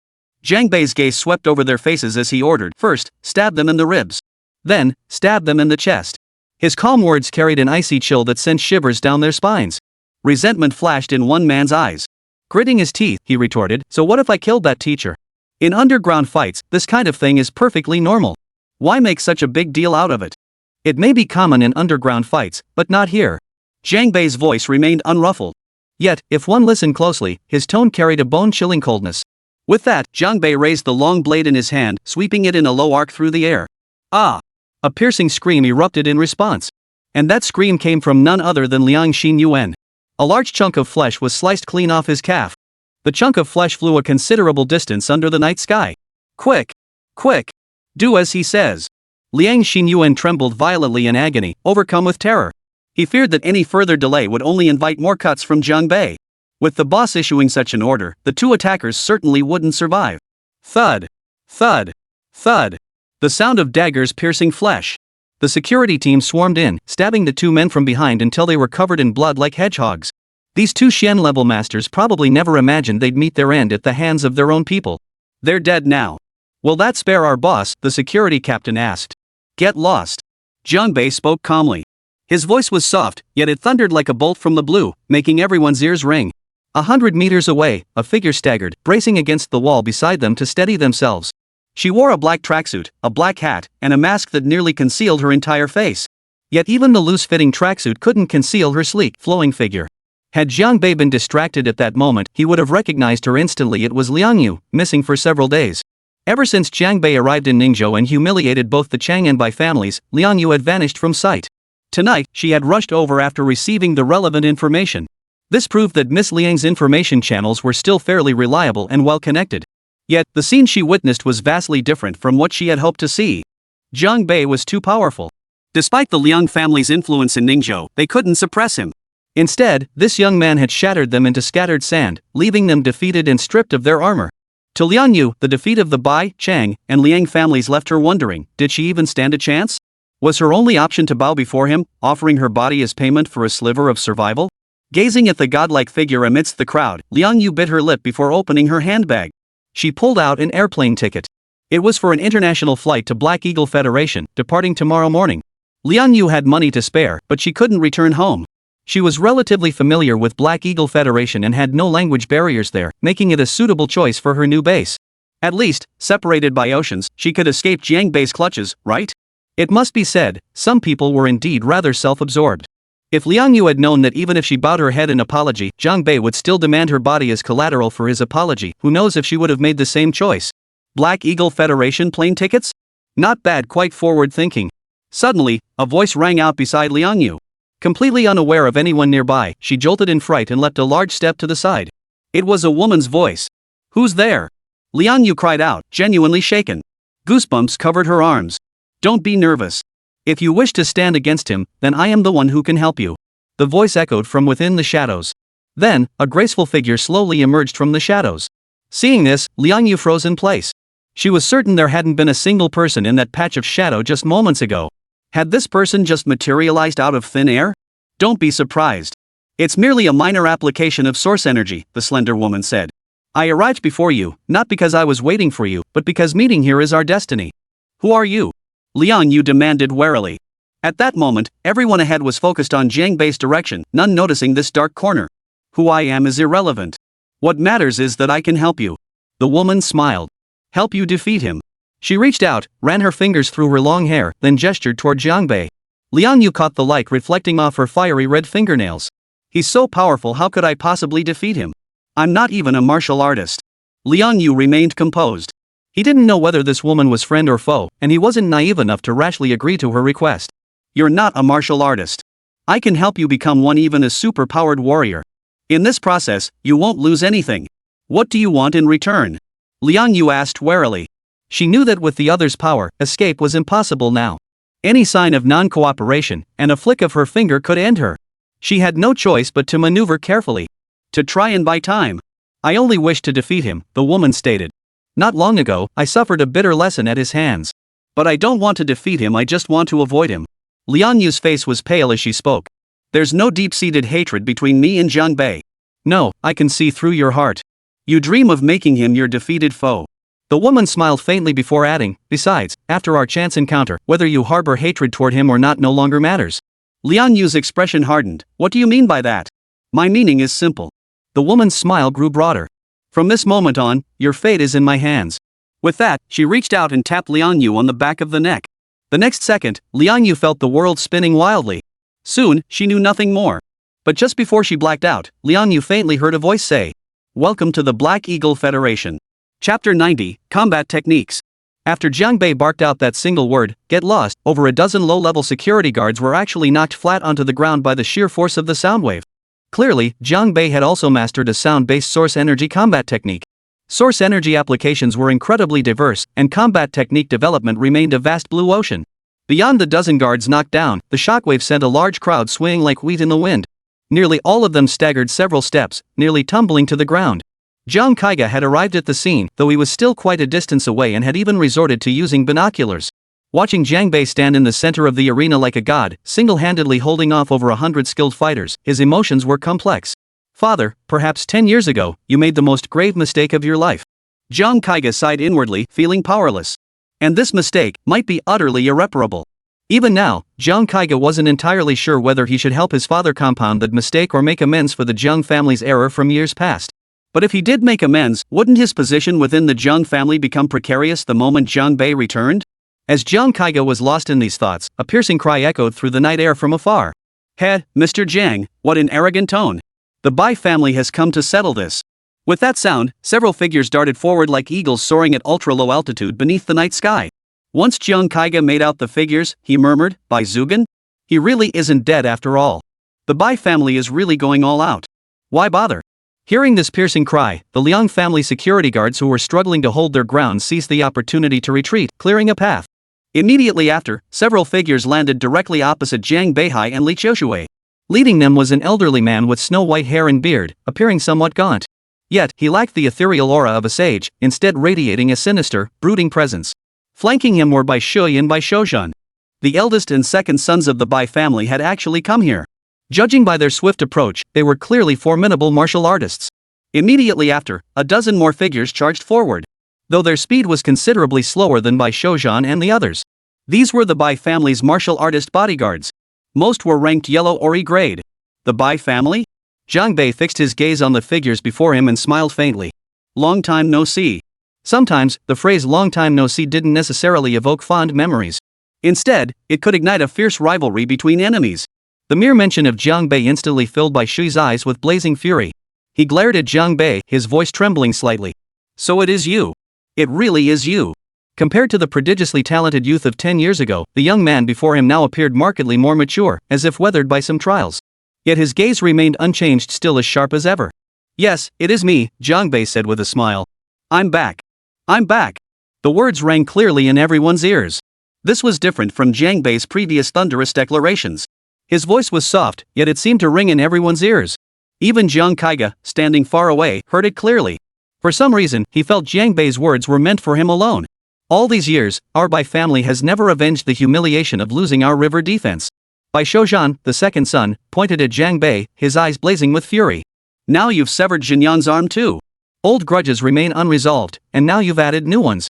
Today is the day we'll settle both old and new debts.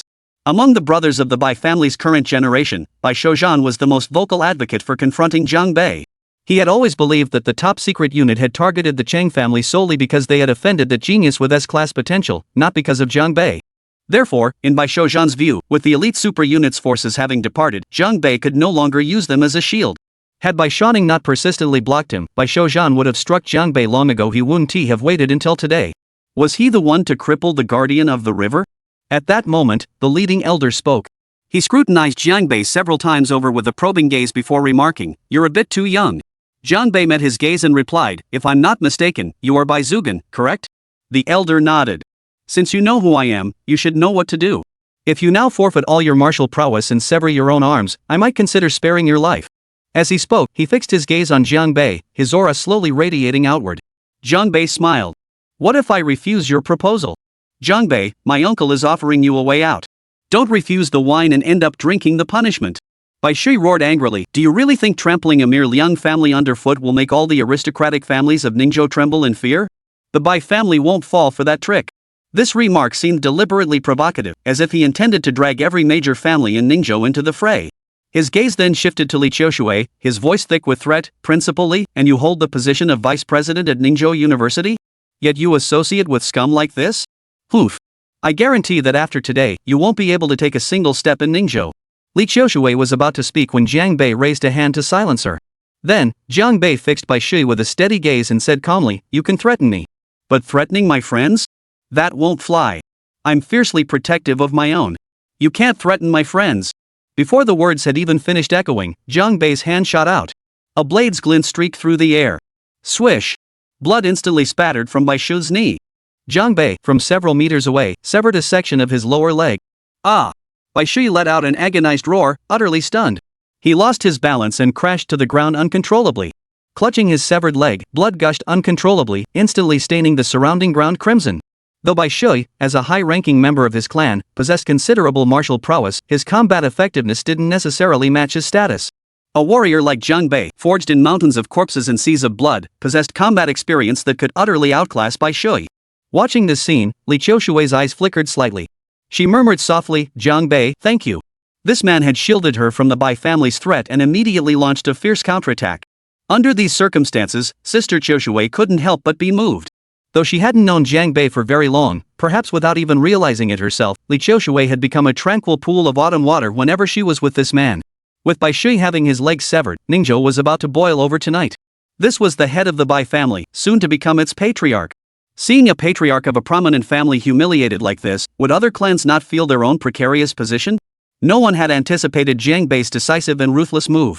The once prodigious young genius of the Zhang family seemed to have grown even more tyrannical and overbearing since his return. Ningzhou, which had enjoyed years of calm, hadn't seen such an arrogant figure in a very long time. At this moment, Bai Shui lay sprawled on the ground, roaring in agony, his appearance utterly pitiful.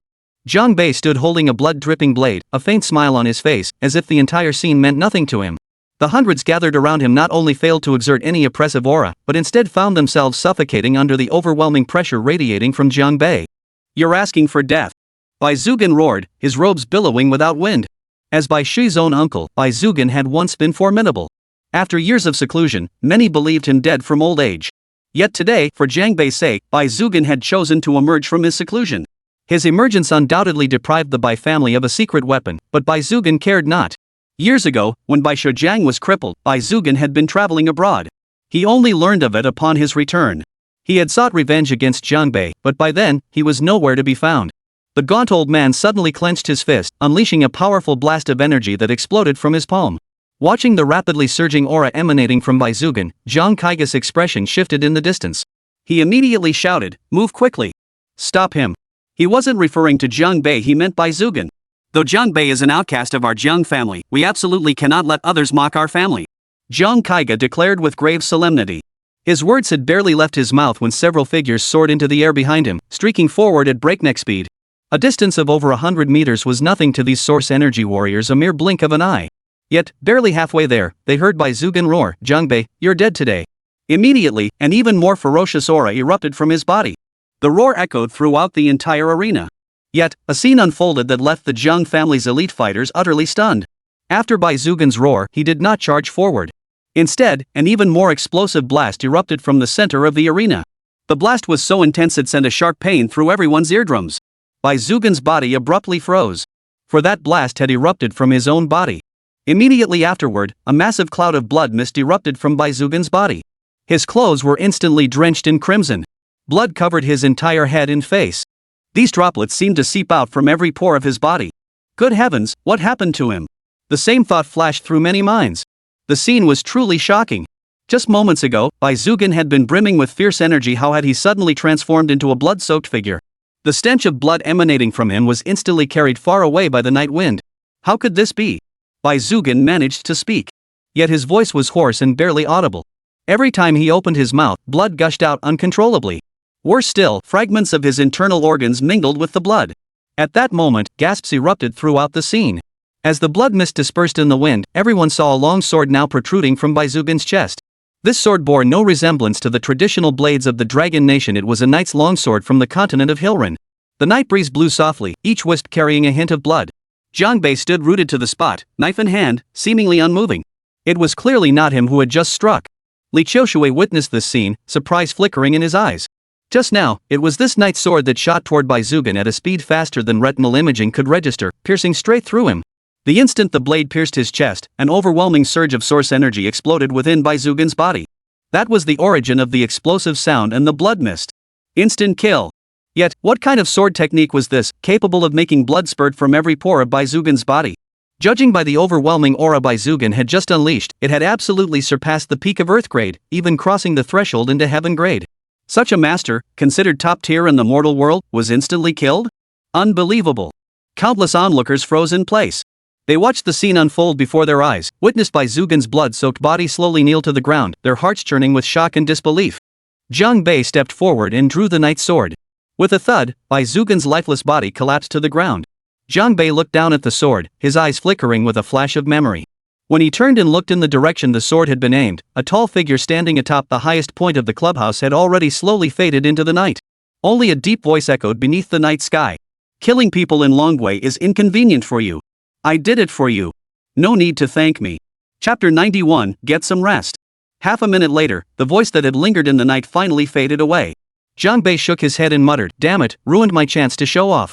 Silence fell around him, unbroken. Because Jiang Bei's words alone were already enough to show off. The Bai family had stormed in looking for trouble, only to have Bai Zhugen pulled out and instantly killed.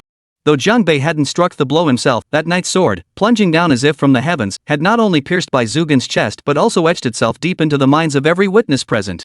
Though they hadn't clearly seen the sword's flight path, the thunderous air blast that reverberated throughout the arena and the massive cloud of blood mist billowing from Bai Zhugen's body would remain etched in their memories forever. Bai Shui, of the Bai family, lay on the ground with a severed leg. Bai Zhugen's corpse was drenched in blood. Bai Shouzhan now trembled in fear, terrified of meeting the same fate as his uncle.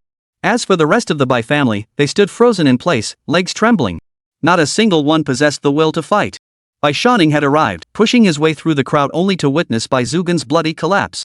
Shock washed over Bai Shanning's face, leaving him utterly at a loss. Jiang Bei merely gave him a cold glance, not even bothering to acknowledge him. His gaze shifted to Li Qiushui beside him. Meeting her watery eyes, he said, "Let's go." As he spoke, Jiang Bei handed the black long knife to Li Qiushui. "All right. Li Qiushui responded softly, sheathing the blade before running a hand through her hair, tousled by the night breeze. A man and a woman, one blade and one sword, they walked side by side into the night. No one dared to block their path, all eyes followed them in silent tribute. The Bai family members, who had been so arrogant moments before, now fell silent as if frozen by fear. As he passed by Shanning, Jiang Bei spoke in a cold, detached tone. Was the lesson from 10 years ago not profound enough? The Bai family take heed. Those simple words sent a chill through Bai Shanning's entire body. He lowered his head, paused in silence, then spoke. Mr. Jiang, I apologize. On behalf of the Bai family, I offer our deepest apologies. You killed their men, and now you're apologizing to him. The one with the strongest fist holds the power of speech. The jungle law of survival of the fittest, where the weak are preyed upon and the strong prevail, held true even in this steel jungle of the source energy world. Yet when Bai Shanning lifted his head, he saw that Jiang Bei and Li Qiushui had already walked far away. He didn't know if they had heard his apology. Shanning, what should we do now? Bai Shouzhan, the second brother, gripped Bai Shanning's arm nervously. Though he was a martial artist, he had actually seen little bloodshed. Earlier, when confronting Jiang Bei, Bai Shouzhan had been the loudest to speak up. Now, he was the first to chicken out. Bai Shanning shot his second brother a cold glance, wanting to scold him, but with things having reached such a dire state, no words came out. Sighing, he said, let's go home. If only you'd listened to me earlier, none of this would have happened. Jiang Bei and Li Qiushui stepped outside the crowd and spotted Jiang Kaiga, along with the Jiang family warriors halted mid-path. Jiang Kaiga was also watching Jiang Bei. His mouth opened as if to explain, but then he saw Jiang Bei smile. No need for words. I understand everything, Jiang Bei said. At least today, I need to say thank you. I wasn't helping you. I just felt the Jiang family's reputation couldn't be tarnished over this. Jiang Kaiga paused, then added, besides, I didn't really help anyway. Jiang Bei nodded with a smile. I hope your father won't be upset when he hears you were prepared to step in and help me. With that, Jiang Bei walked away side by side with Li Qiushui. Watching Jiang Bei's retreating figure, Jiang Kai sank into deep thought, his expression visibly darkening. The scene remained deathly quiet, the scent of blood still lingering in everyone's nostrils. Tonight, the aristocratic circles of Ningzhou had been rocked by an earthquake. Overnight, the Liang family was finished, and the Bai family was half destroyed. Once, Jiang Bei's emergence had caused the Bai family to decline from prosperity, setting them on a downward path. This time, Jiang Bei's return had only accelerated their descent. This family was truly pitiful. After a decade, they once again became the stepping stone and backdrop for Jiang Bei's rise. As for those who chose to watch from the sidelines, whether Jiang Kaiga or Cheng Hongyu, they were all destined to lose sleep tonight. This was a sleepless night for many. That dragon crossing the river, having already sent shockwaves through Wuzhou, now ignited Ningzhou once more. Fancy grabbing a drink somewhere? Jiang Bei asked. Li Qiushui glanced at the bloodstains on both herself and Jiang Bei, then gave a wry smile. Looks like we need to find a place to clean up first. The two of them, clutching a knife and a sword, covered head to toe in blood. If they showed up at a bar looking like that, they'd probably scare the entire place empty in an instant. Even after walking so long in the night breeze, the faint scent of blood clung to them. They definitely needed a good wash. Jiang Bei glanced at the high rise ahead. That's the hotel I'm staying at. Let's wash up in my room. Wash in your room? Li Qiushui hesitated noticeably. Late at night, a man and a woman alone in one room, taking turns showering, it was just too easy to jump to conclusions. See? This proves that just because you saw me coming out of another girl's room that morning, it doesn't necessarily mean anything happened, right? Jiang Bei said with a smile. Maybe I was just taking a shower in someone else's room. A smile began to spread across Li Qiushui's face, like a water lily blooming in the night. She said, given your character, I believe you. But even if I shower at your place, I have no clothes to change into. After a pause, Li Qiushui added, I can't very well just wear a bathrobe, can I? She didn't know why those words had slipped out of her mouth. After speaking, a faint blush rose across her fair cheeks. But the night was too dark, with no starlight to reveal this blush to Jiang Bei. Truthfully, in the past, Li Qiushui would never have agreed to such a request from a man. But since it was Jiang Bei who had asked, the outcome felt somewhat different.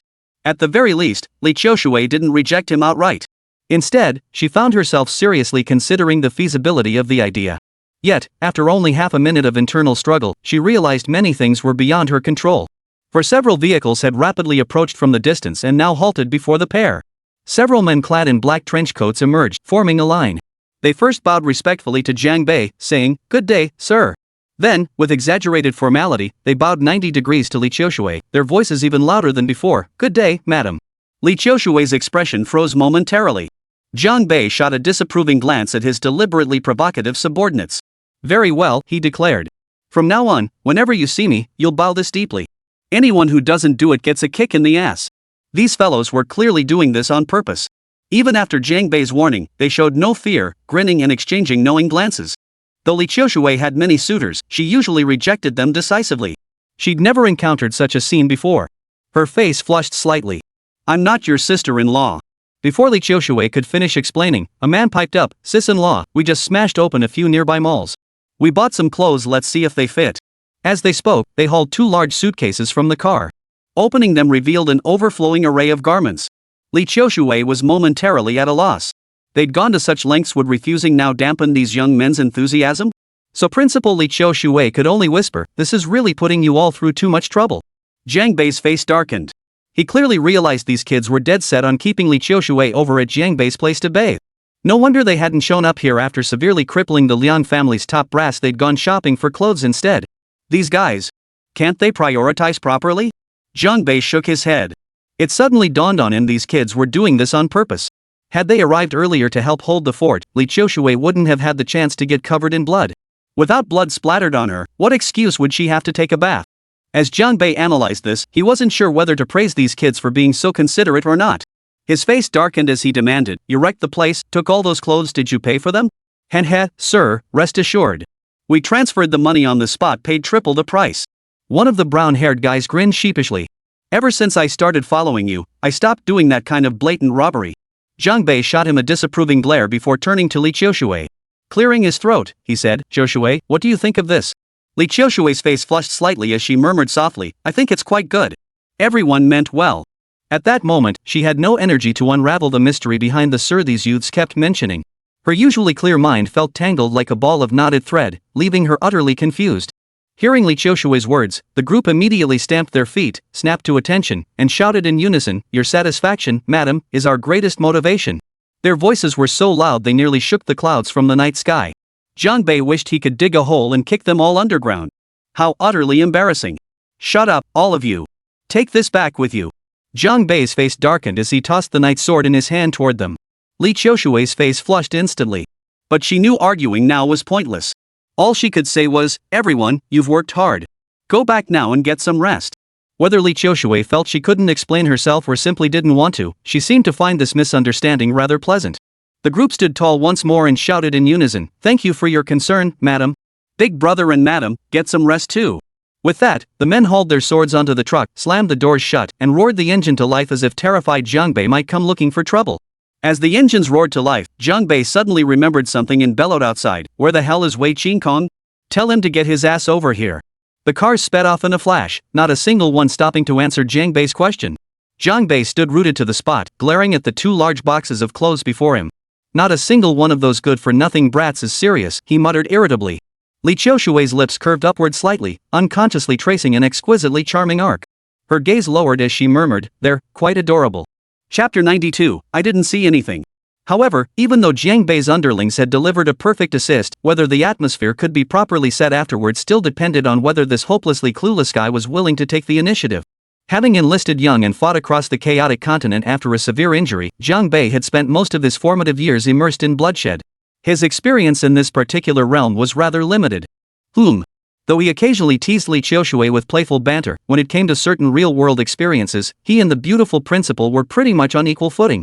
Had he squandered too much time on romantic pursuits, Jiang Bei would never have attained his current standing on the Black Sea continent.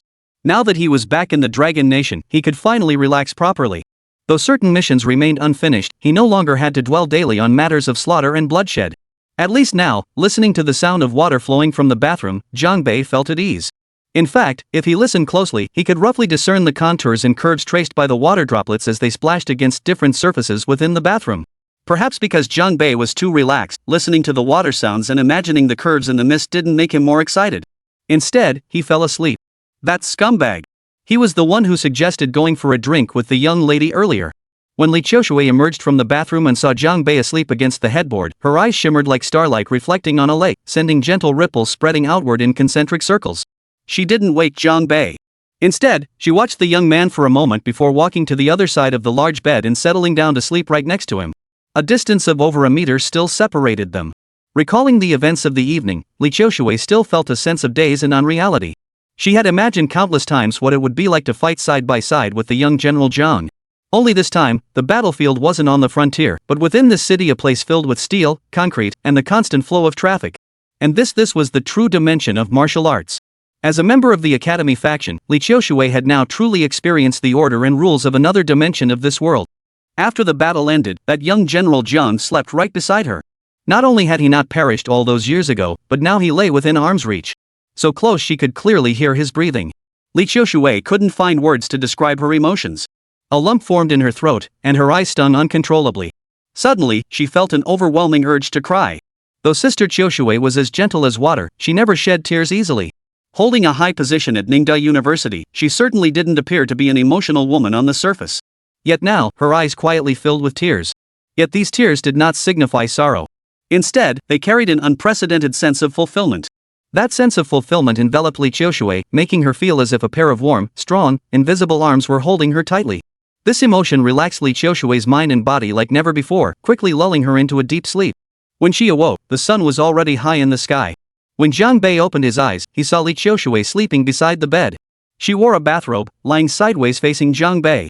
A hint of pale light seeped through the neckline, catching his eyes. At that moment, though Li Qiushui wore no makeup, her bare face revealed delicate, sculpted features. Even without any adornment, her fair, smooth skin served as the perfect canvas for what appeared to be a masterpiece crafted by the heavens. Her breathing was light and steady, clearly still in a deep, peaceful sleep. Jiang Bei watched for several minutes, feeling quite content, before rising to wash up. He moved with utmost care, afraid to disturb her slumber. When Li Qiushui awoke, Jiang Bei was still showering in the bathroom. Opening her eyes, she was met with the morning sunlight and the sound of splashing water. At first, Li Qiushui felt disoriented, the unfamiliar surroundings momentarily confusing her. Of course, the next second, she recalled exactly what had happened the night before. The thought of a young man showering in the same room caused Miss Li Qiushui's cheeks to flush involuntarily. She glanced at the time, surprise flickering in her eyes. Truthfully, Li Qiushui hadn't been sleeping well lately. Her sleep was shallow, and the slightest noise would wake her. Once awake, it was nearly impossible to fall back asleep. This time, however, she slept for 8 or 9 solid hours. The refreshing energy she felt upon waking was something she hadn't experienced in ages. Was it because last night's battle had exhausted her? Or was it the unprecedented sense of security she felt sleeping beside Jiang Bei that had granted her such restful sleep? Xiao Shui couldn't quite pinpoint the exact reason. But the feeling of a truly restful sleep was utterly intoxicating. At that moment, Li Qiushui glanced down at her sleeping posture and the open neckline of her nightgown. A sudden flush spread across her fair cheeks. Had Jiang Bei seen anything? Li Qiushui quickly sat up, ready to get dressed. But just as she untied the sash around her bathrobe, she saw Jiang Bei emerge, already drying his hair. He wore only loose shorts, his upper body bare. Droplets of water glistened on his well-defined muscles, reflecting the sunlight. Beneath that physique lay terrifying explosive power. Seeing Jiang Bei's arms, Li Qiushui suddenly realized that the intense sense of fulfillment she'd felt last night, as if guided by invisible arms, must have come from his. "You're awake?" Jiang Bei inquired. At that moment, Li Qiushui's tousled hair, flawless bare face, and the bathrobe she wore created an overwhelming sense of domesticity. But why is the bathrobe sash undone? Following Jiang Bei's gaze downward, Li Qiushui finally realized what had happened. She let out a soft gasp and quickly pulled the front of her bathrobe tightly together. At that moment, Sister Qiushui's lovely face was flushed bright red. Even her earlobes were tinged with a delicate pink. But this was just Li Qiushui overreacting. Her front hadn't actually opened that much. "Don't worry, you didn't really expose much. I only saw a small gap," Jiang Bei said. Yet by the time he finished speaking, Li Qiushui had already buried herself beneath the covers. A muffled voice emerged from beneath the quilt. "I beg you, please stop. Stop talking." Jiang Bei had thought Li Qiushui didn't need to be so embarrassed, but as he carefully replayed his own words in his mind, he suddenly realized they might indeed be a bit prone to misunderstanding. So the hopelessly clueless guy quickly explained, Qiushui, don't misunderstand what I meant. Absolutely wasn't what you think it was." Li Qiushui said, "I didn't take it to mean anything." On the way to school, Li Qiushui appeared to be driving intently, not uttering a word the entire journey, her lovely face still flushed. Jiang Bei tried to explain, "Qiushui, I really didn't see anything. I was just saying your bathrobe was slightly open, not that." Li Qiushui slammed on the brakes, buried her head in the steering wheel, and pleaded, "Jiang Bei, please, just shut up, okay?" Jiang Bei showed no intention of shutting up. He persisted, "You have to believe me. Besides, your clothes really were very." Li Qiushui lifted her head, glaring at Jiang Bei. The blush hadn't faded from her beautiful eyes, but anger was already welling up. She said, enunciating each word deliberately, "Jiang Bei, I promise you say one more word, and I'll strangle you right now." Chapter 93, Bragging Rights. Miss Joshua rarely got pushed to the point of losing her temper. Such a loss of composure had almost never been seen in her before. But now, she could no longer contain her primal fury. For the rest of the journey, Lee Joshua remained silent, her lovely face flushed crimson. The flush on her cheeks hadn't faded even by the time they reached the school. At that moment, the area beneath the administration building bustled with people coming and going. They were already accustomed to seeing a certain man step out of Lee Joshua's car. Yet this time, it felt different from the previous days. Lee Joshua's face was blushing so intensely. When had this beautiful and intelligent female principal ever shown such bashfulness? This scene inevitably sparked speculation. What exactly had those two been up to in the car? Alone together in such a confined space, what could they possibly have been doing? It was truly fueling wild imagination. After stepping out of the car, Lee Joshua kept her eyes straight ahead, walking directly toward the administration building as if completely oblivious to the stares around her. Zhang Bei didn't follow. He wasn't skilled at reading women's emotions and couldn't tell if Lee Joshua was genuinely upset. After a moment's thought, he decided to head to his own office. After all, this afternoon marked his first elective lecture on source energy theory, and he needed to prepare beforehand. Lee Joshua had been quite thoughtful, arranging a private office specifically for Jiang Wuzhou, a teaching environment entirely distinct from that of other faculty members. In this regard, Principal Lee Joshua had no worries whatsoever that her special treatment would spark gossip among others. However, truth be told, the way everyone at the school looked at Lee Joshua and Zhang Bei today was already brimming with gossipy curiosity and a sense of investigation. Of course, more than anything, it was shock. The events of last night had already sent shockwaves through Ningzhou's aristocratic circles. First, former Principal Zhang Xinghai personally logged onto the campus forum to issue Principal's Order No. 1. Second, Zhang Bei and Lee Joshua joined forces to turn the Liang family's Houching Club into a bloodbath. Each of these events was an earthquake-level shock, and yet both had occurred in rapid succession last night. Photographs taken at the scene captured Lee Joshua, blood-soaked yet radiating heroic valor, stirring the hearts of countless onlookers. In today's world, information spreads at lightning speed. And the aftershocks of such seismic events easily ripple beyond the confines of the elite families. In truth, anyone who witnessed the scene could see that Lee Joshua had merely played a supporting role, while Zhang Bei was the true protagonist.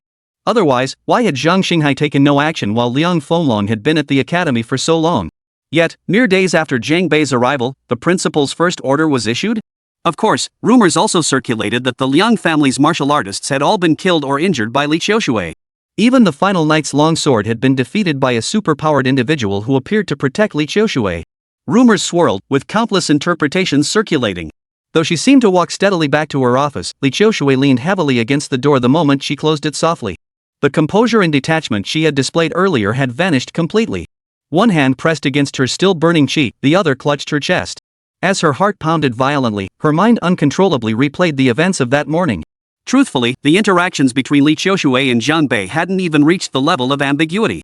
Yet, for Miss Joshua, who had never experienced anything like this before, those scenes were devastatingly potent.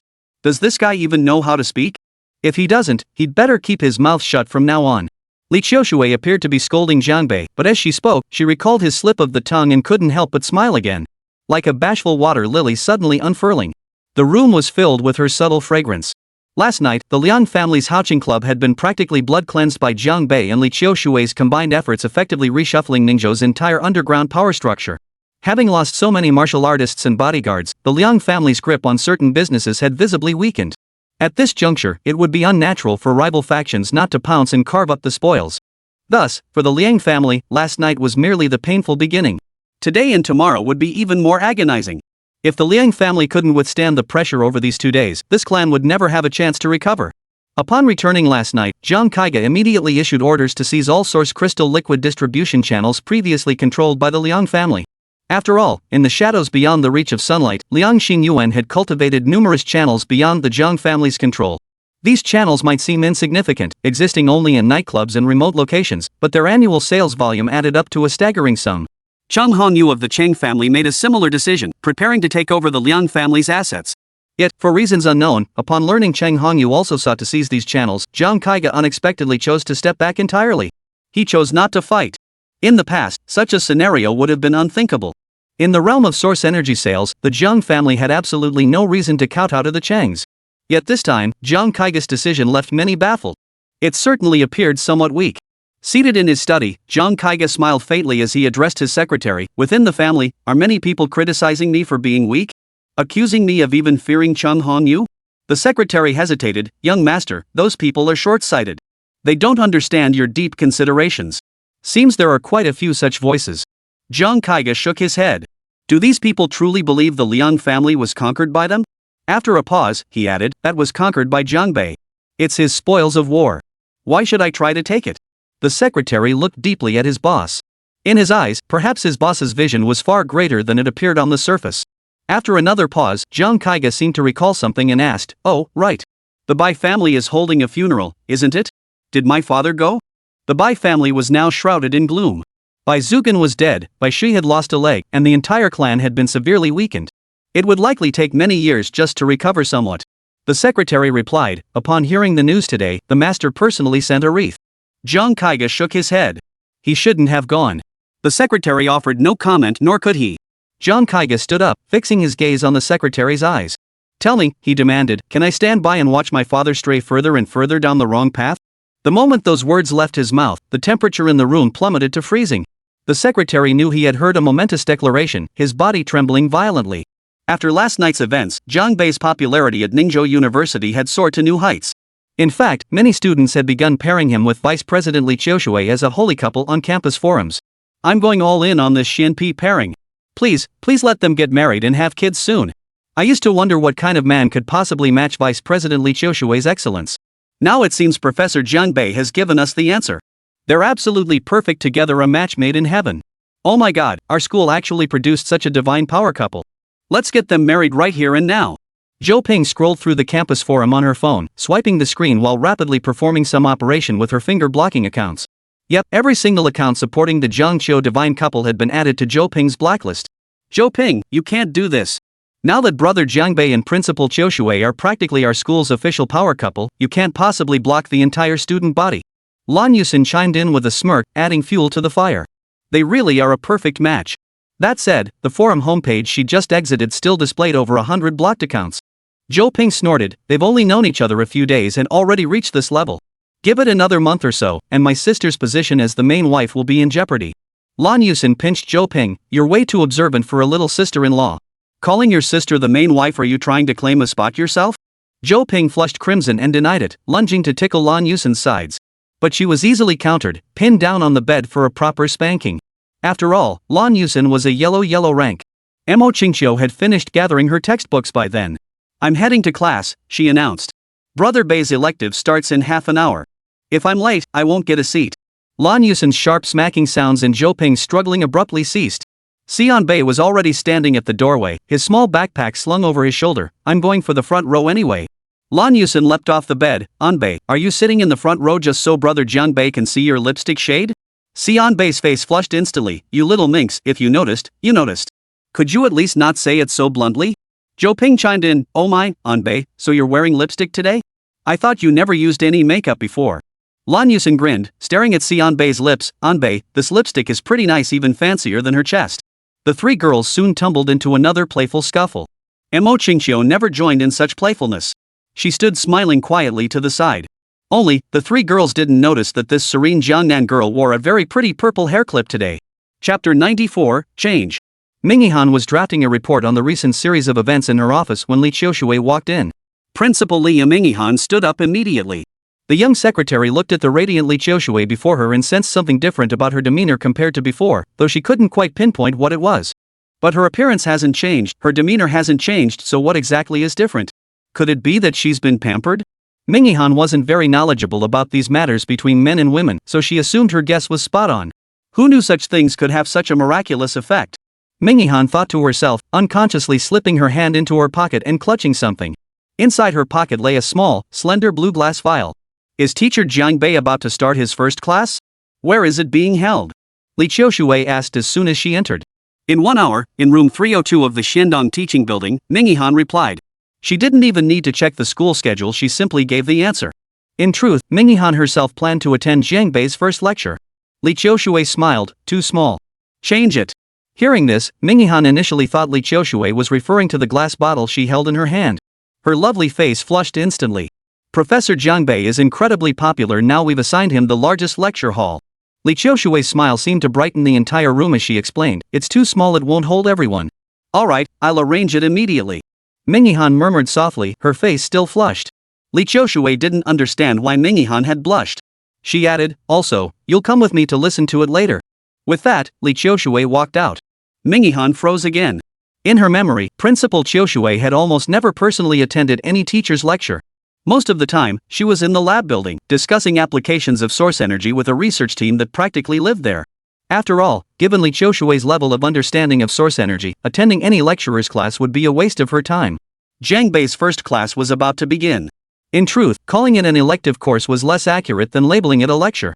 The venue was Ningda's largest lecture hall, accommodating at least 400 people. Jiang Bei was unaware that Li Qiushui had personally arranged this venue. The 4 golden flowers of room 606 had managed to snag front row seats. Xian Bei seemed slightly nervous, constantly pulling out a small mirror to check her appearance. An Bei, you look perfectly fine without makeup, Lan Yusen remarked, propping her chin on one hand as she tilted her head slightly, long hair cascading over one shoulder. Her gaze drifted toward the empty podium. Xian Bei immediately tucked away the compact, her voice brimming with excitement. Really? Of course it's true. Because you're so sophisticated. Lan Yusen's tone seemed tinged with envy. Xian Bei's face instantly fell. Her cheeks puffed up indignantly as she glared at Lan Yusen. You devil!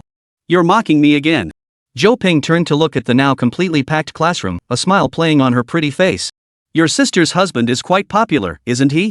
Lan Yusen chuckled. Zhou Ping, just look at all these girls with stars in their eyes. Your sister's position is suddenly looking a bit shaky. Zhou Ping snorted. Blue Demon, my brother-in-law would never like a little brat like you anyway. Lan Yusen lifted her chin haughtily, straightened her back, shifted her hips slightly, and fluttered her long, seductive eyelashes. A powerful current of electricity seemed to flow from her eyes as she asked, Zhou Ping, are you sure about that? Seeing Lan Yusen like this, Zhou Ping suddenly felt uncertain about his earlier words. Xian Bei glanced toward the back row of the classroom before murmuring, Principal Li is here too. She's sitting in the corner. Her relationship with teacher Jiang Bei seems really close. Lan Yusen continued smiling as she said, you bet. She's the official Xianpi, after all. Mo Qingxiu, who had remained quiet until now, finally spoke up. She smiled and said, alright, everyone, stop piling on Zhou Ping. Principal Li is also a Yuan Li expert. It's perfectly normal for her to come and discuss professional matters with brother Jiang Bei. Zhou Ping nodded in agreement. My dear Qingxiu is absolutely right. Qingxiu, that hairpin looks lovely on you. Why haven't I ever seen you wear it before? Zhou Ping asked innocently, unaware of Mo Qingxiu's subtle feelings. Yet her cheeks flushed crimson, her heartbeat quickening slightly as she offered a feigned explanation. Actually, I have quite a few hairpins. Just as Lan Yusen was about to tease Mo Qingxiu, the noisy classroom suddenly fell silent. Because a figure had appeared at the doorway. Jiang Bei had arrived. Seeing this teacher who had become a sensation in the school in just a few days, many students' gazes grew intense. Students, today marks my first day as your teacher. However, I have many insights regarding source energy theory that I'd like to explore with you. Jiang Bei strode to the podium with steady steps and a firm voice, showing none of the nervousness typical of a new teacher. In truth, nearly every student knew by now that Jiang Bei had been specially recruited after passing the grueling hell trial. Principal Li had personally verified his credentials, so no one doubted his abilities. In this era, altering one's destiny required becoming a source force warrior, a path nearly everyone present would eventually walk. Jiang Bei surveyed the room. So, during the foundational phase, what matters most? With that, he set aside the textbook on the lectern. I'm not one to teach by the book. I just want to bring you something practical. Jiang Bei's understanding of his responsibility was straightforward. A teacher's role is to impart knowledge, guide learning, and resolve doubts. In his view, since these students had chosen to attend his lectures, he owed them his full commitment. Hearing this, many students' eyes lit up. Clearly, Jiang Bei was about to share some real substance. Amid countless expectant gazes, he turned around and wrote several lines directly on the blackboard behind him. The characters were bold and vigorous, with sharp strokes and a resilient spirit. What beautiful handwriting, murmured many students below. Truth be told, Jiang Bei's exceptional calligraphy was honed through years of coercion and persuasion by his father, Jiang Qingyu. From childhood onward, beyond completing essential studies and training tasks, the thing Jiang Bei did most was practice calligraphy. Jiang Qingyu had practically handed over every cultivation technique and combat skill he could gather, making Jiang Bei copy them over and over again until they were committed to memory. Thus, whether it was cultivation techniques or combat skills, Jiang Bei now stored vast amounts in his mind. Those characters were deeply etched into his memory. He was practically a walking encyclopedia of source energy theory. A mobile super treasure trove. Most crucially, as time passed, Jiang Bei continuously synthesized and integrated the theoretical knowledge stored within his mind. He could effortlessly correct the shortcomings within cultivation techniques. He could effortlessly break down the barriers between different cultivation methods. And this was happening naturally, as if it were meant to be. Li Qiushui sat in the corner of the back row, gazing at the man on the podium. Her eyes were as clear as water as she murmured softly, "His writing reflects his character." However, what was even more astonishing than Jiang Bei's handwriting was the content he had written. The moment after making that observation, the light in Li Qiushui's eyes froze for an instant. Then, a wave of disbelief began to flow from her eyes.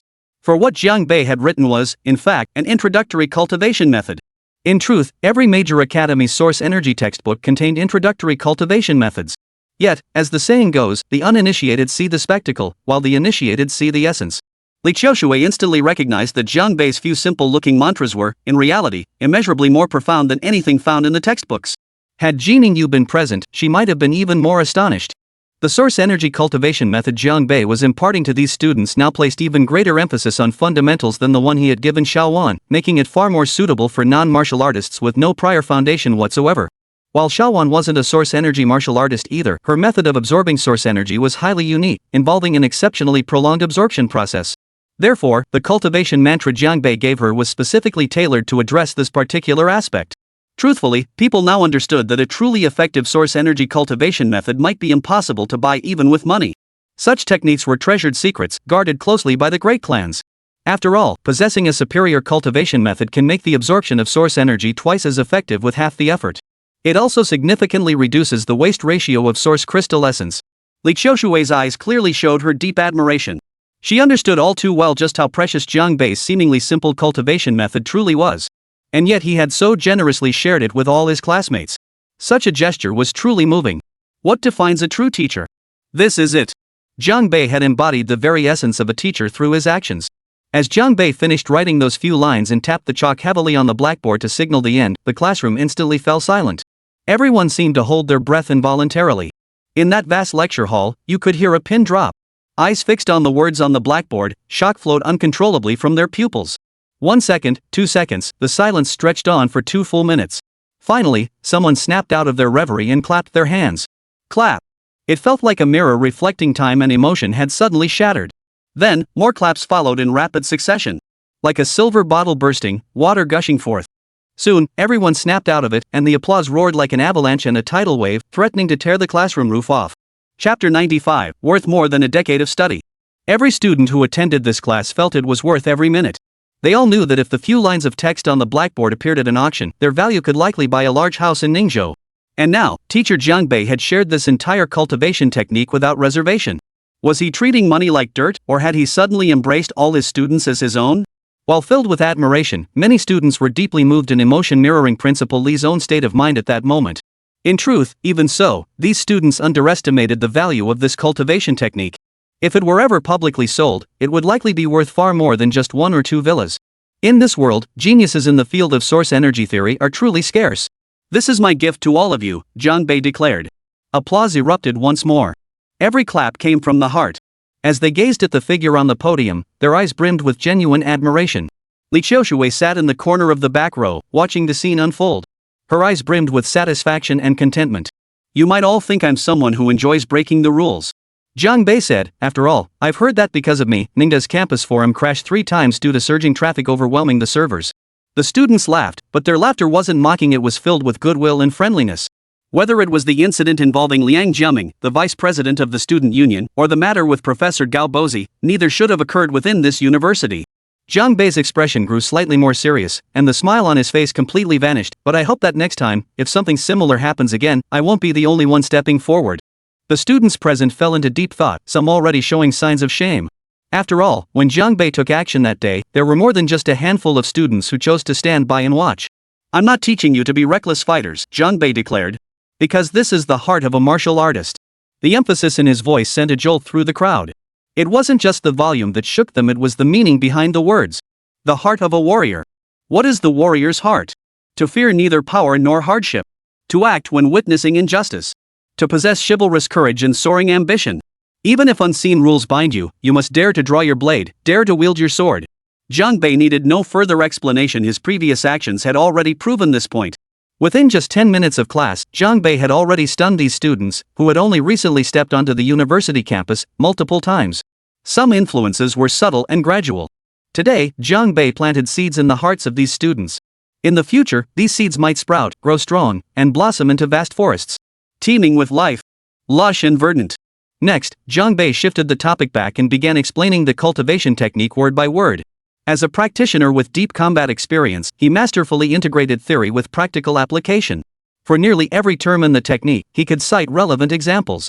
Under such guidance, many students listened with rapt attention, utterly captivated. Those who had gained admission to Ningzhou University were all academic elites. Through Zhang Bei's teaching style, they naturally understood just how profound this young male instructor's mastery of source energy theory truly was. Before they knew it, the bell signaling the end of class had rung, yet every student's face still bore an expression of lingering satisfaction. For the first time in their years of study, they didn't want to hear the bell ring. As the ringing gradually faded, Zhang Bei looked down at his students and said, "I've covered a lot today. I don't expect you to remember every single word. My only hope is that years from now, when you recall this class, you'll still have a faint impression that you'll remember these 4 words I've spoken." That would be enough. With that, he circled the 4 large characters on the blackboard with chalk. The circled words were, "Warrior's Heart." After a brief silence, Mo Qingqiu looked at Zhang Bei and murmured softly, in a voice only she could hear, "Hearing your words today is better than reading 10 years of books." At the back of the classroom, Principal Qiu Shui was the first to applaud. The goddess of the National Academic Circle clapped with eyes already sparkling, radiating a captivating glow as if stars had fallen into her gaze. Immediately, thunderous applause erupted once more throughout the lecture hall. After class ended, the students gradually dispersed. Yet a few remained seated in the back rows, lingering behind. They seemed to be gathered around one particular girl. She wore a black baseball cap, her long black hair pulled into a ponytail. She was dressed in a loose, thin black hoodie and a black mask, obscuring her features. Occasionally, glimpses of her eyebrows and eyes could be seen through the gaps in the brim of her cap and mask. They resembled distant mountains and emerald waters, a breathtaking beauty radiating an air of grandeur. It was a rare kind of beauty seldom seen in girls her age, yet it felt perfectly natural on her. At that moment, several people around her stood up, yet she remained seated. Chairperson Zijing, that's teacher Zhang Bei, we just saw publicly struck Student Union Vice Chair Liang Jiaming and advisor Gao Bozi, a male student remarked. A female student added, Senior Zijing, teacher Zhang Bei has driven the student union's reputation to an all-time low. Shouldn't we take some action to remedy this? However, as she spoke, the girl hesitated noticeably, seemingly reluctant to retaliate against Zhang Bei. The girl named Zijing lifted her head, gazing at the now empty podium before her, then at the bold, vigorous characters still etched on the blackboard. Her red lips parted slightly as she spoke. "Do you think he was wrong before?" The surrounding students fell silent. Evidently, though Liang Jiaming was the student council vice president, they still leaned toward supporting Zhang Bei. Justice lies in the hearts of the people. Zhang Bei had already won considerable support through his recent actions. Zijin continued, "Although I am the student union president, I have been preoccupied these past years with honing my abilities, completing tasks, and accumulating credits, neglecting my management duties. This incident is primarily my responsibility." After a brief pause, her delicate brows, like distant mountains veiled in mist, arched slightly as she continued, "How could we possibly seek trouble with teacher Zhang Bei when we should be expressing our gratitude? That makes no sense whatsoever. Zhang Zijin, president of the Ningzhou University Student Council, has arrived." To avoid drawing attention, she had even disguised herself. After all, with such a major conflict erupting between the student union and Zhang Bei, many were waiting for the spectacle. They wanted to see Zhang Zijin return from remission and then witness a collision of titans. After all, Zhang Zijin was hailed as the greatest prodigy in Ningzhou University's history. In terms of innate talent and speed of cultivation advancement, no one could hold a candle to her. However, the anticipated explosive confrontation never materialized. Zhang Zijin even sat through the entire first lecture at Zhang Bei in complete silence. "You may leave first. I need some time alone," Zhang Zijin murmured softly. She sank into deep contemplation. Only after everyone had left did she lift her head again, gazing at the blackboard before her. "Uncle," she murmured softly, "it should have been you who upheld the Zhang family, shouldn't it?" Zhang Bei was unaware that the student union president of Ningzhou University was Zhang Zijin, the youngest daughter of his cousin, Zhang Hongjian. He actually had a vivid impression of this niece, who was only a few years younger than him. In the past, Zhang Zijin had practically been his shadow. After Zhang Qingyu went missing, she often secretly shared some of her portion of the source crystal liquid with Zhang Bei. However, after the Zhang Hongjian family moved away from the Zhang family's main residence in Ningzhou, Zhang Zijin was still young at the time, and she and Zhang Bei gradually lost contact. All of this happened before Zhang Bei had disqualified by Shizhang. Yet, 10 years later, for reasons unknown, Zhang Zijin had chosen to return to the north for her studies, even becoming the student council president at Ningzhou University. After class, Zhang Bei returned to his office. Little did he expect that Li Qiushui was already waiting there. "Our Professor Zhang truly possesses extraordinary skills," Li Qiushui remarked, a smile lighting up her lovely face, a smile radiating genuine warmth. "Extraordinary?" Jiang Bei asked with a smile. Is that all you have to say about me? It's mostly admiration. Li Qiushui looked at Jiang Bei earnestly. You're someone who inspires deep admiration in those around you. Li Qiushui's assessment was spot on. Whether it was the Jiang Bei who stood firm with his sword on the battlefield or the Jiang Bei holding chalk at the lectern, both were equally moving. All these years later, he remained unchanged, true to his original aspirations, his passion still burning bright. Jiang Bei spread his arms wide. Since the first class was such a success, why not celebrate with a hug? Li Qiushui wasn't falling for it. She gave Jiang Bei a shove. Cut the nonsense. Right now, the female students lining up to hug you probably form a long queue. With that, she turned and walked out of the office. Yet though she had left, the smile lingering at the corners of Li Qiushui's lips never faded. 20 minutes later, her figure appeared in Ningde University's Source Energy Laboratory. Source Energy Laboratory was merely a general term. It housed numerous specialized labs within its vast complex, resembling a comprehensive sports stadium from the outside. Yet, it was the highest-grade laboratory in the entire northern frontier. One of Shangwan Xingyue's reasons for having Jiang Bei enter Ningde University was to secure Li Qiushui's permission for him to freely access this laboratory. Yet, the exact intentions of the marshal remained unclear, and for reasons unknown to Jiang Bei, he had never once set foot inside. Principal Li, you're here, said a white-haired elder. Regarding the source energy compression project the National Defense Forces proposed last time, we've finally made some breakthroughs and are awaiting your meeting. Li Qiushui's eyes lit up instantly. Source energy compression? Is it feasible? Li Qiushui, uttering these words, remained unaware that a man she knew harbored an immense reservoir of source energy within his body. And this power bore no proportional relation whatsoever to his physique and stature. Chapter 96, Radiant Splendor. Just as Jiang Bei was about to head out for dinner, he suddenly received a phone call. The call came from Xiaowan. Ever since Xiaowan decided to stay in Wuzhou to sort through her parents' belongings, she hadn't met with Jiang Bei. They only occasionally exchanged phone calls, discussing the perplexities she encountered while cultivating her source energy. This time, however, Xiaowan's tone was unlike any before. Her voice brimmed with urgency and worry from the very first words. Jiang Bei, something's happened with the Mu family. Xiaowan said. Apparently, Mu's father encountered trouble during his seclusion. She asked me to contact you. She needs you to go to Huaihai Qingzhou to help. Could it be qi deviation? Jiang Bei narrowed his eyes. Backfiring is actually quite common during source energy cultivation. It's a general term for mishaps in training. After all, source energy is an external force. If one is even slightly careless during its guidance and absorption, it can damage certain parts or organs of the body. Cases where practitioners suffer brain damage or become mentally impaired from source energy training actually occur every year. I don't know the specifics, but Mu wants you to go immediately. Xiaowan said with evident concern. I have a feeling this isn't going to be simple.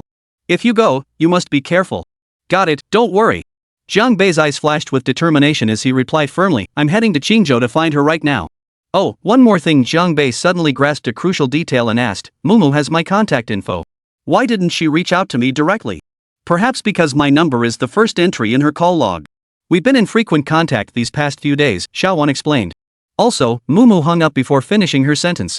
I couldn't get through when I tried calling back. I understand, Jiang Bei said firmly. Leave it to me. Don't worry. Just wait for news. After hanging up, Jiang Bei wasted no time. He made a call and then said, meet me at the main gate of Ningde. Drive me to the airport. In his view, Mu Tianya's incident this time was absolutely no accident. Descending the stairs, Jiang Bei dialed Ji Ningyu's number. As expected, no one answered. Clearly, Mu had chosen to confront her third uncle, Mu Shanshang, playing right into certain parties' hands and giving them the perfect opportunity to weave their trap. Jiang Bei knew the Mu family was a Yuanli lineage. He wondered if any martial arts sects from the underworld had gotten involved this time, like Tianping Mountain. He hurried to the school gate, where a black sedan was already waiting. Seated in the driver's seat was a tall man clad in a black trench coat. It was Wei Qingkong, the same man who had appeared at the Liang family residence that night. To the airport. Jiang Bei stated immediately after getting in. Mu is in trouble. I need to get to Qingzhou as quickly as possible. Understood, sir. Wei Qingkong said nothing more, flooring the accelerator. Under the evening's crimson glow, the car became a streak of light.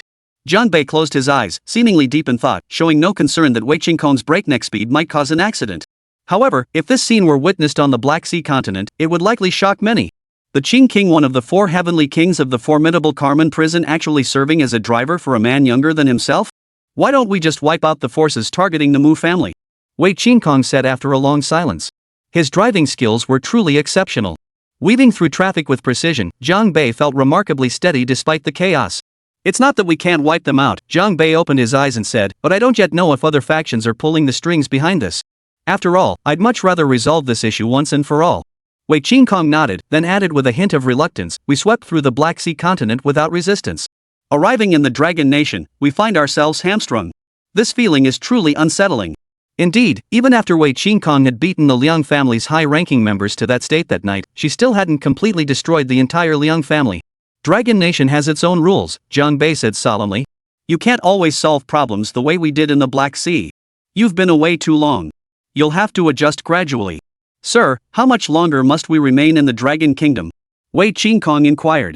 There's no rush to return, Zhang Bei replied, spreading his hands.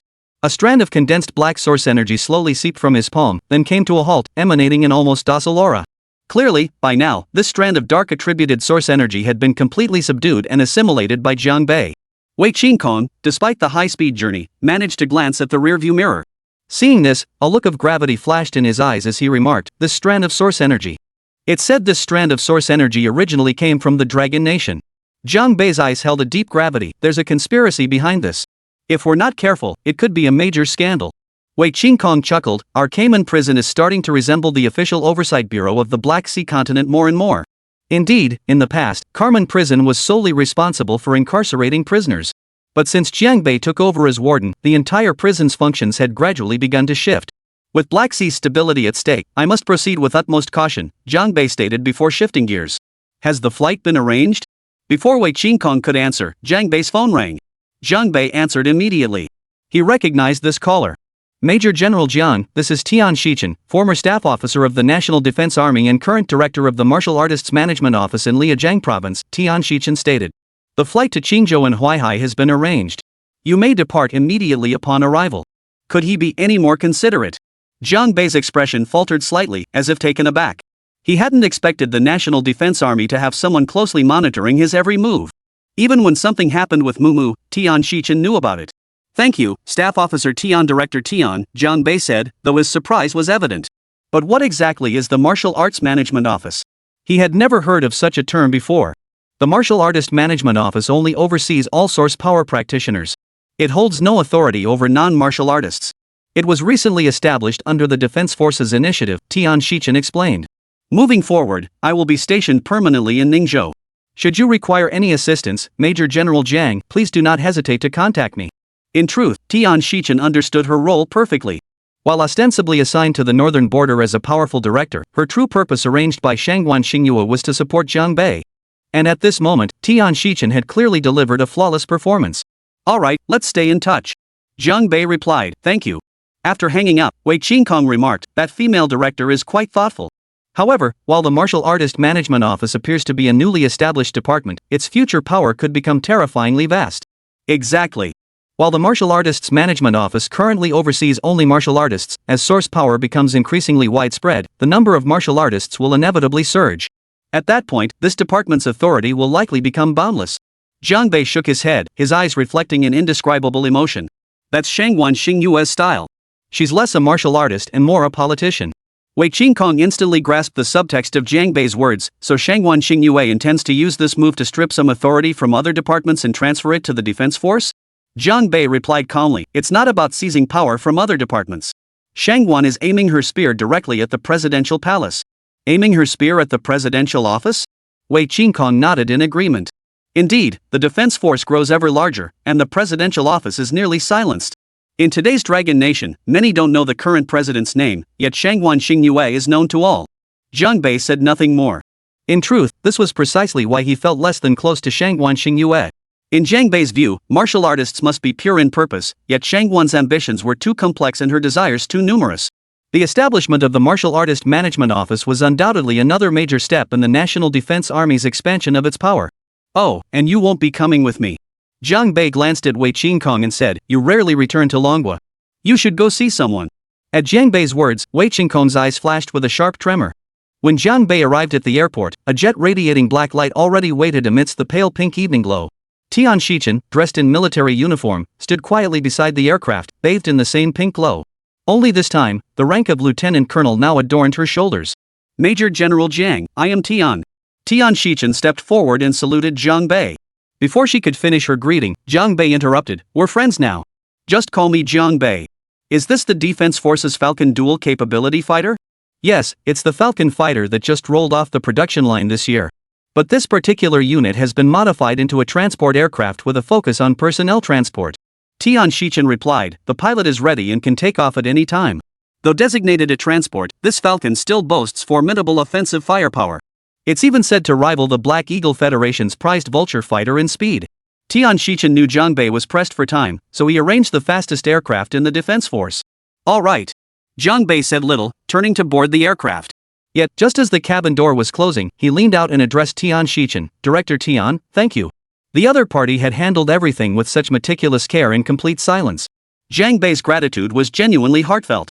With such keen insight and capability, no wonder she'd risen to this position at such a young age.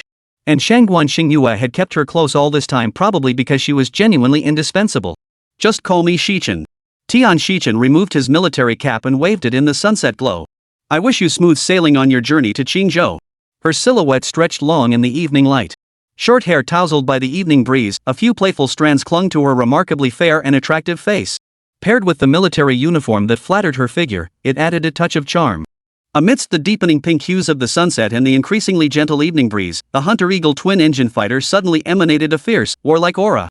Its engines roared to life, and with wings spread against the wind, it soared toward the horizon. This scene, reflected in Tian Shichen's eyes, shimmered with dazzling brilliance. Chapter 97, The Dead End. Zhang Bei hadn't anticipated that this time, Tian Shichen had prepared the Falcon dual-capability fighter for him. This fighter jet was reputed to possess the ultimate speed achievable by the Dragon Nation's defense forces. Traveling to Huaihai Qingzhou with it would save at least half the time compared to a civilian aircraft. Given Tian Shichen's position as Director of Martial Arts Management, securing such an advanced fighter jet for Zhang Bei's immediate use within such a short timeframe was no simple feat. Unless Shangguan Xingyue had personally approved it. They had just finished complaining about Shangguan Xingyue with Wei Qingkong, only for her to turn around and provide such immense assistance. It seemed the debts he owed were piling up. How would he ever repay them all in the future? Zhang Bei felt conflicted, shaking his head to clear the tangled thoughts from his mind. At this moment, he had no idea what the situation in Huaihai provincial capital was like. Zhang Bei could only hope that Mumu and Jiningyu could hold out a little longer. Could we go any faster? Zhang Bei asked the pilot through the onboard communication system. Could the dual-capability fighter? Of course, General Jiang. The pilot seemed to recognize Zhang Bei's identity as well. Once we reach the stratosphere, I can activate the other engine. A sharp gleam flashed in Zhang Bei's eyes. Source energy engine? Clearly, this so-called dual energy fighter referred to conventional energy sources and source energy as its dual power sources.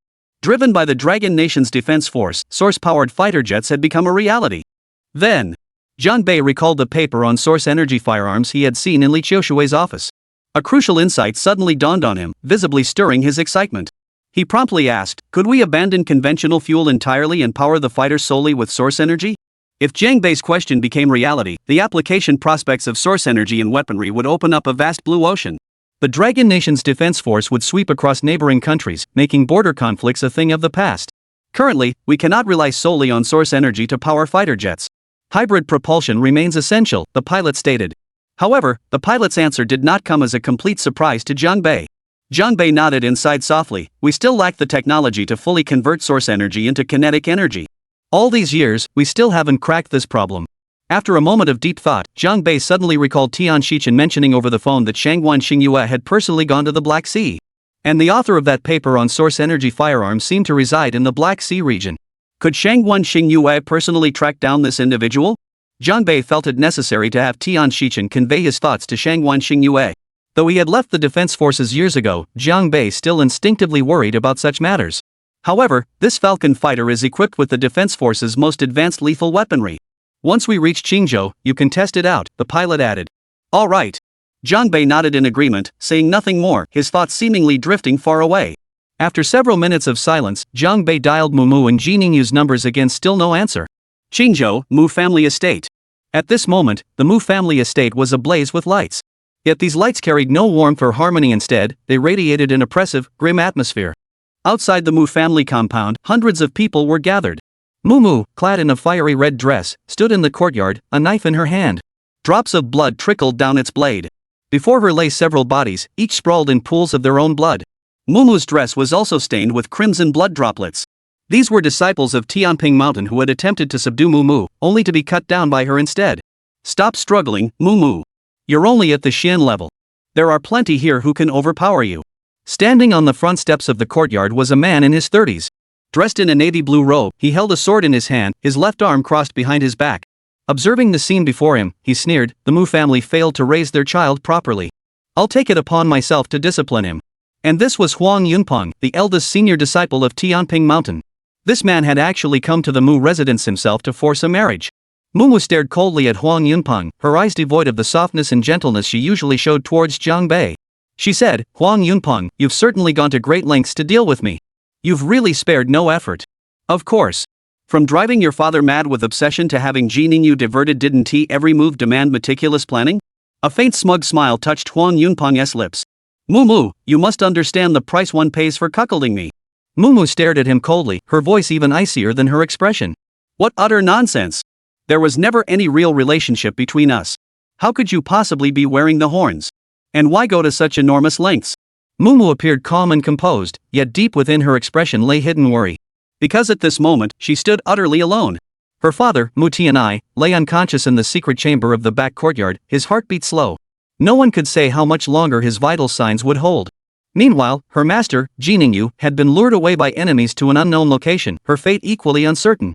The capable subordinates loyal to her father, Mu Tianai, had been forcibly reassigned by the third son, Mu Shancheng, and their whereabouts were unknown. Mumu was completely unable to contact them. Under these circumstances, Mumu, a mere Xian-level practitioner, stood utterly hopeless against Huang Yunpeng, who had just ascended to the Tian level. What's more, Tianping Mountain had clearly thrown everything they had at him tonight, mobilizing nearly their entire force. For Mumu, the situation seemed to have spiraled into a desperate predicament in the blink of an eye. "Since the elders of the Mu family have pledged you to me, we are now bound by betrothal," Huang Yunpeng declared, his gaze condescending as he looked down upon Mumu. His voice grew colder. "And yet, in this situation, you're cheek to cheek with another man, engaging in such intimate gestures. Isn't that putting a green hat on me?" Mumu sneered coldly, "Humph, Huang Yunpeng. Back at Tianping Mountain, who knows how many junior sisters you impregnated? That's common knowledge throughout the martial world. And now you have the nerve to demand something of me?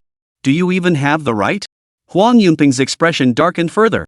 "Can such matters be compared between men and women? Regardless, Mumu, you won't escape today. You must comply with my demands."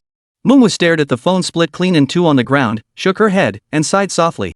A profound sense of helplessness welled up within her. Indeed, in the world of Yuan power, might ruled supreme. Whoever held the strongest fist, their words became commands. Just moments ago, Mumu had been on the phone with Xiaowan. Before she could finish speaking, disciples from Tianping Mountain had stormed in to snatch her phone and restrain her. Faced with such aggression, Mumu had no choice but to fight back, unleashing her full Yuan power, every strike landing with deadly precision. Where the hell were Mu Shancheng and Mu Ruilin? Ever since Huang Yunpeng arrived with the Tianping Mountain crowd in full force, these elders who usually flaunted their power had vanished without a trace.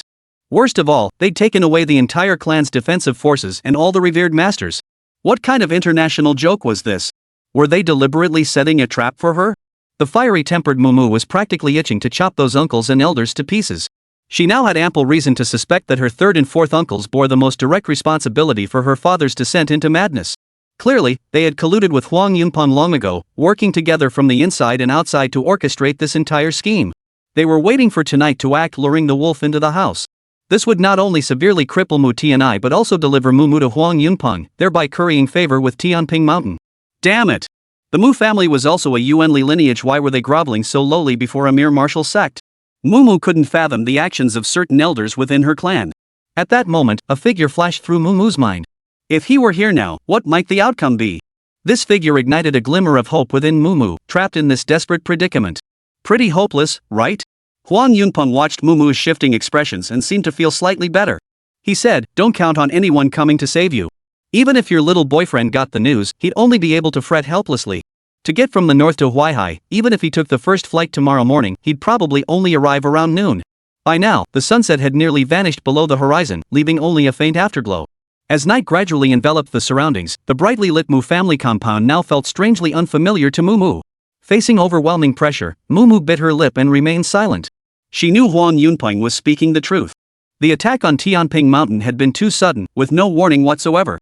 Even if Mumu relayed the news to Jiang Bei immediately, there was no way he could reach Qingzhou tonight. And even if he did arrive, it would only be walking into a trap. Huang Yunpeng smiled, his eyes brimming with confidence.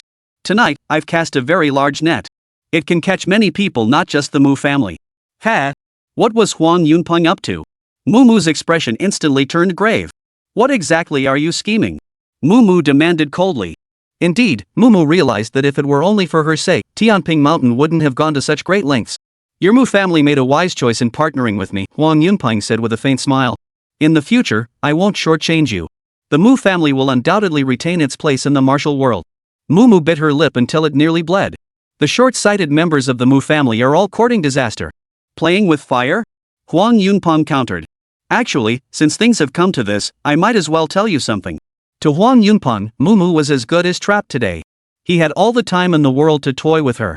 Observing her provocative figure and the defiant glint in her furious eyes, Huang Yunpeng found the situation increasingly amusing. What a rare chance to play cat and mouse. He chuckled smugly. Tonight, Tianping Mountain will help Mu Shancheng become the head of the Mu family. Then, together with the Mu family's experts, we'll take down Qingyun sect. Qingyun sect? Mumu's expression shifted slightly. She finally understood why Tianping Mountain had chosen tonight to make their move. Qingyun sect was a martial arts faction roughly equal in strength to Tianping Mountain in the martial world. Logically, there should be no reason for conflict between these two powers. However, rumors circulated that deep beneath Qingyun Mountain, where Qingyun sect resided, traces of source crystal ore had been discovered. Now, anyone privy to this news would conclude that a natural source crystal vein existed within Qingyun Mountain. If Tianping Mountain could claim it as their own, this strategic resource would dramatically elevate their standing in the martial world for years to come. And the Mu family estate lies not far from Qingyun Mountain. Observing Mumu's shifting expression, Huang Yunpeng felt immensely smug. In his eyes, he was one of the few young prodigies in the martial world, having already attained the heavenly rank at such a young age. If he could secure the source crystal vein and gain the support of an endless supply of resources, his future would be truly limitless. Years from now, would he even have the qualifications to vie for the position of Supreme Alliance leader? Mumu stared at Huang Yunpeng and declared, "You're deluding yourself. You will never succeed." "Oh? Why couldn't I succeed?" "Mumu, your master, Jiningyu, will die today under the combined assault of the Mu family and my Tianping Mountain faction. As for your father, he's already a cripple utterly insignificant." After a pause, a hint of mockery flickered in Huang Yunpeng's eyes. "As for you, if you simply obey my commands and perform well tonight, I promise not to torment you. I'll even treat the entire Mu family with kindness." Mumu remained silent, but the defiance in her eyes grew ever more pronounced. "Heh," Huang Yunpeng sneered, his gaze fixed on Mumu. "I have plenty of ways to make you submit.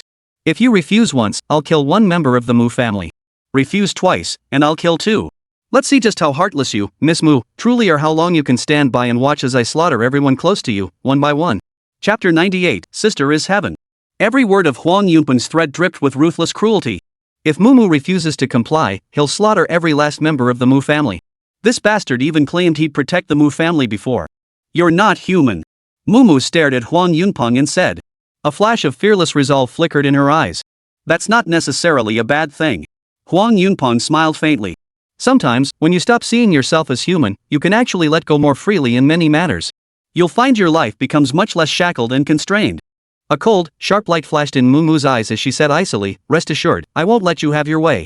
With that, she pressed the blade against her own throat. Knowing she couldn't break free, knowing she was about to face Huang Yunpeng's torment, Mumu had resolved to end it herself. This seemingly pampered young woman possessed a resolve and courage unimaginable to others. "I won't give you the chance to blackmail me, Huang Yunpeng," Mumu declared resolutely as she pressed the blade downward. The delicate skin at her throat was already cut. A slender yet intensely crimson trickle of blood began to flow slowly down the blade. This single thread of blood against her flawless, snow-white neck stirred a wave of emotion and reluctance among the surrounding Tianping Mountain disciples. Yet the pain did not cause Mumu the slightest hesitation or wavering. Not a trace of fear could be found in her gaze. Yet, at that very moment, her vision blurred. Want to die? Not so fast. A figure suddenly materialized before her. Just as Mumu's long blade was about to slice through her own throat, the figure reached out and slammed a palm heavily onto her shoulder. Faced with such an attack, Mumu couldn't resist at all. The long sword flew out of her hand, and her entire body was sent flying backward. Thud! Mumu's body slammed into the rockery in the Mu family courtyard, shattering a large chunk of it. Stone fragments and dust flew everywhere. Mumu rolled several times on the ground before struggling to her feet. As a Xian-level martial artist, such an impact should have been insignificant to her. Yet in reality, her right arm now hung limply at her side. The previous strike had severed her shoulder's control over her arm, the pain piercing her very core. The mobilization of her entire body's source energy was now severely impaired. Damn it, Mumu gritted her teeth. Struck by the palm strike and then slammed into the ground, the violent shockwaves through her source energy caused a trickle of blood to flow from the corner of her mouth. The worst part was this paralyzing helplessness, neither able to live nor die. Standing where Moo had been moments before was a middle-aged man in his 40s. His face was gaunt, his expression cold and fierce, radiating an eerie aura. Li Yuanming? It's you. Moo recognized the man. Gritting her teeth against the pain in her shoulder, she said coldly, I never expected your entire Tianping Mountain faction to turn out in force tonight. Li Yuanming, in terms of seniority, was Huang Yunping's master's uncle. He spent most of his time in seclusion within Tianping Mountain, never meddling in the sect's affairs. Yet rumors claimed he was ruthless and merciless once he acted. It was always a matter of life and death. Clearly, before him, even Moo, a Xian-grade cultivator, couldn't even commit suicide. Huang Yunping approached, smiling as he said, My dear Miss Moo, tonight you're mine to do with as I please. For Moo, this moment felt like utter, complete despair. Damn it! Moo's face was deathly pale, her lips bitten until they bled. Tonight, it seemed, Huang Yunping had utterly seized the initiative. Moo knew her only hope lay in Qingyun's sect holding off Tianping Mountain's assault. That might buy her a little more time. But based on Moo's understanding, Tianping Mountain didn't seem to possess the confidence or strength to completely devour Qingyun's sect in such a short time. She wondered if Huang Yunping had any other plans in store for tonight. Li Yuanming glanced at Moo, then addressed Huang Yunping. Yunping, tonight is crucial for Tianping Mountain. Don't waste too much time on this woman. Uncle Master, rest assured. Our venerable master has personally headed to Qingyun sect. Huang Yunping chuckled coldly. All these years, Tianping Mountain has bided its time. Now is the moment for the martial world of Long Nation to witness our true might. Li Yuanming chuckled darkly twice. Speaking of which, where is Ji Ningyu? I hear she's quite capable. I have old grievances with the Ji family. Now that I've emerged from seclusion, it's the perfect opportunity to collect some interest from her. Huang Yunping smiled faintly. Ji Ningyu is either dead or captured by the Mu family's experts. According to intelligence from several Mu elders, she was already gravely wounded in Ningzhou, no threat at all. If she's still alive, I'll have her brought to you immediately, senior disciple. Li Yuanming chuckled darkly, his gloomy eyes flickering with a sickening glint of desire. Clearly, Huang Yunping's intelligence had been relayed from Mu Lianchuan. At the time, Ji Ningyu's old injuries had flared up, causing her excruciating pain, and Mu Lianchuan happened to stumble upon her. Yet this fool remained unaware that Ji Ningyu's injuries had now fully healed. After Jiang Bei extracted the shackle from her lower abdomen, Ji Ningyu's power, stagnant for nearly 3 years, had begun to surge once more. The Mu family's higher-ups were completely unaware of this development. Huang Yunping didn't know either. 20-odd kilometers from the Mu family estate, Ji Ningyu gazed at the people across from her clear eyes filled with icy coldness. An hour earlier, Mu Tianai had suddenly succumbed to internal energy backlash. His pulse was faint, his life force flickering on the brink of extinction. Ji Ningyu had no choice but to rush to the Huaihai Provincial Source Energy Research Institute, over 100 kilometers away. There, the region's foremost source energy scientists might just have a solution for Mu Tianya's father. However, before Ji Ningyu's car had even reached halfway, it was blocked. It was a group of elite fighters from the Mu family, mixed with some individuals from Tianping Mountain. At that moment, Ji Ningyu realized she had fallen victim to a diversion tactic. Mu Tianya's descent into madness was no coincidence, it had been deliberately orchestrated from the very beginning. Ji Ningyu tried to turn the car around immediately, but the rear exit was also blocked by vehicles. A group of men dressed in the Mu family's uniform martial arts attire opened their doors and stepped out. Ji Ningyu spotted Mu Ruilin, the fourth son of the Mu family. This fourth young master Mu still had both arms in casts, wore a cervical collar around his neck, and bore unhealed bruises and swelling on his face, a rather grotesque sight. What do you want? Ji Ningyu's expression was icy cold. Ji Ningyu, I've brought men to block your path. Mu Ruilin chuckled coldly, his gaze roaming over her shapely figure. I hear you've been badly injured? Ji Ningyu wore a simple white dress, unadorned yet strikingly captivating. An icy aura flowed over her smooth curves, yet this chill didn't create a sense of distant rejection. Instead, in this setting, it only stirred a certain desire among the surrounding men. To them, Ji Ningyu was already within their grasp. This prodigy of the Ji family was likely about to shed her icy facade before them, revealing a fiery, passionate side they could unlock. But your injuries look worse than mine, Ji Ningyu said coldly, her gaze fixed on Mu Ruilin. Where is Mu Lianchuan? Clearly, the sharp-witted little sister Ji had deduced that it was undoubtedly Mu Lianchuan who had relayed news of her severe injuries. At the mention of his injuries, anger flared in Mu Ruilin's eyes. Looking back now, the sight of him kneeling and begging for mercy before those young guards at Carmen prison was utterly humiliating. Mu Ruilin couldn't stand anyone bringing that up now. Now that Ji Ningyu had brought it up, he would vent his fury on this woman. Mu Lianchuan now emerged from the crowd. His mouth was wrapped in thick bandages, rendering him unable to speak. One sleeve hung empty and flapping, evidently, the amputation had been performed. Jiang Bei had shattered Mu Lianchuan's jaw with a single kick, reducing his arm and shoulder to a pulp beyond any hope of reattachment. Glaring at Ji Ningyu, Mu Lianchuan's eyes burned with venomous hatred. If not for this woman, he would never have been reduced to this crippled state. Today, you're as good as dead. Mu Ruilin sneered coldly, I'll take care of you here, while Huang Yunpeng handles Mumu over there. Then, no one will stand in the way of my third brother and me seizing control of the family affairs. Ha! This man, whose body was mature but whose mind remained childish, viewed ascending to the position of family head as a simple matter. The moment Ji Ningyu heard Mumu might have fallen into Huang Yunpeng's hands, her gaze grew even colder. You fool! How dare you betray us like this? Ji Ningyu uttered coldly before soaring into the air. She knew Huang Yunpeng had already made the leap from peak earth grade to heaven grade. Though Mumu was a Xian grade cultivator, he was no match for Huang Yunpeng. The thought of her disciple potentially enduring inhuman torment tonight filled Ji Ningyu with dread. How dare you attack her? Stop her! Mu Ruilin bellowed. He wasn't worried at all after all, Ji Ningyu was injured and practically useless. Yet this fourth young master of the Mu family, his mind hollowed out by wine and women, soon discovered his miscalculation.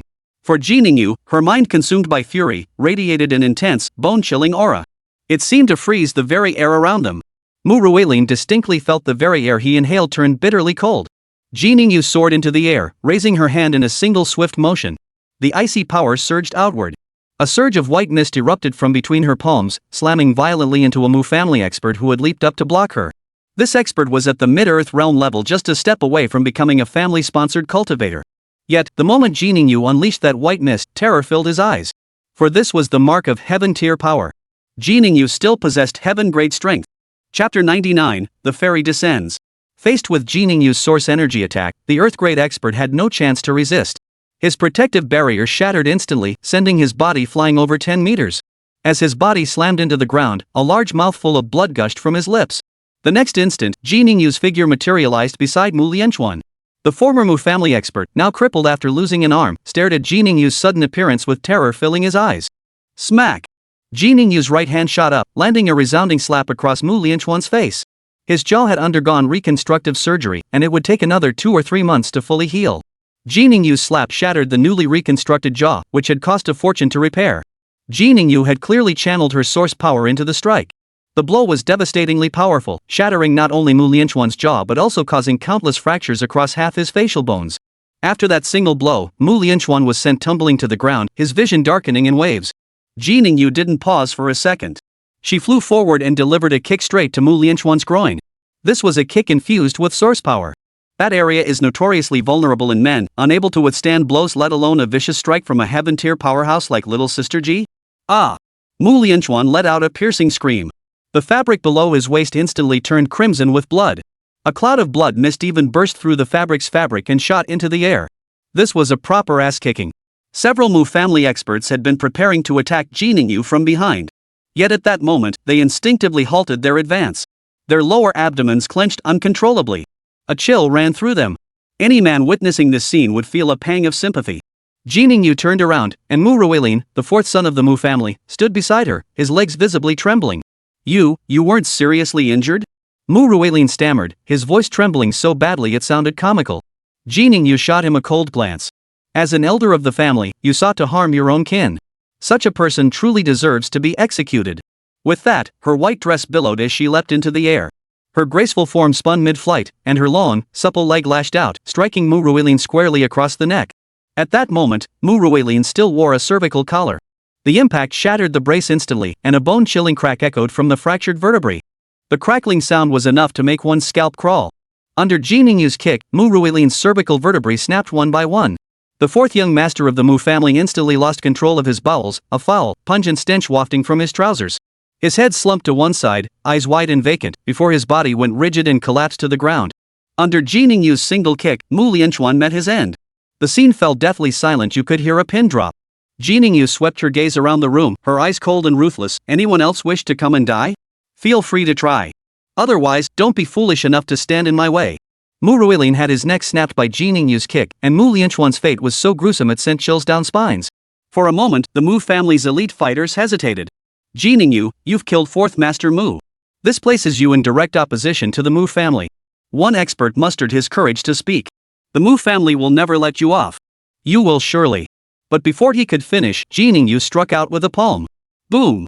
Several meters away, the man was struck squarely in the face by Ji Ningyu's formidable source energy. First, his nasal bone shattered, followed by his facial bones exploding. His face was covered in blood, his features mangled beyond recognition. His head was slammed backward by the force, his cervical vertebrae snapping with a crack. His skull bent backward, pressing tightly against his own back. A single strike from across the room, instantly killing him. At that moment, Ji Ningyu's ruthless strike stunned everyone present. These were elite fighters cultivated by Mu Shanchang, whose strength relied on source crystal elixirs. Their mastery of source energy and combat prowess under pressure stood worlds apart from Ji Ningyu, who had forged her skills through life or death battles. Mu Shanchang would never see tomorrow's sun. Ji Ningyu coldly uttered a single sentence. Then, she continued striding toward her vehicle. In her view, sending experts from the Source Energy Research Institute to treat Mu Tianai was no longer the top priority.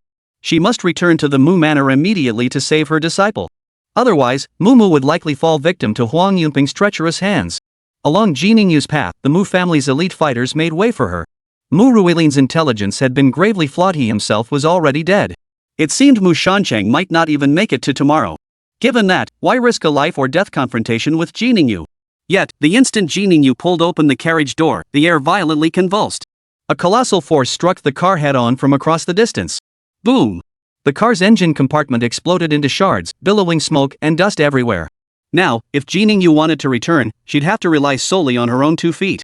Moreover, judging by the sheer power of this disembodied source energy, it seemed to surpass even Ji Ningyu's own. Little Ji's gaze instantly grew colder. She turned her head, and a tall figure clad in black had already come into view. Today, you won't get to rescue your pretty apprentice smoothly. He's destined to be my senior brothers. The man glanced at Ji Ningyu and said with a laugh, "Oh, right, let me introduce myself. I'm Huang Tianhu. Huang Yunpeng is my nephew, your apprentice. By now, he should have become my niece-in-law. Who knows, maybe he's already carrying my Huang family's seed inside him, heh." His laughter was wildly arrogant and piercingly shrill, deliberately infused with source energy that made the eardrums of those nearby ache. Without a word, Ji Ningyu launched a double palm strike directly at Huang Tianhu. Time was too precious. Now every second mattered for survival. She couldn't afford to waste a moment. Huang Tianhu roared with laughter, swinging his fist as well. A torrent of powerful source energy surged forth, clashing fiercely with Ji Ningyu's attack. Yet Huang Tianhu never imagined Ji Ningyu's attacks would pack such devastating force. After just a few exchanges, she forced him back several steps. Nearly 20 years her senior, Huang Tianhu possessed a naturally high affinity for source energy. Coupled with a lifetime of cultivation using source crystal essence, his current mid-heaven grade level came as no surprise. But Ji Ningyu possessing such prowess at her age was truly astonishing. What was particularly astonishing was that the combat prowess she displayed seemed to surpass her actual cultivation level. The palm strikes Ji Ningyu had just unleashed appeared deceptively ordinary. Yet Huang Yunhu, who bore the brunt of them, knew each strike was a lethal move, utterly vicious. Had his source power not been sufficiently robust, he likely would have been injured by those strikes. "You've truly surprised me," Huang Tianhu remarked, his gaze fixed on Ji Ningyu's figure. The desire to conquer her burned ever brighter in his eyes. "This is perfect. Your disciple has become my niece-in-law. Now, you, just submit to me." Huang Tianhu roared as his source energy erupted violently, surging toward Ji Ningyu. Yet in that instant, an overwhelming sense of dread surged through his mind. Whoosh! The sharp whistling of air-slicing blades filled the air. Blade glints leapt across several meters, slicing through the air. Each strike radiated savage intent. In that instant, Huang Yunhu could only halt his attack, withdraw his source energy, and shield his sides, defending against those blade glints. Yet these blade glints were razor-sharp, instantly tearing through Huang Yunhu's protective barrier. SSSSHHH. That was the sound of blade energy slicing through his protective barrier. Several spatters of blood flew from Huang Yunhu's body. He let out a low, pained growl as his body instantly broke free from the fray, exploding backward over 10 meters. Though the previous strikes hadn't hit his vital points, Huang Yunhu now looked like a blood-soaked figure, presenting a truly shocking sight. Where Huang Tianhu had stood moments before, several figures now materialized in a flash. Unfortunately, Mu Ruilin had already been kicked to death by Ji Ningyu. Otherwise, he would have recognized the figures now appearing on the scene, the very city hunter squad from Carmen prison he had once begged for mercy on his knees. "Madam, leave this to us. Hurry and support Miss Mu. The boss is almost here," shouted the young man leading the group. His name was Peter Chen, with brown hair. By bloodline, he was a mixed-race descendant of Dragon Nation and Rolls Nation, and also the captain of this hunter squad. With that, Chen Peter tossed a car key directly toward Ji Ningyu. "Thank you. Be careful." Ji Ningyu had no time to correct the sister-in-law title. She caught the keys and was about to leave when Huang Tianhu suddenly spoke up. "He, do you truly believe Ji Ningyu can save Mumu? She's merely walking into a trap. Huang Yunhu laughed coldly. By now, our Tianping Mountain has already destroyed the Qingyun sect. Our sect leader and main forces have returned to the Mu family compound. Ji Ningyu's expression hardened instantly. She retorted coldly, impossible. Your Tianping Mountain alone could never have taken down Qingyun sect in such a short time. Ji Ningyu had also heard rumors about Qingyun sect discovering a source crystal vein underground, so she immediately grasped the crux of the matter. But what did this have to do with the Mu family? If Tianping Mountain had made such a significant strategic decision, why involve Mu in it? Could it be that they possessed sufficient confidence to deploy multiple forces? You're correct. That's precisely why we've not only allied with Mu Shancheng of the Mu family but also joined forces with the Dragon Emperor Society. With overwhelming might, we'll take down Qingyun sect outright.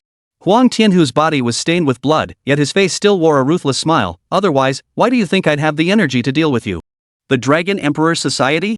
This crucial piece of information from Huang Tianhu caused a look of shock to flash across Ji Ningyu's icy, beautiful face. The Dragon Emperor Society was the premier underground criminal organization in all of Huaihai province, training countless martial artists for its own purposes. Despite several crackdowns organized by the Provincial Supervision Department, the Dragon Emperor Society had stubbornly remained unshaken. Its strength and backing were truly staggering. And now, Tiancheng Mountain had actually allied with the Dragon Emperor Society. Underground forces in Dragon Nation and the various martial arts factions of the Jianghu world have always kept to their own domains. You're breaking the rules. Ji Ningyu said coldly. With that, she strode swiftly toward the car. Regardless of how many elite fighters the Dragon Emperor Society had brought, she would force her way into the Mu family estate to rescue her disciple. Going there is nothing but a suicide mission. Huang Tianhu roared with laughter. Then, dragging his blood-soaked body, he unleashed a burst of source energy and suddenly shot off in another direction. He escaped. The hunter squad from Carmen Prison had anticipated Huang Tianhu's escape. Along his intended escape route, several icy sharp blade glows suddenly materialized. Completely unaware of the ambush, Huang Tianhu plunged headlong into the net woven from blade light. Blood spattered everywhere. Yet at that very moment, Huang Yunpeng, now at the Mu family estate, had already approached Mu. He gazed at Mu, her arm now limp and hanging limply, a mocking glint in his eyes. Isn't this feeling neither able to live nor die just delightful? When you cuckolded me back then, did you ever imagine this day would come? Mu bit her lip, her clear eyes still filled with defiance. Huang Yunpeng, you will never succeed. Tomorrow, when he comes, you're as good as dead. Mu knew that even if she died, Zhang Bei would avenge her. Heh, you're dreaming. If your little boyfriend shows up, I'll make sure he gets a front row seat to how I'll torture you. Huang Yunpeng's smile was sinister, tinged with a hint of perversion. This night would be more than enough for me to do plenty of things. Fine. Mu showed no fear, glaring at Huang Yunpeng as she coldly replied, fine. We'll see about that. At this moment, Miss Mu's resilience moved some of the Tianping Mountain disciples. A flicker of reluctance passed through their eyes. However, just then, Huang Yunpeng's phone rang. He glanced at the number, his face lighting up with joy. It's the old master calling. Looks like we've taken down Qingyun sect. Yet the moment the call connected, Huang Yunpeng's face drained of color as he heard the words coming through the line. Clutching the phone, his voice thick with disbelief and panic, he stammered, this can't be, absolutely impossible. Qingyun sect was completely unprepared. With the Dragon Emperor Society's support and you personally leading the charge, Master, how could we possibly lose? The voice on the other end sounded noticeably weak, because Su Qingcheng arrived. Withdraw immediately.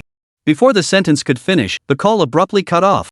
However, upon hearing that name, Mu's expression shifted dramatically. Su Qingcheng. She knew that if the eldest daughter if Fairy Qingcheng arrived, then she was essentially saved. She was the fairy sister who stood above the clouds, overlooking the martial world. Huang Yunpeng clutched his phone, eyes wide with disbelief, muttering to himself, Su Qingcheng is here? How could that fairy of unparalleled beauty possibly come here? It's impossible.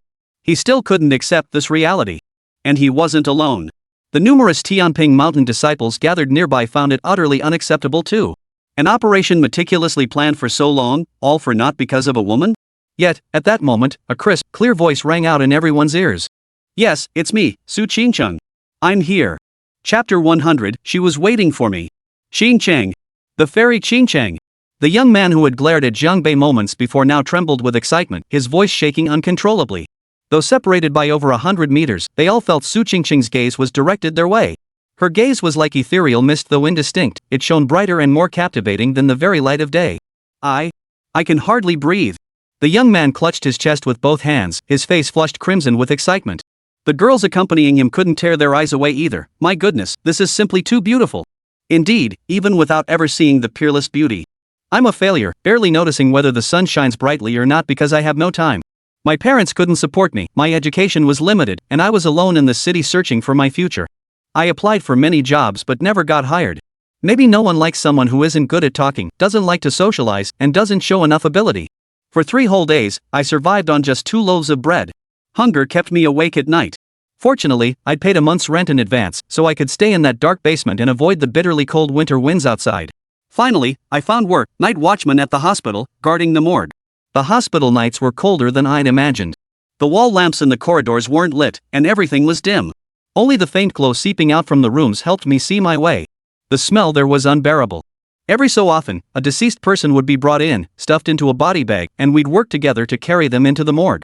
It wasn't a great job, but at least it allowed me to afford bread. The quiet nights gave me time to study after all. No one wanted to come to the morgue unless a body needed to be brought in or taken out for cremation. Of course, I still didn't have enough money to buy books, and I couldn't see any hope of saving up anytime soon. I owe thanks to my former colleague.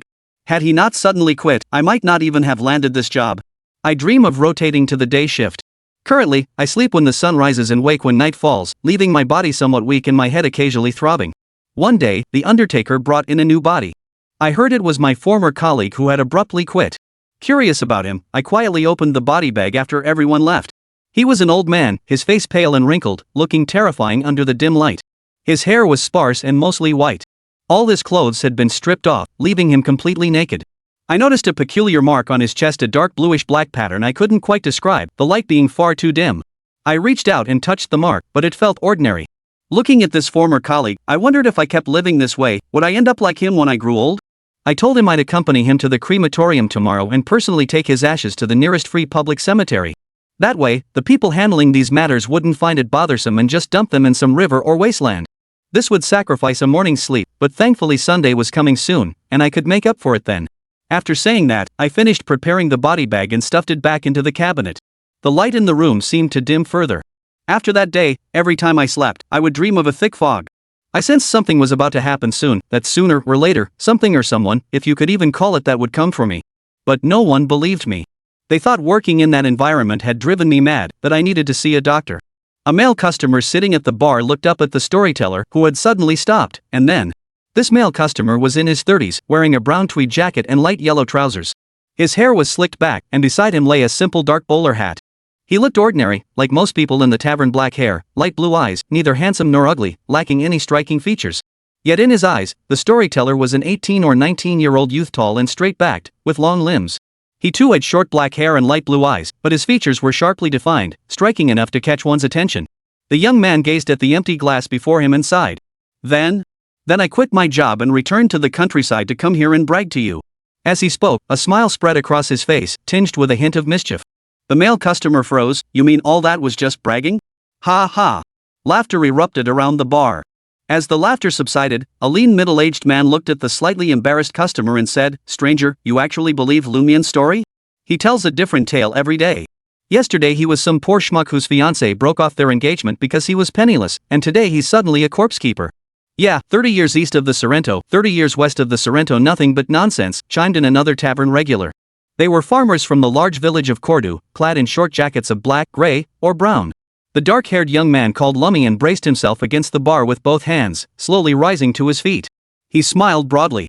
You know, these aren't stories I made up. They're all written by my sister. She loves writing stories, she's even a columnist for the Weekly Gazette. Finishing, he turned sideways, spread his hands toward the stranger, and beamed. Seems she's a real talent. Sorry for the misunderstanding. The plain-looking man in the brown tweed jacket didn't seem upset. He stood up too and smiled back. Interesting story. What's your name? Isn't introducing yourself before asking others common sense? Lumian chuckled. The stranger nodded. My name is Liankos. These two are my companions, Valentine and Leah. The latter remark referred to the man and woman seated beside him. The man was in his late 20s, his blonde hair dusted with powder. His eyes, not particularly large, held a shade deeper than lake blue. He wore a white waistcoat, a blue fine wool coat, and black trousers, clearly having taken great care with his appearance before leaving home. His expression was rather cold, scarcely glancing at the surrounding farmers and herders. The woman appeared younger than the two men, her long ash-gray hair gathered into an intricate bun, covered by a white veil serving as a hat. Her eyes matched her hair color, and the look she gave Lumian held an unabashed smile, as if she found the recent events merely amusing. Under the gas lamps of the tavern, the woman named Lia revealed a pert nose and beautifully curved lips, a true beauty by the standards of a rural village like quarter. She wore a white, pleatless cashmere tight skirt paired with a cream-colored jacket and a pair of mazel boots. 2 small silver bells were tied to her veil and boots respectively. As she entered the tavern earlier, the tinkling sound drew considerable attention, causing many men to stare. To them, such fashionable attire was something one would only expect to see in major cities like the provincial capital of Bigo or the capital city of Trier. Lumian nodded to the 3 strangers. "My name is Lumian Lee. You can just call me Lumian." "Lee?" Lia blurted out. "What's wrong? Is there something wrong with my surname?" Lumian asked curiously. Liankos explained to Lilia, "Your surname strikes fear into people." I nearly lost control of my voice just now. Seeing the puzzled looks on the faces of the surrounding farmers and herders, he elaborated, "Anyone who's dealt with sailors or sea merchants knows there's a saying that circulates across the 5 seas, better to face pirate captains or even kings than to cross paths with a man named Frank Lee." "That man's surname is also Lee. Is he that terrifying?" Lumian inquired. "I don't know," Lianko shook his head, "but if such a legend exists, he can't be anything but formidable." He dropped the subject and turned to Lumian. "Thanks for the story. It's worth a drink. What would you like?" "A green fairy," Lumian replied without hesitation, settling back into his seat. Ryan Kos frowned slightly. "Green fairy absinthe? I should remind you that absinthe is harmful to the body. This drink can cause mental confusion and induce hallucinations. I hadn't realized Trier's trends had spread this far." Lia added with a smile from beside him. Lumian. "Oh. So Trier folks like green fairy too. For us, life is hard enough already. Why bother with a little extra pain? This drink lets our minds relax even more." "All right." Ryan sat back down and looked at the bartender. "1 green fairy, and add a shot of spicy heart for me." Spicy heart is a famous fruit-flavored liquor. "Why not give me a green fairy too? I was the one who told you the truth earlier. I could recount this kid's situation word for word." The first man to expose Lumian's daily storytelling, a gaunt middle-aged man, shouted in displeasure. "Stranger, I can see you still doubt the truth of that story." "Pierre, you'll do anything for a free drink," Lumian retorted loudly. Before Ryan could decide, Lumian added, "Why can't I tell it myself? That way I could get another green fairy." "Because they wouldn't know whether to believe your version," the man named Pierre chuckled smugly. "Your sister's favorite story to tell children is The Boy Who Cried Wolf. A habitual liar inevitably loses credibility." "Fine." Lumian shrugged, watching as the bartender slid a pale green drink toward him. Ryan looked at him, inquiring, "Is that okay?" "No problem, as long as your wallet can cover the cost of these drinks." Lumian didn't seem to care. "Another green fairy, then?" Ryan nodded. Pierre's face lit up. "Generous stranger. That lad's the village's biggest prankster. You'd best keep your distance from him. 5 years ago, his sister Aurora brought him back to the village, and he never left. Think about it, he was only 13 before that. How could he have worked as a hospital watchman? Well, the nearest hospital is in Deriz down the mountain, a full afternoon's walk." "Brought back to the village?" Lia asked sharply. She tilted her head slightly, jingling the bells. Pierre nodded. "Then he took Aurora's surname, Lee, and even his name, Lumian, was chosen by her. I've forgotten what his original name was." Lumian took a sip of absinthe and chuckled. He seemed utterly unashamed or embarrassed by this revelation of his past. Chapter 101, Fleeting Beauty. Mumu truly never imagined that she or the Mu family would ever be connected to that famed, city-captivating fairy under such circumstances. At the very least, Mumu had never crossed paths with Su Qingqing before. Though she and Jiang Bei were only pretending to be boyfriend and girlfriend, she had already developed a hint of dependence and anticipation toward that young man. Therefore, upon hearing Su Qingqing's name, it was only natural that a flicker of jealousy stirred within Mumu. But she didn't. Facing the eldest wife, who was betrothed to Jiang Bei since childhood, Mumu felt not a trace of envy, only a hint of nervousness.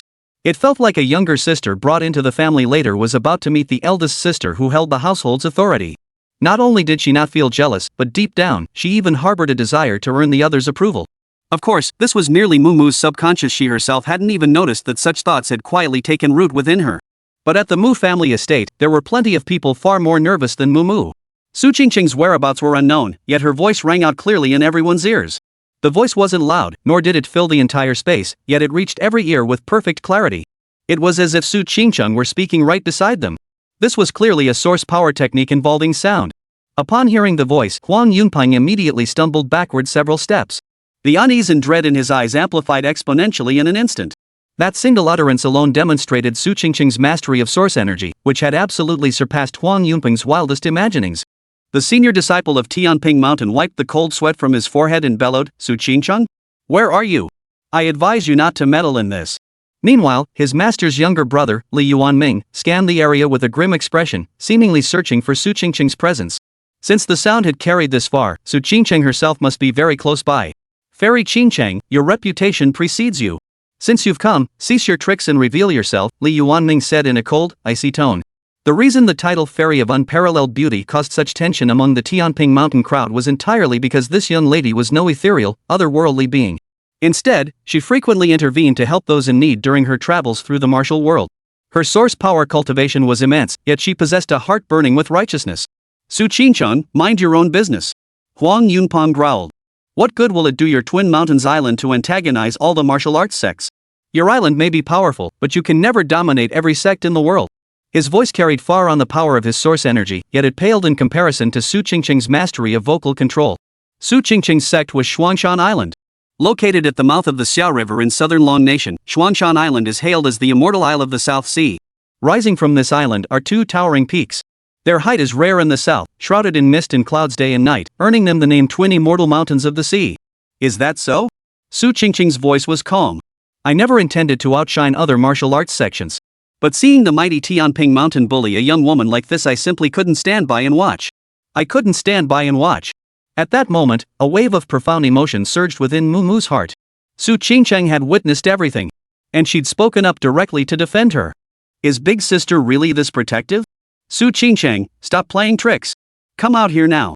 Huang Yunpeng roared. Yet, in that instant, a figure suddenly materialized beneath the night sky. It traced a long parabolic arc, traversing a distance of over 100 meters before landing precisely in the center of the Mu family estate's courtyard. Thud! The figure slammed heavily onto the ground, kicking up a cloud of dust. Even the paving stones beneath him shattered into a vast expanse of cracks. Countless fissures spread like a spiderweb, radiating outward in a dense, rapid pattern. After being hurled so far and crashing down with such force, could this person possibly survive? As the dust began to settle, the crowd could finally make out his features. He wore a long black robe, his hair a plain crew cut streaked with gray and white. His gaunt face was etched with deep wrinkles, clearly weathered by the years. But this time, the friction had been far too brutal. Blood continuously trickled from the corners of his mouth, and several sunken palm prints marred his body. Master! Huang Yunpeng cried out in shock. Li Yuanming was equally shocked. Senior brother, how did you end up like this? This man was none other than Lu Xingqiang, the current head of Tianping Mountain. At that moment, Lu Xingqiang's appearance was utterly pitiful. He lay barely alive, his limbs twitching uncontrollably several times, his clothes already stained with large patches of blood. Could he possibly survive this? The Tianping Mountain disciples present found this utterly unacceptable. After all, in their daily lives, Lu Xingqiang was practically a godlike figure. This sect leader, whether in terms of strength or authority, was supreme within Tianping Mountain. Yet this time, he had been beaten like a dead dog. Thrown so far away, lying on the ground, barely clinging to life. Huang Yunpeng knew his master had personally led the assault against Qingyun's sect. Seeing his pitiful state now, could it be that the entire force dispatched by Tianping Mountain to attack Qingyun's sect had been wiped out? And what of the Dragon Emperor Society? Could it be that even with the aid of the most powerful underground organization in the Huaihai region, Tianping Mountain still failed to take down Qingyun's sect? Had Su Qingqing single-handedly held them all back? That couldn't be right. Xuangshan Island lay at the mouth of the Xiao River, a considerable distance from Qingzhou and Huaihai. Even if she had received the news, there was no way she could have arrived in time. Huang Yunpeng tried to help his master, Lu Shengcheng, to his feet, but Li Yuanming stopped him. Don't move senior brother lightly, Li Yuanming said. His internal injuries are severe. Moving him rashly will only worsen his condition. His words were sound, but at this moment, even leaving Lu Shengcheng undisturbed would change nothing. For from the body of this Tianping Mountain sect leader, not a trace of circulating source energy could be felt anymore. His cultivation was utterly destroyed. Just then, a sharp whistling sound pierced the air outside the estate. Several figures clad in white, form-fitting garments approached rapidly from the distance. Even before they touched down, their long blades were already drawn from their scabbards. These white-clad figures were few in number, no more than 30 or 50, yet the surging source energy emanating from each far exceeded the average level of Tianping Mountain's disciples. They were from Xuangshan Island. Huang Yunpeng roared at the sight, "Stop them! Stop them!" Yet the white-clad figures from Xuangshan Island were already swinging their blades in a flurry. Originally, several hundred men stood outside the Mu family estate. These were the mobile forces for tonight's operation. Should any unexpected developments arise at Qingyun Mountain, they would be deployed to provide support. Of course, if Lu Shengcheng and the Dragon Emperor Society joined forces and successfully defeated the Qingyun sect, then these men would simply watch the show unfold from here. Yet these hundreds never imagined they would face the elite forces of Xuangshan Island. And this time, Su Qingcheng herself led the charge. Blades flashed in a whirlwind of steel. The Tianping Mountain disciples were no match for the Double Mountain Island elite. After a single clash, they were hacked down and sent crashing to the ground. In an instant, the scene erupted in a spray of blood and a chorus of agonized screams. Those dozens of white-clad warriors surged like a torrent of white, carving a bloody path through the encircling forces surrounding the Mu family estate. Boom! In the next instant, the Mu family's gates shattered into countless fragments. The overwhelming stench of blood surged in from outside, carried by the night wind. This assault had inflicted heavy casualties on the Tianping Mountain forces, with at least 70 or 80 men severely wounded. Though they still had many fighting men, their courage had been utterly shattered. Clutching their long blades, they trembled in terror as they watched the blood-soaked white-robed warriors advance. Not a single one dared step forward to fight. Xuangshan Island's might was overwhelming. Their first appearance had already spilled blood. Clearly, the fairy of unparalleled beauty was no feigned compassionate or virtuous figure. After this wave of attacks, the white-robed warriors did not advance again. Instead, they formed ranks on either side of the gate. At the far end of the sightline, a figure clad in snow-white robes had appeared. She stood there silently, as if drawing all the world's gaze upon herself. Gritting his teeth, Huang Yunpeng growled, "Su Qingcheng. For Xuangshan Island to dare oppose me like this, what a foolish choice." Yet despite his words, Huang Yunpeng held his ground. Even with dozens of his Tianping Mountain disciples wounded, now was absolutely not the time for him to act. If he did, his fate might well mirror that of his master, Lu Shengcheng. The moment that figure appeared, Mumu was instantly overcome with excitement. Though she'd previously had no connection whatsoever to Su Qingcheng, the betrothal in Jianbei had somehow made Mumu feel their bond had grown closer. "Xingcheng," Mumu blurted out instinctively. The affection was palpable in her voice. "Shut your mouth," Huang Yunpeng roared, lunging forward to grab Mumu by the throat. "One more word, and I'll kill you right now." Su Qingcheng had already begun walking toward them. Her strides weren't large or swift, yet after just a few steps, she stood before the Mu family's main gate. As if the world were within arm's reach. Stepping over the threshold, the ethereal beauty entered the scene. Her gaze swept from Mumu to Huang Yunpeng. Then, her crimson lips parted, and her voice once again filled every ear. "Tianping Mountain has narrowed its path." In that moment, all the moonlight and starlight seemed to converge upon her, like a breathtaking vision from heaven. Chapter 102, The Fairy. Su Qingcheng had arrived. Her descent was not ethereal, but rather radiated an aura of overwhelming power. First, Tianping Mountain's leader Lu Shengcheng was crippled. Then, Xuangshan Island's elite forces were ruthlessly slaughtered. All of this made it clear, Su Qingcheng intended to see her intervention today through to the very end. As for whether this would completely alienate Tianping Mountain, turning them into sworn enemies for generations to come, she couldn't care less. Standing beneath the night sky, Su Qingcheng commanded the unwavering gaze of every present soul. Her aura alone overshadowed every single person from Tianping Mountain. Her moon-white gown shimmered with luminous radiance, forming a striking contrast with Mumu's fiery crimson attire. Together, they became the two most dazzling sights beneath the night sky. That ethereal aura, though seemingly intangible, found its most tangible embodiment in Su Qingcheng. Her silky hair cascaded to her waist, a slender white ribbon threaded through the strands and tied just above her flawless forehead. Every feature was perfectly proportioned, as if crafted by divine hands. To attempt describing Su Qingcheng's eyes, nose, or lips with any specific adjective felt like an imperfect and disrespectful stain. Especially those eyes of hers once locked in gaze, one felt swept into a dreamlike haze, as if standing upon clouds. That intensely otherworldly aura seemed utterly unfit for this mundane, vulgar realm of the martial world. Immortal maidens dwell only in heaven. How often might one glimpse them in this mortal world? The moment she appeared, the previously hysterical Huang Yunpeng froze in place. Li Yuanming's ruthless expression also faltered for an instant. As for the other Tianping Mountain disciples of lesser cultivation, their eyes went wide in astonishment. In her presence, it felt as though one could glimpse the myriad facets of the world. Mumu exchanged a glance with her, and in the eyes of this celestial sister, she seemed to see so much. She saw serenity, she saw tranquility. She saw harmony, she saw gentleness. She saw clouds, and she saw wind. So engrossed were some Tianping Mountain disciples in gazing upon her that they dropped their weapons without even noticing. Yet despite Su Qingcheng's breathtaking beauty, Mumu felt no trace of inferiority. Instead, she thought, having such a formidable figure backing her up felt absolutely fantastic. Big sister is so awesome. Huang Yunpeng finally snapped back to reality. The realization that he'd fixated on Su Qingcheng for so long sent a wave of shock through him. Huang Yunpeng had long heard of Su Qingcheng's fame, but this was his first time seeing her in person. He never imagined this ethereal beauty could possess such terrifying allure. It seemed his entire consciousness was utterly absorbed by her. Li Yuanming fared slightly better than Huang Yunpeng. After only a second or two of dazed stupor, he sensed something amiss and forcibly withdrew his mental focus from that mesmerized state. In that moment, Li Yuanming couldn't help but feel a chill of dread. Had Su Qingcheng attacked him just now, he would have been utterly defenseless. Su Qingcheng's gaze, like a mirror reflecting the world, focused on Huang Yunpeng, release Mumu. Mumu had no idea how Su Qingcheng knew her name, but at this moment, she had no energy left to ponder such things. Though Huang Yunpeng still clutched her throat, though her source energy was nearly stifled to the point of stagnation, though excruciating pain still seared her shoulder right now, Mumu truly didn't fear for her own safety. Because Su Qingcheng had arrived.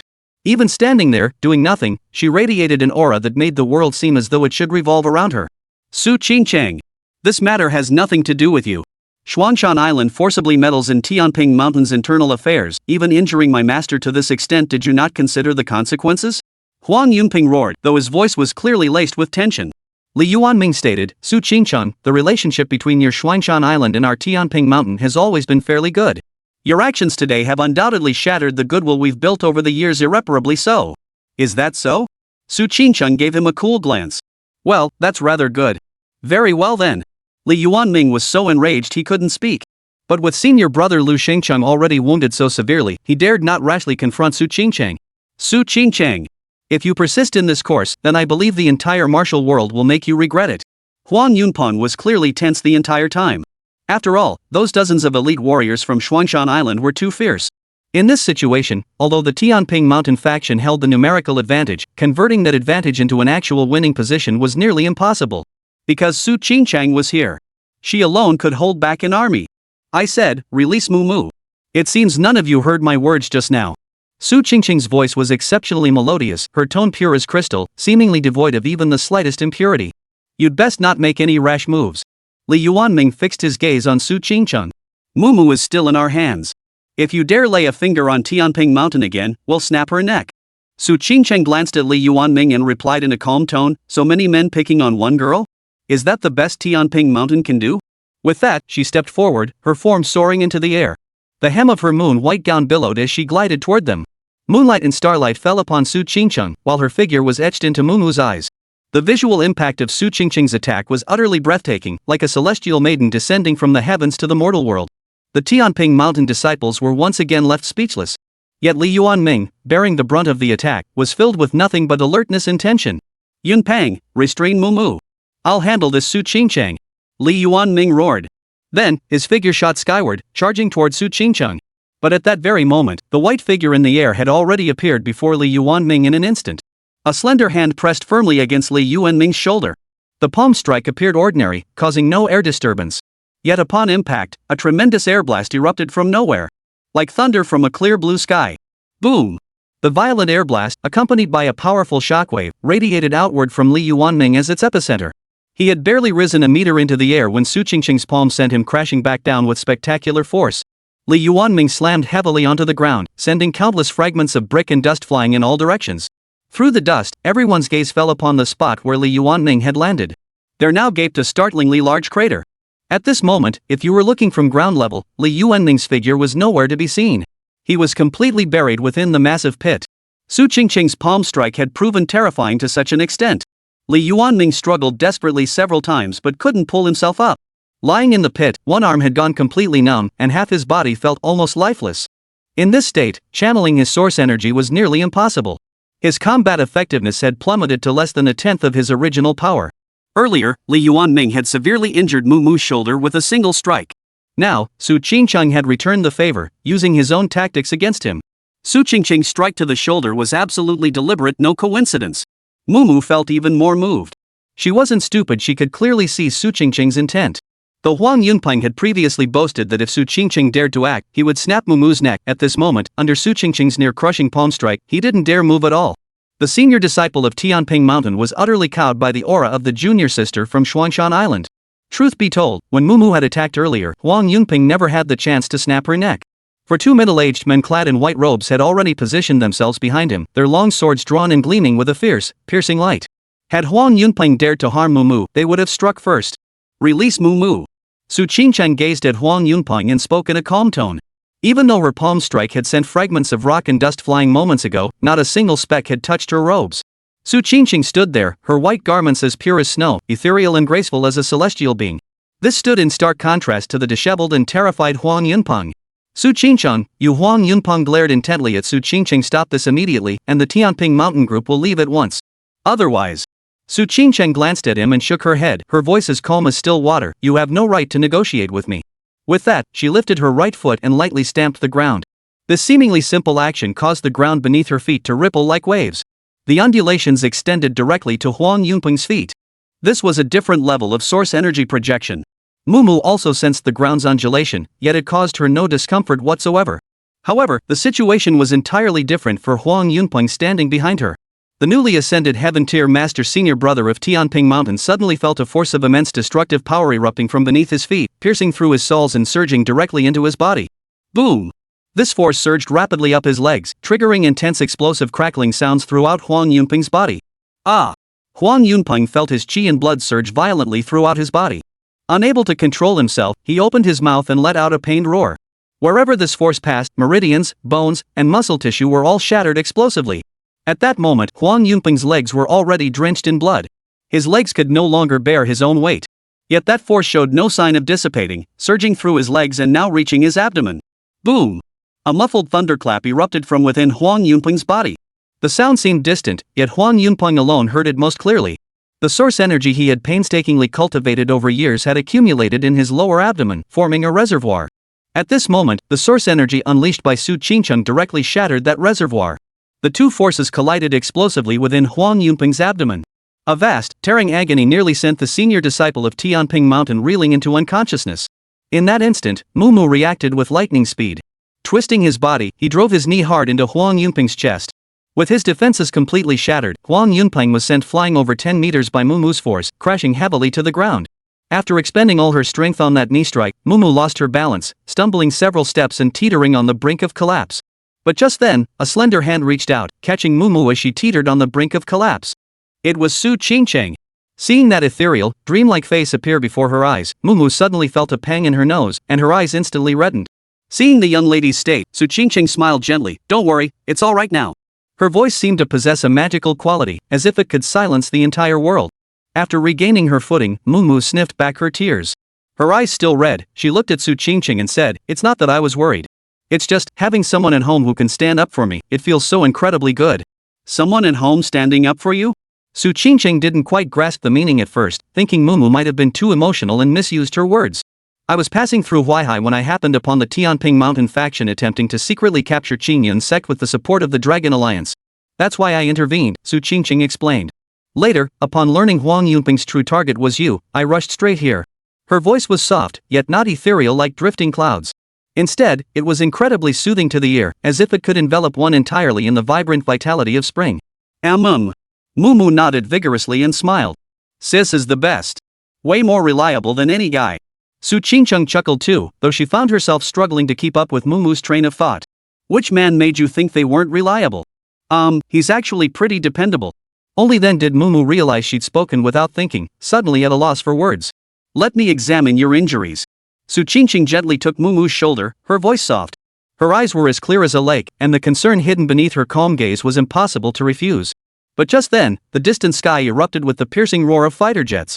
The sound was piercingly sharp, as if splitting the clouds beneath the night sky. And the speed at which it traveled was astonishingly fast. Just moments ago, it seemed to be echoing from the farthest reaches of the horizon, yet within seconds, it appeared to have closed in on the Mu family estate. This was no speed a helicopter or civilian airliner could match. It was utterly extreme.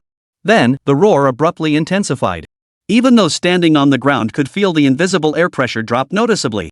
The fighter jet had completed a steep descent, plunging into ultra-low altitude flight. A black silhouette streaked toward them from a mere dozen meters above the ground, charging forward with the ferocity of a meteor chasing the moon. Chapter 103, Reunion. Watching the rapidly approaching black silhouette, Su Qingcheng's gaze sharpened. Such speed was unheard of. In truth, it wasn't just the astonishing speed. The extreme maneuvers executed during the fighter jet's sudden altitude drop, along with the peak performance required to match such maneuvers, were utterly breathtaking. Mumu listened to the piercing roar tearing through the night sky, watching the fighter jet emerge from the moonlight and starlight. A dazzling, mesmerized light flashed in her eyes. She had already realized who had arrived. She had just complained about this man. Of course, Mumu hadn't truly meant it as a complaint. She understood that Zhang Bei's ability to appear in Huaihai Qingzhou within such a short time frame was nothing short of miraculous. It at least proved he placed her in a position of great importance. But as Mumu glanced at the ethereal figure before her, she suddenly recalled Zhang Bei's earlier words about using her as a shield against Su Qingcheng. Instantly, the elegant features of Miss Mumu's face stiffened, as if she didn't know how to proceed. "Let's guess," Su Qingcheng said with a smile. "Is this reinforcements, or an enemy?" Facing such a formidable opponent, she showed not a trace of nervousness even though the others stood on the opposing side. Mumu hesitated, then spoke, "Not an enemy. It's your husband." The turbulent airwaves churned by the Falcon fighter surged forward, lifting Su Qingcheng's white dress and long hair into the wind. At this moment, the Falcon fighter jet pushed its extreme performance to the limit. As it approached the front of the Mu family estate, it abruptly decelerated before pulling up sharply. Had a less skilled martial artist been aboard, this single maneuver alone would have dislocated their internal organs, jolting them into immediate vomiting of blood. As the Falcon fighter instantly climbed to 50 meters, its fuselage aligned perfectly perpendicular to the Mu family compound. In that instant, the cabin door opened, and a figure somersaulted out. Zhang Bei had arrived. Mid-air, he executed several consecutive backflips, effortlessly dissipating the acceleration through fluid, graceful movements. Her delicate face tilted slightly upward as Su Qingcheng watched this figure, her gaze intensifying. Mumu's eyes reddened once more. To save her, this man had rushed here in such a reckless manner, flying through the air, leaving dust and time behind him. The moment Zhang Bei's feet slammed onto the ground, tears burst forth from Mumu's eyes. An overwhelming wave of emotion she'd never felt before flooded her heart. Yet with Su Qingcheng standing nearby, Mumu forced herself to control her emotions, drawing deep breaths to suppress the urge to weep openly. The next second, Zhang Bei lifted his head from the dust and said, "Mumu, I'm here. I hope I'm not too late." "You're not too late." Mumu's eyes were red, and she was sniffling, yet a captivating smile graced her lovely face. However, when he saw the bloodstain on Mumu's neck and her limp right arm, his gaze instantly turned sharp. "Are you hurt?" he demanded. The tone carried a bone-chilling coldness. In that instant, Zhang Bei's source energy surged violently throughout his body. The atmosphere around them instantly became oppressively heavy. Clearly, seeing Mumu injured had truly enraged Zhang Bei. "Don't worry, with Sister Qingcheng here, I'll be fine." Mumu wiped her tears with the back of her hand, forcing a smile. Truthfully, she wasn't sure who was older between her and Su Qingcheng. But perhaps because of their betrothal, Mumu instinctively regarded Su Qingcheng as her elder sister. "Was it her who saved you?" Zhang Bei had noticed earlier that standing beside Mumu was a girl radiating moonlight and starlight. She gave off an otherworldly, detached aura, as if she didn't belong in this mortal realm. However, upon discovering Mumu's injuries, Zhang Bei's attention had been entirely focused on her, leaving him no chance to observe this ethereal figure more closely. "Thank you for saving Mumu." Zhang Bei stepped before Su Qingcheng, expressing his gratitude earnestly. "I cannot repay such a life-saving debt. Should you ever need me, Zhang Bei, I will." He paused, turning to Mumu. "What did you say her name was?" Mid-sentence, Zhang Bei turned to Mumu, a flicker of astonishment crossing his eyes. Mumu remained silent. Her eyes were red-rimmed, brimming with tears, yet she wore a radiant smile. Su Qingcheng watched Zhang Bei with a faint smile, her eyes holding an indescribable depth. Under that gaze, Zhang Bei felt his heart suddenly skip a beat. An indescribable sense of familiarity surged through his mind. A face he felt he had seen before, a smile he felt he had seen before. Yet, no matter how hard Zhang Bei searched his memory, he couldn't recall where or when he had ever seen her before. No way. After a dozen seconds, Zhang Bei finally connected Mumu's earlier address with a certain name. Pointing at the girl in the white dress before him, his face was utterly stunned. You're Su Qingcheng?" Zhang Bei could barely get the words out. He never imagined he'd reunite with his long-lost fiancée under such circumstances. And now, Zhang Bei finally understood the source of that indescribable sense of familiarity he'd felt moments ago. It was the face buried deep within his memories. Before, Zhang Bei couldn't recall what Su Qingcheng looked like. But upon seeing her, that familiarity was finally awakened in his subconscious. Though he still couldn't quite recall Su Qingcheng's childhood features, he now harbored not a shred of doubt about the identity of the person before him. Yes, this was his fiancée. Her beauty was beyond anything he could have imagined. Who would have thought that brother-son could have such a stunning daughter? How could he possibly call off this engagement now? "That's right, I am Su Qingcheng." Su Qingcheng spoke slowly with a serene smile. "I never imagined we'd meet at this moment." Zhang Bei, who remained unflinching even when facing armies of thousands, now found himself so flustered he couldn't utter a word. "Flustered, General Jian. Break off the engagement, break off the engagement. Why is this so hard to say? I've calculated everything, but never imagined Su Qingcheng would look like this. How could she be so stunningly beautiful? My entire plan is thrown into disarray." Then Zhang Bei turned to Mumu. The pleading in his eyes was unmistakable. After all, they had agreed beforehand that if Su Qingcheng ever came knocking to demand marriage, Mumu was supposed to act as the shield. Mumu took a step back, utterly disloyal, and said with a smile, Sister Qingcheng, Zhangbei and I are just pretending to be boyfriend and girlfriend. Don't take it seriously. Of course, as she said this, there wasn't a hint of bitterness in her heart, nor was she truly denying the connection she shared with Zhangbei. Deep down, Mumu still believed there was endless potential between her and Zhangbei. Mumu, we agreed to help each other out. You can't do this. Hearing Mumu outright deny their relationship, Zhangbei seemed slightly flustered. Su Qingcheng watched Zhangbei, her smile never wavering. Her red lips curved slightly as she asked, are you trying to break off the engagement? Zhangbei's expression faltered slightly. He hadn't expected Su Qingcheng to ask so directly. But didn't this also give him a way out? Yet, despite his earlier ironclad resolve to call off the engagement, the words now proved incredibly difficult to utter. After stammering for half a minute, he finally managed, yes, I have considered it. Su Qingcheng tilted her head slightly, her eyes meeting Zhangbei's. The light within them seemed to hold the vastness of mountains and rivers. Her red lips parted softly, her voice gentle, no. Chapter 104, My hair has grown to my waist. Break off the engagement? No. Zhangbei hadn't expected Su Qingcheng to reject him so bluntly. His voice sounded even more strained than his expression. Scratching his head, he said, logically speaking, when a man initiates the dissolution of an engagement, shouldn't that be something that makes you lose face? Why are you refusing? Shouldn't you be angry? Yet this hopelessly clueless male logic utterly failed to resonate here. Not only was Su Qingcheng not angry, but her lovely face still held a faint smile. Though subtle, it felt like stepping into the season when ice first melts and spring begins to stir. Watching Su Qingcheng from the side, Mumu felt a mix of gossipy curiosity and schadenfreude, yet a soft sigh escaped her heart. This sigh was uncontrollable. Miss Mu was truly outstanding in every way. Her looks, figure, family background, and intelligence far surpassed her peers in many respects. Yet even so, Mumu still felt overshadowed by the radiant, ethereal beauty of Qingchen. With such a dazzling star radiating brilliance across the night sky, no one else could even fathom comparing themselves to her. Not only was she beautiful, but she was also incredibly talented. And beyond her talent, she had been so kind as to save her life. Mumu felt she could never compare to Su Qingcheng, yet her heart remained filled with profound gratitude toward this goddess. Truthfully, this was Mumu unduly belittling herself. She and Su Qingcheng possessed different essences. The specific allure they commanded was fundamentally distinct. Just as some men preferred fiery passion, others sought otherworldly grace.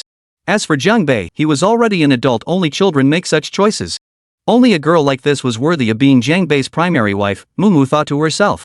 Clearly, while lost in thought, she had unconsciously reserved a place for herself beside Zhangbei. I'm not angry, Su Qingcheng said. You want to break off the engagement, why should I be upset?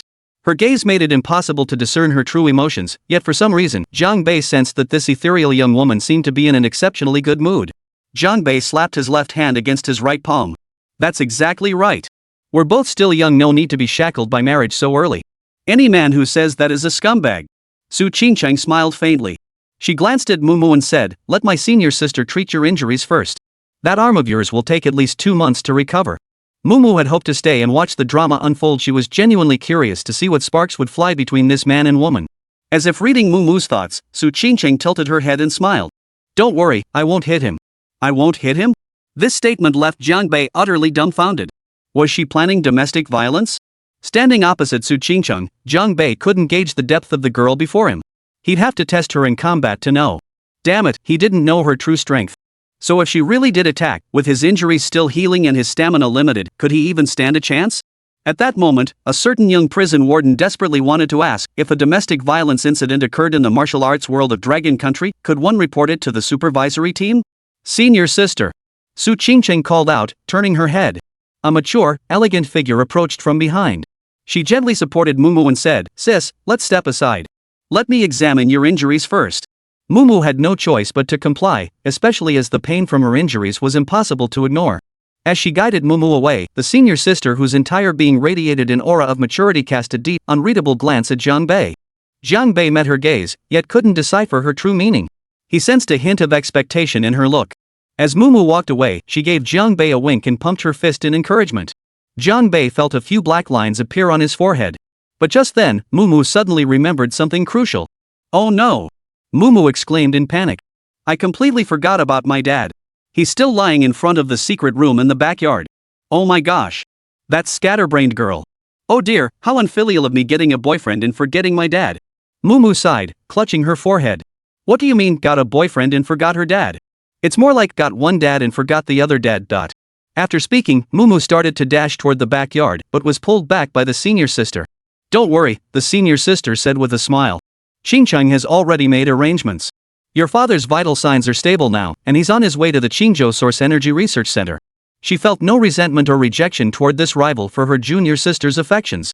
On the contrary, the senior sister found Mumu's personality quite endearing. That's a relief. Mumu patted her chest.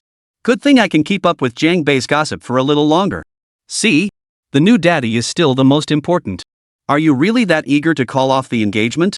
Su Qingcheng asked Jiang Bei softly. By now, the Tianping Mountain disciples in the courtyard had been driven off by Shuangshan Island's elite forces. Li Yuanming still lay in that pit, while Huang Yunpeng was collapsed beside him, utterly out of commission. Jiang Bei actually cleared his throat twice and said, arranged marriages aren't exactly reliable. After all, who knows if we'll actually hit it off or if our personalities will mesh? Sigh, what a predicament. I'm stuck between a rock and a hard place. Who could have imagined Su Qingcheng was so beautiful? Who could bear to hurt a girl like that? What if she falls deeply for me? I refuse to break off the engagement, Su Qingcheng declared bluntly to Jiang Bei. As she spoke, her eyes never left his, as if she could see straight into the deepest, truest thoughts of his heart. Jiang Bei hadn't realized his charm was so potent. Clearing his throat lightly, he replied, thank you for your affection, but this is a matter of marriage after all. Put. Su Qingcheng couldn't help but chuckle softly. She wasn't some aloof celestial maiden who scorned the mortal world. At this moment, her smile seemed to radiate boundless charm. It was a charm uniquely possessed by celestial beings, a display of feminine beauty pushed to its ultimate limit, yet simultaneously exuding a profound, otherworldly aura. Such dual qualities were almost unheard of in ordinary girls, yet here they coexisted seamlessly. Far from feeling jarring, they drew one in irresistibly, tempting one to lose oneself in that enchantment forever. Jiang Bei's gaze faltered, his eyes lingering in stunned silence. Who said I like you? Su Qingcheng countered. But Jiang Bei hadn't yet recovered from the radiance of her smile. To him, it felt as though the night sky itself had brightened because of it. Whenever he looked at Su Qingcheng, Jiang Bei felt as though a star had fallen to earth. Hey! Su Qingcheng waved her delicate hand, one that seemed capable of grasping the Milky Way before Jiang Bei's eyes. I'm talking to you. Stop zoning out. Jiang Bei snapped back to reality, feeling slightly embarrassed. His hand unconsciously moved from his forehead to the back of his head as he asked, if you don't like me, why are you insisting on marrying me? Su Qingcheng couldn't help but chuckle again. Hey, not breaking off the engagement and clinging to me to marry you are two different things. Then why won't you break off the engagement if you don't want to marry me? Jiang Bei's expression betrayed a hint of struggle, as if trapped by this logic. The way you women think is truly baffling. As if you've met many women. Su Qingcheng glanced up at the moonlight, then changed the subject softly. It's been years. Shall we take a walk? Jiang Bei was about to retort, I don't even remember meeting you, but when he heard her use the word we, he instinctively swallowed his words. All right. Let's walk. He murmured in response. A faint fragrance wafted from Su Qingcheng, reaching Jiang Bei's nostrils. It seemed to completely dispel the lingering scent of blood that had been diluted by the night breeze. The Mu family estate was quite large, with beautiful scenery throughout. Moreover, tonight, almost no members of the Mu family remained here. No one disturbed the man and woman. The night breeze was gentle, and the starlight soft. Su Qingcheng remained silent for a long time. Jiang Bei remained silent too. Yet despite their silence, the atmosphere held no awkwardness. It seemed they both rather enjoyed this quiet moment. Still, Jiang Bei was the first to break the silence. He glanced at the person beside him and remarked, your hair is quite long. Yes, it reaches my waist now, Su Qingcheng replied. She turned her head to glance at Jiang Bei, her eyes shimmering as she murmured softly, you really don't remember when we met before? Honestly, I don't remember much. My father never mentioned that betrothal to me afterward. Jiang Bei gave a wry smile. Now I don't even know if he's still alive. I can't even ask him face to face. Clearly, there was no need to ask now. It was all true. My father, however, constantly reminded me to never forget I had a fiancée. As Su Qingcheng recalled the past, a ripple-like smile began to spread across her face, one beautiful enough to turn heads. But the thought of her own father, who had also been out of contact for years, made her shake her head and sigh softly. The smile in her eyes dimmed slightly. Damn it, Uncle Suhao really is a good man, Jiang Bei said sincerely. He resolved never to mock his father-in-law's name again. Su Qingcheng walked to stand opposite Jiang Bei, her gaze suddenly turning earnest. Her voice was soft, yet carried a subtle note of contentment. The betrothal is real, Su Qingcheng is real, and you're still alive. This reunion after more than 20 years, it's good. Chapter 105, The Foolish Man. Reunited. That's good. This was Su Qingcheng's heartfelt sentiment. Moreover, Jiang Bei could clearly tell from her words that Su Qingcheng still remembered the events of years past. No wonder they say girls mature earlier than boys. It was all because I was so young back then. Yeah, I was just a kid. I suddenly feel like we must have been pretty close back then, Jiang Bei remarked. That's why there's no sense of awkwardness now that we've reunited. This was also his true feeling. Though, who knows if that sincerity had anything to do with the saying good looks or justice. Walking side by side with Su Qingqing for so long, Jiang Bei felt no awkwardness or unfamiliarity whatsoever. Instead, he was completely at ease, the kind of relaxation that comes from shedding all defenses, inside and out. It truly felt like meeting an old friend, effortless and natural. I went to see you in the north later, Su Qingqing continued walking, stepping onto a small bridge. Was it at the memorial tomb in the martyrs' cemetery? Jiang Bei's heart stirred slightly, recalling Zhou Ping's earlier mention of Su Qingqing's visit to the north. Yes. I stood before your grave then and spoke at length. Su Qingqing's gaze grew distant, as if she were seeing the snow-capped mountains of the north. What did you say then? Jiang Bei asked. Su Qingqing tilted her head and smiled. I won't tell you. Why not? That smile sent ripples through Jiang Bei's heart. Because, you see, those words were spoken to a deceased fiancé. Su Qingqing said with a smile, now that you're still alive, whether those words were spoken or not no longer matters. The thoughts of a young girl had been scattered by the winds and snows of the northern frontier. Jiang Bei didn't press further, instead teasing her with a smile. Now that you know your fiancé was a great hero, do you feel proud? In Jiang Bei's view, most young women admired strength, especially someone like him, a young general who stood firm against enemy forces. Proud? Su Qingqing shook her head and smiled faintly. She then looked deeply at Jiang Bei and said, You fool. If you die, I'll be left a widow. Is that something to be proud of? I'd rather you cling to life. Me, a fool? Never mind, let's not talk about that. Jiang Bei, this hopelessly dense guy, couldn't quite grasp Su Qingqing's train of thought. So he said, how about we have a serious talk about the engagement? Nothing to discuss. Su Qingqing offered no further explanation, stating bluntly, You are my fiancé, that's a done deal. Whoever made the engagement has the right to dissolve it. Whoever made it, they can break it. But those two who arranged this engagement, we don't even know if they're alive or dead. Is that even a valid argument? Jiang Bei's expression hardened. Yes, it is. That's tradition. Su Qingqing glanced at Jiang Bei as she spoke, the corners of her lips curving upward. The graceful curve of her mouth exuded a majestic beauty, evoking the image of mountains and rivers. Jiang Bei gave a wry smile. Well, you may be beautiful, but we can't just marry on the spot after all these years apart, can we? You may be beautiful. Su Qingqing's lips curved upward once more. Some stubborn men can be quite adorable when they refuse others. If I forced you to marry me now, wouldn't that be like making you abandon the entire forest for a single tree? Su Qingqing remarked with a half-smile. Jiang Bei raised an eyebrow. What's that supposed to mean? I can tell Mumu really likes you. As she spoke, Su Qingqing kept watching Jiang Bei's expression. No girl could refuse someone who came out of nowhere to save her. Mumu and I are just really compatible friends. Jiang Bei wasn't sure if he was explaining himself. Actually, I prefer more mature women. Get along? If Mumu were here, she'd surely pout and ask, which aspects do you mean? Are we kindred spirits? So you prefer Li Qiushue? Su Qingqing asked this with a faint smile still lingering on her dreamlike, delicate face. Gah! Jiang Bei nearly choked on his own spit. Surely Su Qingqing's gaze wasn't that penetrating? Had she somehow noticed his recent deliberate or perhaps unintentional flirtations with Li Qiushue? How absurd could this get? Why do I suddenly feel like I've been caught cheating? It's fine, don't be nervous. After all, we haven't seen each other in years, and that betrothal agreement doesn't really bind you.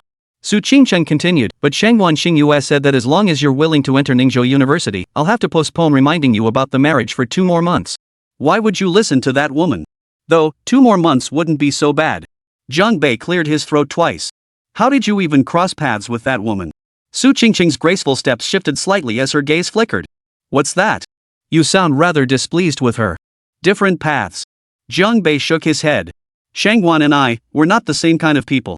A complex, indescribable emotion flickered in Su Qingqing's eyes. This was the first time she'd shown such an expression since making her appearance today. Actually, you could try to understand her. Su Qingqing's gaze softened, her voice as gentle as the evening breeze. Perhaps Xingyue has her own unspoken hardships. Does that make you besties? Jiang Bei asked curiously. I suppose so. Su Qingqing smiled faintly. Never mind that now. Just remember this betrothal exists.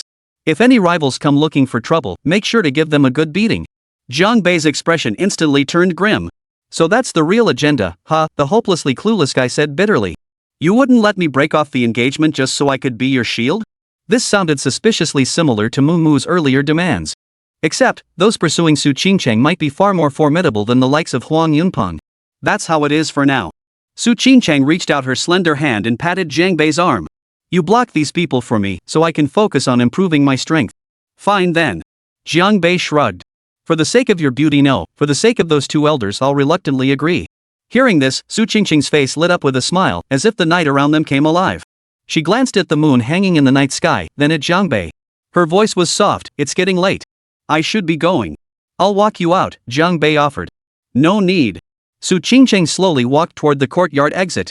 As she walked, she waved at Jiang Bei without turning back, saying, as for you, you barely escaped with your life. Don't go doing anything foolish again. Su Qingqing's pace wasn't hurried, yet by the time her words faded, she had vanished from Jiang Bei's sight. Only the echo of her caution lingered, lingering in the air, refusing to fade.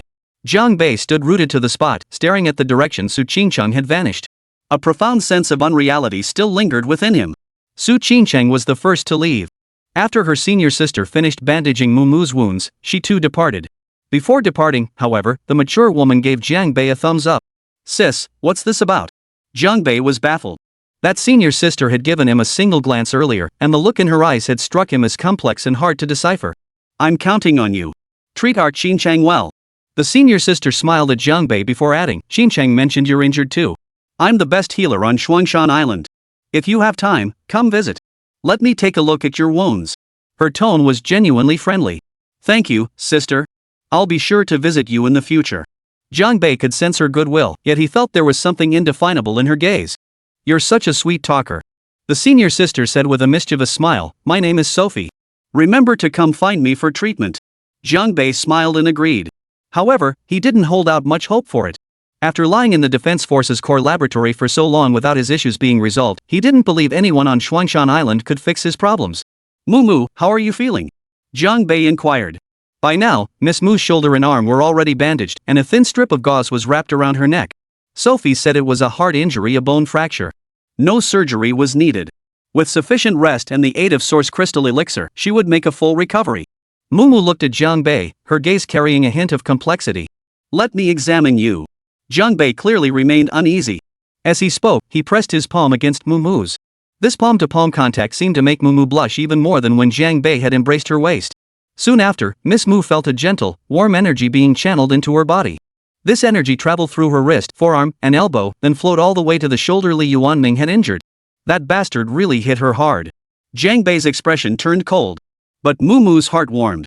Now that you have your main wife, your concern for me hasn't changed at all, has it? She said with a smile. You're injured and still can't keep still. Stop thinking about all this nonsense. Jiang Bei withdrew the energy. Senior sister Sophie was right, this was indeed a heart injury that required rest. At that moment, Jiang Bei found himself genuinely impressed by senior sister Sophie. While her source energy likely lacked Jiang Bei's healing properties, her ability to accurately assess Mumu's injuries was truly remarkable. To Mumu's astonishment, after Jiang Bei's released energy circled her wound, the pain eased considerably.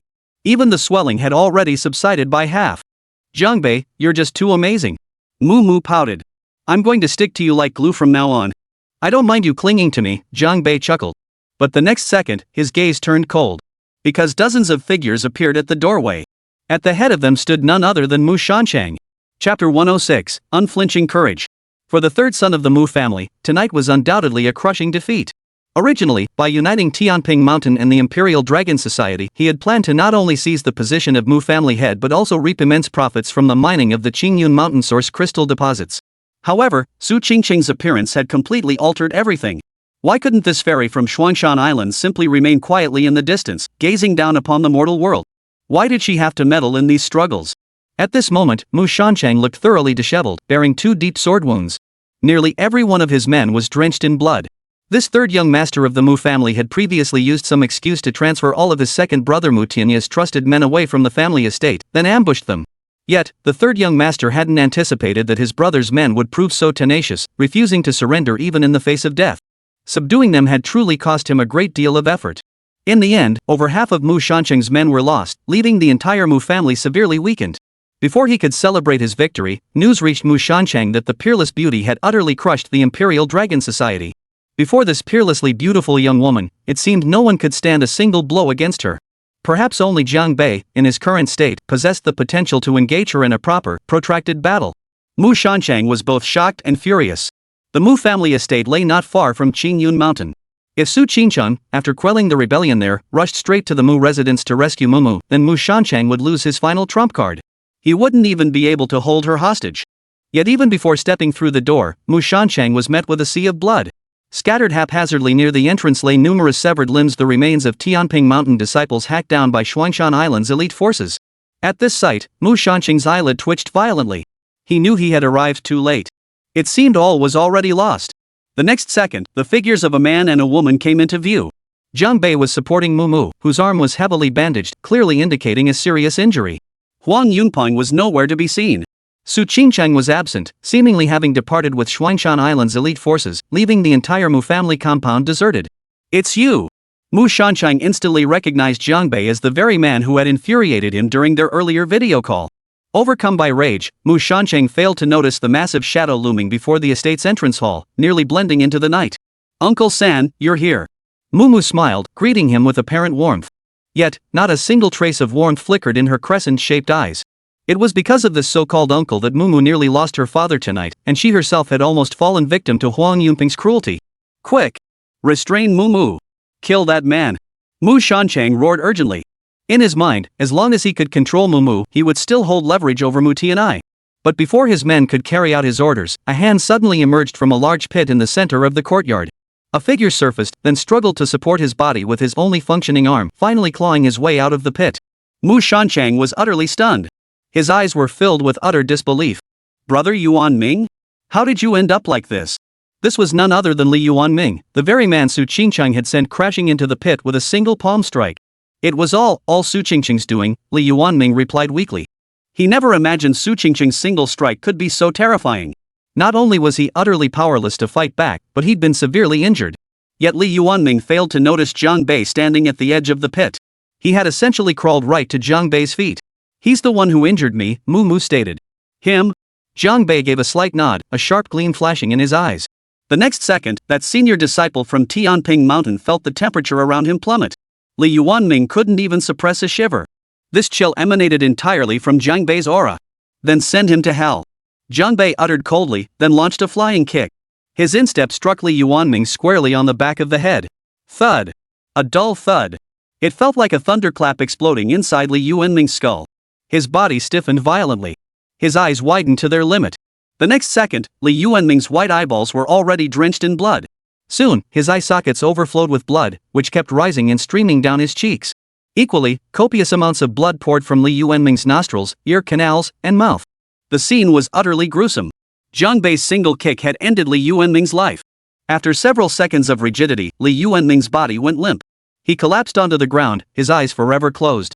Though Zhang Bei hadn't made Li Yuanming's head explode like a watermelon, he had shattered everything inside the skull into a pulpy mess. Mu Shanchang and his men watched the scene, each of them trembling violently. It wasn't merely because they'd never seen death before, it was Zhang Bei's overwhelming aura, terrifying enough to send them all straight to hell. "Didn't I tell you before that Mumu is my girlfriend and to leave her alone?"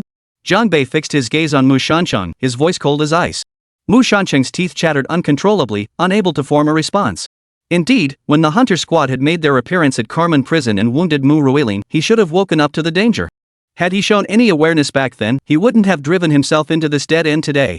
"Mu Shanchang, you bastard, you've played me." At that moment, a weak voice suddenly rang out.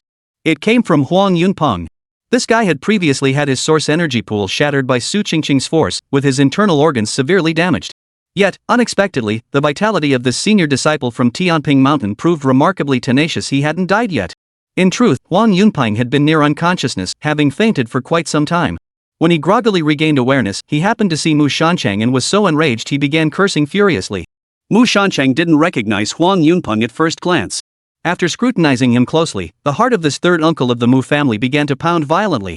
Tianping Mountain, how could they be worse off than the Mu family? Zhang Bei shook his head and stepped before Huang Yunpeng. "I'm Mumu's boyfriend, the person you've been searching for," Zhang Bei said softly. These words made Mumu's face light up with a smile.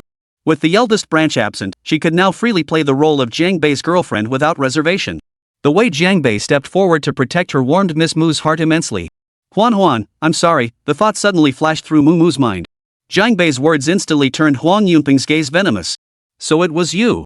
All this started because of you," he gritted out, gasping for breath. "No," Zhang Bei's voice was cold and detached. "None of this happened because of me. It happened because of your greed." Huang Yunpeng had intended to spew some vicious threats, but the thought of his master and senior master already cold in death left him speechless. He was filled with hatred, yet possessed neither the courage nor the means to exact revenge. All he could do was glare at Zhang Bei with eyes brimming with venom and hatred. In this world, there are people you must never cross and deeds you must never commit. Yet, alas, no one taught you this lesson in the past. Zhang Bei spoke, locking eyes with Huang Yunpeng. I hate the look in your eyes right now. With that, his right hand swept through the air. A surge of energy, sharp and intense, erupted from his fingertips. The energy was as sharp as a blade, slicing directly across Huang Yunpeng's eyes. Ah! The senior disciple of Tianping Mountain's eyeball was sliced cleanly in two. He collapsed to the ground, writhing in agony. Yet, due to Su Qingqing's earlier strike, his life force was steadily draining away. Soon, he lacked even the strength to utter a scream. Huang Yunpeng could only watch helplessly as death drew ever closer. Zhang Bei didn't even glance down at him again. He turned to Mu Shancheng and murmured softly, "Now, it's your turn." Mu Shancheng panicked instantly. The brutal death of Li Yuanming and Huang Yunpeng's blindness had completely shattered the psychological defenses of the third master of the Mu family. Quick! Quick! Kill him! Mu Shancheng shouted at his men, his voice trembling with terror. Unfortunately, it was too late. Zhang Bei murmured softly. Then, one hand seized Mu's wrist while the other shot forward, snapping his fingers. Snap! From the vast shadow behind him, a massive silhouette that had blended into the night suddenly roared to life with engine noise, its entire body shimmering with light. It was the Falcon dual energy fighter. Long before Zhang Bei and Su Qingcheng had begun their stroll, the Falcon fighter had already completed its vertical landing. Behind Zhang Bei and Mu, beams of energy light flared up, instantly illuminating Mu Shancheng's group's location as bright as day. Mu Shancheng and his men felt countless blinding beams of light shooting toward them, making it impossible to open their eyes. Accompanying these beams came an overwhelming pressure. This pressure rendered Mu Shancheng and his men completely immobilized. Getting a taste of the Defense Force's latest lethal technology, consider it a worthwhile experience for you lot, Zhang Bei remarked. The next second, the light's intensity surged dramatically.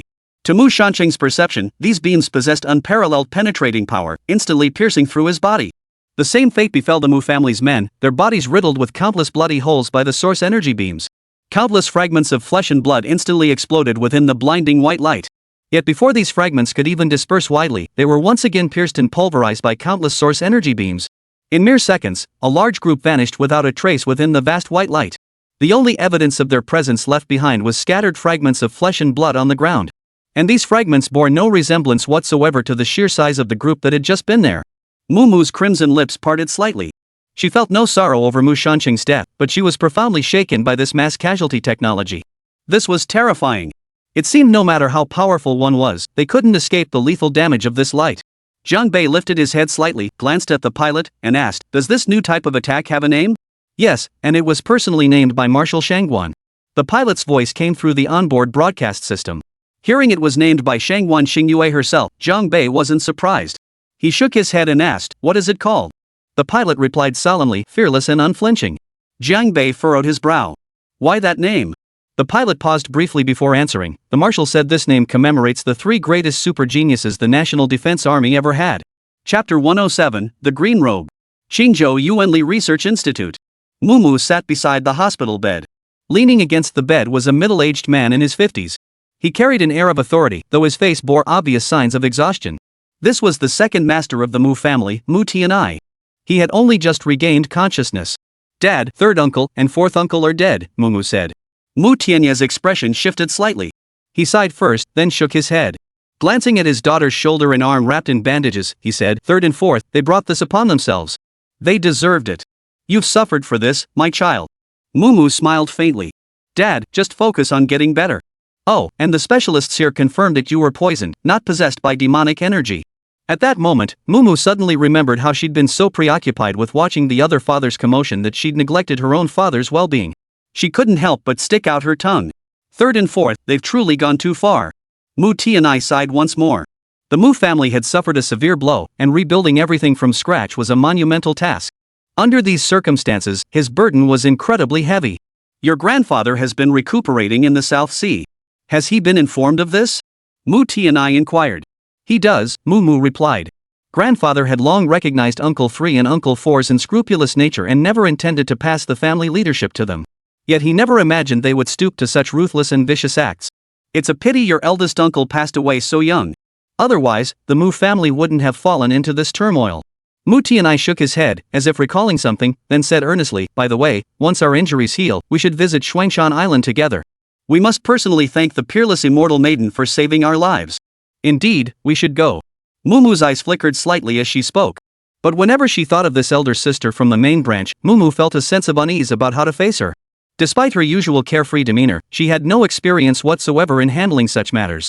But Dad, Qinchang and I aren't exactly strangers either, Mumu mused aloud. You and Fairy Qinchang are already friends? That's wonderful. You must nurture this relationship.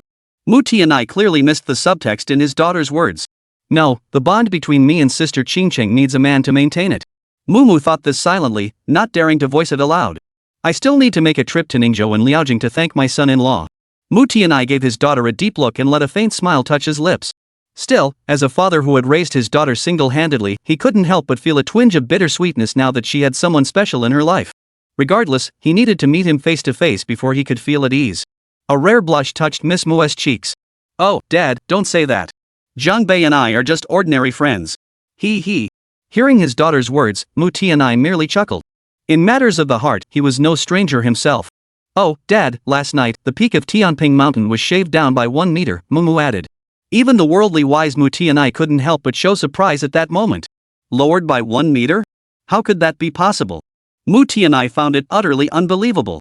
Though not vast in area, Tianping Mountain's main peak boasted rugged, picturesque landscapes, long serving as a sacred retreat for the sect's high-ranking members. Yet now, not only had the structures atop the main peak been leveled, but the entire summit had been shaved down. On the way back from Jiangbei left all the ammunition from the fighter jet behind at Tianping Mountain, Mumu explained. Though she hadn't witnessed the explosions firsthand, merely imagining the scene left her utterly stunned. I see. Mu Tianai nodded slowly, yet the shock remained etched on his face. With the most advanced fighter jets of the National Defense Forces, accomplishing this feat was not impossible. A tender gleam shimmered in Mumu's eyes. Dad, since last night, Tianping Mountain has been erased from the martial world of Manhwa. The thought that Zhang Bei had orchestrated all this filled her with such joy that the pain from her injuries seemed to fade. And the entire martial arts world of Dragon Nation had been shaken to its core by this incident. He's avenging you. He's a reliable young man. Mu Tianai exhaled deeply. I feel at ease leaving you in his care. Mumu's face lit up at the words. The laughter in her eyes held a hint of sweetness. However, after a brief pause, a sharp gleam flashed in Mu Tianai's eyes as he remarked, to achieve such feats at such a young age, what is his true identity? At the Falcon twin-engine fighter's top speed, Zhang Bei had already returned to Ningzhou. Recalling the events of last night, he still felt a strong sense of unreality. This disorientation stemmed from 2 sources, the reunion with Su Qingcheng and the Falcon dual-energy fighter's terrifyingly fearless super attack. This technique was a purifying force that seemed capable of obliterating all life. It was a cleansing, a purging that would leave no trace of life behind. Zhang Bei never imagined the Defense Force's research into weaponizing source energy had advanced to such a level. However, this weapon relied on the helicopter's engine and energy supply to function, and its use consumed an enormous amount of source energy. It held little practical value for individual combat. Yet Zhang Bei knew that, combined with that paper from Black Sea continent, single-soldier source energy firearms would soon become reality. Ah, I forgot to get Su Qingcheng's contact info, Zhang Bei muttered. That guy, he says he doesn't want it, but deep down, he's totally into it. But as Zhang Bei began recalling last night's encounter, he found Su Qingcheng's image growing hazy and dreamlike again, as if she were far away in the clouds, her features blurred and indistinct. Just how powerful was this girl? Could she actually make people forget what she looked like? This discovery surprised Zhang Bei. He'd seen superpowered individuals before, each possessed unique traits. Su Qingcheng was no exception. Her aura wasn't forced, it radiated from her very core. Moreover, Zhang Bei was certain Su Qingcheng was now stronger than he had been at his peak 5 years ago. Just then, Zhang Bei's phone rang. The caller ID revealed it was none other than the National Defense Forces. He could have guessed who was calling with his toes. This time, however, he didn't reject the call. What do you want from me this early in the morning? Zhang Bei asked. This time, though, his tone was noticeably more patient than before. I heard from Su Qingcheng that you two met yesterday? Shangwan Xingyue's melodious voice rang out. You two really are besties, Zhang Bei remarked. Thanks to you, she said she'd come back in 2 months to ask me about marriage. Shangwan Xingyue smiled faintly and asked, she's much prettier than you imagined, right? She's passable, I suppose. Zhang Bei's words were ambiguous, leaving it unclear whether he was being sincere. Su Qingcheng seems to have a favorable impression of you too. Shangwan Xingyue remarked with a smile. I think she's more than worthy of you. Stop worrying about things that aren't your concern. Where did you even get that marriage contract from? Zhang Bei shook his head. If there's nothing else, I need to hang up. Why the rush to hang up? We could chat a bit longer. I have to rush to class after all, I'm a teacher now. Rushing to class? More like rushing to meet Principal Lee, right? Shangwan Xingyue chuckled again. Jiang Bei's expression froze slightly. Don't say things like that. Xiao Shui and I aren't what you think we are. You even mentioned Xiao Shui? Shangwan Xingyue seemed to snort softly. She's my aunt. You'd better show respect to your elders. Jiang Bei didn't mince words. I just happen to like older women. Sigh, you're hopeless. Shangwan Xingyue showed no sign of being bothered by this. By the way, she said, there's a pretty good team in the lab at Ningda. I think you should get to know them better. Alright, I'll drop by when I have time, Jiang Bei replied. Hearing his response, Shangwan Xingyue realized he hadn't taken her words to heart. I know your primary reason for returning to China, she continued, but if you want to unravel the mystery linking your father's disappearance to the dark source energy, uncovering the truth will require patience. Your body is your most valuable asset, never abandon any chance to heal your injuries. You're wrong. I only returned to save Zhou Qian. Jiang Bei didn't admit it, pausing before saying, for everything recently, thank you, Marshal Shangwan. Whether it was arranging his teaching position at Ningda University or deploying the Falcon dual energy fighter for a 1,000-mile rescue mission, everything Shangwan Xingyue had done was etched in Jiang Bei's memory. Though Jiang Bei felt their paths diverged, she often anticipated his needs before he did. Your words mean a great deal to me, Shangwan Xingyue replied with a smile. Just remember to get along well with my aunt. If you dare upset her, what could you possibly do? Jiang Bei retorted. Zhou Qian is still in my hands, Shangwan Xingyue said with a laugh before hanging up. Xingzhou had endured a night of bloodshed, yet the news had yet to reach Ningzhou. At least, Ningzhou University still looked unchanged. After summer break, students from all departments except the Source Power Academy had gradually returned to campus, and the grounds were slowly coming back to life. However, upon returning to campus, Jiang Bei discovered a dismissal letter issued from the president's office. The contents were straightforward. Liang Fenglong was relieved of all his positions at the university, his teaching credentials were revoked, and all contracts between Ningzhou University and him were terminated immediately. The university had made the same decision regarding Gao Bozi. These black sheep, who had repeatedly harmed students' interests for personal gain, were being purged from the faculty one by one. What a relief! These actions were clearly decided by Li Qiushui. Moreover, this exceptionally capable vice principal issued a notice that caused some tension among all teachers at the Yuan Li Academy. The notice stated that a faculty qualification assessment would be conducted shortly, implementing a last-place elimination system. The lowest-ranked individual would have all ties with the school severed. The lowest-ranked teacher would be dismissed outright. It seemed Li Qiushui was determined to elevate the overall quality of the faculty. She intended to use these evaluations to push teachers to enhance their personal abilities and professional skills. And all of this change had been brought to the academy by Jiang Bei. Under these circumstances, it was only natural that a few teachers lacking in professional competence would harbor resentment toward Jiang Bei. After all, if not for his arrival, everyone could have continued living their lives in peace. Yet even with such resentment, no one dared voice it openly. After all, standing firmly behind teacher Jiang was Principal Qiushui herself. Before anyone realized it, half a month had passed. For Ningzhou University, these 2 weeks had been as calm as still water, with no further conflicts arising. Earlier, some teachers had boasted about teaming up with Gao Bozi to sabotage Jiang Bei, but they never found another chance to act. Over the past 2 weeks, Jiang Bei had taught only 4 classes. Yet each session was packed to capacity, with students spilling out into the hallways. He had become the most popular teacher at Ningzhou University, his momentum even beginning to rival that of Li Qiushui. In these 4 sessions, Jiang Bei delivered nothing but substance. He not only imparted cultivation essentials and guided each student through the basics but also addressed every single question raised by students regarding martial arts and source energy. After these 4 sessions, the veil of the source energy world had been completely lifted before these freshmen. They now harbored greater anticipation for that realm exclusive to martial artists. Li Qiushui had audited every one of Jiang Bei's lectures. Truthfully, no one noticed that each time the bell rang to end class, the vice principal's eyes would sparkle brightly. It was clear that she was deeply moved by Jiang Bei's teaching style. Unlike the new students, Li Qiushui was a seasoned veteran. She could deeply appreciate that when Jiang Bei imparted knowledge about source energy, he did so with a pure and sincere heart. In today's materialistic society, it was rare to encounter someone so pure. However, Li Qiushui also noticed a girl wearing a baseball cap. Every class, she sat quietly in the corner of another row, listening attentively to all of Jiang Bei's lectures. This actually surprised Li Qiushui a little. In her view, this girl had the privilege of skipping any class at Ningzhou University. After all, there was no teacher left in the entire school capable of teaching her anything new. This baseball cap-wearing girl was none other than Zhang Zijin, the current president of Ningzhou University's student union. Alright, today's class is over. However, I can still offer you all a chance to ask a question. Jiang Bei smiled as he surveyed the classroom.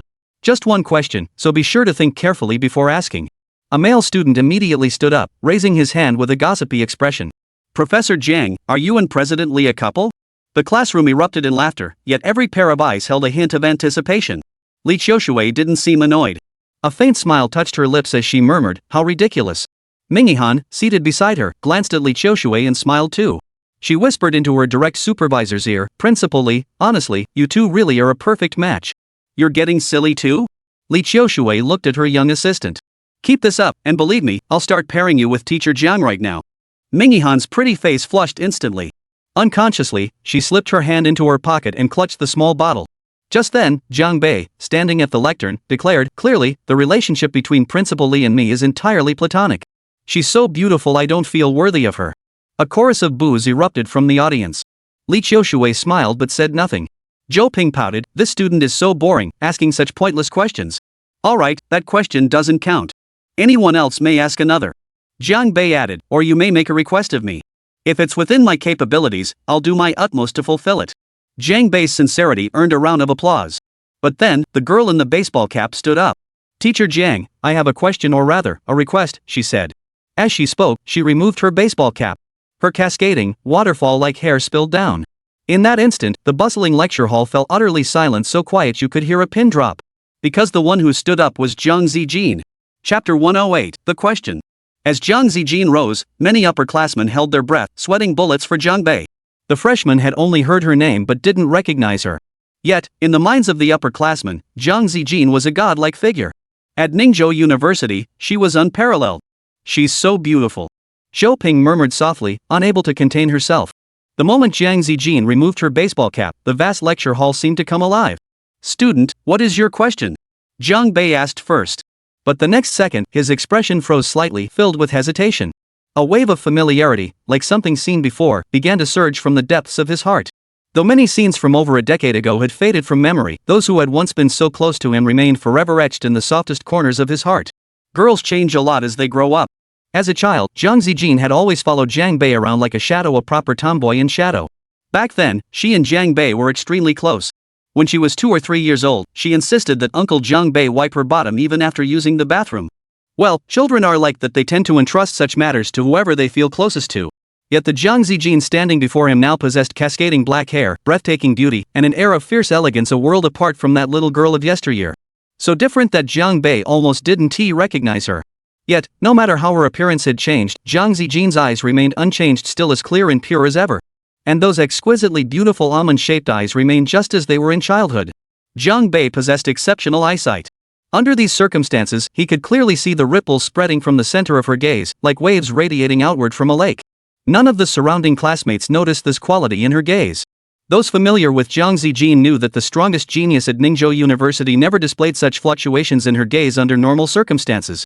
Facing any situation, Jiang Zijin remained utterly composed, her gaze perpetually serene. Being near her always instilled a sense of trust and stability. This quality was actually quite similar to Jiang Bei's, both radiated a powerful sense of security. "Professor Jiang Bei, I've long admired your reputation. Allow me to introduce myself." Jiang Zijin spoke softly, her voice clear to every ear present. "My name is Jiang Zijin. I am 21 years old." Though she belonged to the younger generation of the Jiang family, she was only a few years younger than Jiang Bei. Everyone had expected that as the student union president, Jiang Zijin would open with a fiery speech. Instead, she began by stating her name and age. Something didn't quite add up here. Why did it sound like a self-introduction? Given Jiang Zijin's usual pride, would she really need to introduce herself to others? Even if the other party was currently the most popular male teacher in the school. After stating her age, Jiang Zijin paused, her words trailing off without continuation.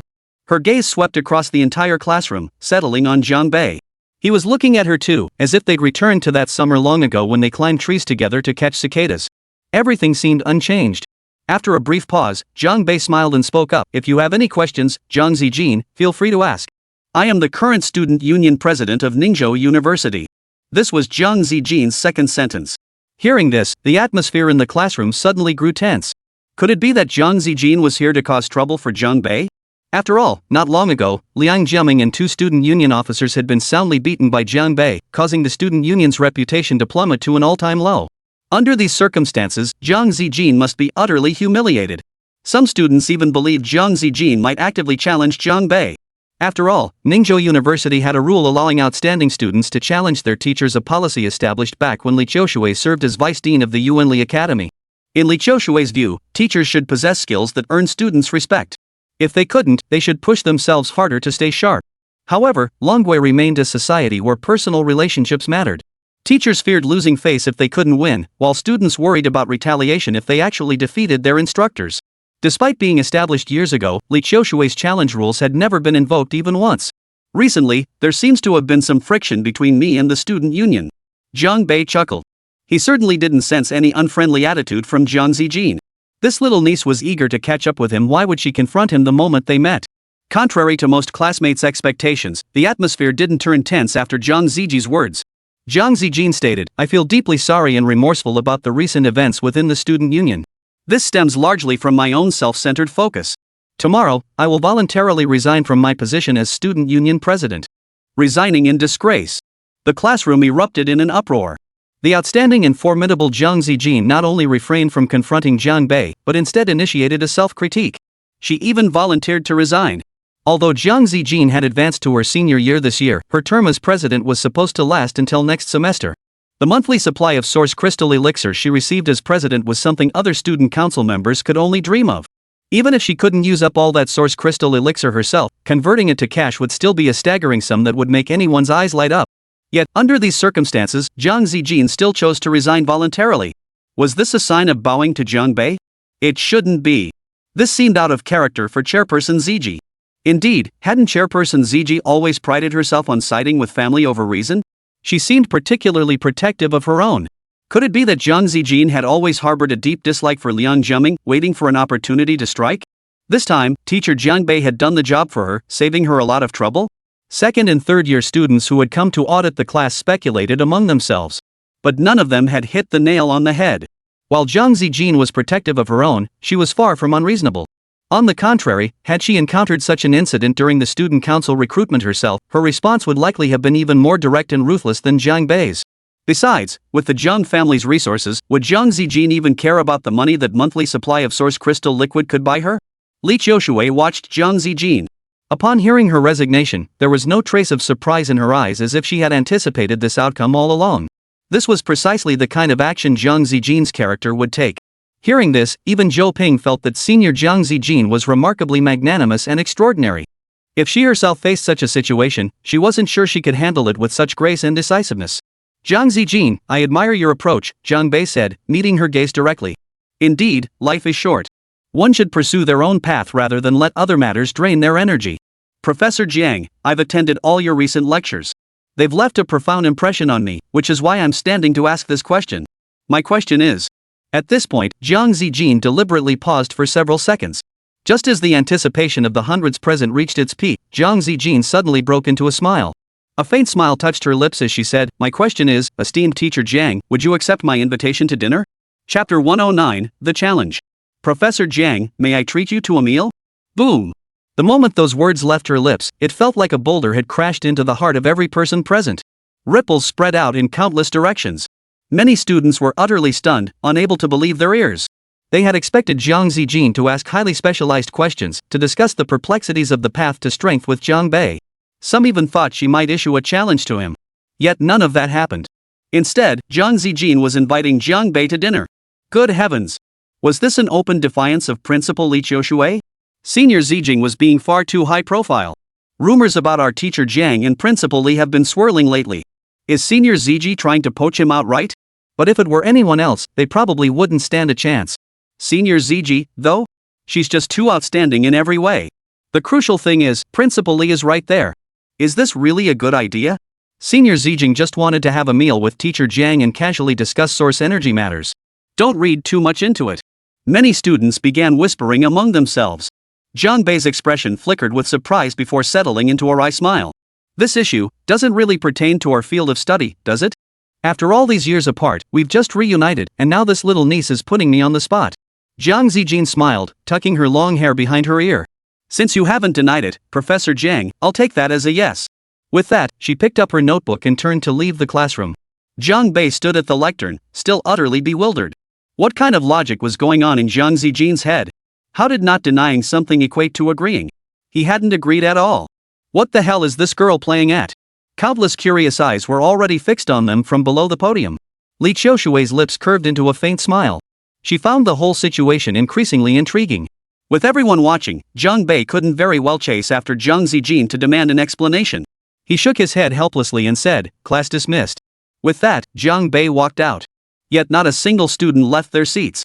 Below the stage, Lan Yusen smiled mischievously at Zhou Ping. "Zhou Ping, if you want to help your sister keep an eye on your brother-in-law, it's getting harder and harder, you know." Si Anbei nodded in agreement, clenching her fist. "Looks like we've all gained a formidable new competitor." Mo Qingqiu smiled softly, showing no sign of jealousy. Instead, she remarked, "Maybe Zhang Zijin and Brother Bei have a different kind of relationship, not what we imagine." A glimmer of hope flashed in Zhou Ping's eyes. What kind of relationship could they possibly have? Mo Qingqiu smiled. For instance, they both share the Zhang surname. However, Zhang Zijin's invitation this time brought Zhang Bei not only countless gossiping glances but also an endless stream of jealousy. On campus forums, students passionately debated today's events. Zhang Zijin, a goddess-level figure among seniors, usually kept her distance from the opposite sex, never getting particularly close to anyone. Her sudden, public invitation to Zhang Bei for dinner was utterly unacceptable to her admirers. Adding to the turmoil was the recent closeness between Li Qiushui and Zhang Bei. Could it be that both goddesses were about to be plucked by this new teacher? In a classroom somewhere on the fourth-year floor, a tall, slender male student sat in the back row, listening to the day's events unfold. His rather handsome face wore a deep, brooding expression. His slender fingers tapped lightly on the desk as he remarked indifferently, "I've been leading a team assisting the supervision department on a mission in the neighboring province these past few days. I never imagined Zijin would change so much that I barely recognize her anymore." This senior was Qian Weijun, a prominent figure on campus. At Ningde University, though Qian Weijun's brilliance didn't quite match Zhang Zijin's, his capabilities were equally formidable. Like Zijin, he led his own squad on off-campus missions to earn credits and exchange them for source crystal elixir. Moreover, Qian Weijun's Hunter Wine squad boasted an exceptionally high mission completion rate.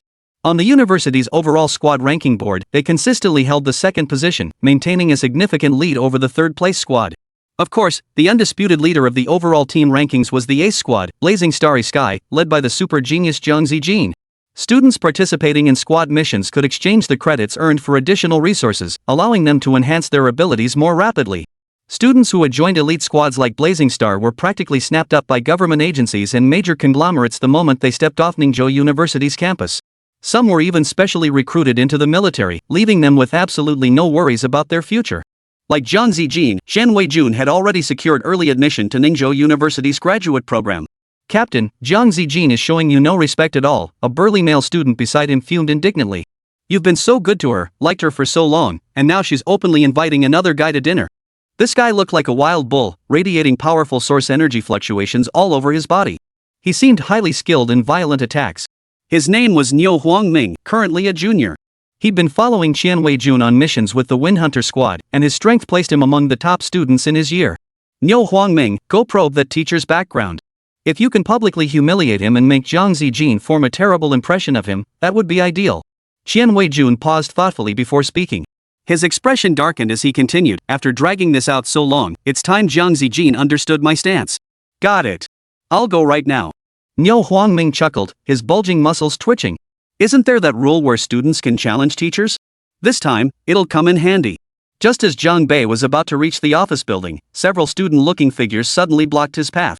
"You're Zhang Zijin's date?" A student nearly 2 meters tall sized up Zhang Bei with a mocking smirk. A teacher who doesn't even have a hint of source energy fluctuation what qualifies him to be Zhang Zijin's boyfriend? This guy was Niu Huangming. He had just returned from an off-campus mission today and hadn't yet grasped the storm Zhang Bei had stirred up within the school. Zhang Bei offered no response, merely glancing at them before turning to walk around. After arriving at Ningzhou University, Zhang Bei had intended to keep a low profile. Yet he hadn't managed to stay under the radar even once. Now, this seemingly petty conflict had come knocking on his door. Niu Huangming suddenly felt that the look Zhang Bei had given them just now was like he was looking at fools. From his perspective, what possible connection could a lunch date have with a boyfriend? Had these male students lost their minds? "Stop. Did I give you permission to leave?" Niu Huangming, thoroughly irritated by Zhang Bei's gaze, reached out to block his path and declared arrogantly, "Professor Zhang, do you know who I am?" Zhang Bei glanced at him indifferently. "All right, who are you?" "Second place in last year's comprehensive assessment for the third-year class Niu Huangming." He finished with a sneer. Let me tell you this, you'd better stay away from Jiang Zijin. The name sent a collective gasp through the onlookers. So this was Niu Huangming, the one nicknamed Little Bull. Last semester during the comprehensive assessment, he had brutally injured several opponents in a row. Many didn't want to clash with him head-on.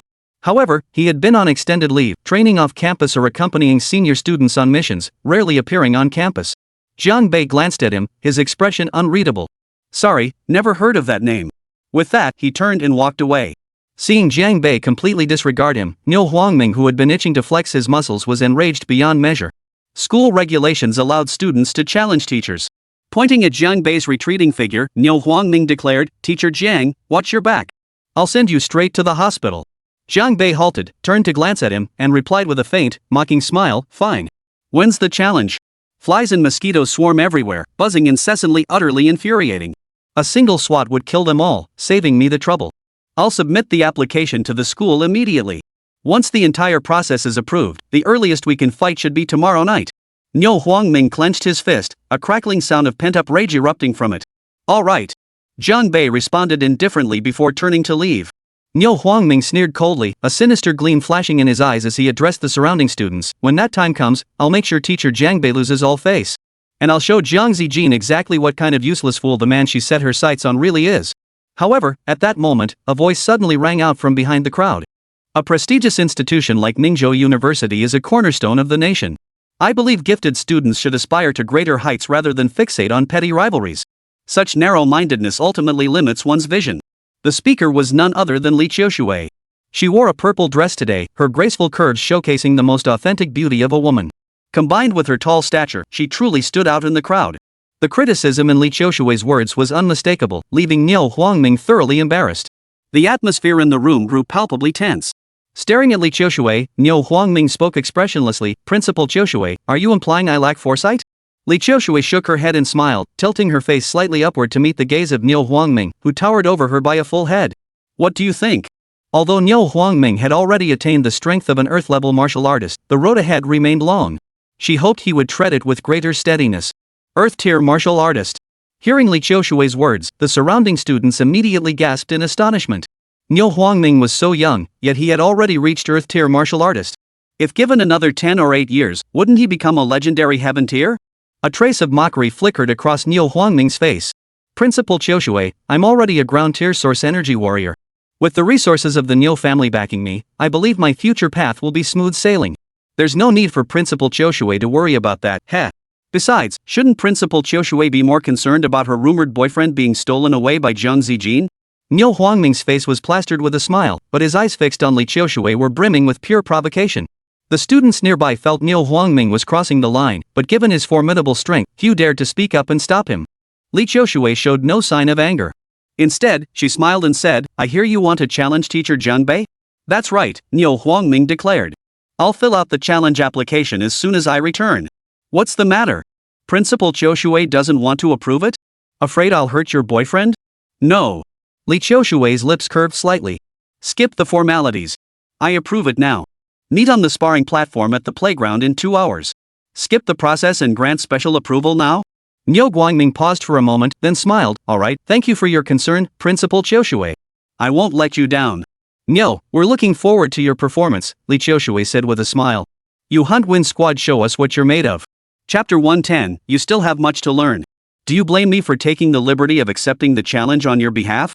Li Qiushui asked Jiang Bei. She sat in her office as her secretary, Mingyihan, delivered 2 lunches. As she spoke these words, Li Qiushui didn't notice that she had begun to care deeply about Jiang Bei's opinion of her. "Of course I won't blame you," Jiang Bei replied with a smile.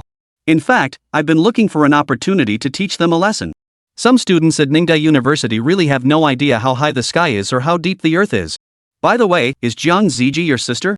Li Qiushui had clearly guessed the familial connection between Jiang Bei and Jiang Zijin. "She is undoubtedly the most outstanding student at our university, without a doubt." "Not my sister, she's my niece," Jiang Bei clarified. "Her father is my cousin. Zijin and I haven't seen each other in years. Never imagined we'd meet again right here on campus." But as he spoke, Jiang Bei suddenly thought of Jiang Hongjian. This cousin was also said to possess extraordinary talent. But why had he moved his entire family away from the Jiang family's main residence back then? Why had he even gone so far as to relocate to another province? Jiang Bei was still young back then and couldn't recall the specific reasons anymore. It seems Jiang Zijin treats you with relative friendliness, unlike the rest of the Jiang family. Over the past few days, Li Qiushui had also shared many stories with Jiang Bei, learning much about his past. This man appeared so youthful, yet the path he had walked was etched with profound weariness. From Li Qiushui's perspective, she genuinely hoped Jiang Bei could find the care of his family again. This sentiment was actually quite similar to Muumu's mindset when she had fed Jiang Bei meat back then. Of course, whether this stemmed from Principal Qiushui's maternal instincts running wild was something she couldn't quite pin down herself. Jiang Bei smiled, a hint of nostalgia flickering in his eyes. Zijin was always very attached to me since she was little. She's one of the few warm memories the Jiang family gave me. Li Qiushui opened the soup container and handed it to Jiang Bei, her gaze steaming with warmth. Have some. Her words carried unmistakable concern. Jiang Bei chuckled, sure thing. Better eat up now so I'll have the strength to fight later. Li Qiushui didn't caution him to go easy. Instead, she remarked, indeed, these students need to witness the brutality of the martial world. After all, they're no longer children. Jiang Bei smiled and said, as a teacher, shouldn't you protect your students? Li Qiushui shook her head, her voice calm. Learning lessons here at school is far better than getting your head bashed in out in the real world. Did Principal Li Qiushui personally approve this? Does she want us to beat teacher Jiang Bei senseless? Could it be that Jiang Zijin inviting Jiang Bei to dinner made Principal Li jealous? After hearing Niu Huangming's report, Chen Weijuan's brow furrowed deeply. He was unaware of the specifics of Niu Huangming's taunts toward Li Qiushui. Why should we care about her attitude? Anyway, in just a few hours, that teacher Jiang Bei will be crawling on the combat stage begging for mercy, Niu Huangming said. As he spoke, a sinister gleam flashed in his eyes. I heard that once you step onto this stage, it's a matter of life and death. If I go too far, the school probably won't hold me accountable, right? Xian Weijun glanced at his capable lieutenant and said, the martial arts world has its own rules, but this is still school. The referees won't stand by and watch you kill someone. Another member of the Hunter Wind Squad cautioned, Huang Ming, you'd better be careful. I heard that teacher Jiang Bei was acting quite arrogant recently, even injuring Liang Jiaming and mentor Gao Bozi. This guy is definitely no pushover. That fool Liang Jiaming? Looks like he's got high source power, but his combat strength isn't even half of mine. Niu Huangming scoffed derisively, completely ignoring the warning. I'm different. I've been on so many dangerous missions with the team. Can a hothouse flower like Liang Jiaming even compare to me? Regardless, we must remain vigilant. The member who had tried to mediate fell silent. Alright, when the time comes, don't hold back. Use your most devastating move to intimidate him. Qian Weijun chuckled, his smile tinged with both cruelty and amusement. I'll be watching to see if Jiang Zijin ends up feeling sorry for him. Ningda University erupted once more. After all, there had never been a precedent of a student challenging their teacher. This time, Niu Huangming was undoubtedly breaking new ground. Hey, have you heard? Niu Huangming from the Hunter Wind team is challenging teacher Jiang Bei. Why would he do that? Is it because Jiang Zijin wants to treat teacher Jiang Bei to a meal? This guy seems really good at violent attacks. I wonder if teacher Jiang can hold his own. But teacher Jiang isn't weak either. He defeated Liang Jiaming with ease back then. And don't forget about the Liang family's people. Remember, the Liang family collapsed in just one night. From what I know, teacher Jiang Bei had little to do with the Liang family's downfall that night. It was all Principal Li's doing. Li Qiushui single-handedly defeated the Liang family. Over the past month or so, with deliberate promotion by certain individuals, this rumor has gradually become common knowledge. After all, there were numerous eyewitnesses present. At the time, the vast majority of the Liang family's bodyguards were indeed knocked down by Li Qiushui. Even the final strike from that knight's sword had little to do with Jiang Bei. Of course, the fact that Jiang Bei had severed Bai Shi's calf with a single stroke seemed to be deliberately overlooked by many. Xian Weijun glanced at the heated discussions on the school forum and chuckled. Looks like this incident has attracted quite a bit of attention. The more attention it gets, the more we can't afford to fail. Niu Huangming shrugged indifferently. Captain, you're being too cautious. Look at that teacher Jiang's skinny arms and legs. How could I possibly fail? After a pause, as if remembering something, he added, oh. And Principal Li specifically told me to show off the Hunter Wind team's style. Is she trying to encourage me? This muscle-bound dimwit hadn't a clue that Principal Li Qiushui's words weren't encouragement at all. She was setting their entire team on fire. Yes. Victory is the only option here. Defeat is not an option. Xian Weijun stood up, his source energy surging around him. The atmosphere in the room grew oppressive. Our Hunter Wind Squad cannot be overshadowed by Jiang Zijin's blazing starry sky any longer. We'll head to the arena first, Captain. You can rest assured. Niu Huangming chuckled and walked out with the other team members. Once everyone had left, Xian Weijun pulled out his phone and sent a message. The message read, don't worry. Everything's been taken care of. This time, we'll make sure Jiang Bei loses face. With over half an hour left before the challenge began, the entire field was already packed with people. After all, this was the first time students had challenged their teachers, a groundbreaking event in Ningda's history. Among Yuan Force practitioners, life and death hung in the balance at the slightest provocation, a brutal aspect of the martial world. Yet the campus remained an ivory tower, shielding its students from such harsh realities. Since taking office, Li Qiushui had deliberately begun exposing students to such matters earlier. Otherwise, many outstanding students who held high positions within the school would find themselves ill-equipped to navigate the outside world. They might struggle to adapt to unfamiliar customs or even find certain ways of doing things unacceptable, leading them to give up on themselves entirely. Li Qiushui, however, did not come to watch the match. She had long anticipated the outcome of today's duel. Jiang Zijin, however, was present. Not only her, but all 17 members of the Blazing Starry Sky Squad had arrived at the scene. However, they stood in the back row, not crowding the front. A large empty space remained around the Blazing Starry Sky Squad, with no students daring to approach their vicinity. Captain Zijin, inviting teacher Jiang Bei to dinner doesn't seem like your style, remarked Yin Ziming, the deputy captain of the Blazing Star team. Jiang Zijin glanced at him. What's wrong? I think teacher Jiang is handsome. Is it wrong for me to want to invite him to dinner? That remark nearly choked Yin Ziming. He was increasingly convinced this wasn't his captain's usual style. I figured it out. Captain, you're trying to provoke Qian Weijuan's resentment, right? So he'll challenge teacher Jiang Bei and then we can see the true strength of the Hunter Wind Squad? Yin Ziming's sharp mind was still scrambling to rationalize Jiang Zijin's unusual behavior. Teens at this level? Do they really require me to expend so much mental energy? Jiang Zijin shook his head, replying indifferently, Deputy Captain Yin, how many times have I told you? Try to use your brain less often. The surrounding squad members chuckled, and Yin Ziming didn't seem bothered, clearly accustomed to being rebuffed. He chuckled, but this team is going crazy grinding missions for points, always trying to surpass us. The tasks Hunter Wind has taken on these past 2 years have been truly. Jiang Zijin paused briefly before continuing in her usual cool tone, utterly pathetic. Utterly pathetic. Probably the entire Ningzhou University could only find one person who would evaluate the Hunt Wind squad like this. In her view, the missions Hunter Wind took on were all low difficulty, high reward points exchanges. Compared to the fierce battles the Blazing Star team had endured, their efforts seemed like children playing house. A girl standing to Jiang Zijin's left chuckled, looks like our captain never had eyes for Qian Weijun from the start. Captain Qian went to all that trouble trying to get noticed, what a waste of effort. Jiang Zijin remained silent. Her beautiful eyes had already shifted toward the entrance of the field.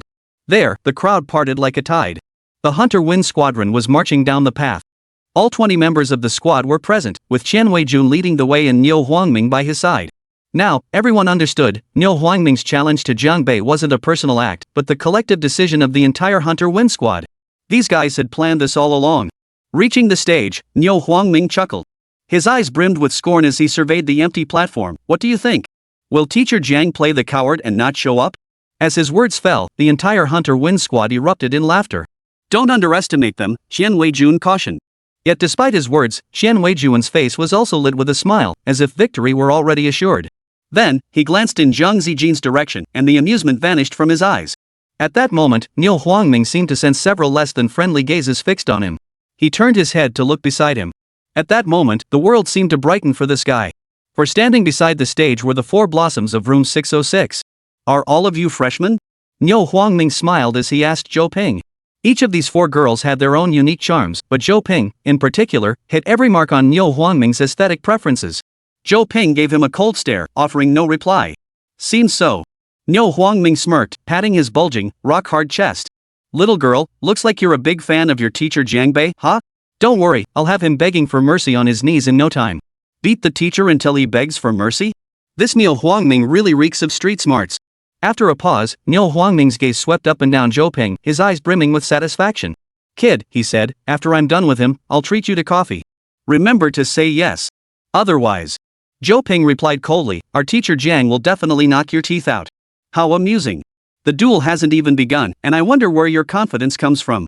As he spoke, Niu Huangming deliberately unleashed his source energy, activating his aura to exert pressure.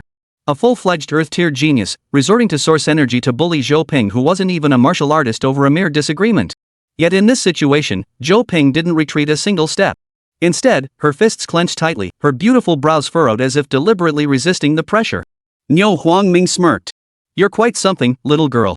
Then, the bastard actually amplified his source energy output.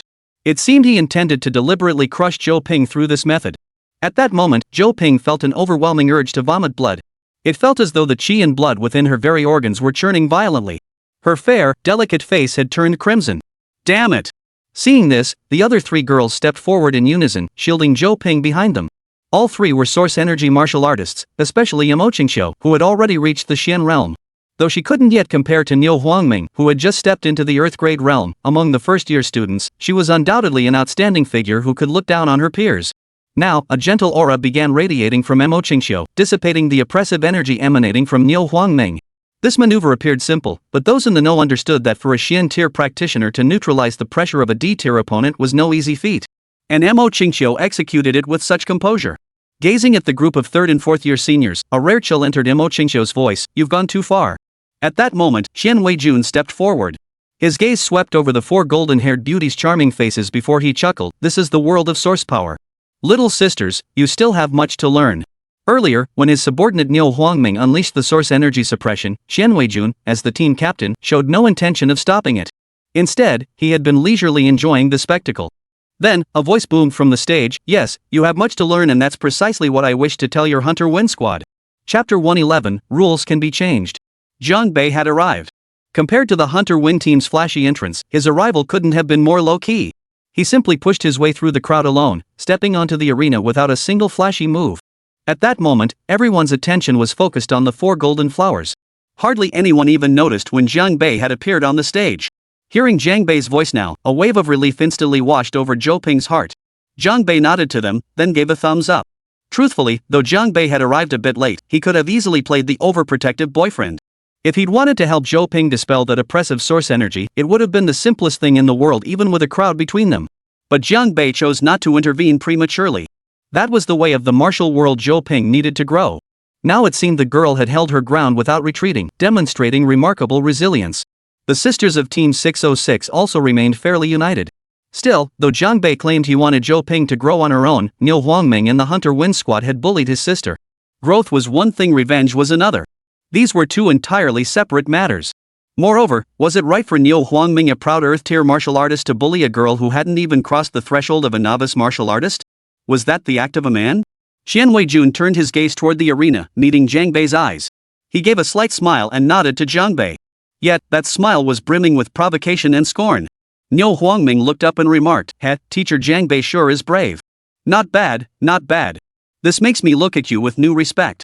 With that, the man stomped his feet heavily on the ground, unleashing a powerful blast of energy from beneath his soles. Boom! With that explosive sound, Niu Huangming's tank-like physique launched himself into the air. He executed 3 consecutive somersaults mid-flight, covering nearly 10 meters before landing with perfect stability on the stage. Compared to this display, Zhang Bei's earlier ascent to the stage seemed downright plain and unremarkable. "Teacher Zhang, I'm naturally heavy-handed. If I really hurt you later, I hope you won't blame me," Niu Huangming said with a smile. "Well, that's convenient. My hands pack quite a punch too." Zhang Bei observed Niu Huangming as he spoke. "Ha! I love sparring with confident types like you." Niu Huangming grinned, clenching and unclenching his fists until his knuckles cracked audibly. "Teacher Zhang, this is our Hunter Win team's welcome gift to you. Oh, and there's something I should tell you." Zhang Bei glanced at Niu Huangming and said casually, "That girl you just intimidated with your aura? She's my sister." "Your sister? So what? She's pretty. Can I be your brother-in-law?" Niu Huangming chuckled, his smile dripping with sleaziness. "Oh, and are you two even biological siblings?" "Ha!" The laughter was unbearably shrill, making many nearby students cringe. Zhang Zijin shook her head. She had heard Niu Huangming's words clearly, and her eyes turned cold as she said indifferently, "If Qian Weijun's men are all this kind of brainless trash, then the Hunter Win team is truly rotten to the core." Just as Zhang Bei was about to speak, the referee stepped onto the stage. Coincidentally, today's referee was none other than Professor Wang Haidong, who taught practical application of source power. This very man had previously conspired with Gao Bozi in the office to humiliate Zhang Bei. However, with Liang Fenglong and Gao Bozi's successive downfalls, Wang Haidong's scheme had fizzled out. Still, he couldn't stand seeing Zhang Bei steal the spotlight like this. What's more, Wang Haidong had secretly harbored feelings for Li Qiushui all along. "Before the match officially began, I have a few points to convey to you both." Wang Haidong addressed Zhang Bei and Niu Huangming. "Since this is a teacher-student match today, the teacher should show some restraint toward the student. Teacher Zhang Bei, do you understand? You must stop short of delivering a decisive blow." This statement was grossly biased, revealing his blatant favoritism. It was Niu Huangming who initiated the challenge in the first place, and he intended to beat Jiang Bei into submission. Why should Jiang Bei be the one to yield? Jiang Bei certainly caught the subtext in Wang Haidong's words. A cold smile touched his lips, but he said nothing. Niu Huangming, however, boasted with a loud thump on his chest, "Thanks for your concern, Teacher Wang. Rest assured, Teacher Jiang won't need to hold back against me because he won't even get the chance." Every word from this guy was brimming with arrogance, as if he'd already written off Jiang Bei. But was that really the case? Wang Haidong showed no sign of warning at Niu Huangming's blatantly provocative words. He stated, "Alright, warm up briefly. The match begins in 1 minute." Niu Huangming chuckled, "No need to wait a minute. We can start right now." "I can't wait to see Teacher Jiang kneeling on the stage." "Very well." Without seeking Jiang Bei's consent, Wang Haidong strode to the corner of the ring and bellowed with full force, "I hereby declare the match between student Niu Huangming and Teacher Jiang Bei officially open." The packed playground instantly fell silent. Niu Huangming instantly channeled his source energy to its peak, unleashing a formidable aura that surged from his body. A palpable, oppressive force directly bore down upon Jiang Bei. In stark contrast, Jiang Bei appeared unremarkable at that moment. No aura emanated from him whatsoever, creating a striking difference from Niu Huangming. Even though many students had predicted Jiang Bei's victory beforehand, at this moment, they instinctively felt a pang of anxiety for the latter. "Get down on your knees, Jiang. Once I crush you, I'll go teach your arrogant little sister a lesson." Niu Huangming roared lowly and charged toward Jiang Bei. He charged like a tank at full throttle. The sheer force of his impact drew the stunned gazes of the students watching below.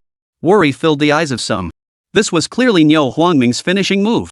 His heavy fist was aimed squarely at Jiang Bei's head. In a school competition like this, a student unleashing his most vicious move on a teacher. It was almost unimaginable. Wang Haidong watched the scene unfold, his eyes narrowing into a smile. Even as the referee, he wasn't sure he could withstand Niu Huangming's full charge. How could Jiang Bei's slight frame possibly endure it? If that punch landed squarely, even if he didn't die, he'd suffer severe concussion. He might become a vegetable, never able to rise from his hospital bed for the rest of his life. Yet, 1 second later, Niu Huangming's charging form suddenly halted. Yes, he stood before Jiang Bei, still in the posture of his charging attack, but all his kinetic energy seemed to vanish in an instant. His heavy fist hadn't even touched Jiang Bei's head when he suddenly realized a single finger had already pierced his chest. At that moment, Niu Huangming felt Jiang Bei's finger was incredibly hard. A powerful surge of source energy erupted from that finger, directly piercing into his chest. Thud! Only Niu Huangming himself could hear that sound. It felt as though an invisible force had pierced right through his body. In that instant, he felt the flow of source energy within him abruptly severed, utterly unable to summon his own power. At that moment, the eyes of this supremely arrogant junior student flashed with a terror he had scarcely ever known. The teacher before him was clearly far more formidable than he had ever imagined. Damn it! Niu Huangming instinctively wanted to curse, but before he could utter the next syllable, Jiang Bei had already transformed his fingers into a palm, slamming it heavily against Niu Huangming's chest. Thud! A powerful blast of air erupted. Niu Huangming's body flew backward like a heavy cannonball. The ropes securing the sparring platform snapped instantly under his force. From the moment Niu Huangming launched his attack to the instant he was sent flying, barely 2 seconds had passed. Many students hadn't even had time to react before the match was over. "Catch him!" Qian Weijun roared. 2 members of the Wind Hunters leaped up to catch Niu Huangming, but unexpectedly, Jiang Bei had applied immense thrust to his body. The two were dragged along by Niu Huangming for over 10 meters before crashing heavily to the ground. At that moment, the venue was so quiet you could hear a pin drop. Just as Niu Huangming had been wildly arrogant moments before, he was now utterly humiliated. Referee Wang Haidong immediately sprinted off the stage and rushed to Niu Huangming's side. Niu Huangming lay sprawled on the ground, blood trickling continuously from the corner of his mouth. A large portion of his chest was caved in. The other 2 members of the Hunter Wind team who had attempted to catch him mid-air were also left battered and disoriented, covered in dust and dirt. Good! At that moment, someone shouted first.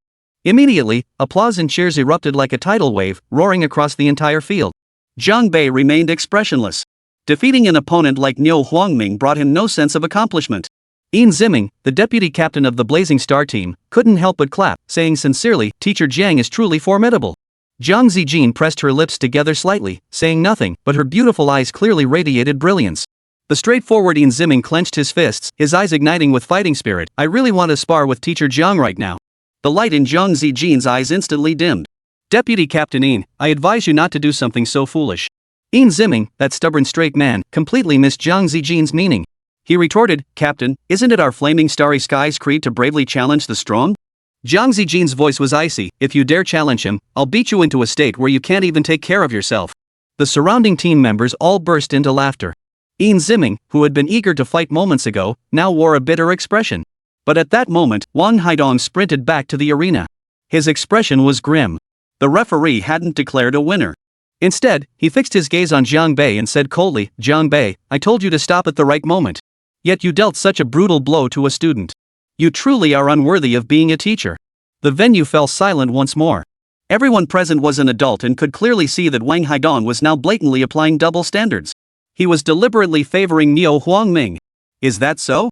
Jiang Bei gave Wang Haidong a cool glance. "Didn't you see that student Niu just used a lethal move against me? Isn't this a failure of the referee's duty? As a referee, if you witness a potentially lethal move, you are permitted to intervene." But Wang Haidong not only failed to intervene, he actually flashed a mocking grin at Jiang Bei. Such blatant double standards, who could tolerate that? "So what? Even if that was a lethal move, I couldn't have stopped it in time, his speed was too fast," Wang Haidong said. His voice trailed off, clearly lacking conviction. After all, that excuse was painfully flimsy. Jiang Bei shook his head. "You might be the most evasive teacher on this campus. This has nothing to do with evasion. Even if Niu Huangming used a lethal move, you didn't need to retaliate so viciously." Wang Haidong seemed convinced he held the moral high ground as he shouted, "He's still a student, after all." Jiang Bei gave a cold laugh. "For a student who doesn't understand the meaning of respecting teachers and honoring elders, it's my duty as an educator to teach him that lesson properly." "Are you challenging the referee?" Wang Haidong's face was burning with humiliation. Truth be told, he had once served as the mentor for the Wind Hunters squad. He maintained excellent relations with members like Chen Weijun, and whenever the squad returned from missions with spoils or rewards, they would always set aside a portion for Wang Haidong. In a sense, they were a community of shared interests. Challenging the referee? No. Jiang Bei paused here before continuing, "I wish to challenge the referee." Challenge the referee. The moment Jiang Bei uttered those words, the venue fell into an even deeper silence. Wang Haidong's expression instantly turned stunned. Only then did he belatedly realize how badly he'd overstepped, completely provoking Jiang Bei's displeasure. "I challenge the referee. Will you accept?" Jiang Bei repeated. His voice carried clearly throughout the entire venue. Asking this question publicly was tantamount to putting Wang Haidong on the spot. Accept and lose? Utter humiliation. Decline? Even greater disgrace. This showed a complete lack of the most basic warrior's spirit of striving. The students below watched Wang Haidong's face turn pale and then flush, already knowing their teacher's decision. Jiang Bei looked at Wang Haidong and said calmly, "It's getting late. Let's finish this fight early so we can rest, Teacher Wang." "What do you mean it's getting late?" It had only been 2 minutes since Jiang Bei had sent Niu Huangming flying. After a moment of silence, Wang Haidong replied grimly, "Teacher challenging teacher? There's no such rule in this school. Moreover, teachers engaging in reckless combat sets a terrible example for the students." "Fights?" Jiang Bei chuckled. "I'd call it sparring. After all, if teachers never spar or exchange ideas, how can they identify their weaknesses? That's like designing a car behind closed doors, isn't it?" Wang Haidong declared, "I've stated there's no such provision in the school regulations. I hereby declare this teacher-student challenge concluded." With that, he turned to leap off the stage. But at that moment, a voice suddenly echoed throughout the entire venue. There was no such rule before, but now, there is. The voice wasn't stern, yet it carried an immense weight. Like the deep resonance of a great bell, it rolled and echoed across the playground. Many students froze in place. They had never heard this voice before. Yet many of the more seasoned teachers wore expressions of profound astonishment. For this voice belonged to the former principal, Zhang Xinghai. The old principal had been as elusive as a dragon seen only in glimpses, rarely appearing on campus. Yet, in the past month alone, Zhang Xinghai had stepped forward to speak out twice. Last time, he had directly dissolved the school's disciplinary committee for Jiang Bei's sake. And now, he was publicly declaring that teachers could challenge other teachers.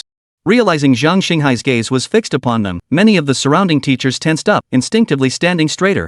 Up on stage, Wang Haidong's expression had turned utterly grim. "Principal," Wang Haidong's voice trembled with palpable dread. Yet Zhang Xinghai offered no response, and the old man's voice remained silent. All eyes were fixed on Wang Haidong. This man, who had previously stood on the moral high ground to relentlessly criticize Jiang Bei, was now cowering in extreme fear, his face flushing with heat. "But rules are rules," Wang Haidong forced out, gritting his teeth. "You can issue a challenge, but I can choose not to accept it." How shameless. The moment those words left his mouth, the looks many classmates gave Wang Haidong began to brim with scorn. Seems Teacher Wang still doesn't understand the martial world. If you can't even handle yourself, how do you expect to teach your students? Jiang Bei's voice was calm. "What I do is none of your business." Wang Haidong fixed his gaze on Jiang Bei. "You'd better hurry and get Niu Huangming to the hospital. Otherwise, I think the Nyo family will make you pay dearly. With that, Wang Haidong leaped off the stage. Pushing through the crowd, he walked away without looking back. However, as he departed, a chorus of boos erupted from the crowd. Wang Haidong ignored the jeers, quickening his pace. Meanwhile, Niu Huangming had regained consciousness. Yet he discovered he couldn't muster any source energy within his body. Jiang Bei's iron-hard fingers had inflicted an injury on his chest that could not be ignored. Both lungs were bleeding continuously. Every breath brought a searing, burning pain. His entire chest felt as if it were being scorched alive. "Captain, avenge me," Niu Huangming said weakly. Qian Weijuan's face darkened. "Get Niu Huangming to the hospital immediately. Don't let that Jiang teacher put him in mortal danger." "No, I won't die. Captain, you must avenge me," Niu Huangming insisted relentlessly. However, Qian Weijun could never agree to that. Jiang Bei had effortlessly blocked Niu Huangming's attack and sent him flying with a single palm strike. Such power was beyond imagination. Qian Weijun knew full well he was no match for Jiang Bei. "Cut the nonsense. Carry him out." Qian Weijun's expression darkened to the extreme.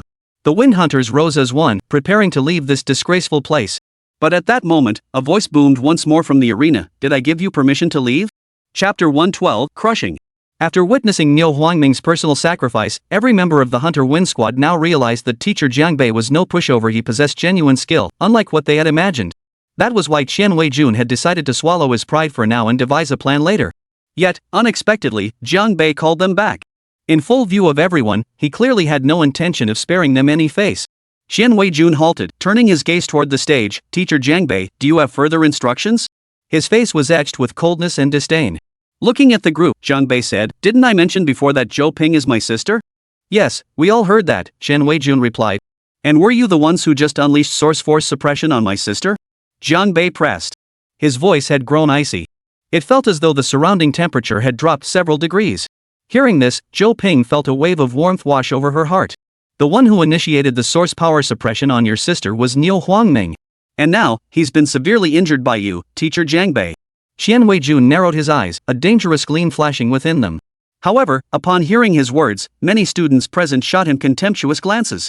Qian Weijun had undoubtedly shifted all blame onto his teammate without hesitation. This captain of the Hunter Wind Squad was indeed a master at passing the buck. No. While Niu Huangming was the one who struck, none of you can escape complicity. Jiang Bei had no intention of letting Qian Weijun off so easily. After all, with 4 female juniors threatened, this so-called captain bore significant responsibility. Qian Weijun's brow furrowed deeply. "Professor Jiang, this is Ningzhou University a campus. What exactly do you want? Are you planning to challenge our entire Hunter Wine team single-handedly?" It must be said, Qian Weijun's mind was spinning pretty fast. That line was undoubtedly digging a trap for Jiang Bei to fall into. He knew from Niu Huangming's precedent that he stood no chance against Jiang Bei in a one-on-one fight. But the Hunter Wind Squad had 20 members. With everyone attacking together, plus their tactical coordination, how could they possibly lose? Moreover, in Qian Weijun's view, by saying this, Jiang Bei would have to agree even if he had to grit his teeth. After all, could he really pull a Wang Haidong and shamelessly flee the scene? "You told my sister back then that you'd show them the true face of the Yuanli world." I imagine Jiang Bei smiling with narrowed eyes. "I suspect your Hunter Wind team has no real understanding of what the martial artist's world truly looks like."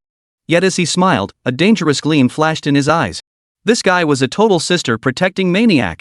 Qian Weijun chuckled, showing no sign of panic. "Teacher Jiang, don't think having principally backing you gives you free rein to act recklessly.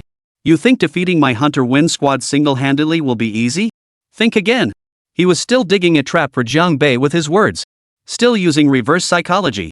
Zhang Zijin stood at a distance, observing the scene. "Life is shallow," she remarked indifferently.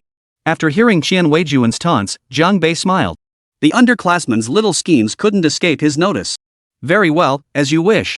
Jiang Bei stood on the stage, swept his arm out to encompass all members of the Hunter Wind team, and declared, "All members of the Hunter Wind team, are you willing to fight me?" The venue fell into an absolute deathly silence once more. A single individual challenging the team ranked second on the overall leaderboard. Was this even possible? Many people held their breath for Jiang Bei. Seeing Jiang Bei fall into the trap, Qian Weijun's expression eased slightly. Teacher Jiang Bei, you'd better think this through carefully. After all, once we start, we won't hold back at all." The subtext was clear: if you get injured or even killed, it won't be our responsibility. That statement was indeed a bit too arrogant. "All right," Jiang Bei replied calmly. "That's exactly what I wanted to tell you. I won't hold back either." Truthfully, most people present now looked down on the Hunter Wind Squad. These guys were clearly bullies who picked on the weak. With the injured Niu Huangming out, they still had 19 men left. 19 against 1, how dare they? Shame on them. Zhang Xinghai remained silent throughout this challenge. Who knows what corner the old headmaster was watching from? We've rehearsed our attack tactics countless times. Keep the main and secondary assaults clearly separated, and the ambush team must seize their opportunity, Qian Weijun whispered to his teammates nearby. Be careful, brother-in-law. Zhou Ping shouted. Though she knew Jiang Bei's capabilities, the sheer number of opponents still made her heart race with worry. Jiang Bei gave her a smile. It was just a simple smile, yet it radiated such profound reassurance that many girls who saw it found themselves lost in thought. Who wouldn't want such a powerful brother watching over them? Zhang Zijin saw that smile too. She said nothing, but a faint tinge of envy welled up inside her. The smile Jiang Bei had given Zhou Ping was one that should have been hers. But Zhang Zijin knew that after so many years apart, returning to the past was impossible. They could only start anew. In the past, Zhang Zijin had always focused solely on honing her skills, never allowing herself to be entangled by romantic entanglements. As for jealousy and rivalry, such things were utterly foreign to her. But this time, inexplicably, she found herself feeling a twinge of jealousy over Zhou Ping. She quickly recognized the unnaturalness of her own mindset. Indeed, Jiang Bei's affection couldn't be reserved solely for her. So much lost time needed to be slowly made up for. Qian Weijun had already leaped onto the stage. He looked at Jiang Bei and said, "Later, I hope Teacher Jiang won't accuse us of ganging up on you." Immediately, several figures shot forward, instantly surrounding Jiang Bei in the center. "Then let's begin," Jiang Bei said indifferently. Qian Weijun didn't even respond, instead lashing out with a sudden, fierce swing of his arm. 2 members of the Hunter Win team lunged at him from behind. Ambush. Their attack was utterly unexpected, clearly orchestrated by Qian Weijun long before. If this ambush could severely wound Jiang Bei, the upcoming battle would be significantly easier for them. "Teacher Jiang, watch out!" Many students instinctively shouted. Yet before their voices had even faded, the 2 figures had already lunged behind Jiang Bei. A blinding cold gleam suddenly flashed in the hands of these 2 members. They were concealed daggers. They had actually drawn weapons in a school martial arts competition. This was going to get bloody. Qian Weijun was utterly reckless. Many students felt their hearts skip a beat. The cold glint of the daggers reflected into Zhang Zijin's eyes, turning her gaze icy. The 2 members of the Wind Hunter squad, convinced they were about to severely wound Jiang Bei, flashed smug smiles. Yet, just as their blades were about to pierce through Jiang Bei's back, their vision suddenly blurred. Jiang Bei seemed to vanish into thin air. Realizing something was terribly wrong, they couldn't pull back in time. Their bodies, carried by momentum, continued charging forward. Thud! Thud! 2 distinct sounds of blades piercing flesh. Both blades plunged deep into the bellies of 2 other members of the Wind Hunter squad. These 2 had intended to strike while Jiang Bei was down, only to be accidentally wounded by their own comrades. Blood gushed wildly from the blade tips. All 4 men collapsed to the ground. How could this be? The 2 students who had intended to ambush Jiang Bei stared at the scene, their eyes filled with utter disbelief. Earlier, those 2 blades were clearly about to pierce Jiang Bei's kidneys. How could it be that their own comrades were the ones injured instead? It wasn't just them, the rest of the Wind Hunter squad members were clearly struggling to process what had just happened. The combat style and speed of high-tier martial artists were far beyond what these students could comprehend. Before the 2 ambushers could even process the situation, Jiang Bei's foot had already slammed into their shoulders. Their shoulders shattered instantly, sending their bodies tumbling backward. They screamed in agony all the way to the ground. "The hand that attacked me, I'll cripple that hand of yours." Jiang Bei's voice was as cold as ice. The 2 men crashed heavily to the ground. Unable to endure the excruciating pain of shattered bones, they immediately passed out. As for the other 2 Huntwin squad members stabbed in the abdomen, blood gushed from their wounds, leaving them utterly incapacitated. 1 exchange, and 19-4. The once crowded playground now fell deathly silent. Some fell silent, stunned by Jiang Bei's thunderous strike. Others were speechless with rage at the Hunter Wind squad's treacherous cruelty. In a school martial arts competition like this, resorting to weapons to settle matters of life and death? Jiang Bei casually tossed the 2 students, stabbed in the abdomen by their own comrades, off the stage, leaving only 2 pools of blood behind. Jiang Bei glanced at Qian Weijun, whose face was dark with fury, and let out a mocking chuckle. No wonder the Hunter Wind team ranks 2nd overall. You certainly have a knack for tactics. But this is fine, it makes things more like real combat. With 4 members lost in one fell swoop, Qian Weijun's sense of security vanished completely. He fixed his gaze on Jiang Bei and said, "Teacher Jiang Bei, your skills are truly remarkable. I didn't even see how you dodged that last strike." Jiang Bei's gaze swept over the Hunter Wind squad members. "Then I'll make sure you see it clearly." The next instant, Qian Weijun's vision blurred. 2 teammates blocking his path were sent flying by Jiang Bei's direct, forceful charge. The next instant, Jiang Bei had already grabbed Qian Weijuan's hair in his hand. It was too fast. This speed exceeded Qian Weijuan's comprehension. Qian Weijun had just begun to mobilize his source energy, attempting to break free from Jiang Bei's grip. Yet, in that instant, he had no time whatsoever to react. Rip! Jiang Bei yanked a large clump of Qian Weijuan's hair right out. The handsome young man was instantly transformed into a man with a receding hairline. And this receding hairline was now dotted with beads of blood. Utterly ridiculous.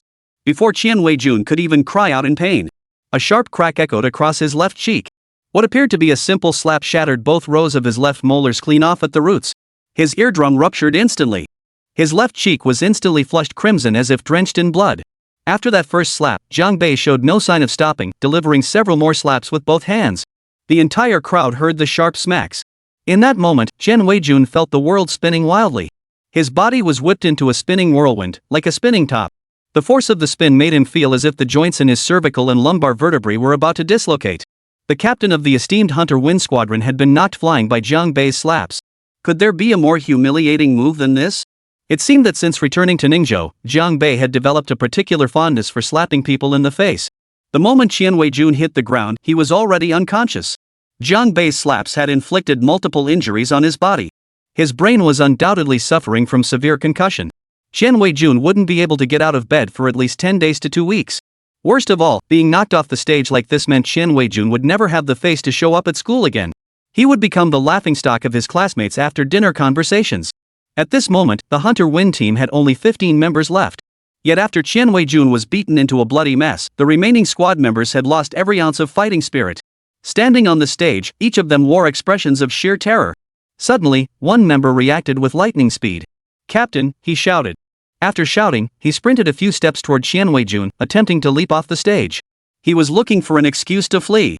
But before he could leap off, he was yanked by the back of his collar and slammed back onto the platform. Thud. A dull thud. The student let out a piercing scream. "I didn't give you permission to leave." Jiang Bei narrowed his eyes. His voice was calm, yet it carried an undeniable air of authority. Every member of the Windhunter squad stood frozen on the platform, not daring to move. Never in their short lives had they experienced such terror. "Apologize," Jiang Bei uttered softly. Would an apology really spare them the beating? After all, it was just a sparring match. No one wanted to be beaten so badly. Even their captain had fainted. Why should the rest of the team stubbornly confront Jiang Bei to the bitter end just to defend some so-called team pride? One student hesitated before saying, "Teacher Jiang, I'm sorry." Jiang Bei shook his head. "Not to me." Jiang Bei looked at the members of the Windhunters team. "Apologize to the 4 girls you just bullied. Apologize to the 4 golden flowers of room 606. So this was the real reason Jiang Bei had kept the entire Hunter Wind squad here. You were the ones who wanted to fight, and you're the ones who didn't want to fight. You're all adults now, you must pay the price for your actions." Below the stage, the 4 flowers remained silent. Even Lan Yusen, usually the most talkative, remained silent. Because all 4 girls' eyes had already turned red. Their beautiful eyes fixed on the stage, where a figure stood etched in their vision. In the world of Yuan Force warriors, the humiliation these girls had just endured might seem insignificant. Yet, even so, after severely injuring the instigator, Niu Huangming, and their captain, Qian Weijun, Jiang Bei still insisted that the entire Hunter Wind squad apologize. How could this not be moving? Jiang Bei showed no haste.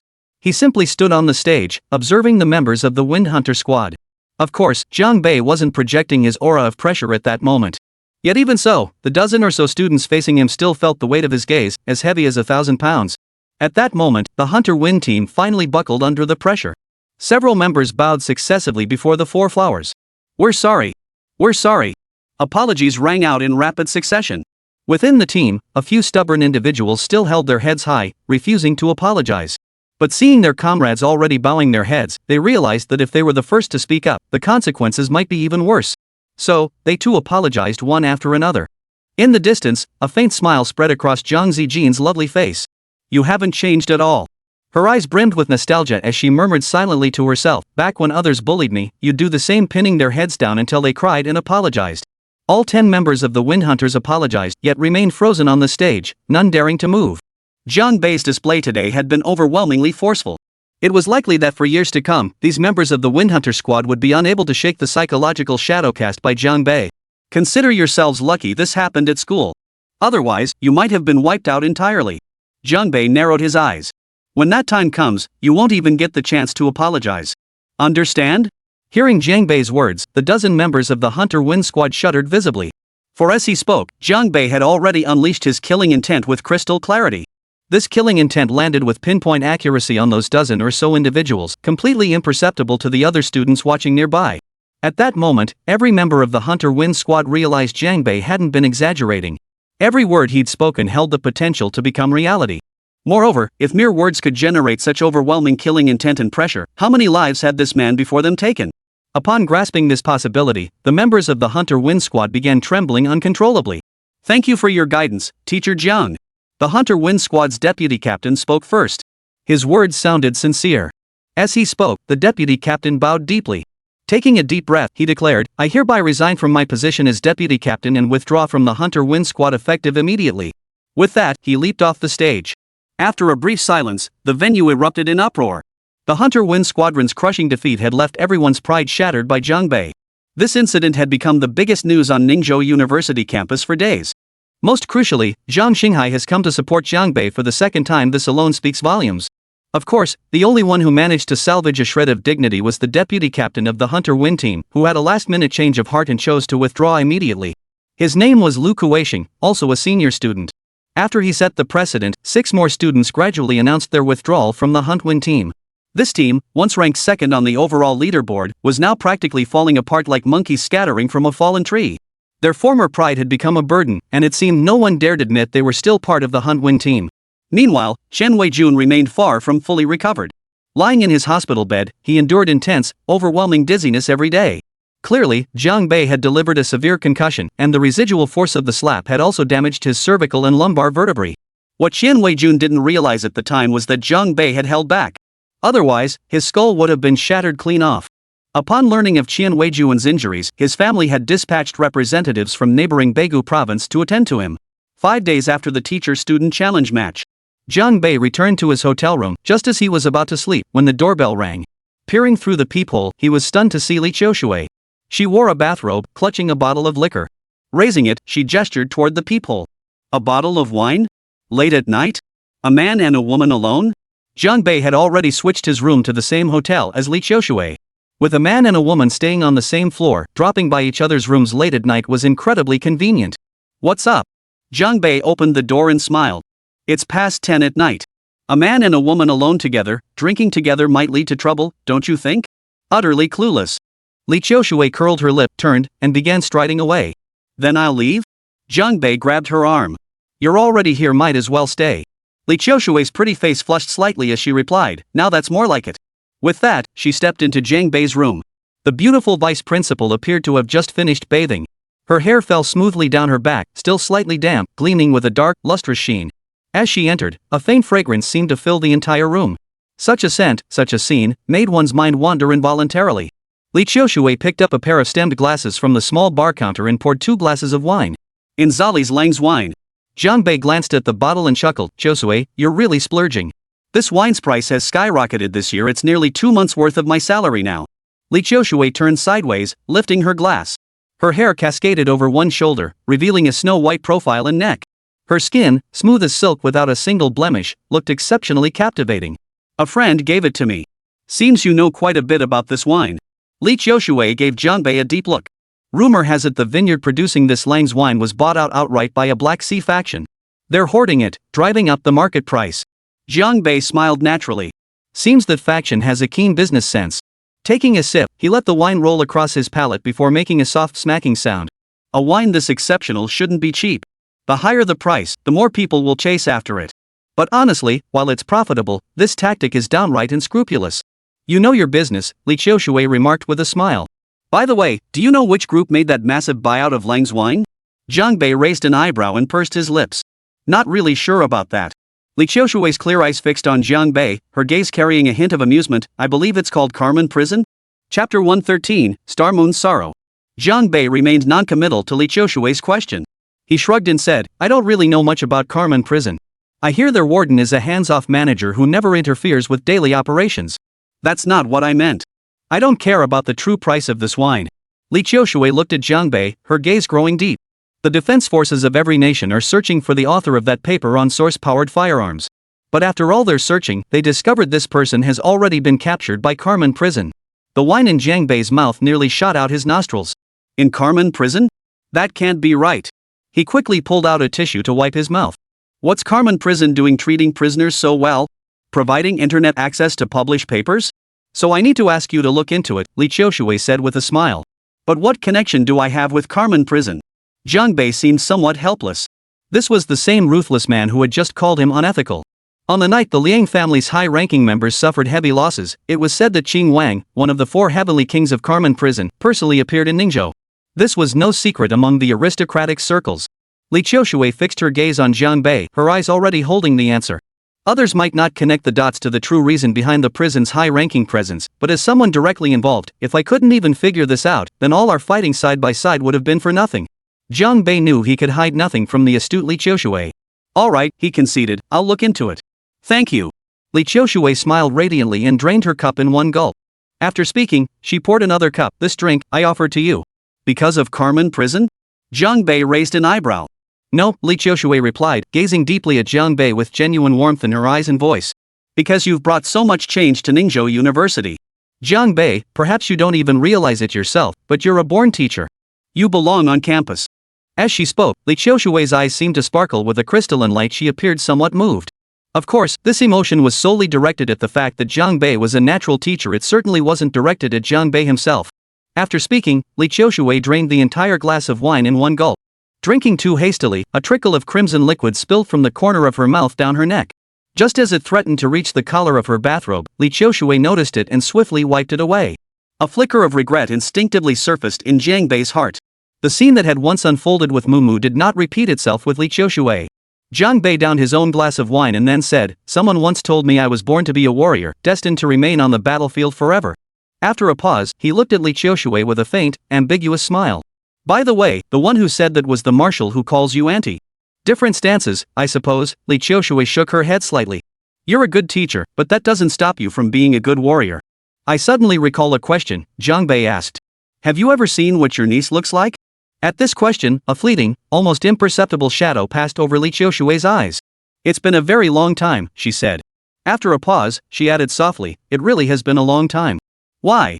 Jiang Bei frowned, a sense of unease rising within him. Xing Yue's face was injured. Li Qiushui's voice carried a note of heartache. Her black mask was meant to conceal that scar. Jiang Bei didn't question her statement. After a moment of silence, he asked, "She's been Xing Yue for several years now. When did this facial injury happen?" "Long ago, the Violet Squadron suffered a devastating blow, nearly disbanded. She personally rebuilt it afterward," Li Qiushui said. "You didn't know about that, did you?" Jiang Bei's expression seemed to freeze. He silently took a sip of wine, saying nothing more. After about 10 minutes, Jiang Bei finally pulled his thoughts from the past and returned to the present. "At the time you mentioned," he said, "she wasn't a star yet, was she?" Shangguan Xing Yue is the youngest star tier in the world, but she didn't start out that strong. It was a process of growth. Had she not repeatedly turned the tide and achieved extraordinary feats, she wouldn't have skyrocketed to her current position.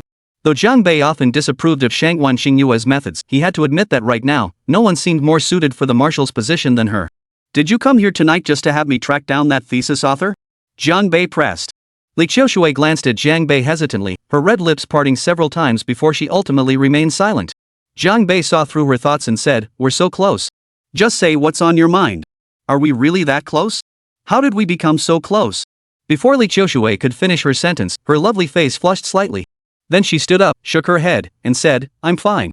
I'll go back to sleep now." With that, Miss Li Qiushui left Jiang Bei's room, her body still carrying the lingering fragrance. Her footsteps, however, seemed hurried. Sigh. She hadn't been sleeping well lately. Yet last time she'd slept beside Jiang Bei, she'd slept like a log.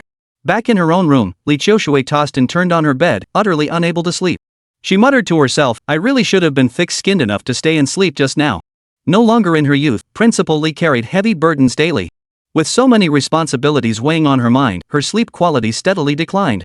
Especially when she woke up in the middle of the night to use the restroom once she returned, sleep was all but impossible. She'd lie awake until dawn. This poor sleep quality had even made her afraid to drink too much water before bed. That feeling of sleeping soundly by Jiang Bei's side until dawn was truly intoxicating. Early the next morning, Li Qiushui knocked on Jiang Bei's door. Having slept only 2 hours the previous night, faint dark circles marred her pretty face, though thankfully, concealer could cover them. "Let's go. Breakfast." "Work," she called through the door. At that moment, Miss Joshua inexplicably gave off the vibe of a wife waking her husband up. Jiang Bei opened the door, his eyes still heavy with sleep. Yawning, he protested, "Why make me get up so early? I don't even have class these 2 days." He stretched lazily and walked back into the room. "Besides, I only slept for 2 hours last night." "You couldn't sleep either?" Hearing this, Li Qiushui couldn't help but feel a pang of guilt. Why did she have to wake him up? Was it just because she wanted to have breakfast face to face with him? It wasn't insomnia, he'd just trained too late. Squats and push-ups alone had taken 2 hours. Jiang Bei sat on the sofa, rubbing his eyes. Li Qiushui chuckled, "At your level of strength, do squats and push-ups even provide the slightest training effect?" Hearing this, Jiang Bei felt an inexplicable surge of energy. He grinned at Li Qiushui, "You don't understand. This stuff is actually really useful." Li Qiushui chuckled and playfully punched Jiang Bei. "Who knows what you were up to last night? Probably out on a date with some girl." The way she patted him looked perfectly natural. Only after delivering the punch did Li Qiushui realize the gesture carried a hint of ambiguity. Flirting? The thought made Principal Li Qiushui's pretty face flush slightly. In truth, Jiang Bei had indeed deceived Li Qiushui. Instead of doing push-ups, he had been in a meeting all night. The time difference between Black Sea State and Long Nation was exactly opposite. Even though he was a hands-off boss, he still needed to keep tabs on the major developments within his organization. For instance, following last night's meeting, another renowned wine brand from Manzali was about to be exclusively purchased by Carmen Prison at a premium price. This move was pretty shady. If one were to select the most eccentric warden in Carmen Prison's history, Jiang Bei would undoubtedly take the crown. To many, this young warden seemed solely focused on making money, showing little interest in the Black Sea power struggle. Yet, whether by coincidence or not, just as Carmen Prison's annual profits hit an all-time high, the organization's power and influence also surged to unprecedented levels. As Li Qiushui and Jiang Bei walked out of the hotel together, they noticed a luxury sedan waiting at the entrance. A man in an exquisitely tailored suit leaned against the door, smoking a cigarette. Spotting Jiang Bei, he stubbed out his cigarette and strode directly toward them. "Jiang family. Jiang Kaiga." Jiang Bei shook his head, his expression calm as he asked, "What brings you here so early in the morning?" Although he had intervened during the conflict between Jiang Bei and the Liangyan families last time, it was more to preserve the Jiang family's reputation than genuine protection for Jiang Bei. Jiang Kaiga glanced at Li Qiushui before smiling and saying, "I hadn't realized Principal Li and my brother were so close." The sight of this man and woman leaving the hotel together so early in the morning was indeed ripe for speculation. Naturally, Jiang Kaiga refrained from tactlessly mentioning his previous encounter with Jiang Bei's girlfriend at the restaurant. "Good morning, Mr. Jiang," Li Qiushui greeted him coolly, offering no explanation about her relationship with Jiang Bei. Perhaps it was impossible to explain, or perhaps she simply didn't want to. Due to Jiang Zijing, Li Qiushui had met Jiang Kaiga a few times before. She held little desire to cultivate a relationship with this future head of the Jiang family. "Ah, I'm here to see Jiang Bei." Seeing Li Qiushui about to leave, Jiang Kaiga smiled. "Principal Li, no need to avoid him, we're all family here." Jiang Bei shot his cousin a disapproving look. "Cut the crap. You're not one of us," he added bluntly, "and get to the point. Stop beating around the bush. Come over for dinner tonight," Jiang Kaiga proposed. "No." Jiang Bei refused bluntly, his expression cold. "Why would I go eat at your Jiang family's place? It's still the place where you grew up." "It's always good to visit," Jiang Kaiga said. "I know you have unresolved feelings, but those things are in the past." "Not for me." Jiang Bei chuckled. "My dear brother, you said the same thing last time." Last time, when Jiang Bei was having dinner with Mumu, Jiang Kaiga had specifically come over to test the waters. Upon learning that Jiang Bei had no interest in returning to the Jiang family, he had visibly breathed a sigh of relief. "The situation is different now." Jiang Kaiga didn't feel embarrassed by the rebuff. He even patiently explained, "I believe, no matter what, it's my Jiang family that owes you an apology." "My Jiang family." Jiang Bei laughed sarcastically. "Fine, I'll come back for dinner. But first, have Jiang Chaoyue kowtow to me and apologize." Chapter 114, Blade Name, Flames Severed. Not long ago, when Jiang Chaoyue schemed against Jiang Bei, instructing a waiter to present him with an outrageously inflated compensation bill, Jiang Bei had Cheng Hongyu step in. They smashed Jiang Chaoyue's restaurant to pieces. "You test me? I slap you in the face." The luxurious restaurant, renovated at a cost of tens of millions of Long Nation currency, was reduced to a pile of rubble, its original form completely obliterated. Indeed, Cheng Hongyu was a ruthless man. To curry favor with Jiang Bei, he executed the order without compromise. Not even a single intact tile remained in the restaurant's restrooms. Afterward, Jiang Chaoyue didn't utter a word. At least on the surface, he maintained silence, seemingly swallowing this bitter pill. What was this cousin thinking? Jiang Bei couldn't be bothered with such matters. He couldn't care less about the Jiang family's attitudes. Indeed, as Jiang Kaiga had said, much of the past was truly behind them. As for those so-called relatives, Jiang Bei naturally wouldn't regard them as family anymore. But some things simply couldn't be put behind him. Take Jiang Chaodue, for instance. Seeing Jiang Kaiga fall silent, Jiang Bei smiled and asked, "What? Is this request so difficult? I'm not asking your father to apologize to me. You know my father well enough, he'd never apologize." Jiang Kaiga shook his head. As for Jiang Chaodue, our cousin isn't the harmless little boy he once was. So what's the point of me going back to the Jiang family for dinner? Jiang Bei said with a faint smile. Do you want me to be humiliated by your family? With me here, no one dares humiliate you. Jiang Kaiga looked deeply at Jiang Bei. Regardless, you should at least take back that knife Uncle Air left behind. Finally getting to the point. At those words, Jiang Bei's brow furrowed sharply. Father's personal weapon. Years ago, when Jiang Bei was expelled from the Jiang family compound, he was practically a homeless child, carrying only a few garments. The Jiang family hadn't even left him any provisions, let alone allowed him to take any of his father's belongings left behind. Jiang Kaiga finished speaking, expecting Jiang Bei to immediately return for the blade. But to his surprise, the latter's furrowed brow relaxed. My father has many blades, he said. Not just that one. Jiang Kaiga shook his head. Don't fool yourself. No matter how many knives Uncle Air had, only this one became his signature weapon. Jiang Bei smiled. He has his knives, and I have mine.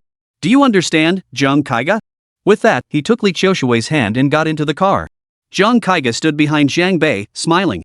In a voice only he could hear, he murmured, I really envy my little brother's luck with women. But Uncle Air's knife, aren't you really going to take it? After a pause, a sharp gleam flashed in his eyes as he added quietly, I don't buy it. Once inside the car, Li Qiushui buckled her seatbelt without a flicker of emotion, started the engine, and seemed utterly unconcerned about Jiang Bei grabbing her hand moments earlier. Uncle's knife. Li Qiushui drove as he said, I still suggest you don't go back for it just yet. After all, if they truly intended for you to have it, they would have sent it back already. So you think it's a trap too, right? Jiang Bei said with a smile. He seemed to have anticipated this day long ago. Yes. Aside from Jiang Zijin, I advise you to minimize contact with the rest of the Jiang family, Li Qiushui stated. Though my interactions with them over the years have been limited, I must admit I genuinely dislike most of them. They're overwhelmingly driven by self-interest. If I return this time, Jiang Kaiga will undoubtedly use me as a shield. Jiang Bei narrowed his eyes, then, the moment he clashes with Jiang Chaodue, I'll be stuck in the middle, taking the hits for him. Li Qiushui nodded lightly before adding, but if you never return, they'll likely come looking for you again. I couldn't ask for more. Jiang Bei smiled faintly, seeming almost eager for it. Half an hour later, Li Qiushui's car came to a stop. Why bring me here? Jiang Bei asked, surveying the building before him. Xingyue specifically instructed me to grant you unrestricted access to the lab, but you've never visited before. Li Qiushui replied. Our lab collaborates extensively with the Defense Force. I'm certain Xingyue had her reasons for arranging this. You really are quite superstitious about your niece, Jiang Bei remarked with a smile. Even the Defense Force's core monitoring room couldn't heal my injuries. I don't believe this place will provide me with answers. Why not go inside and take a look? Li Qiushui stepped out of the car and urged. Truthfully, she knew this lab well. Precisely because she knew it so well, she didn't believe its medical capabilities could surpass those of the Defense Force's core monitoring room. Fine. Jiang Bei replied. Just then, Jiang Zijin emerged from the building. The girl wore loose black pants and a black top today, layered under a long plaid shirt. The brim of her baseball cap remained pulled down low. However, in her hand, she carried a long sword. This was Jiang Zijin's weapon, rarely parted from her. What a coincidence. Jiang Zijin spotted Jiang Bei and Li Qiushui, lifting her cap brim slightly. She smiled and nodded to Li Qiushui, Principal Li No, Auntie, hello. Auntie? Jiang Bei nearly choked on his spit. Li Qiushui flushed bright red, Jiang Zijin, don't say that. My relationship with your uncle isn't what you think it is. Jiang Zijin. Jiang Bei cleared his throat twice and called out sternly, after all these years apart, you still have to tease me every time we meet? Jiang Zijin stepped before Jiang Bei, tilting her face slightly upward to meet his gaze. Her hair was tousled by the morning breeze, yet her eyes remained as clear as ever, unchanged from years past. She stood silently, gazing at Jiang Bei as the smile on her face gradually faded. Why are you looking at me like that? Jiang Bei felt a bit embarrassed under her gaze. Meeting Jiang Zijin's gaze, Jiang Bei finally realized that the little girl who used to follow him around had truly grown up. Uncle Jiang, Jiang Zijin said, her voice filled with genuine sincerity, I've missed you all these years. Truly. All these years, I've missed you. Me too. Jiang Bei smiled, though a hint of wistfulness lingered in his expression. During the years he was cast out by the Jiang family, he gained much, yet he also missed out on so much. Could the void left by time ever be filled? I'll wait for you in the lab. Li Qiushui gestured toward the door and walked ahead, giving Jiang Bei and Jiang Zijin some space. That meal you promised me? Still no sign of it. Jiang Bei looked at the radiant Jiang Zijin, his smile genuine. Girls really do change as they grow up. You've blossomed into such a beauty. So who's prettier, me or your sister Zhou Ping? Jiang Zijin batted her eyelashes, the gesture carrying a hint of playful charm. No one had ever seen Jiang Zijin like this before, not even her parents. Only in Jiang Bei's presence could she feel at ease doing what was natural for her age, free from shouldering responsibilities that weren't hers, unconcerned with her other identities and personas. You're both my family. Jiang Bei delivered a straightforward, definitive answer. Seems like every player says that. You and I are blood related, but Zhou Ping and you share no familial bond. Jiang Zijin snorted. That actually makes me a bit envious of her. Was this really the same Jiang Zijin who led the Blazing Starry Sky Squad to sweep through their enemies? If her teammates saw this scene, their jaws would drop in shock. Jiang Bei cleared his throat twice and said, "Never mind that. I just saw Jiang Kaiga." At the mention of that name, a faint trace of resignation surfaced in Jiang Zijin's expression. She remarked, "In my view, Uncle Kaiga is a refined egoist." Clearly, her relationship with Jiang Kaiga wasn't exactly warm. However, the Jiang family was currently focused on nurturing Jiang Zijin, and Jiang Kaiga had indeed given his young niece considerable support. Though Jiang Zijin disapproved of some of his methods, they maintained at least a superficial level of cordiality. And compared to Jiang Chaoyue? Jiang Bei pressed. The moment Jiang Chaoyue's name left Jiang Bei's lips, Jiang Zijin's expression shifted from resignation to palpable disgust. "Uncle, you should keep your distance from him," Jiang Zijin cautioned softly. "Jiang Chaoyue is a madman." Jiang Bei gave a faint smile. "Very well. I've been curious to see what his madness looks like." Jiang Zijin shook her head gently. "Actually, I went too far in class that day." "Why do you say that?" "Because the Jiang family definitely doesn't want to see me getting too close to you," Jiang Zijin said earnestly. "Given how those people operate, it could bring you some unpleasant consequences." "I understand your concern." Jiang Bei shook his head and smiled. "But rest assured, if the Jiang family has any sense, they won't bother me." "MHM. Jiang Zijin fixed her gaze on Jiang Bei, her expression earnest. "Uncle, just be careful. Anyway, it's truly wonderful to see you again. Oh, and there's one more thing I need to ask you." Jiang Bei suddenly recalled what Jiang Kaiga had mentioned that morning. "Who possesses my father's legendary weapon now?" "Uncle, are you referring to the Flameslayer blade?" Jiang Zijin asked. After all, the era when Jiang Qingyu rose to fame was quite distant from Jiang Zijin's time. She likely never even saw that blade. "Yes, the Flameslayer," Jiang Bei confirmed. As he uttered that name, his gaze grew noticeably deeper. Truthfully, though he claimed not to want the blade, his heart held a different truth.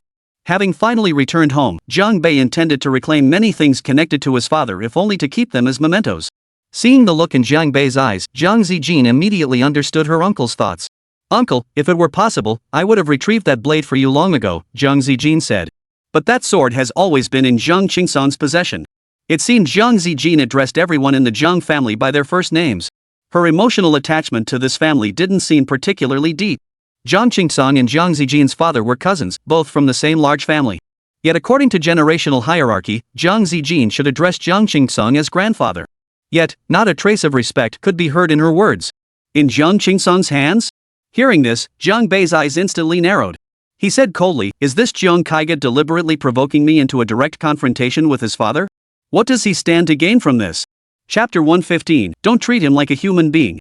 After parting ways with Jiang Zijin, Jiang Bei entered the laboratory gates. To be precise, it was a comprehensive research complex. Such a vast structure housed specialized laboratories for every subfield related to source energy, each with extremely stringent security protocols. A first-time visitor without a guide would likely get lost.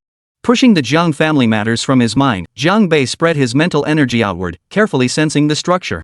Soon, several notably powerful auras came into his perception. The owners of these auras clearly sensed Jiang Bei as well, instantly shifting from a state of calm to a state of combat readiness. Those auras rapidly condensed and surged upward, poised to erupt at any moment. Ningzhou University truly is a place where hidden talents abound. Jiang Bei chuckled and said, "Everyone, relax. I'm one of you." With that, he withdrew his psychic energy. The auras retreated into concealment. "You'd better not release your perception to probe further." Li Qiushui had clearly sensed it too. She smiled and said, "We have several joint research projects with the National Defense Forces. So, having extra personnel for protection is quite normal." Jiang Bei glanced at the goddess-like president beside him and smiled. "These aren't ordinary experts. Looks like Shangwan Xingyue has packed quite a few gems into Ningzhou University's lab. Did you give her special treatment?" "No," Li Qiushui gave a light cough. "I never give anyone special treatment. Didn't you do the same back then?" Jiang Bei didn't pursue the topic further. Such things said by women were never to be taken seriously.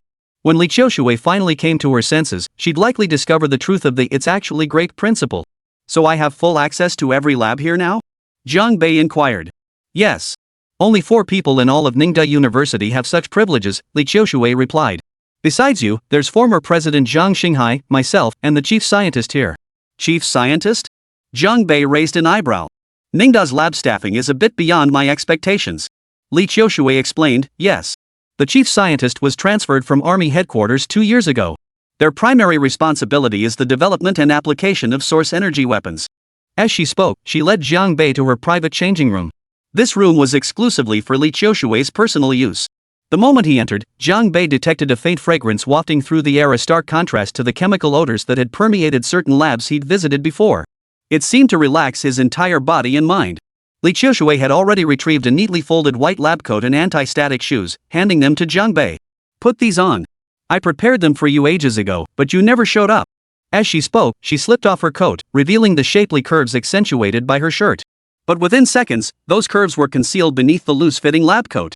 Jiang Bei glanced at the girl beside him and suddenly felt as if they were playing a uniform role-play game. He changed into the clothes and shoes, finding them surprisingly well-fitted. Li Qiushui was clearly more attentive than she appeared on the surface, taking care of many details. However, this private changing room was admittedly quite small. Every time he put on or took off his clothes, he would inevitably bump into Li Qiushui standing beside him. This tiny changing room always made one feel restless and distracted. Take me to the weapons lab, Jiang Bei said, fearing he might make a mistake if he stayed in the changing room any longer. Sure. Li Qiushui hung up Jiang Bei's coat with the care of a devoted wife, then gestured upstairs. The entire second floor was dedicated to the weapons lab. Upon reaching the second floor, Jiang Bei pushed open the door to the weapons lab and was instantly stunned by the array of unidentifiable equipment inside. The ceiling height here was far greater than it appeared from the outside, roughly 10 meters high. Clearly, the exterior walls of this experimental complex had been camouflaged from the outside. It was impossible to discern the actual number of floors. The Defense Force has really poured a fortune into this, Jiang Bei remarked. Yes, the investment in this equipment is astronomical, replied Li Qiushui. Here, a research team works under immense pressure, often pulling all-nighters, a team personally overseen by the chief scientist. They really need to take care of their health. Burning the midnight oil like that, even with source crystal elixir support, won't be enough, Jiang Bei remarked. But then again, scientists like that are usually madmen. Yet, before his words had fully faded, his gaze froze, and his body stiffened abruptly. For emerging from the laboratory was a figure clad in a white lab coat. Her hair was as white as snow, not a single strand of black to be found. Her face was deeply lined with wrinkles, and she wore black-rimmed glasses, the classic look of an elderly scientist. Yet, her entire being radiated an intense aura of intellectual sophistication. However, even though she appeared quite aged, one could still faintly discern from her features that this elderly woman must have been an exceptionally beautiful woman in her youth. Come on, Jiang Bei, let me introduce you. Li Qiushui tugged at the stiffened Jiang Bei and smiled. This is our chief scientist, Professor Liang Xuan. The elderly woman across from them adjusted her glasses and studied Jiang Bei. Jiang Bei couldn't help but shiver. Li Qiushui noticed Jiang Bei's slight unease but didn't dwell on it. She said, Professor Liang, this is. We know each other. Liang Xuan replied calmly. Acquaintance? This caught Li Qiushui off guard. Jiang Bei instinctively took a step back. At that moment, Li Qiushui clearly saw Jiang Bei's face had gone completely pale. Even the young major general who had once stood his ground against countless enemies now had beads of sweat forming on his forehead. Not just acquainted. Professor Liang Xuan's face remained expressionless as she stood with her hands tucked into the pockets of her white lab coat, staring at Jiang Bei. This kid. I've seen him inside and out. Scrutinized inside and out? Was the scope really that extensive? At that moment, Principal Qiushui's expression became truly fascinating. Yet, a spark of gossipy curiosity flickered in her eyes. Jiang Bei and this Professor Liang Xuan clearly had some history. Cough. Jiang Bei cleared his throat several times, coughing until his face flushed crimson before speaking. Weren't you in the Defense Forces Core Monitoring Ward, sir? How did you become the chief scientist of the Weapons Research Lab? Jiang Bei recalled that during his time in the Defense Forces Core Monitoring Ward, it was Liang Xuan who had been overseeing his treatment. Back then, Jiang Bei had been critically injured, often lying completely naked with tubes everywhere. This old lady had practically studied his body inside out.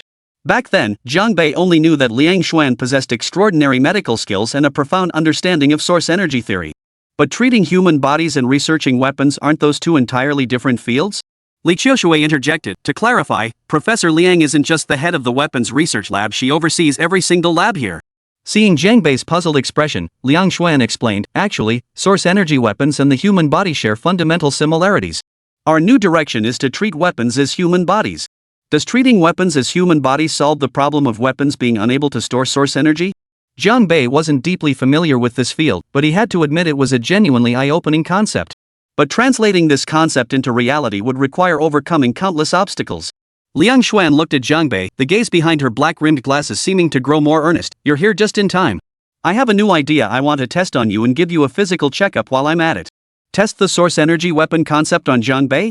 Jiang Bei's face paled as he said, I have things to attend to. I'll take my leave. He began to back away. But Li Qiushui grabbed him by the arm. The beautiful vice principal pulled him back without explanation. No way. You're already here. You absolutely must let Professor Liang examine you. To Li Qiushui, testing the source energy concept was secondary. It could even be skipped, but restoring his old injuries was non-negotiable. Though she didn't know the exact nature of Jiang Bei's injuries, wounds that had stumped even the Defense Forces Corps monitoring room were undoubtedly far more complex than she could imagine. Qiushui, we're on the same side. You can't do this to me. Jiang Bei shouted. However, Li Qiushui had applied source power to this pull, making it impossible for Jiang Bei to break free easily. Still, through all that struggling, Jiang Bei got a good feel for Miss Qiushui's elasticity. It's just a physical exam, Li Qiushui said. It's not like this is your first time stripping naked in front of Professor Liang. Liang Xuan remained expressionless as he said flatly, Qiushui, you'll participate in the examination later. Jiang Bei nearly fainted upon hearing this. Li Qiushui's lovely face flushed instantly. Is it appropriate for me to be present? Professor Liang Xuan remained expressionless, clearly accustomed to such matters. She replied, why wouldn't it be? Just don't treat him like a person. Jiang Bei. After stepping out of the campus gates, Jiang Zijin spotted a luxury sedan worth millions parked conspicuously at the entrance of Ningzhou University. A young woman clad in leather jacket and pants leaned against the hood, smoking a cigarette. She appeared to be in her late 20s, with a stunning figure. The leather jacket and pants accentuated her curves perfectly, leaving plenty to the imagination. Her features bore a faint resemblance to Jiang Zijin, yet a hint of defiance lingered between her brows. It was precisely this defiant aura that made her seem difficult to approach. Jiang Zijin approached and asked coolly, Jiang Qingyan, what brings you here? How many times must I tell you? I'm your aunt. Don't address me by my first name. Jiang Qingyan exhaled a smoke ring, then appraised Jiang Zijin from head to toe. I hear you've met Jiang Bei? Jiang Zijin's beautiful brows instantly furrowed. What? Did you come looking for him? Is that a problem? Jiang Qingyan took a deep drag on her cigarette, then narrowed her eyes into a smile. I came to give him a little warning. Give him a talking to? Jiang Chaoyue sent you? Hearing this, Jiang Zijin's frown deepened, and the source energy within her surged instinctively. Jiang Qingyan sneered coldly, Jiang Zijin, you're quite the character, showing not a shred of respect for your elders. Are you determined to join forces with that fool Jiang Bei, the idiot who got kicked out of the family? The fool who was kicked out of the family? At these words, a cold glint flashed in Jiang Zijin's eyes. The long sword in her hand was already drawn from its sheath. Swish! The sword's glint vanished in an instant. Jiang Qingyan, mid-puff on her cigarette, froze solid in place. Because all that remained of her half-smoked cigarette was the filter tip clamped between her fingers. Say that again, and I won't hold back. You'd better watch your step. Jiang Zijin coldly tossed out the words, hoisted her sword, and turned to leave, leaving Jiang Qingyan trembling in place. In that instant, she had clearly sensed Jiang Zijin's murderous intent. Had that sword advanced just 2 more inches, her throat would have been slit. Jiang Zijin, you despicable woman. You'll pay for your ingratitude. Jiang Qingyan muttered under her breath, her still pretty eyes flashing with hatred and venom. Yet, Jiang Zijin, who had already walked dozens of meters away, suddenly halted. It was as if she had heard those words. Jiang Qingyan panicked instantly. But then, Jiang Zijin flicked her right hand. A sword beam shot forth like a bursting rainbow. Boom! A deafening explosion. The long sword, carrying the momentum of a rainbow, pierced straight through the body of the luxury sedan. The instant the blade emerged from the vehicle, the entire sedan erupted in flames. Flames and thick smoke rapidly engulfed the entire vehicle. The next second, boom. An even more intense explosion, an even more blinding flash of fire. The car exploded completely. Chapter 116, City of Ideals. Meanwhile, Jiang Bei was having a rough time. He truly couldn't stand up to Professor Liang Xuan. While he claimed he didn't want to, deep down, Jiang Bei was genuinely curious about the true extent of his injuries. I have only one request, Jiang Bei said bitterly and helplessly. Could you please keep Qiushui from watching? This situation was undeniably awkward. It's like getting circumcised in the hospital and realizing the pretty nurse next to you is that high school classmate you once had a crush on. If it were a stranger, it wouldn't matter, but he and Li Qiushui were so familiar with each other.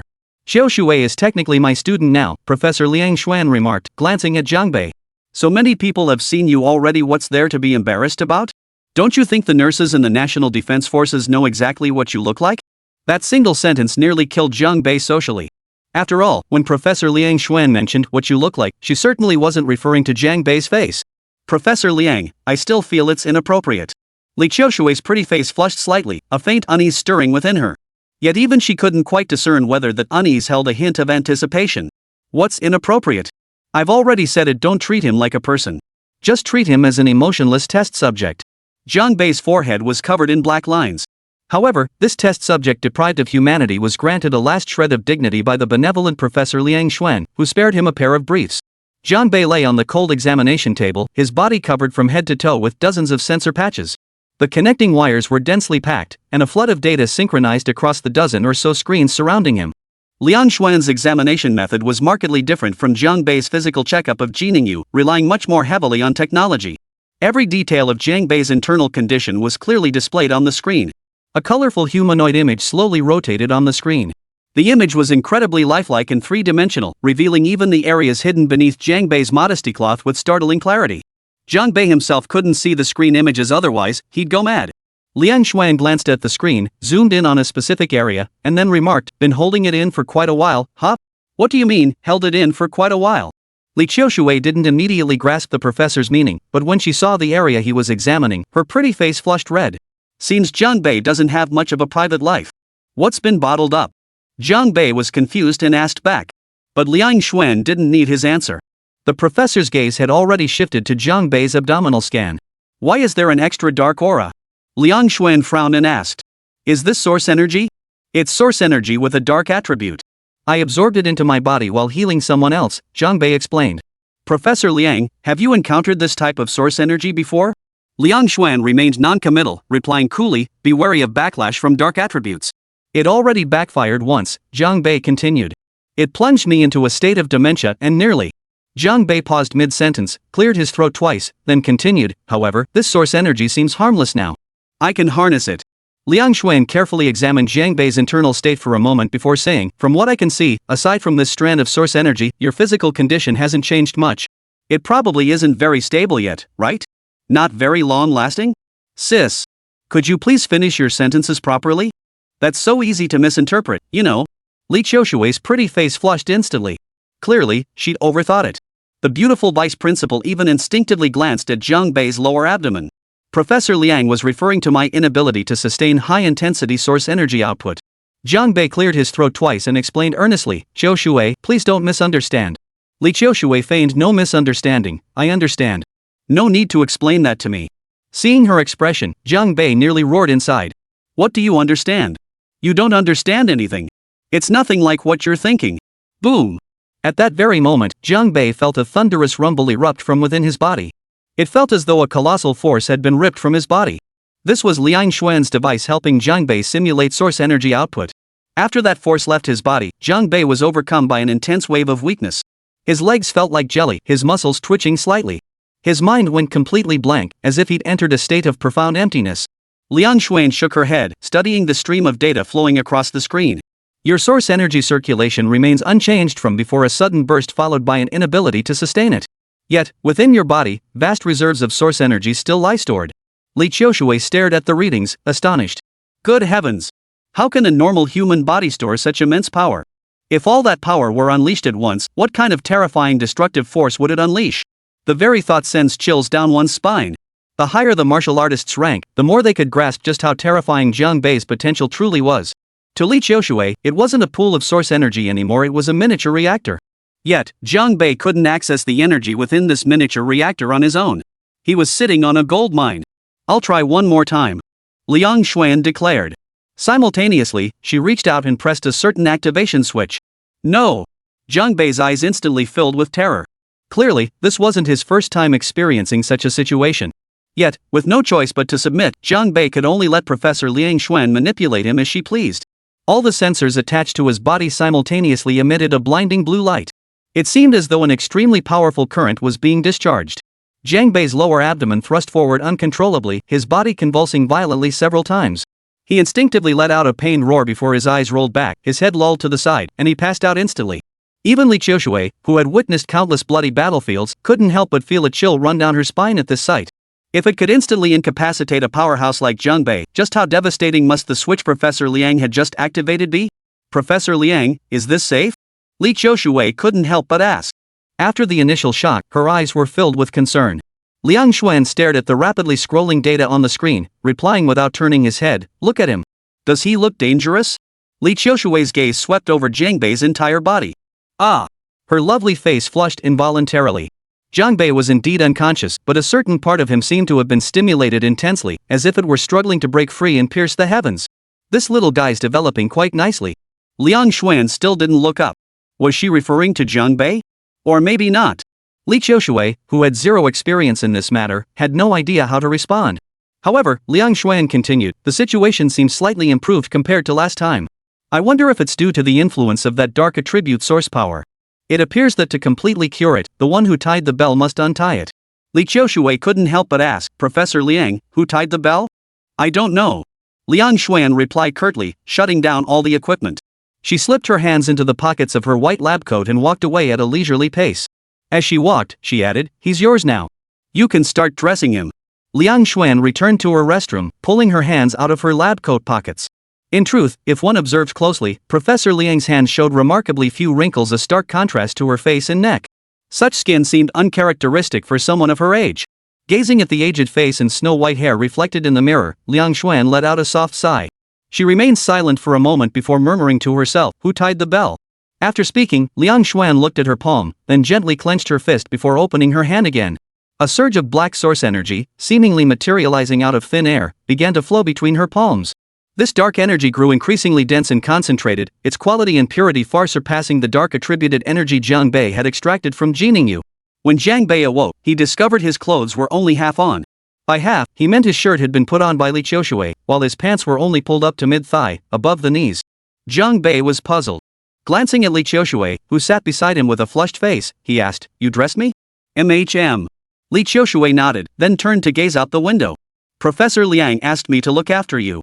Well, since you started putting my pants on, why didn't you finish the job? Zhang Bei cleared his throat and asked. The window glass reflected Li Qiushui's flushed, pretty face. The beautiful vice principal's voice seemed to soften slightly. In your state just now, I couldn't pull your pants up. What state was I in? Zhang Bei reflexively countered. The next second, he understood. His face drained of color in shock. Could it be that when I fainted, I was in that state? As he spoke, he extended his index finger and jabbed it toward the air. Li Qiushui turned and saw Zhang Bei's finger. Her face flushed even hotter, but she forced her tone to remain natural. It felt like you were about to explode. In the southeastern coastal region of Black Sea continent lies a city. Given the vast land area of this continent, most structures in Black Sea continent weren't particularly tall. This city, however, was an exception. This place pulsed with modern energy, its skyline dotted with 30 to 40-story towers. Come nightfall, neon lights danced across the streets, and crowds thronged the sidewalks, creating a bustling atmosphere. It is the most prosperous city in the Black Sea continent, and some even call it the heart of the Black Sea continent. The city's name is Utopia. Ideal Nation is the name of the largest power on the Black Sea continent, and this city was essentially built by that very power. At the very center of Ideal City stands a skyscraper over 60 stories tall. This landmark building, however, is never open to the public. For it serves as the residence for several high-ranking officials of the Ideal Nation during their stays. At that moment, atop the skyscraper's rooftop, a middle-aged man clad in a pure white suit stood at the railing, braving the howling wind as he gazed down upon the nightscape of the city of ideals. A row of men in black stood behind him, hands at their sides, standing with utmost respect. Has the cause of Carmen Prison's recent tranquility been identified yet? The man in the white suit inquired. Your Grace, the cause remains unknown, but it is said that Prince Qing has traveled to the Dragon Kingdom, a man in black replied, bowing his head. If the Prince of Qing is in the Dragon Kingdom, does that mean Warden Lewis is there too? Given the current state of the Black Sea continent, what business would he have there? A dangerous edge crept into the white-suited man's voice as he spoke calmly. The Ideal Kingdom seeks to unify the Black Sea. Carmen Prison stands as the greatest obstacle. You, and I, must both ease His Majesty's concerns. After a pause, an immense aura began to rise from the man's body. His voice was measured, yet carried an undeniable weight. I demand to know why the warden went to the Dragon Kingdom. You have 1 month to uncover the reason. Yes. The row of black-clad figures behind him responded in unison, then vanished swiftly into the night. Chapter 117, Taking a Photo. Inside a villa, Jiang Qingyan was tearfully complaining to Jiang Chaoyue. Brother, Jiang Zijin has gone too far. She doesn't respect us elders at all. At that moment, Jiang Qingyan's face was smudged with black dust, and her meticulously styled hair was a messy, disheveled bird's nest. Her tight leather jacket was torn in several places, and her skin showed multiple lacerations with clear traces of blood. Her former elegant appearance had vanished entirely, replaced by utter disarray. Jiang Chaoyue held a glass of red wine, sipping it slowly. His eyes held no trace of sympathy for his sister, only a faint, persistent smile. Brother, you have to stand up for me. You have to teach Jiang Zijin a lesson. Jiang Qingyan was still crying and shouting. She was actually close in age to Jiang Zijin, but relying on being a generation older, she constantly tried to lord it over her younger sister. Yet Jiang Zijin never bought into it. Don't be so foolish next time. Jiang Chaoyue handed his sister a glass of wine. Drink this, go take a shower, and get some rest. Hearing this, Jiang Qingyan looked incredulous. Brother, you call me foolish? I was standing up for you by going to teach Jiang Bei a lesson. And you turn around and scold me? Did I say anything wrong? Jiang Chaoyue set down the wine glass, his brow furrowing. When did I ever tell you to confront Jiang Bei? Would I ever do something so brainless? Then what? Jiang Qingyan retorted. This guy returning to Ningzhou must mean he's coming for you to fight for the family head position. I had to warn him in advance. Smack! Jiang Chaoyue slammed his fist hard on the table, startling Jiang Qingyan. His voice turned stern. When did I ever say I wanted to seize the family headship? That's Jiang Kaigas. Jiang Qingyan clearly didn't buy it. She pressed on relentlessly. Brother, you can fool others, but not me. We share the same parents, I know you best. Shut your mouth. Jiang Chaoyue lost his patience completely, growling, I already tested Jiang Bei. If that test had worked, would I be waiting until now? Don't you understand how the Liang family fell apart? Stupid. Indeed, whether it was the astronomical restaurant bill last time or Qian Weijuan's Hunter Win Squad challenge now, Jiang Chaoyue's hand was behind both. Jiang Qingyan caught the hidden meaning in his words. Her eyes brimming with tears, she asked, Brother, then what should we do next? Jiang Bei is definitely a major threat, and Jiang Zijin isn't settling down either. Leave this to me. You mustn't get involved. Jiang Chaoyue fixed his gaze on his sister's eyes. You must treat Jiang Bei as if he doesn't exist. Understand? Jiang Qingyan flinched at the intensity of his gaze. She felt as if she'd been locked in the sights of a predator, a chill running down her spine that made her shiver involuntarily. Jiang Kaiga sat in his study, reviewing the daily briefing his secretary delivered. Several lines stood out, detailing the confrontation between Jiang Zijin and Jiang Qingyan at the entrance of Ningda University. Shaking his head with a faint smile, Jiang Kaiga remarked, This Jiang Zijin is truly embodying the leadership qualities of our Jiang family more and more. Excellent. And that was actually praise. The secretary remarked from the side, Perhaps Miss Qingyan is currently crying to her brother about this. That's absolutely guaranteed to happen. But Jiang Chaoyue has been quiet lately, he probably doesn't want to be used as a pawn either. Jiang Kaiga stood up. Jiang Bei hasn't returned in years, but he's still family. It's best not to make enemies with him. Oh, and is the flames-laying blade still with my father? So even Jiang Kaiga wasn't certain of the blade's whereabouts. However, Jiang Zijin had previously told Jiang Bei that the blade was indeed in Jiang Qingsan's possession. Was this meant to force Jiang Bei to confront the head of the Jiang family directly? The secretary seemed unaware. He replied with confusion, The master once intended to present the blade to the Qian family of Guan as a betrothal gift, but there's been no word since. Beigu province borders Liajiang province, both part of the 5 northern provinces, with their provincial capital in Guan City. Jiang Kaiga's gaze grew profound. His fingers tapped lightly on the tabletop, his voice tinged with icy coldness as he said, How could a family treasure be given away so lightly? Especially to win the favor of a woman? The secretary dared not speak. This was clearly the son disapproving of his father's actions. Back then, without second uncle and this Zhanyan sword, the Jiang family wouldn't have attained its current standing, Jiang Kaiga declared. Rather than letting this renowned blade gather dust, it's better to return it directly to Jiang Bei, a fitting return to its rightful owner. The secretary nodded. The eldest young master is correct. Jiang Kaiga glanced at the secretary and smiled. You needn't force agreement on such matters. After all, my father and I have many disagreements. Hearing this, the secretary's palms were drenched in sweat. For he sensed from Jiang Kaiga's words that deep fissures had already begun to crack within this family. If the eldest master and the patriarch were to clash, it would plunge the entire Jiang family into an abyss. Find out more. If that flame-slasher blade truly is with the Qian family, I'll personally make that woman spit it out. Jiang Kaiga narrowed his eyes, his voice dripping with coldness. My father used the Jiang family's most precious treasure as a betrothal gift to marry me as stepmother, without even asking my consent.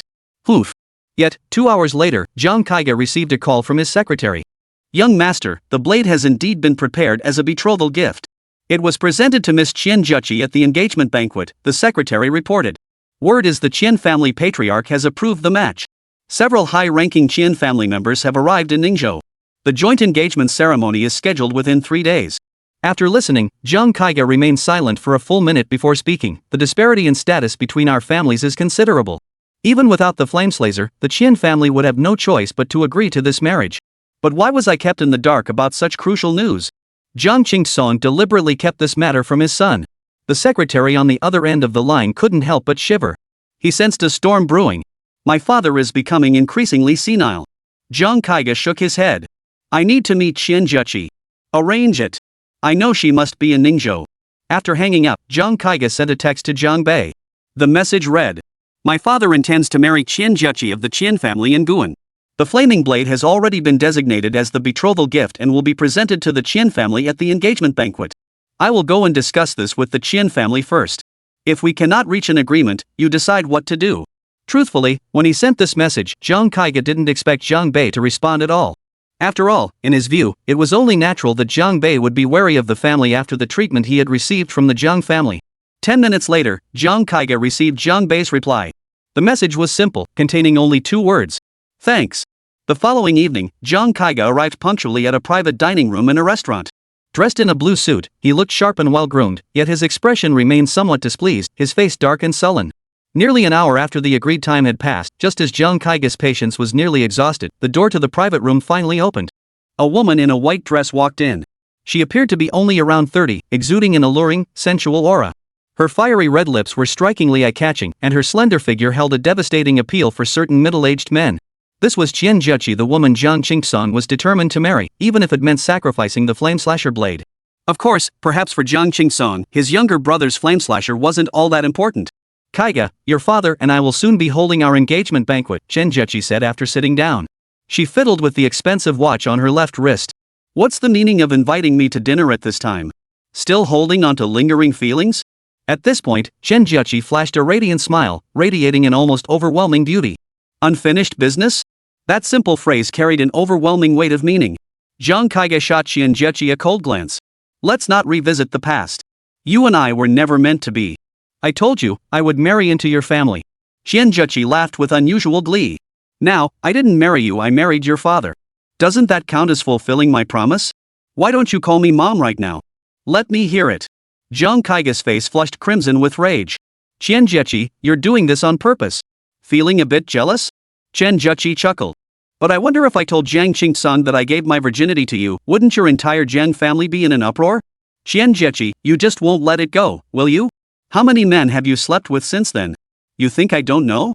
Zhang Kaiga gasped for breath, his rage completely overwhelming him. He nearly forgot the very reason he decome today. Qian Juchi beamed. Well, I'm quite pleased with your reaction. Rest assured, I'll keep whispering sweet nothings in your father's ear, guaranteed he'll pass the family headship down to you. She was a demon. Zhang Kaiga forced down his rage, downing several shots of liquor before speaking. I didn't come here today to stop you from marrying my father. Oh, you're even less spirited than I imagined. Qian Juchi curled her lip, feigning reluctance as she said, go ahead. What do you need? If I can help, I'll do my best. After all, we once shared a bed. Hearing this, the emotions Zhang Kaiga had painstakingly suppressed nearly erupted again. If a woman like her were to marry into the Zhang family, the entire clan would be thrown into chaos. Qian Juchi, show some restraint. You're about to marry my father, stop saying things like this. Zhang Kaiga said sternly. Qian Juchi smiled faintly, meeting her ex-boyfriend's gaze directly. Actually, even if you hadn't said it, I already know why you came to see me today. After a brief pause, Qian Juchi leaned forward slightly, her voice dropping a notch. It's about the Flameslayer, isn't it?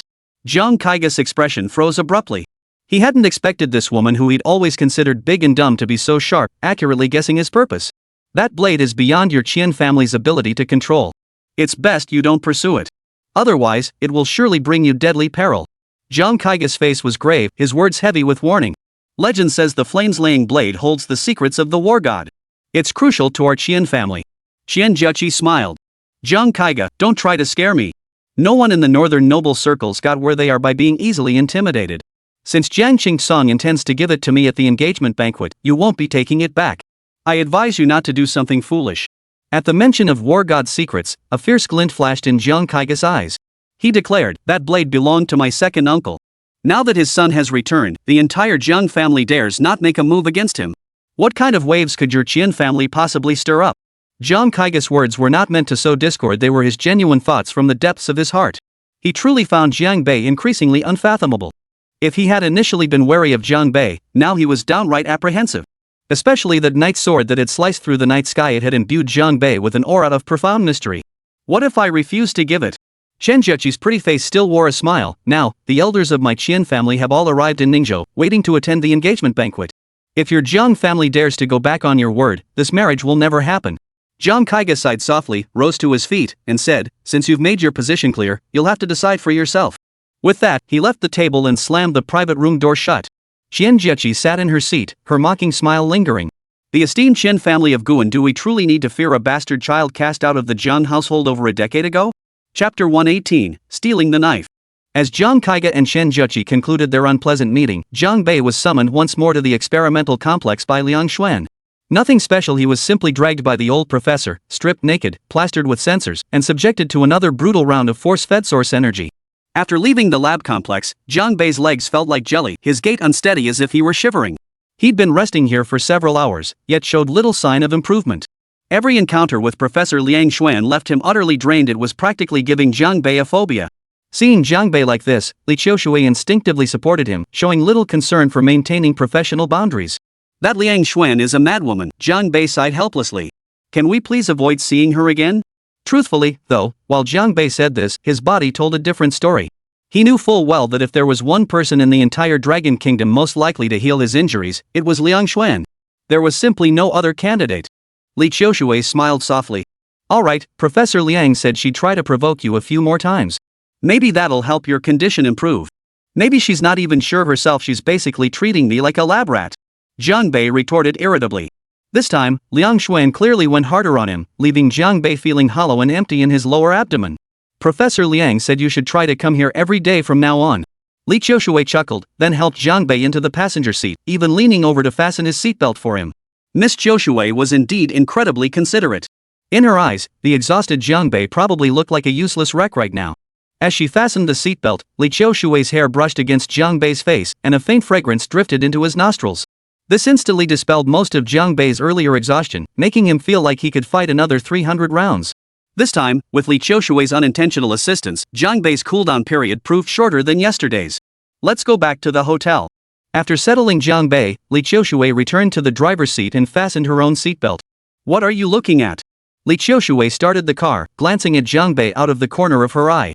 "Making sure you're buckled up." Jiang Bei cleared his throat and averted his gaze. It was purely instinctive sometimes, the eyes simply followed their own impulses, beyond the mind's control. "Oh." Li Qiushui responded indifferently, though her fair face flushed noticeably. A faintly ambiguous atmosphere hung within the car under the night sky. A few minutes later, Jiang Bei suddenly narrowed his eyes and said, "Someone's flagging us down up ahead." Two black sedans were parked by the roadside, their hazard lights flashing. 4 men in black suits were waving at Li Qiushui's car. "Should I stop?" Li Qiushui asked. When she was with Jiang Bei, she had unconsciously developed the habit of seeking his opinion, even on minor matters like stopping the car. "They seem quite friendly about it," Jiang Bei remarked with a faintly mocking tone. "It's my cousin." At that moment, a man stepped out of the front car, none other than Jiang Kaiga. "I can't quite figure him out," Li Qiushui remarked. "He gives off such contradictory vibes." "Exactly. He's a contradictory person, sometimes even indecisive," Jiang Bei replied. Actually, Jiang Zijin's assessment of Jiang Kaiga was spot on. He's a refined egoist. By then, the car had come to a stop. Jiang Kaiga approached and said to Li Qiushui, "Sorry to interrupt. I was afraid Jiang Bei wouldn't want to see me, so I had to resort to this method." "No need to be so formal." Jiang Bei glanced at him, the corners of his lips lifting slightly. "Didn't manage to get the Zhanyan sword back from the Qin family?" Jiang Kaiga nodded, his expression sour. Shen Zheqi was stubborn. "I told her not to accept that blade, but the Qin family seems determined to have it. Zhang Qingsong will surely present that blade to the Qians at the engagement banquet, right?" Jiang Bei cut straight to the point. "When is the engagement banquet?" "The invitations were only finalized an hour ago." Jiang Kaiga handed Jiang Bei one, his expression darkening further. 2 days from now, at the Binyu Hotel. The head of the Jiang family is hosting a grand banquet, 100 tables. It was clear Jiang Kaiga had never approved of his father's high-profile pursuit of a young bride, especially since this future stepmother was also his ex-girlfriend. Of course, Jiang Qingson likely remained unaware of this connection. Otherwise, no matter how twisted his psyche, he would never have agreed to become his son's fall guy. Knowing Jiang Kaiga would never approve of this marriage, Jiang Qingson simply bypassed him entirely. He left only 10 invitations for his son, instructing him to invite his friends to attend. Jiang Bei flipped open the invitation, smiled, and remarked, "Seems your father is truly smitten with this young wife of his." Jiang Kaiga replied expressionlessly, "He is my father after all. I can't just stand by and watch him make a fool of himself. So rather than giving the Zhanyan sword as a betrothal gift, it's better to keep it in your hands." Jiang Bei's gaze grew sharper. After a moment's silence, he said, "The flame slasher remaining in the Jiang family's possession is entirely different from bestowing it upon the Qian family. If it remains with the Jiang family, I can afford to wait. But if you casually give it away, I won't stand for it." As Jiang Bei's words fell, the surrounding temperature seemed to plummet. That feeling of exhaustion vanished completely. The power within surged to its peak once more. Jiang Kaiga looked at Jiang Bei in this moment and suddenly realized his cousin possessed an unfathomable depth. "Jiang Qingson, you've truly narrowed your path," Jiang Bei stated. The warning in his words was unmistakable. Jiang Kaiga added bluntly, 10 years ago, he already walked down a narrow path once. 10 years ago, Jiang Qingson had made the decision to expel Jiang Bei from the family, the very man who had crippled Bai Shoujiang. For Jiang Kaiga to utter such words was undoubtedly a complete rejection of his own father. Faced with this declaration, Jiang Bei smiled faintly. "My cousin, hearing you speak this way makes me feel rather uneasy. It seems I must reassess our relationship." Jiang Kaiga nodded, "I've never stood against you. The invitation has been extended. What happens next is your decision." With that, he turned to leave. "I'm off to steal the bride." Jiang Beishao chuckled. But immediately after speaking, he realized his slip of the tongue, no steal the knife. Jiang Kaiga had already opened the car door. Hearing this, he turned his head and warned in a deep voice, "Watch out for hidden dangers." Without further explanation, he turned and got into the car. Watching the taillights fade into the night, Li Qiushui sighed softly and said, "This isn't a conspiracy, it's a calculated move. Indeed, Jiang Kaiga has shown me a path. I know there are pits ahead, yet I have no choice but to walk it." Jiang Bei smiled, "But that knife? I will take it back eventually. It's his symbol." The he Jiang Bei referred to was none other than Jiang Qingyu. As Jiang Bei spoke these words, Li Qiushui understood. Jiang Bei's trip to Ningzhou to retrieve the Flameslayer blade had always been on his mission list. It was Jiang Qingsong's meddling that forced him to bring the day forward. "After all, this is where I grew up." Jiang Bei saw through Li Qiushui's thoughts and smiled faintly. "I used to hold on to old feelings, but now I realize that some confrontations are inevitable sooner or later. There's no point in delaying." Watching this man, Li Qiushui felt more than just a pang of heartache. "I can go with you," Li Qiushui declared without hesitation. "If anyone from the Jiang family tries to harm you, I can shield you." Jiang Bei chuckled and playfully patted Li Qiushui's slender waist. "How could I bear to use you as my human shield? That phrase sounds a bit odd," Li Qiushui remarked, a soft smile flickering in her eyes. That smile carried a sense of contentment. In the sky, moonlight flowed like water. The next day was a day off, but Jiang Bei didn't sleep in. Instead, Zhou Ping dragged him to a quiet cafe in Ningzhou City. This girl had deliberately gotten up before dawn, shaking off her 3 starstruck roommates to secure a chance for a private meeting with her brother-in-law. However, Zhou Ping's intentions were straightforward. She pulled out over a dozen books from her backpack. Over the past month, having adjusted to university life, Zhou Ping had switched into full-on nerd mode, spending every day buried in her studies.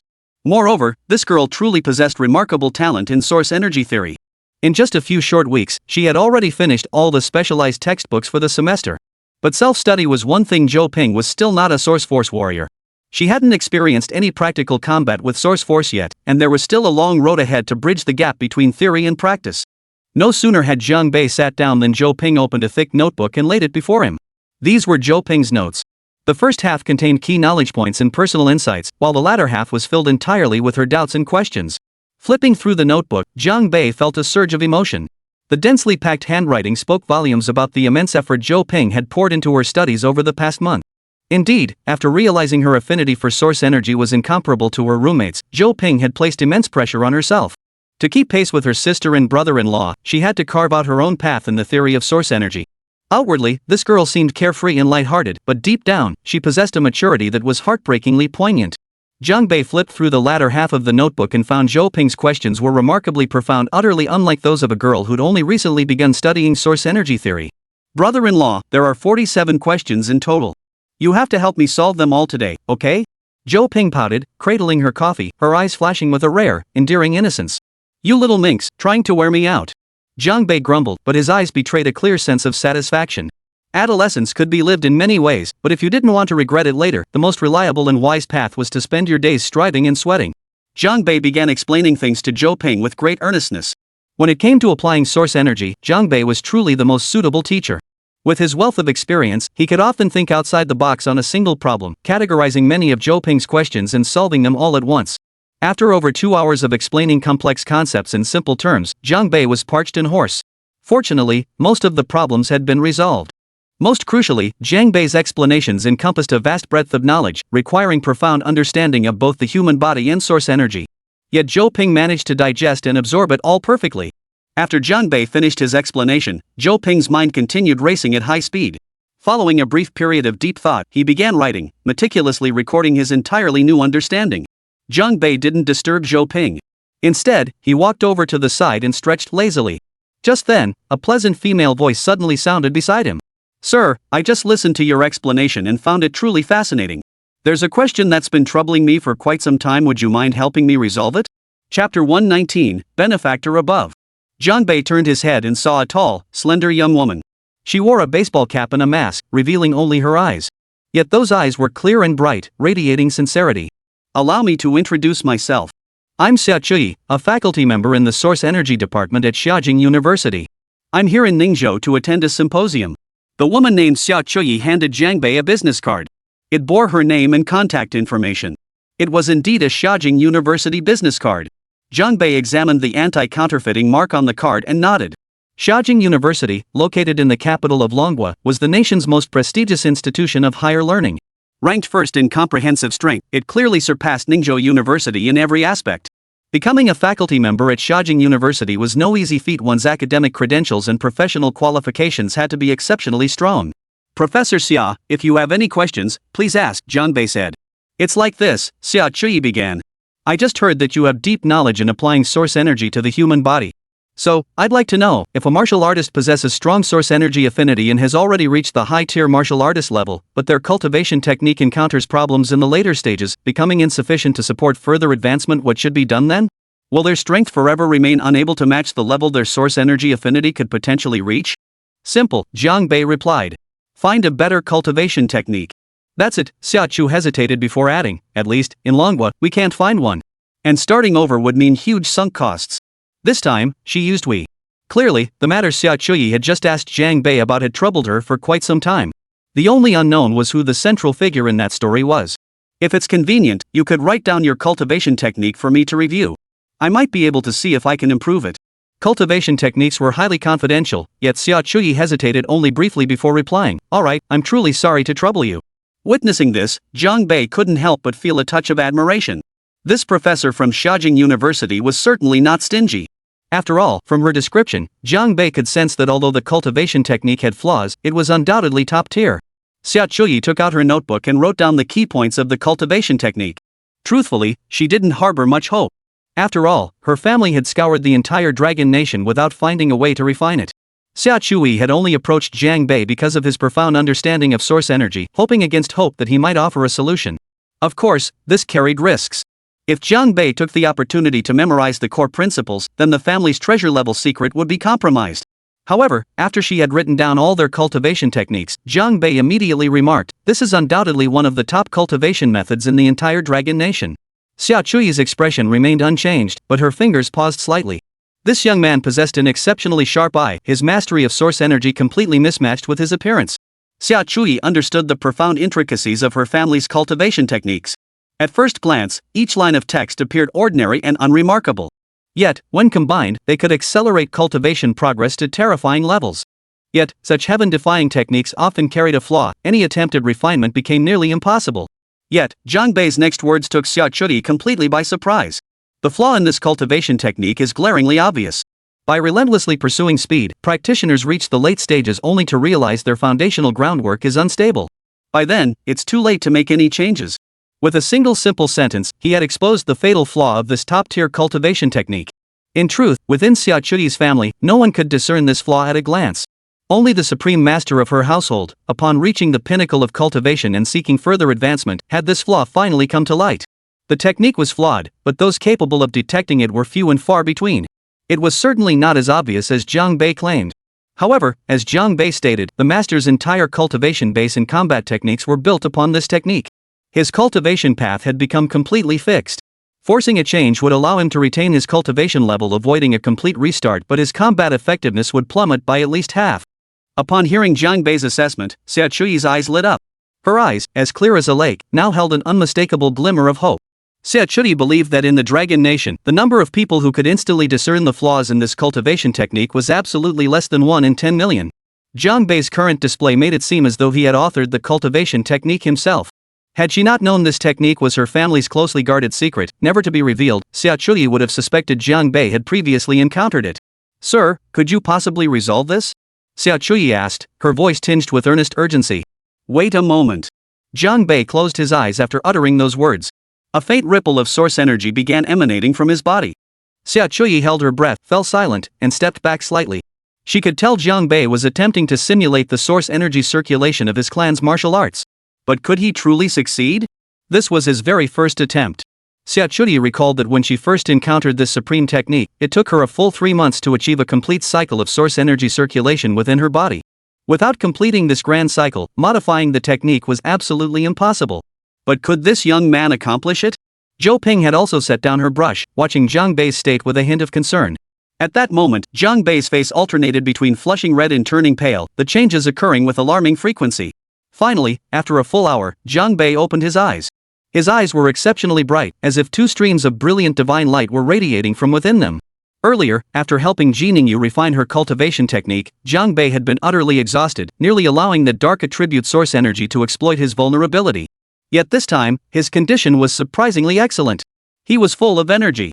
Seeing Jiang Bei in this state, Xia Chuyi was utterly astonished. This was precisely the state one attained after completing a full cycle of practicing their own cultivation technique. Jiang Bei rubbed his eyes. Indeed, a top-tier cultivation technique was truly extraordinary. Xia Chuyi took a deep breath, stunned into near speechlessness. This learning ability is just too insane. Besides, I was only trying to find flaws in your cultivation technique. I have no interest in your methods. Jiang Bei smiled and said, "Don't worry. I'm not worried," but Xia Chuyi's eyes held profound awe. "You are the true prodigy." Jiang Bei smiled faintly, but perhaps heaven envies talent. Whether it was an illusion or not, Xia Chuyi sensed a hint of self-mockery and melancholy in Jiang Bei's smile. Sir, Xia Chuyi bit her lip, hope flickering in her eyes once more. "Have you found a way to fix this flaw?" Jiang Bei picked up his pen and drew several arrows on the paper covered with cultivation techniques.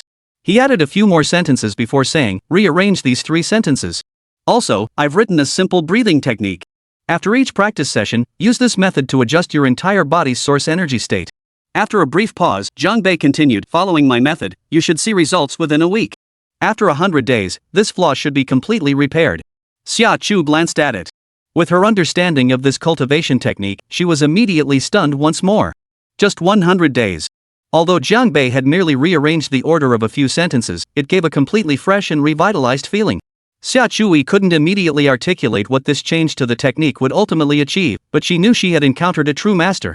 To accomplish such a feat in just 1 hour was nothing short of miraculous. How much mental energy must he have expended, running countless simulations and calculations in his mind? "Benefactor, please accept my deepest gratitude," Xia Chuyi declared, about to kneel on one knee. She was utterly overwhelmed. "It was no trouble at all, there's no need to make such a fuss."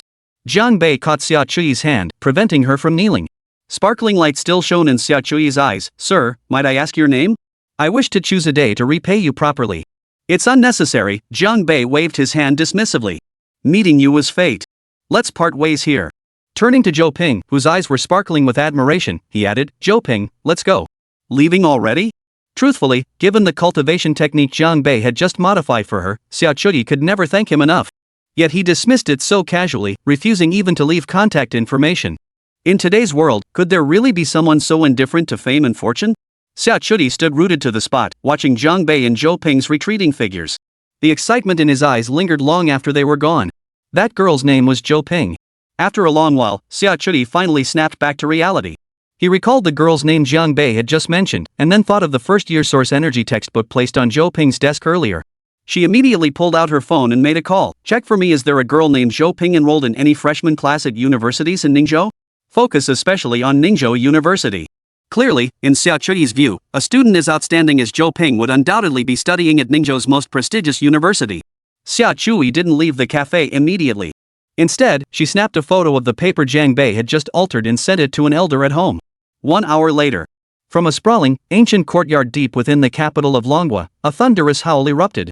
This cry carried ease, delight, and the sense of liberation after shedding endless shackles. Everyone within the ancient compound was shaken by the sound. They poured out, gazing toward the rear courtyard, the source of the cry, with shock and confusion. After the howl faded, another command echoed throughout the compound: Xiaowei, depart for Ningzhou immediately. Bring our benefactor to the capital. Chapter 120, The Engagement Banquet. 2 days later, the Binyu Hotel was adorned with festive decorations, radiating an atmosphere of joyous celebration. At the hotel entrance, a red banner hung, bearing the inscription: "Congratulations to Mr. Jiang Qingsong and Miss Qian Juqi on their blissful union." In this era, the age gap between an older husband and younger wife still drew considerable attention. Especially when today's leading man was none other than Jiang Qingsong. This old man, whose every move could send tremors through Ningzhou, was getting engaged. This marked the 4th marriage for the head of the Jiang family. And the bride is several years younger than his own son. The engagement ceremony was held on the garden lawn of the Binyu Hotel. Under the sun, the lush green grass stretched out as 100 tables were already set up, creating a spectacular scene. Despite his age, Jiang Qingsong embraced modern trends by opting for an outdoor ceremony. Guests were arriving in a steady stream. Given Jiang Qingsong's stature, he naturally couldn't greet them personally at the entrance. This duty inevitably fell to Jiang Kaiga. Of course, Jiang Kaiga wasn't keen on standing at the entrance either. His father didn't seem to mind the embarrassment, but he certainly did. "Jiang Wuyo, you go greet the guests at the door." Jiang Kaiga sat in a private room, speaking with obvious irritation. "No way, bro. Why should I handle this for you?" A girl in athletic wear stood beside him, her pretty face wearing a look of disdain. "I'm not going either." At an engagement banquet, the host wearing sweatpants was itself a deliberate rejection of certain things. How many times has Dad tried to find us a stepmother? Oof. And this time, the stepmother used to be my sister-in-law. Who knows what that ex-sister-in-law is up to? A stepmother who was once a sister-in-law. This relationship is quite complicated. Come to think of it, it might actually be a little thrilling. Hearing this, Jiang Kaiga's expression darkened to the extreme. "Jiang Wuyo, I swear, if you say another word like that, I'll send you packing back to Black Eagle Federation right now." Jiang Kaiga frowned, his voice cold as he scolded. Jiang Wuyo snorted in annoyance. "Oh, brother, stop criticizing me all the time. That woman must have ulterior motives for wanting to marry into our family. I'm going to expose her right there at the engagement banquet." Jiang Kaiga's frown deepened. "You grew up abroad, and now that you're back, you don't understand the rules of Longwa. Stop acting so self-righteous." He knew his sister acted on impulse, doing whatever came to mind. If she wasn't careful, she might actually cause a scene at the engagement banquet. "No way. You always call me self-righteous, but I absolutely must do this," Jiang Wuyo declared angrily. "Actually, there's no need." Jiang Kaiga's voice softened as he sighed softly. Because today, someone else would be the one to tear things apart. This was the trap Jiang Kaiga had set for Jiang Bei, and he didn't mind if Jiang Bei saw through his scheme. But no matter what, Jiang Kaiga would never reveal the truth to his unreliable little sister. "Brother, I really look down on people like you. You're clearly seething inside, yet you still have to hold back, give in, and keep quiet, stewing in your own anger. What's the point?" "Ha!" Jiang Wuyo crossed her arms and sneered coldly. This girl was actually only in her 20s, the child of Jiang Qingsong's second wife. From childhood, Jiang Qingsong had left her to grow up in the Black Eagle Federation. Despite not sharing the same mother, Jiang Wuyo and Jiang Kaiga were remarkably close, frequently calling each other across the ocean. Sighing heavily, Jiang Kaiga said, "Anyway, don't say a word at the engagement banquet. No matter what Dad does, we can't disgrace the Jiang family's reputation. Isn't this already embarrassing enough?" Jiang Wuyo retorted, pouting. All these guests must be laughing at old Jiang inside. How many times has he been married? Why can't they just live together quietly? Must they throw such a grand engagement banquet? Jiang Kaiga sighed again. He simply couldn't refute his sister's words. The situation was indeed as she described. To curry favor with the bride's family, they'd already set up 100 banquet tables for the engagement. So when the wedding came, how many tables would they have to prepare? While guests felt obliged to attend out of respect for Jiang Qingsong, they were undoubtedly gossiping about it behind closed doors. At that moment, Jiang Qingsong was seated at the head table of the grassy banquet venue alongside several high-ranking members of the Qian family. Guests had mostly taken their seats, and the atmosphere was filled with festive cheer. "Yangqing, this engagement between me and your daughter Juqi truly unites two strong families," Jiang Qingsong said with a broad smile. Seated beside him was a man in his 50s, Qian Yangqing, the current head of the Qian family. And Qian Juqi was his daughter. Jiang Qingsong was actually a few years older than his new father-in-law. Brother Ching-song, I have every confidence that my daughter Jechi will find lifelong happiness marrying into the Jiang family, Chen Yongqing replied, though whether he truly believed his own words remained unclear. By the way, I heard Wei Jun was injured at school recently. I've already sent Jiang Chaoyue to visit him, Jiang Ching-song remarked, stroking his beard. Wei Jun and Chaoyue have always been close, so the world really is a small place. Qian Weijun, captain of Ningzhou University's Wind Hunter team, is Qian Yongqing's youngest son. Getting injured in a school duel is common enough, but this is my most cherished youngest son. I doubt he's ever endured such humiliation in his entire life, ha. Qian Yongqing shook his head, a hint of coldness in his eyes. Since I'm in Ningzhou now, I might as well handle this matter while I'm here. Jiang Qing-song shook his head. Such a minor matter doesn't require your personal intervention, Yongqing. I'll have the younger generation handle it. He then called out to the table beside him, Chaoyue, handle this matter for Uncle Chen. Jiang Chaoyue, seated at the adjacent table and sipping his drink, immediately smiled and nodded upon hearing this. Certainly, Uncle Qian. Rest assured, I'll see justice served for Wei Jun. This fellow spoke sweetly, but in truth, he'd always treated Qian Wei Jun merely as a pawn to pave his own path. Had he not deliberately given the green light, Qian Wei Jun would never have led the Hunter Wind Squadron in such a blatant challenge against Jiang Bei. On the surface, Qian Wei Jun's actions seemed motivated by Jiang Zijin. But in truth, she was only a minor factor. The power struggles within the aristocratic families often unfold at such seemingly insignificant levels. Hearing her brother's response, Jiang Qingyan let out a cold laugh and said nothing more. She had once wanted to give Jiang Bei a taste of his own medicine, only to be scolded into submission by Jiang Chaoyue. How could he possibly go after Jiang Bei himself? Impossible. Who couldn't spout pretty words? Jiang Chaoyue suddenly seemed to remember something and blurted out, "Alright, isn't Zijin also at Ningzhou University? I can just hand this matter over to her to handle." He sure knew how to pass the buck. Jiang Qing-song nodded. That's a good idea. Zijing handles things with great care. Leave it to her, Yongqing, and you can rest assured. That's good, that's good. Qian Yongqing's mood lightened considerably as he smiled. I've long heard of Jiang Zijin's extraordinary talent. She's about the same age as Wei Jun. If they were two, well, perhaps our two families could become even closer through marriage. Jiang Qingyan couldn't help but laugh. Then, she lowered her voice and said to Jiang Chaoyue, "Bro, you're so sneaky. With just that one simple line, you've managed to trick so many people." Jiang Chaoyue narrowed his eyes at his sister and replied slowly, "Keep your mouth shut, and no one will mistake you for a mute." Just then, a figure appeared at the entrance of the lawn garden, none other than Jiang Zijin. Jiang Qingyan's expression darkened instantly. Earlier, Jiang Zijing had shown no regard for family ties, striking down Jiang Qingyan's expensive car with a single sword strike from across the distance. This grudge ran far too deep to be easily resolved. Jiang Zijin walked straight over and sat down at Jiang Chaoyue's table. He happened to sit right next to Jiang Qingyan. "Oh, Jiang Zijin, shouldn't you be seated at the other table?"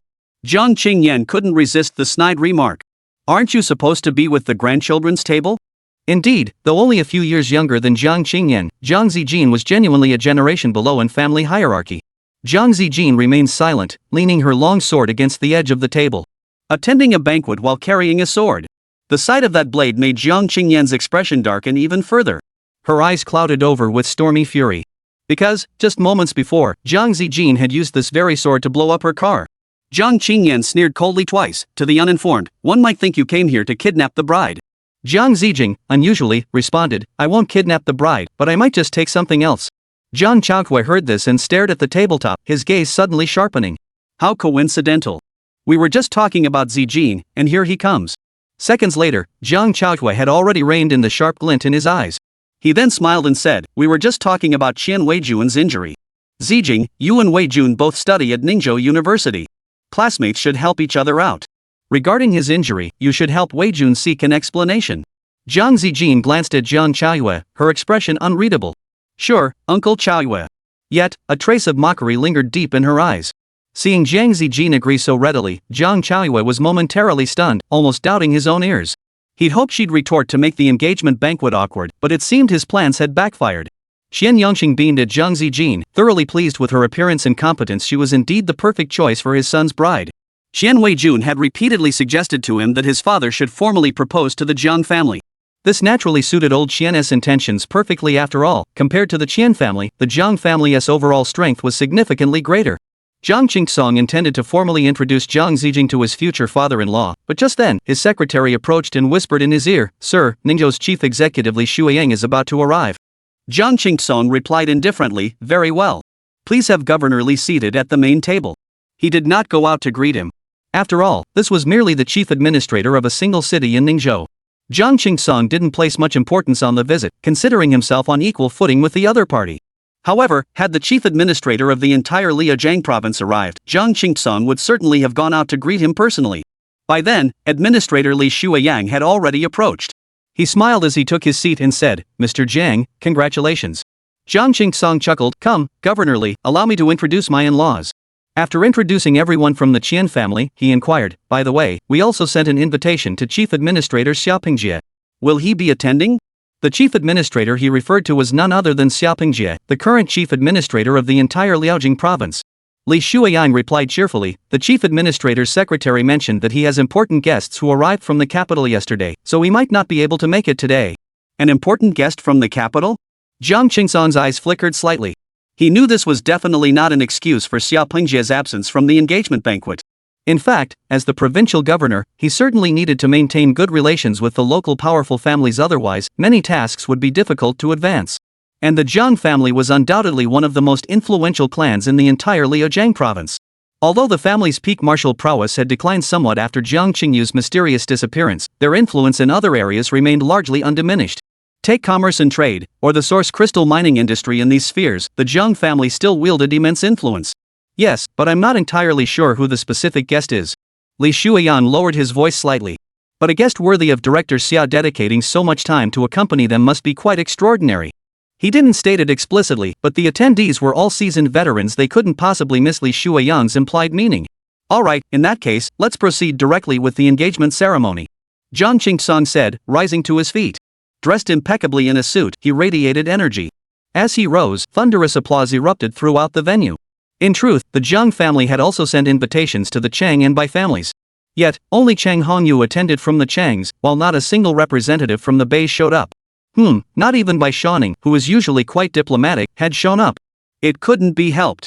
Last time, Bai Zugan had been impaled alive by the Knight Commander's sword, his body exploding on the spot. This incident was undeniably linked to Jiang Bei. With such a blood feud still fresh, how could the Bai family possibly be in the mood to attend the Jiang family's wedding banquet? Amidst thunderous applause, Jiang Qingsong clasped his fists and stepped onto the stage. Qian Juqi, dressed in a white backless gown, glided gracefully onto the stage. Jiang Kaiga and Jiang Wuyo had already taken their seats at a nearby table. Witnessing this scene, the future head of the Jiang family wore a look of utter gloom. Truth be told, his relationship with Qian Juqi hadn't been pleasant, and their breakup had been mutually beneficial. Yet, Jiang Kaiga never imagined Qian Juqi's move would be so scandalous. She was now set to become his stepmother. Jiang Wuyo's gaze darted back and forth between Qian Juqi and Jiang Kaiga, his face brimming with schadenfreude and gossipy curiosity. Jiang Qingsong took Qian Juqi's hand and declared, "A year ago, Qian Juqi and I hit it off instantly. After a year of getting to know each other, I feel we are ready to spend the rest of our lives together. Therefore, I thank you all for witnessing our engagement ceremony. May the Jiang and Qian families forge a lasting bond, combining our strengths to build a brighter future." Applause erupted once more. Jiang Kaiga's face darkened, but he offered a token round of applause. Throughout the entire venue, only the two young women, Jiang Zijin and Jiang Wuyo, remained silent. Jiang Chaoyue's gaze swept over Jiang Kaiga's face before he smiled. "Brother Kaiga, why so unhappy? After all, this is a joyous occasion." Jiang Kaiga glanced at Jiang Chaoyue, then at his other cousins who were stifling their laughter. He shook his head. "Don't think I don't know what you're all thinking. You're all here to watch the show, heh." Within aristocratic families, power struggles among relatives were commonplace, a world of daggers and swords, where every step was fraught with danger. The Jiang family was no exception. Jiang Kaiga knew that although his father was now the family head, he certainly didn't want to see his old man tarnish his legacy in his twilight years. But if he wasn't growing senile, why marry Qian Juqi? If all else failed, he'd simply have to advance his entire plan. Jiang Kaiga silently resolved. He looked up and met Jiang Chaoyue's gaze. His cousin was watching him with a faint, ambiguous smile. This made Jiang Kaiga's heart tighten slightly. For in Jiang Chaoyue's gaze, Jiang Kaiga sensed that the other man seemed to have already seen through his thoughts. However, their attention was quickly drawn to Jiang Qingsong's words. "I love Juqi deeply. Therefore, to demonstrate my sincerity, I, Jiang Qingsong, am presenting the most treasured heirloom of the Jiang family to Juqi as a betrothal gift." Jiang Qingsong paused deliberately at this point. All eyes in the room converged on him, and even the crowd's breath seemed to hold unconsciously. Everyone wanted to see what kind of betrothal gift Jiang Qingsong would present to his young bride this time. What exactly was this treasured heirloom of the Jiang family? At that moment, Jiang Qingsong suddenly bellowed, "Bring forth the flameslayer blade." Chapter 121, The Youth Returns. The flames-laying blade? The moment those words were heard, the venue erupted in commotion. Though the name Jiang Qingyu had faded from memory and held little weight among the younger generation, to the elders attending this engagement banquet, the Jiang Qingyu of yesteryear was an unrivaled legend. The flameslayer blade was Jiang Qingyu's signature weapon. One man, one blade, a peerless war god. Upon hearing Jiang Qingsang's words, the gazes of many in the audience grew intensely heated. Of course, the most intense gazes belonged to the high-ranking members of the Qian family. Had Jiang Qingsang not promised to bestow the flameslasher, that divine weapon of war, they might not have so readily agreed to marry Qian Zheqi off to an old man. After all, legend held that the flameslayer blade concealed the secrets of the war god. For martial artists stuck at the peak of the heaven rank, this blade was crucial to achieving the S rank. Countless geniuses have been stuck on that chasm between heaven rank and S rank, spending half their lives unable to break through. Naturally, some guests couldn't help but begin whispering among themselves after hearing Jiang Qingsang's words. Honestly, Jiang Qingsang was really going all out. For a woman, why would he go so far as to hand over such a treasure? It's all to win the young lady's favor, but this is arguably the most precious relic left by his late brother. By any measure of reason or sentiment, it shouldn't be his to offer as a betrothal gift. If Jiang Qingyu were to learn of this from beyond the grave, he'd likely be so enraged he'd rise from the dead. Many couldn't stomach Jiang Qingsang's actions, and none more so than his eldest son, Jiang Kaiga.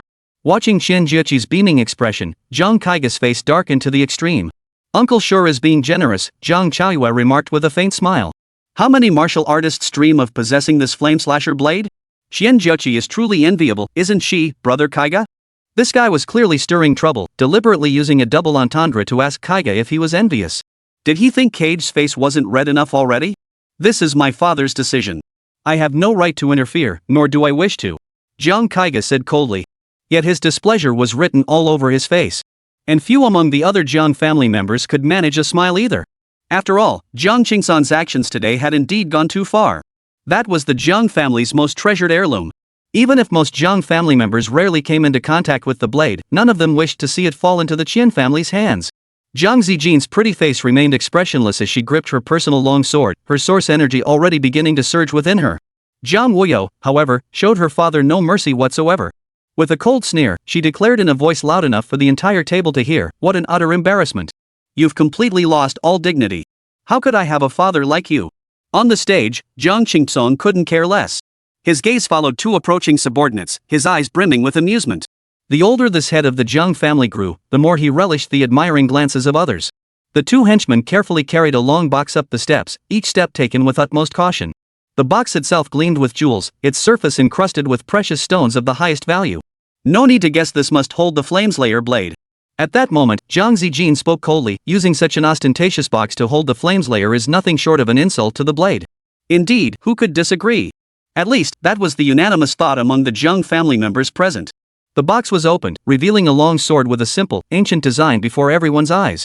A solemn aura began to emanate slowly from the blade. Zhan Yan had already developed its own distinct aura. It was utterly mismatched with that gaudy, jewel-encrusted box. To house a weapon of the war god in such an ostentatious, extravagant box, who knew what Jiang Qingsong was thinking? The only plausible explanation seemed to be his desire to win Qian Zheqi's favor. Yet the smiles on the Qian family's faces were utterly unstoppable. Qian Yangxing, the head of the Qian family, even swallowed uncontrollably, the gleam in his eyes growing even more intense. Qian Zheqi exchanged a glance with her father. At that moment, her pretty face was equally radiant with smiles. Then, Qian Zheqi's gaze fell upon Jiang Kaiga's face. Seeing her ex-boyfriend's sullen expression, her smile grew even brighter. This betrothal gift was indeed more precious than anyone could have imagined. In the eyes of many source energy warriors, the flameslayer sword held supreme significance. For the Qian family, this wedding was an incredibly profitable deal. "Zheqi, this flameslayer sword is yours from this day forward." Jiang Qingsong smiled. "But while the blade belongs to you, your heart belongs to me." With that, he wrapped his arms around Qian Zheqi's slender waist. She obediently leaned in, tiptoeing slightly to plant a kiss on Jiang Qingsong's weathered face. Jiang Qingsong roared with laughter, turning to wrap both arms around Qian Zheqi's waist and press a kiss to her lips. Their action seemed sweet enough, but many guests below the stage were nearly choking on their own disgust. Qian Zheqi, didn't she mind old John's beard pricking her? Even so, they had to clap along obediently. Jiang Kaiga watched the slender waist he once held in his own arms, now cradled by his father, wondering what thoughts were running through his mind.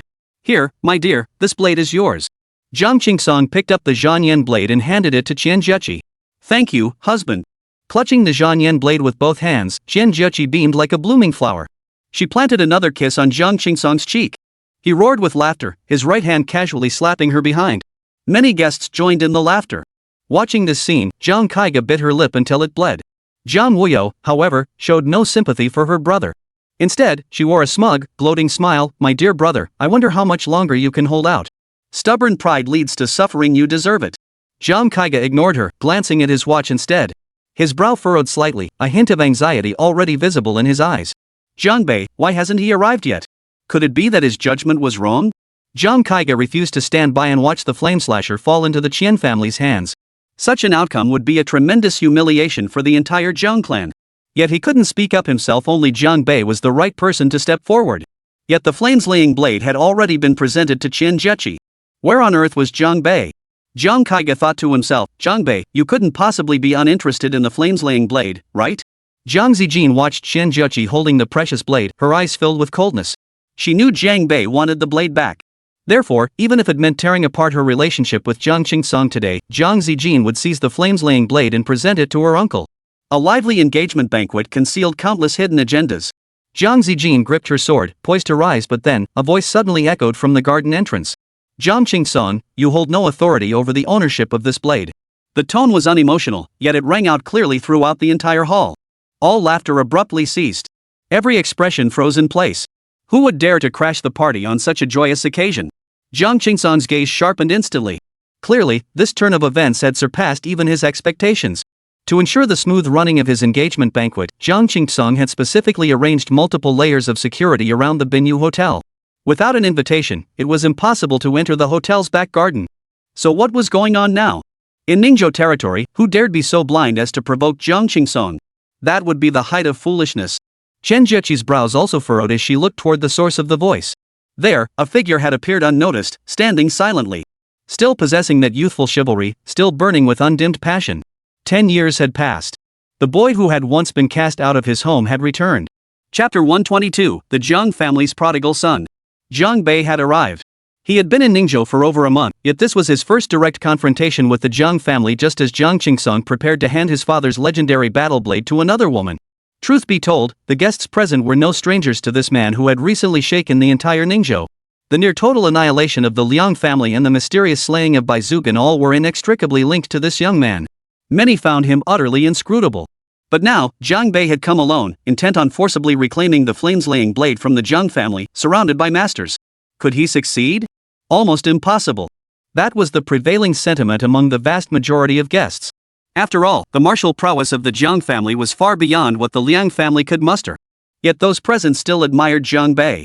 To infiltrate Jiang Qingsong's engagement banquet alone required more than mere courage. You?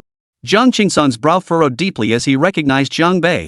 10 years had passed, and the boy had grown into a young man, yet the tenacity radiating from him remained utterly unchanged.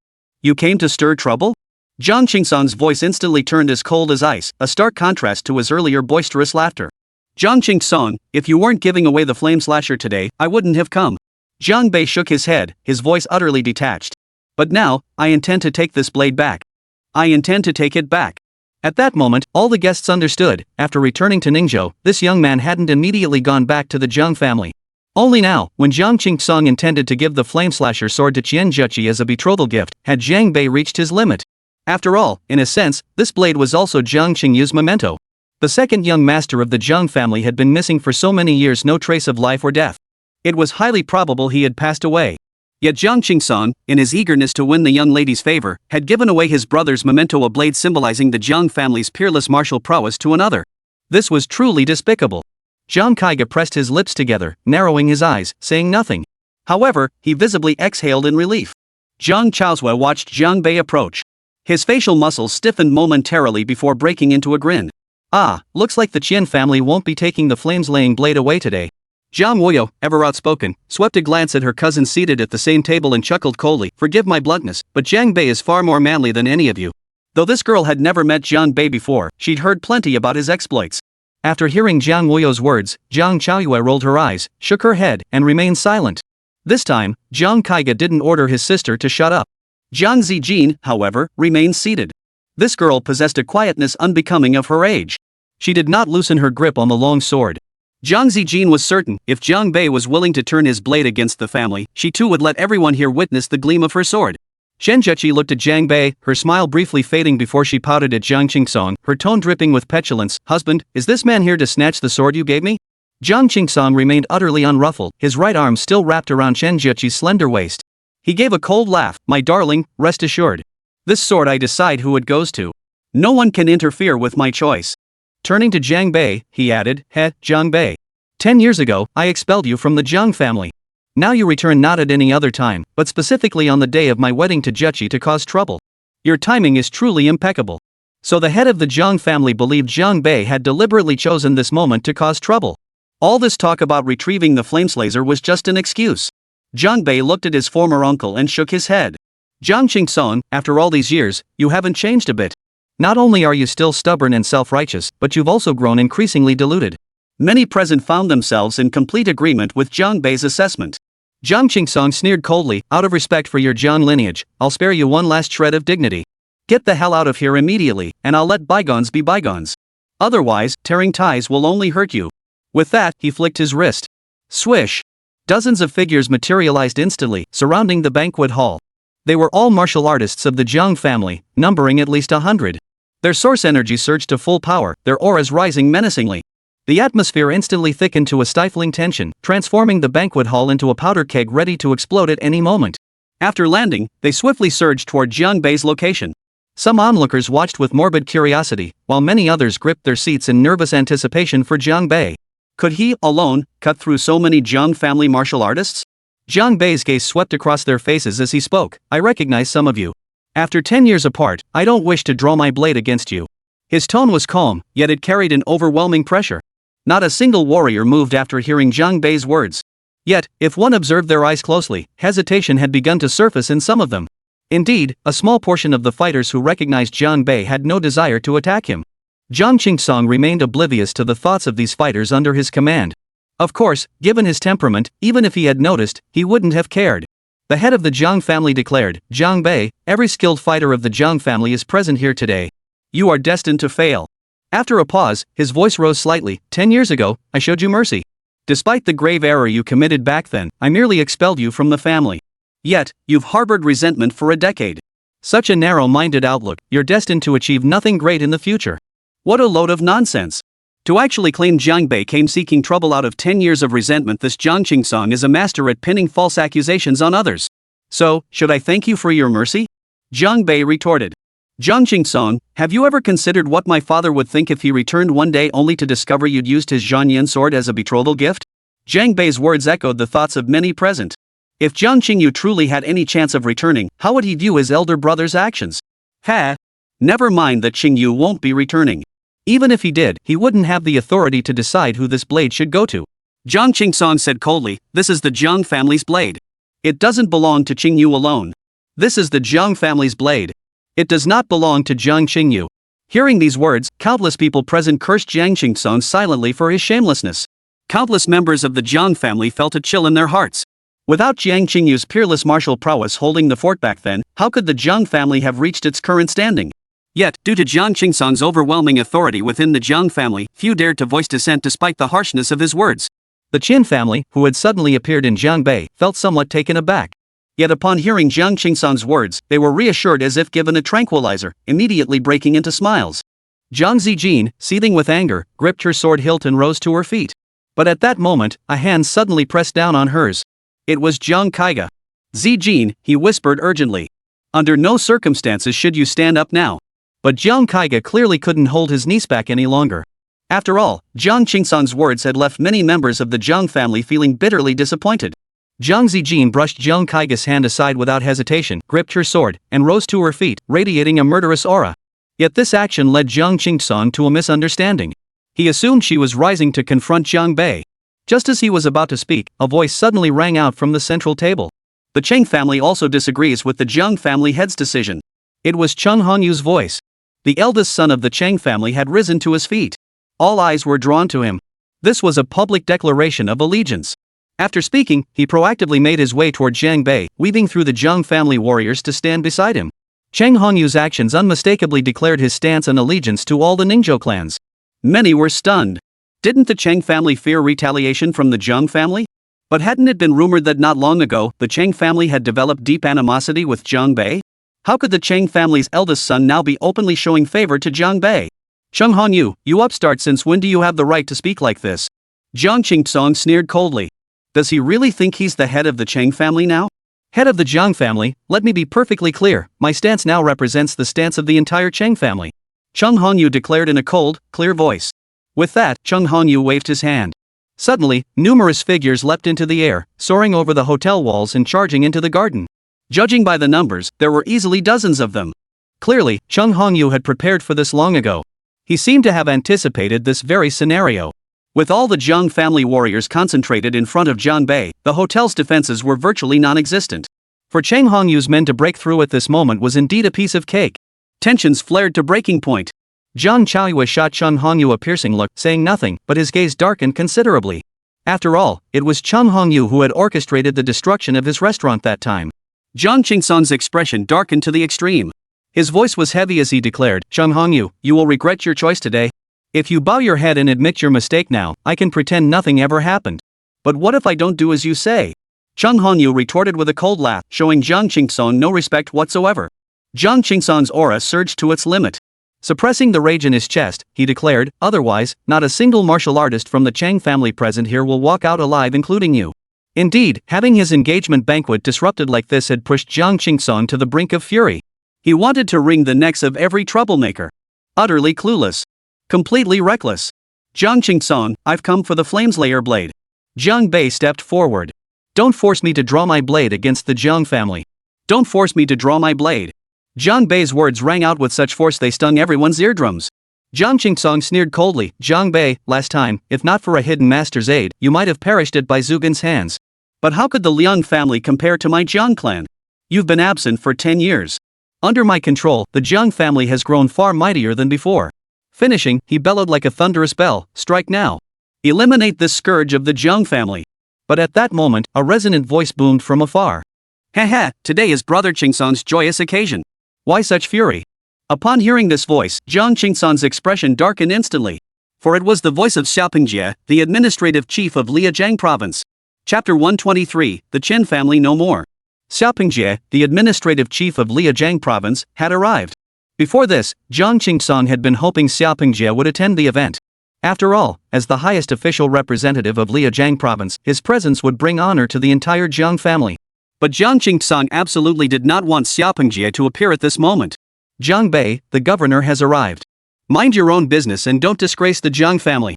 Jiang Qingsong uttered these words before striding swiftly off the platform. Yet as he spoke these words, Jiang Qingsong seemed utterly oblivious to the fact that Jiang Bei wasn't even a member of the Jiang family. At that moment, the martial artists of the Jiang and Chang families parted like a tide, automatically clearing a path.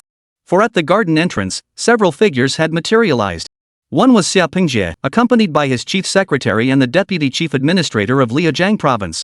High-ranking officials from an entire province had gathered here. What a display of power and influence! However, standing before Xiaopingjie was a middle-aged man whom Jiang Qingsong did not recognize. Deputy Director Xia, you've arrived. Ha! Jiang Qingsong forced a smile through his grim expression, then exchanged greetings with the other deputy directors. He wasn't in the mood for pleasantries right now. Brother Qingsong, today is your joyous occasion. Why such a fiery temper? Xiaopingjie surveyed the room. How did so many martial artists gather here? This tense atmosphere hardly fits the tone of an engagement banquet. Our Jiang family has some unresolved matters, Jiang Qingsong replied. It's embarrassing to have Mr. Xiao witness this. This laughter was truly uglier than tears. As he spoke, he shot a wary glance at Jiang Bei. If Jiang Bei chose to make his move at this moment, then Jiang Qingsong would truly feel his old face stripped bare. The grand engagement banquet of the esteemed head of the Jiang family. If Jiang Bei were to disrupt it right in front of Xiaopingjie, what face would the Jiang family have left? Fortunately, Jiang Bei stood quietly to the side, showing no intention of acting. He seemed to be waiting for the outcome of the small talk, though whether he was deliberately sparing the Jiang family a last shred of dignity remained unclear. Ningzhou's chief administrator Li Shuiyang also hurried over and addressed Xiaopingjie. Chief administrator, you've arrived. At that moment, Li Shuiyang clearly noticed the middle-aged man beside Xiaopingjie. An air of authority radiated from his brow. Since his arrival, he hadn't uttered a single word. Xiaopingjie made no effort to introduce him either. Yet, from the provincial governor's gaze and demeanor, one could faintly discern Xiaopingjie's profound respect for this man. Observing Jiang Qingsan's expression, Xiaopingjie smiled. It's truly rare to find something within Ningzhou's borders that could provoke Brother Qingsan to such anger. Turning to Li Shuiyang, he inquired, Shuiyang, what exactly happened? Li Shuiyang had no intention of siding with the Jiang family at this moment. Stepping forward, he recounted the entire sequence of events in a neutral tone. It happened like this. The head of the Jiang family presented the flame slasher blade as a betrothal gift to marry Miss Qian Jieqi. However, the son of the second master of the Jiang family has returned and refuses to allow the blade to be given to another. Jiang Qingsan snorted heavily. That bastard. I disowned him 10 years ago. His return to stir trouble is nothing but spiteful revenge. Upon hearing this, Xiaopingjie's brow furrowed slightly before he asked, the flames-laying blade? Is that the very blade once wielded by the war god Zheng Qingyu?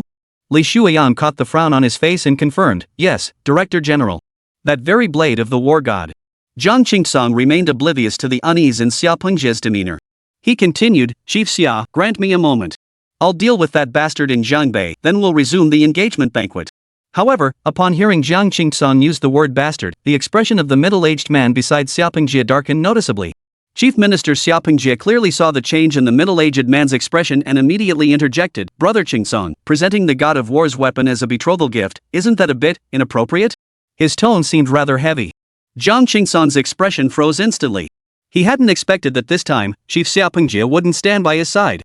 And to have him change his stance so abruptly in front of everyone. Though phrased as a question, his stance was now unmistakably clear. Chief Xia, the ownership of this flameslaser blade resides with the Jiang family, not with any individual. As the head of the Jiang family, I believe I have the right to decide to whom this blade may be given. A distinct note of displeasure colored Jiang Qingsan's tone. Though the other was the administrative chief of Liajiang province, the head of the Jiang family wasn't one to bow to just anyone.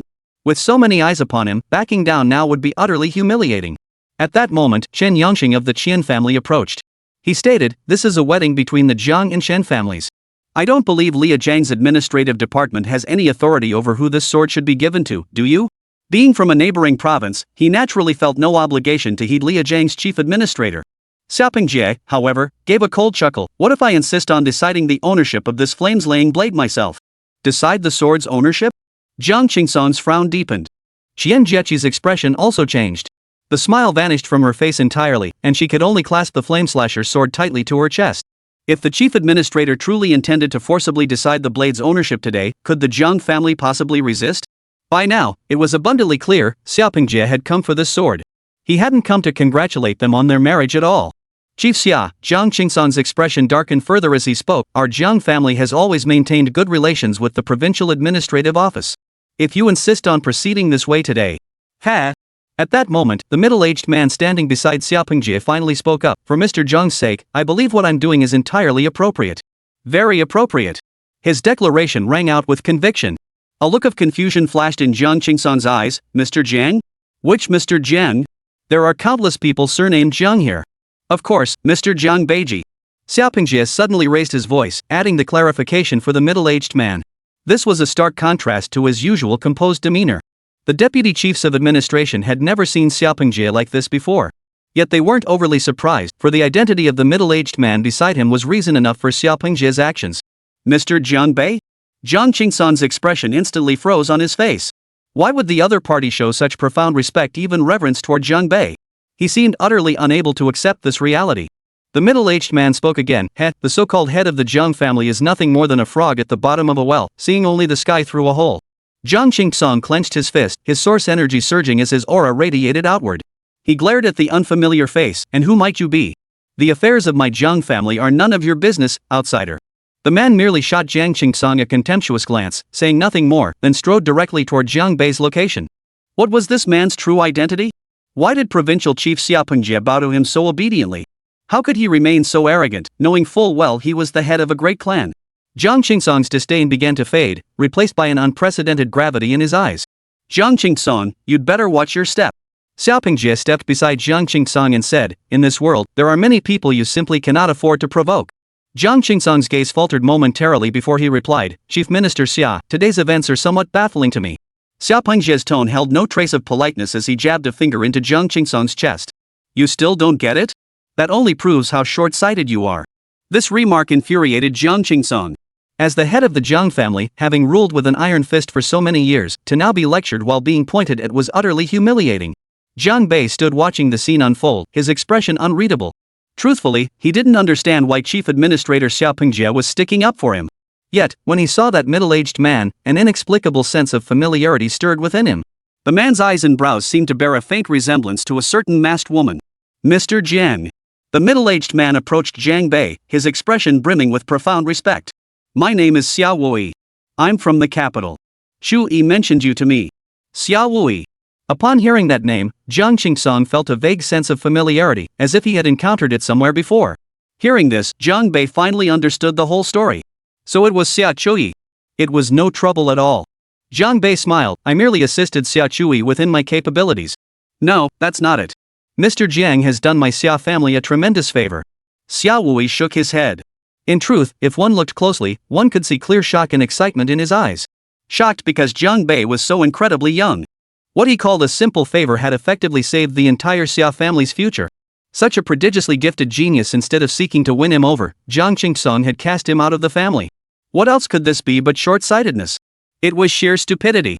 It was like his brain had short-circuited. Otherwise, why hasn't Jiang Qingsong woken up yet? He's digging his own grave. The difficulties Xiao Chuyi faced were nothing particularly challenging for me. Jiang Bei stated. And since you've come here to speak for me, I've felt your sincerity. So I think we're even no need for thanks. No, it's nowhere near enough, Xiao Wui retorted, his gaze shifting to Chen Jiqi clutching the Zhanyan blade. His expression turned icy as he demanded, hand over the blade. Every word that came from his mouth felt like thunder. Chen Jiqi's legs buckled under the force of his voice, sending her crashing to the ground. She nearly wet herself from the sheer intensity of Xiao Wui's killing intent. At that moment, Chen Yangxing, the head of the Qian family, was enraged to the extreme. He roared, the Liaojian administrative office has gone too far. Do they really think the Guan Qian family has no one? With that, Chen Yangxing unleashed a surge of source energy and lunged directly at Xiao Wui. He had actually resorted to violence. Not only him, but other high-ranking members of the Qian family, along with the martial artists they brought, all shot toward Xiao Wui. Yet, facing these fierce attacks, Xiao Wui's gaze instantly sharpened. He coldly declared, very well. From this day forward, the Qian family ceases to exist in Guan. Chapter 124, The Overbearing Commander. From this day forward, the Qian family ceases to exist. The moment Xiao Wui uttered these words, an overwhelming sense of dread surged through Chen Yangxing's heart. Yet the arrow had already left the bowstring, there was no turning back. A ruthless glint flared in Chen Yangxing's eyes as he bellowed. Strike! Whoever dares covet the flamesplitter blade shall be an enemy the Qian family must eliminate. Clearly, this god-forbidden weapon holds extraordinary significance for the Qian family. The blade Jiang Qingsong used to win the young lady's favor, yet they treasure it as if it were a priceless gem. Perhaps the Qian family's high-ranking members possess secrets about the flameslasher that Jiang Qingsong himself never uncovered. Perhaps mastering these secrets could elevate one to god-tier strength. Otherwise, why would Chen Yangxing risk everything so recklessly? I'll see who dares. Administrative Chief Xiao Pingjie roared in response. His form shot upward, soaring through the air in pursuit of Chen Yangxing.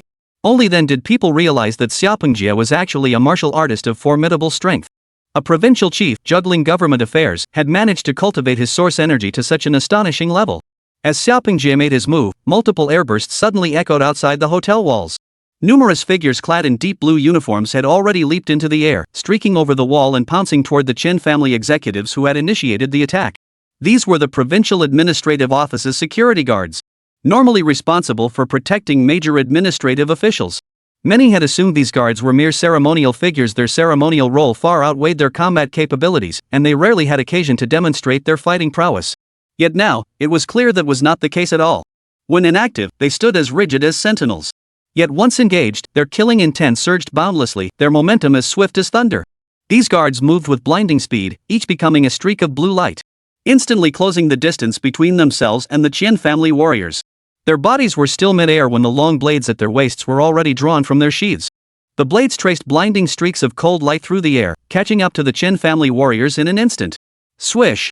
The sound of blades piercing flesh was accompanied by shrieks of agony, and spatters of blood flew everywhere. A large group of Qian family warriors collapsed instantly. To lay a hand on an official from the administrative hall, they must have grown a pair. Xiao Pingjie roared, slamming his palm hard onto the shoulder of a high-ranking Qian family member. The man's body flew backward like a. Before this chief administrator, he, a mere earth-tier martial artist, couldn't even withstand a single strike. Without pausing, Xiao Pingjie charged toward another Qian family expert. Chen Jiqi clutched the flameslaser blade tightly. She wanted to flee with it, but her legs were like jelly she could barely stand. With the chaos around her, escape was impossible. Meanwhile, Chen Yangqing had already closed in on Xiaowui. All hesitation vanished from his eyes, replaced entirely by ruthless intent. Indeed, possessing an S-rank powerhouse within a clan served as an anchor of stability, securing the family's future development for years to come. And rumor had it that whoever possessed Jiang Qingyu's blade could safely bridge the chasm between the peak of the heaven rank and the S rank. Since he had come this far, he might as well go all the way. Of course, Chen Yangqing hadn't yet reached the peak of the heaven rank. He was barely approaching the mid-heaven rank tier, let alone the S rank, which remained a world apart. Yet he firmly believed that with the Flame Slasher blade, he could achieve twice the result with half the effort. This weapon of the war god, he was determined to claim it. Die if you stand in my way. Chen Yangqing roared, slamming his palms forward to unleash a torrent of boundless energy. A frog in a well. Facing such an attack, Xiaowui merely gave a heavy snort. That single sound seemed to unleash an invisible sonic attack, striking Chen Yangqing's mind directly. His seemingly fierce attack suddenly faltered, his momentum seemingly frozen in place. At that moment, Jiang Qingsan's body shook violently. His eyes betrayed a look of utter disbelief. For he had finally recognized who Xiaowui was. Yangqing, stop this at once! Jiang Qingsan shouted. But it was too late. A palm had already pierced through the shockwave, slamming directly into Chen Yangqing's chest. Boom! An even more violent blast of air erupted. Chen Yangqing's body was sent flying backward. The speed of his backward flight far exceeded that of his own attack. Instant kill. As Chen Yangqing's body flew backward, he coughed up blood in great gulps. Upon closer inspection, one could see a large portion of his sternum had caved in. But this wasn't the end. In the next instant, Xiaowui's figure flickered in place, seemingly vanishing without a trace. The next second, he materialized at Chen Yangqing's falling position. His speed was beyond belief, almost like teleportation. At that moment, Chen Yangqing couldn't even muster any defensive action. The gap in their abilities was simply too vast. Xiaowui grabbed Chen Yangqing's arm, yanking him down from midair. Then, with his right fist clenched, he slammed it hard into Chen Yangqing's midsection. Boom! Endless source energy surged from Xiaowui's fist into Chen Yangqing's body. In that instant, the Qian family patriarch's body stiffened violently. His eyes bulged wide, seemingly filled with agony and utter disbelief. With Xiaowui's punch, a massive shockwave erupted from Chen Yangqing's body. Many who witnessed this shockwave were stunned. For it signified the complete dissipation of source energy within his body. Xiaowui's punch had shattered the source energy pool in Chen Yangqing's lower abdomen. The formidable Tian-grade head of the Qian family had been reduced to an ordinary person devoid of source energy. No, to be precise, he was utterly crippled. As Chen Yangqing's body slumped limply to the ground, the scene fell into complete silence. You could hear a pin drop. Xiaowui's thunderous display stunned everyone present. Chen Yangqing continued coughing up blood, his face ashen and utterly wretched, looking as if he were at death's door. Given the murderous intent you just displayed toward me, I wouldn't have been wrong to kill you outright, Xiaowui said coldly. I hope you understand that there are some people you simply cannot afford to offend, people like Mr. Jiang. Though his tone was cold, no one doubted Xiaowui's murderous intent. Whoever dares offend Mr. Jiang again will die. Commander Xia Jiang Qingsong hurried over, his aged face contorted into a forced smile. Yet that smile was truly grotesque. And utterly ridiculous. It stood in stark contrast to the domineering ferocity Jiang Qingsong had displayed moments before. Commander Xia? Hearing Jiang Qingsong shout, many present fell into deep thought. They all began searching their memories for this name. Who was this Xiaowui? It was Zhang Chaoyue who reacted first. A rare flicker of astonishment flickered in his eyes as he murmured softly, Xiaowui, the current commander-in-chief of the Capital Garrison Command. The Capital Garrison Commander. In ancient Manhwa, this would be equivalent to the commander-in-chief of the Imperial Guard. With such rank and standing, let alone crippling a mere Chen Yangqing, even if he wiped out the entire Qian family, no one from that clan could utter a word. When Zhang Chaoyue revealed Xiaowui's true identity, a collective gasp of shock rippled through the banquet hall. The Capital Garrison Commander? Why would he come to the north? Not only that, but the esteemed commander-in-chief was showing utmost respect to Zhang Bei. It was simply unbelievable. Indeed, why would Commander Xia travel thousands of miles to help Zhang Bei seize the flaming blade? How were they even connected? Speculation began to swirl among the crowd, yet none could possibly guess the true answer. All Zhang Bei had done was help a girl he'd just met solve a seemingly difficult source energy problem in a cafe. And for that, the esteemed garrison commander had set aside his busy official duties and personally traveled all the way from the capital of Long Nation. Commander Xia, Zhang, truly didn't recognize a mountain when I saw it. I never imagined it would be you. All traces of Jiang Qingsong's arrogance vanished, replaced by an unmistakable look of flattery on his face. Many who witnessed this scene wore looks of contempt. Head of the Zhang family, what's this? Changed your mind now? Xiao Wui looked at Jiang Qingsong, his eyes brimming with clear mockery. Jiang Qingsong forced a smile. Of course. Since Commander Xia has spoken, what difference does it make if I give this flameslaser to Jiang Bei? Xiao Wui's expression instantly turned cold. It's not a gift for Mr. Jiang Bei, it was always his to begin with. Yes, I should have followed Commander Xia's instructions much sooner. Jiang Qingsong declared, his voice rising, Chen Zheqi, bring me the flameslayer sword at once. But at that moment, Chen Zheqi was already slumped on the ground, unable even to stand. Her father, his cultivation crippled, lay mortally wounded on the ground, coughing up blood and barely clinging to life. The other elders of the family and the clan's martial artists had all been severely wounded by Xia Pingjia's guards, lying in pools of blood, their survival uncertain. And now, the man she was supposed to marry showed no intention of standing up for the Qian family.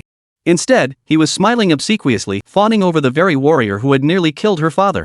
Chen Jiechi's beautiful face was etched with a mix of terror and utter disappointment. After calling out once, seeing Chen Jiechi show no reaction, Jiang Qingsong's expression suddenly darkened. Chen Jiechi, I'm calling you. Did you not hear me? Jiang Qingsong's current demeanor stood in stark contrast to the affectionate display he'd put on with Chen Jiechi on stage earlier. Zhang Kaiga witnessed this scene, a flash of disgust flickering in his eyes. Yet behind that disgust, a faint trace of reluctance emerged. After hearing Jiang Qingsong shout, Chen Jiechi's expression froze for a moment before tears instantly streamed down her face. Soon, her entire body shook as she wept uncontrollably. Countless waves of sorrow began to overflow from her heart. Don't waste time here. Jiang Qingsong stormed over, snatching the Zhanyan sword from Chen Jiechi's embrace. The force sent Chen Jiechi crashing to the ground. Yet Jiang Qingsong didn't spare his fiancée a single glance, turning instead to stride towards Xiao Wui. Then, forcing a smile once more, he held the flameslayer sword in both hands and said, Commander Xia, this blade is yours to do with as you please. At my disposal? Hearing this, Xiao Wui's brows furrowed deeply. He coldly retorted, I told you to hand it to Mr. Jiang Bei. Did you not understand my words? Although Jiang Qingsong had just agreed readily, when it came to actually delivering the blade to Jiang Bei, he instinctively showed signs of reluctance. After all, that young man had once been personally expelled from the family by his own order. For Jiang Qingsong to bow to Xiao Wui was one thing, but to bow to Jiang Bei, this junior, that was too difficult. I detest those who treat my words as if they were wind passing by their ears. With that, Xiao Wui's hand shot out. Boom! An intense blast of force erupted against Jiang Qingsong's chest. Caught completely off guard, Jiang Qingsong was sent reeling backward several meters. He staggered to a halt with great effort. Just as Jiang Qingsong opened his mouth to speak, he coughed up a mouthful of blood before he could utter a single word. He hadn't expected Xiao Wui to strike without warning. Yet after taking that blow, even he, the formidable head of the Jiang family, didn't dare retaliate. Jiang Qingsong stood rooted to the spot, clutching his chest, his expression twisted into utter horror. Xiao Wui's voice was as cold as ice. Jiang Qingsong, apologize to Mr. Jiang Bei. Don't lead the Jiang family to ruin. Chapter 125, Drawing the Blade. Xiao Wui's forceful move froze the atmosphere once more. This was the head of the Jiang family. A man whose every move could send tremors through the entire Ningzhou region. Yet Xiao Wui showed him not the slightest bit of deference. Yet such was the unyielding nature of the Dragon Nation's capital garrison commander. The privileges he wielded were beyond the comprehension of most present. Crushing the Jiang family was hardly a difficult task. Every threat uttered from Xiao Wui's mouth could become reality.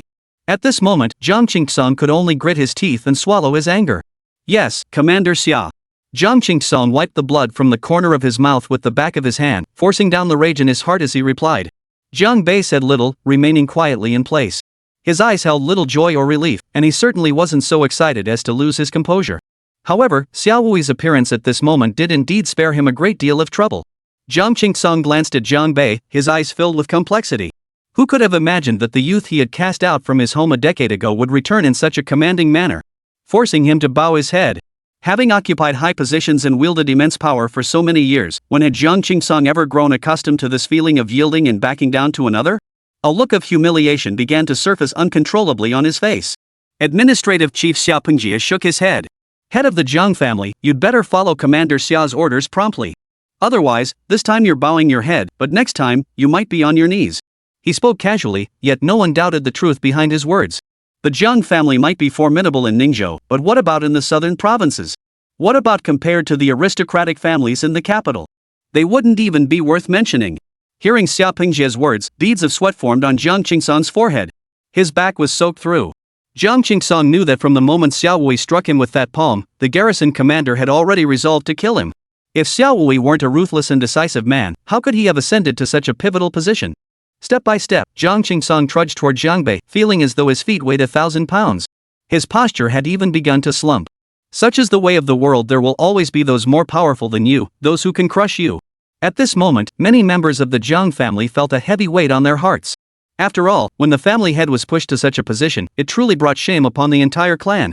Yet, at that moment, Jiang Chaoyue spoke slowly, "What you sow, you shall reap." Jiang Kaiga glanced at him but said nothing more. "Brother, the Jiang family can't go on like this." Jiang Chaoyue met Jiang Kaiga's gaze, his voice growing solemn. "We must make changes." Everyone at the table understood his meaning.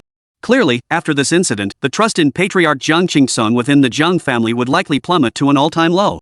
"Jiang Bei, this flameslace word is yours." Jiang Qingsong finally approached Jiang Bei and spoke. His hand gripped the scabbard of the flameslasher, his eyes filled with anguish and humiliation. "Very well. Since you hold no regard for this blade, I shall safeguard it properly." Jiang Bei showed no intention of reminiscing with Jiang Qingsong. Over the past decade, too much had already been scattered to the winds. Without further ado, he took the blade. In that instant, as the ancient scabbard touched his palm, a profound sense of kinship surged through Jiang Bei's heart. He couldn't quite pinpoint where this feeling came from, but Jiang Bei was certain he and this blade were like old friends reuniting, as if they'd known each other for ages. "I'm truly sorry about today's events." Jiang Qingsong offered his apology with a stiff neck. At that moment, he felt utterly humiliated, wishing he could vanish on the spot. Just as he turned to leave, Jiang Bei called out to him. "Head of the Jiang family." Jiang Bei's voice was calm as he said, "My father is merely missing. I firmly believe he will return someday in the future. So you'd better behave yourself." Jiang Qingsong's body trembled slightly. Jiang Bei continued, "After all, your current actions leave me no choice but to suspect you have some connection to my father's disappearance." The moment these words left his lips, the surrounding temperature plummeted. Jiang Bei's gaze had turned razor sharp. "You bastard! You're slandering me!" Jiang Qingsong roared in fury. "How could I frame Qingyu? He's my own flesh and blood." "It's best if you don't." Jiang Bei narrowed his eyes, his entire being radiating a dangerous aura. "But if I uncover your involvement in this matter, then don't blame my blade for showing no mercy." Jiang Qingsong froze in place, his expression shifting between anger and fear. He had never considered how he would handle himself if Jiang Qingyu truly returned. Jiang Bei spoke calmly, "If the Jiang family remains in the hands of someone like you, then within a decade, this clan will inevitably fall into utter ruin." With that, he gripped his blade and walked over to Xiao Wui's side. A smile played on the latter's face. The garrison commander knew he had already completed the bulk of the task entrusted to him by the old master. "Mr. Jiang, please." Xiao Wui gestured to Jiang Bei. "Very well." Jiang Bei made no pretense of politeness, striding forward first. Chief of Staff Xiao Pengjie approached Jiang Qingsong. With a cheerful smile, he remarked, "Brother Qingsong, today's events aren't necessarily a bad thing. After all, it's never too late to understand that beyond every person lies someone greater, and beyond every horizon lies a wider sky, especially at your age." The sarcasm in that statement is thick enough to cut with a knife. Jiang Qingsong first clenched his fists, then relaxed them, his eyes filled with helplessness and resentment. "Take care of yourself. Oh, and by the way, there's a top-secret serial-numbered knife still stuck in the Cheng family's reception room." Xiao Pengjie patted Jiang Qingsong's shoulder. "If Brother Qingsong still intends to take any retaliatory actions against Mr. Jiang Bei, then perhaps the Jiang family's premises might also see an additional combat knife from the capital garrison command." With that, Xiao Pengjie turned and departed. The guards in blue uniforms swiftly sheathed their long swords in unison and marched out in formation. Jiang Qingsong's face drained of color as he recalled Xiao Pengjie's warning. For a moment, none of the guests present stirred, seemingly still processing the events that had just unfolded. If anyone had told them before today that the Jiang family would be utterly crushed without a fight on Ningzhou's soil, they would never have believed it. But today, this very thing had happened, real and undeniable. The lingering scent of blood in the air would likely remain etched in the guests' memories for a long time to come. Jiang Kaiga finally rose and walked over to Jiang Qingsong's side. As he passed Qian Zheqi, collapsed on the ground, he didn't spare his stepmother a single glance. "Father, let's go." Jiang Kaiga reached out to support Jiang Qingsong. In that moment, he realized his father seemed to have aged many years in an instant.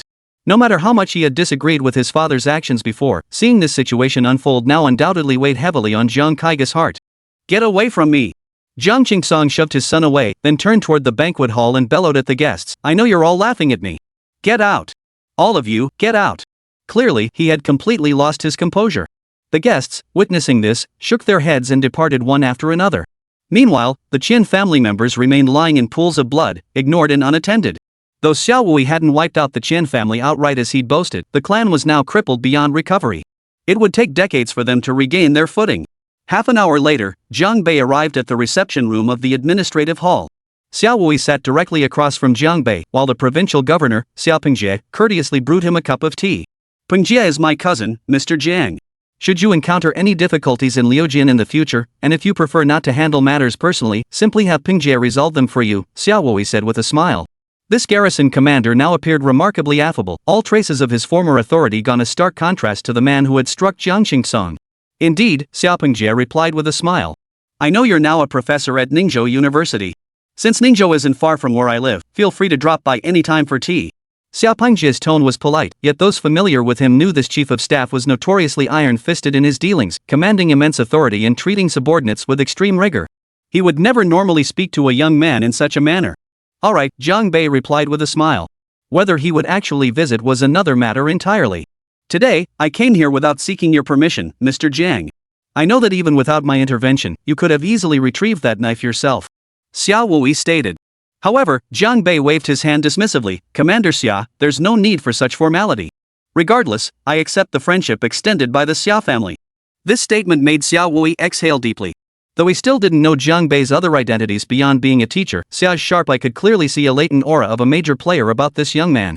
Especially when he went alone to the Jiang family to retrieve the knife. That calm composure was absolutely not something he was faking from the core. Who exactly was this man? What were his hidden cards? It had been ages since Xiao Wui had encountered a young man who piqued his interest so profoundly. The more intriguing he found him, the more imperative it became to win him over. Having such a young man as an adversary would make the road ahead exceedingly difficult. It would be my honor to befriend Mr. Jiang. Xiao Wui adopted an extremely humble demeanor as he spoke, extending a business card to Jiang Bei. The card was crafted from pure gold, yet upon closer inspection, a faint blue aura seemed to shimmer and flow across its surface. Evidently, source crystal essence had been infused into the card, though the exact process remained unclear. This card looks quite expensive, Jiang Bei remarked with a smile. And it's not a card from the security command, is it? It bore only Xiao Wui's name and contact information. No official title. No address. Indeed, only important figures within the Xia family possess such cards. Xiao Pingjie explained with a smile from the side, even I don't have the qualifications to own a card like this yet. It's a symbol of status. And even the provincial governor himself isn't qualified to have such a card within the Xia family? It must be said, this left Jiang Bei feeling utterly astonished. So what kind of existence must this Xia family be? Alright, I'll take it. Jiang Bei slipped the card into his jacket pocket. He didn't engage in further pleasantries with the Xia family. Actually, the old master at home instructed me to invite Mr. Jiang to visit the capital. Xiao Wui hesitated for a moment before saying, Mr. Jiang, I wonder if you might have time. Never mind. It was no trouble at all. If you keep thanking me like this, I'll start to feel awkward, Jiang Bei said, standing up. I'll take my leave now. Indeed, he had never once considered using this favor to seek repayment. Seeing Jiang Bei speak thus, Xiao Wui feared it might backfire and did not insist further. He could only watch Jiang Bei leave with regret in his eyes. After Jiang Bei departed, Xiao Wui turned to Xiao Pingjie. What do you think? He's no ordinary talent, Xiao Pingjie replied, his eyes still gleaming with admiration and awe as he recalled Jiang Bei's every move. Brother, neither you nor I could have reached his level at his age. I know that well enough. Xiao Wui shook his head. Your discernment is sharp. Can you gauge the depth of his abilities? I can't tell. Xiao Pingjie seemed puzzled. This is the first time I've encountered someone whose strength I can't gauge. Even if he were in S rank, I'd be able to discern it. Xiao Wui didn't dwell on this. He said, I'm rarely in Ningzhou. You must handle this relationship carefully. Under no circumstances should our benefactor suffer any injustice. Brother, rest assured. Leave it all to me. Xiao Pingjie nodded solemnly. Then I'll return to the capital. A flicker of sharpness flickered in Xiao Wui's eyes. His tone shifted abruptly. But before I leave, I must pay a visit to the Jiang family. Hasn't Jiang Qingsong already lost all face? Xiao Pingjie countered. I can keep an eye on them. No, it's not enough. Xiao Wui's eyes burned with icy fury. That slap I gave him, it still doesn't hurt enough. Jiang Qingsong had already descended into a state of uncontrollable rage. He returned home and smashed every precious ornament and display piece in his room. Angry roars erupted from the backyard at regular intervals. Damn him! This visit was pure spite, deliberate revenge. Jiang Qingsong's eyes were bloodshot, and even his hair seemed to have turned whiter. At that moment, no one dared approach the courtyard where the head of the Jiang family resided. Not even Jiang Kaiga dared to intervene. After all, Jiang Qingsong was completely out of control now. He might just snap and kill anyone in his path. I'll kill that brat. He's dead meat. Jiang Qingsong's roar echoed throughout the entire family compound. Everyone could clearly sense his murderous intent. After the roar, a thunderous crash suddenly erupted from the Jiang family's rear courtyard. The roof had been torn off by a powerful blast of air. Jiang Kaiga and the others rushed over at the sound, but all they saw was Jiang Qingsong soaring into the air. In just a few leaps, he vanished from sight, trailing a rolling aura of murderous intent. The direction he vanished toward was none other than the location of Ningzhou University. "Stop him! Quickly!" Jiang Kaiga shouted urgently. This sudden turn of events nearly drove him mad. If father truly engaged in a life or death conflict with Jiang Bei, would the entire Jiang family be forced to stand completely opposed to Jiang Bei? This was absolutely not the time for blind revenge. It would only lead to their own destruction. But at that very moment, at the Cheng family's main residence, a helicopter hovered overhead, its rotor blades whipping up a whirlwind of dust and sand. All the Cheng family members gathered together, watching with bated breath the figure standing where the reception hall once stood. Suddenly, the battle knife that had been embedded in the floor of the Cheng family reception hall for nearly 2 months was gently grasped by a slender hand. Slowly, it was drawn from the ground. Clang! The trembling blade emitted a faint ring. A cold gleam erupted from its blade. It seemed to rival the brilliance of the setting sun in the sky. "I've come to retrieve my blade," she murmured softly. Chapter 126, The Death of Jiang Qingsong. The Jiang household had descended into chaos. Jiang Qingsong, the patriarch of the family, had been thrown into such disarray by a mere setback. Over the years, the Jiang patriarch had enjoyed nothing but smooth sailing. Consequently, these shocks sent him straight into an emotional breakdown. Jiang Chaoyue was one of the more composed members. Seated on the sofa, he gently swirled a glass of red wine. "This is for the best, isn't it?" If Jiang Qingsong had remained head of the family, what hope would this clan have had? Yet he was alone in the room, with no one to answer his words. This habit of talking to himself began to resemble a symptom of schizophrenia. He keeps dragging the entire family along on his chariot, which will only plunge the Jiang clan into ruin. Jiang Chaoyue downed the red wine in his glass before saying, "Barring any surprises, after today, the position of head of the Jiang family should change hands." His smile broadened as he murmured to himself, "Having my eldest brother take the helm is quite fitting, don't you think?" After laughing for half a minute, Jiang Chaoyue added, as if answering his own question, "After all, compared to me, he's actually a decent person." However, Jiang Qingsong's speed was too swift, catching Jiang Kaiga and the others completely off guard.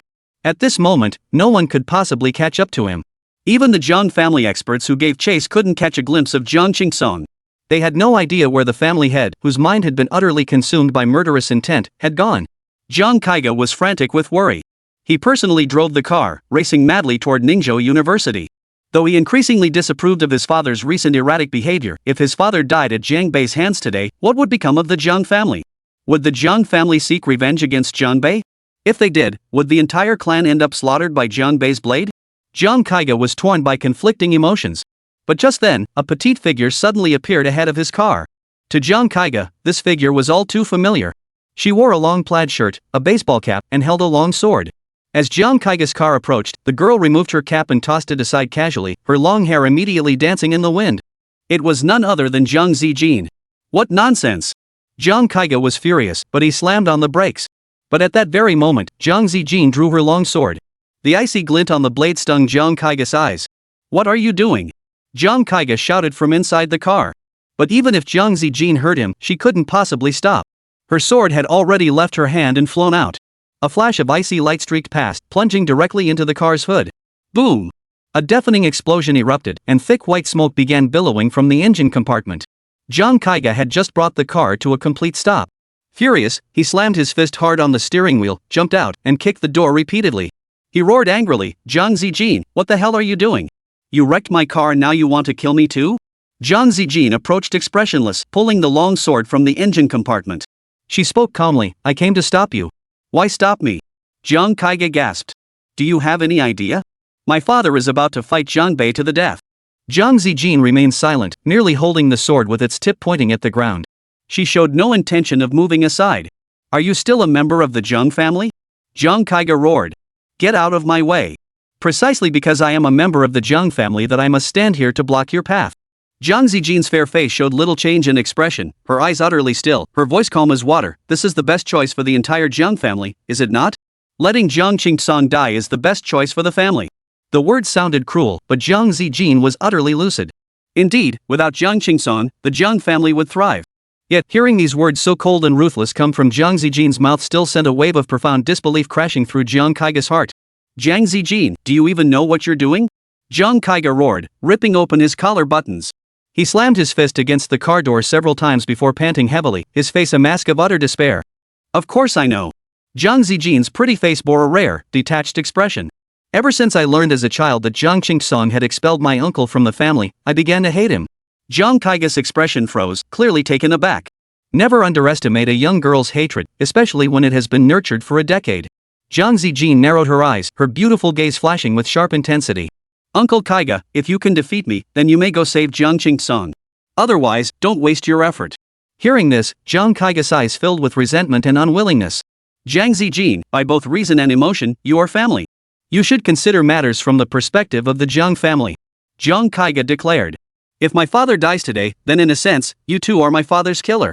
His voice was hoarse from his earlier shouts, his eyes bloodshot and red, giving him a rather fierce appearance. Yet, if one looked closely, beneath that ferocity lay a profound sense of helplessness. He never imagined that Jiang Zijin, whom he had always supported, had concealed her hatred for his father so thoroughly all this time. In the Jiang family, I only support my uncle, Jiang Zijin declared bluntly. Whether I'm your father's killer or not doesn't matter. As long as my uncle is safe. When Jiang Zijin defended her own, she was even more unreasonable than Jiang Bei. Jiang Kaiga was so enraged by these words he nearly choked on his breath. Of course, you'd make a better family head than Jiang Qingsong. Jiang Zijin remarked coolly. His stubborn self-righteousness would drag the entire Jiang family into ruin. Jiang Kaiga sighed deeply. He knew Jiang Zijin spoke nothing but truth. But this truth was too cruel, too hard to accept. A major crisis is about to erupt. This is no time for rational discussions. Jiang Kaiga simply couldn't calm down now. Jiang Zijin continued, you stopped me at the engagement banquet. Now it's my turn to stop you, Uncle Kaiga. Jiang Kaiga gasped for breath. Do I need to thank you for that? No need. Jiang Zijin glanced at her watch. I estimate your father is already close to Ningzhou University. Jiang Kaiga's voice grew increasingly hoarse. Aren't you afraid my father will kill Jiang Bei? He's a heaven-tier expert. So what if he's heaven-tier? Not only could Jiang Qingsong not defeat my uncle, he won't even get to see him. Jiang Zijin shook her head, a cold gleam flashing in her eyes. Jiang Zijin's unspoken implication was clear. Jiang Qingsong would die on the way before even reaching Jiang Bei. And at whose hands would that death occur? Suddenly, Jiang Kaiga recalled Jiang Zijin's earlier warning, never underestimate a young girl's hatred. Only then did Jiang Kaiga realize that Jiang Zijin had anticipated Jiang Qingsong's attempt to kill Jiang Bei all along. She had simply played along with his scheme, setting the trap in advance. This realization sent a chill down his spine. Couldn't meet? Why couldn't he meet? Jiang Kaiga stared at his niece, the bloodshot in his eyes growing more pronounced by the second. I won't let Jiang Qingsong die by my uncle's hand. Otherwise, the Jiang family and him will be sworn enemies forever. Jiang Zijin's gaze remained calm. This isn't good for him. Not good for him. Jiang Zijin had already calculated every move ahead. You really do care about Jiang Bei. Should I praise you for being so considerate? Jiang Kaiga kicked the car door hard once more. He was practically beside himself with rage. After uttering those words, he lunged forward. But suddenly, a flash of sword light appeared before his eyes. The tip of Jiang Zijin's sword pressed against Jiang Kaiga's throat, forcing him to halt in his tracks. The sharp sting of pain instantly turned Jiang Kaiga's face pale. Uncle Kaiga, don't move forward. I said I'd stop you, and I always follow through on my word. Not a trace of emotion flickered across Jiang Zijin's exquisite, commanding features. Her sword-wielding hand remained utterly steady. I've always misjudged you, Jiang Zijing. Facing that blade, Jiang Kaiga completely abandoned any thought of stopping his father. Looking at Jiang Zijing, an indescribable sense of strangeness welled up in his heart. He said weakly, you're far more ruthless than I ever imagined. You misjudged not only me, but also my uncle. Jiang Zijing lowered her gaze and lowered her sword. Her eyes held a mix of self-mockery and tenderness as she said, I am more ruthless than you imagined, but he is more kind than you ever could have imagined. Half an hour later, Jiang Qingsong was found. He lay dead, his body collapsed by the roadside less than a kilometer from Ningzhou University. The patriarch of the Jiang family showed few visible injuries, save for his tightly furrowed brow, a testament to the agony he must have endured in his final moments. A helicopter hovered above Jiang Qingsong's body. Xia Hanbing, clad in military uniform, stood with a knife in hand. The long blade she had retrieved from the Chang family's reception hall remained sheathed. He was already dead when I arrived, Xia Hanbing stated, her gaze fixed on the corpse, her voice as icy as ever. With nowhere to vent her murderous intent, Xia Hanbing felt like she'd punched a pillow. A black sedan was parked nearby. It belonged to Xiao Wei, the capital garrison commander. When he arrived at the scene, all he saw was Jiang Qingsong's corpse. Xiao Wei gave Xia Hanbing a long, hard look before saying, you finally get a break after finishing a mission, but instead of heading back to the capital, you had to come to Ningzhou and stir up this mess? You came too, didn't you? Xia Hanbing retorted bluntly. However, as she spoke, she didn't even glance at Xiaowei. Her gaze remained fixed on Jiang Qingsan's body, as if she found something peculiar about it. This manner of death was peculiar. Terrifying. Xia Hanbing closed her eyes, using her psychic senses to scan Jiang Qingsan's physical state.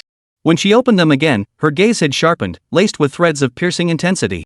She said, a force invaded Jiang Qingsan's body, devouring all his vitality. Xiaowei's brow furrowed deeply, devouring vitality? What kind of combat technique is this? At the same time, Jiang Zijin's phone received a message. The message read, Jiang Qingsang is dead before I even encountered him.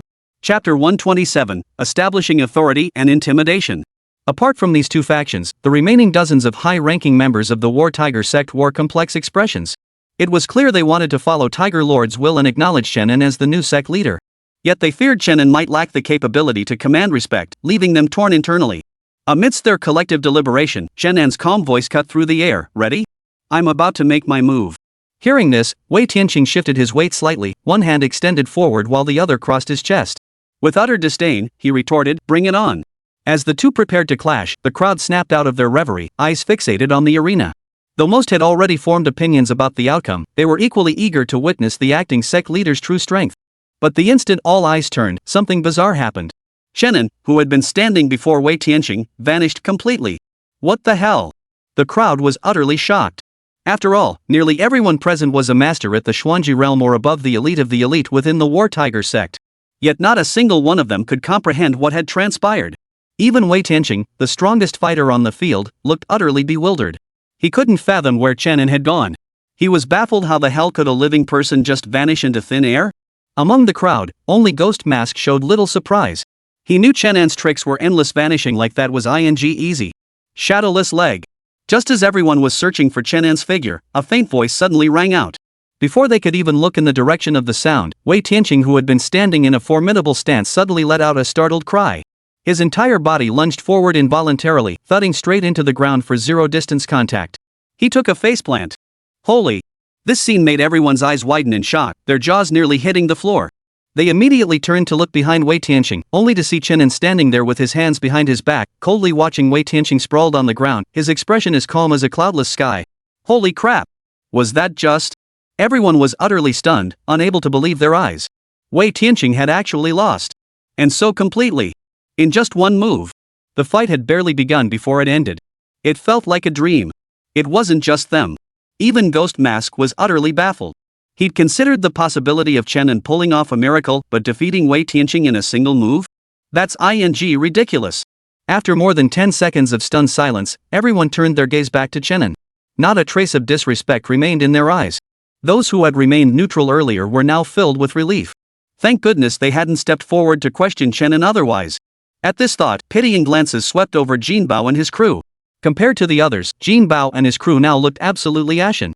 They'd been brimming with confidence, expecting Wei Tianqing to deliver a surprise only to end up with a shock instead. But the most wretched expression belonged to Wei Tianqing, who had just scrambled to his feet. Covered in mud, he couldn't believe he'd lost so inexplicably and on the very first move, no less to a young man nearly 20 years his junior. Now that he thought about it, his earlier stipulation of 30 moves was nothing short of a bloody joke, a colossal joke. And he was the clown in this joke. Scanning the reactions of the crowd, Chenin smiled with satisfaction.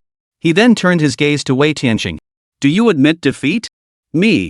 Hearing this, Wei Tianqing flushed crimson with shame. He desperately wanted to refuse, for his defeat felt utterly unjust. The battle had ended before he could even grasp what had happened. Moreover, from Chenin's earlier kick, he sensed the opponent's strength should be far below his own. As for why Chenin's speed had been so blindingly fast that even he couldn't track it, that remained a mystery. All of this left Wei Tianqing feeling bitterly aggrieved by the loss, which was why he refused to concede. But he had set the rules himself. If he went back on his word now, where would his face be? For a moment, Wei Tianqing's expression flickered between anger and frustration, unable to find the words.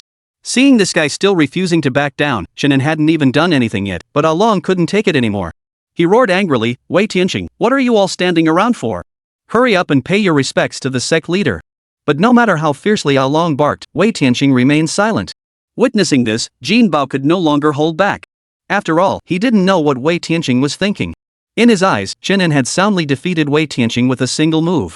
If even Wei Tianqing wasn't Chenin's match, how could they dare to hold any grudges? Thus, exchanging glances with the 20-odd men beside him, Jin Bao and the others abruptly knelt on the ground. In a sincere tone, they spoke in unison. Your subordinate Jin Bao pays respects to the sect master. We were rude earlier. Please forgive us, sect master. Chen An cast a faint glance at Jin Bao and the others but remained silent, his eyes fixed intently on Wei Tianqing. He knew exactly what was going through Wei Tianqing's mind.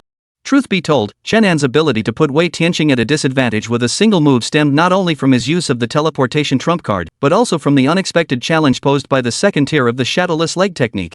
The second tier of the shadowless leg was simply too fast. How fast? So fast that even Chen An couldn't see how his leg connected with Wei Tianqing's backside. All he knew was that one full force kick sent Wei Tianqing crashing to the ground. But since the shadowless leg prioritized speed over force, its power couldn't match a lethal strike like the Thunderbolt Fist. Wei Tianqing's refusal to concede was entirely within Chen An's expectations. Still, Chen An wasn't worried. He'd already prepared his justification before arriving. An explanation that would leave everyone thoroughly convinced. After another glance at Wei Tianqing, Jin Bao, and the others, Chen An smiled faintly and spoke again. I know many of you aren't entirely convinced or don't fully understand my role as the young acting sect leader. Truthfully, before meeting you all, I felt the same way. I couldn't grasp why Tiger Master chose me for this position. But just now, it finally clicked. At this point, Chen An paused. Only when all eyes turned to him with curiosity did he continue, Master, whose true intention was to use me as a means to see whether you, the high-ranking members of the War Tiger sect, were paying lip service to his words while secretly disobeying him. As he uttered these final words, Chen An's expression darkened dramatically, lending his words an undeniable weight. Whoosh! The crowd erupted in astonishment once more. Simultaneously, a collective thought echoed in their minds, so that's why. Clearly, they didn't doubt the truth of Chen An's words. Only this explanation made sense. Why would Tiger Lord appoint an outsider like Chen An as acting leader of the War Tiger sect? Wasn't this precisely a test for them? Of course, the four masked men who understood the underlying reason could only silently give Chen An a thumbs up. Their new leader, when it came to spinning tall tales, was damn convincing, so much so that even they nearly bought it. Once they grasped the true reason behind Tiger Lord's decision to appoint Chen An as acting leader, all eyes turned back to Wei Tianqing, eager to see his reaction. By now, Wei Tianqing's face had turned as pale as paper. He was as limp as a rag, finally collapsing to his knees with a thud. Sweat poured down his face as he stammered, "This subordinate, Wei Tianqing, pays homage to the sect leader. Please punish me for my disrespect." Very well. Seeing Wei Tianqing finally submit, Chen An gave a cold chuckle. Though he felt a huge weight lift from his shoulders, he showed no mercy. He turned to the shadowy figure behind him and demanded, "Ghost Shadow, according to sect rules, what is the punishment for disrespecting the sect leader?" Hearing Chen An's question, the ghostly figure paused before answering truthfully, reporting to the sect leader, "Punishment is determined by the circumstances. For minor offenses, a finger is severed. For severe offenses, martial arts are crippled, and the offender is expelled from the War Tiger sect." Is that so? Chen An raised an eyebrow slightly. He was well aware of the War Tiger sect's rules. His question to the ghostly figure was purely to establish his authority. Then tell me, Chen An pressed, in Wei Tianqing's case, is it a minor offense or a major one? After a moment's thought, Ghost Shadow glanced at Wei Tianqing kneeling on the ground and said in a deep voice, "Wei Tianqing openly challenged the master's authority, which constitutes a grave offense. According to the rules, he should be punished severely. A severe punishment meant crippling his martial arts and expelling him from the War Tiger sect." Hearing this, the crowd began to grasp Chen An's intentions. Their expressions immediately darkened. While Wei Tianqing was guilty of disrespecting the sect leader, he was still a veteran of the War Tiger sect, second only to Tiger Lord in strength. To strip him of his martial arts and expel him from the sect over this matter, it would deal a devastating blow to the War Tiger sect's strength. Wei Tianqing clearly grasped Chen An's intent, his face turning even paler. Yet this fellow proved himself a true warrior. Far from begging for mercy, he retorted, "Master, crippling my martial arts would be far less merciful than simply killing me." "Oh ho, playing the tough guy with me? Fine. Then I'll kill you."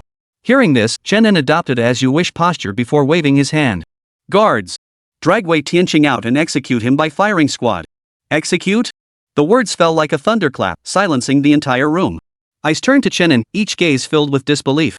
Sensing something was off, Chen An glanced at Ghost Shadow. The latter leaned in and whispered a reminder, "Master, we cultivators generally don't use guns." "Oh. I completely forgot about that." Having made a huge blunder, Chen An remained unflappable. After a moment's thought, he declared, "Then decapitation it is." The crowd was utterly speechless.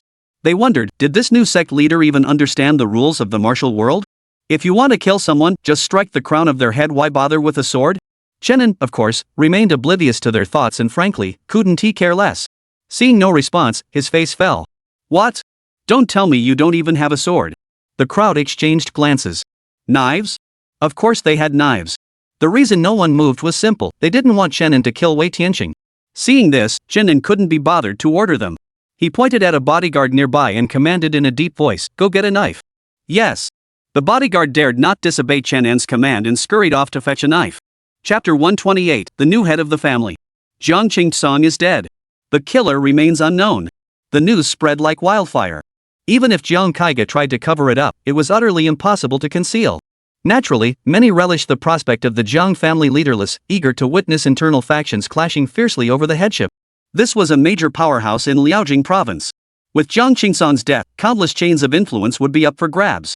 Within the Jiang family, many undoubtedly coveted these interests for themselves, while externally, numerous outsiders also sought to get a piece of the pie.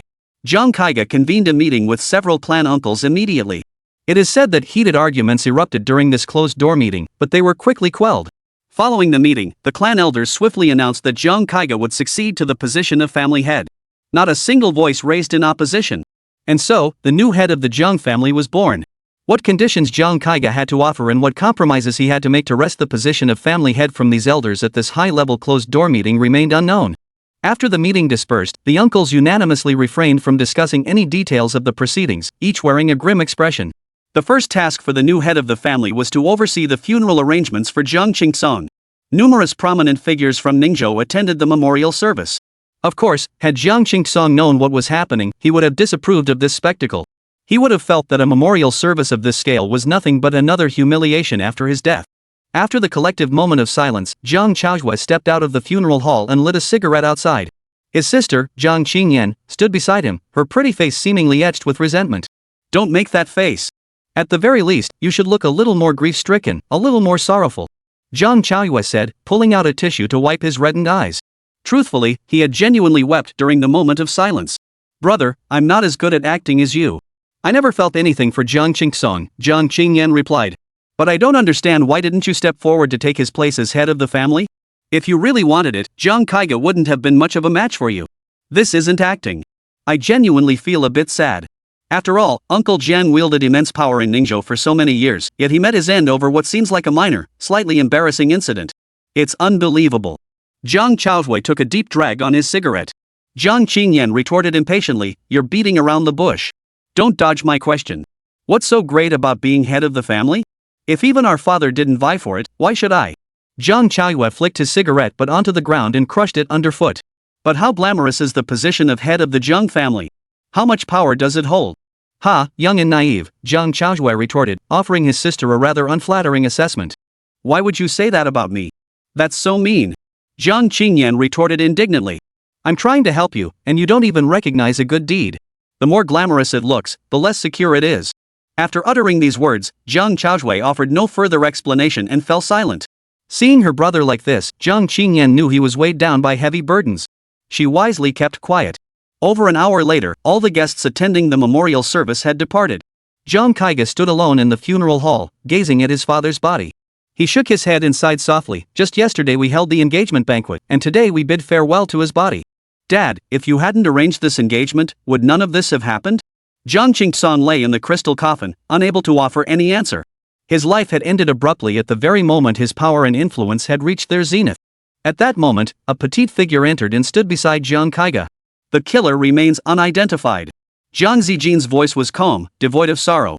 "Your father's entire meridian system and all internal organs were destroyed, yet his exterior shows not a single wound. This method of killing is unprecedented." Jiang Kaiga offered no response. Watching the silent Jiang Kaiga, Jiang Zijin shook her head. "Are you planning to keep ignoring me forever?" Though Jiang Zijin wasn't the one who killed his father, she had undoubtedly harbored murderous intent toward Jiang Qingsong. Not only had she watched him die without intervention, but she had also meticulously planned the assassination in advance. Though Jiang Kaiga had long resented Jiang Qingsong's actions and harbored ambitions to oust his father, he could never overcome the psychological barrier of confronting Jiang Zijin now. Even if the trap she set failed to kill him, Jiang Kaiga could never again regard Jiang Zijin as family. "Has Jiang Bei arrived?" After a long silence, Jiang Kaiga finally spoke. "Uncle Jiang couldn't possibly come," Jiang Zijin replied, her gaze lowered. Jiang Qingsong's actions had left him disillusioned for a decade. "Could you at least show some respect for my father right now? At the very least, don't call him by his first name, okay?" Jiang Kaiga turned to look at his young niece, his gaze icy. But it was a lifeless coldness. Jiang Kaiga was utterly despondent now, lacking even the energy to investigate his father's death. Does he even deserve it? Jiang Zijin shook her head, seemingly unaffected by Jiang Kaiga's icy glare. Only your uncle deserves it, right? Jiang Kaiga suddenly roared, then his furious expression twisted into a bitter smile. Sometimes, I really envy him. Jiang Zijin's eyes flickered. You should rest for a while. With that, she turned and walked away. But just before exiting, she halted. I fought for you with my sword to secure this position as head of the family. I owe you nothing now. Take care of yourself, uncle. With that, Jiang Zijin pushed open the door and walked out. The revelation she had just made was nothing short of earth-shattering. During that closed-door meeting of the Jiang family's high-ranking members, it was Jiang Zijin who drew her long sword and used her formidable martial prowess to secure the position of family head for Jiang Kaiga. Hearing the door slam shut, Jiang Kaiga's body trembled violently. He turned his gaze back to his father lying in the crystal coffin and said, Father, it's all over now. The Jiang family will have a fresh start from this day forward. Bless me. Of course, I know I won't receive your blessing. Rest in peace. When you reach the other world, don't get married so many times. With that, Jiang Kaiga sighed heavily and turned to leave. After assuming the role of family head, Jiang Kaiga faced numerous tasks and interests awaiting his reorganization. Jiang Qingsong had wielded absolute power in the past, never allowing his son to meddle in the family's business affairs. Therefore, the challenges Jiang Kaiga now faced were truly immense. The pressure he bore was unimaginable to outsiders. Stepping out of the funeral hall, Jiang Kaiga instructed his secretary, from this moment on, focus the family's primary efforts on source energy trade. Additionally, I need to visit the administrative hall to meet with Director Xiaopingjie.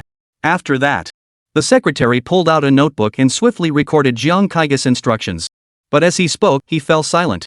The secretary dared not interrupt. After a long, silent pause, Jiang Kaiga finally said, and then, arrange a meeting with Jiang Bei. See if he's willing to meet with me.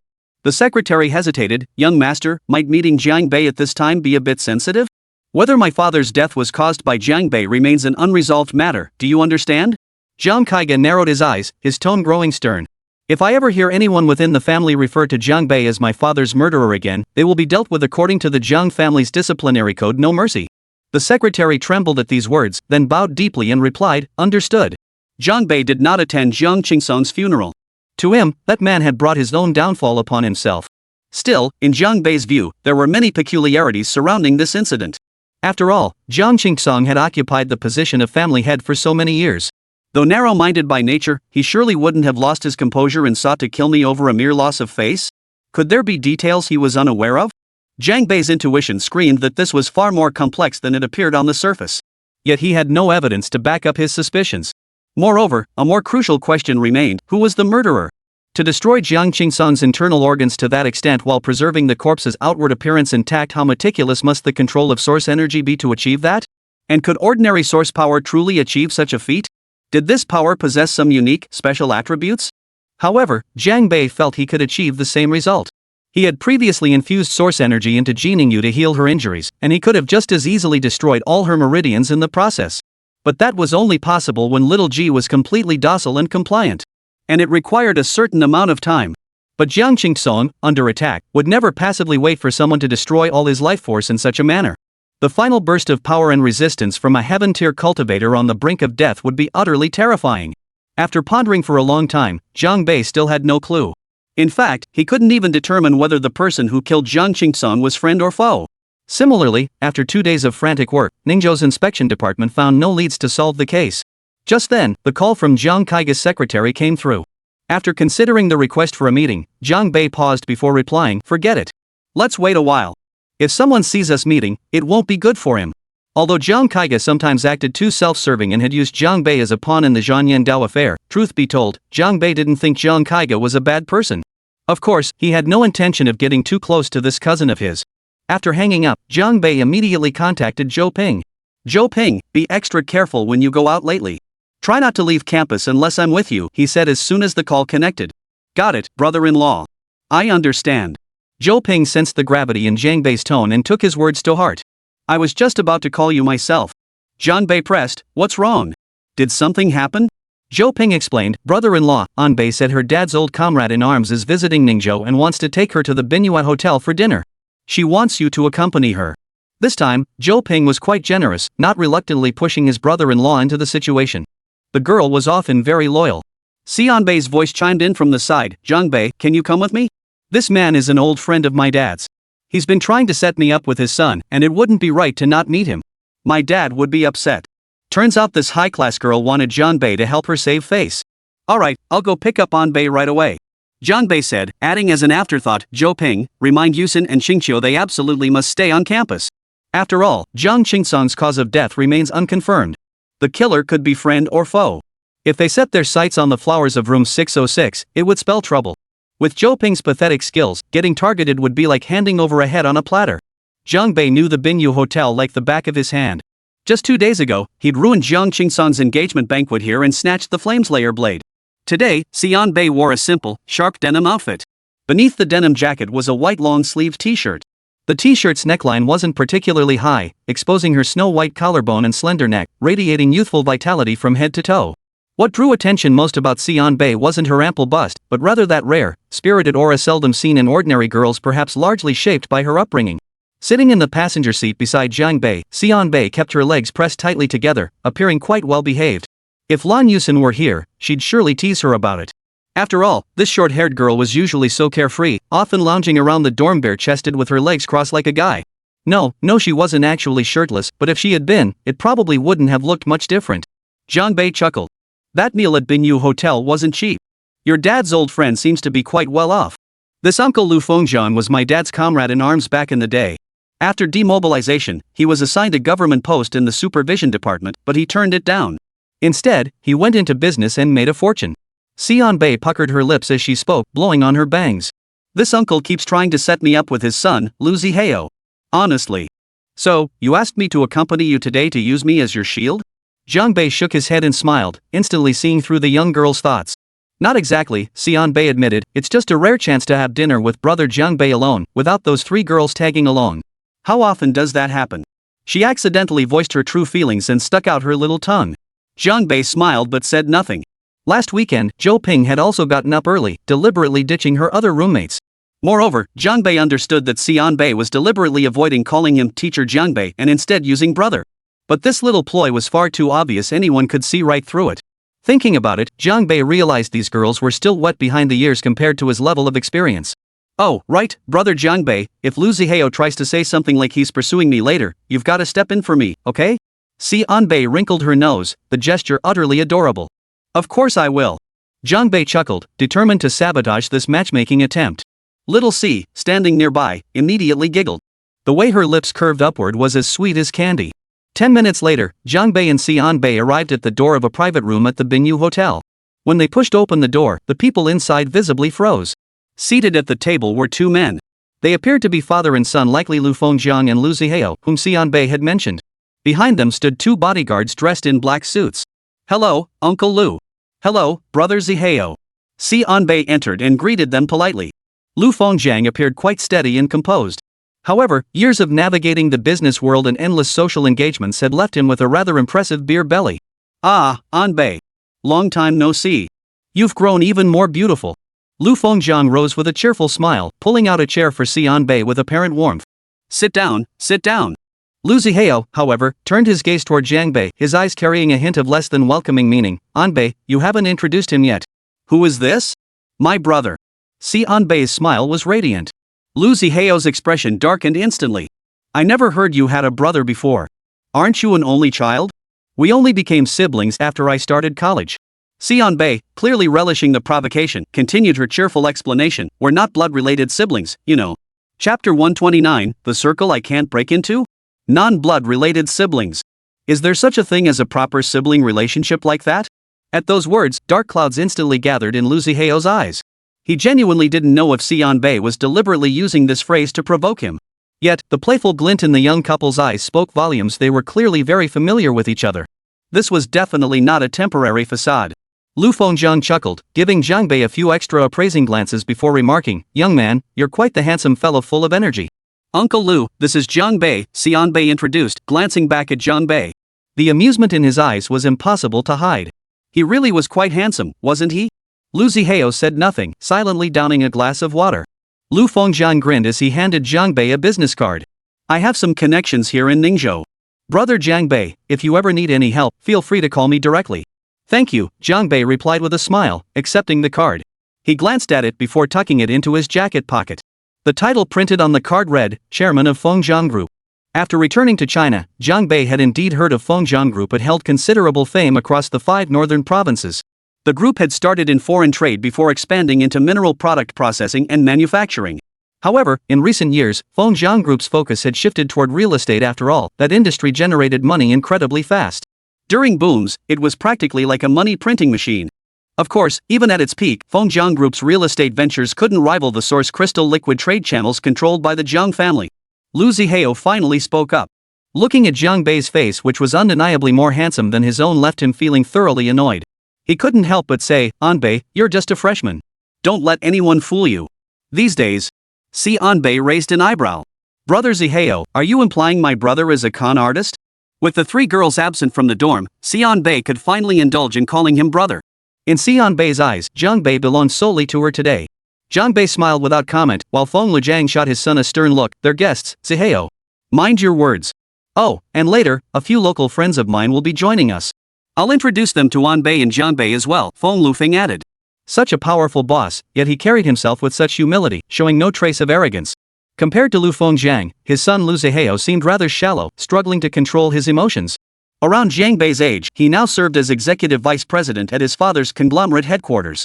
Thanks to his family connections, few peers had achieved more than Liu Zihao, and this guy certainly had reason to be arrogant. "Jiang Bei, what line of work are you in?" Liu Zihao inquired.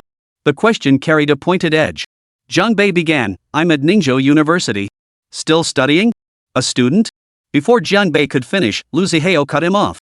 "No, I work at Ningzhou University," Jiang Bei replied with a smile. He could sense the provocation in Liu Zihao's tone, but such taunts didn't faze him. "So young, you can't be a professor, right? Campus worker? Or security?" Liu Zihao cut him off again before Jiang Bei could finish, pressing on with his questions. The questions seemed to grow increasingly unfriendly. Si Anbei immediately grew annoyed. Just as she was about to speak up about Jiang Bei's recent exploits, the private room door swung open again. Several men entered one after another. "Brother Fengjiang, it's been ages. Your visit to Ningzhou truly graces our city. Mr. Liu, young Master Zihao, you must stay a few extra days this time." The pleasantries flowed one after another. Fengjiang stood up with a smile. "Come, take a seat. We're all friends here, no need for such formality." However, Jiang Bei could tell that these so-called business associates likely operated on a smaller scale than Fengjiang. Their excessive politeness toward him carried obvious undertones of flattery. Liu Fengjiang introduced everyone around the table. Whether intentionally or not, when he came to Jiang Bei, he simply stated he was a friend of Si Anbei and currently worked at a university. Then, lowering his voice slightly, Boss Liu added, "By the way, this is a private gathering. Later, Ningzhou's administrative chief Li Shuiyang will also be joining us." At this mention, the expressions of the other guests visibly lit up with eager anticipation. Li Shuiyang, serving as the chief administrator of a provincial capital like Ningzhou, was virtually assured of becoming a vice-governor of a province in the future.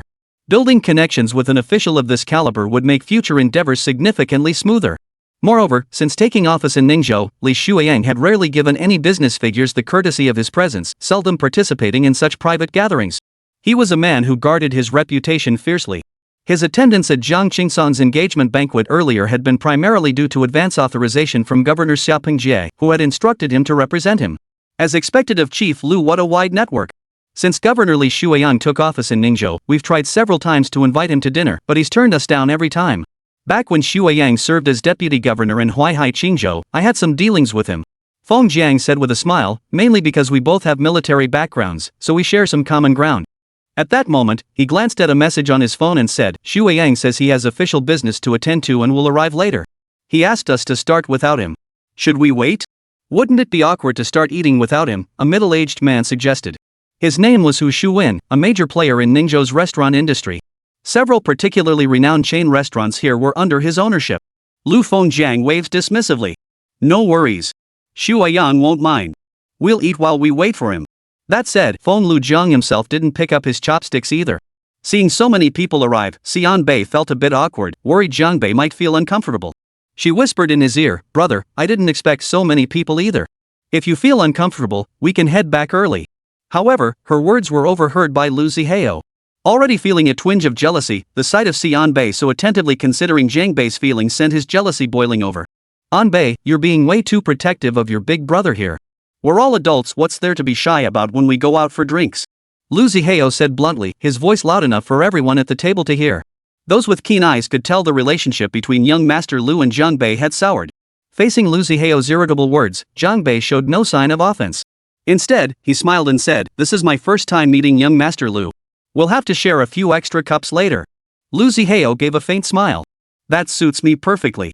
I'm not much of a drinker, so you'll have to go easy on me later." A faint tension began to permeate the air. Before Jiang Bei could respond, Lu Fengjiang interjected with a smile, "Young people are passionate, it's only natural. Zihao, perhaps you should hold your tongue." Lu Zihao shook his head, his expression souring. Xian Bei grew displeased. "Lu Zihao, if you want a drink, come challenge me. Why make things difficult for my brother?" Lu Fengjiang chuckled, "An Bei and my son Zihao grew up together. I've always thought these two young ones make a perfect match. I've tried to bring them together before, mentioning it several times to An Bei's father. Zihao is already the vice president of Fengjiang Group at such a young age, and An Bei is a student majoring in energy science at Ningde University. They both have bright futures ahead." Hu Shuwen chimed in. "I agree, they're a perfect match. Plus, young Master Lu's status and standing far surpass those of his peers. How fortunate An Bei would be to marry him," chimed in another balding businessman named Li Changwei, who had built his fortune in retail before branching into real estate. His remark, however, was far more direct than Hu Shuwen's earlier comment. That phrase, "far surpassing his peers," was clearly aimed squarely at Jiang Bei. "My focus is entirely on my studies right now. I'm not really in the mood for romance." A flicker of annoyance crossed Xian Bei's eyes as she retorted, "At my age, discussing marriage is simply too premature. I also don't want others meddling in my love life." Li Changwei rubbed his shiny bald head and chuckled. "An Bei, saying that just shows you're still young and haven't weathered society's storms yet." If not for his father's old comrade in arms, Xian Bei would have turned and walked away immediately. "I understand what An Bei means." He suddenly steered the conversation toward Jiang Bei. "True." Jiang Bei pursed his lips and nodded, gently patting Xian Bei's wrist to signal her to calm down. Leaving now, before the wedding plans are even derailed? That would be such a letdown. Lu Zihao gave Jiang Bei a deep look and said, "Come on, Jiang Bei. Since this is our first meeting, let's start with 3 shots." The northern frontier was known for its drinking culture, and Lu Zihao proved to be quite the heavy drinker. After saying this, he downed all 3 cups of baijiu in front of him in one go. Xian Bei tugged at Jiang Bei, trying to stop him from drinking.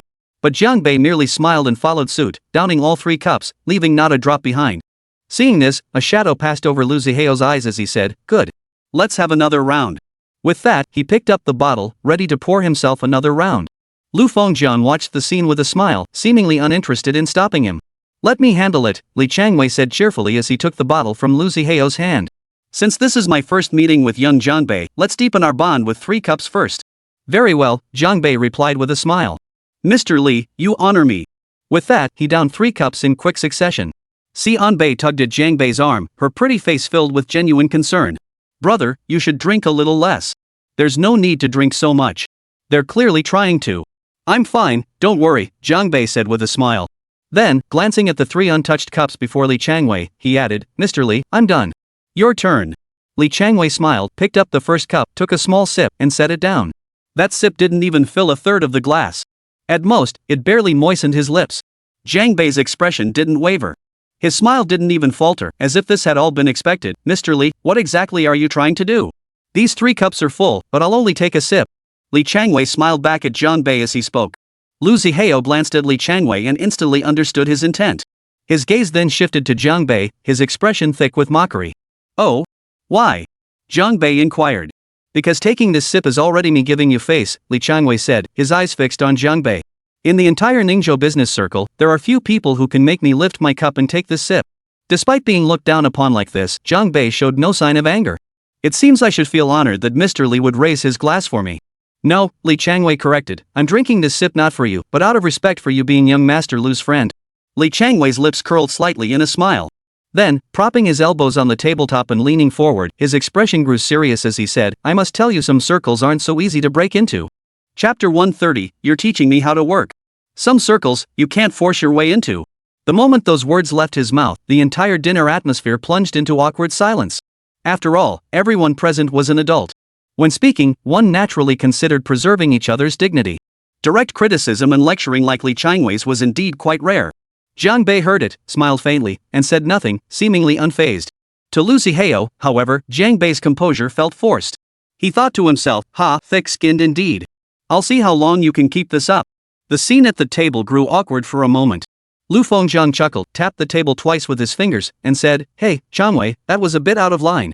Zhang Bei is an adult too. He has his own mind and doesn't need your lectures." True. I guess I still subconsciously think of this young man as a student. After speaking, Li Changwei smiled at Zhang Bei again. "Young Zhang Bei, don't be upset. My words might be blunt, but they'll definitely save you a lot of detours. I've been there. You should listen to someone who's been through it." Li Changwei probably saw Zhang Bei as the type desperately trying to climb into high society. But some who consider themselves high society might not be as high as they think. After a pause, Li Changwei's smile faded slightly, his voice growing a bit heavier. "If you don't listen, you'll suffer the consequences." "Thanks." The smile on Zhang Bei's face didn't falter. The other boss, Lu Siheo, appeared to be in his 40s. He dealt in steel and relied on the real estate arm of Fengzhang Group to keep his business afloat. Seeing the situation, Lu Siheo chimed in, "Young Zhang Bei, honest advice is hard to swallow, and the truth can be harsh. You're still young. Understanding this early on isn't a bad thing." Glancing at his empty wine glass, he chuckled, "I have no intention of getting acquainted with you, so I won't drink with you. But I have one piece of life advice I must share. I have no intention of getting acquainted with you." To say such things while seated at the same table was brutally direct and utterly disrespectful. These people were deliberately sucking up to Lu Siheo. Xian Bei couldn't stand it anymore and tried to stand up. In her eyes, others could mock her all they wanted, but mocking Zhang Bei was absolutely unacceptable. Besides, every word was like a sharp blade. It was utterly humiliating. But Zhang Bei pressed her down once more. This time, grabbing her wrist didn't work. Zhang Bei went straight for her thigh. It must be said, Xian Bei's thigh was surprisingly firm, clearly the result of regular exercise, quite muscular. Zhang Bei's grip made Xiaoan Bei's face flush a shade redder. Her heart was still racing wildly when she heard Zhang Bei say, "Mr. Lu, please speak." "I'm all ears." Lu Siheo continued, "This is a world where only martial artists hold sway. Often, the old universal rules no longer apply. If you attempt things beyond your capabilities or meddle where you shouldn't, you may invite disaster upon yourself. Do you understand?" This statement bordered on a threat. A place you shouldn't meddle in? This clearly meant warning Zhang Bei not to meddle with Xian Bei. However, much to Lu Siheo and Lu Siheo's disappointment, no trace of fear appeared on Zhang Bei's face. Instead, he smiled and said, "So Mr. Lu is saying that as long as I stay quietly within my own circle, I can seek peace? Otherwise, I risk my life?" Lu Siheo nodded with a smile, "Brother Zhang, it's good you grasped this early. Shouldn't you offer me a toast for this insight?" First he threatened Zhang Bei, now he expected Zhang Bei to toast him. What kind of ridiculous logic was that? Xian Bei's face was practically steaming with rage. But Zhang Bei raised his cup. "Thank you for your advice, Boss Lu. I'll drink first." With that, he downed the entire glass of baijiu in one gulp. This was his 7th glass, yet Zhang Bei's expression remained unchanged, showing not the slightest sign of intoxication.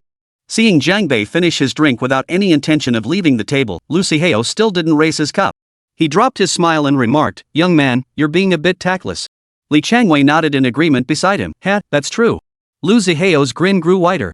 Seeing his father's friends all ganging up to embarrass Zhang Bei, he felt utterly delighted. Zhang Bei shook his head. "What exactly do you mean by taste? I'm not quite following. We've made ourselves perfectly clear. Don't you get it?" Lu Siheo fixed his gaze on Zhang Bei. "We've told you this isn't a circle you can break into. Why won't you just leave?" It seemed they were determined to help Lu Siheo pursue Xian Bei. Xian Bei finally couldn't hold back. "You're bullying me too much." Lu Siheo frowned and scolded, "An Bei, don't be unreasonable. All the uncles and elders here are looking out for your best interests." "Lu Siheo, you call me unreasonable?" Xian Bei was about to retort when Zhang Bei interjected, "An Bei, no need to get upset. Some advice is worth hearing." Xian Bei had been worried Zhang Bei might feel wronged. After all, teacher Jiang enjoyed such revered attention at Ningda University, yet here she was, accompanying him to dinner only to be lectured by these narrow-minded fools. At that moment, Xian Bei desperately wanted to flip the table, but since Zhang Bei remained composed, her thoughts unconsciously followed the other's lead. Lu Siheo suddenly shifted his tone and smiled, "Since brother Zhang Bei is so level-headed, why not stay here a little longer? Enjoy the meal, chat a bit, and listen to some life wisdom from our seniors. It's a good thing. Then it would be rude to refuse." Zhang Bei chuckled, pressing down on Xian Bei's thigh to signal her to calm down. Xiao Xi's pretty face flushed crimson.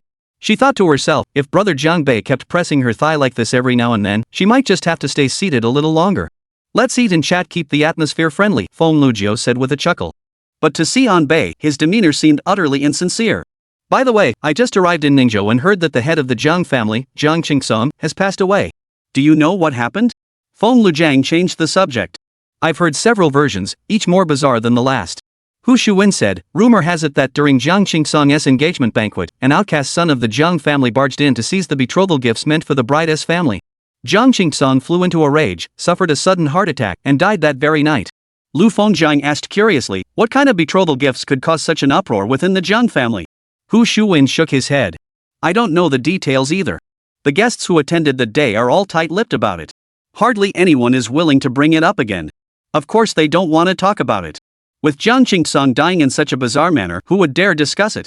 What if that mysterious killer reappeared and made them meet the same fate as Jiang Qingsong? Li Changwei chimed in, I heard Jiang Qingsong didn't die of a sudden illness. He was ambushed and killed on his way to meet that abandoned son of the Jiang family. But the Jiang family head is a heaven-tier expert, killing him wouldn't be easy. It seemed none of the people at this table had been worthy enough to receive an invitation to Jiang Qingsong's engagement banquet. Not a single one of them knew the details of what had actually happened back then. Clearly, they remained a step removed from Ningzhou's so-called high society. I suspect the killer is most likely that abandoned son of the Jiang family. Lu Siheo chuckled. Being cast out back then and now seeking revenge out of resentment, it's understandable. It's just a pity for a hero of Jiang Qingsong's caliber. None of them had even considered linking the young, somewhat excessive Jiang Bei sitting before them to the central figure of this incident. They could never have imagined that this very young man had, at Jiang Qingsong's engagement banquet, thoroughly humiliated the head of the Jiang family, sending him down a path of no return. Lu Ziheo interjected, it seems your information is a bit outdated, uncles. I've heard this rejected son of the Jiang family had no motive for the crime. The oversight department hasn't pursued him either. The real culprit is still at large. Lu Ziheo continued, moreover, it said that the downfall of the Liang family in Ningzhou last time was also inextricably linked to this outcast of the Jiang family. Lu Fengjiang first wore a pensive expression, then chuckled, if possible, I'd like to meet this recent rising star of Ningzhou. Li Changwei, standing nearby, quickly cautioned, Brother Fengjiang, be careful. This person isn't a rising star, he's a dangerous individual. Word has it that since arriving in Ningzhou, he's already got plenty of blood on his hands. Wealth comes from taking risks, Feng Lujiang replied with a smile. Such a man possesses courage, capability, and ruthlessness. Befriending him can't be a bad thing. No wonder Mr. Lu's business has grown so vast. I'm truly enlightened. Lu Siheo raised his wine cup, his tone seemingly filled with deep emotion. Your words are worth a toast. With that, he downed the entire cup in one gulp. Lu Fengjiang chuckled, clearly pleased by the compliment. After finishing his drink, Lu Siheo set his cup down and turned his gaze toward Jiang Bei, his brow slightly furrowed. Young friend Jiang Bei, you just heard such an important life lesson. Shouldn't you offer a toast to Mr. Lu? Jiang Bei smiled lightly. This time, he didn't pick up his cup. Instead, he looked at Lu Siheo.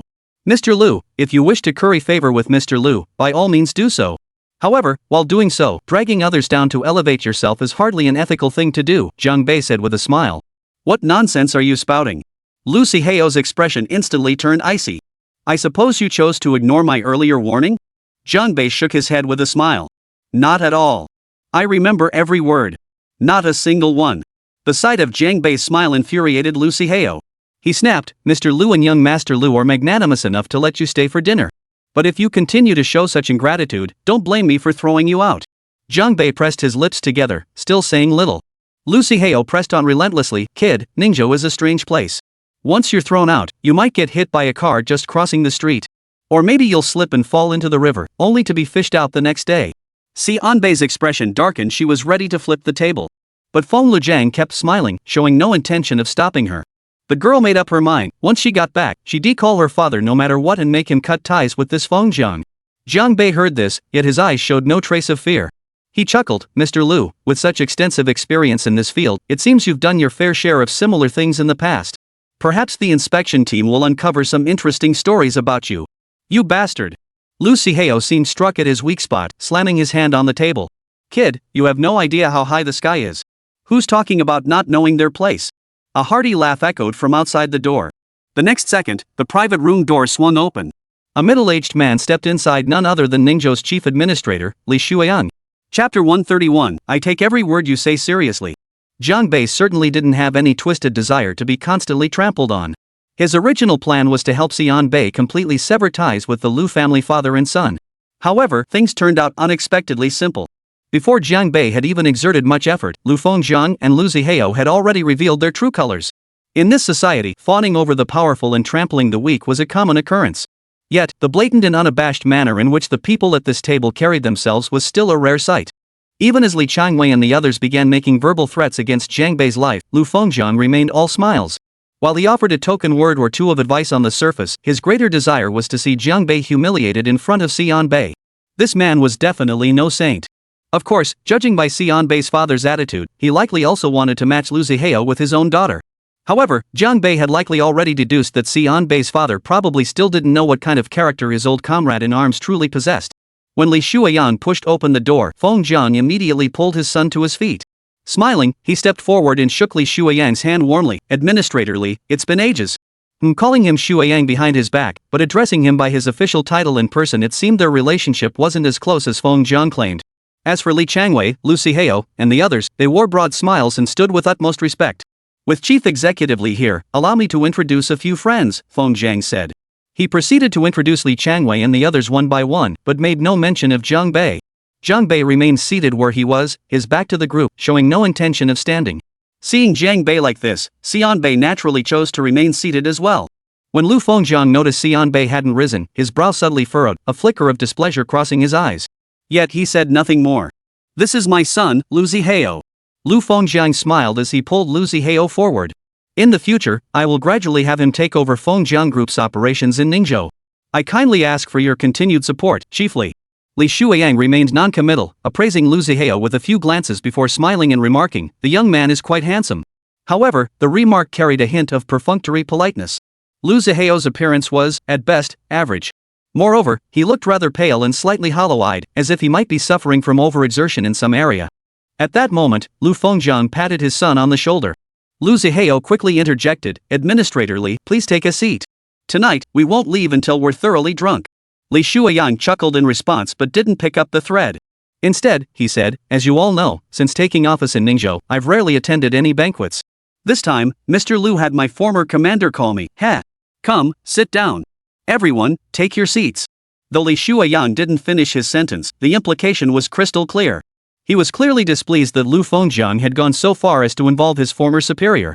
Lu Fengjiang gave an awkward chuckle. He hadn't expected Li Shuoyang to be so sharp. Those few sentences had been a serious blow to his pride. Earlier, Lu Fengjiang had even told Li Changwei and others that he had known Li Shuoyang since their days in Huaihai and that they were very close. Lu Fengjiang had clearly miscalculated. He hadn't anticipated encountering someone so unconventional in the Long Kingdom's political circles. In truth, Feng Lujiang had recently been eyeing a plot of land in the outskirts of Ningzhou to build a commercial residential complex. However, the auction price for that land was rather steep, and Feng Lujiang was unwilling to pay such a high price. That was precisely why he had specially arranged for someone to invite Li Shuoyang out tonight, hoping to find some leverage from him. If the chief administrator gave the green light, wouldn't the development rights for that plot be as easy as snatching candy from a baby? Thus, Feng Jiang was eager for Li Shuoyang to demand more. He wasn't afraid of the other party asking for the moon, he was afraid they wouldn't ask at all. But this Li Shuoyang seemed utterly unyielding. His opening demand was downright humiliating. Just as Feng Jiang was about to take his seat, he spotted the backs of Jiang Bei and Xian Bei. He had been puzzled earlier, unable to understand why two people in the private room hadn't stood up. But Li Shuoyang wasn't the type of official who cared about appearances, so he didn't take it to heart.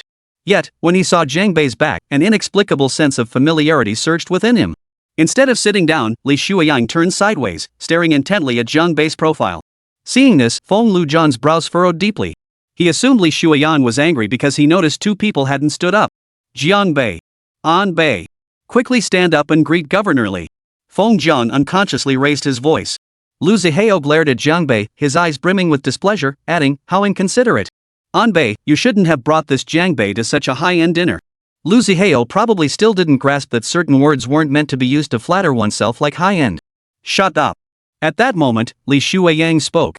As he spoke, he turned his head and shot a fierce glare at Lu Fengjiang and Lu Zihao. That single glance made Lu Fengjiang's heart skip a beat. For Li Shuoyang's eyes were filled with sharpness and sternness. That expression seemed to be harshly condemning the Lu family father and son. What the hell is going on?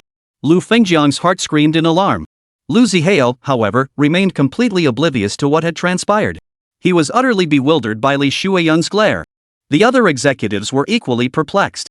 Just moments ago, the CEO had been cheerful and jovial. Why had he suddenly erupted in anger out of nowhere? However, the very next moment, Li Shuoyang gave them the answer. Unexpectedly, the executive walked over to Jiang Bei with a broad smile and said, Mr. Jiang, what a surprise to see you here again. As he spoke, he even extended his hand to Jiang Bei. This scene left everyone present utterly stunned. What on earth had Jiang Bei done to deserve such a low-key, smiling apology from Chief Executive Li? This seemed utterly abnormal. It was completely out of character for Li Shuiyang's usual style of conducting business. Little did these businessmen know that Xia Pingjie, the chief administrator of Liajiang province, had specifically instructed Li Shuiyang to extend special consideration to Jiang Bei. Jiang Bei finally rose to his feet, shook hands with Li Shuiyang, and remarked, "I never expected to encounter Governor Li at such a high-end gathering." This time, Jiang Bei's use of the word high-end was clearly a jab at Lu Zihao, who had just used that same term to flatter himself. "Ah, it's all because of my old superior's face," Li Shuiyang shook his head, offering a self-deprecating wry smile. After all, in the world of officialdom, there were many times when one's hands were tied. Just a couple days ago, right here at the Binyu Hotel, I witnessed the terrifying connections Jiang Bei wields. Who'd have thought that not long after, I'd encounter the super powerful figure here again? I understand. Jiang Bei smiled. But ever since Administrator Li arrived, I feel like my life has gotten much easier, as if someone has finally got my back. Who doesn't know how to kick someone when they're down? Hearing Jiang Bei's words, Feng Jiang's heart sank. He never imagined that this seemingly insignificant figure sitting in the private room would command such profound respect from Chief Executive Li, even hinting at genuine apprehension. What was the identity of this young man who had just been reprimanded by a group of people? Is that so? Li Shuiyang's voice suddenly turned cold. His words were directed at Feng Jiang. At that moment, a palpable aura of authority emanated from Administrative Chief Li. It seemed to freeze the air within the entire private room. Before Feng Jiang could gather his thoughts, Li Shuiyang spoke abruptly. "So that's how it is. No wonder I heard someone muttering about someone being ignorant of their place before I even entered." Li Shuiyang's voice grew ominously dark. That rebuke directed at Jiang Bei came from Lu Zihao. "It's a misunderstanding. There must be some misunderstanding." Lu Zihao forced a smile, though he was nearly in tears from anxiety, his expression utterly awkward. Who could have imagined that Jiang Bei, who had just been verbally attacked and threatened by everyone, actually knew the chief administrator of Ningzhou? And they were so familiar with each other. At that moment, Xian Bei also stood up, pointing at Lu Zihao. "Humph. What misunderstanding? Wasn't it you who just said my brother might get hit by a car the moment he stepped out the door, or fall into the river crossing the bridge, and might not be found until tomorrow? Aren't those your words? Do you admit it?" Li Shuiyang fixed Lu Zihao with a gaze so dark it threatened to unleash a torrential downpour. "Tell me, did you say those things?" "It was a misunderstanding. I had no idea Jiang Bei knew you." Lu Zihao stammered, sweat instantly soaking through his shirt. As he spoke, he cast a pleading glance toward Feng Jiang, the organizer, hoping the other man would speak up for him. But Feng Jiang was equally bewildered by Li Shuiyang's aggressive stance. He had no idea how to handle this. This chief executive seemed to be playing by her own rules entirely. "Well, there's no misunderstanding here," Jiang Bei explained. "Basically, they want to bring An Bei and Lu Zihao together, so I become the unwelcome guest in this private room." With that, Jiang Bei gave a self-deprecating chuckle. "It feels like I'm the kid who got picked on and ran to the principal for help." Li Shuiyang's face flashed with alarm at this remark. He forced a bitter smile. "No, I wouldn't dare. Mr. Jiang, your analogy is far too flattering." After that, Li Shuiyang turned to Feng Jiang, his expression suddenly turning cold. "Apologize to Mr. Jiang. Now." Lu Fengjiang exchanged glances with his business associates, each seeing the same look of unease in the other's eyes. Was the chief executive demanding an apology just for inquiring about the cause? Lu Fengjiang was no pushover, but faced with today's situation, even his usual skill at countering every move seemed utterly useless. "What's the matter? When you were threatening Mr. Zhang's personal safety, you seemed so confident. Now, is it so difficult to bow your heads and apologize?" Li Shuiyang said coldly. As the chief administrator of the provincial capital, long accustomed to high office, his voice carried an air of unquestionable authority. The room remained silent. It wasn't that they couldn't apologize, it was just unbearably humiliating and utterly baffling. None of them could fathom what made this young Jiang Bei so special that the esteemed governor of Ningzhou treated him with such extraordinary regard. The atmosphere was awkward, but Jiang Bei merely pursed his lips slightly, smiling without speaking. To Lu Quanziho's eyes, that smile looked like pure arrogance. This playboy had just moments ago led several men in a coordinated attack against Jiang Bei, holding all the upper hand. Now, with the situation abruptly reversing, he simply couldn't accept it. The younger the man, the more prone he was to acting on impulse. At this moment, the look in Lu Zihao's eyes grew increasingly dark and vicious.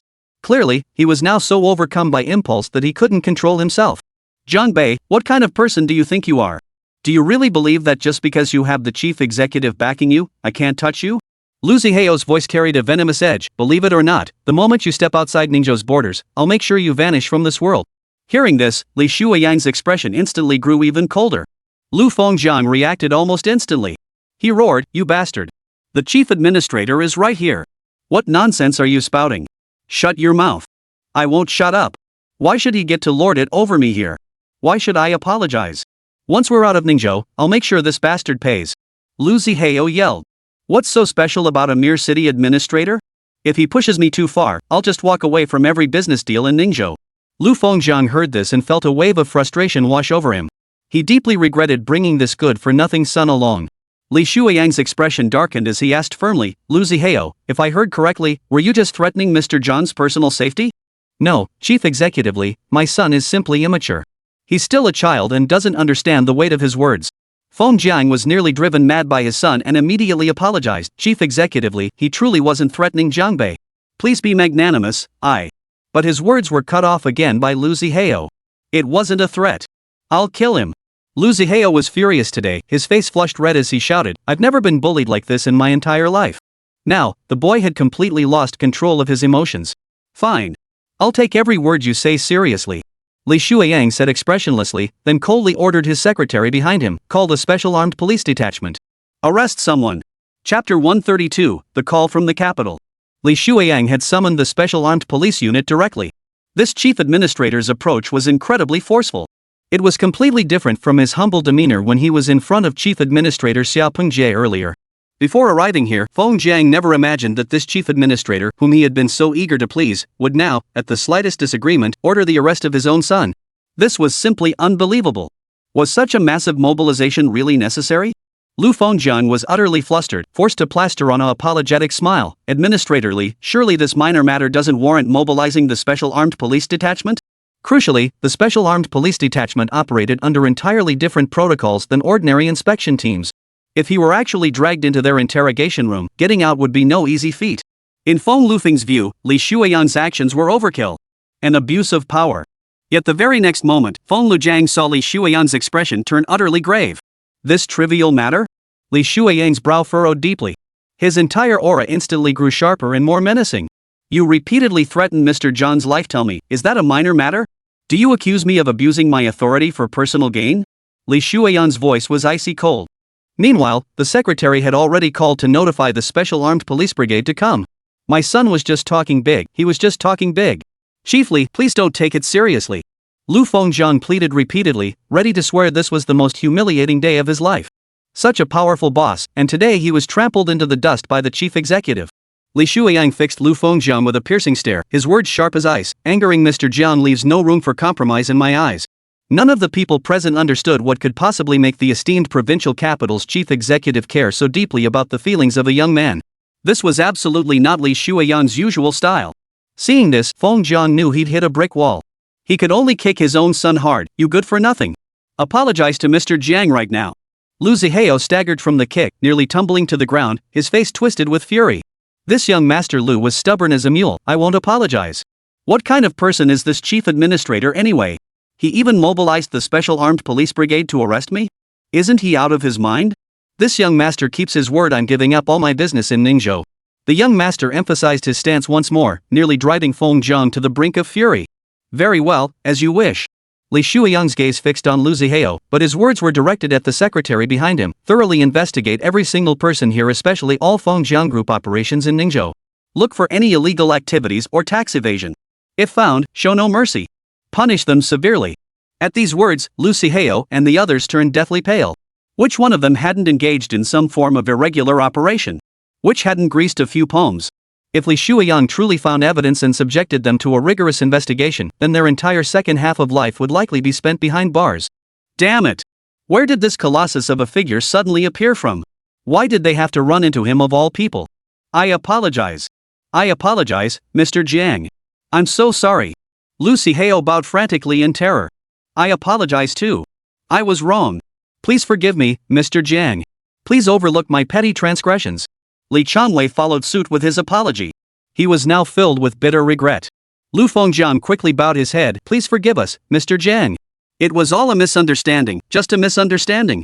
However, before bowing his apology, he deliberately glanced at Xian Bei, seemingly hoping the other would intercede on their behalf. However, Xian Bei completely ignored him. Zhang Bei remarked coolly, by the way, chief executively, when Boss Lu and Boss Li were threatening my personal safety just now, they seemed quite familiar with the routine. I think it would be worthwhile to ask them why they possess such extensive experience in this area. This single sentence sent the hearts of the men across from him plummeting to the depths. Li Shuiyang immediately retorted, "Fine. Then please invite them all to the Special Armed Police Brigade for a cup of tea." Zhang Bei had no intention of letting them off the hook. Judging by their earlier words, they would likely make their move the moment Zhang Bei stepped outside the hotel. "Oh, right. He's exempt." Zhang Bei pointed at Hu Shuwen. The latter froze. He seemed utterly unprepared for Zhang Bei's unexpected words. "Though this boss who didn't speak up for me, he didn't kick me when I was down when I was threatened." "That's actually pretty rare," Zhang Bei said. Hu Shuwen, who had been hesitating whether to apologize, felt the pressure lift instantly upon hearing Zhang Bei's words like a weight had been lifted off his shoulders. He no longer cared about siding with Feng Zhang. Wiping the cold sweat from his forehead, he bowed repeatedly to Zhang Bei in gratitude. Lu Fengjian's expression darkened to the extreme. Though his business empire was vast, abandoning all operations in Ningzhou would mean catastrophic losses. What's more, right now, his son was about to be arrested by the Special Armed Police Detachment. Lu Fengjiang had dealt with high-ranking officials in Longhua before, but when had any of them ever been as unreasonable as Li Shuiyang? "Anbei, could you please call him and explain the situation, considering my long friendship with your father?" Lu Fengjiang could only turn to Si Anbei for help. "I truly believe this is a misunderstanding. It all started with a few unpleasant words. There was absolutely no need for things to escalate to this point." Si Anbei's handsome eyebrows arched slightly. "Humph, Uncle Lu, my father would be ashamed to have a friend like you." Just then, footsteps echoed outside the door. Li Shuiyang's secretary entered and reported, "Administrative Chief, the Special Armed Police Detachment is here. They're awaiting your order to make the arrest." Li Shuiyang gave a slight nod, his expression cold. "Then what are we waiting for? I gave the order long ago." Hearing this, Feng Zhang's face instantly drained of color. Once you're locked up in the Special Armed Police Detachment cells, getting out is no easy feat. Moreover, Feng Zhang Group did indeed have some questionable business practices, especially regarding several real estate developments in Ningzhou before Li Shuiyang took office. Some of these projects had even secured land development rights at zero cost. The shady dealings involved were too numerous to count. The current Feng Zhang Group simply couldn't withstand a thorough investigation. Lu Zihao, apologized to Mr. Jiang immediately. "Didn't you hear me?" Lu Fengjiang roared. If his son stubbornly refused to apologize, the entire group might collapse over this seemingly insignificant incident. Yet reality proved that indulging in spoiling a child only drags you into the fire pit, steering events in the exact opposite direction. "Why the hell should I apologize?" Lu Zihao's emotions completely erupted. He bellowed, "Si Anbei. You deliberately brought in some bastard to screw me over, didn't you? Just wait. I'll make you pay dearly. You'll learn the price of crossing me." Si Anbei's expression turned icy cold. This girl was direct enough. Clenching her fist, she wasted no words as her source energy surged through her body. After being insulted this badly, why hold back? Let's just fight. Yet Si Anbei realized someone was faster than her. It was Zhang Bei. Almost the moment Si Anbei mobilized her source energy, Zhang Bei had already stepped in front of Lu Zihao.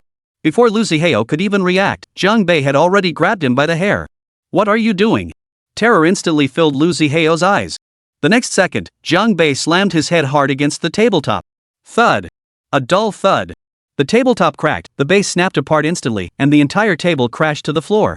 Lu Zihao's face and head were already covered in blood. He was reeling from the impact, seeing stars everywhere. Yet Zhang Bei didn't let go. He hoisted Lu Zihao up once more. "I didn't care when you mocked me earlier, but is it appropriate to speak that way about a girl?" Zhang Bei's words were as cold as ice. Lu Zihao's ears were ringing so loudly he couldn't make out a single word Zhang Bei was saying. The next moment, the wall loomed closer and closer before his eyes, growing ever clearer. Another dull thud. Lu Zihao's forehead slammed hard against the wall. This blow sent darkness flooding over his eyes, and he passed out instantly. The wall cracked. Would his skull crack too? The scene fell silent. Watching his son collapse on the floor, Lu Fengjiang hesitated. Should he go help him up? "Administratorly, I won't put you in a difficult position. Dealing with this sort of scum doesn't warrant dirtying the hands of the Special Armed Police Detachment."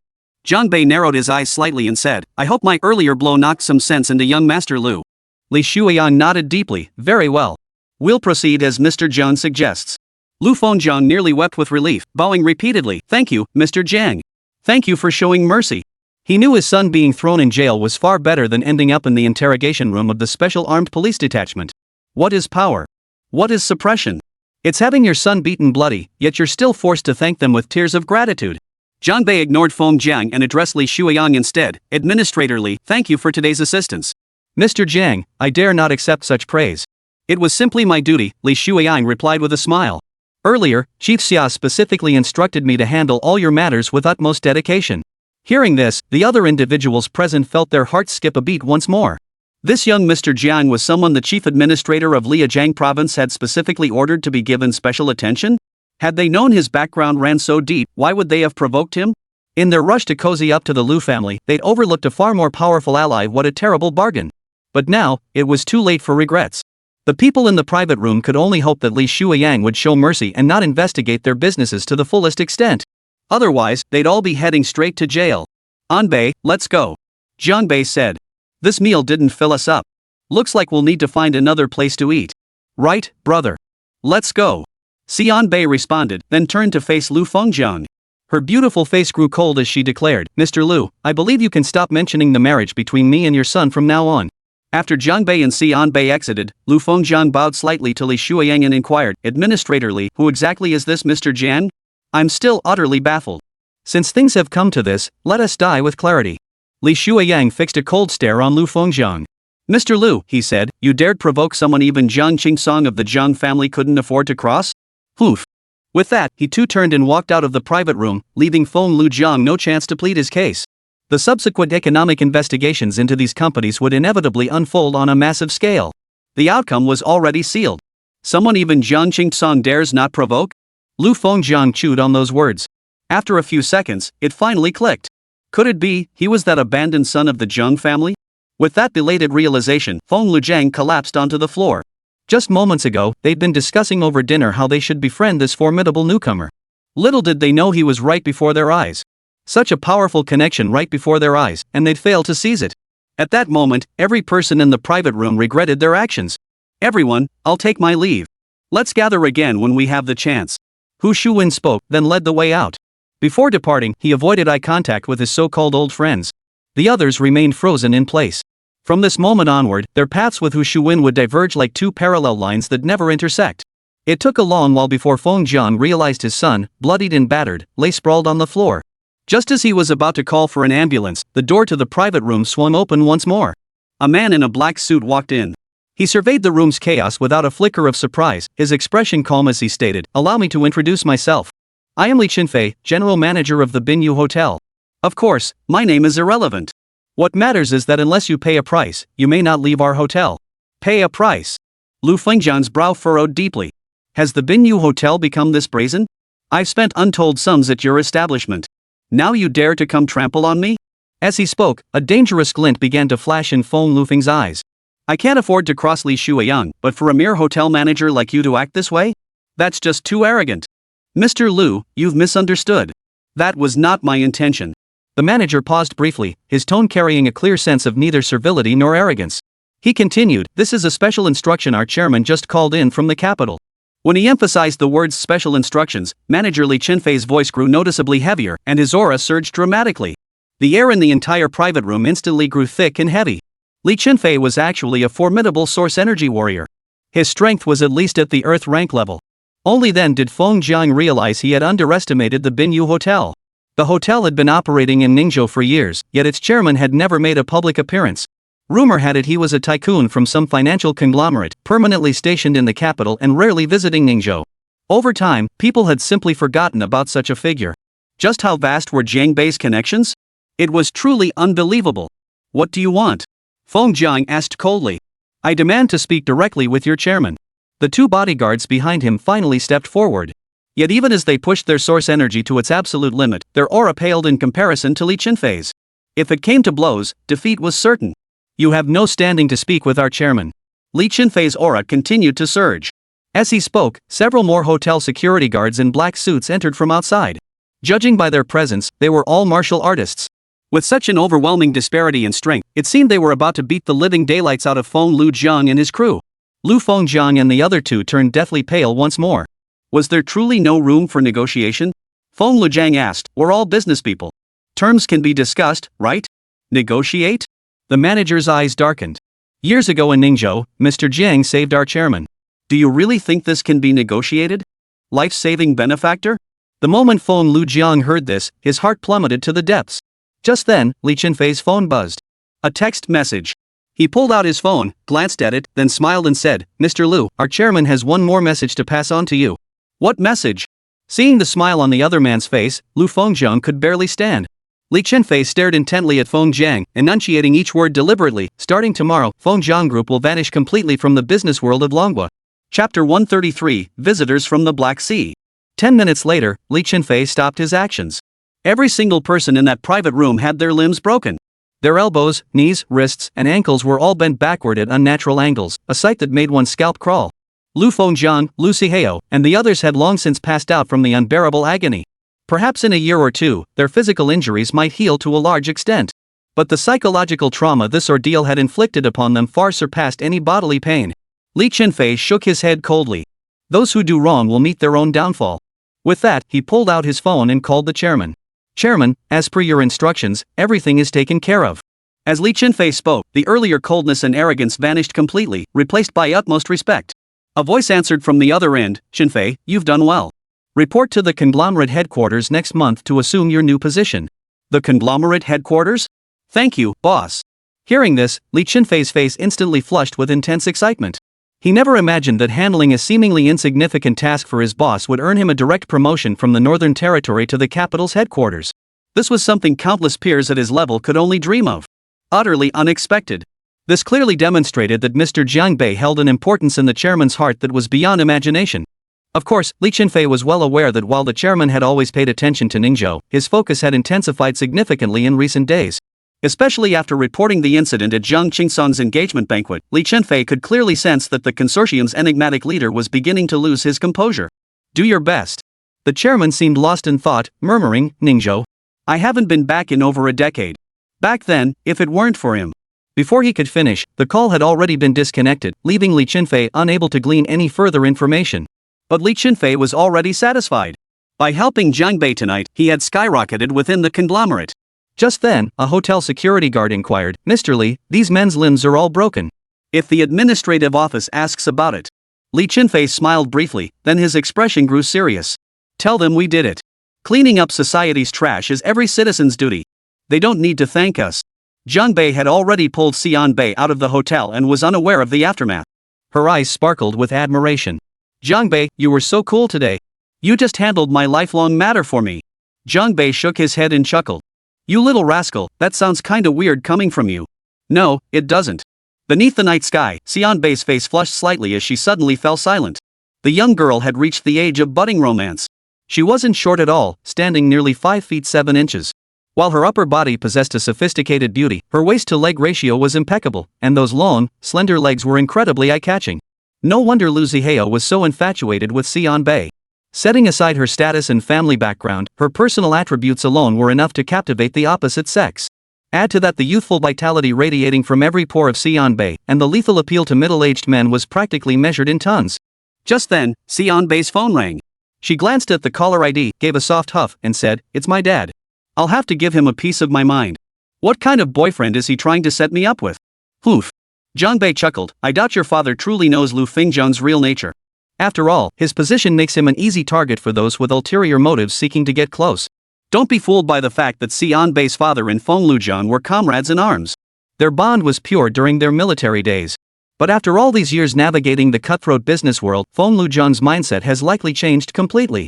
Hearing Jiangbei's words, Xianbei was taken aback. Bro, you already know who my dad is? Jiangbei gave a non-committal smile, answer the call. Earlier, Xianbei had been so familiar with the Mo Bei Group army, and among the senior officers at Beiwan, there happened to be one surnamed Si. All right. Xianbei answered the call. Dad, you called to ask about my meeting with Lu Zihao, right? I'll be honest with you, I had a huge falling out with both your old comrade in arms and his son today. They're absolute scum. But the voice on the other end cut him off urgently. Anbei, stop meeting with Lu Fengjiang immediately and return to campus. I've dispatched someone to pick you up in Ningzhou. They should arrive by tomorrow morning. Si Anbei's father was clearly panicking. Old Si, what's gotten into you? I've never seen you lose your composure like this before. Si Anbei was clearly still bewildered, unsure what had transpired. Remember you must prioritize your safety. Someone is trying to use you against me. Your name is now on the Black Sea Continent Bounty Guild's most wanted list. What? My name's on the Black Sea Continent's bounty list? Si Anbei found it utterly absurd. He was just a college student, how could he suddenly be linked to that chaotic continent? Indeed, it sounded utterly unbelievable. Yet certain nations would stop at nothing to counter the Dragon Nation's northern frontier army. Just as Si Anbei was lost in thought, Zhang Bei snatched her phone. Deputy Commander Si Anbei is with me. She'll be fine, Zhang Bei stated. Over there, Si Anbei's father, Si Mingjian, stood in the freezing snow, gazing at the now pitch-black sky, his brow deeply furrowed. Who is this? Si Mingjian demanded. My name is Zhang Bei. I left Bei before you took command, Zhang Bei replied calmly. If Deputy Commander Si is unfamiliar with my background, he may inquire with General Rin Chong. At these words, Si Mingjian froze. Zhang Bei? Which Zhang Bei? The deputy commander of Bei felt an inexplicable sense of familiarity with the name Zhang Bei, yet he couldn't quite place it. Zhang Bei's words gave Si Anbei a huge confidence boost. The little girl beside him shouted loudly, Daddy, with brother Zhang Bei here with me, I won't have any problems at all. You can rest assured. She was clearly a devoted fan of Zhang Bei. Si Mingjian couldn't quite explain why, but Zhang Bei's words had inexplicably instilled him with a great deal of confidence. There seemed to be a kind of magic in the other man's voice, radiating a reassuring power. All right, brother Zhang Bei, I'm counting on you. Si Mingjian drew a deep breath, his eyes flashing with murderous intent. This time, those bastards from Hader tried to blackmail me with Anbei. I'll make them pay dearly. Just secure the border. As for the Black Sea assassins, Zhang Bei narrowed his eyes. Whatever comes, die. Come as many as they want, die as many as they come. Not a single one will make it back. Zhang Bei's words sent a surge of adrenaline coursing through Si Anbei's veins. This man was merely making a phone call, yet he radiated an aura as if the entire cosmos revolved at his command. After hanging up, Si Mingjian returned to the Beiyang Command headquarters. An elderly man in military uniform, bearing the rank of lieutenant general, was still studying the electronic 3D sand table. At his feet sat a suitcase. This was Rin Chong, the current commander of Beiyang. But in 5 minutes he would no longer be. At the stroke of midnight, Si Mingjian will assume command as acting commander of the Beiyang army, while General Rin Chong formally retires. Perhaps this is precisely why the enemy sought to place Si Anbei's name on the bounty board of the Task Guild. General Ren was no longer young, having spent many years on the front lines of the northern frontier. The time had finally come to say goodbye. Yet the word farewell felt too difficult, too heavy to utter. With the Dragon Nation's borders stretching vast and its neighboring countries restless, they were constantly stirred up by nations like the Black Eagle Federation to provoke territorial disputes. The nations of Hung and Nibistan proved the most troublesome, engaging in the most frequent clashes with the northern frontier. Even at the moment of his retirement, Ren Chong was still studying the sand table. For this northern borderland, his heart held too many unresolved matters. Commander Ren. Si Mingjian entered, shedding his wool coat. Just as he was about to speak, he saw Lieutenant General Ren Chong lift his head. The old general cleared his throat twice and asked, Don't worry about my daughter. I've already contacted the Martial Arts Administration in Liaojing and arranged for them to send protection. Good. Si Mingjian felt even more relieved upon hearing this, but still asked, Major General Ren, before I took command, was there a soldier named Zhang Bei in Bei? I just recalled a martyr who pursued the Hader Marine Division for 10,000 miles. His name was Zhang Bei, but that couldn't be the same person, right? That Zhang Bei was a martyr who sacrificed himself. A sharp gleam flashed in Rin Chang's eyes. Mingjian, why bring this up now? So Si Mingjian recounted the events that had just transpired. General Rin Chang's eyes lost their sharpness as he smiled. In that case, you needn't worry about the safety of your little Anbei. Si Mingjian froze, then seemed to realize something, visibly becoming agitated. Could it be? Before he could finish, Ren Chong cut him off with a smile. Black Sea assassins, whatever number they send, that many will die. Those were indeed words he could utter. After a pause, Ren Chong gazed out at the frozen landscape beyond the window, his eyes seemingly filled with a crimson vision. He could do it. Back then, not a single soldier from that Hader reorganized division survived. Hearing this, Si Mingjian's body trembled violently once more. So it really was him. Si Mingjian's voice trembled slightly as he said, He deserves every ounce of respect. It's about time. I should be going. General Ren Chong lifted his suitcase, sighed softly, and said, Farewell, Beyin. Farewell, this borderline I've guarded for so long. His gaze reflected the night sky and the snow, a deep sense of reluctance beginning to surface from the depths of his eyes. Weren't you supposed to leave tomorrow? Si Mingjian asked, slightly taken aback. The farewell ceremony was scheduled for tomorrow. No need for a send-off, Ren Chong said with a smile. Don't tell the soldiers. I'll slip away quietly. I'm getting old, no need for all that. With that, he stepped outside. A jeep was already running outside. The sudden farewell choked the old military commander Si Mingjian. The border blizzard intensified suddenly. The acting commander could barely keep his eyes open, his gaze growing hazy. Half an hour later, an off-road vehicle entered the territory of Ningzhou. A tall man wearing a black baseball cap sat in the driver's seat, admiring the night scenery of Ningzhou with a faint smile on his lips. If he pulled off this job, he'd essentially achieve financial freedom. How delightful it would be to pick any country, buy a brand new identity, and live the life of a wealthy playboy, indulging in hedonistic pleasures with beautiful women every day? Meanwhile, Jiang Bei's phone had already received a message from Wei Qingkong. Sir, the one who accepted the mission is Vixus, known as the Bloody-Handed Butcher. His name has been on the internal wanted list at Carmen Prison for quite some time. Chapter 134, The Assassin. The Mission Guild remained an independent organization, separate from all factions within the Dark Continent. This aspect bears some resemblance to Carmen Prison. However, the Mission Guild maintained a stricter neutrality, functioning purely as a profit-driven commercial enterprise that refrained from involvement in any conflicts. The guild accepts deposits from clients to post missions. If a mission is designated for a single individual, once claimed, others cannot accept it within a set time frame. The Mission Guild maintains a powerful information network, using its own intelligence to rate mission difficulty. The higher the rating, the greater the bounty the employer must offer. It's unclear how they maintain such an extensive intelligence network, but their ratings are almost always spot on. The Task Guild's rating system categorizes all tasks into 5 tiers: easy, medium, hard, super hard, and impossible. This time, they rated the mission to kidnap Xian Bei as extreme difficulty. Once a mission is classified as extreme difficulty, it means the success probability won't exceed 10%. Hence, the bounty offered was exceptionally generous. The Mission Guild maintains strict confidentiality for anyone accepting a mission. In the past, there had never been a single instance of identity exposure. This time, however, His Majesty the Clear King of Carmen Prison had managed to uncover who accepted the mission within half an hour, an exceptionally difficult feat. But for Wei Qingkong, this was the absolute limit. If possible, he would have liked to know who had posted the task to kidnap Xian Bei. But that was nearly impossible. On the Black Sea continent, the Task Guild had never made such an exception.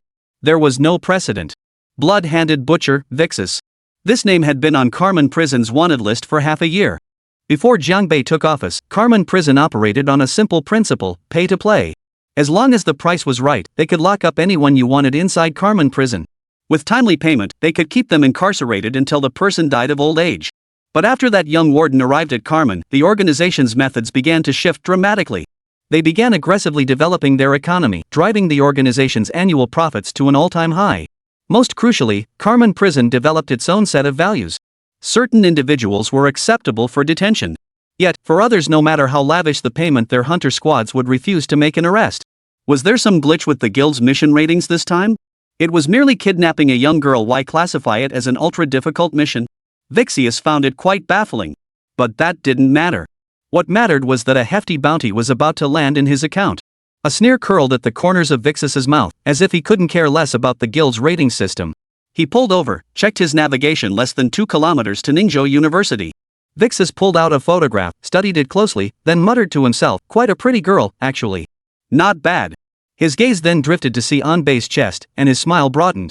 Exactly my type. The mission only required me to bring her out of Longwei alive. That's hardly difficult. But once she's in my hands, can I do whatever I want with her? Vixus pondered, slowly tearing the photograph to shreds as a cruel smile spread across his face. But just then, his phone rang. A look of surprise flashed across the assassin's face. For as a strictly covert assassin, very few knew Vixus's phone number. Seeing the caller ID, Vixus answered without hesitation. "My patron," he said with a smirk, "are you calling to assign me another task?" A deep male voice came from the other end. "I'm guessing you're in the Dragon Country, right? Seems the Mission Guild's security isn't up to par." Vicious grinned, making no effort to conceal his location.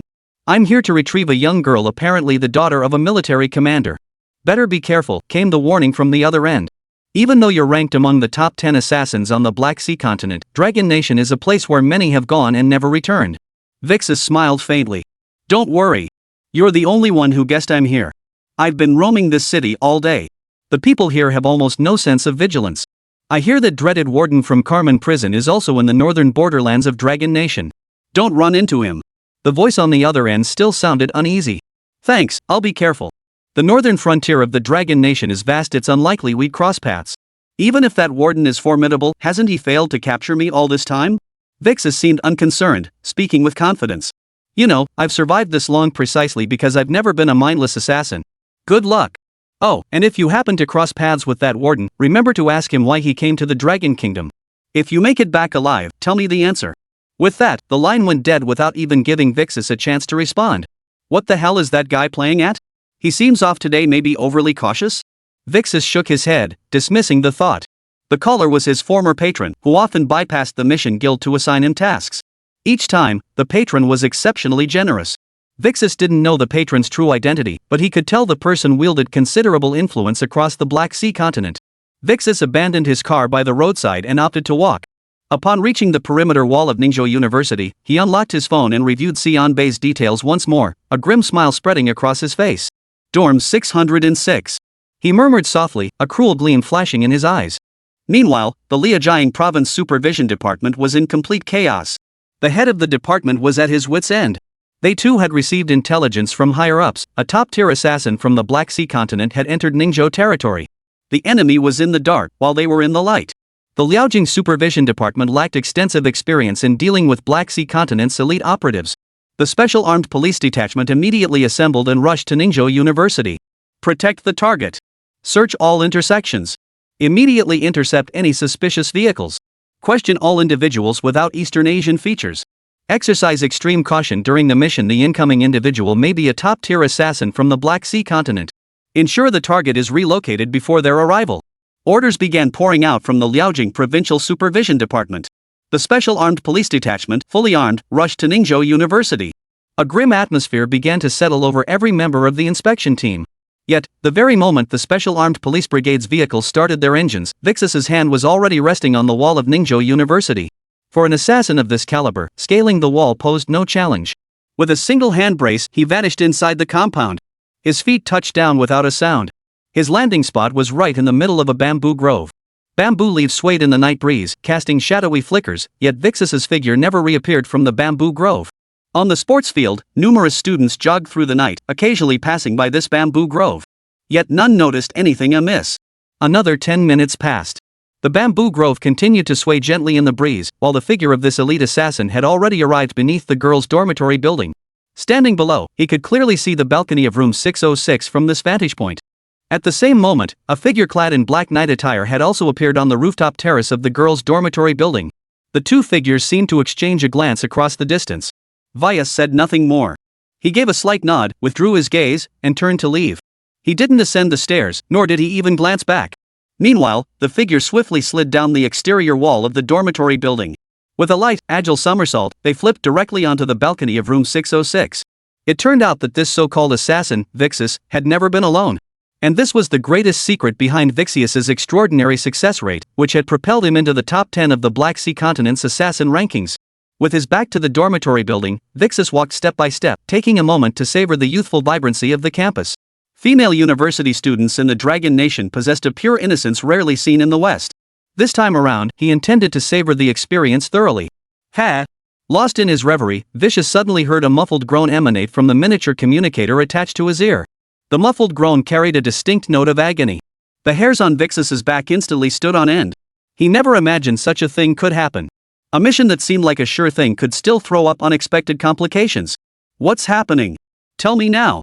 Vixis growled, halting in his tracks as he whipped his head toward the dormitory building. In all their previous operations, nothing like this had ever happened. Yet, before he could receive a reply on the phone, he turned his head only to see a dark figure tumbling directly from the balcony of room 606. Thud! The figure crashed heavily into the bushes below and didn't get up. That was Vixis's twin brother. He had always remained hidden in the shadows. In truth, even the major powers of the Black Sea continent were unaware that Vixis was not alone. Witnessing his brother's fall, Vixis was overcome with terror. He finally turned and prepared to retreat. But now, escape was impossible. A figure had materialized in the center of the road ahead. His hands were tucked into his coat pockets, and he appeared completely relaxed. Vicious could clearly see the distinct look of contempt in this man's eyes. The next second, the words that came from this man's mouth sent a chill down Vixis's spine. The night air was as cool as water, and the moonlight bathed the man, lending him an air of unfathomable mystery. He spoke softly, Vixius, allow me to introduce myself. I am the current warden of Carmen Prison. Chapter 135, The Falcon. So this was the warden of Carmen Prison? A profound sense of unreality still gripped Vixis's heart. Though he ranked among the elite assassins on the Black Sea continent, compared to someone of Vixis's caliber, that Carmen Prison warden was undoubtedly a legendary superpower. To command a powerhouse like Carmen Prison amidst this chaotic land was something Vixis had yearned for his entire life. Yet, no matter how hard he racked his brain, Vixis never imagined he'd actually cross paths with that legendary warden right here. The current warden, his name was Louis something or other? 11? Or 17? What was his signature move again? Brutal assault, or lightning-fast teleportation? Vixus pondered inwardly, yet found no answers. Boundless dread began to spread within his heart. Rumor had it this young warden was mysterious and powerful, feared across the Black Sea continent. How could his patron's words have turned into a self-fulfilling prophecy? That damn jinx. If a warden had arrived, did that mean the 4 heavenly kings of Carmen prison were nearby too? Had the hunter squads all come as well? What are you talking about? I don't understand a word. Instead of fleeing immediately, Vixus feigned calm and replied, "What Carmen? What prison?" Outwardly calm, but inside, Vicious' mind raced frantically, plotting his escape.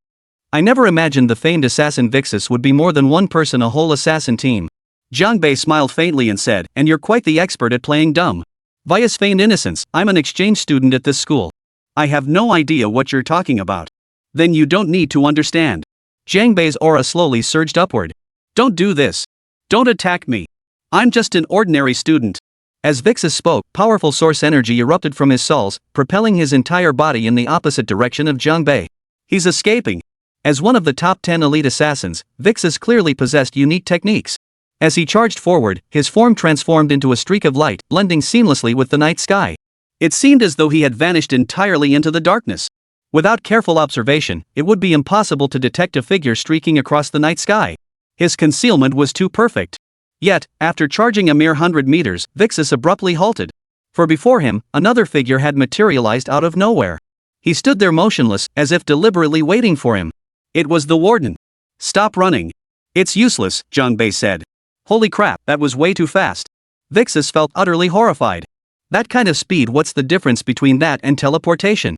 After slamming to a halt, he instantly pivoted and darted sideways. But this time, Jiang Bei gave Vixus no chance.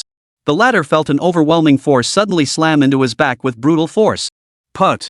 Vixus couldn't help but spit out a mouthful of blood. His body tumbled forward like a.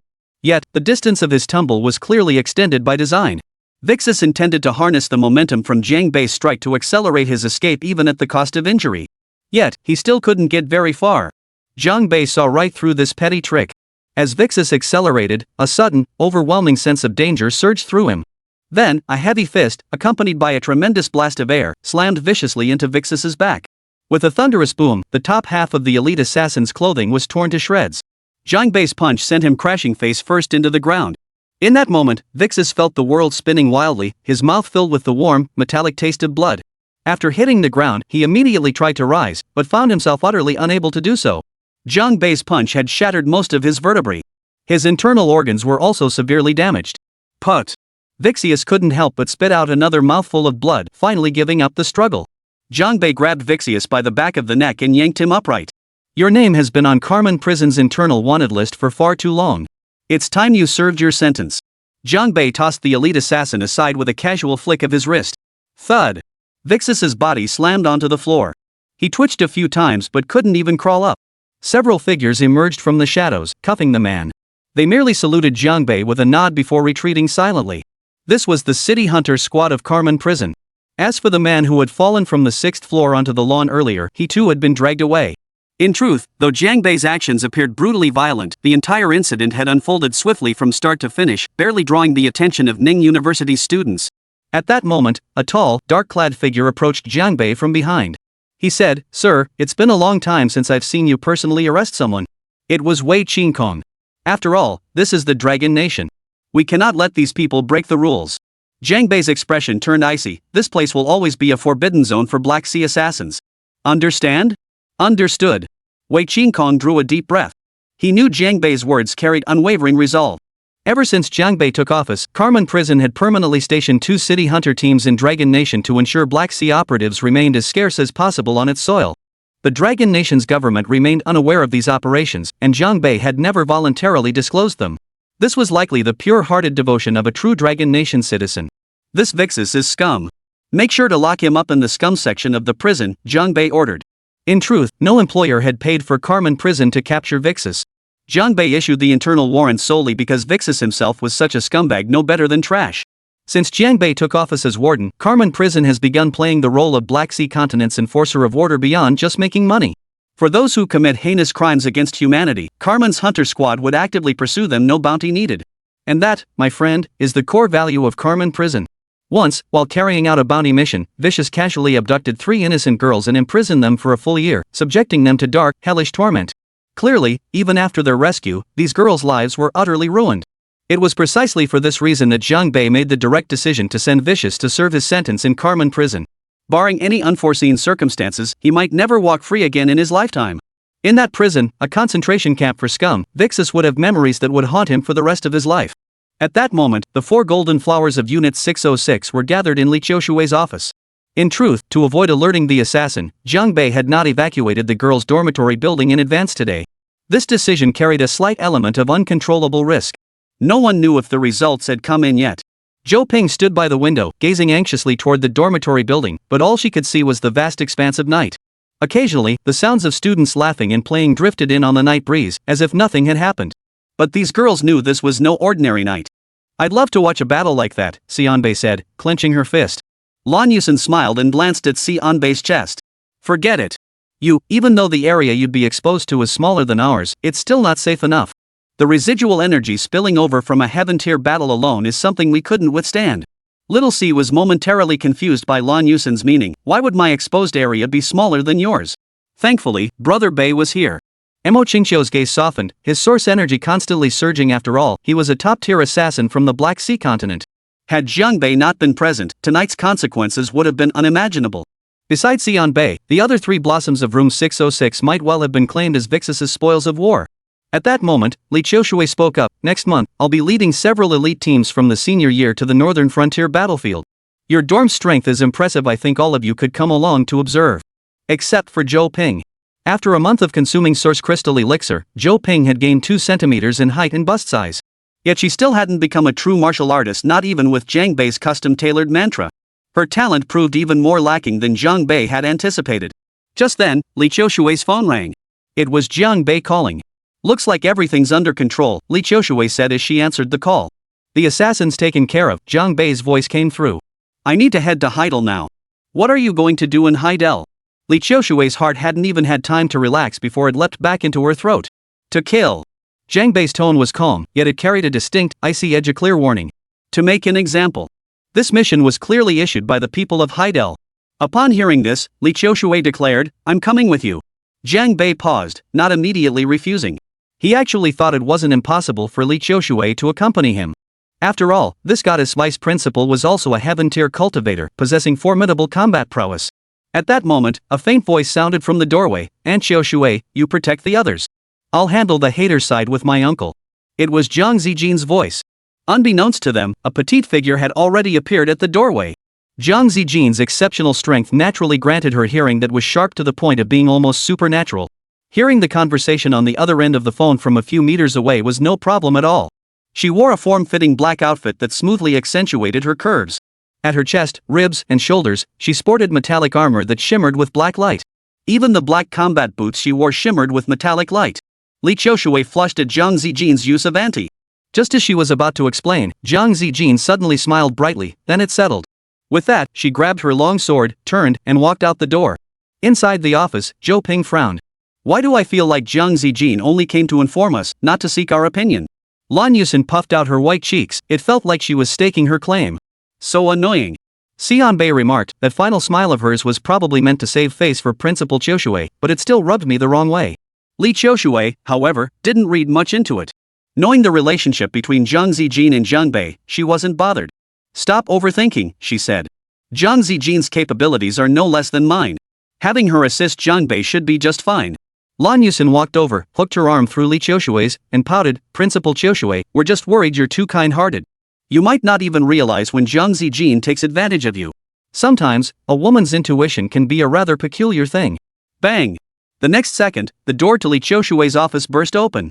Jiang Zijin stood in the doorway, her expression a mix of amusement and mockery as she regarded Lan Yusen. Under Jiang Zijing's gaze, Lan Yusen's heart skipped a beat. "Senior Zijing," Lan Yusen suddenly felt intimidated, speaking with feigned hesitation. "Did you hear everything just now?" "I heard everything," Jiang Zijin replied, stepping back into the room. However, she didn't look at Lan Yusen again. Instead, she walked up to Zhou Ping. Though Jiang Zijin didn't release any source energy pressure, Zhou Ping still sensed an overwhelming aura from this senior, making her feel faintly nervous. "Zhou Ping," Jiang Zijin said, meeting Zhou Ping's eyes with a faint smile. "Jiang Bei is my uncle. I've known him since before I was a year old. From now on, we're family. If you ever face any difficulties, you can come to me. Zhou Ping's red lips trembled slightly before she scratched her head awkwardly and offered a sheepish smile. Alright, thank you, Senior Jiang. Please be careful on your journey. No need to be so formal. Zhang Zijin gave Zhou Ping's arm a light pat. Family doesn't need formalities. At that very moment, a fighter jet, its entire body gleaming with black streaks of light, tore through the night sky and appeared above the campus of Ningde University. It was the Falcon. Chapter 136, Brother-in-Law. Tap. The sound of footsteps drew Nasa's distracted gaze from her reverie. Her slender frame trembled slightly as a mist of tears welled in her bright eyes, making her look utterly endearing. Shannon said nothing. He walked over, draped his coat over Nasa, and spoke softly, with a hint of reproach, "Why did you come? It's getting cold. You should have worn more clothes." Hearing Shannon's caring words, Nasa's eyes reddened. The next moment, under the stunned gazes of Wan Jun and Tu Li, she threw herself into Chen An's embrace. Ghost Face, however, merely smiled faintly.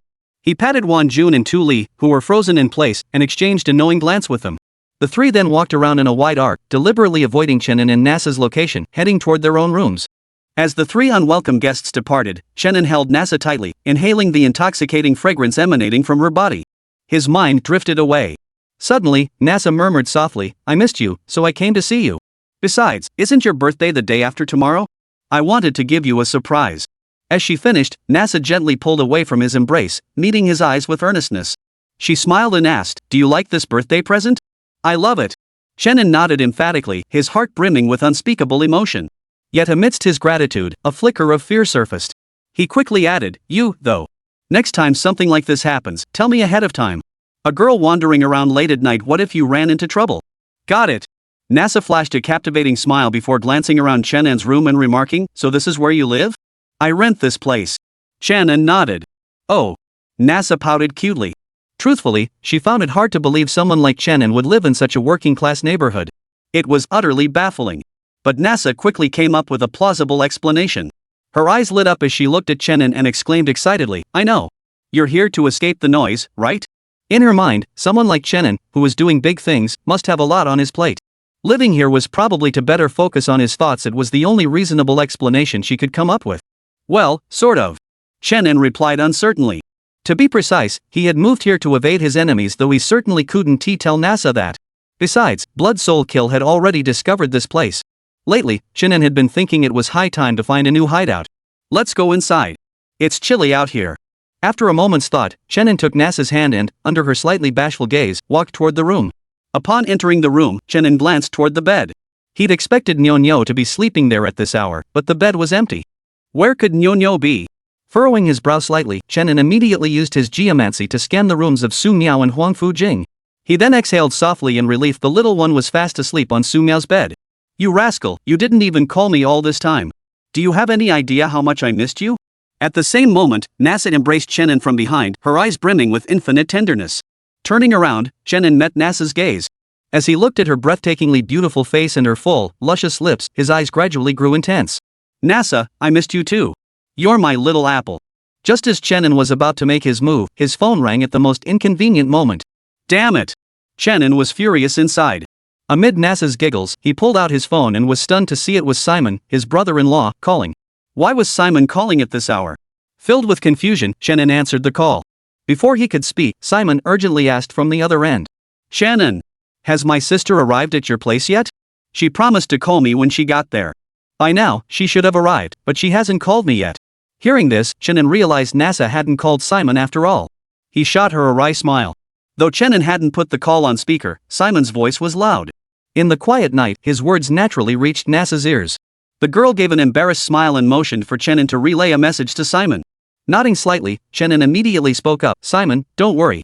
Nasa is right here beside me. Should I have her take the call?" Hearing Nasa was with Shannon, Simon visibly relaxed. But what followed left Shannon utterly speechless. No need. Knowing she's with you puts my mind at ease." "Alright, hey, did this call interrupt you too?"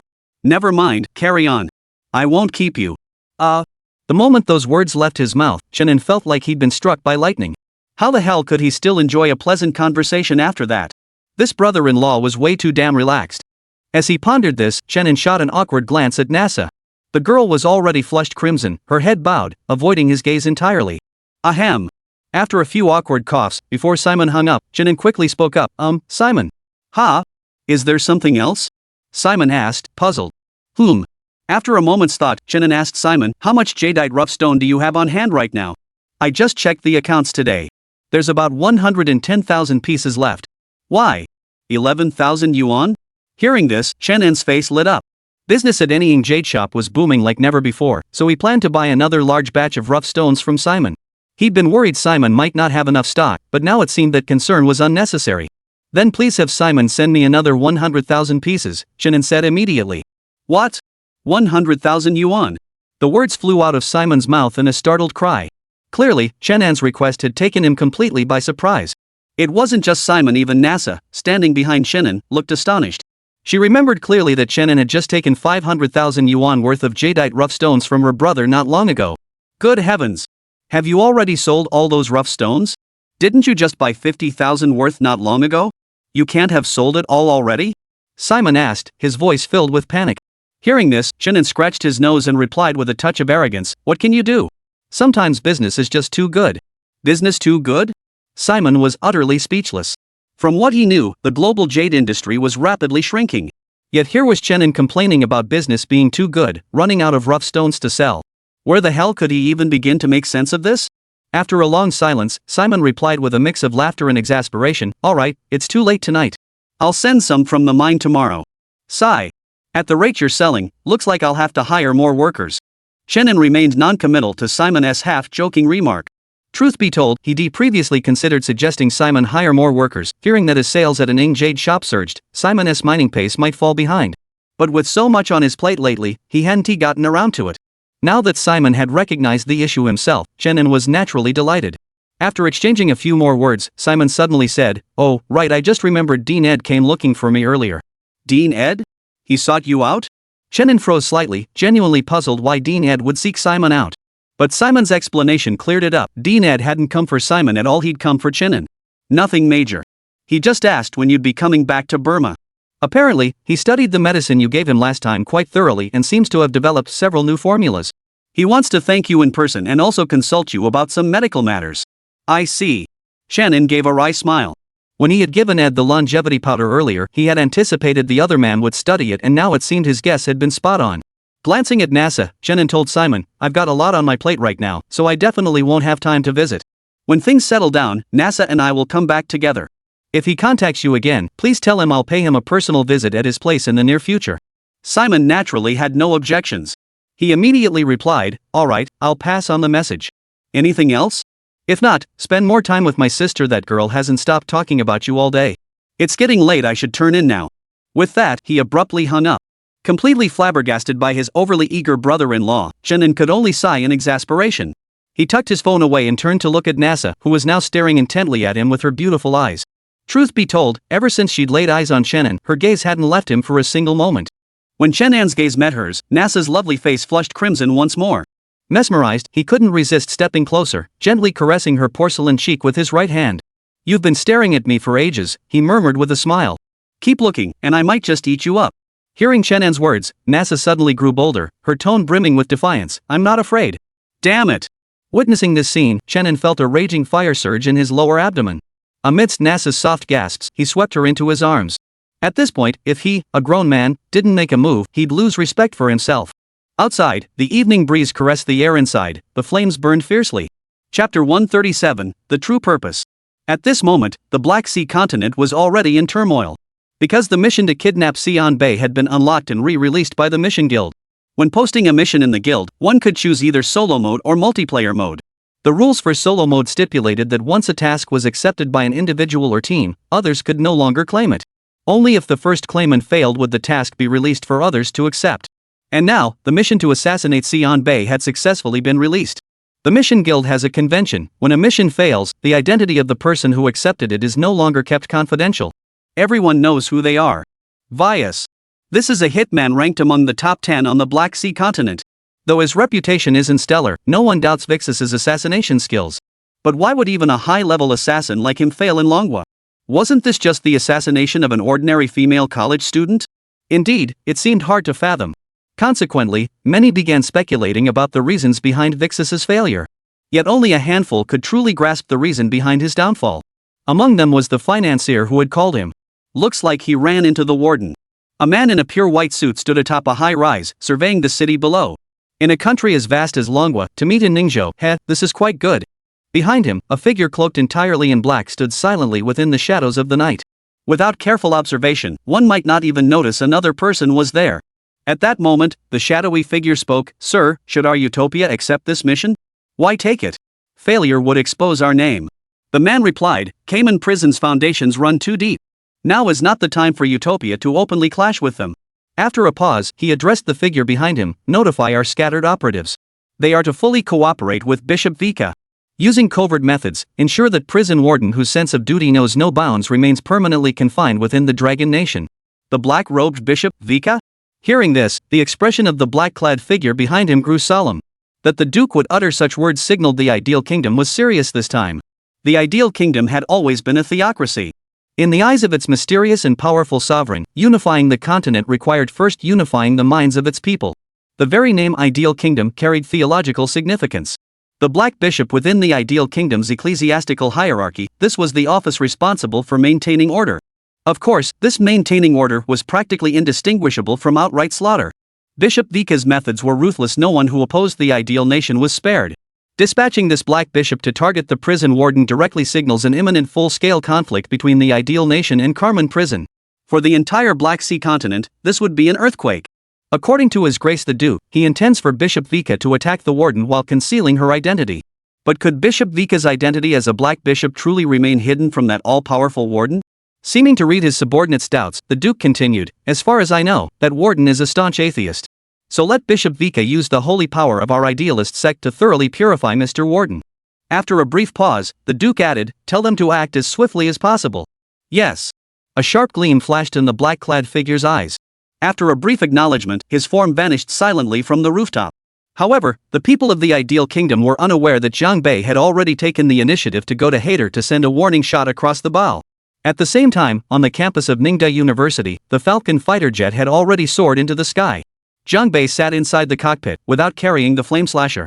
For over the past 5 years, he had envisioned countless scenarios of confronting Hader's formidable foes once more, and in none of those scenarios did the flame slasher appear. Zhang Zijin, clad in black armor, sat across from Zhang Bei. Her eyes shone brightly as she looked at her uncle. "Has the Zhang family still not uncovered the cause of Zhang Qingshan's death?" Zhang Bei inquired. Truthfully, this matter weighed heavily on his mind. Having such a terrifyingly powerful expert lurking in Ningzhou, without knowing whether they were friend or foe, kept everyone on edge, making it difficult to act freely. "No, they haven't," Zhang Zijing added. "And I can sense that Zhang Kaiga isn't particularly eager to investigate either. It's all just for show.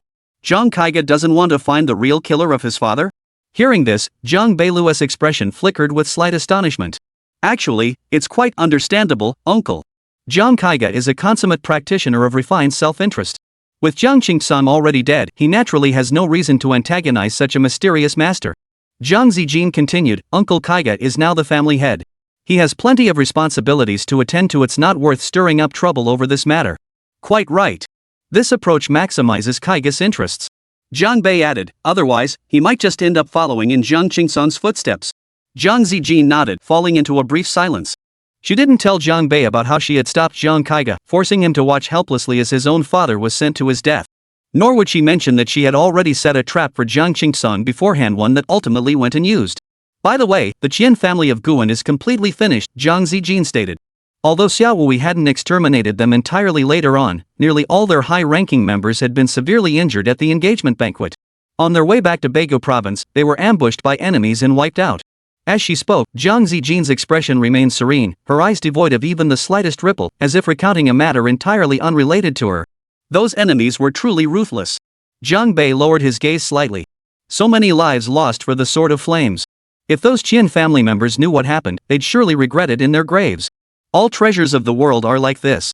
Zhang Zijin's gaze drifted to her own long sword. "By the way, I saw you at the lab entrance the other day. What were you doing there?" Zhang Bei inquired. Zhang Zijin flashed a smile, an expression that unexpectedly revealed a charm rarely seen in girls her age. "I'm a regular there.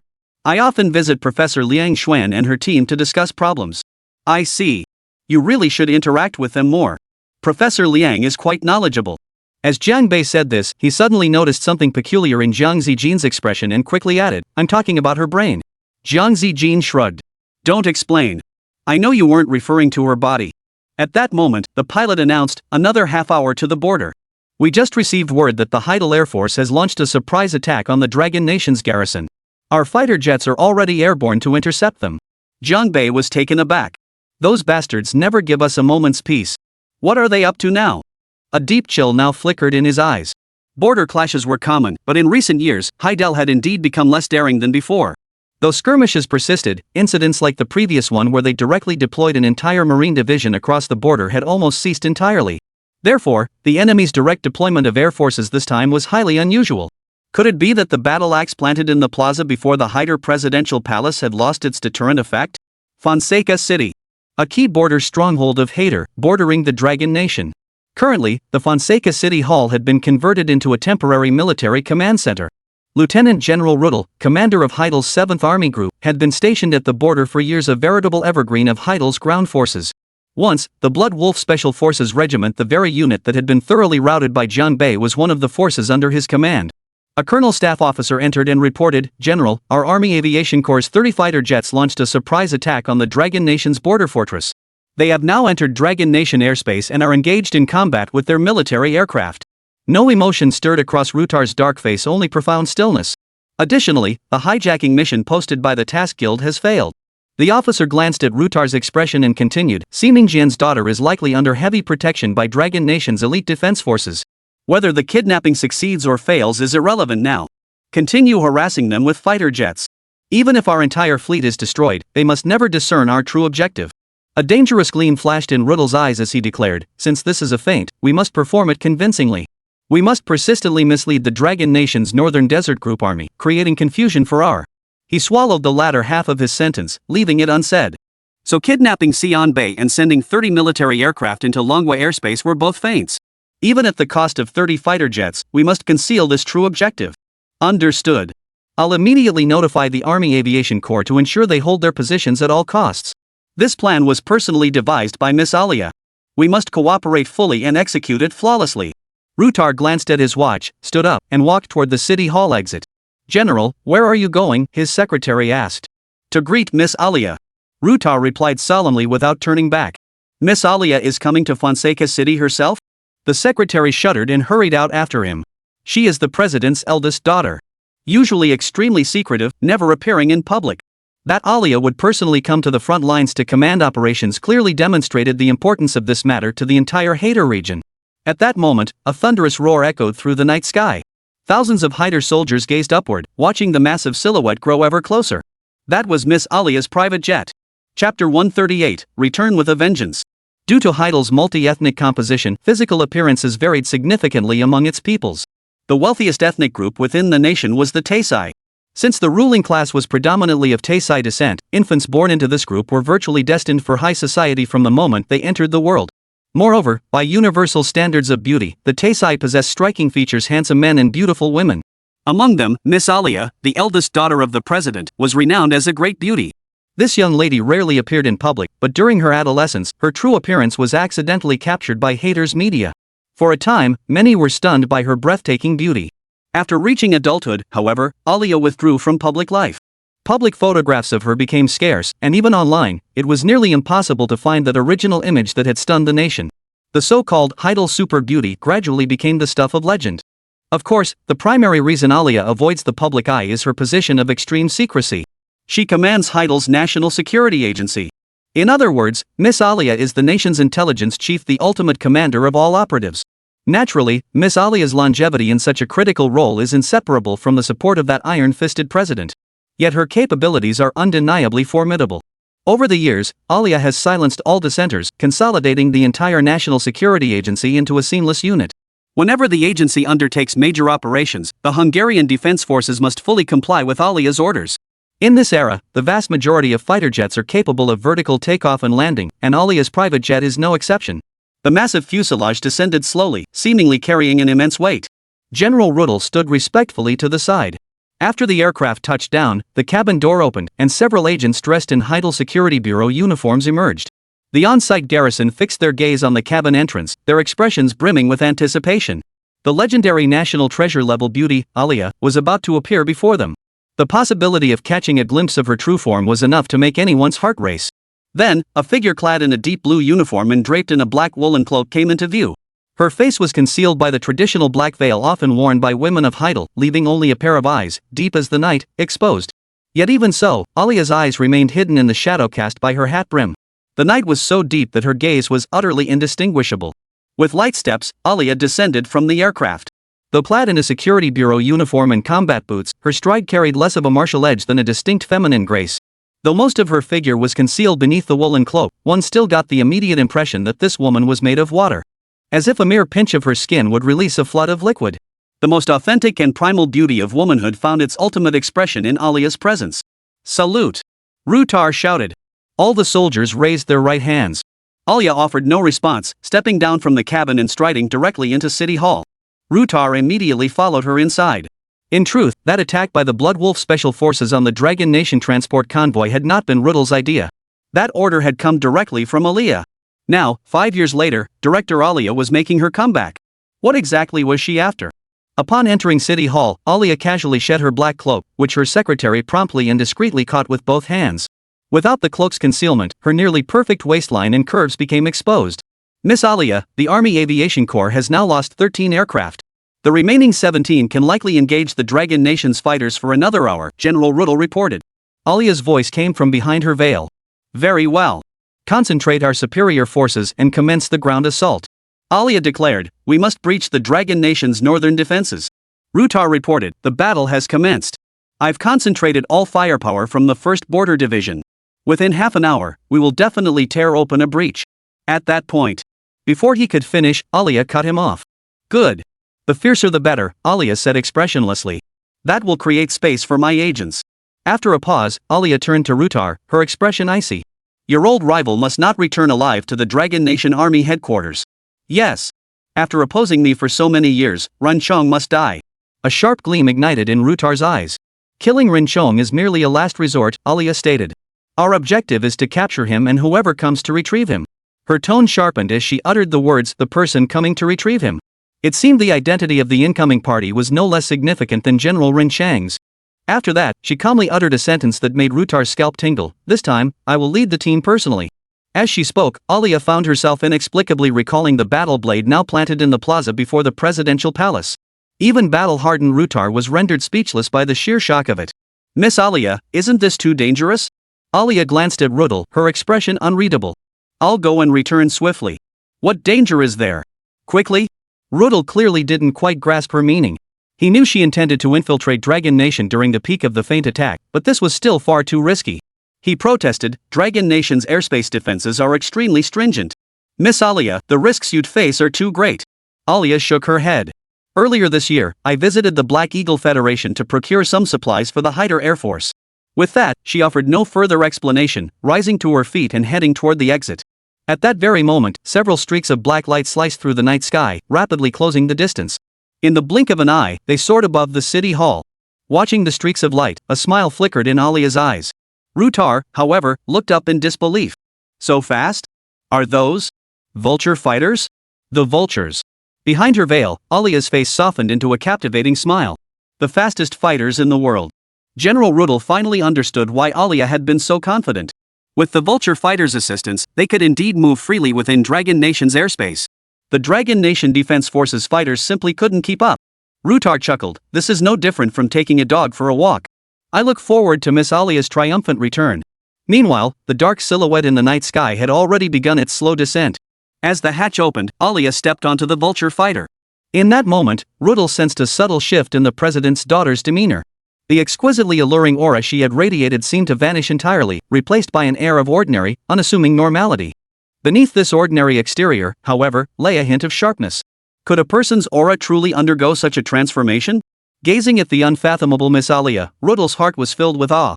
General Renchong likely never imagined that his plan to quietly depart the northern frontier would be thwarted. His movements had already been anticipated by Alia. To capture this veteran general with his illustrious military achievements, the director of the Hungarian National Security Agency had personally taken command of the operation. At that moment, Renchang's vehicle was traversing a dirt road illuminated by flickering streetlights. Faint cannon fire echoed in his ears. This sound was deeply familiar to him, yet today, it seemed farther away than ever before in all the years he'd heard it. Heidel still won't settle down. No sooner had I left than they launched their attack. Ren Chong shook his head. After so many years of fighting, Rutar must be exhausted too. His Major General Secretary sat in the passenger seat. Turning his head, he remarked, "General, if you ask me, our Dragon Nation's foreign policy is far too lenient. We should have done what Jiang Bei did back then, strike directly at Heidel's capital. That would have intimidated them for years. Easier said than done." Ren Chong smiled, a look of reminiscence flickering in his eyes before he continued, "International relations are complex. Nations are interdependent. The Dragon Nation can't afford to abandon so much diplomacy." The secretary glanced at his phone. "General, Director Xia from Homeland Security has contacted me. They're waiting just ahead to escort you back to the capital." "Very well." Ren Chong nodded in understanding. "The Department of Homeland Security has been thoughtful. I do have some matters to hand over to them." Though retired, Ren Chong possessed too much military intelligence and classified information to remain anything but a top priority protection target for the Dragon Nation. At that moment, a convoy came into view ahead. Those were the vehicles of the Department of Homeland Security. Dozens of heavily armed soldiers in black uniforms stood ready beside the vehicles. As Ren Chang's car approached, they all raised their right hands and saluted in unison. This veteran general, who had guarded the northern border of the Dragon Nation for over a decade, truly deserved everyone's respect. Ren Chong stepped out of his vehicle and returned the salute to the soldiers. A woman in black uniform stood at the front, her right hand raised to her brow. After the salute concluded, she removed the mask covering her face. "General Ran, I am Xia Chui, Director of Division 1, Homeland Security Agency." The woman stepped forward with a smile. "Compared to you, I'm a junior. You can call me Xia or Chui, either is fine." If Jiang Bei were here, he'd probably be stunned speechless. Because this director Xia Chui was none other than the woman who had previously claimed to be a source energy professor at Xiaojing University. Her features were strikingly defined, hinting at mixed heritage. Her eyes held a faint blue tint, while her delicate nose and full lips radiated a sensual allure.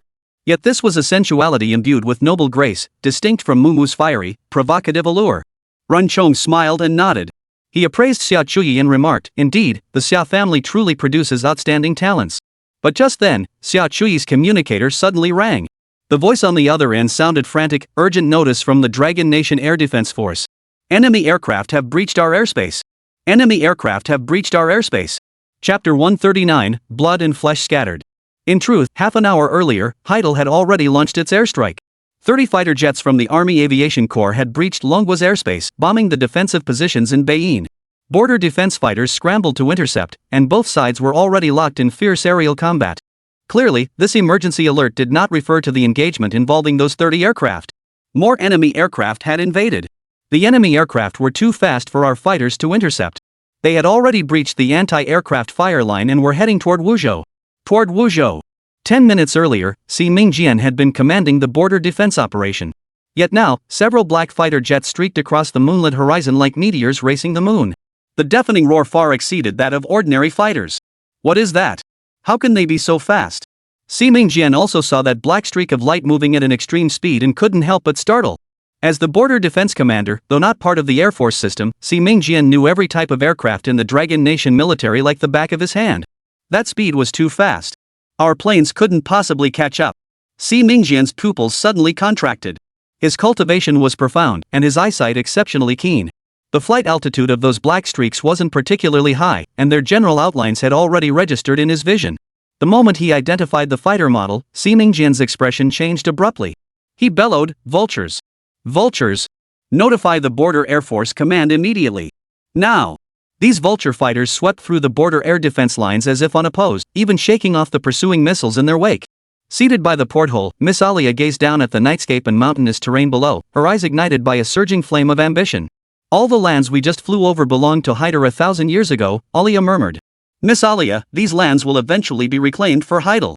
The black-clad operative beside her slowly drew his combat blade. Of these 5 vulture fighters, 3 had undergone cockpit modifications similar to Jiang Bei's Falcon fighter, significantly enhancing their transport capacity while maintaining combat firepower. They carried a total of 30 Hungarian state security agents. The other 2 were pure combat models, providing escort and support. One target, Ren Chong. One target, Xia Chui. If they can't be captured alive, eliminate them immediately. Aliana's encouraging voice crackled over the intercom system of all aircraft. "Warriors, I await your triumphant return aboard the aircraft. I The command was given, and the cabin doors opened. 30 agents, each carrying a parachute pack, streamed out of the cabin. All clad in black, they were nearly invisible under the cover of night. After leaving the cabin, the agents entered freefall without immediately deploying their parachutes. After plummeting at extreme speeds for over 10 seconds, the hider agents simultaneously deployed their parachutes. The moment the parachutes deployed, their descent slowed dramatically. However, the moment the parachutes opened a mere 2 or 3 seconds later, they were already less than 50 meters from the ground. Though their descent remained swift, it posed little challenge to advanced Source Force warriors. The agents had already unstrapped their parachute packs and were rapidly descending toward the earth. Mid-air, their long blades were already drawn from their sheaths. Xia Chu spotted the 5 fighter jets and the figures leaping from them. Team 1, prepare for combat, she shouted. Team 2, protect General Ren. By this point, MI6 had clearly realized their movements had been compromised. Having guarded the border for so many years, Ren Chong himself was of immense value to Heidler. Moreover, during his tenure as commander of the Baiyuan army, he had thwarted countless Haider offensives. Many in the neighboring nation harbored deep hatred toward Ren Chong. The moment those 30 Haider agents touched down, they simultaneously unleashed their source power, brandishing their long blades as they charged toward the positions of Xia Chuyi and Ren Chong. At that very moment, Jiang Bei was aboard the Falcon fighter jet. He and Jiang Zijin were nearing the conflict zone. Tian Shichen's voice crackled through the communicator. Jiang Bei, 5 Heidel Vulture fighters have violated Dragon Nation airspace, targeting General Ren Chong during his retirement ceremony today. Coordinates have been transmitted to your aircraft. Tian Shichen's tone carried grave urgency. Only the Falcon dual capability fighter can match the Vulture's speed, and yours is the sole Falcon within 1,000 kilometers. Tian Shichen was essentially ordering Jiang Bei to take on 5 enemies single-handedly. Understood. Jiang Bei's eyes instantly flashed with murderous intent. I'll do my best to take them all down. His words radiated an unyielding resolve. According to Homeland Security, those 5 fighters have already airdropped over 30 Special Forces soldiers. Ground fire has already begun. Tian Shichen stated, as long as we shoot down those 5 Vulture fighters, those 30 men will remain in Longhua forever. Please be extremely careful. Got it. Leave it to me, Jiang Bei replied. The moment the call ended, Jiang Zijin immediately said, Uncle, I'll handle the ground forces. You take care of the air. There are 30 Special Forces soldiers over there. Jiang Bei looked at Jiang Zijin, his voice tinged with concern. Are you sure you can handle this? Jiang Zijin smiled brightly, rest assured. Your niece never fights unprepared. All right. Jiang Bei added one more reminder, once you're on the ground, remember not to play the hero. Coordinate closely with the state security agents. Before Jiang Zijin could respond, the pilot's voice crackled over the radio, we've reached the designated location. Since most of the Falcon fighter's offensive weapons were designed for area suppression, precision strikes were prone to collateral damage under the vast night sky. In such circumstances, countering the enemy's special forces with individual combat prowess was the safest option. Jiang Bei tossed Jiang Zijin a parachute pack and asked, you know how to use this? No need. That would make me a sitting duck, Jiang Zijin replied. Uncle and nephew shared an unspoken understanding. Jiang Bei ordered directly, dive to lower altitude. Look for an opening to breach the hatch. Roger. The pilot, having worked with Jiang Bei for years, immediately dipped the nose of the aircraft, executing a sharp dive. Below, the fierce battle raged on. The state security agents numbered only about 20, while their opponents comprised 30 source power masters handpicked by Alia. For this surprise assault, Alia was utterly determined to succeed. The deafening roar of the Falcon fighter now filled every ear. Xia Chu sliced down a Haider agent with a single stroke, while muffled groans echoed around her. The Haider side had clearly rehearsed this battle countless times. 30 men instantly executed a precise, small-scale pincer movement and encirclement against the Dragon Nation forces. With seamless coordination, they advanced steadily, securing each position step by step. Within mere minutes, Xia Chuyi's effective combat strength had been halved. Xia Chuyi, Ren Chong. Surrender now and return with us to Heidel, and we'll spare your lives. Otherwise, every last one of your agents will die. A voice boomed out, speaking stiff, heavily accented Longhua with a distinct curry-like flavor. The speaker was a towering, muscular man at least 2 meters tall with long limbs and explosive strength. He had just single-handedly slashed 4 Dragon Nation agents. Delusional. Xia Chuyi growled, swinging his blade directly at the attacker. The towering Haider agent let out a savage laugh. Very well. Leave Xia Chuyi to me. The rest of you focus your efforts on Ren Chong. Meanwhile, 2 enemies fell beside Ren Chong. Though retired, the old general remained formidable, his combat prowess impressive. Yet his major secretary now lay in a pool of blood. Protect General Ren. Xia Chuyi shouted, simultaneously pushing her source power to its absolute limit. Her blade's glint now clashed fiercely with the towering agents. Yet at that very moment, the Falcon fighter jet swept in, skimming just 30 meters above the ground. At the zenith of its flight path, the fighter executed a 90-degree turn before soaring skyward. As the fighter soared upward, a figure tumbled out from the fuselage. It was Jiang Zijin. Even before she touched the air, her long sword was already drawn. A fierce blade of light sliced down through the sky. Swish! The sword light swept across the sky, catching two Hyder agents completely off guard. They were instantly cleaved into 4 pieces. After landing, Jiang Zijin gave the remaining Hyder agents no time to react. Her sword flashed repeatedly, and within mere seconds, 4 more agents fell to the ground. Her arrival drastically reduced Xia Chudi's defensive burden. Observing closely, one could see that every one of Jiang Zijin's moves was lethal, clean and decisive, without the slightest hesitation. To wield such lethal techniques with such ease, one could only imagine how many deadly missions Jiang Zijin had undertaken while leading the Blazing Star Squad. The tall agent, witnessing this, bellowed, "Divide 2 men to handle Xia Chui. This woman is mine." With that, he leapt into the fray. By now, Xia Chui's arm had been slashed, though fortunately not severely enough to damage the bone or tendons. The tall operative's attack was indeed brutally violent. Had Jiang Zijin not intervened, Xia Chui likely wouldn't have lasted 5 minutes under his assault. Yet before the tall agent could close in on Jiang Zijin, he suddenly felt a chill at his waist. When he looked up again, Jiang Zijin was no longer where he had been. Instead, she appeared beside him. That chill was the cold steel of Jiang Zijin's sword piercing him.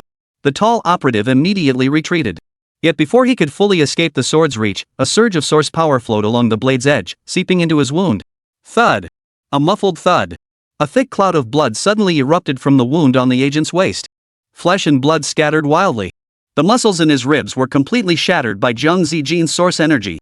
The towering agent let out a pained roar, instinctively trying to retreat, but Jiang Zijin wouldn't give him that chance. That slender, dark figure flashed several steps forward, appearing behind the tall agent. Then, the agent felt a sudden chill at his throat. A familiar chill. Exactly the same sensation as when the long sword had sliced open his waist earlier. In that instant, Agent Hader suddenly felt this attack method seemed strangely familiar. Just as a flash of insight streaked through his mind, a look of realization flickering in his eyes, a vicious surge of source energy already burrowed through the wound in his neck and into his skull. "You won't get a chance to speak." Seeing the look on his face, Jiang Zijin spoke calmly as he withdrew his sword. The next second, the tall agent's head exploded like a watermelon hit by a bullet. Blood and brain matter splattered everywhere, covering the surrounding ground. Chapter 140, Ace Pilot. Miss Alia. A powerful enemy has joined the Dragon Nation forces. Captain Bame has been killed in action. At that moment, an urgent report from her agents crackled through Alia's communicator. Her face, hidden behind the black veil, suddenly darkened like night. How could this happen? Who is that mysterious powerful individual? Alia had never imagined she could miscalculate. After all, according to intelligence leaked from within the Dragon Nation, neither Rin Chang's entourage nor Xia Chui's agents possess strength exceeding mid-tier heaven grade. Yet that towering operative, Bai Yim, was a genuine mid-tier heaven grade powerhouse. Such a powerhouse could sweep aside any opponent anywhere. Beyond Bayam, among the 30 agents this time, there were also 2 early heaven-tier fighters. This lineup was already quite formidable. How could they fail? "Miss Alia, we request withdrawal." The agent continued his report. But Alia shut off the communicator. She sighed, a flicker of reluctance flickering in her eyes. Yet that reluctance swiftly transformed into ruthlessness and resolve. "Cover that entire combat zone with the heaviest firepower," Aria declared. "Every agent who falls here is a warrior of Hyder." Alia was ordering indiscriminate fire. "If we can't capture them alive, then we'll kill Xia Chui and Renchong right here." But if she did that, the remaining Hyder agents wouldn't survive either. They would all perish under the firepower of their own aircraft. This reveals just how significant Renchong and Xia Chui are in Alia's heart. For this, she is willing to sacrifice so many elite subordinates. That's a full 3 Sky tier agents. Celestial tier combatants possess formidable individual strength, yet when confronted with the annihilating strikes of the world's most advanced fighters, they absolutely cannot withstand such attacks using their source power unless they escape in time. Yes. The pilot remained expressionless. Just as he prepared to notify the other 4 aircraft, panicked shouts suddenly erupted over the communication channel. "Enemy aircraft! Enemy aircraft! Vulture 3 under attack! Enemy speed is high, requesting backup!" Before the pilot could finish his transmission, the sound of explosions erupted through the communication channels of the other 4 Vulture fighters. Alia immediately looked out the window. A dazzling, brilliant firework had already bloomed in the sky. Vulture 3 had been blown apart mid-air. Her heart sank instantly. While Jiang Zijin swiftly eliminated enemies on the ground, control of the Falcon dual energy fighter in the sky had already passed to Jiang Bei. "You handle weapons control. I'll pilot the fighter," Jiang Bei instructed the pilot. This pilot, Liu Yongjue, was considered an ace of the Dragon Nation Air Force. Initially, he had reservations about Jiang Bei taking the controls. After all, the flight dynamics of this dual-energy fighter were entirely different from conventional fighters. At such extreme speeds, the slightest misstep could mean a crash and certain death. However, the moment Jiang Bei actually began piloting the Falcon fighter, Liu Yongjue instantly retracted all his worries, replaced by boundless admiration. Under Jiang Bei's control, man and machine became truly one. Every evasive maneuver and attack seemed effortless. When the first Vulture fighter was blown apart, Liu Yongjue couldn't help but exclaim to Jiang Bei, "That was incredible. You are the true ace pilot." Earlier, when Jiang Bei maneuvered the Falcon fighter into a prime position, he had given the order to fire. The Falcon's formidable firepower instantly obliterated the distant Vulture fighter mid-air. The timing was absolutely perfect. The Falcon's stunning debut was so overwhelming that the remaining 4 Vulture fighters unleashed their full firepower simultaneously. "Take down this Dragon Nation fighter," Alia murmured, now seated in the other cockpit, having taken control of the aircraft. The next second, she pressed the missile launch button.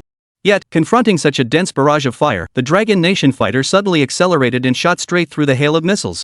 Impossible. How could it be so fast? Alia's eyes widened in shock.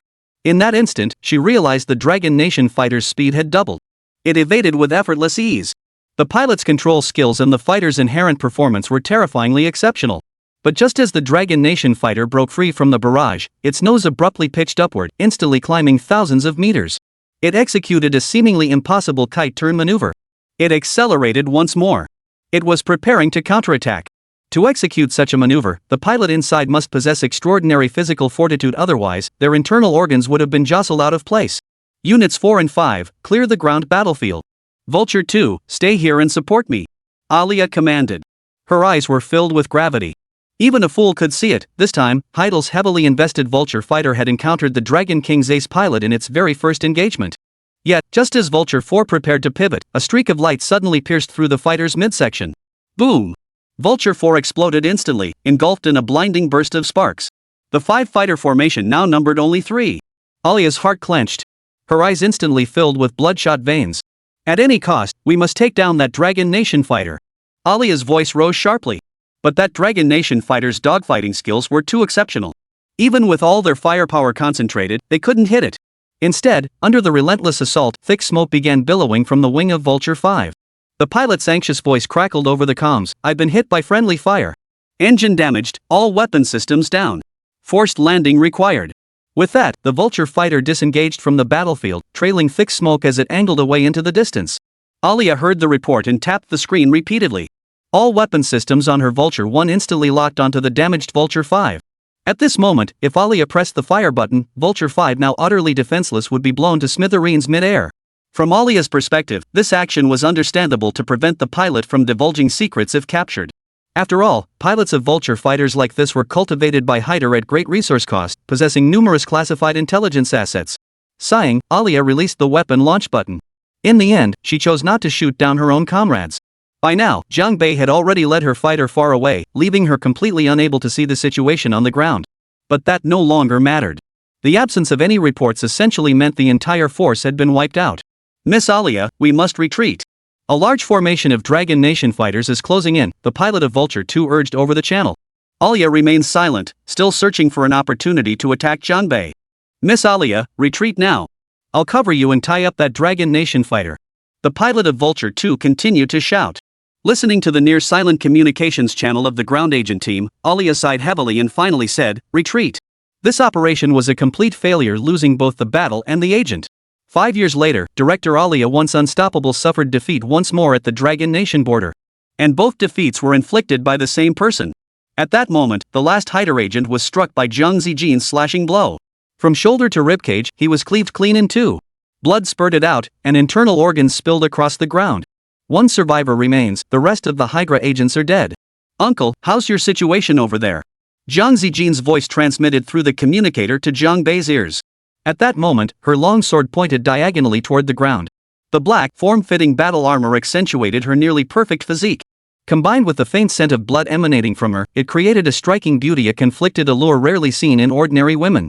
2 more left. Pursuing them now. Jiang Bei narrowed his eyes, staring into the vast night sky ahead. Zijin, cover General Ren Chang's retreat first. Not a single one of those 2 remaining Hater fighters will escape Dragon Nation airspace. At that moment, 2 Vulture fighters were already fleeing frantically toward Heidel. Jianbei addressed Lu Yonghua, the rear one is covering our retreat, trying to tie us down. Looks like the front vulture holds someone important. Vulture number 2 had already turned and circled behind Jianbei, relentlessly launching attacks in a desperate attempt to shoot down the dragon falcon. Yet in aerial combat, it was no match for Jianbei. Within a minute, it had become a blazing fireball, crashed and destroyed, pilot lost. Meanwhile, the vulture fighter carrying Alia had already pulled away. With the vulture's blistering speed, it could cover a significant distance in such a short time. Damn it! Alia piloted the vulture, her eyes filled with bitter sorrow. She rarely failed, but each defeat cut deep, etching itself into her soul.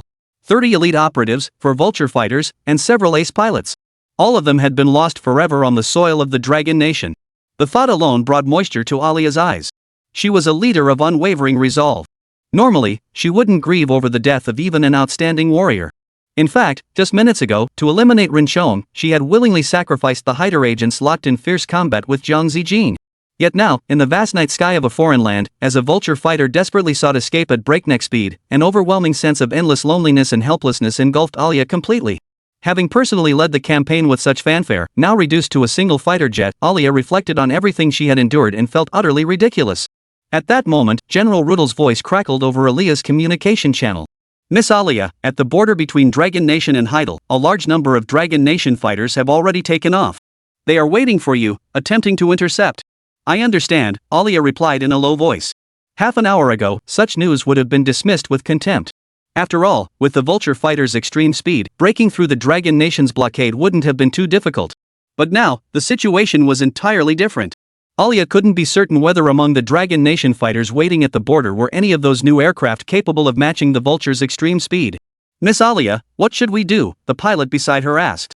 Without hesitation, Alia commanded, turn around. We're not returning home. Head for Nibistan. Nibistan was a nation bordering both the Dragon Nation and Heidel. However, like Hader, this nation frequently clashed with Dragon Nation's border guards. Moreover, relations between Nibistan and Hader were strained decades ago, they had even invaded each other.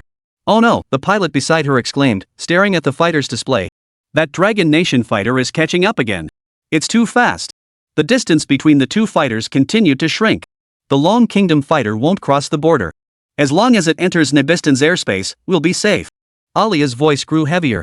Yet as she spoke, a profound sense of defeat welled up inside her. This desperate flight felt utterly miserable. The pilot glanced at the map. At our current speed, we'll cross the Nibistan border in just 2 more minutes. There are no Dragon Nation forces there. 2 minutes. Good. Alia stared at the night sky ahead and revved the fighter's engines to their absolute limit. But just then, her heart sank suddenly.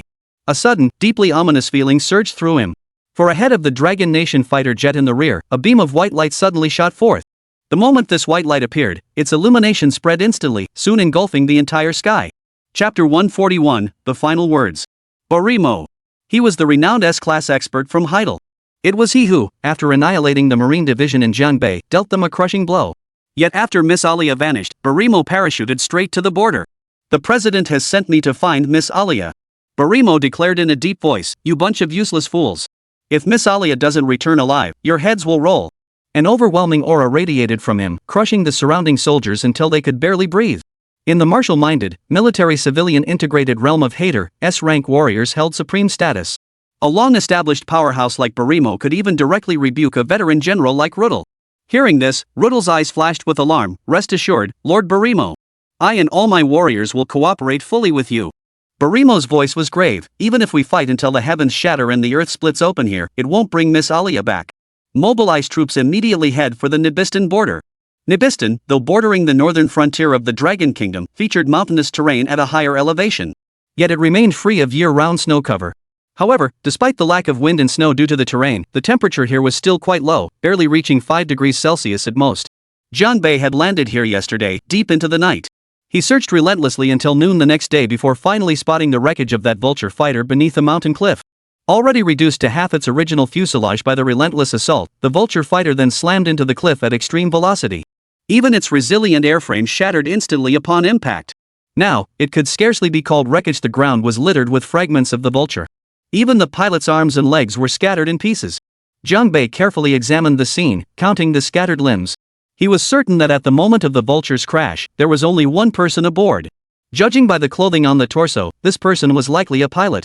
But then, was a single pilot, even an ace of the Air Force, really in need of escort from other fighters to retreat? At that moment, Jiang Bei suddenly noticed fragments of deep blue fabric scattered across the crash site. This must have come from someone's clothing, but clearly not the pilot's. Jiang Bei narrowed his eyes as a familiar sensation washed over him. This fabric resembled some kind of uniform. Hider, what unit wore blue uniforms? Jiang Bei pondered. His initial thought didn't connect to the Hungarian National Security Agency, because the regular uniforms of the Hider Air Force were also blue. Immediately after, Jiang Bei spotted a charred mass. It appeared to be another piece of fabric, but the vulture fighter must have caught fire upon crashing into the cliff. By now, the original form of the material was nearly impossible to discern. But upon closer inspection, Jiang Bei recognized it as wool. Wool? He furrowed his brow. Woolen garments and a deep blue uniform? This combination was beyond the imagination of most straight men. In reality, this charred mass of fabric was Arya's woolen cloak. There was another person on the plane. But where had that person gone? Jiang Bei's brow furrowed slightly. He instinctively felt that these garments were enough to prove that person's identity was no ordinary one. But just then, he suddenly heard some movement. Peering through the gaps in the trees, Jiang Bei saw to his shock that the border guards of Nibistan were approaching. The crash last night must have been loud enough to attract attention. Seeing this, Jiang Bei had no time to carefully examine the footprints at the scene. He could only find a place to hide first. The guards searched the area but found nothing of value, not even the Hider insignia on the aircraft debris. What a bunch of incompetence, leaving so many footprints and completely messing up the scene. Jiang Bei shook his head. Only after the guards had completely departed did he carefully re-examine the scene. This time, he indeed made new discoveries. Over 100 meters from the crash site, several small trees had been snapped clean in half, and even the shrubbery had been flattened in large patches. Yet nearby, there were no aircraft fragments. Most crucially, Jiang Bei discovered dried, blackened bloodstains on the fallen leaves. This indicated that before the vulture crashed, the other person on board had been flung this way. However, judging by the immense impact force, even someone highly skilled would likely have sustained serious injuries during the fall. Scanning the area, Jiang Bei found some faint footprints. They clearly belonged to the same person, yet varied in depth evidently. The individual was injured and staggering. The footprints were about size 11. Jiang Bei even placed his own foot next to one for comparison. That size immediately ruled out a woman as the wearer. However, he didn't realize that this size 42 shoe wasn't Alia's actual size. To enhance protective strength, Alia's shoes were custom made, with reinforced edges using special materials, making them slightly larger than standard sizes. But the footprints didn't go far before they disappeared. Replacing them was a much larger footprint. This larger footprint was also deeper, clearly indicating a heavier individual. Probably a man came and carried the injured person away. Jiang Bei offered his assessment. Unfortunately, as they walked on, the accumulation of decaying leaves and dry branches made it increasingly difficult for Jiang Bei to locate any further footprints. Still, he now had a general sense of the direction. For Jiang Bei, a former Special Forces operative, this kind of wilderness tracking was second nature. Following the anticipated direction, he walked until late afternoon before finally spotting a village. Nibistan's economic standing was nowhere near comparable to Longwa's, and the living standards of its common people were quite backward. Yet, paradoxically, this nation's military possessed formidable combat prowess, its soldiers fierce and combative. Moreover, according to large-scale statistical data from a certain research institute, the average innate source power talent among Nibistan citizens surpassed that of both Longwa and Hader. Yet, what good was such high innate talent when the vast majority here struggled to survive? How could they possibly afford source crystal elixir? After advancing a short distance further, Jiang Bei halted his steps and lay in quiet concealment. This settlement covered a considerable area, yet it was clearly no ordinary village. For he spotted patrols. Every 100 meters or so, there were mobile sentries. These sentries all wore the uniforms of the Nibistan government army. It turned out this village was none other than one of the garrison posts for Nibistan's border defense forces. And from the center of the village, wisps of white smoke kept rising. This white smoke always gave Jiang Bei a familiar feeling, as if he had seen it somewhere before. But he was certain this was definitely not cooking smoke. Realizing this, Jiang Bei prepared to relocate his hiding spot. Yet before he could move far, he spotted scattered patches of sticky substance among the bushes. Drug manufacturing waste. Jiang Bei's eyes instantly narrowed. Just then, several pickup trucks drove out of the village. Their cargo beds were covered with tarps, and every so often, similar drug-making waste would fall off. This was Nibistan's drug manufacturing base. Nibistan's drug production was common knowledge. Within the Dragon Nation, at least 30% of all drugs originated from Nibistan. And this place was so close to the Dragon Nation's border. Who knew how much narcotics had slipped into the Dragon Nation from this very base in the past? What Jiang Bei hadn't anticipated was that the military was involved in Nibistan's drug production. This was utterly unbelievable. No wonder this nation could afford such massive military procurement expenditures year after year. Evidently, the substantial profits from manufacturing and trafficking drugs were what sustained Nabiston's colossal military spending. Interesting. This was a fortunate coincidence. A sharp gleam flashed in Jiang Bei's eyes. 10 minutes later, 2 Nabiston patrol sentries happened to pass by Jiang Bei's concealed position. "Hey, did you hear about our battalion commander snatching a woman from a hunter couple at noon? He's planning to sleep with her after the meeting ends." "Of course I heard. I was with the transport convoy that day and saw it with my own eyes." Another soldier chimed in, "Our convoy was passing by when the commander wanted to stop at the hunter's place for a rest. He spotted the hunter's sister and thought she was pretty, so he just snatched her right then and there." "Did the hunters consent? Does it matter? Is there any woman the commander wants he can't have?" The eyewitness sneered. "The hunter and his wife were hacked to death with a machete. Then we brought the woman back with us. What kind of beauty could make the regiment commander so obsessed? Not exactly stunning, probably poor and covered in grime, but her figure was absolutely incredible." The soldier licked his lips, plus, she was sick and weak. Once the commander finished his long-distance conference call, she wouldn't have had the strength to resist whatever he wanted to do to her. Just thinking about it gets me excited." Jiang Bei heard every word clearly. As long as the regiment commander hadn't adjourned the meeting, that woman was safe. It seemed that both destroying the drug lab and saving that woman had become imperative tasks. Jiang Bei declared. Deep within him, a faint intuition stirred as if the survivor who had escaped from the crashed vulture fighter might somehow be connected to this village. Jiang Bei rose to his feet and swiftly vanished into the thicket. He intended to first scout the surrounding terrain before taking targeted action. At that moment, the village was filled with a festive atmosphere. Whenever the commander required a new woman, the garrison here would slaughter chickens and cattle for a feast. The battalion commander, Giselle, was in his 40s and had held this position for 5 years. In his own words, being a battalion commander was too sweet, he wouldn't trade it for a corps commander position. In this drug lab, he was raking in the cash hand over fist and getting to be a groom every night. Giselle had successfully completed the cargo escort. After wrapping up the conference call, he was in high spirits. As soon as he entered the camp, he laughed heartily. "Just now, the army commander gave our regiment a huge shout-out in the meeting. Tonight, brothers, eat and drink to your heart's content. Once this entire shipment is delivered to Dragon Country, this regiment commander will treat you all to a wild night on the town." Cheers erupted in waves.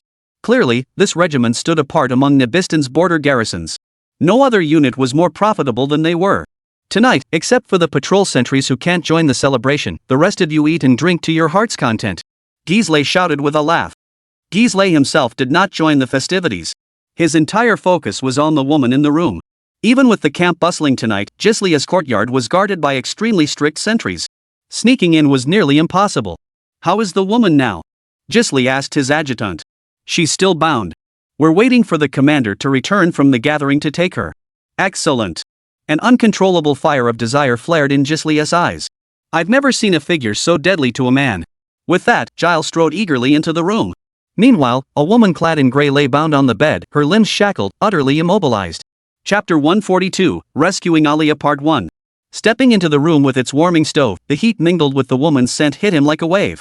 The sight of that figure, embodying the ultimate feminine beauty, made Giselle feel like he was about to burst into flames. It was unbelievable how could such a perfect figure exist in this world. Even the plain, loose-fitting gray corsecloth couldn't conceal those undulating curves. Every curve seemed to radiate the truest, most exquisite feminine beauty. Giselle considered himself no stranger to women, having slept with at least 1,000. Yet, a woman whose figure alone could stir the most primal desires within him was a first. Had he not been tasked with an important escort mission at that moment, Giselle would have claimed her for himself then and there. Hearing Giselle enter, the woman opened her eyes. In the dim light, her eyes seemed devoid of any emotion. "Now, you belong to me. Understand?" Giselle chuckled. "Truth is, your face is a bit dirty and your looks are nothing special. But if it's dark and the lights are off, I won't need to see your face." To this battalion commander, a good figure mattered far more than a pretty face. A flicker of reluctance flickered in the woman's eyes, but she said nothing more. It seemed she understood that every word spoken now would only increase the danger she faced. Due to her cultivation practices, she was acutely aware of the lethal allure her figure and aura held over men. That's why she routinely employed certain methods to make her presence seem more ordinary. Yes, this was Alia, daughter of President Hayter. Earlier, when Alia boarded the plane, General Ruddle had noticed a significant shift in the Security Bureau director's aura. She seemed less alluring, less dazzling. However, now, with Alia suffering severe internal injuries, she was utterly unable to muster any power to alter her aura. She was weaker than ever before. Thus, that alluring aura surged forth uncontrollably. Had Arya not been a powerful source energy user herself, had she not leapt from the cabin before the crash, the president's daughter would likely be dead by now. In the past, these ordinary metal shackles would never have restrained her. But a fallen phoenix is worse than a chicken. Now, Alia could only grit her teeth and endure the impending humiliation, allowing the other party to take whatever they wanted. In truth, Alia's decision to flee to Nibistan had been carefully calculated. As head of the security bureau, her network naturally included numerous agents operating undercover identities both within the Dragon Nation and in Nibistan. The hunter couple hacked to death by gistless men? They were both undercover agents posing as hunters. They had been lurking along the border between the two nations, gathering intelligence continuously. This time, the fact that they were able to rescue Alia at the very first opportunity was also because she had made the relevant arrangements in advance. Unfortunately, Gislia's lustful desires cost Alia not only two valuable operatives but also plunged her into this perilous situation. The daughter of the president, about to be claimed by Gisli, had he known her true identity, he would likely have felt an overwhelming sense of conquest and accomplishment, making him even more eager to undo his belt. "Heh, you've waited this long, you must be parched, right?" Gisli sat on the edge of the bed, admiring the woman's scorching allure as he pulled a small bottle filled with yellow liquid from his pocket. He unscrewed the cap, and a distinct scent began to permeate the room. Seeing this, Alia's eyes flashed with obvious resistance. Clearly, she had already guessed what this liquid contained. It was definitely an aphrodisiac. She began struggling desperately. But in this situation, even if Alia used every ounce of strength in her body, she couldn't break free at all. Her writhing only fueled the fire of desire burning within Gisli's. "Good, struggle all you want. The more you writhe, the better. That little waist of yours is truly tempting." Gisli smiled as he spoke, then pinched Alia's mouth shut with his left hand while pouring the entire contents of the small yellow vial into her mouth with his right. The moment the liquid touched her throat, Alia felt an intense, burning spiciness. Immediately, that burning sensation transformed into an intense heat, a temperature that grew ever hotter, as if it were about to ignite every cell within her body. Beads of sweat already glistened on her forehead. In truth, after being rescued by her agents, Alia had immediately demanded a disguise to alter her appearance. Those two agents were experts in the field and swiftly transformed their top boss into a disheveled, dust-covered figure. Judging by her face alone, one might mistake her for a slightly scruffy rural peasant woman from Nibistan. Yet without the concealment of source energy and martial arts techniques, Alia's figure and alluring charms were utterly impossible to hide. Gisli observed this with satisfaction, chuckling. "Heh, no one can resist this potion. Even if you're a chaste maiden who shuns men, I can turn you into a wanton woman." Glancing at his watch, he added, "In 2 minutes, you'll be begging me to sleep with you, crying and pleading." Ha! At this moment, Alia's discomfort grew worse. Though the stubbornness and anger in her eyes remained, they were clearly less intense than before. Beneath her ashen makeup, her delicate face was already flushed crimson. Alia continued to struggle, but the more she fought, the weaker she grew, her sweat pouring out in increasing streams. Her clothes were completely soaked through, the simple coarse fabric clinging tightly to her body, accentuating her slender curves and revealing a unique kind of sensuality. The potion's effects were too potent. Glancing down at the wet patches on Alia's coarse cloth, Gisli felt even more satisfied. "You really are made of water, woman." He could no longer contain himself, swiftly stripping off his own shirt. The next instant, Giles straddled Alia's thighs, grabbed her top with both hands, and yanked it off with a sharp tug. Rip! The garment ripped cleanly apart, every button flying off. Though Alia wore an undershirt beneath, preventing her most private areas from being fully exposed to Gisli's gaze, the curves beneath became all the more pronounced and distinct. Moreover, the snow-white neck and sensual collarbone, starkly contrasting with her ashen makeup, were now fully exposed before Gisli's eyes. This visual spectacle only fueled Gisli's burning desire. He was on the verge of losing his mind. Alia gritted her teeth, struggling against the drug's effects, her heart filled with rage and resentment. In the past, such drugs would have had no effect on her whatsoever. She could simply disperse them by circulating her source energy.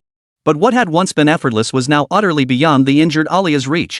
She could only watch helplessly as this man violated her in such a degrading manner, while her body, under the drug's influence, shamefully responded with an intensely strong reaction. This reaction bordered on a primal, bodily craving. "You'll be mine soon enough, heh." Gisli felt the scene before him threatening to make him explode with arousal. He was about to reach out and cover Alia's chest when, at that very moment, a violent explosion suddenly echoed. Boom! Several consecutive blasts shook the heavens. Even the ground trembled. Dust rained down from the ceiling in a shower. It felt like they'd just endured a powerful earthquake. Gisli, who had been nearly driven mad by the flames of desire, snapped back to his senses the moment the explosions erupted.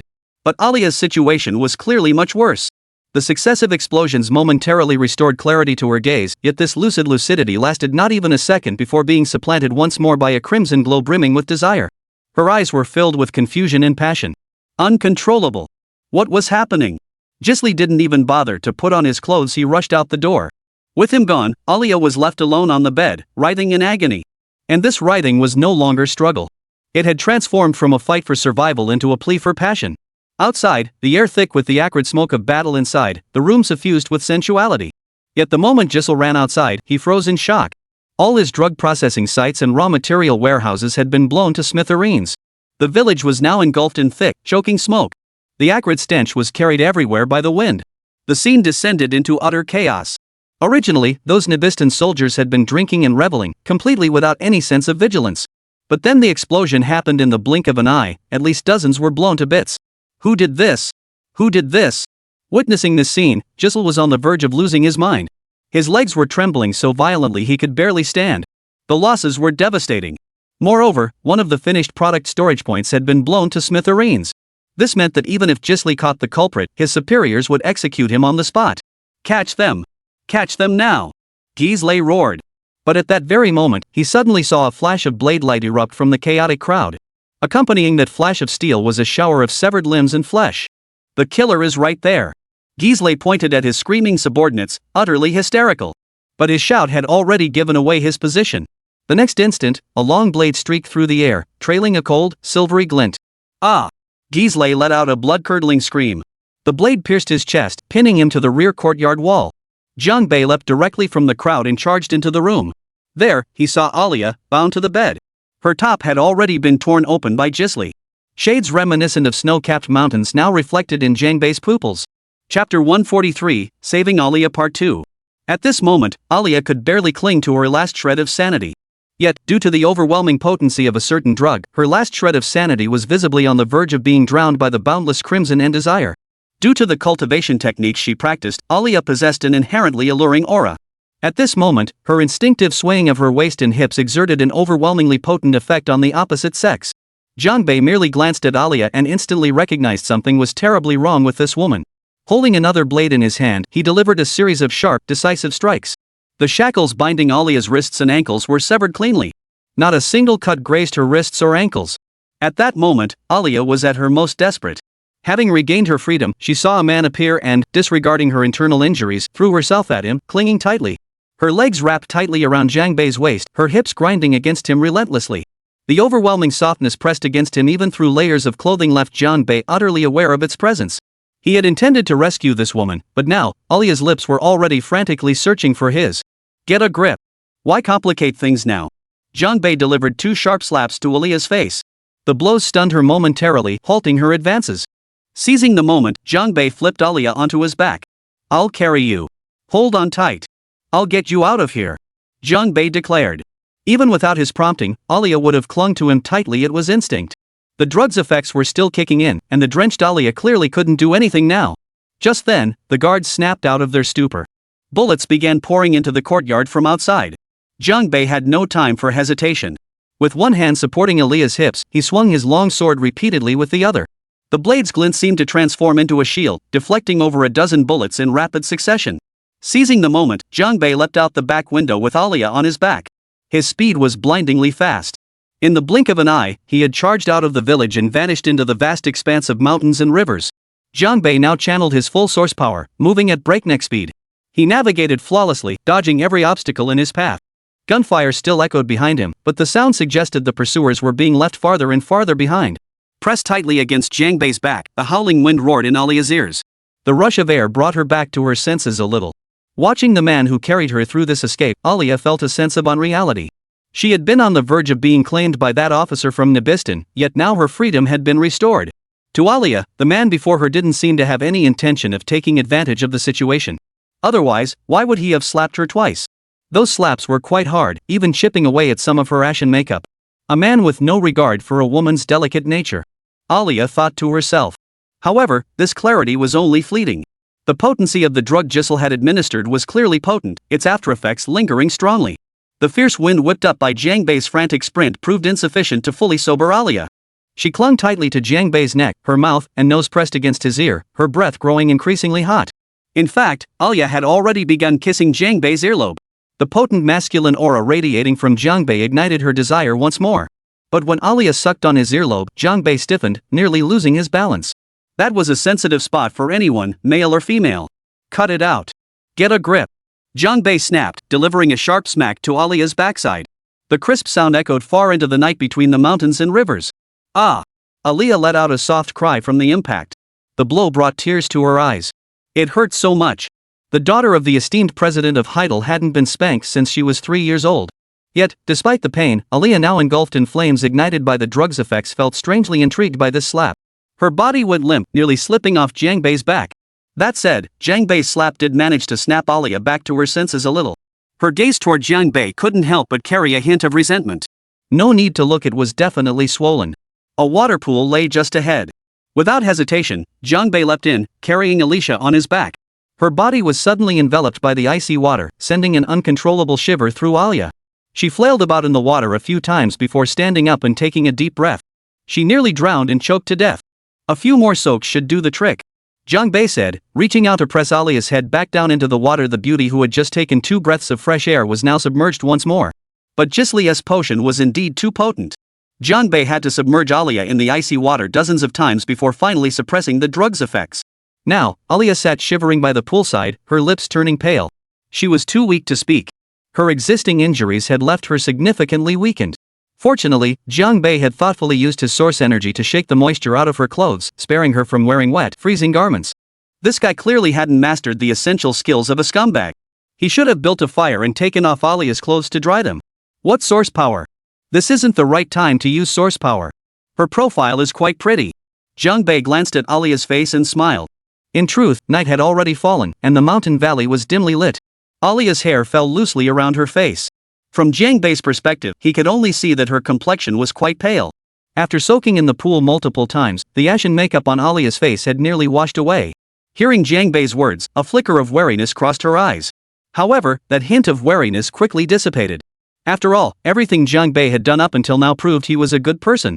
At the very least, he hadn't taken advantage of the situation to claim her for himself. She knew the allure her body held for men.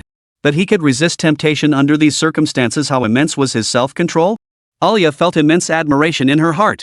Yet she still remained silent. After all, the more she spoke, the more she risked revealing herself. Yet, in Jang Bae's eyes, that hopelessly clueless straight guy, her silence only reinforced his belief that she was still reeling from the shock, unable to recover. Truthfully, Jang Bae could have easily used his source energy to dispel the drug's effects for Alia. But this was foreign territory, and he didn't want to reveal his trump card. Jang Bae hadn't anticipated that Alia had internal injuries. He placed his hand on her forehead. It was burning hot. You're sick. You need proper rest. Knowing her brother and sister-in-law had been killed, Jang Bae asked, do you have any other family? Yes, Alia murmured softly. There are others. In another village. Her head remained bowed, her demeanor somber. Jang Bae didn't seem to think much of it and asked, where is this village? The woman instinctively lifted her head slightly. Her eyes, shrouded in the night, held a hint of grievance. I don't know where you've taken me. After speaking, she lowered her head again, hugging her knees, and fell silent. Did you get lost? Jang Bae sighed with a hint of resignation. But surely you remember the name of your village? I do. Alia uttered a name. As the head of the Hungarian National Security Agency, she was quite familiar with the general geographical names of the surrounding area. Moreover, several of her agents were undercover in the location she mentioned. Jang Bae listened, then opened his fully waterproof phone. He typed in the village name, glanced at the general direction, and said, we ran too far and one go earlier. If we set out now, we should reach it by daybreak. Thank you, Alia murmured softly, her voice sounding somewhat weak. This gratitude was genuine. At the same time, she genuinely wanted to leave immediately. If she waited until tomorrow's sunrise, wouldn't she be exposed even more completely? Moreover, Alia was puzzled by this man, whose features were also largely obscured by the night. He inexplicably stirred a sense of familiarity within her. It felt like she had seen him somewhere before. Let's go, Jang Bae said. Then, he hoisted Alia onto his back. That infinitely soft sensation once again made Jang Bae acutely aware. Alia desperately wanted to ask the man before her why he could restrain himself in such a situation. She was well aware of her allure in certain ways, yet here she was, encountering someone who simply refused to indulge. Women were such contradictory creatures. Could he be into men? As Alia speculated about Jang Bae's private life, her mood surprisingly lifted. Resting her head against his back seemed to offer an endless sense of security. Even as his hands cupped her hips, she felt no offense. On the contrary, his palms were surprisingly warm. Jang Bae instinctively glanced down at Alia's feet. Not size 42. He noted silently. Just then, distant artillery fire erupted with a thunderous roar. The battle raged fiercely. The clash occurred along the border between Hydel and Nibistan, roughly 20 kilometers from here. Jiang Bei remarked, "Looks like Hydel really lost someone important." Alia remained silent. However, if Jiang Bei could see the face hidden beneath her disheveled hair, he might have noticed her expression had grown distinctly unnatural. Of course, Alia desperately wanted to ask Jiang Bei personal questions like why this Chinese man was here, but broaching such topics now would easily put him on guard. She had to maintain her role as the younger sister who had just lost her older brother and sister-in-law. Finally, just before dawn, Jiang Bei carried Alia on his back and arrived at the village she had mentioned. "We're here," Alia said. "Thank you." This was her second expression of gratitude, and it was heartfelt. "Where's your home?" "I'll take you there," Jiang Bei offered. Without hesitation, Alia pointed to a house ahead. "Right there." When they reached the doorway, Alia called out, "Mom." The light inside the room flickered on, and a woman who appeared to be around 50 years old stepped out. Looking at the woman's features, Jiang Bei could tell she must have been a great beauty in her youth. Even at her age, she still possessed a certain charm, a trait she shared with Alia. "Your family has such good genes." Jiang Bei smiled, setting Alia down. He instinctively glanced at his palm, then exhaled softly. Leaving that soft, warm place truly left him with a sense of loss. Alia's mother thanked Jiang Bei profusely. Then Alia whispered something in her ear. The woman froze for a moment before bursting into tears. Clearly, Alia had told her about her brother and sister-in-law being killed. "Take care," Jiang Bei said before turning and leaving. The mother and daughter clung to each other, weeping inconsolably, seemingly unaware that their benefactor had slipped away silently. Only after Jiang Bei had walked far away did the grief-stricken mother and daughter return to the courtyard. The mother locked the door, immediately dropped to one knee, bowed her head, and spoke with utmost reverence, "Miss." Alia's expression turned icy, all traces of her usual charm vanishing. "Contact the country immediately," she ordered. "Have them find a way to retrieve me." "Yes, miss," the woman murmured before hurrying off to carry out the order. Alia steadied herself against the wall, shuffling to the chair before settling into it with great effort. Her thoughts turned to Jiang Bei's earlier words about Hyder having truly lost someone important, and her expression grew even more grave. Alia rose again, her voice growing stern. "We can't stay here. Move out immediately." Chapter 144, Fallen. "But why does he feel so familiar? As if I've seen him somewhere before?" Alia frowned, pondering for a long moment, yet the mystery remained unsolved. But the fact that this man, a citizen of the Dragon Nation, appeared in Nibistan at such a sensitive moment proved beyond doubt that he was an enemy, not an ally. As director of the National Security Bureau, Alia had devoted much of her energy to Dragon Nation. She possessed an innate sensitivity toward those with Dragon Nation features and instinctive wariness. Although Jiang Bei had only destroyed a few pharmaceutical processing plants and hadn't demonstrated overwhelming strength, judging by the speed he displayed while carrying her through the night wind, his power was likely no less than heaven tier. Was this Dragon Nation man seeking her out? "Miss, Lord Barimo has entered Nibistan territory," the woman reported. "He will escort us back to the kingdom." "Good. With Barimo here, everything will fall into place." Alia instructed, "Give him our coordinates." Yet, the mere mention of Barimo sent a jolt of insight through Alia's mind. The revelation struck her like a thunderbolt, leaving her frozen in place. Could it be him? Could he be the one who saved me? 5 years, 5 long years. Alia's breathing grew ragged. Her chest heaved violently, tracing jagged curves. "Miss, what's wrong?" The woman watched Alia's face turn pale and then flush, realizing something was terribly wrong. Alia drew a deep breath, her voice thick with urgency. "Notify Barimo immediately. Tell him under no circumstances is he to come to Nibistan. He must return home at top speed. Quickly. Where on earth has that important figure from Heidel gone?" Jiang Bei muttered to himself. Traveling for a day and a night was no great challenge for a martial artist of his caliber. A brief period of meditation would fully restore his stamina. But if Jiang Bei knew that his target had spent an entire night pressed against him, skin to skin, he'd likely regret it to death. After escorting Alia back, Jiang Bei didn't immediately return to the Dragon Nation. After all, with his strength, breaching Nibistan's border defenses posed no real challenge. He intended to continue searching. At that moment, Tian Shichen's voice crackled through Jiang Bei's communicator. "Major General Jiang," Tian Shichen began, addressing him formally. "According to Homeland Security Intelligence, Barimo, the S-rank powerhouse from Hyder, has mobilized. He should currently be in Nibistan." "What a coincidence," Jiang Bei murmured, narrowing his eyes.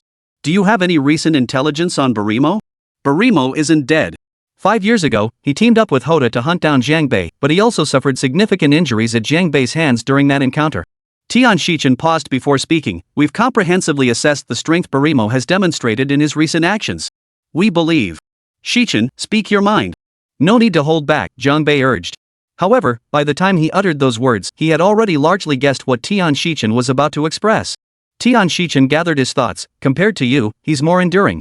Hearing this, Zhang Bei nearly choked on his own spit. That's not exactly the most appropriate way for a man to put it, Zhang Bei thought, several black lines appearing on his forehead. Zhang Bei, the National Defense Army's suggestion is. Before Tian Shichen could finish, Zhang Bei cut him off with a laugh. I know. You're definitely going to tell me to back down. But avoiding the sharp edge like that? That's not my style. We've already clashed, are we supposed to back down now? Shichen, don't forget 5 years ago, if not for the intervention of that third S-rank powerhouse, I might have already finished off Barimo. Zhang Bei's lips curled slightly. 5 years later, history won't repeat itself. I understand. Though Tian Shichen's tone carried concern, he replied, be careful. After hanging up with Zhang Bei, Tian Shichen reported the matter to Shangwan Xingyue almost immediately.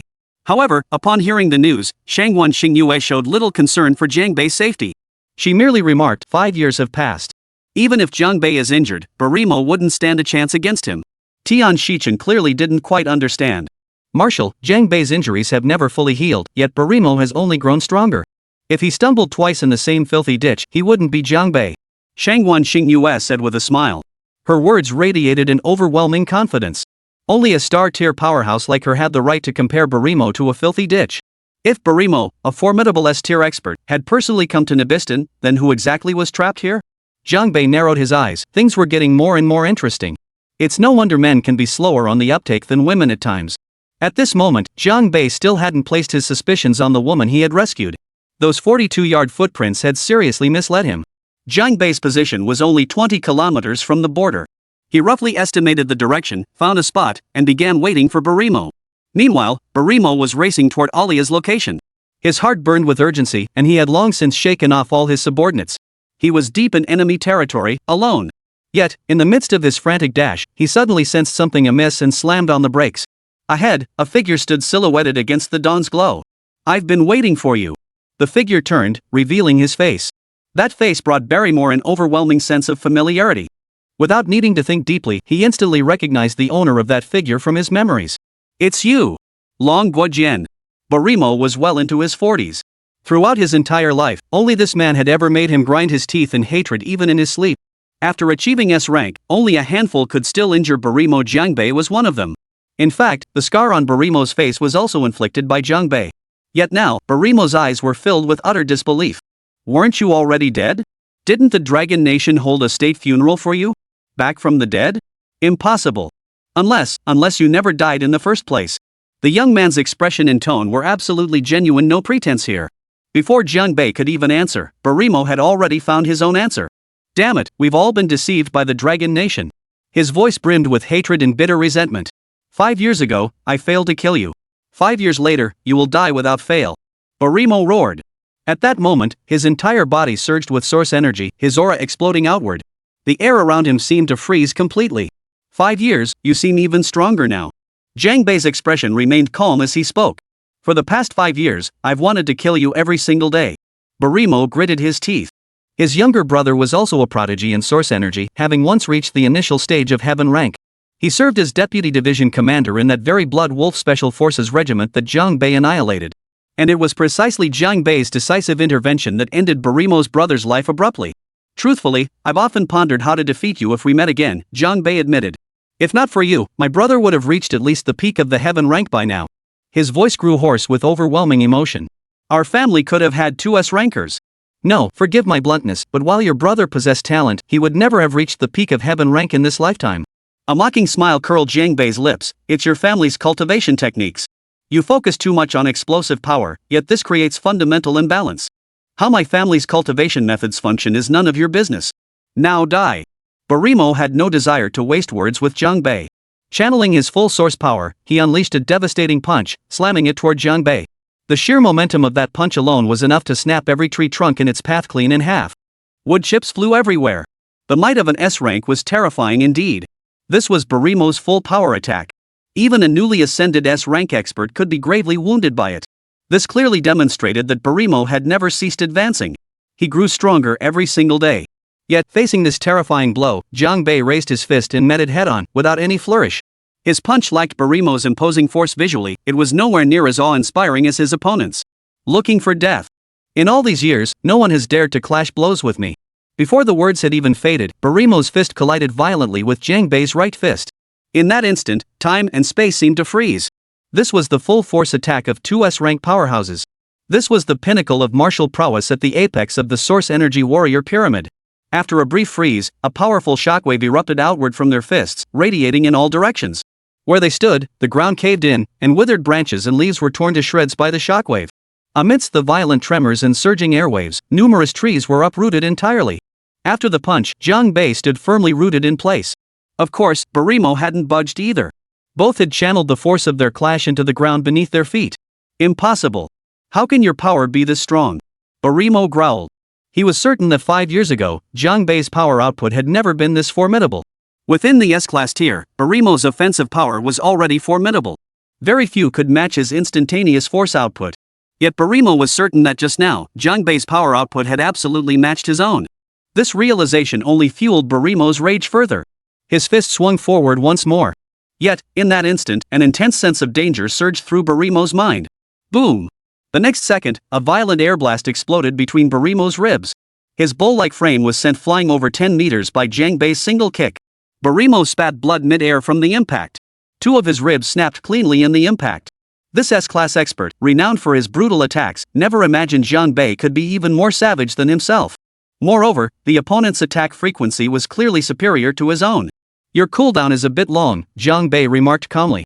But Barimo didn't know that at that very moment, the metallic taste of blood was rising in Jiang Bei's throat too. Before Barimo could even steady himself after landing, Jiang Bei's figure had already materialized before him, unleashing another wave of brutally violent strikes. Faced with this all-too-familiar style of attack, Barimo could only counter with his most proficient techniques. Countering brute force with brute force. From Barimo's perspective, Jiang Bei seemed to have replicated every one of his tactical movements. Not only was the force behind each strike undiminished, but the attack speed had increased significantly. As their fierce battle raged on, deafening explosions of air pressure echoed continuously. Visually, Barimo seemed perpetually on the defensive, constantly at a disadvantage. However, though he had sustained some internal injuries, he was far from being at the end of his rope. If they kept fighting like this, who knew how long the stalemate would last? Most crucially, Jiang Bei's mouth was already filled with the taste of blood. This ultra-high-intensity battle had clearly triggered his internal injuries. Especially Barimo's heavy punches, though they appeared blocked by Jiang Bei, he absorbed the full force of each strike. Heidel's S-class specialization in brutal assault wasn't just for show. Yet, at that very moment, Jiang Bei suddenly sensed his internal energy output threatening to cut off. He lunged forward with a powerful stride, his right fist blurring into a trail of afterimages as it instantly pierced through Barimo's defenses, slamming viciously into the opponent's chest. Simultaneously, Barimo's fist struck Jiang Bei's chest. Boom! Boom! 2 successive explosions of air pressure echoed. Both Jiang Bei and Barimo were sent flying by the impact. Yet, after landing, Jiang Bei was the first to rise. He frowned slightly, glancing down at his chest. It seemed to be hurting. Barimo, however, lay sprawled on the ground, his face contorted in agony. He could feel it clearly now. A force was raging within his body. That force carried a savage, dark essence, steadily devouring his very vitality. Damn it! What kind of technique is this? Barimo's eyes burned with bitter resentment. He had trained relentlessly for the past 5 years, never ceasing his efforts to improve. Why, then, had he ended up in this miserable state? This young man from the Dragon Nation was nothing short of his worst nightmare. Meanwhile, Jiang Bei's face was rapidly draining of color. The so-called sage's time had arrived. The next second, he coughed up a mouthful of blood.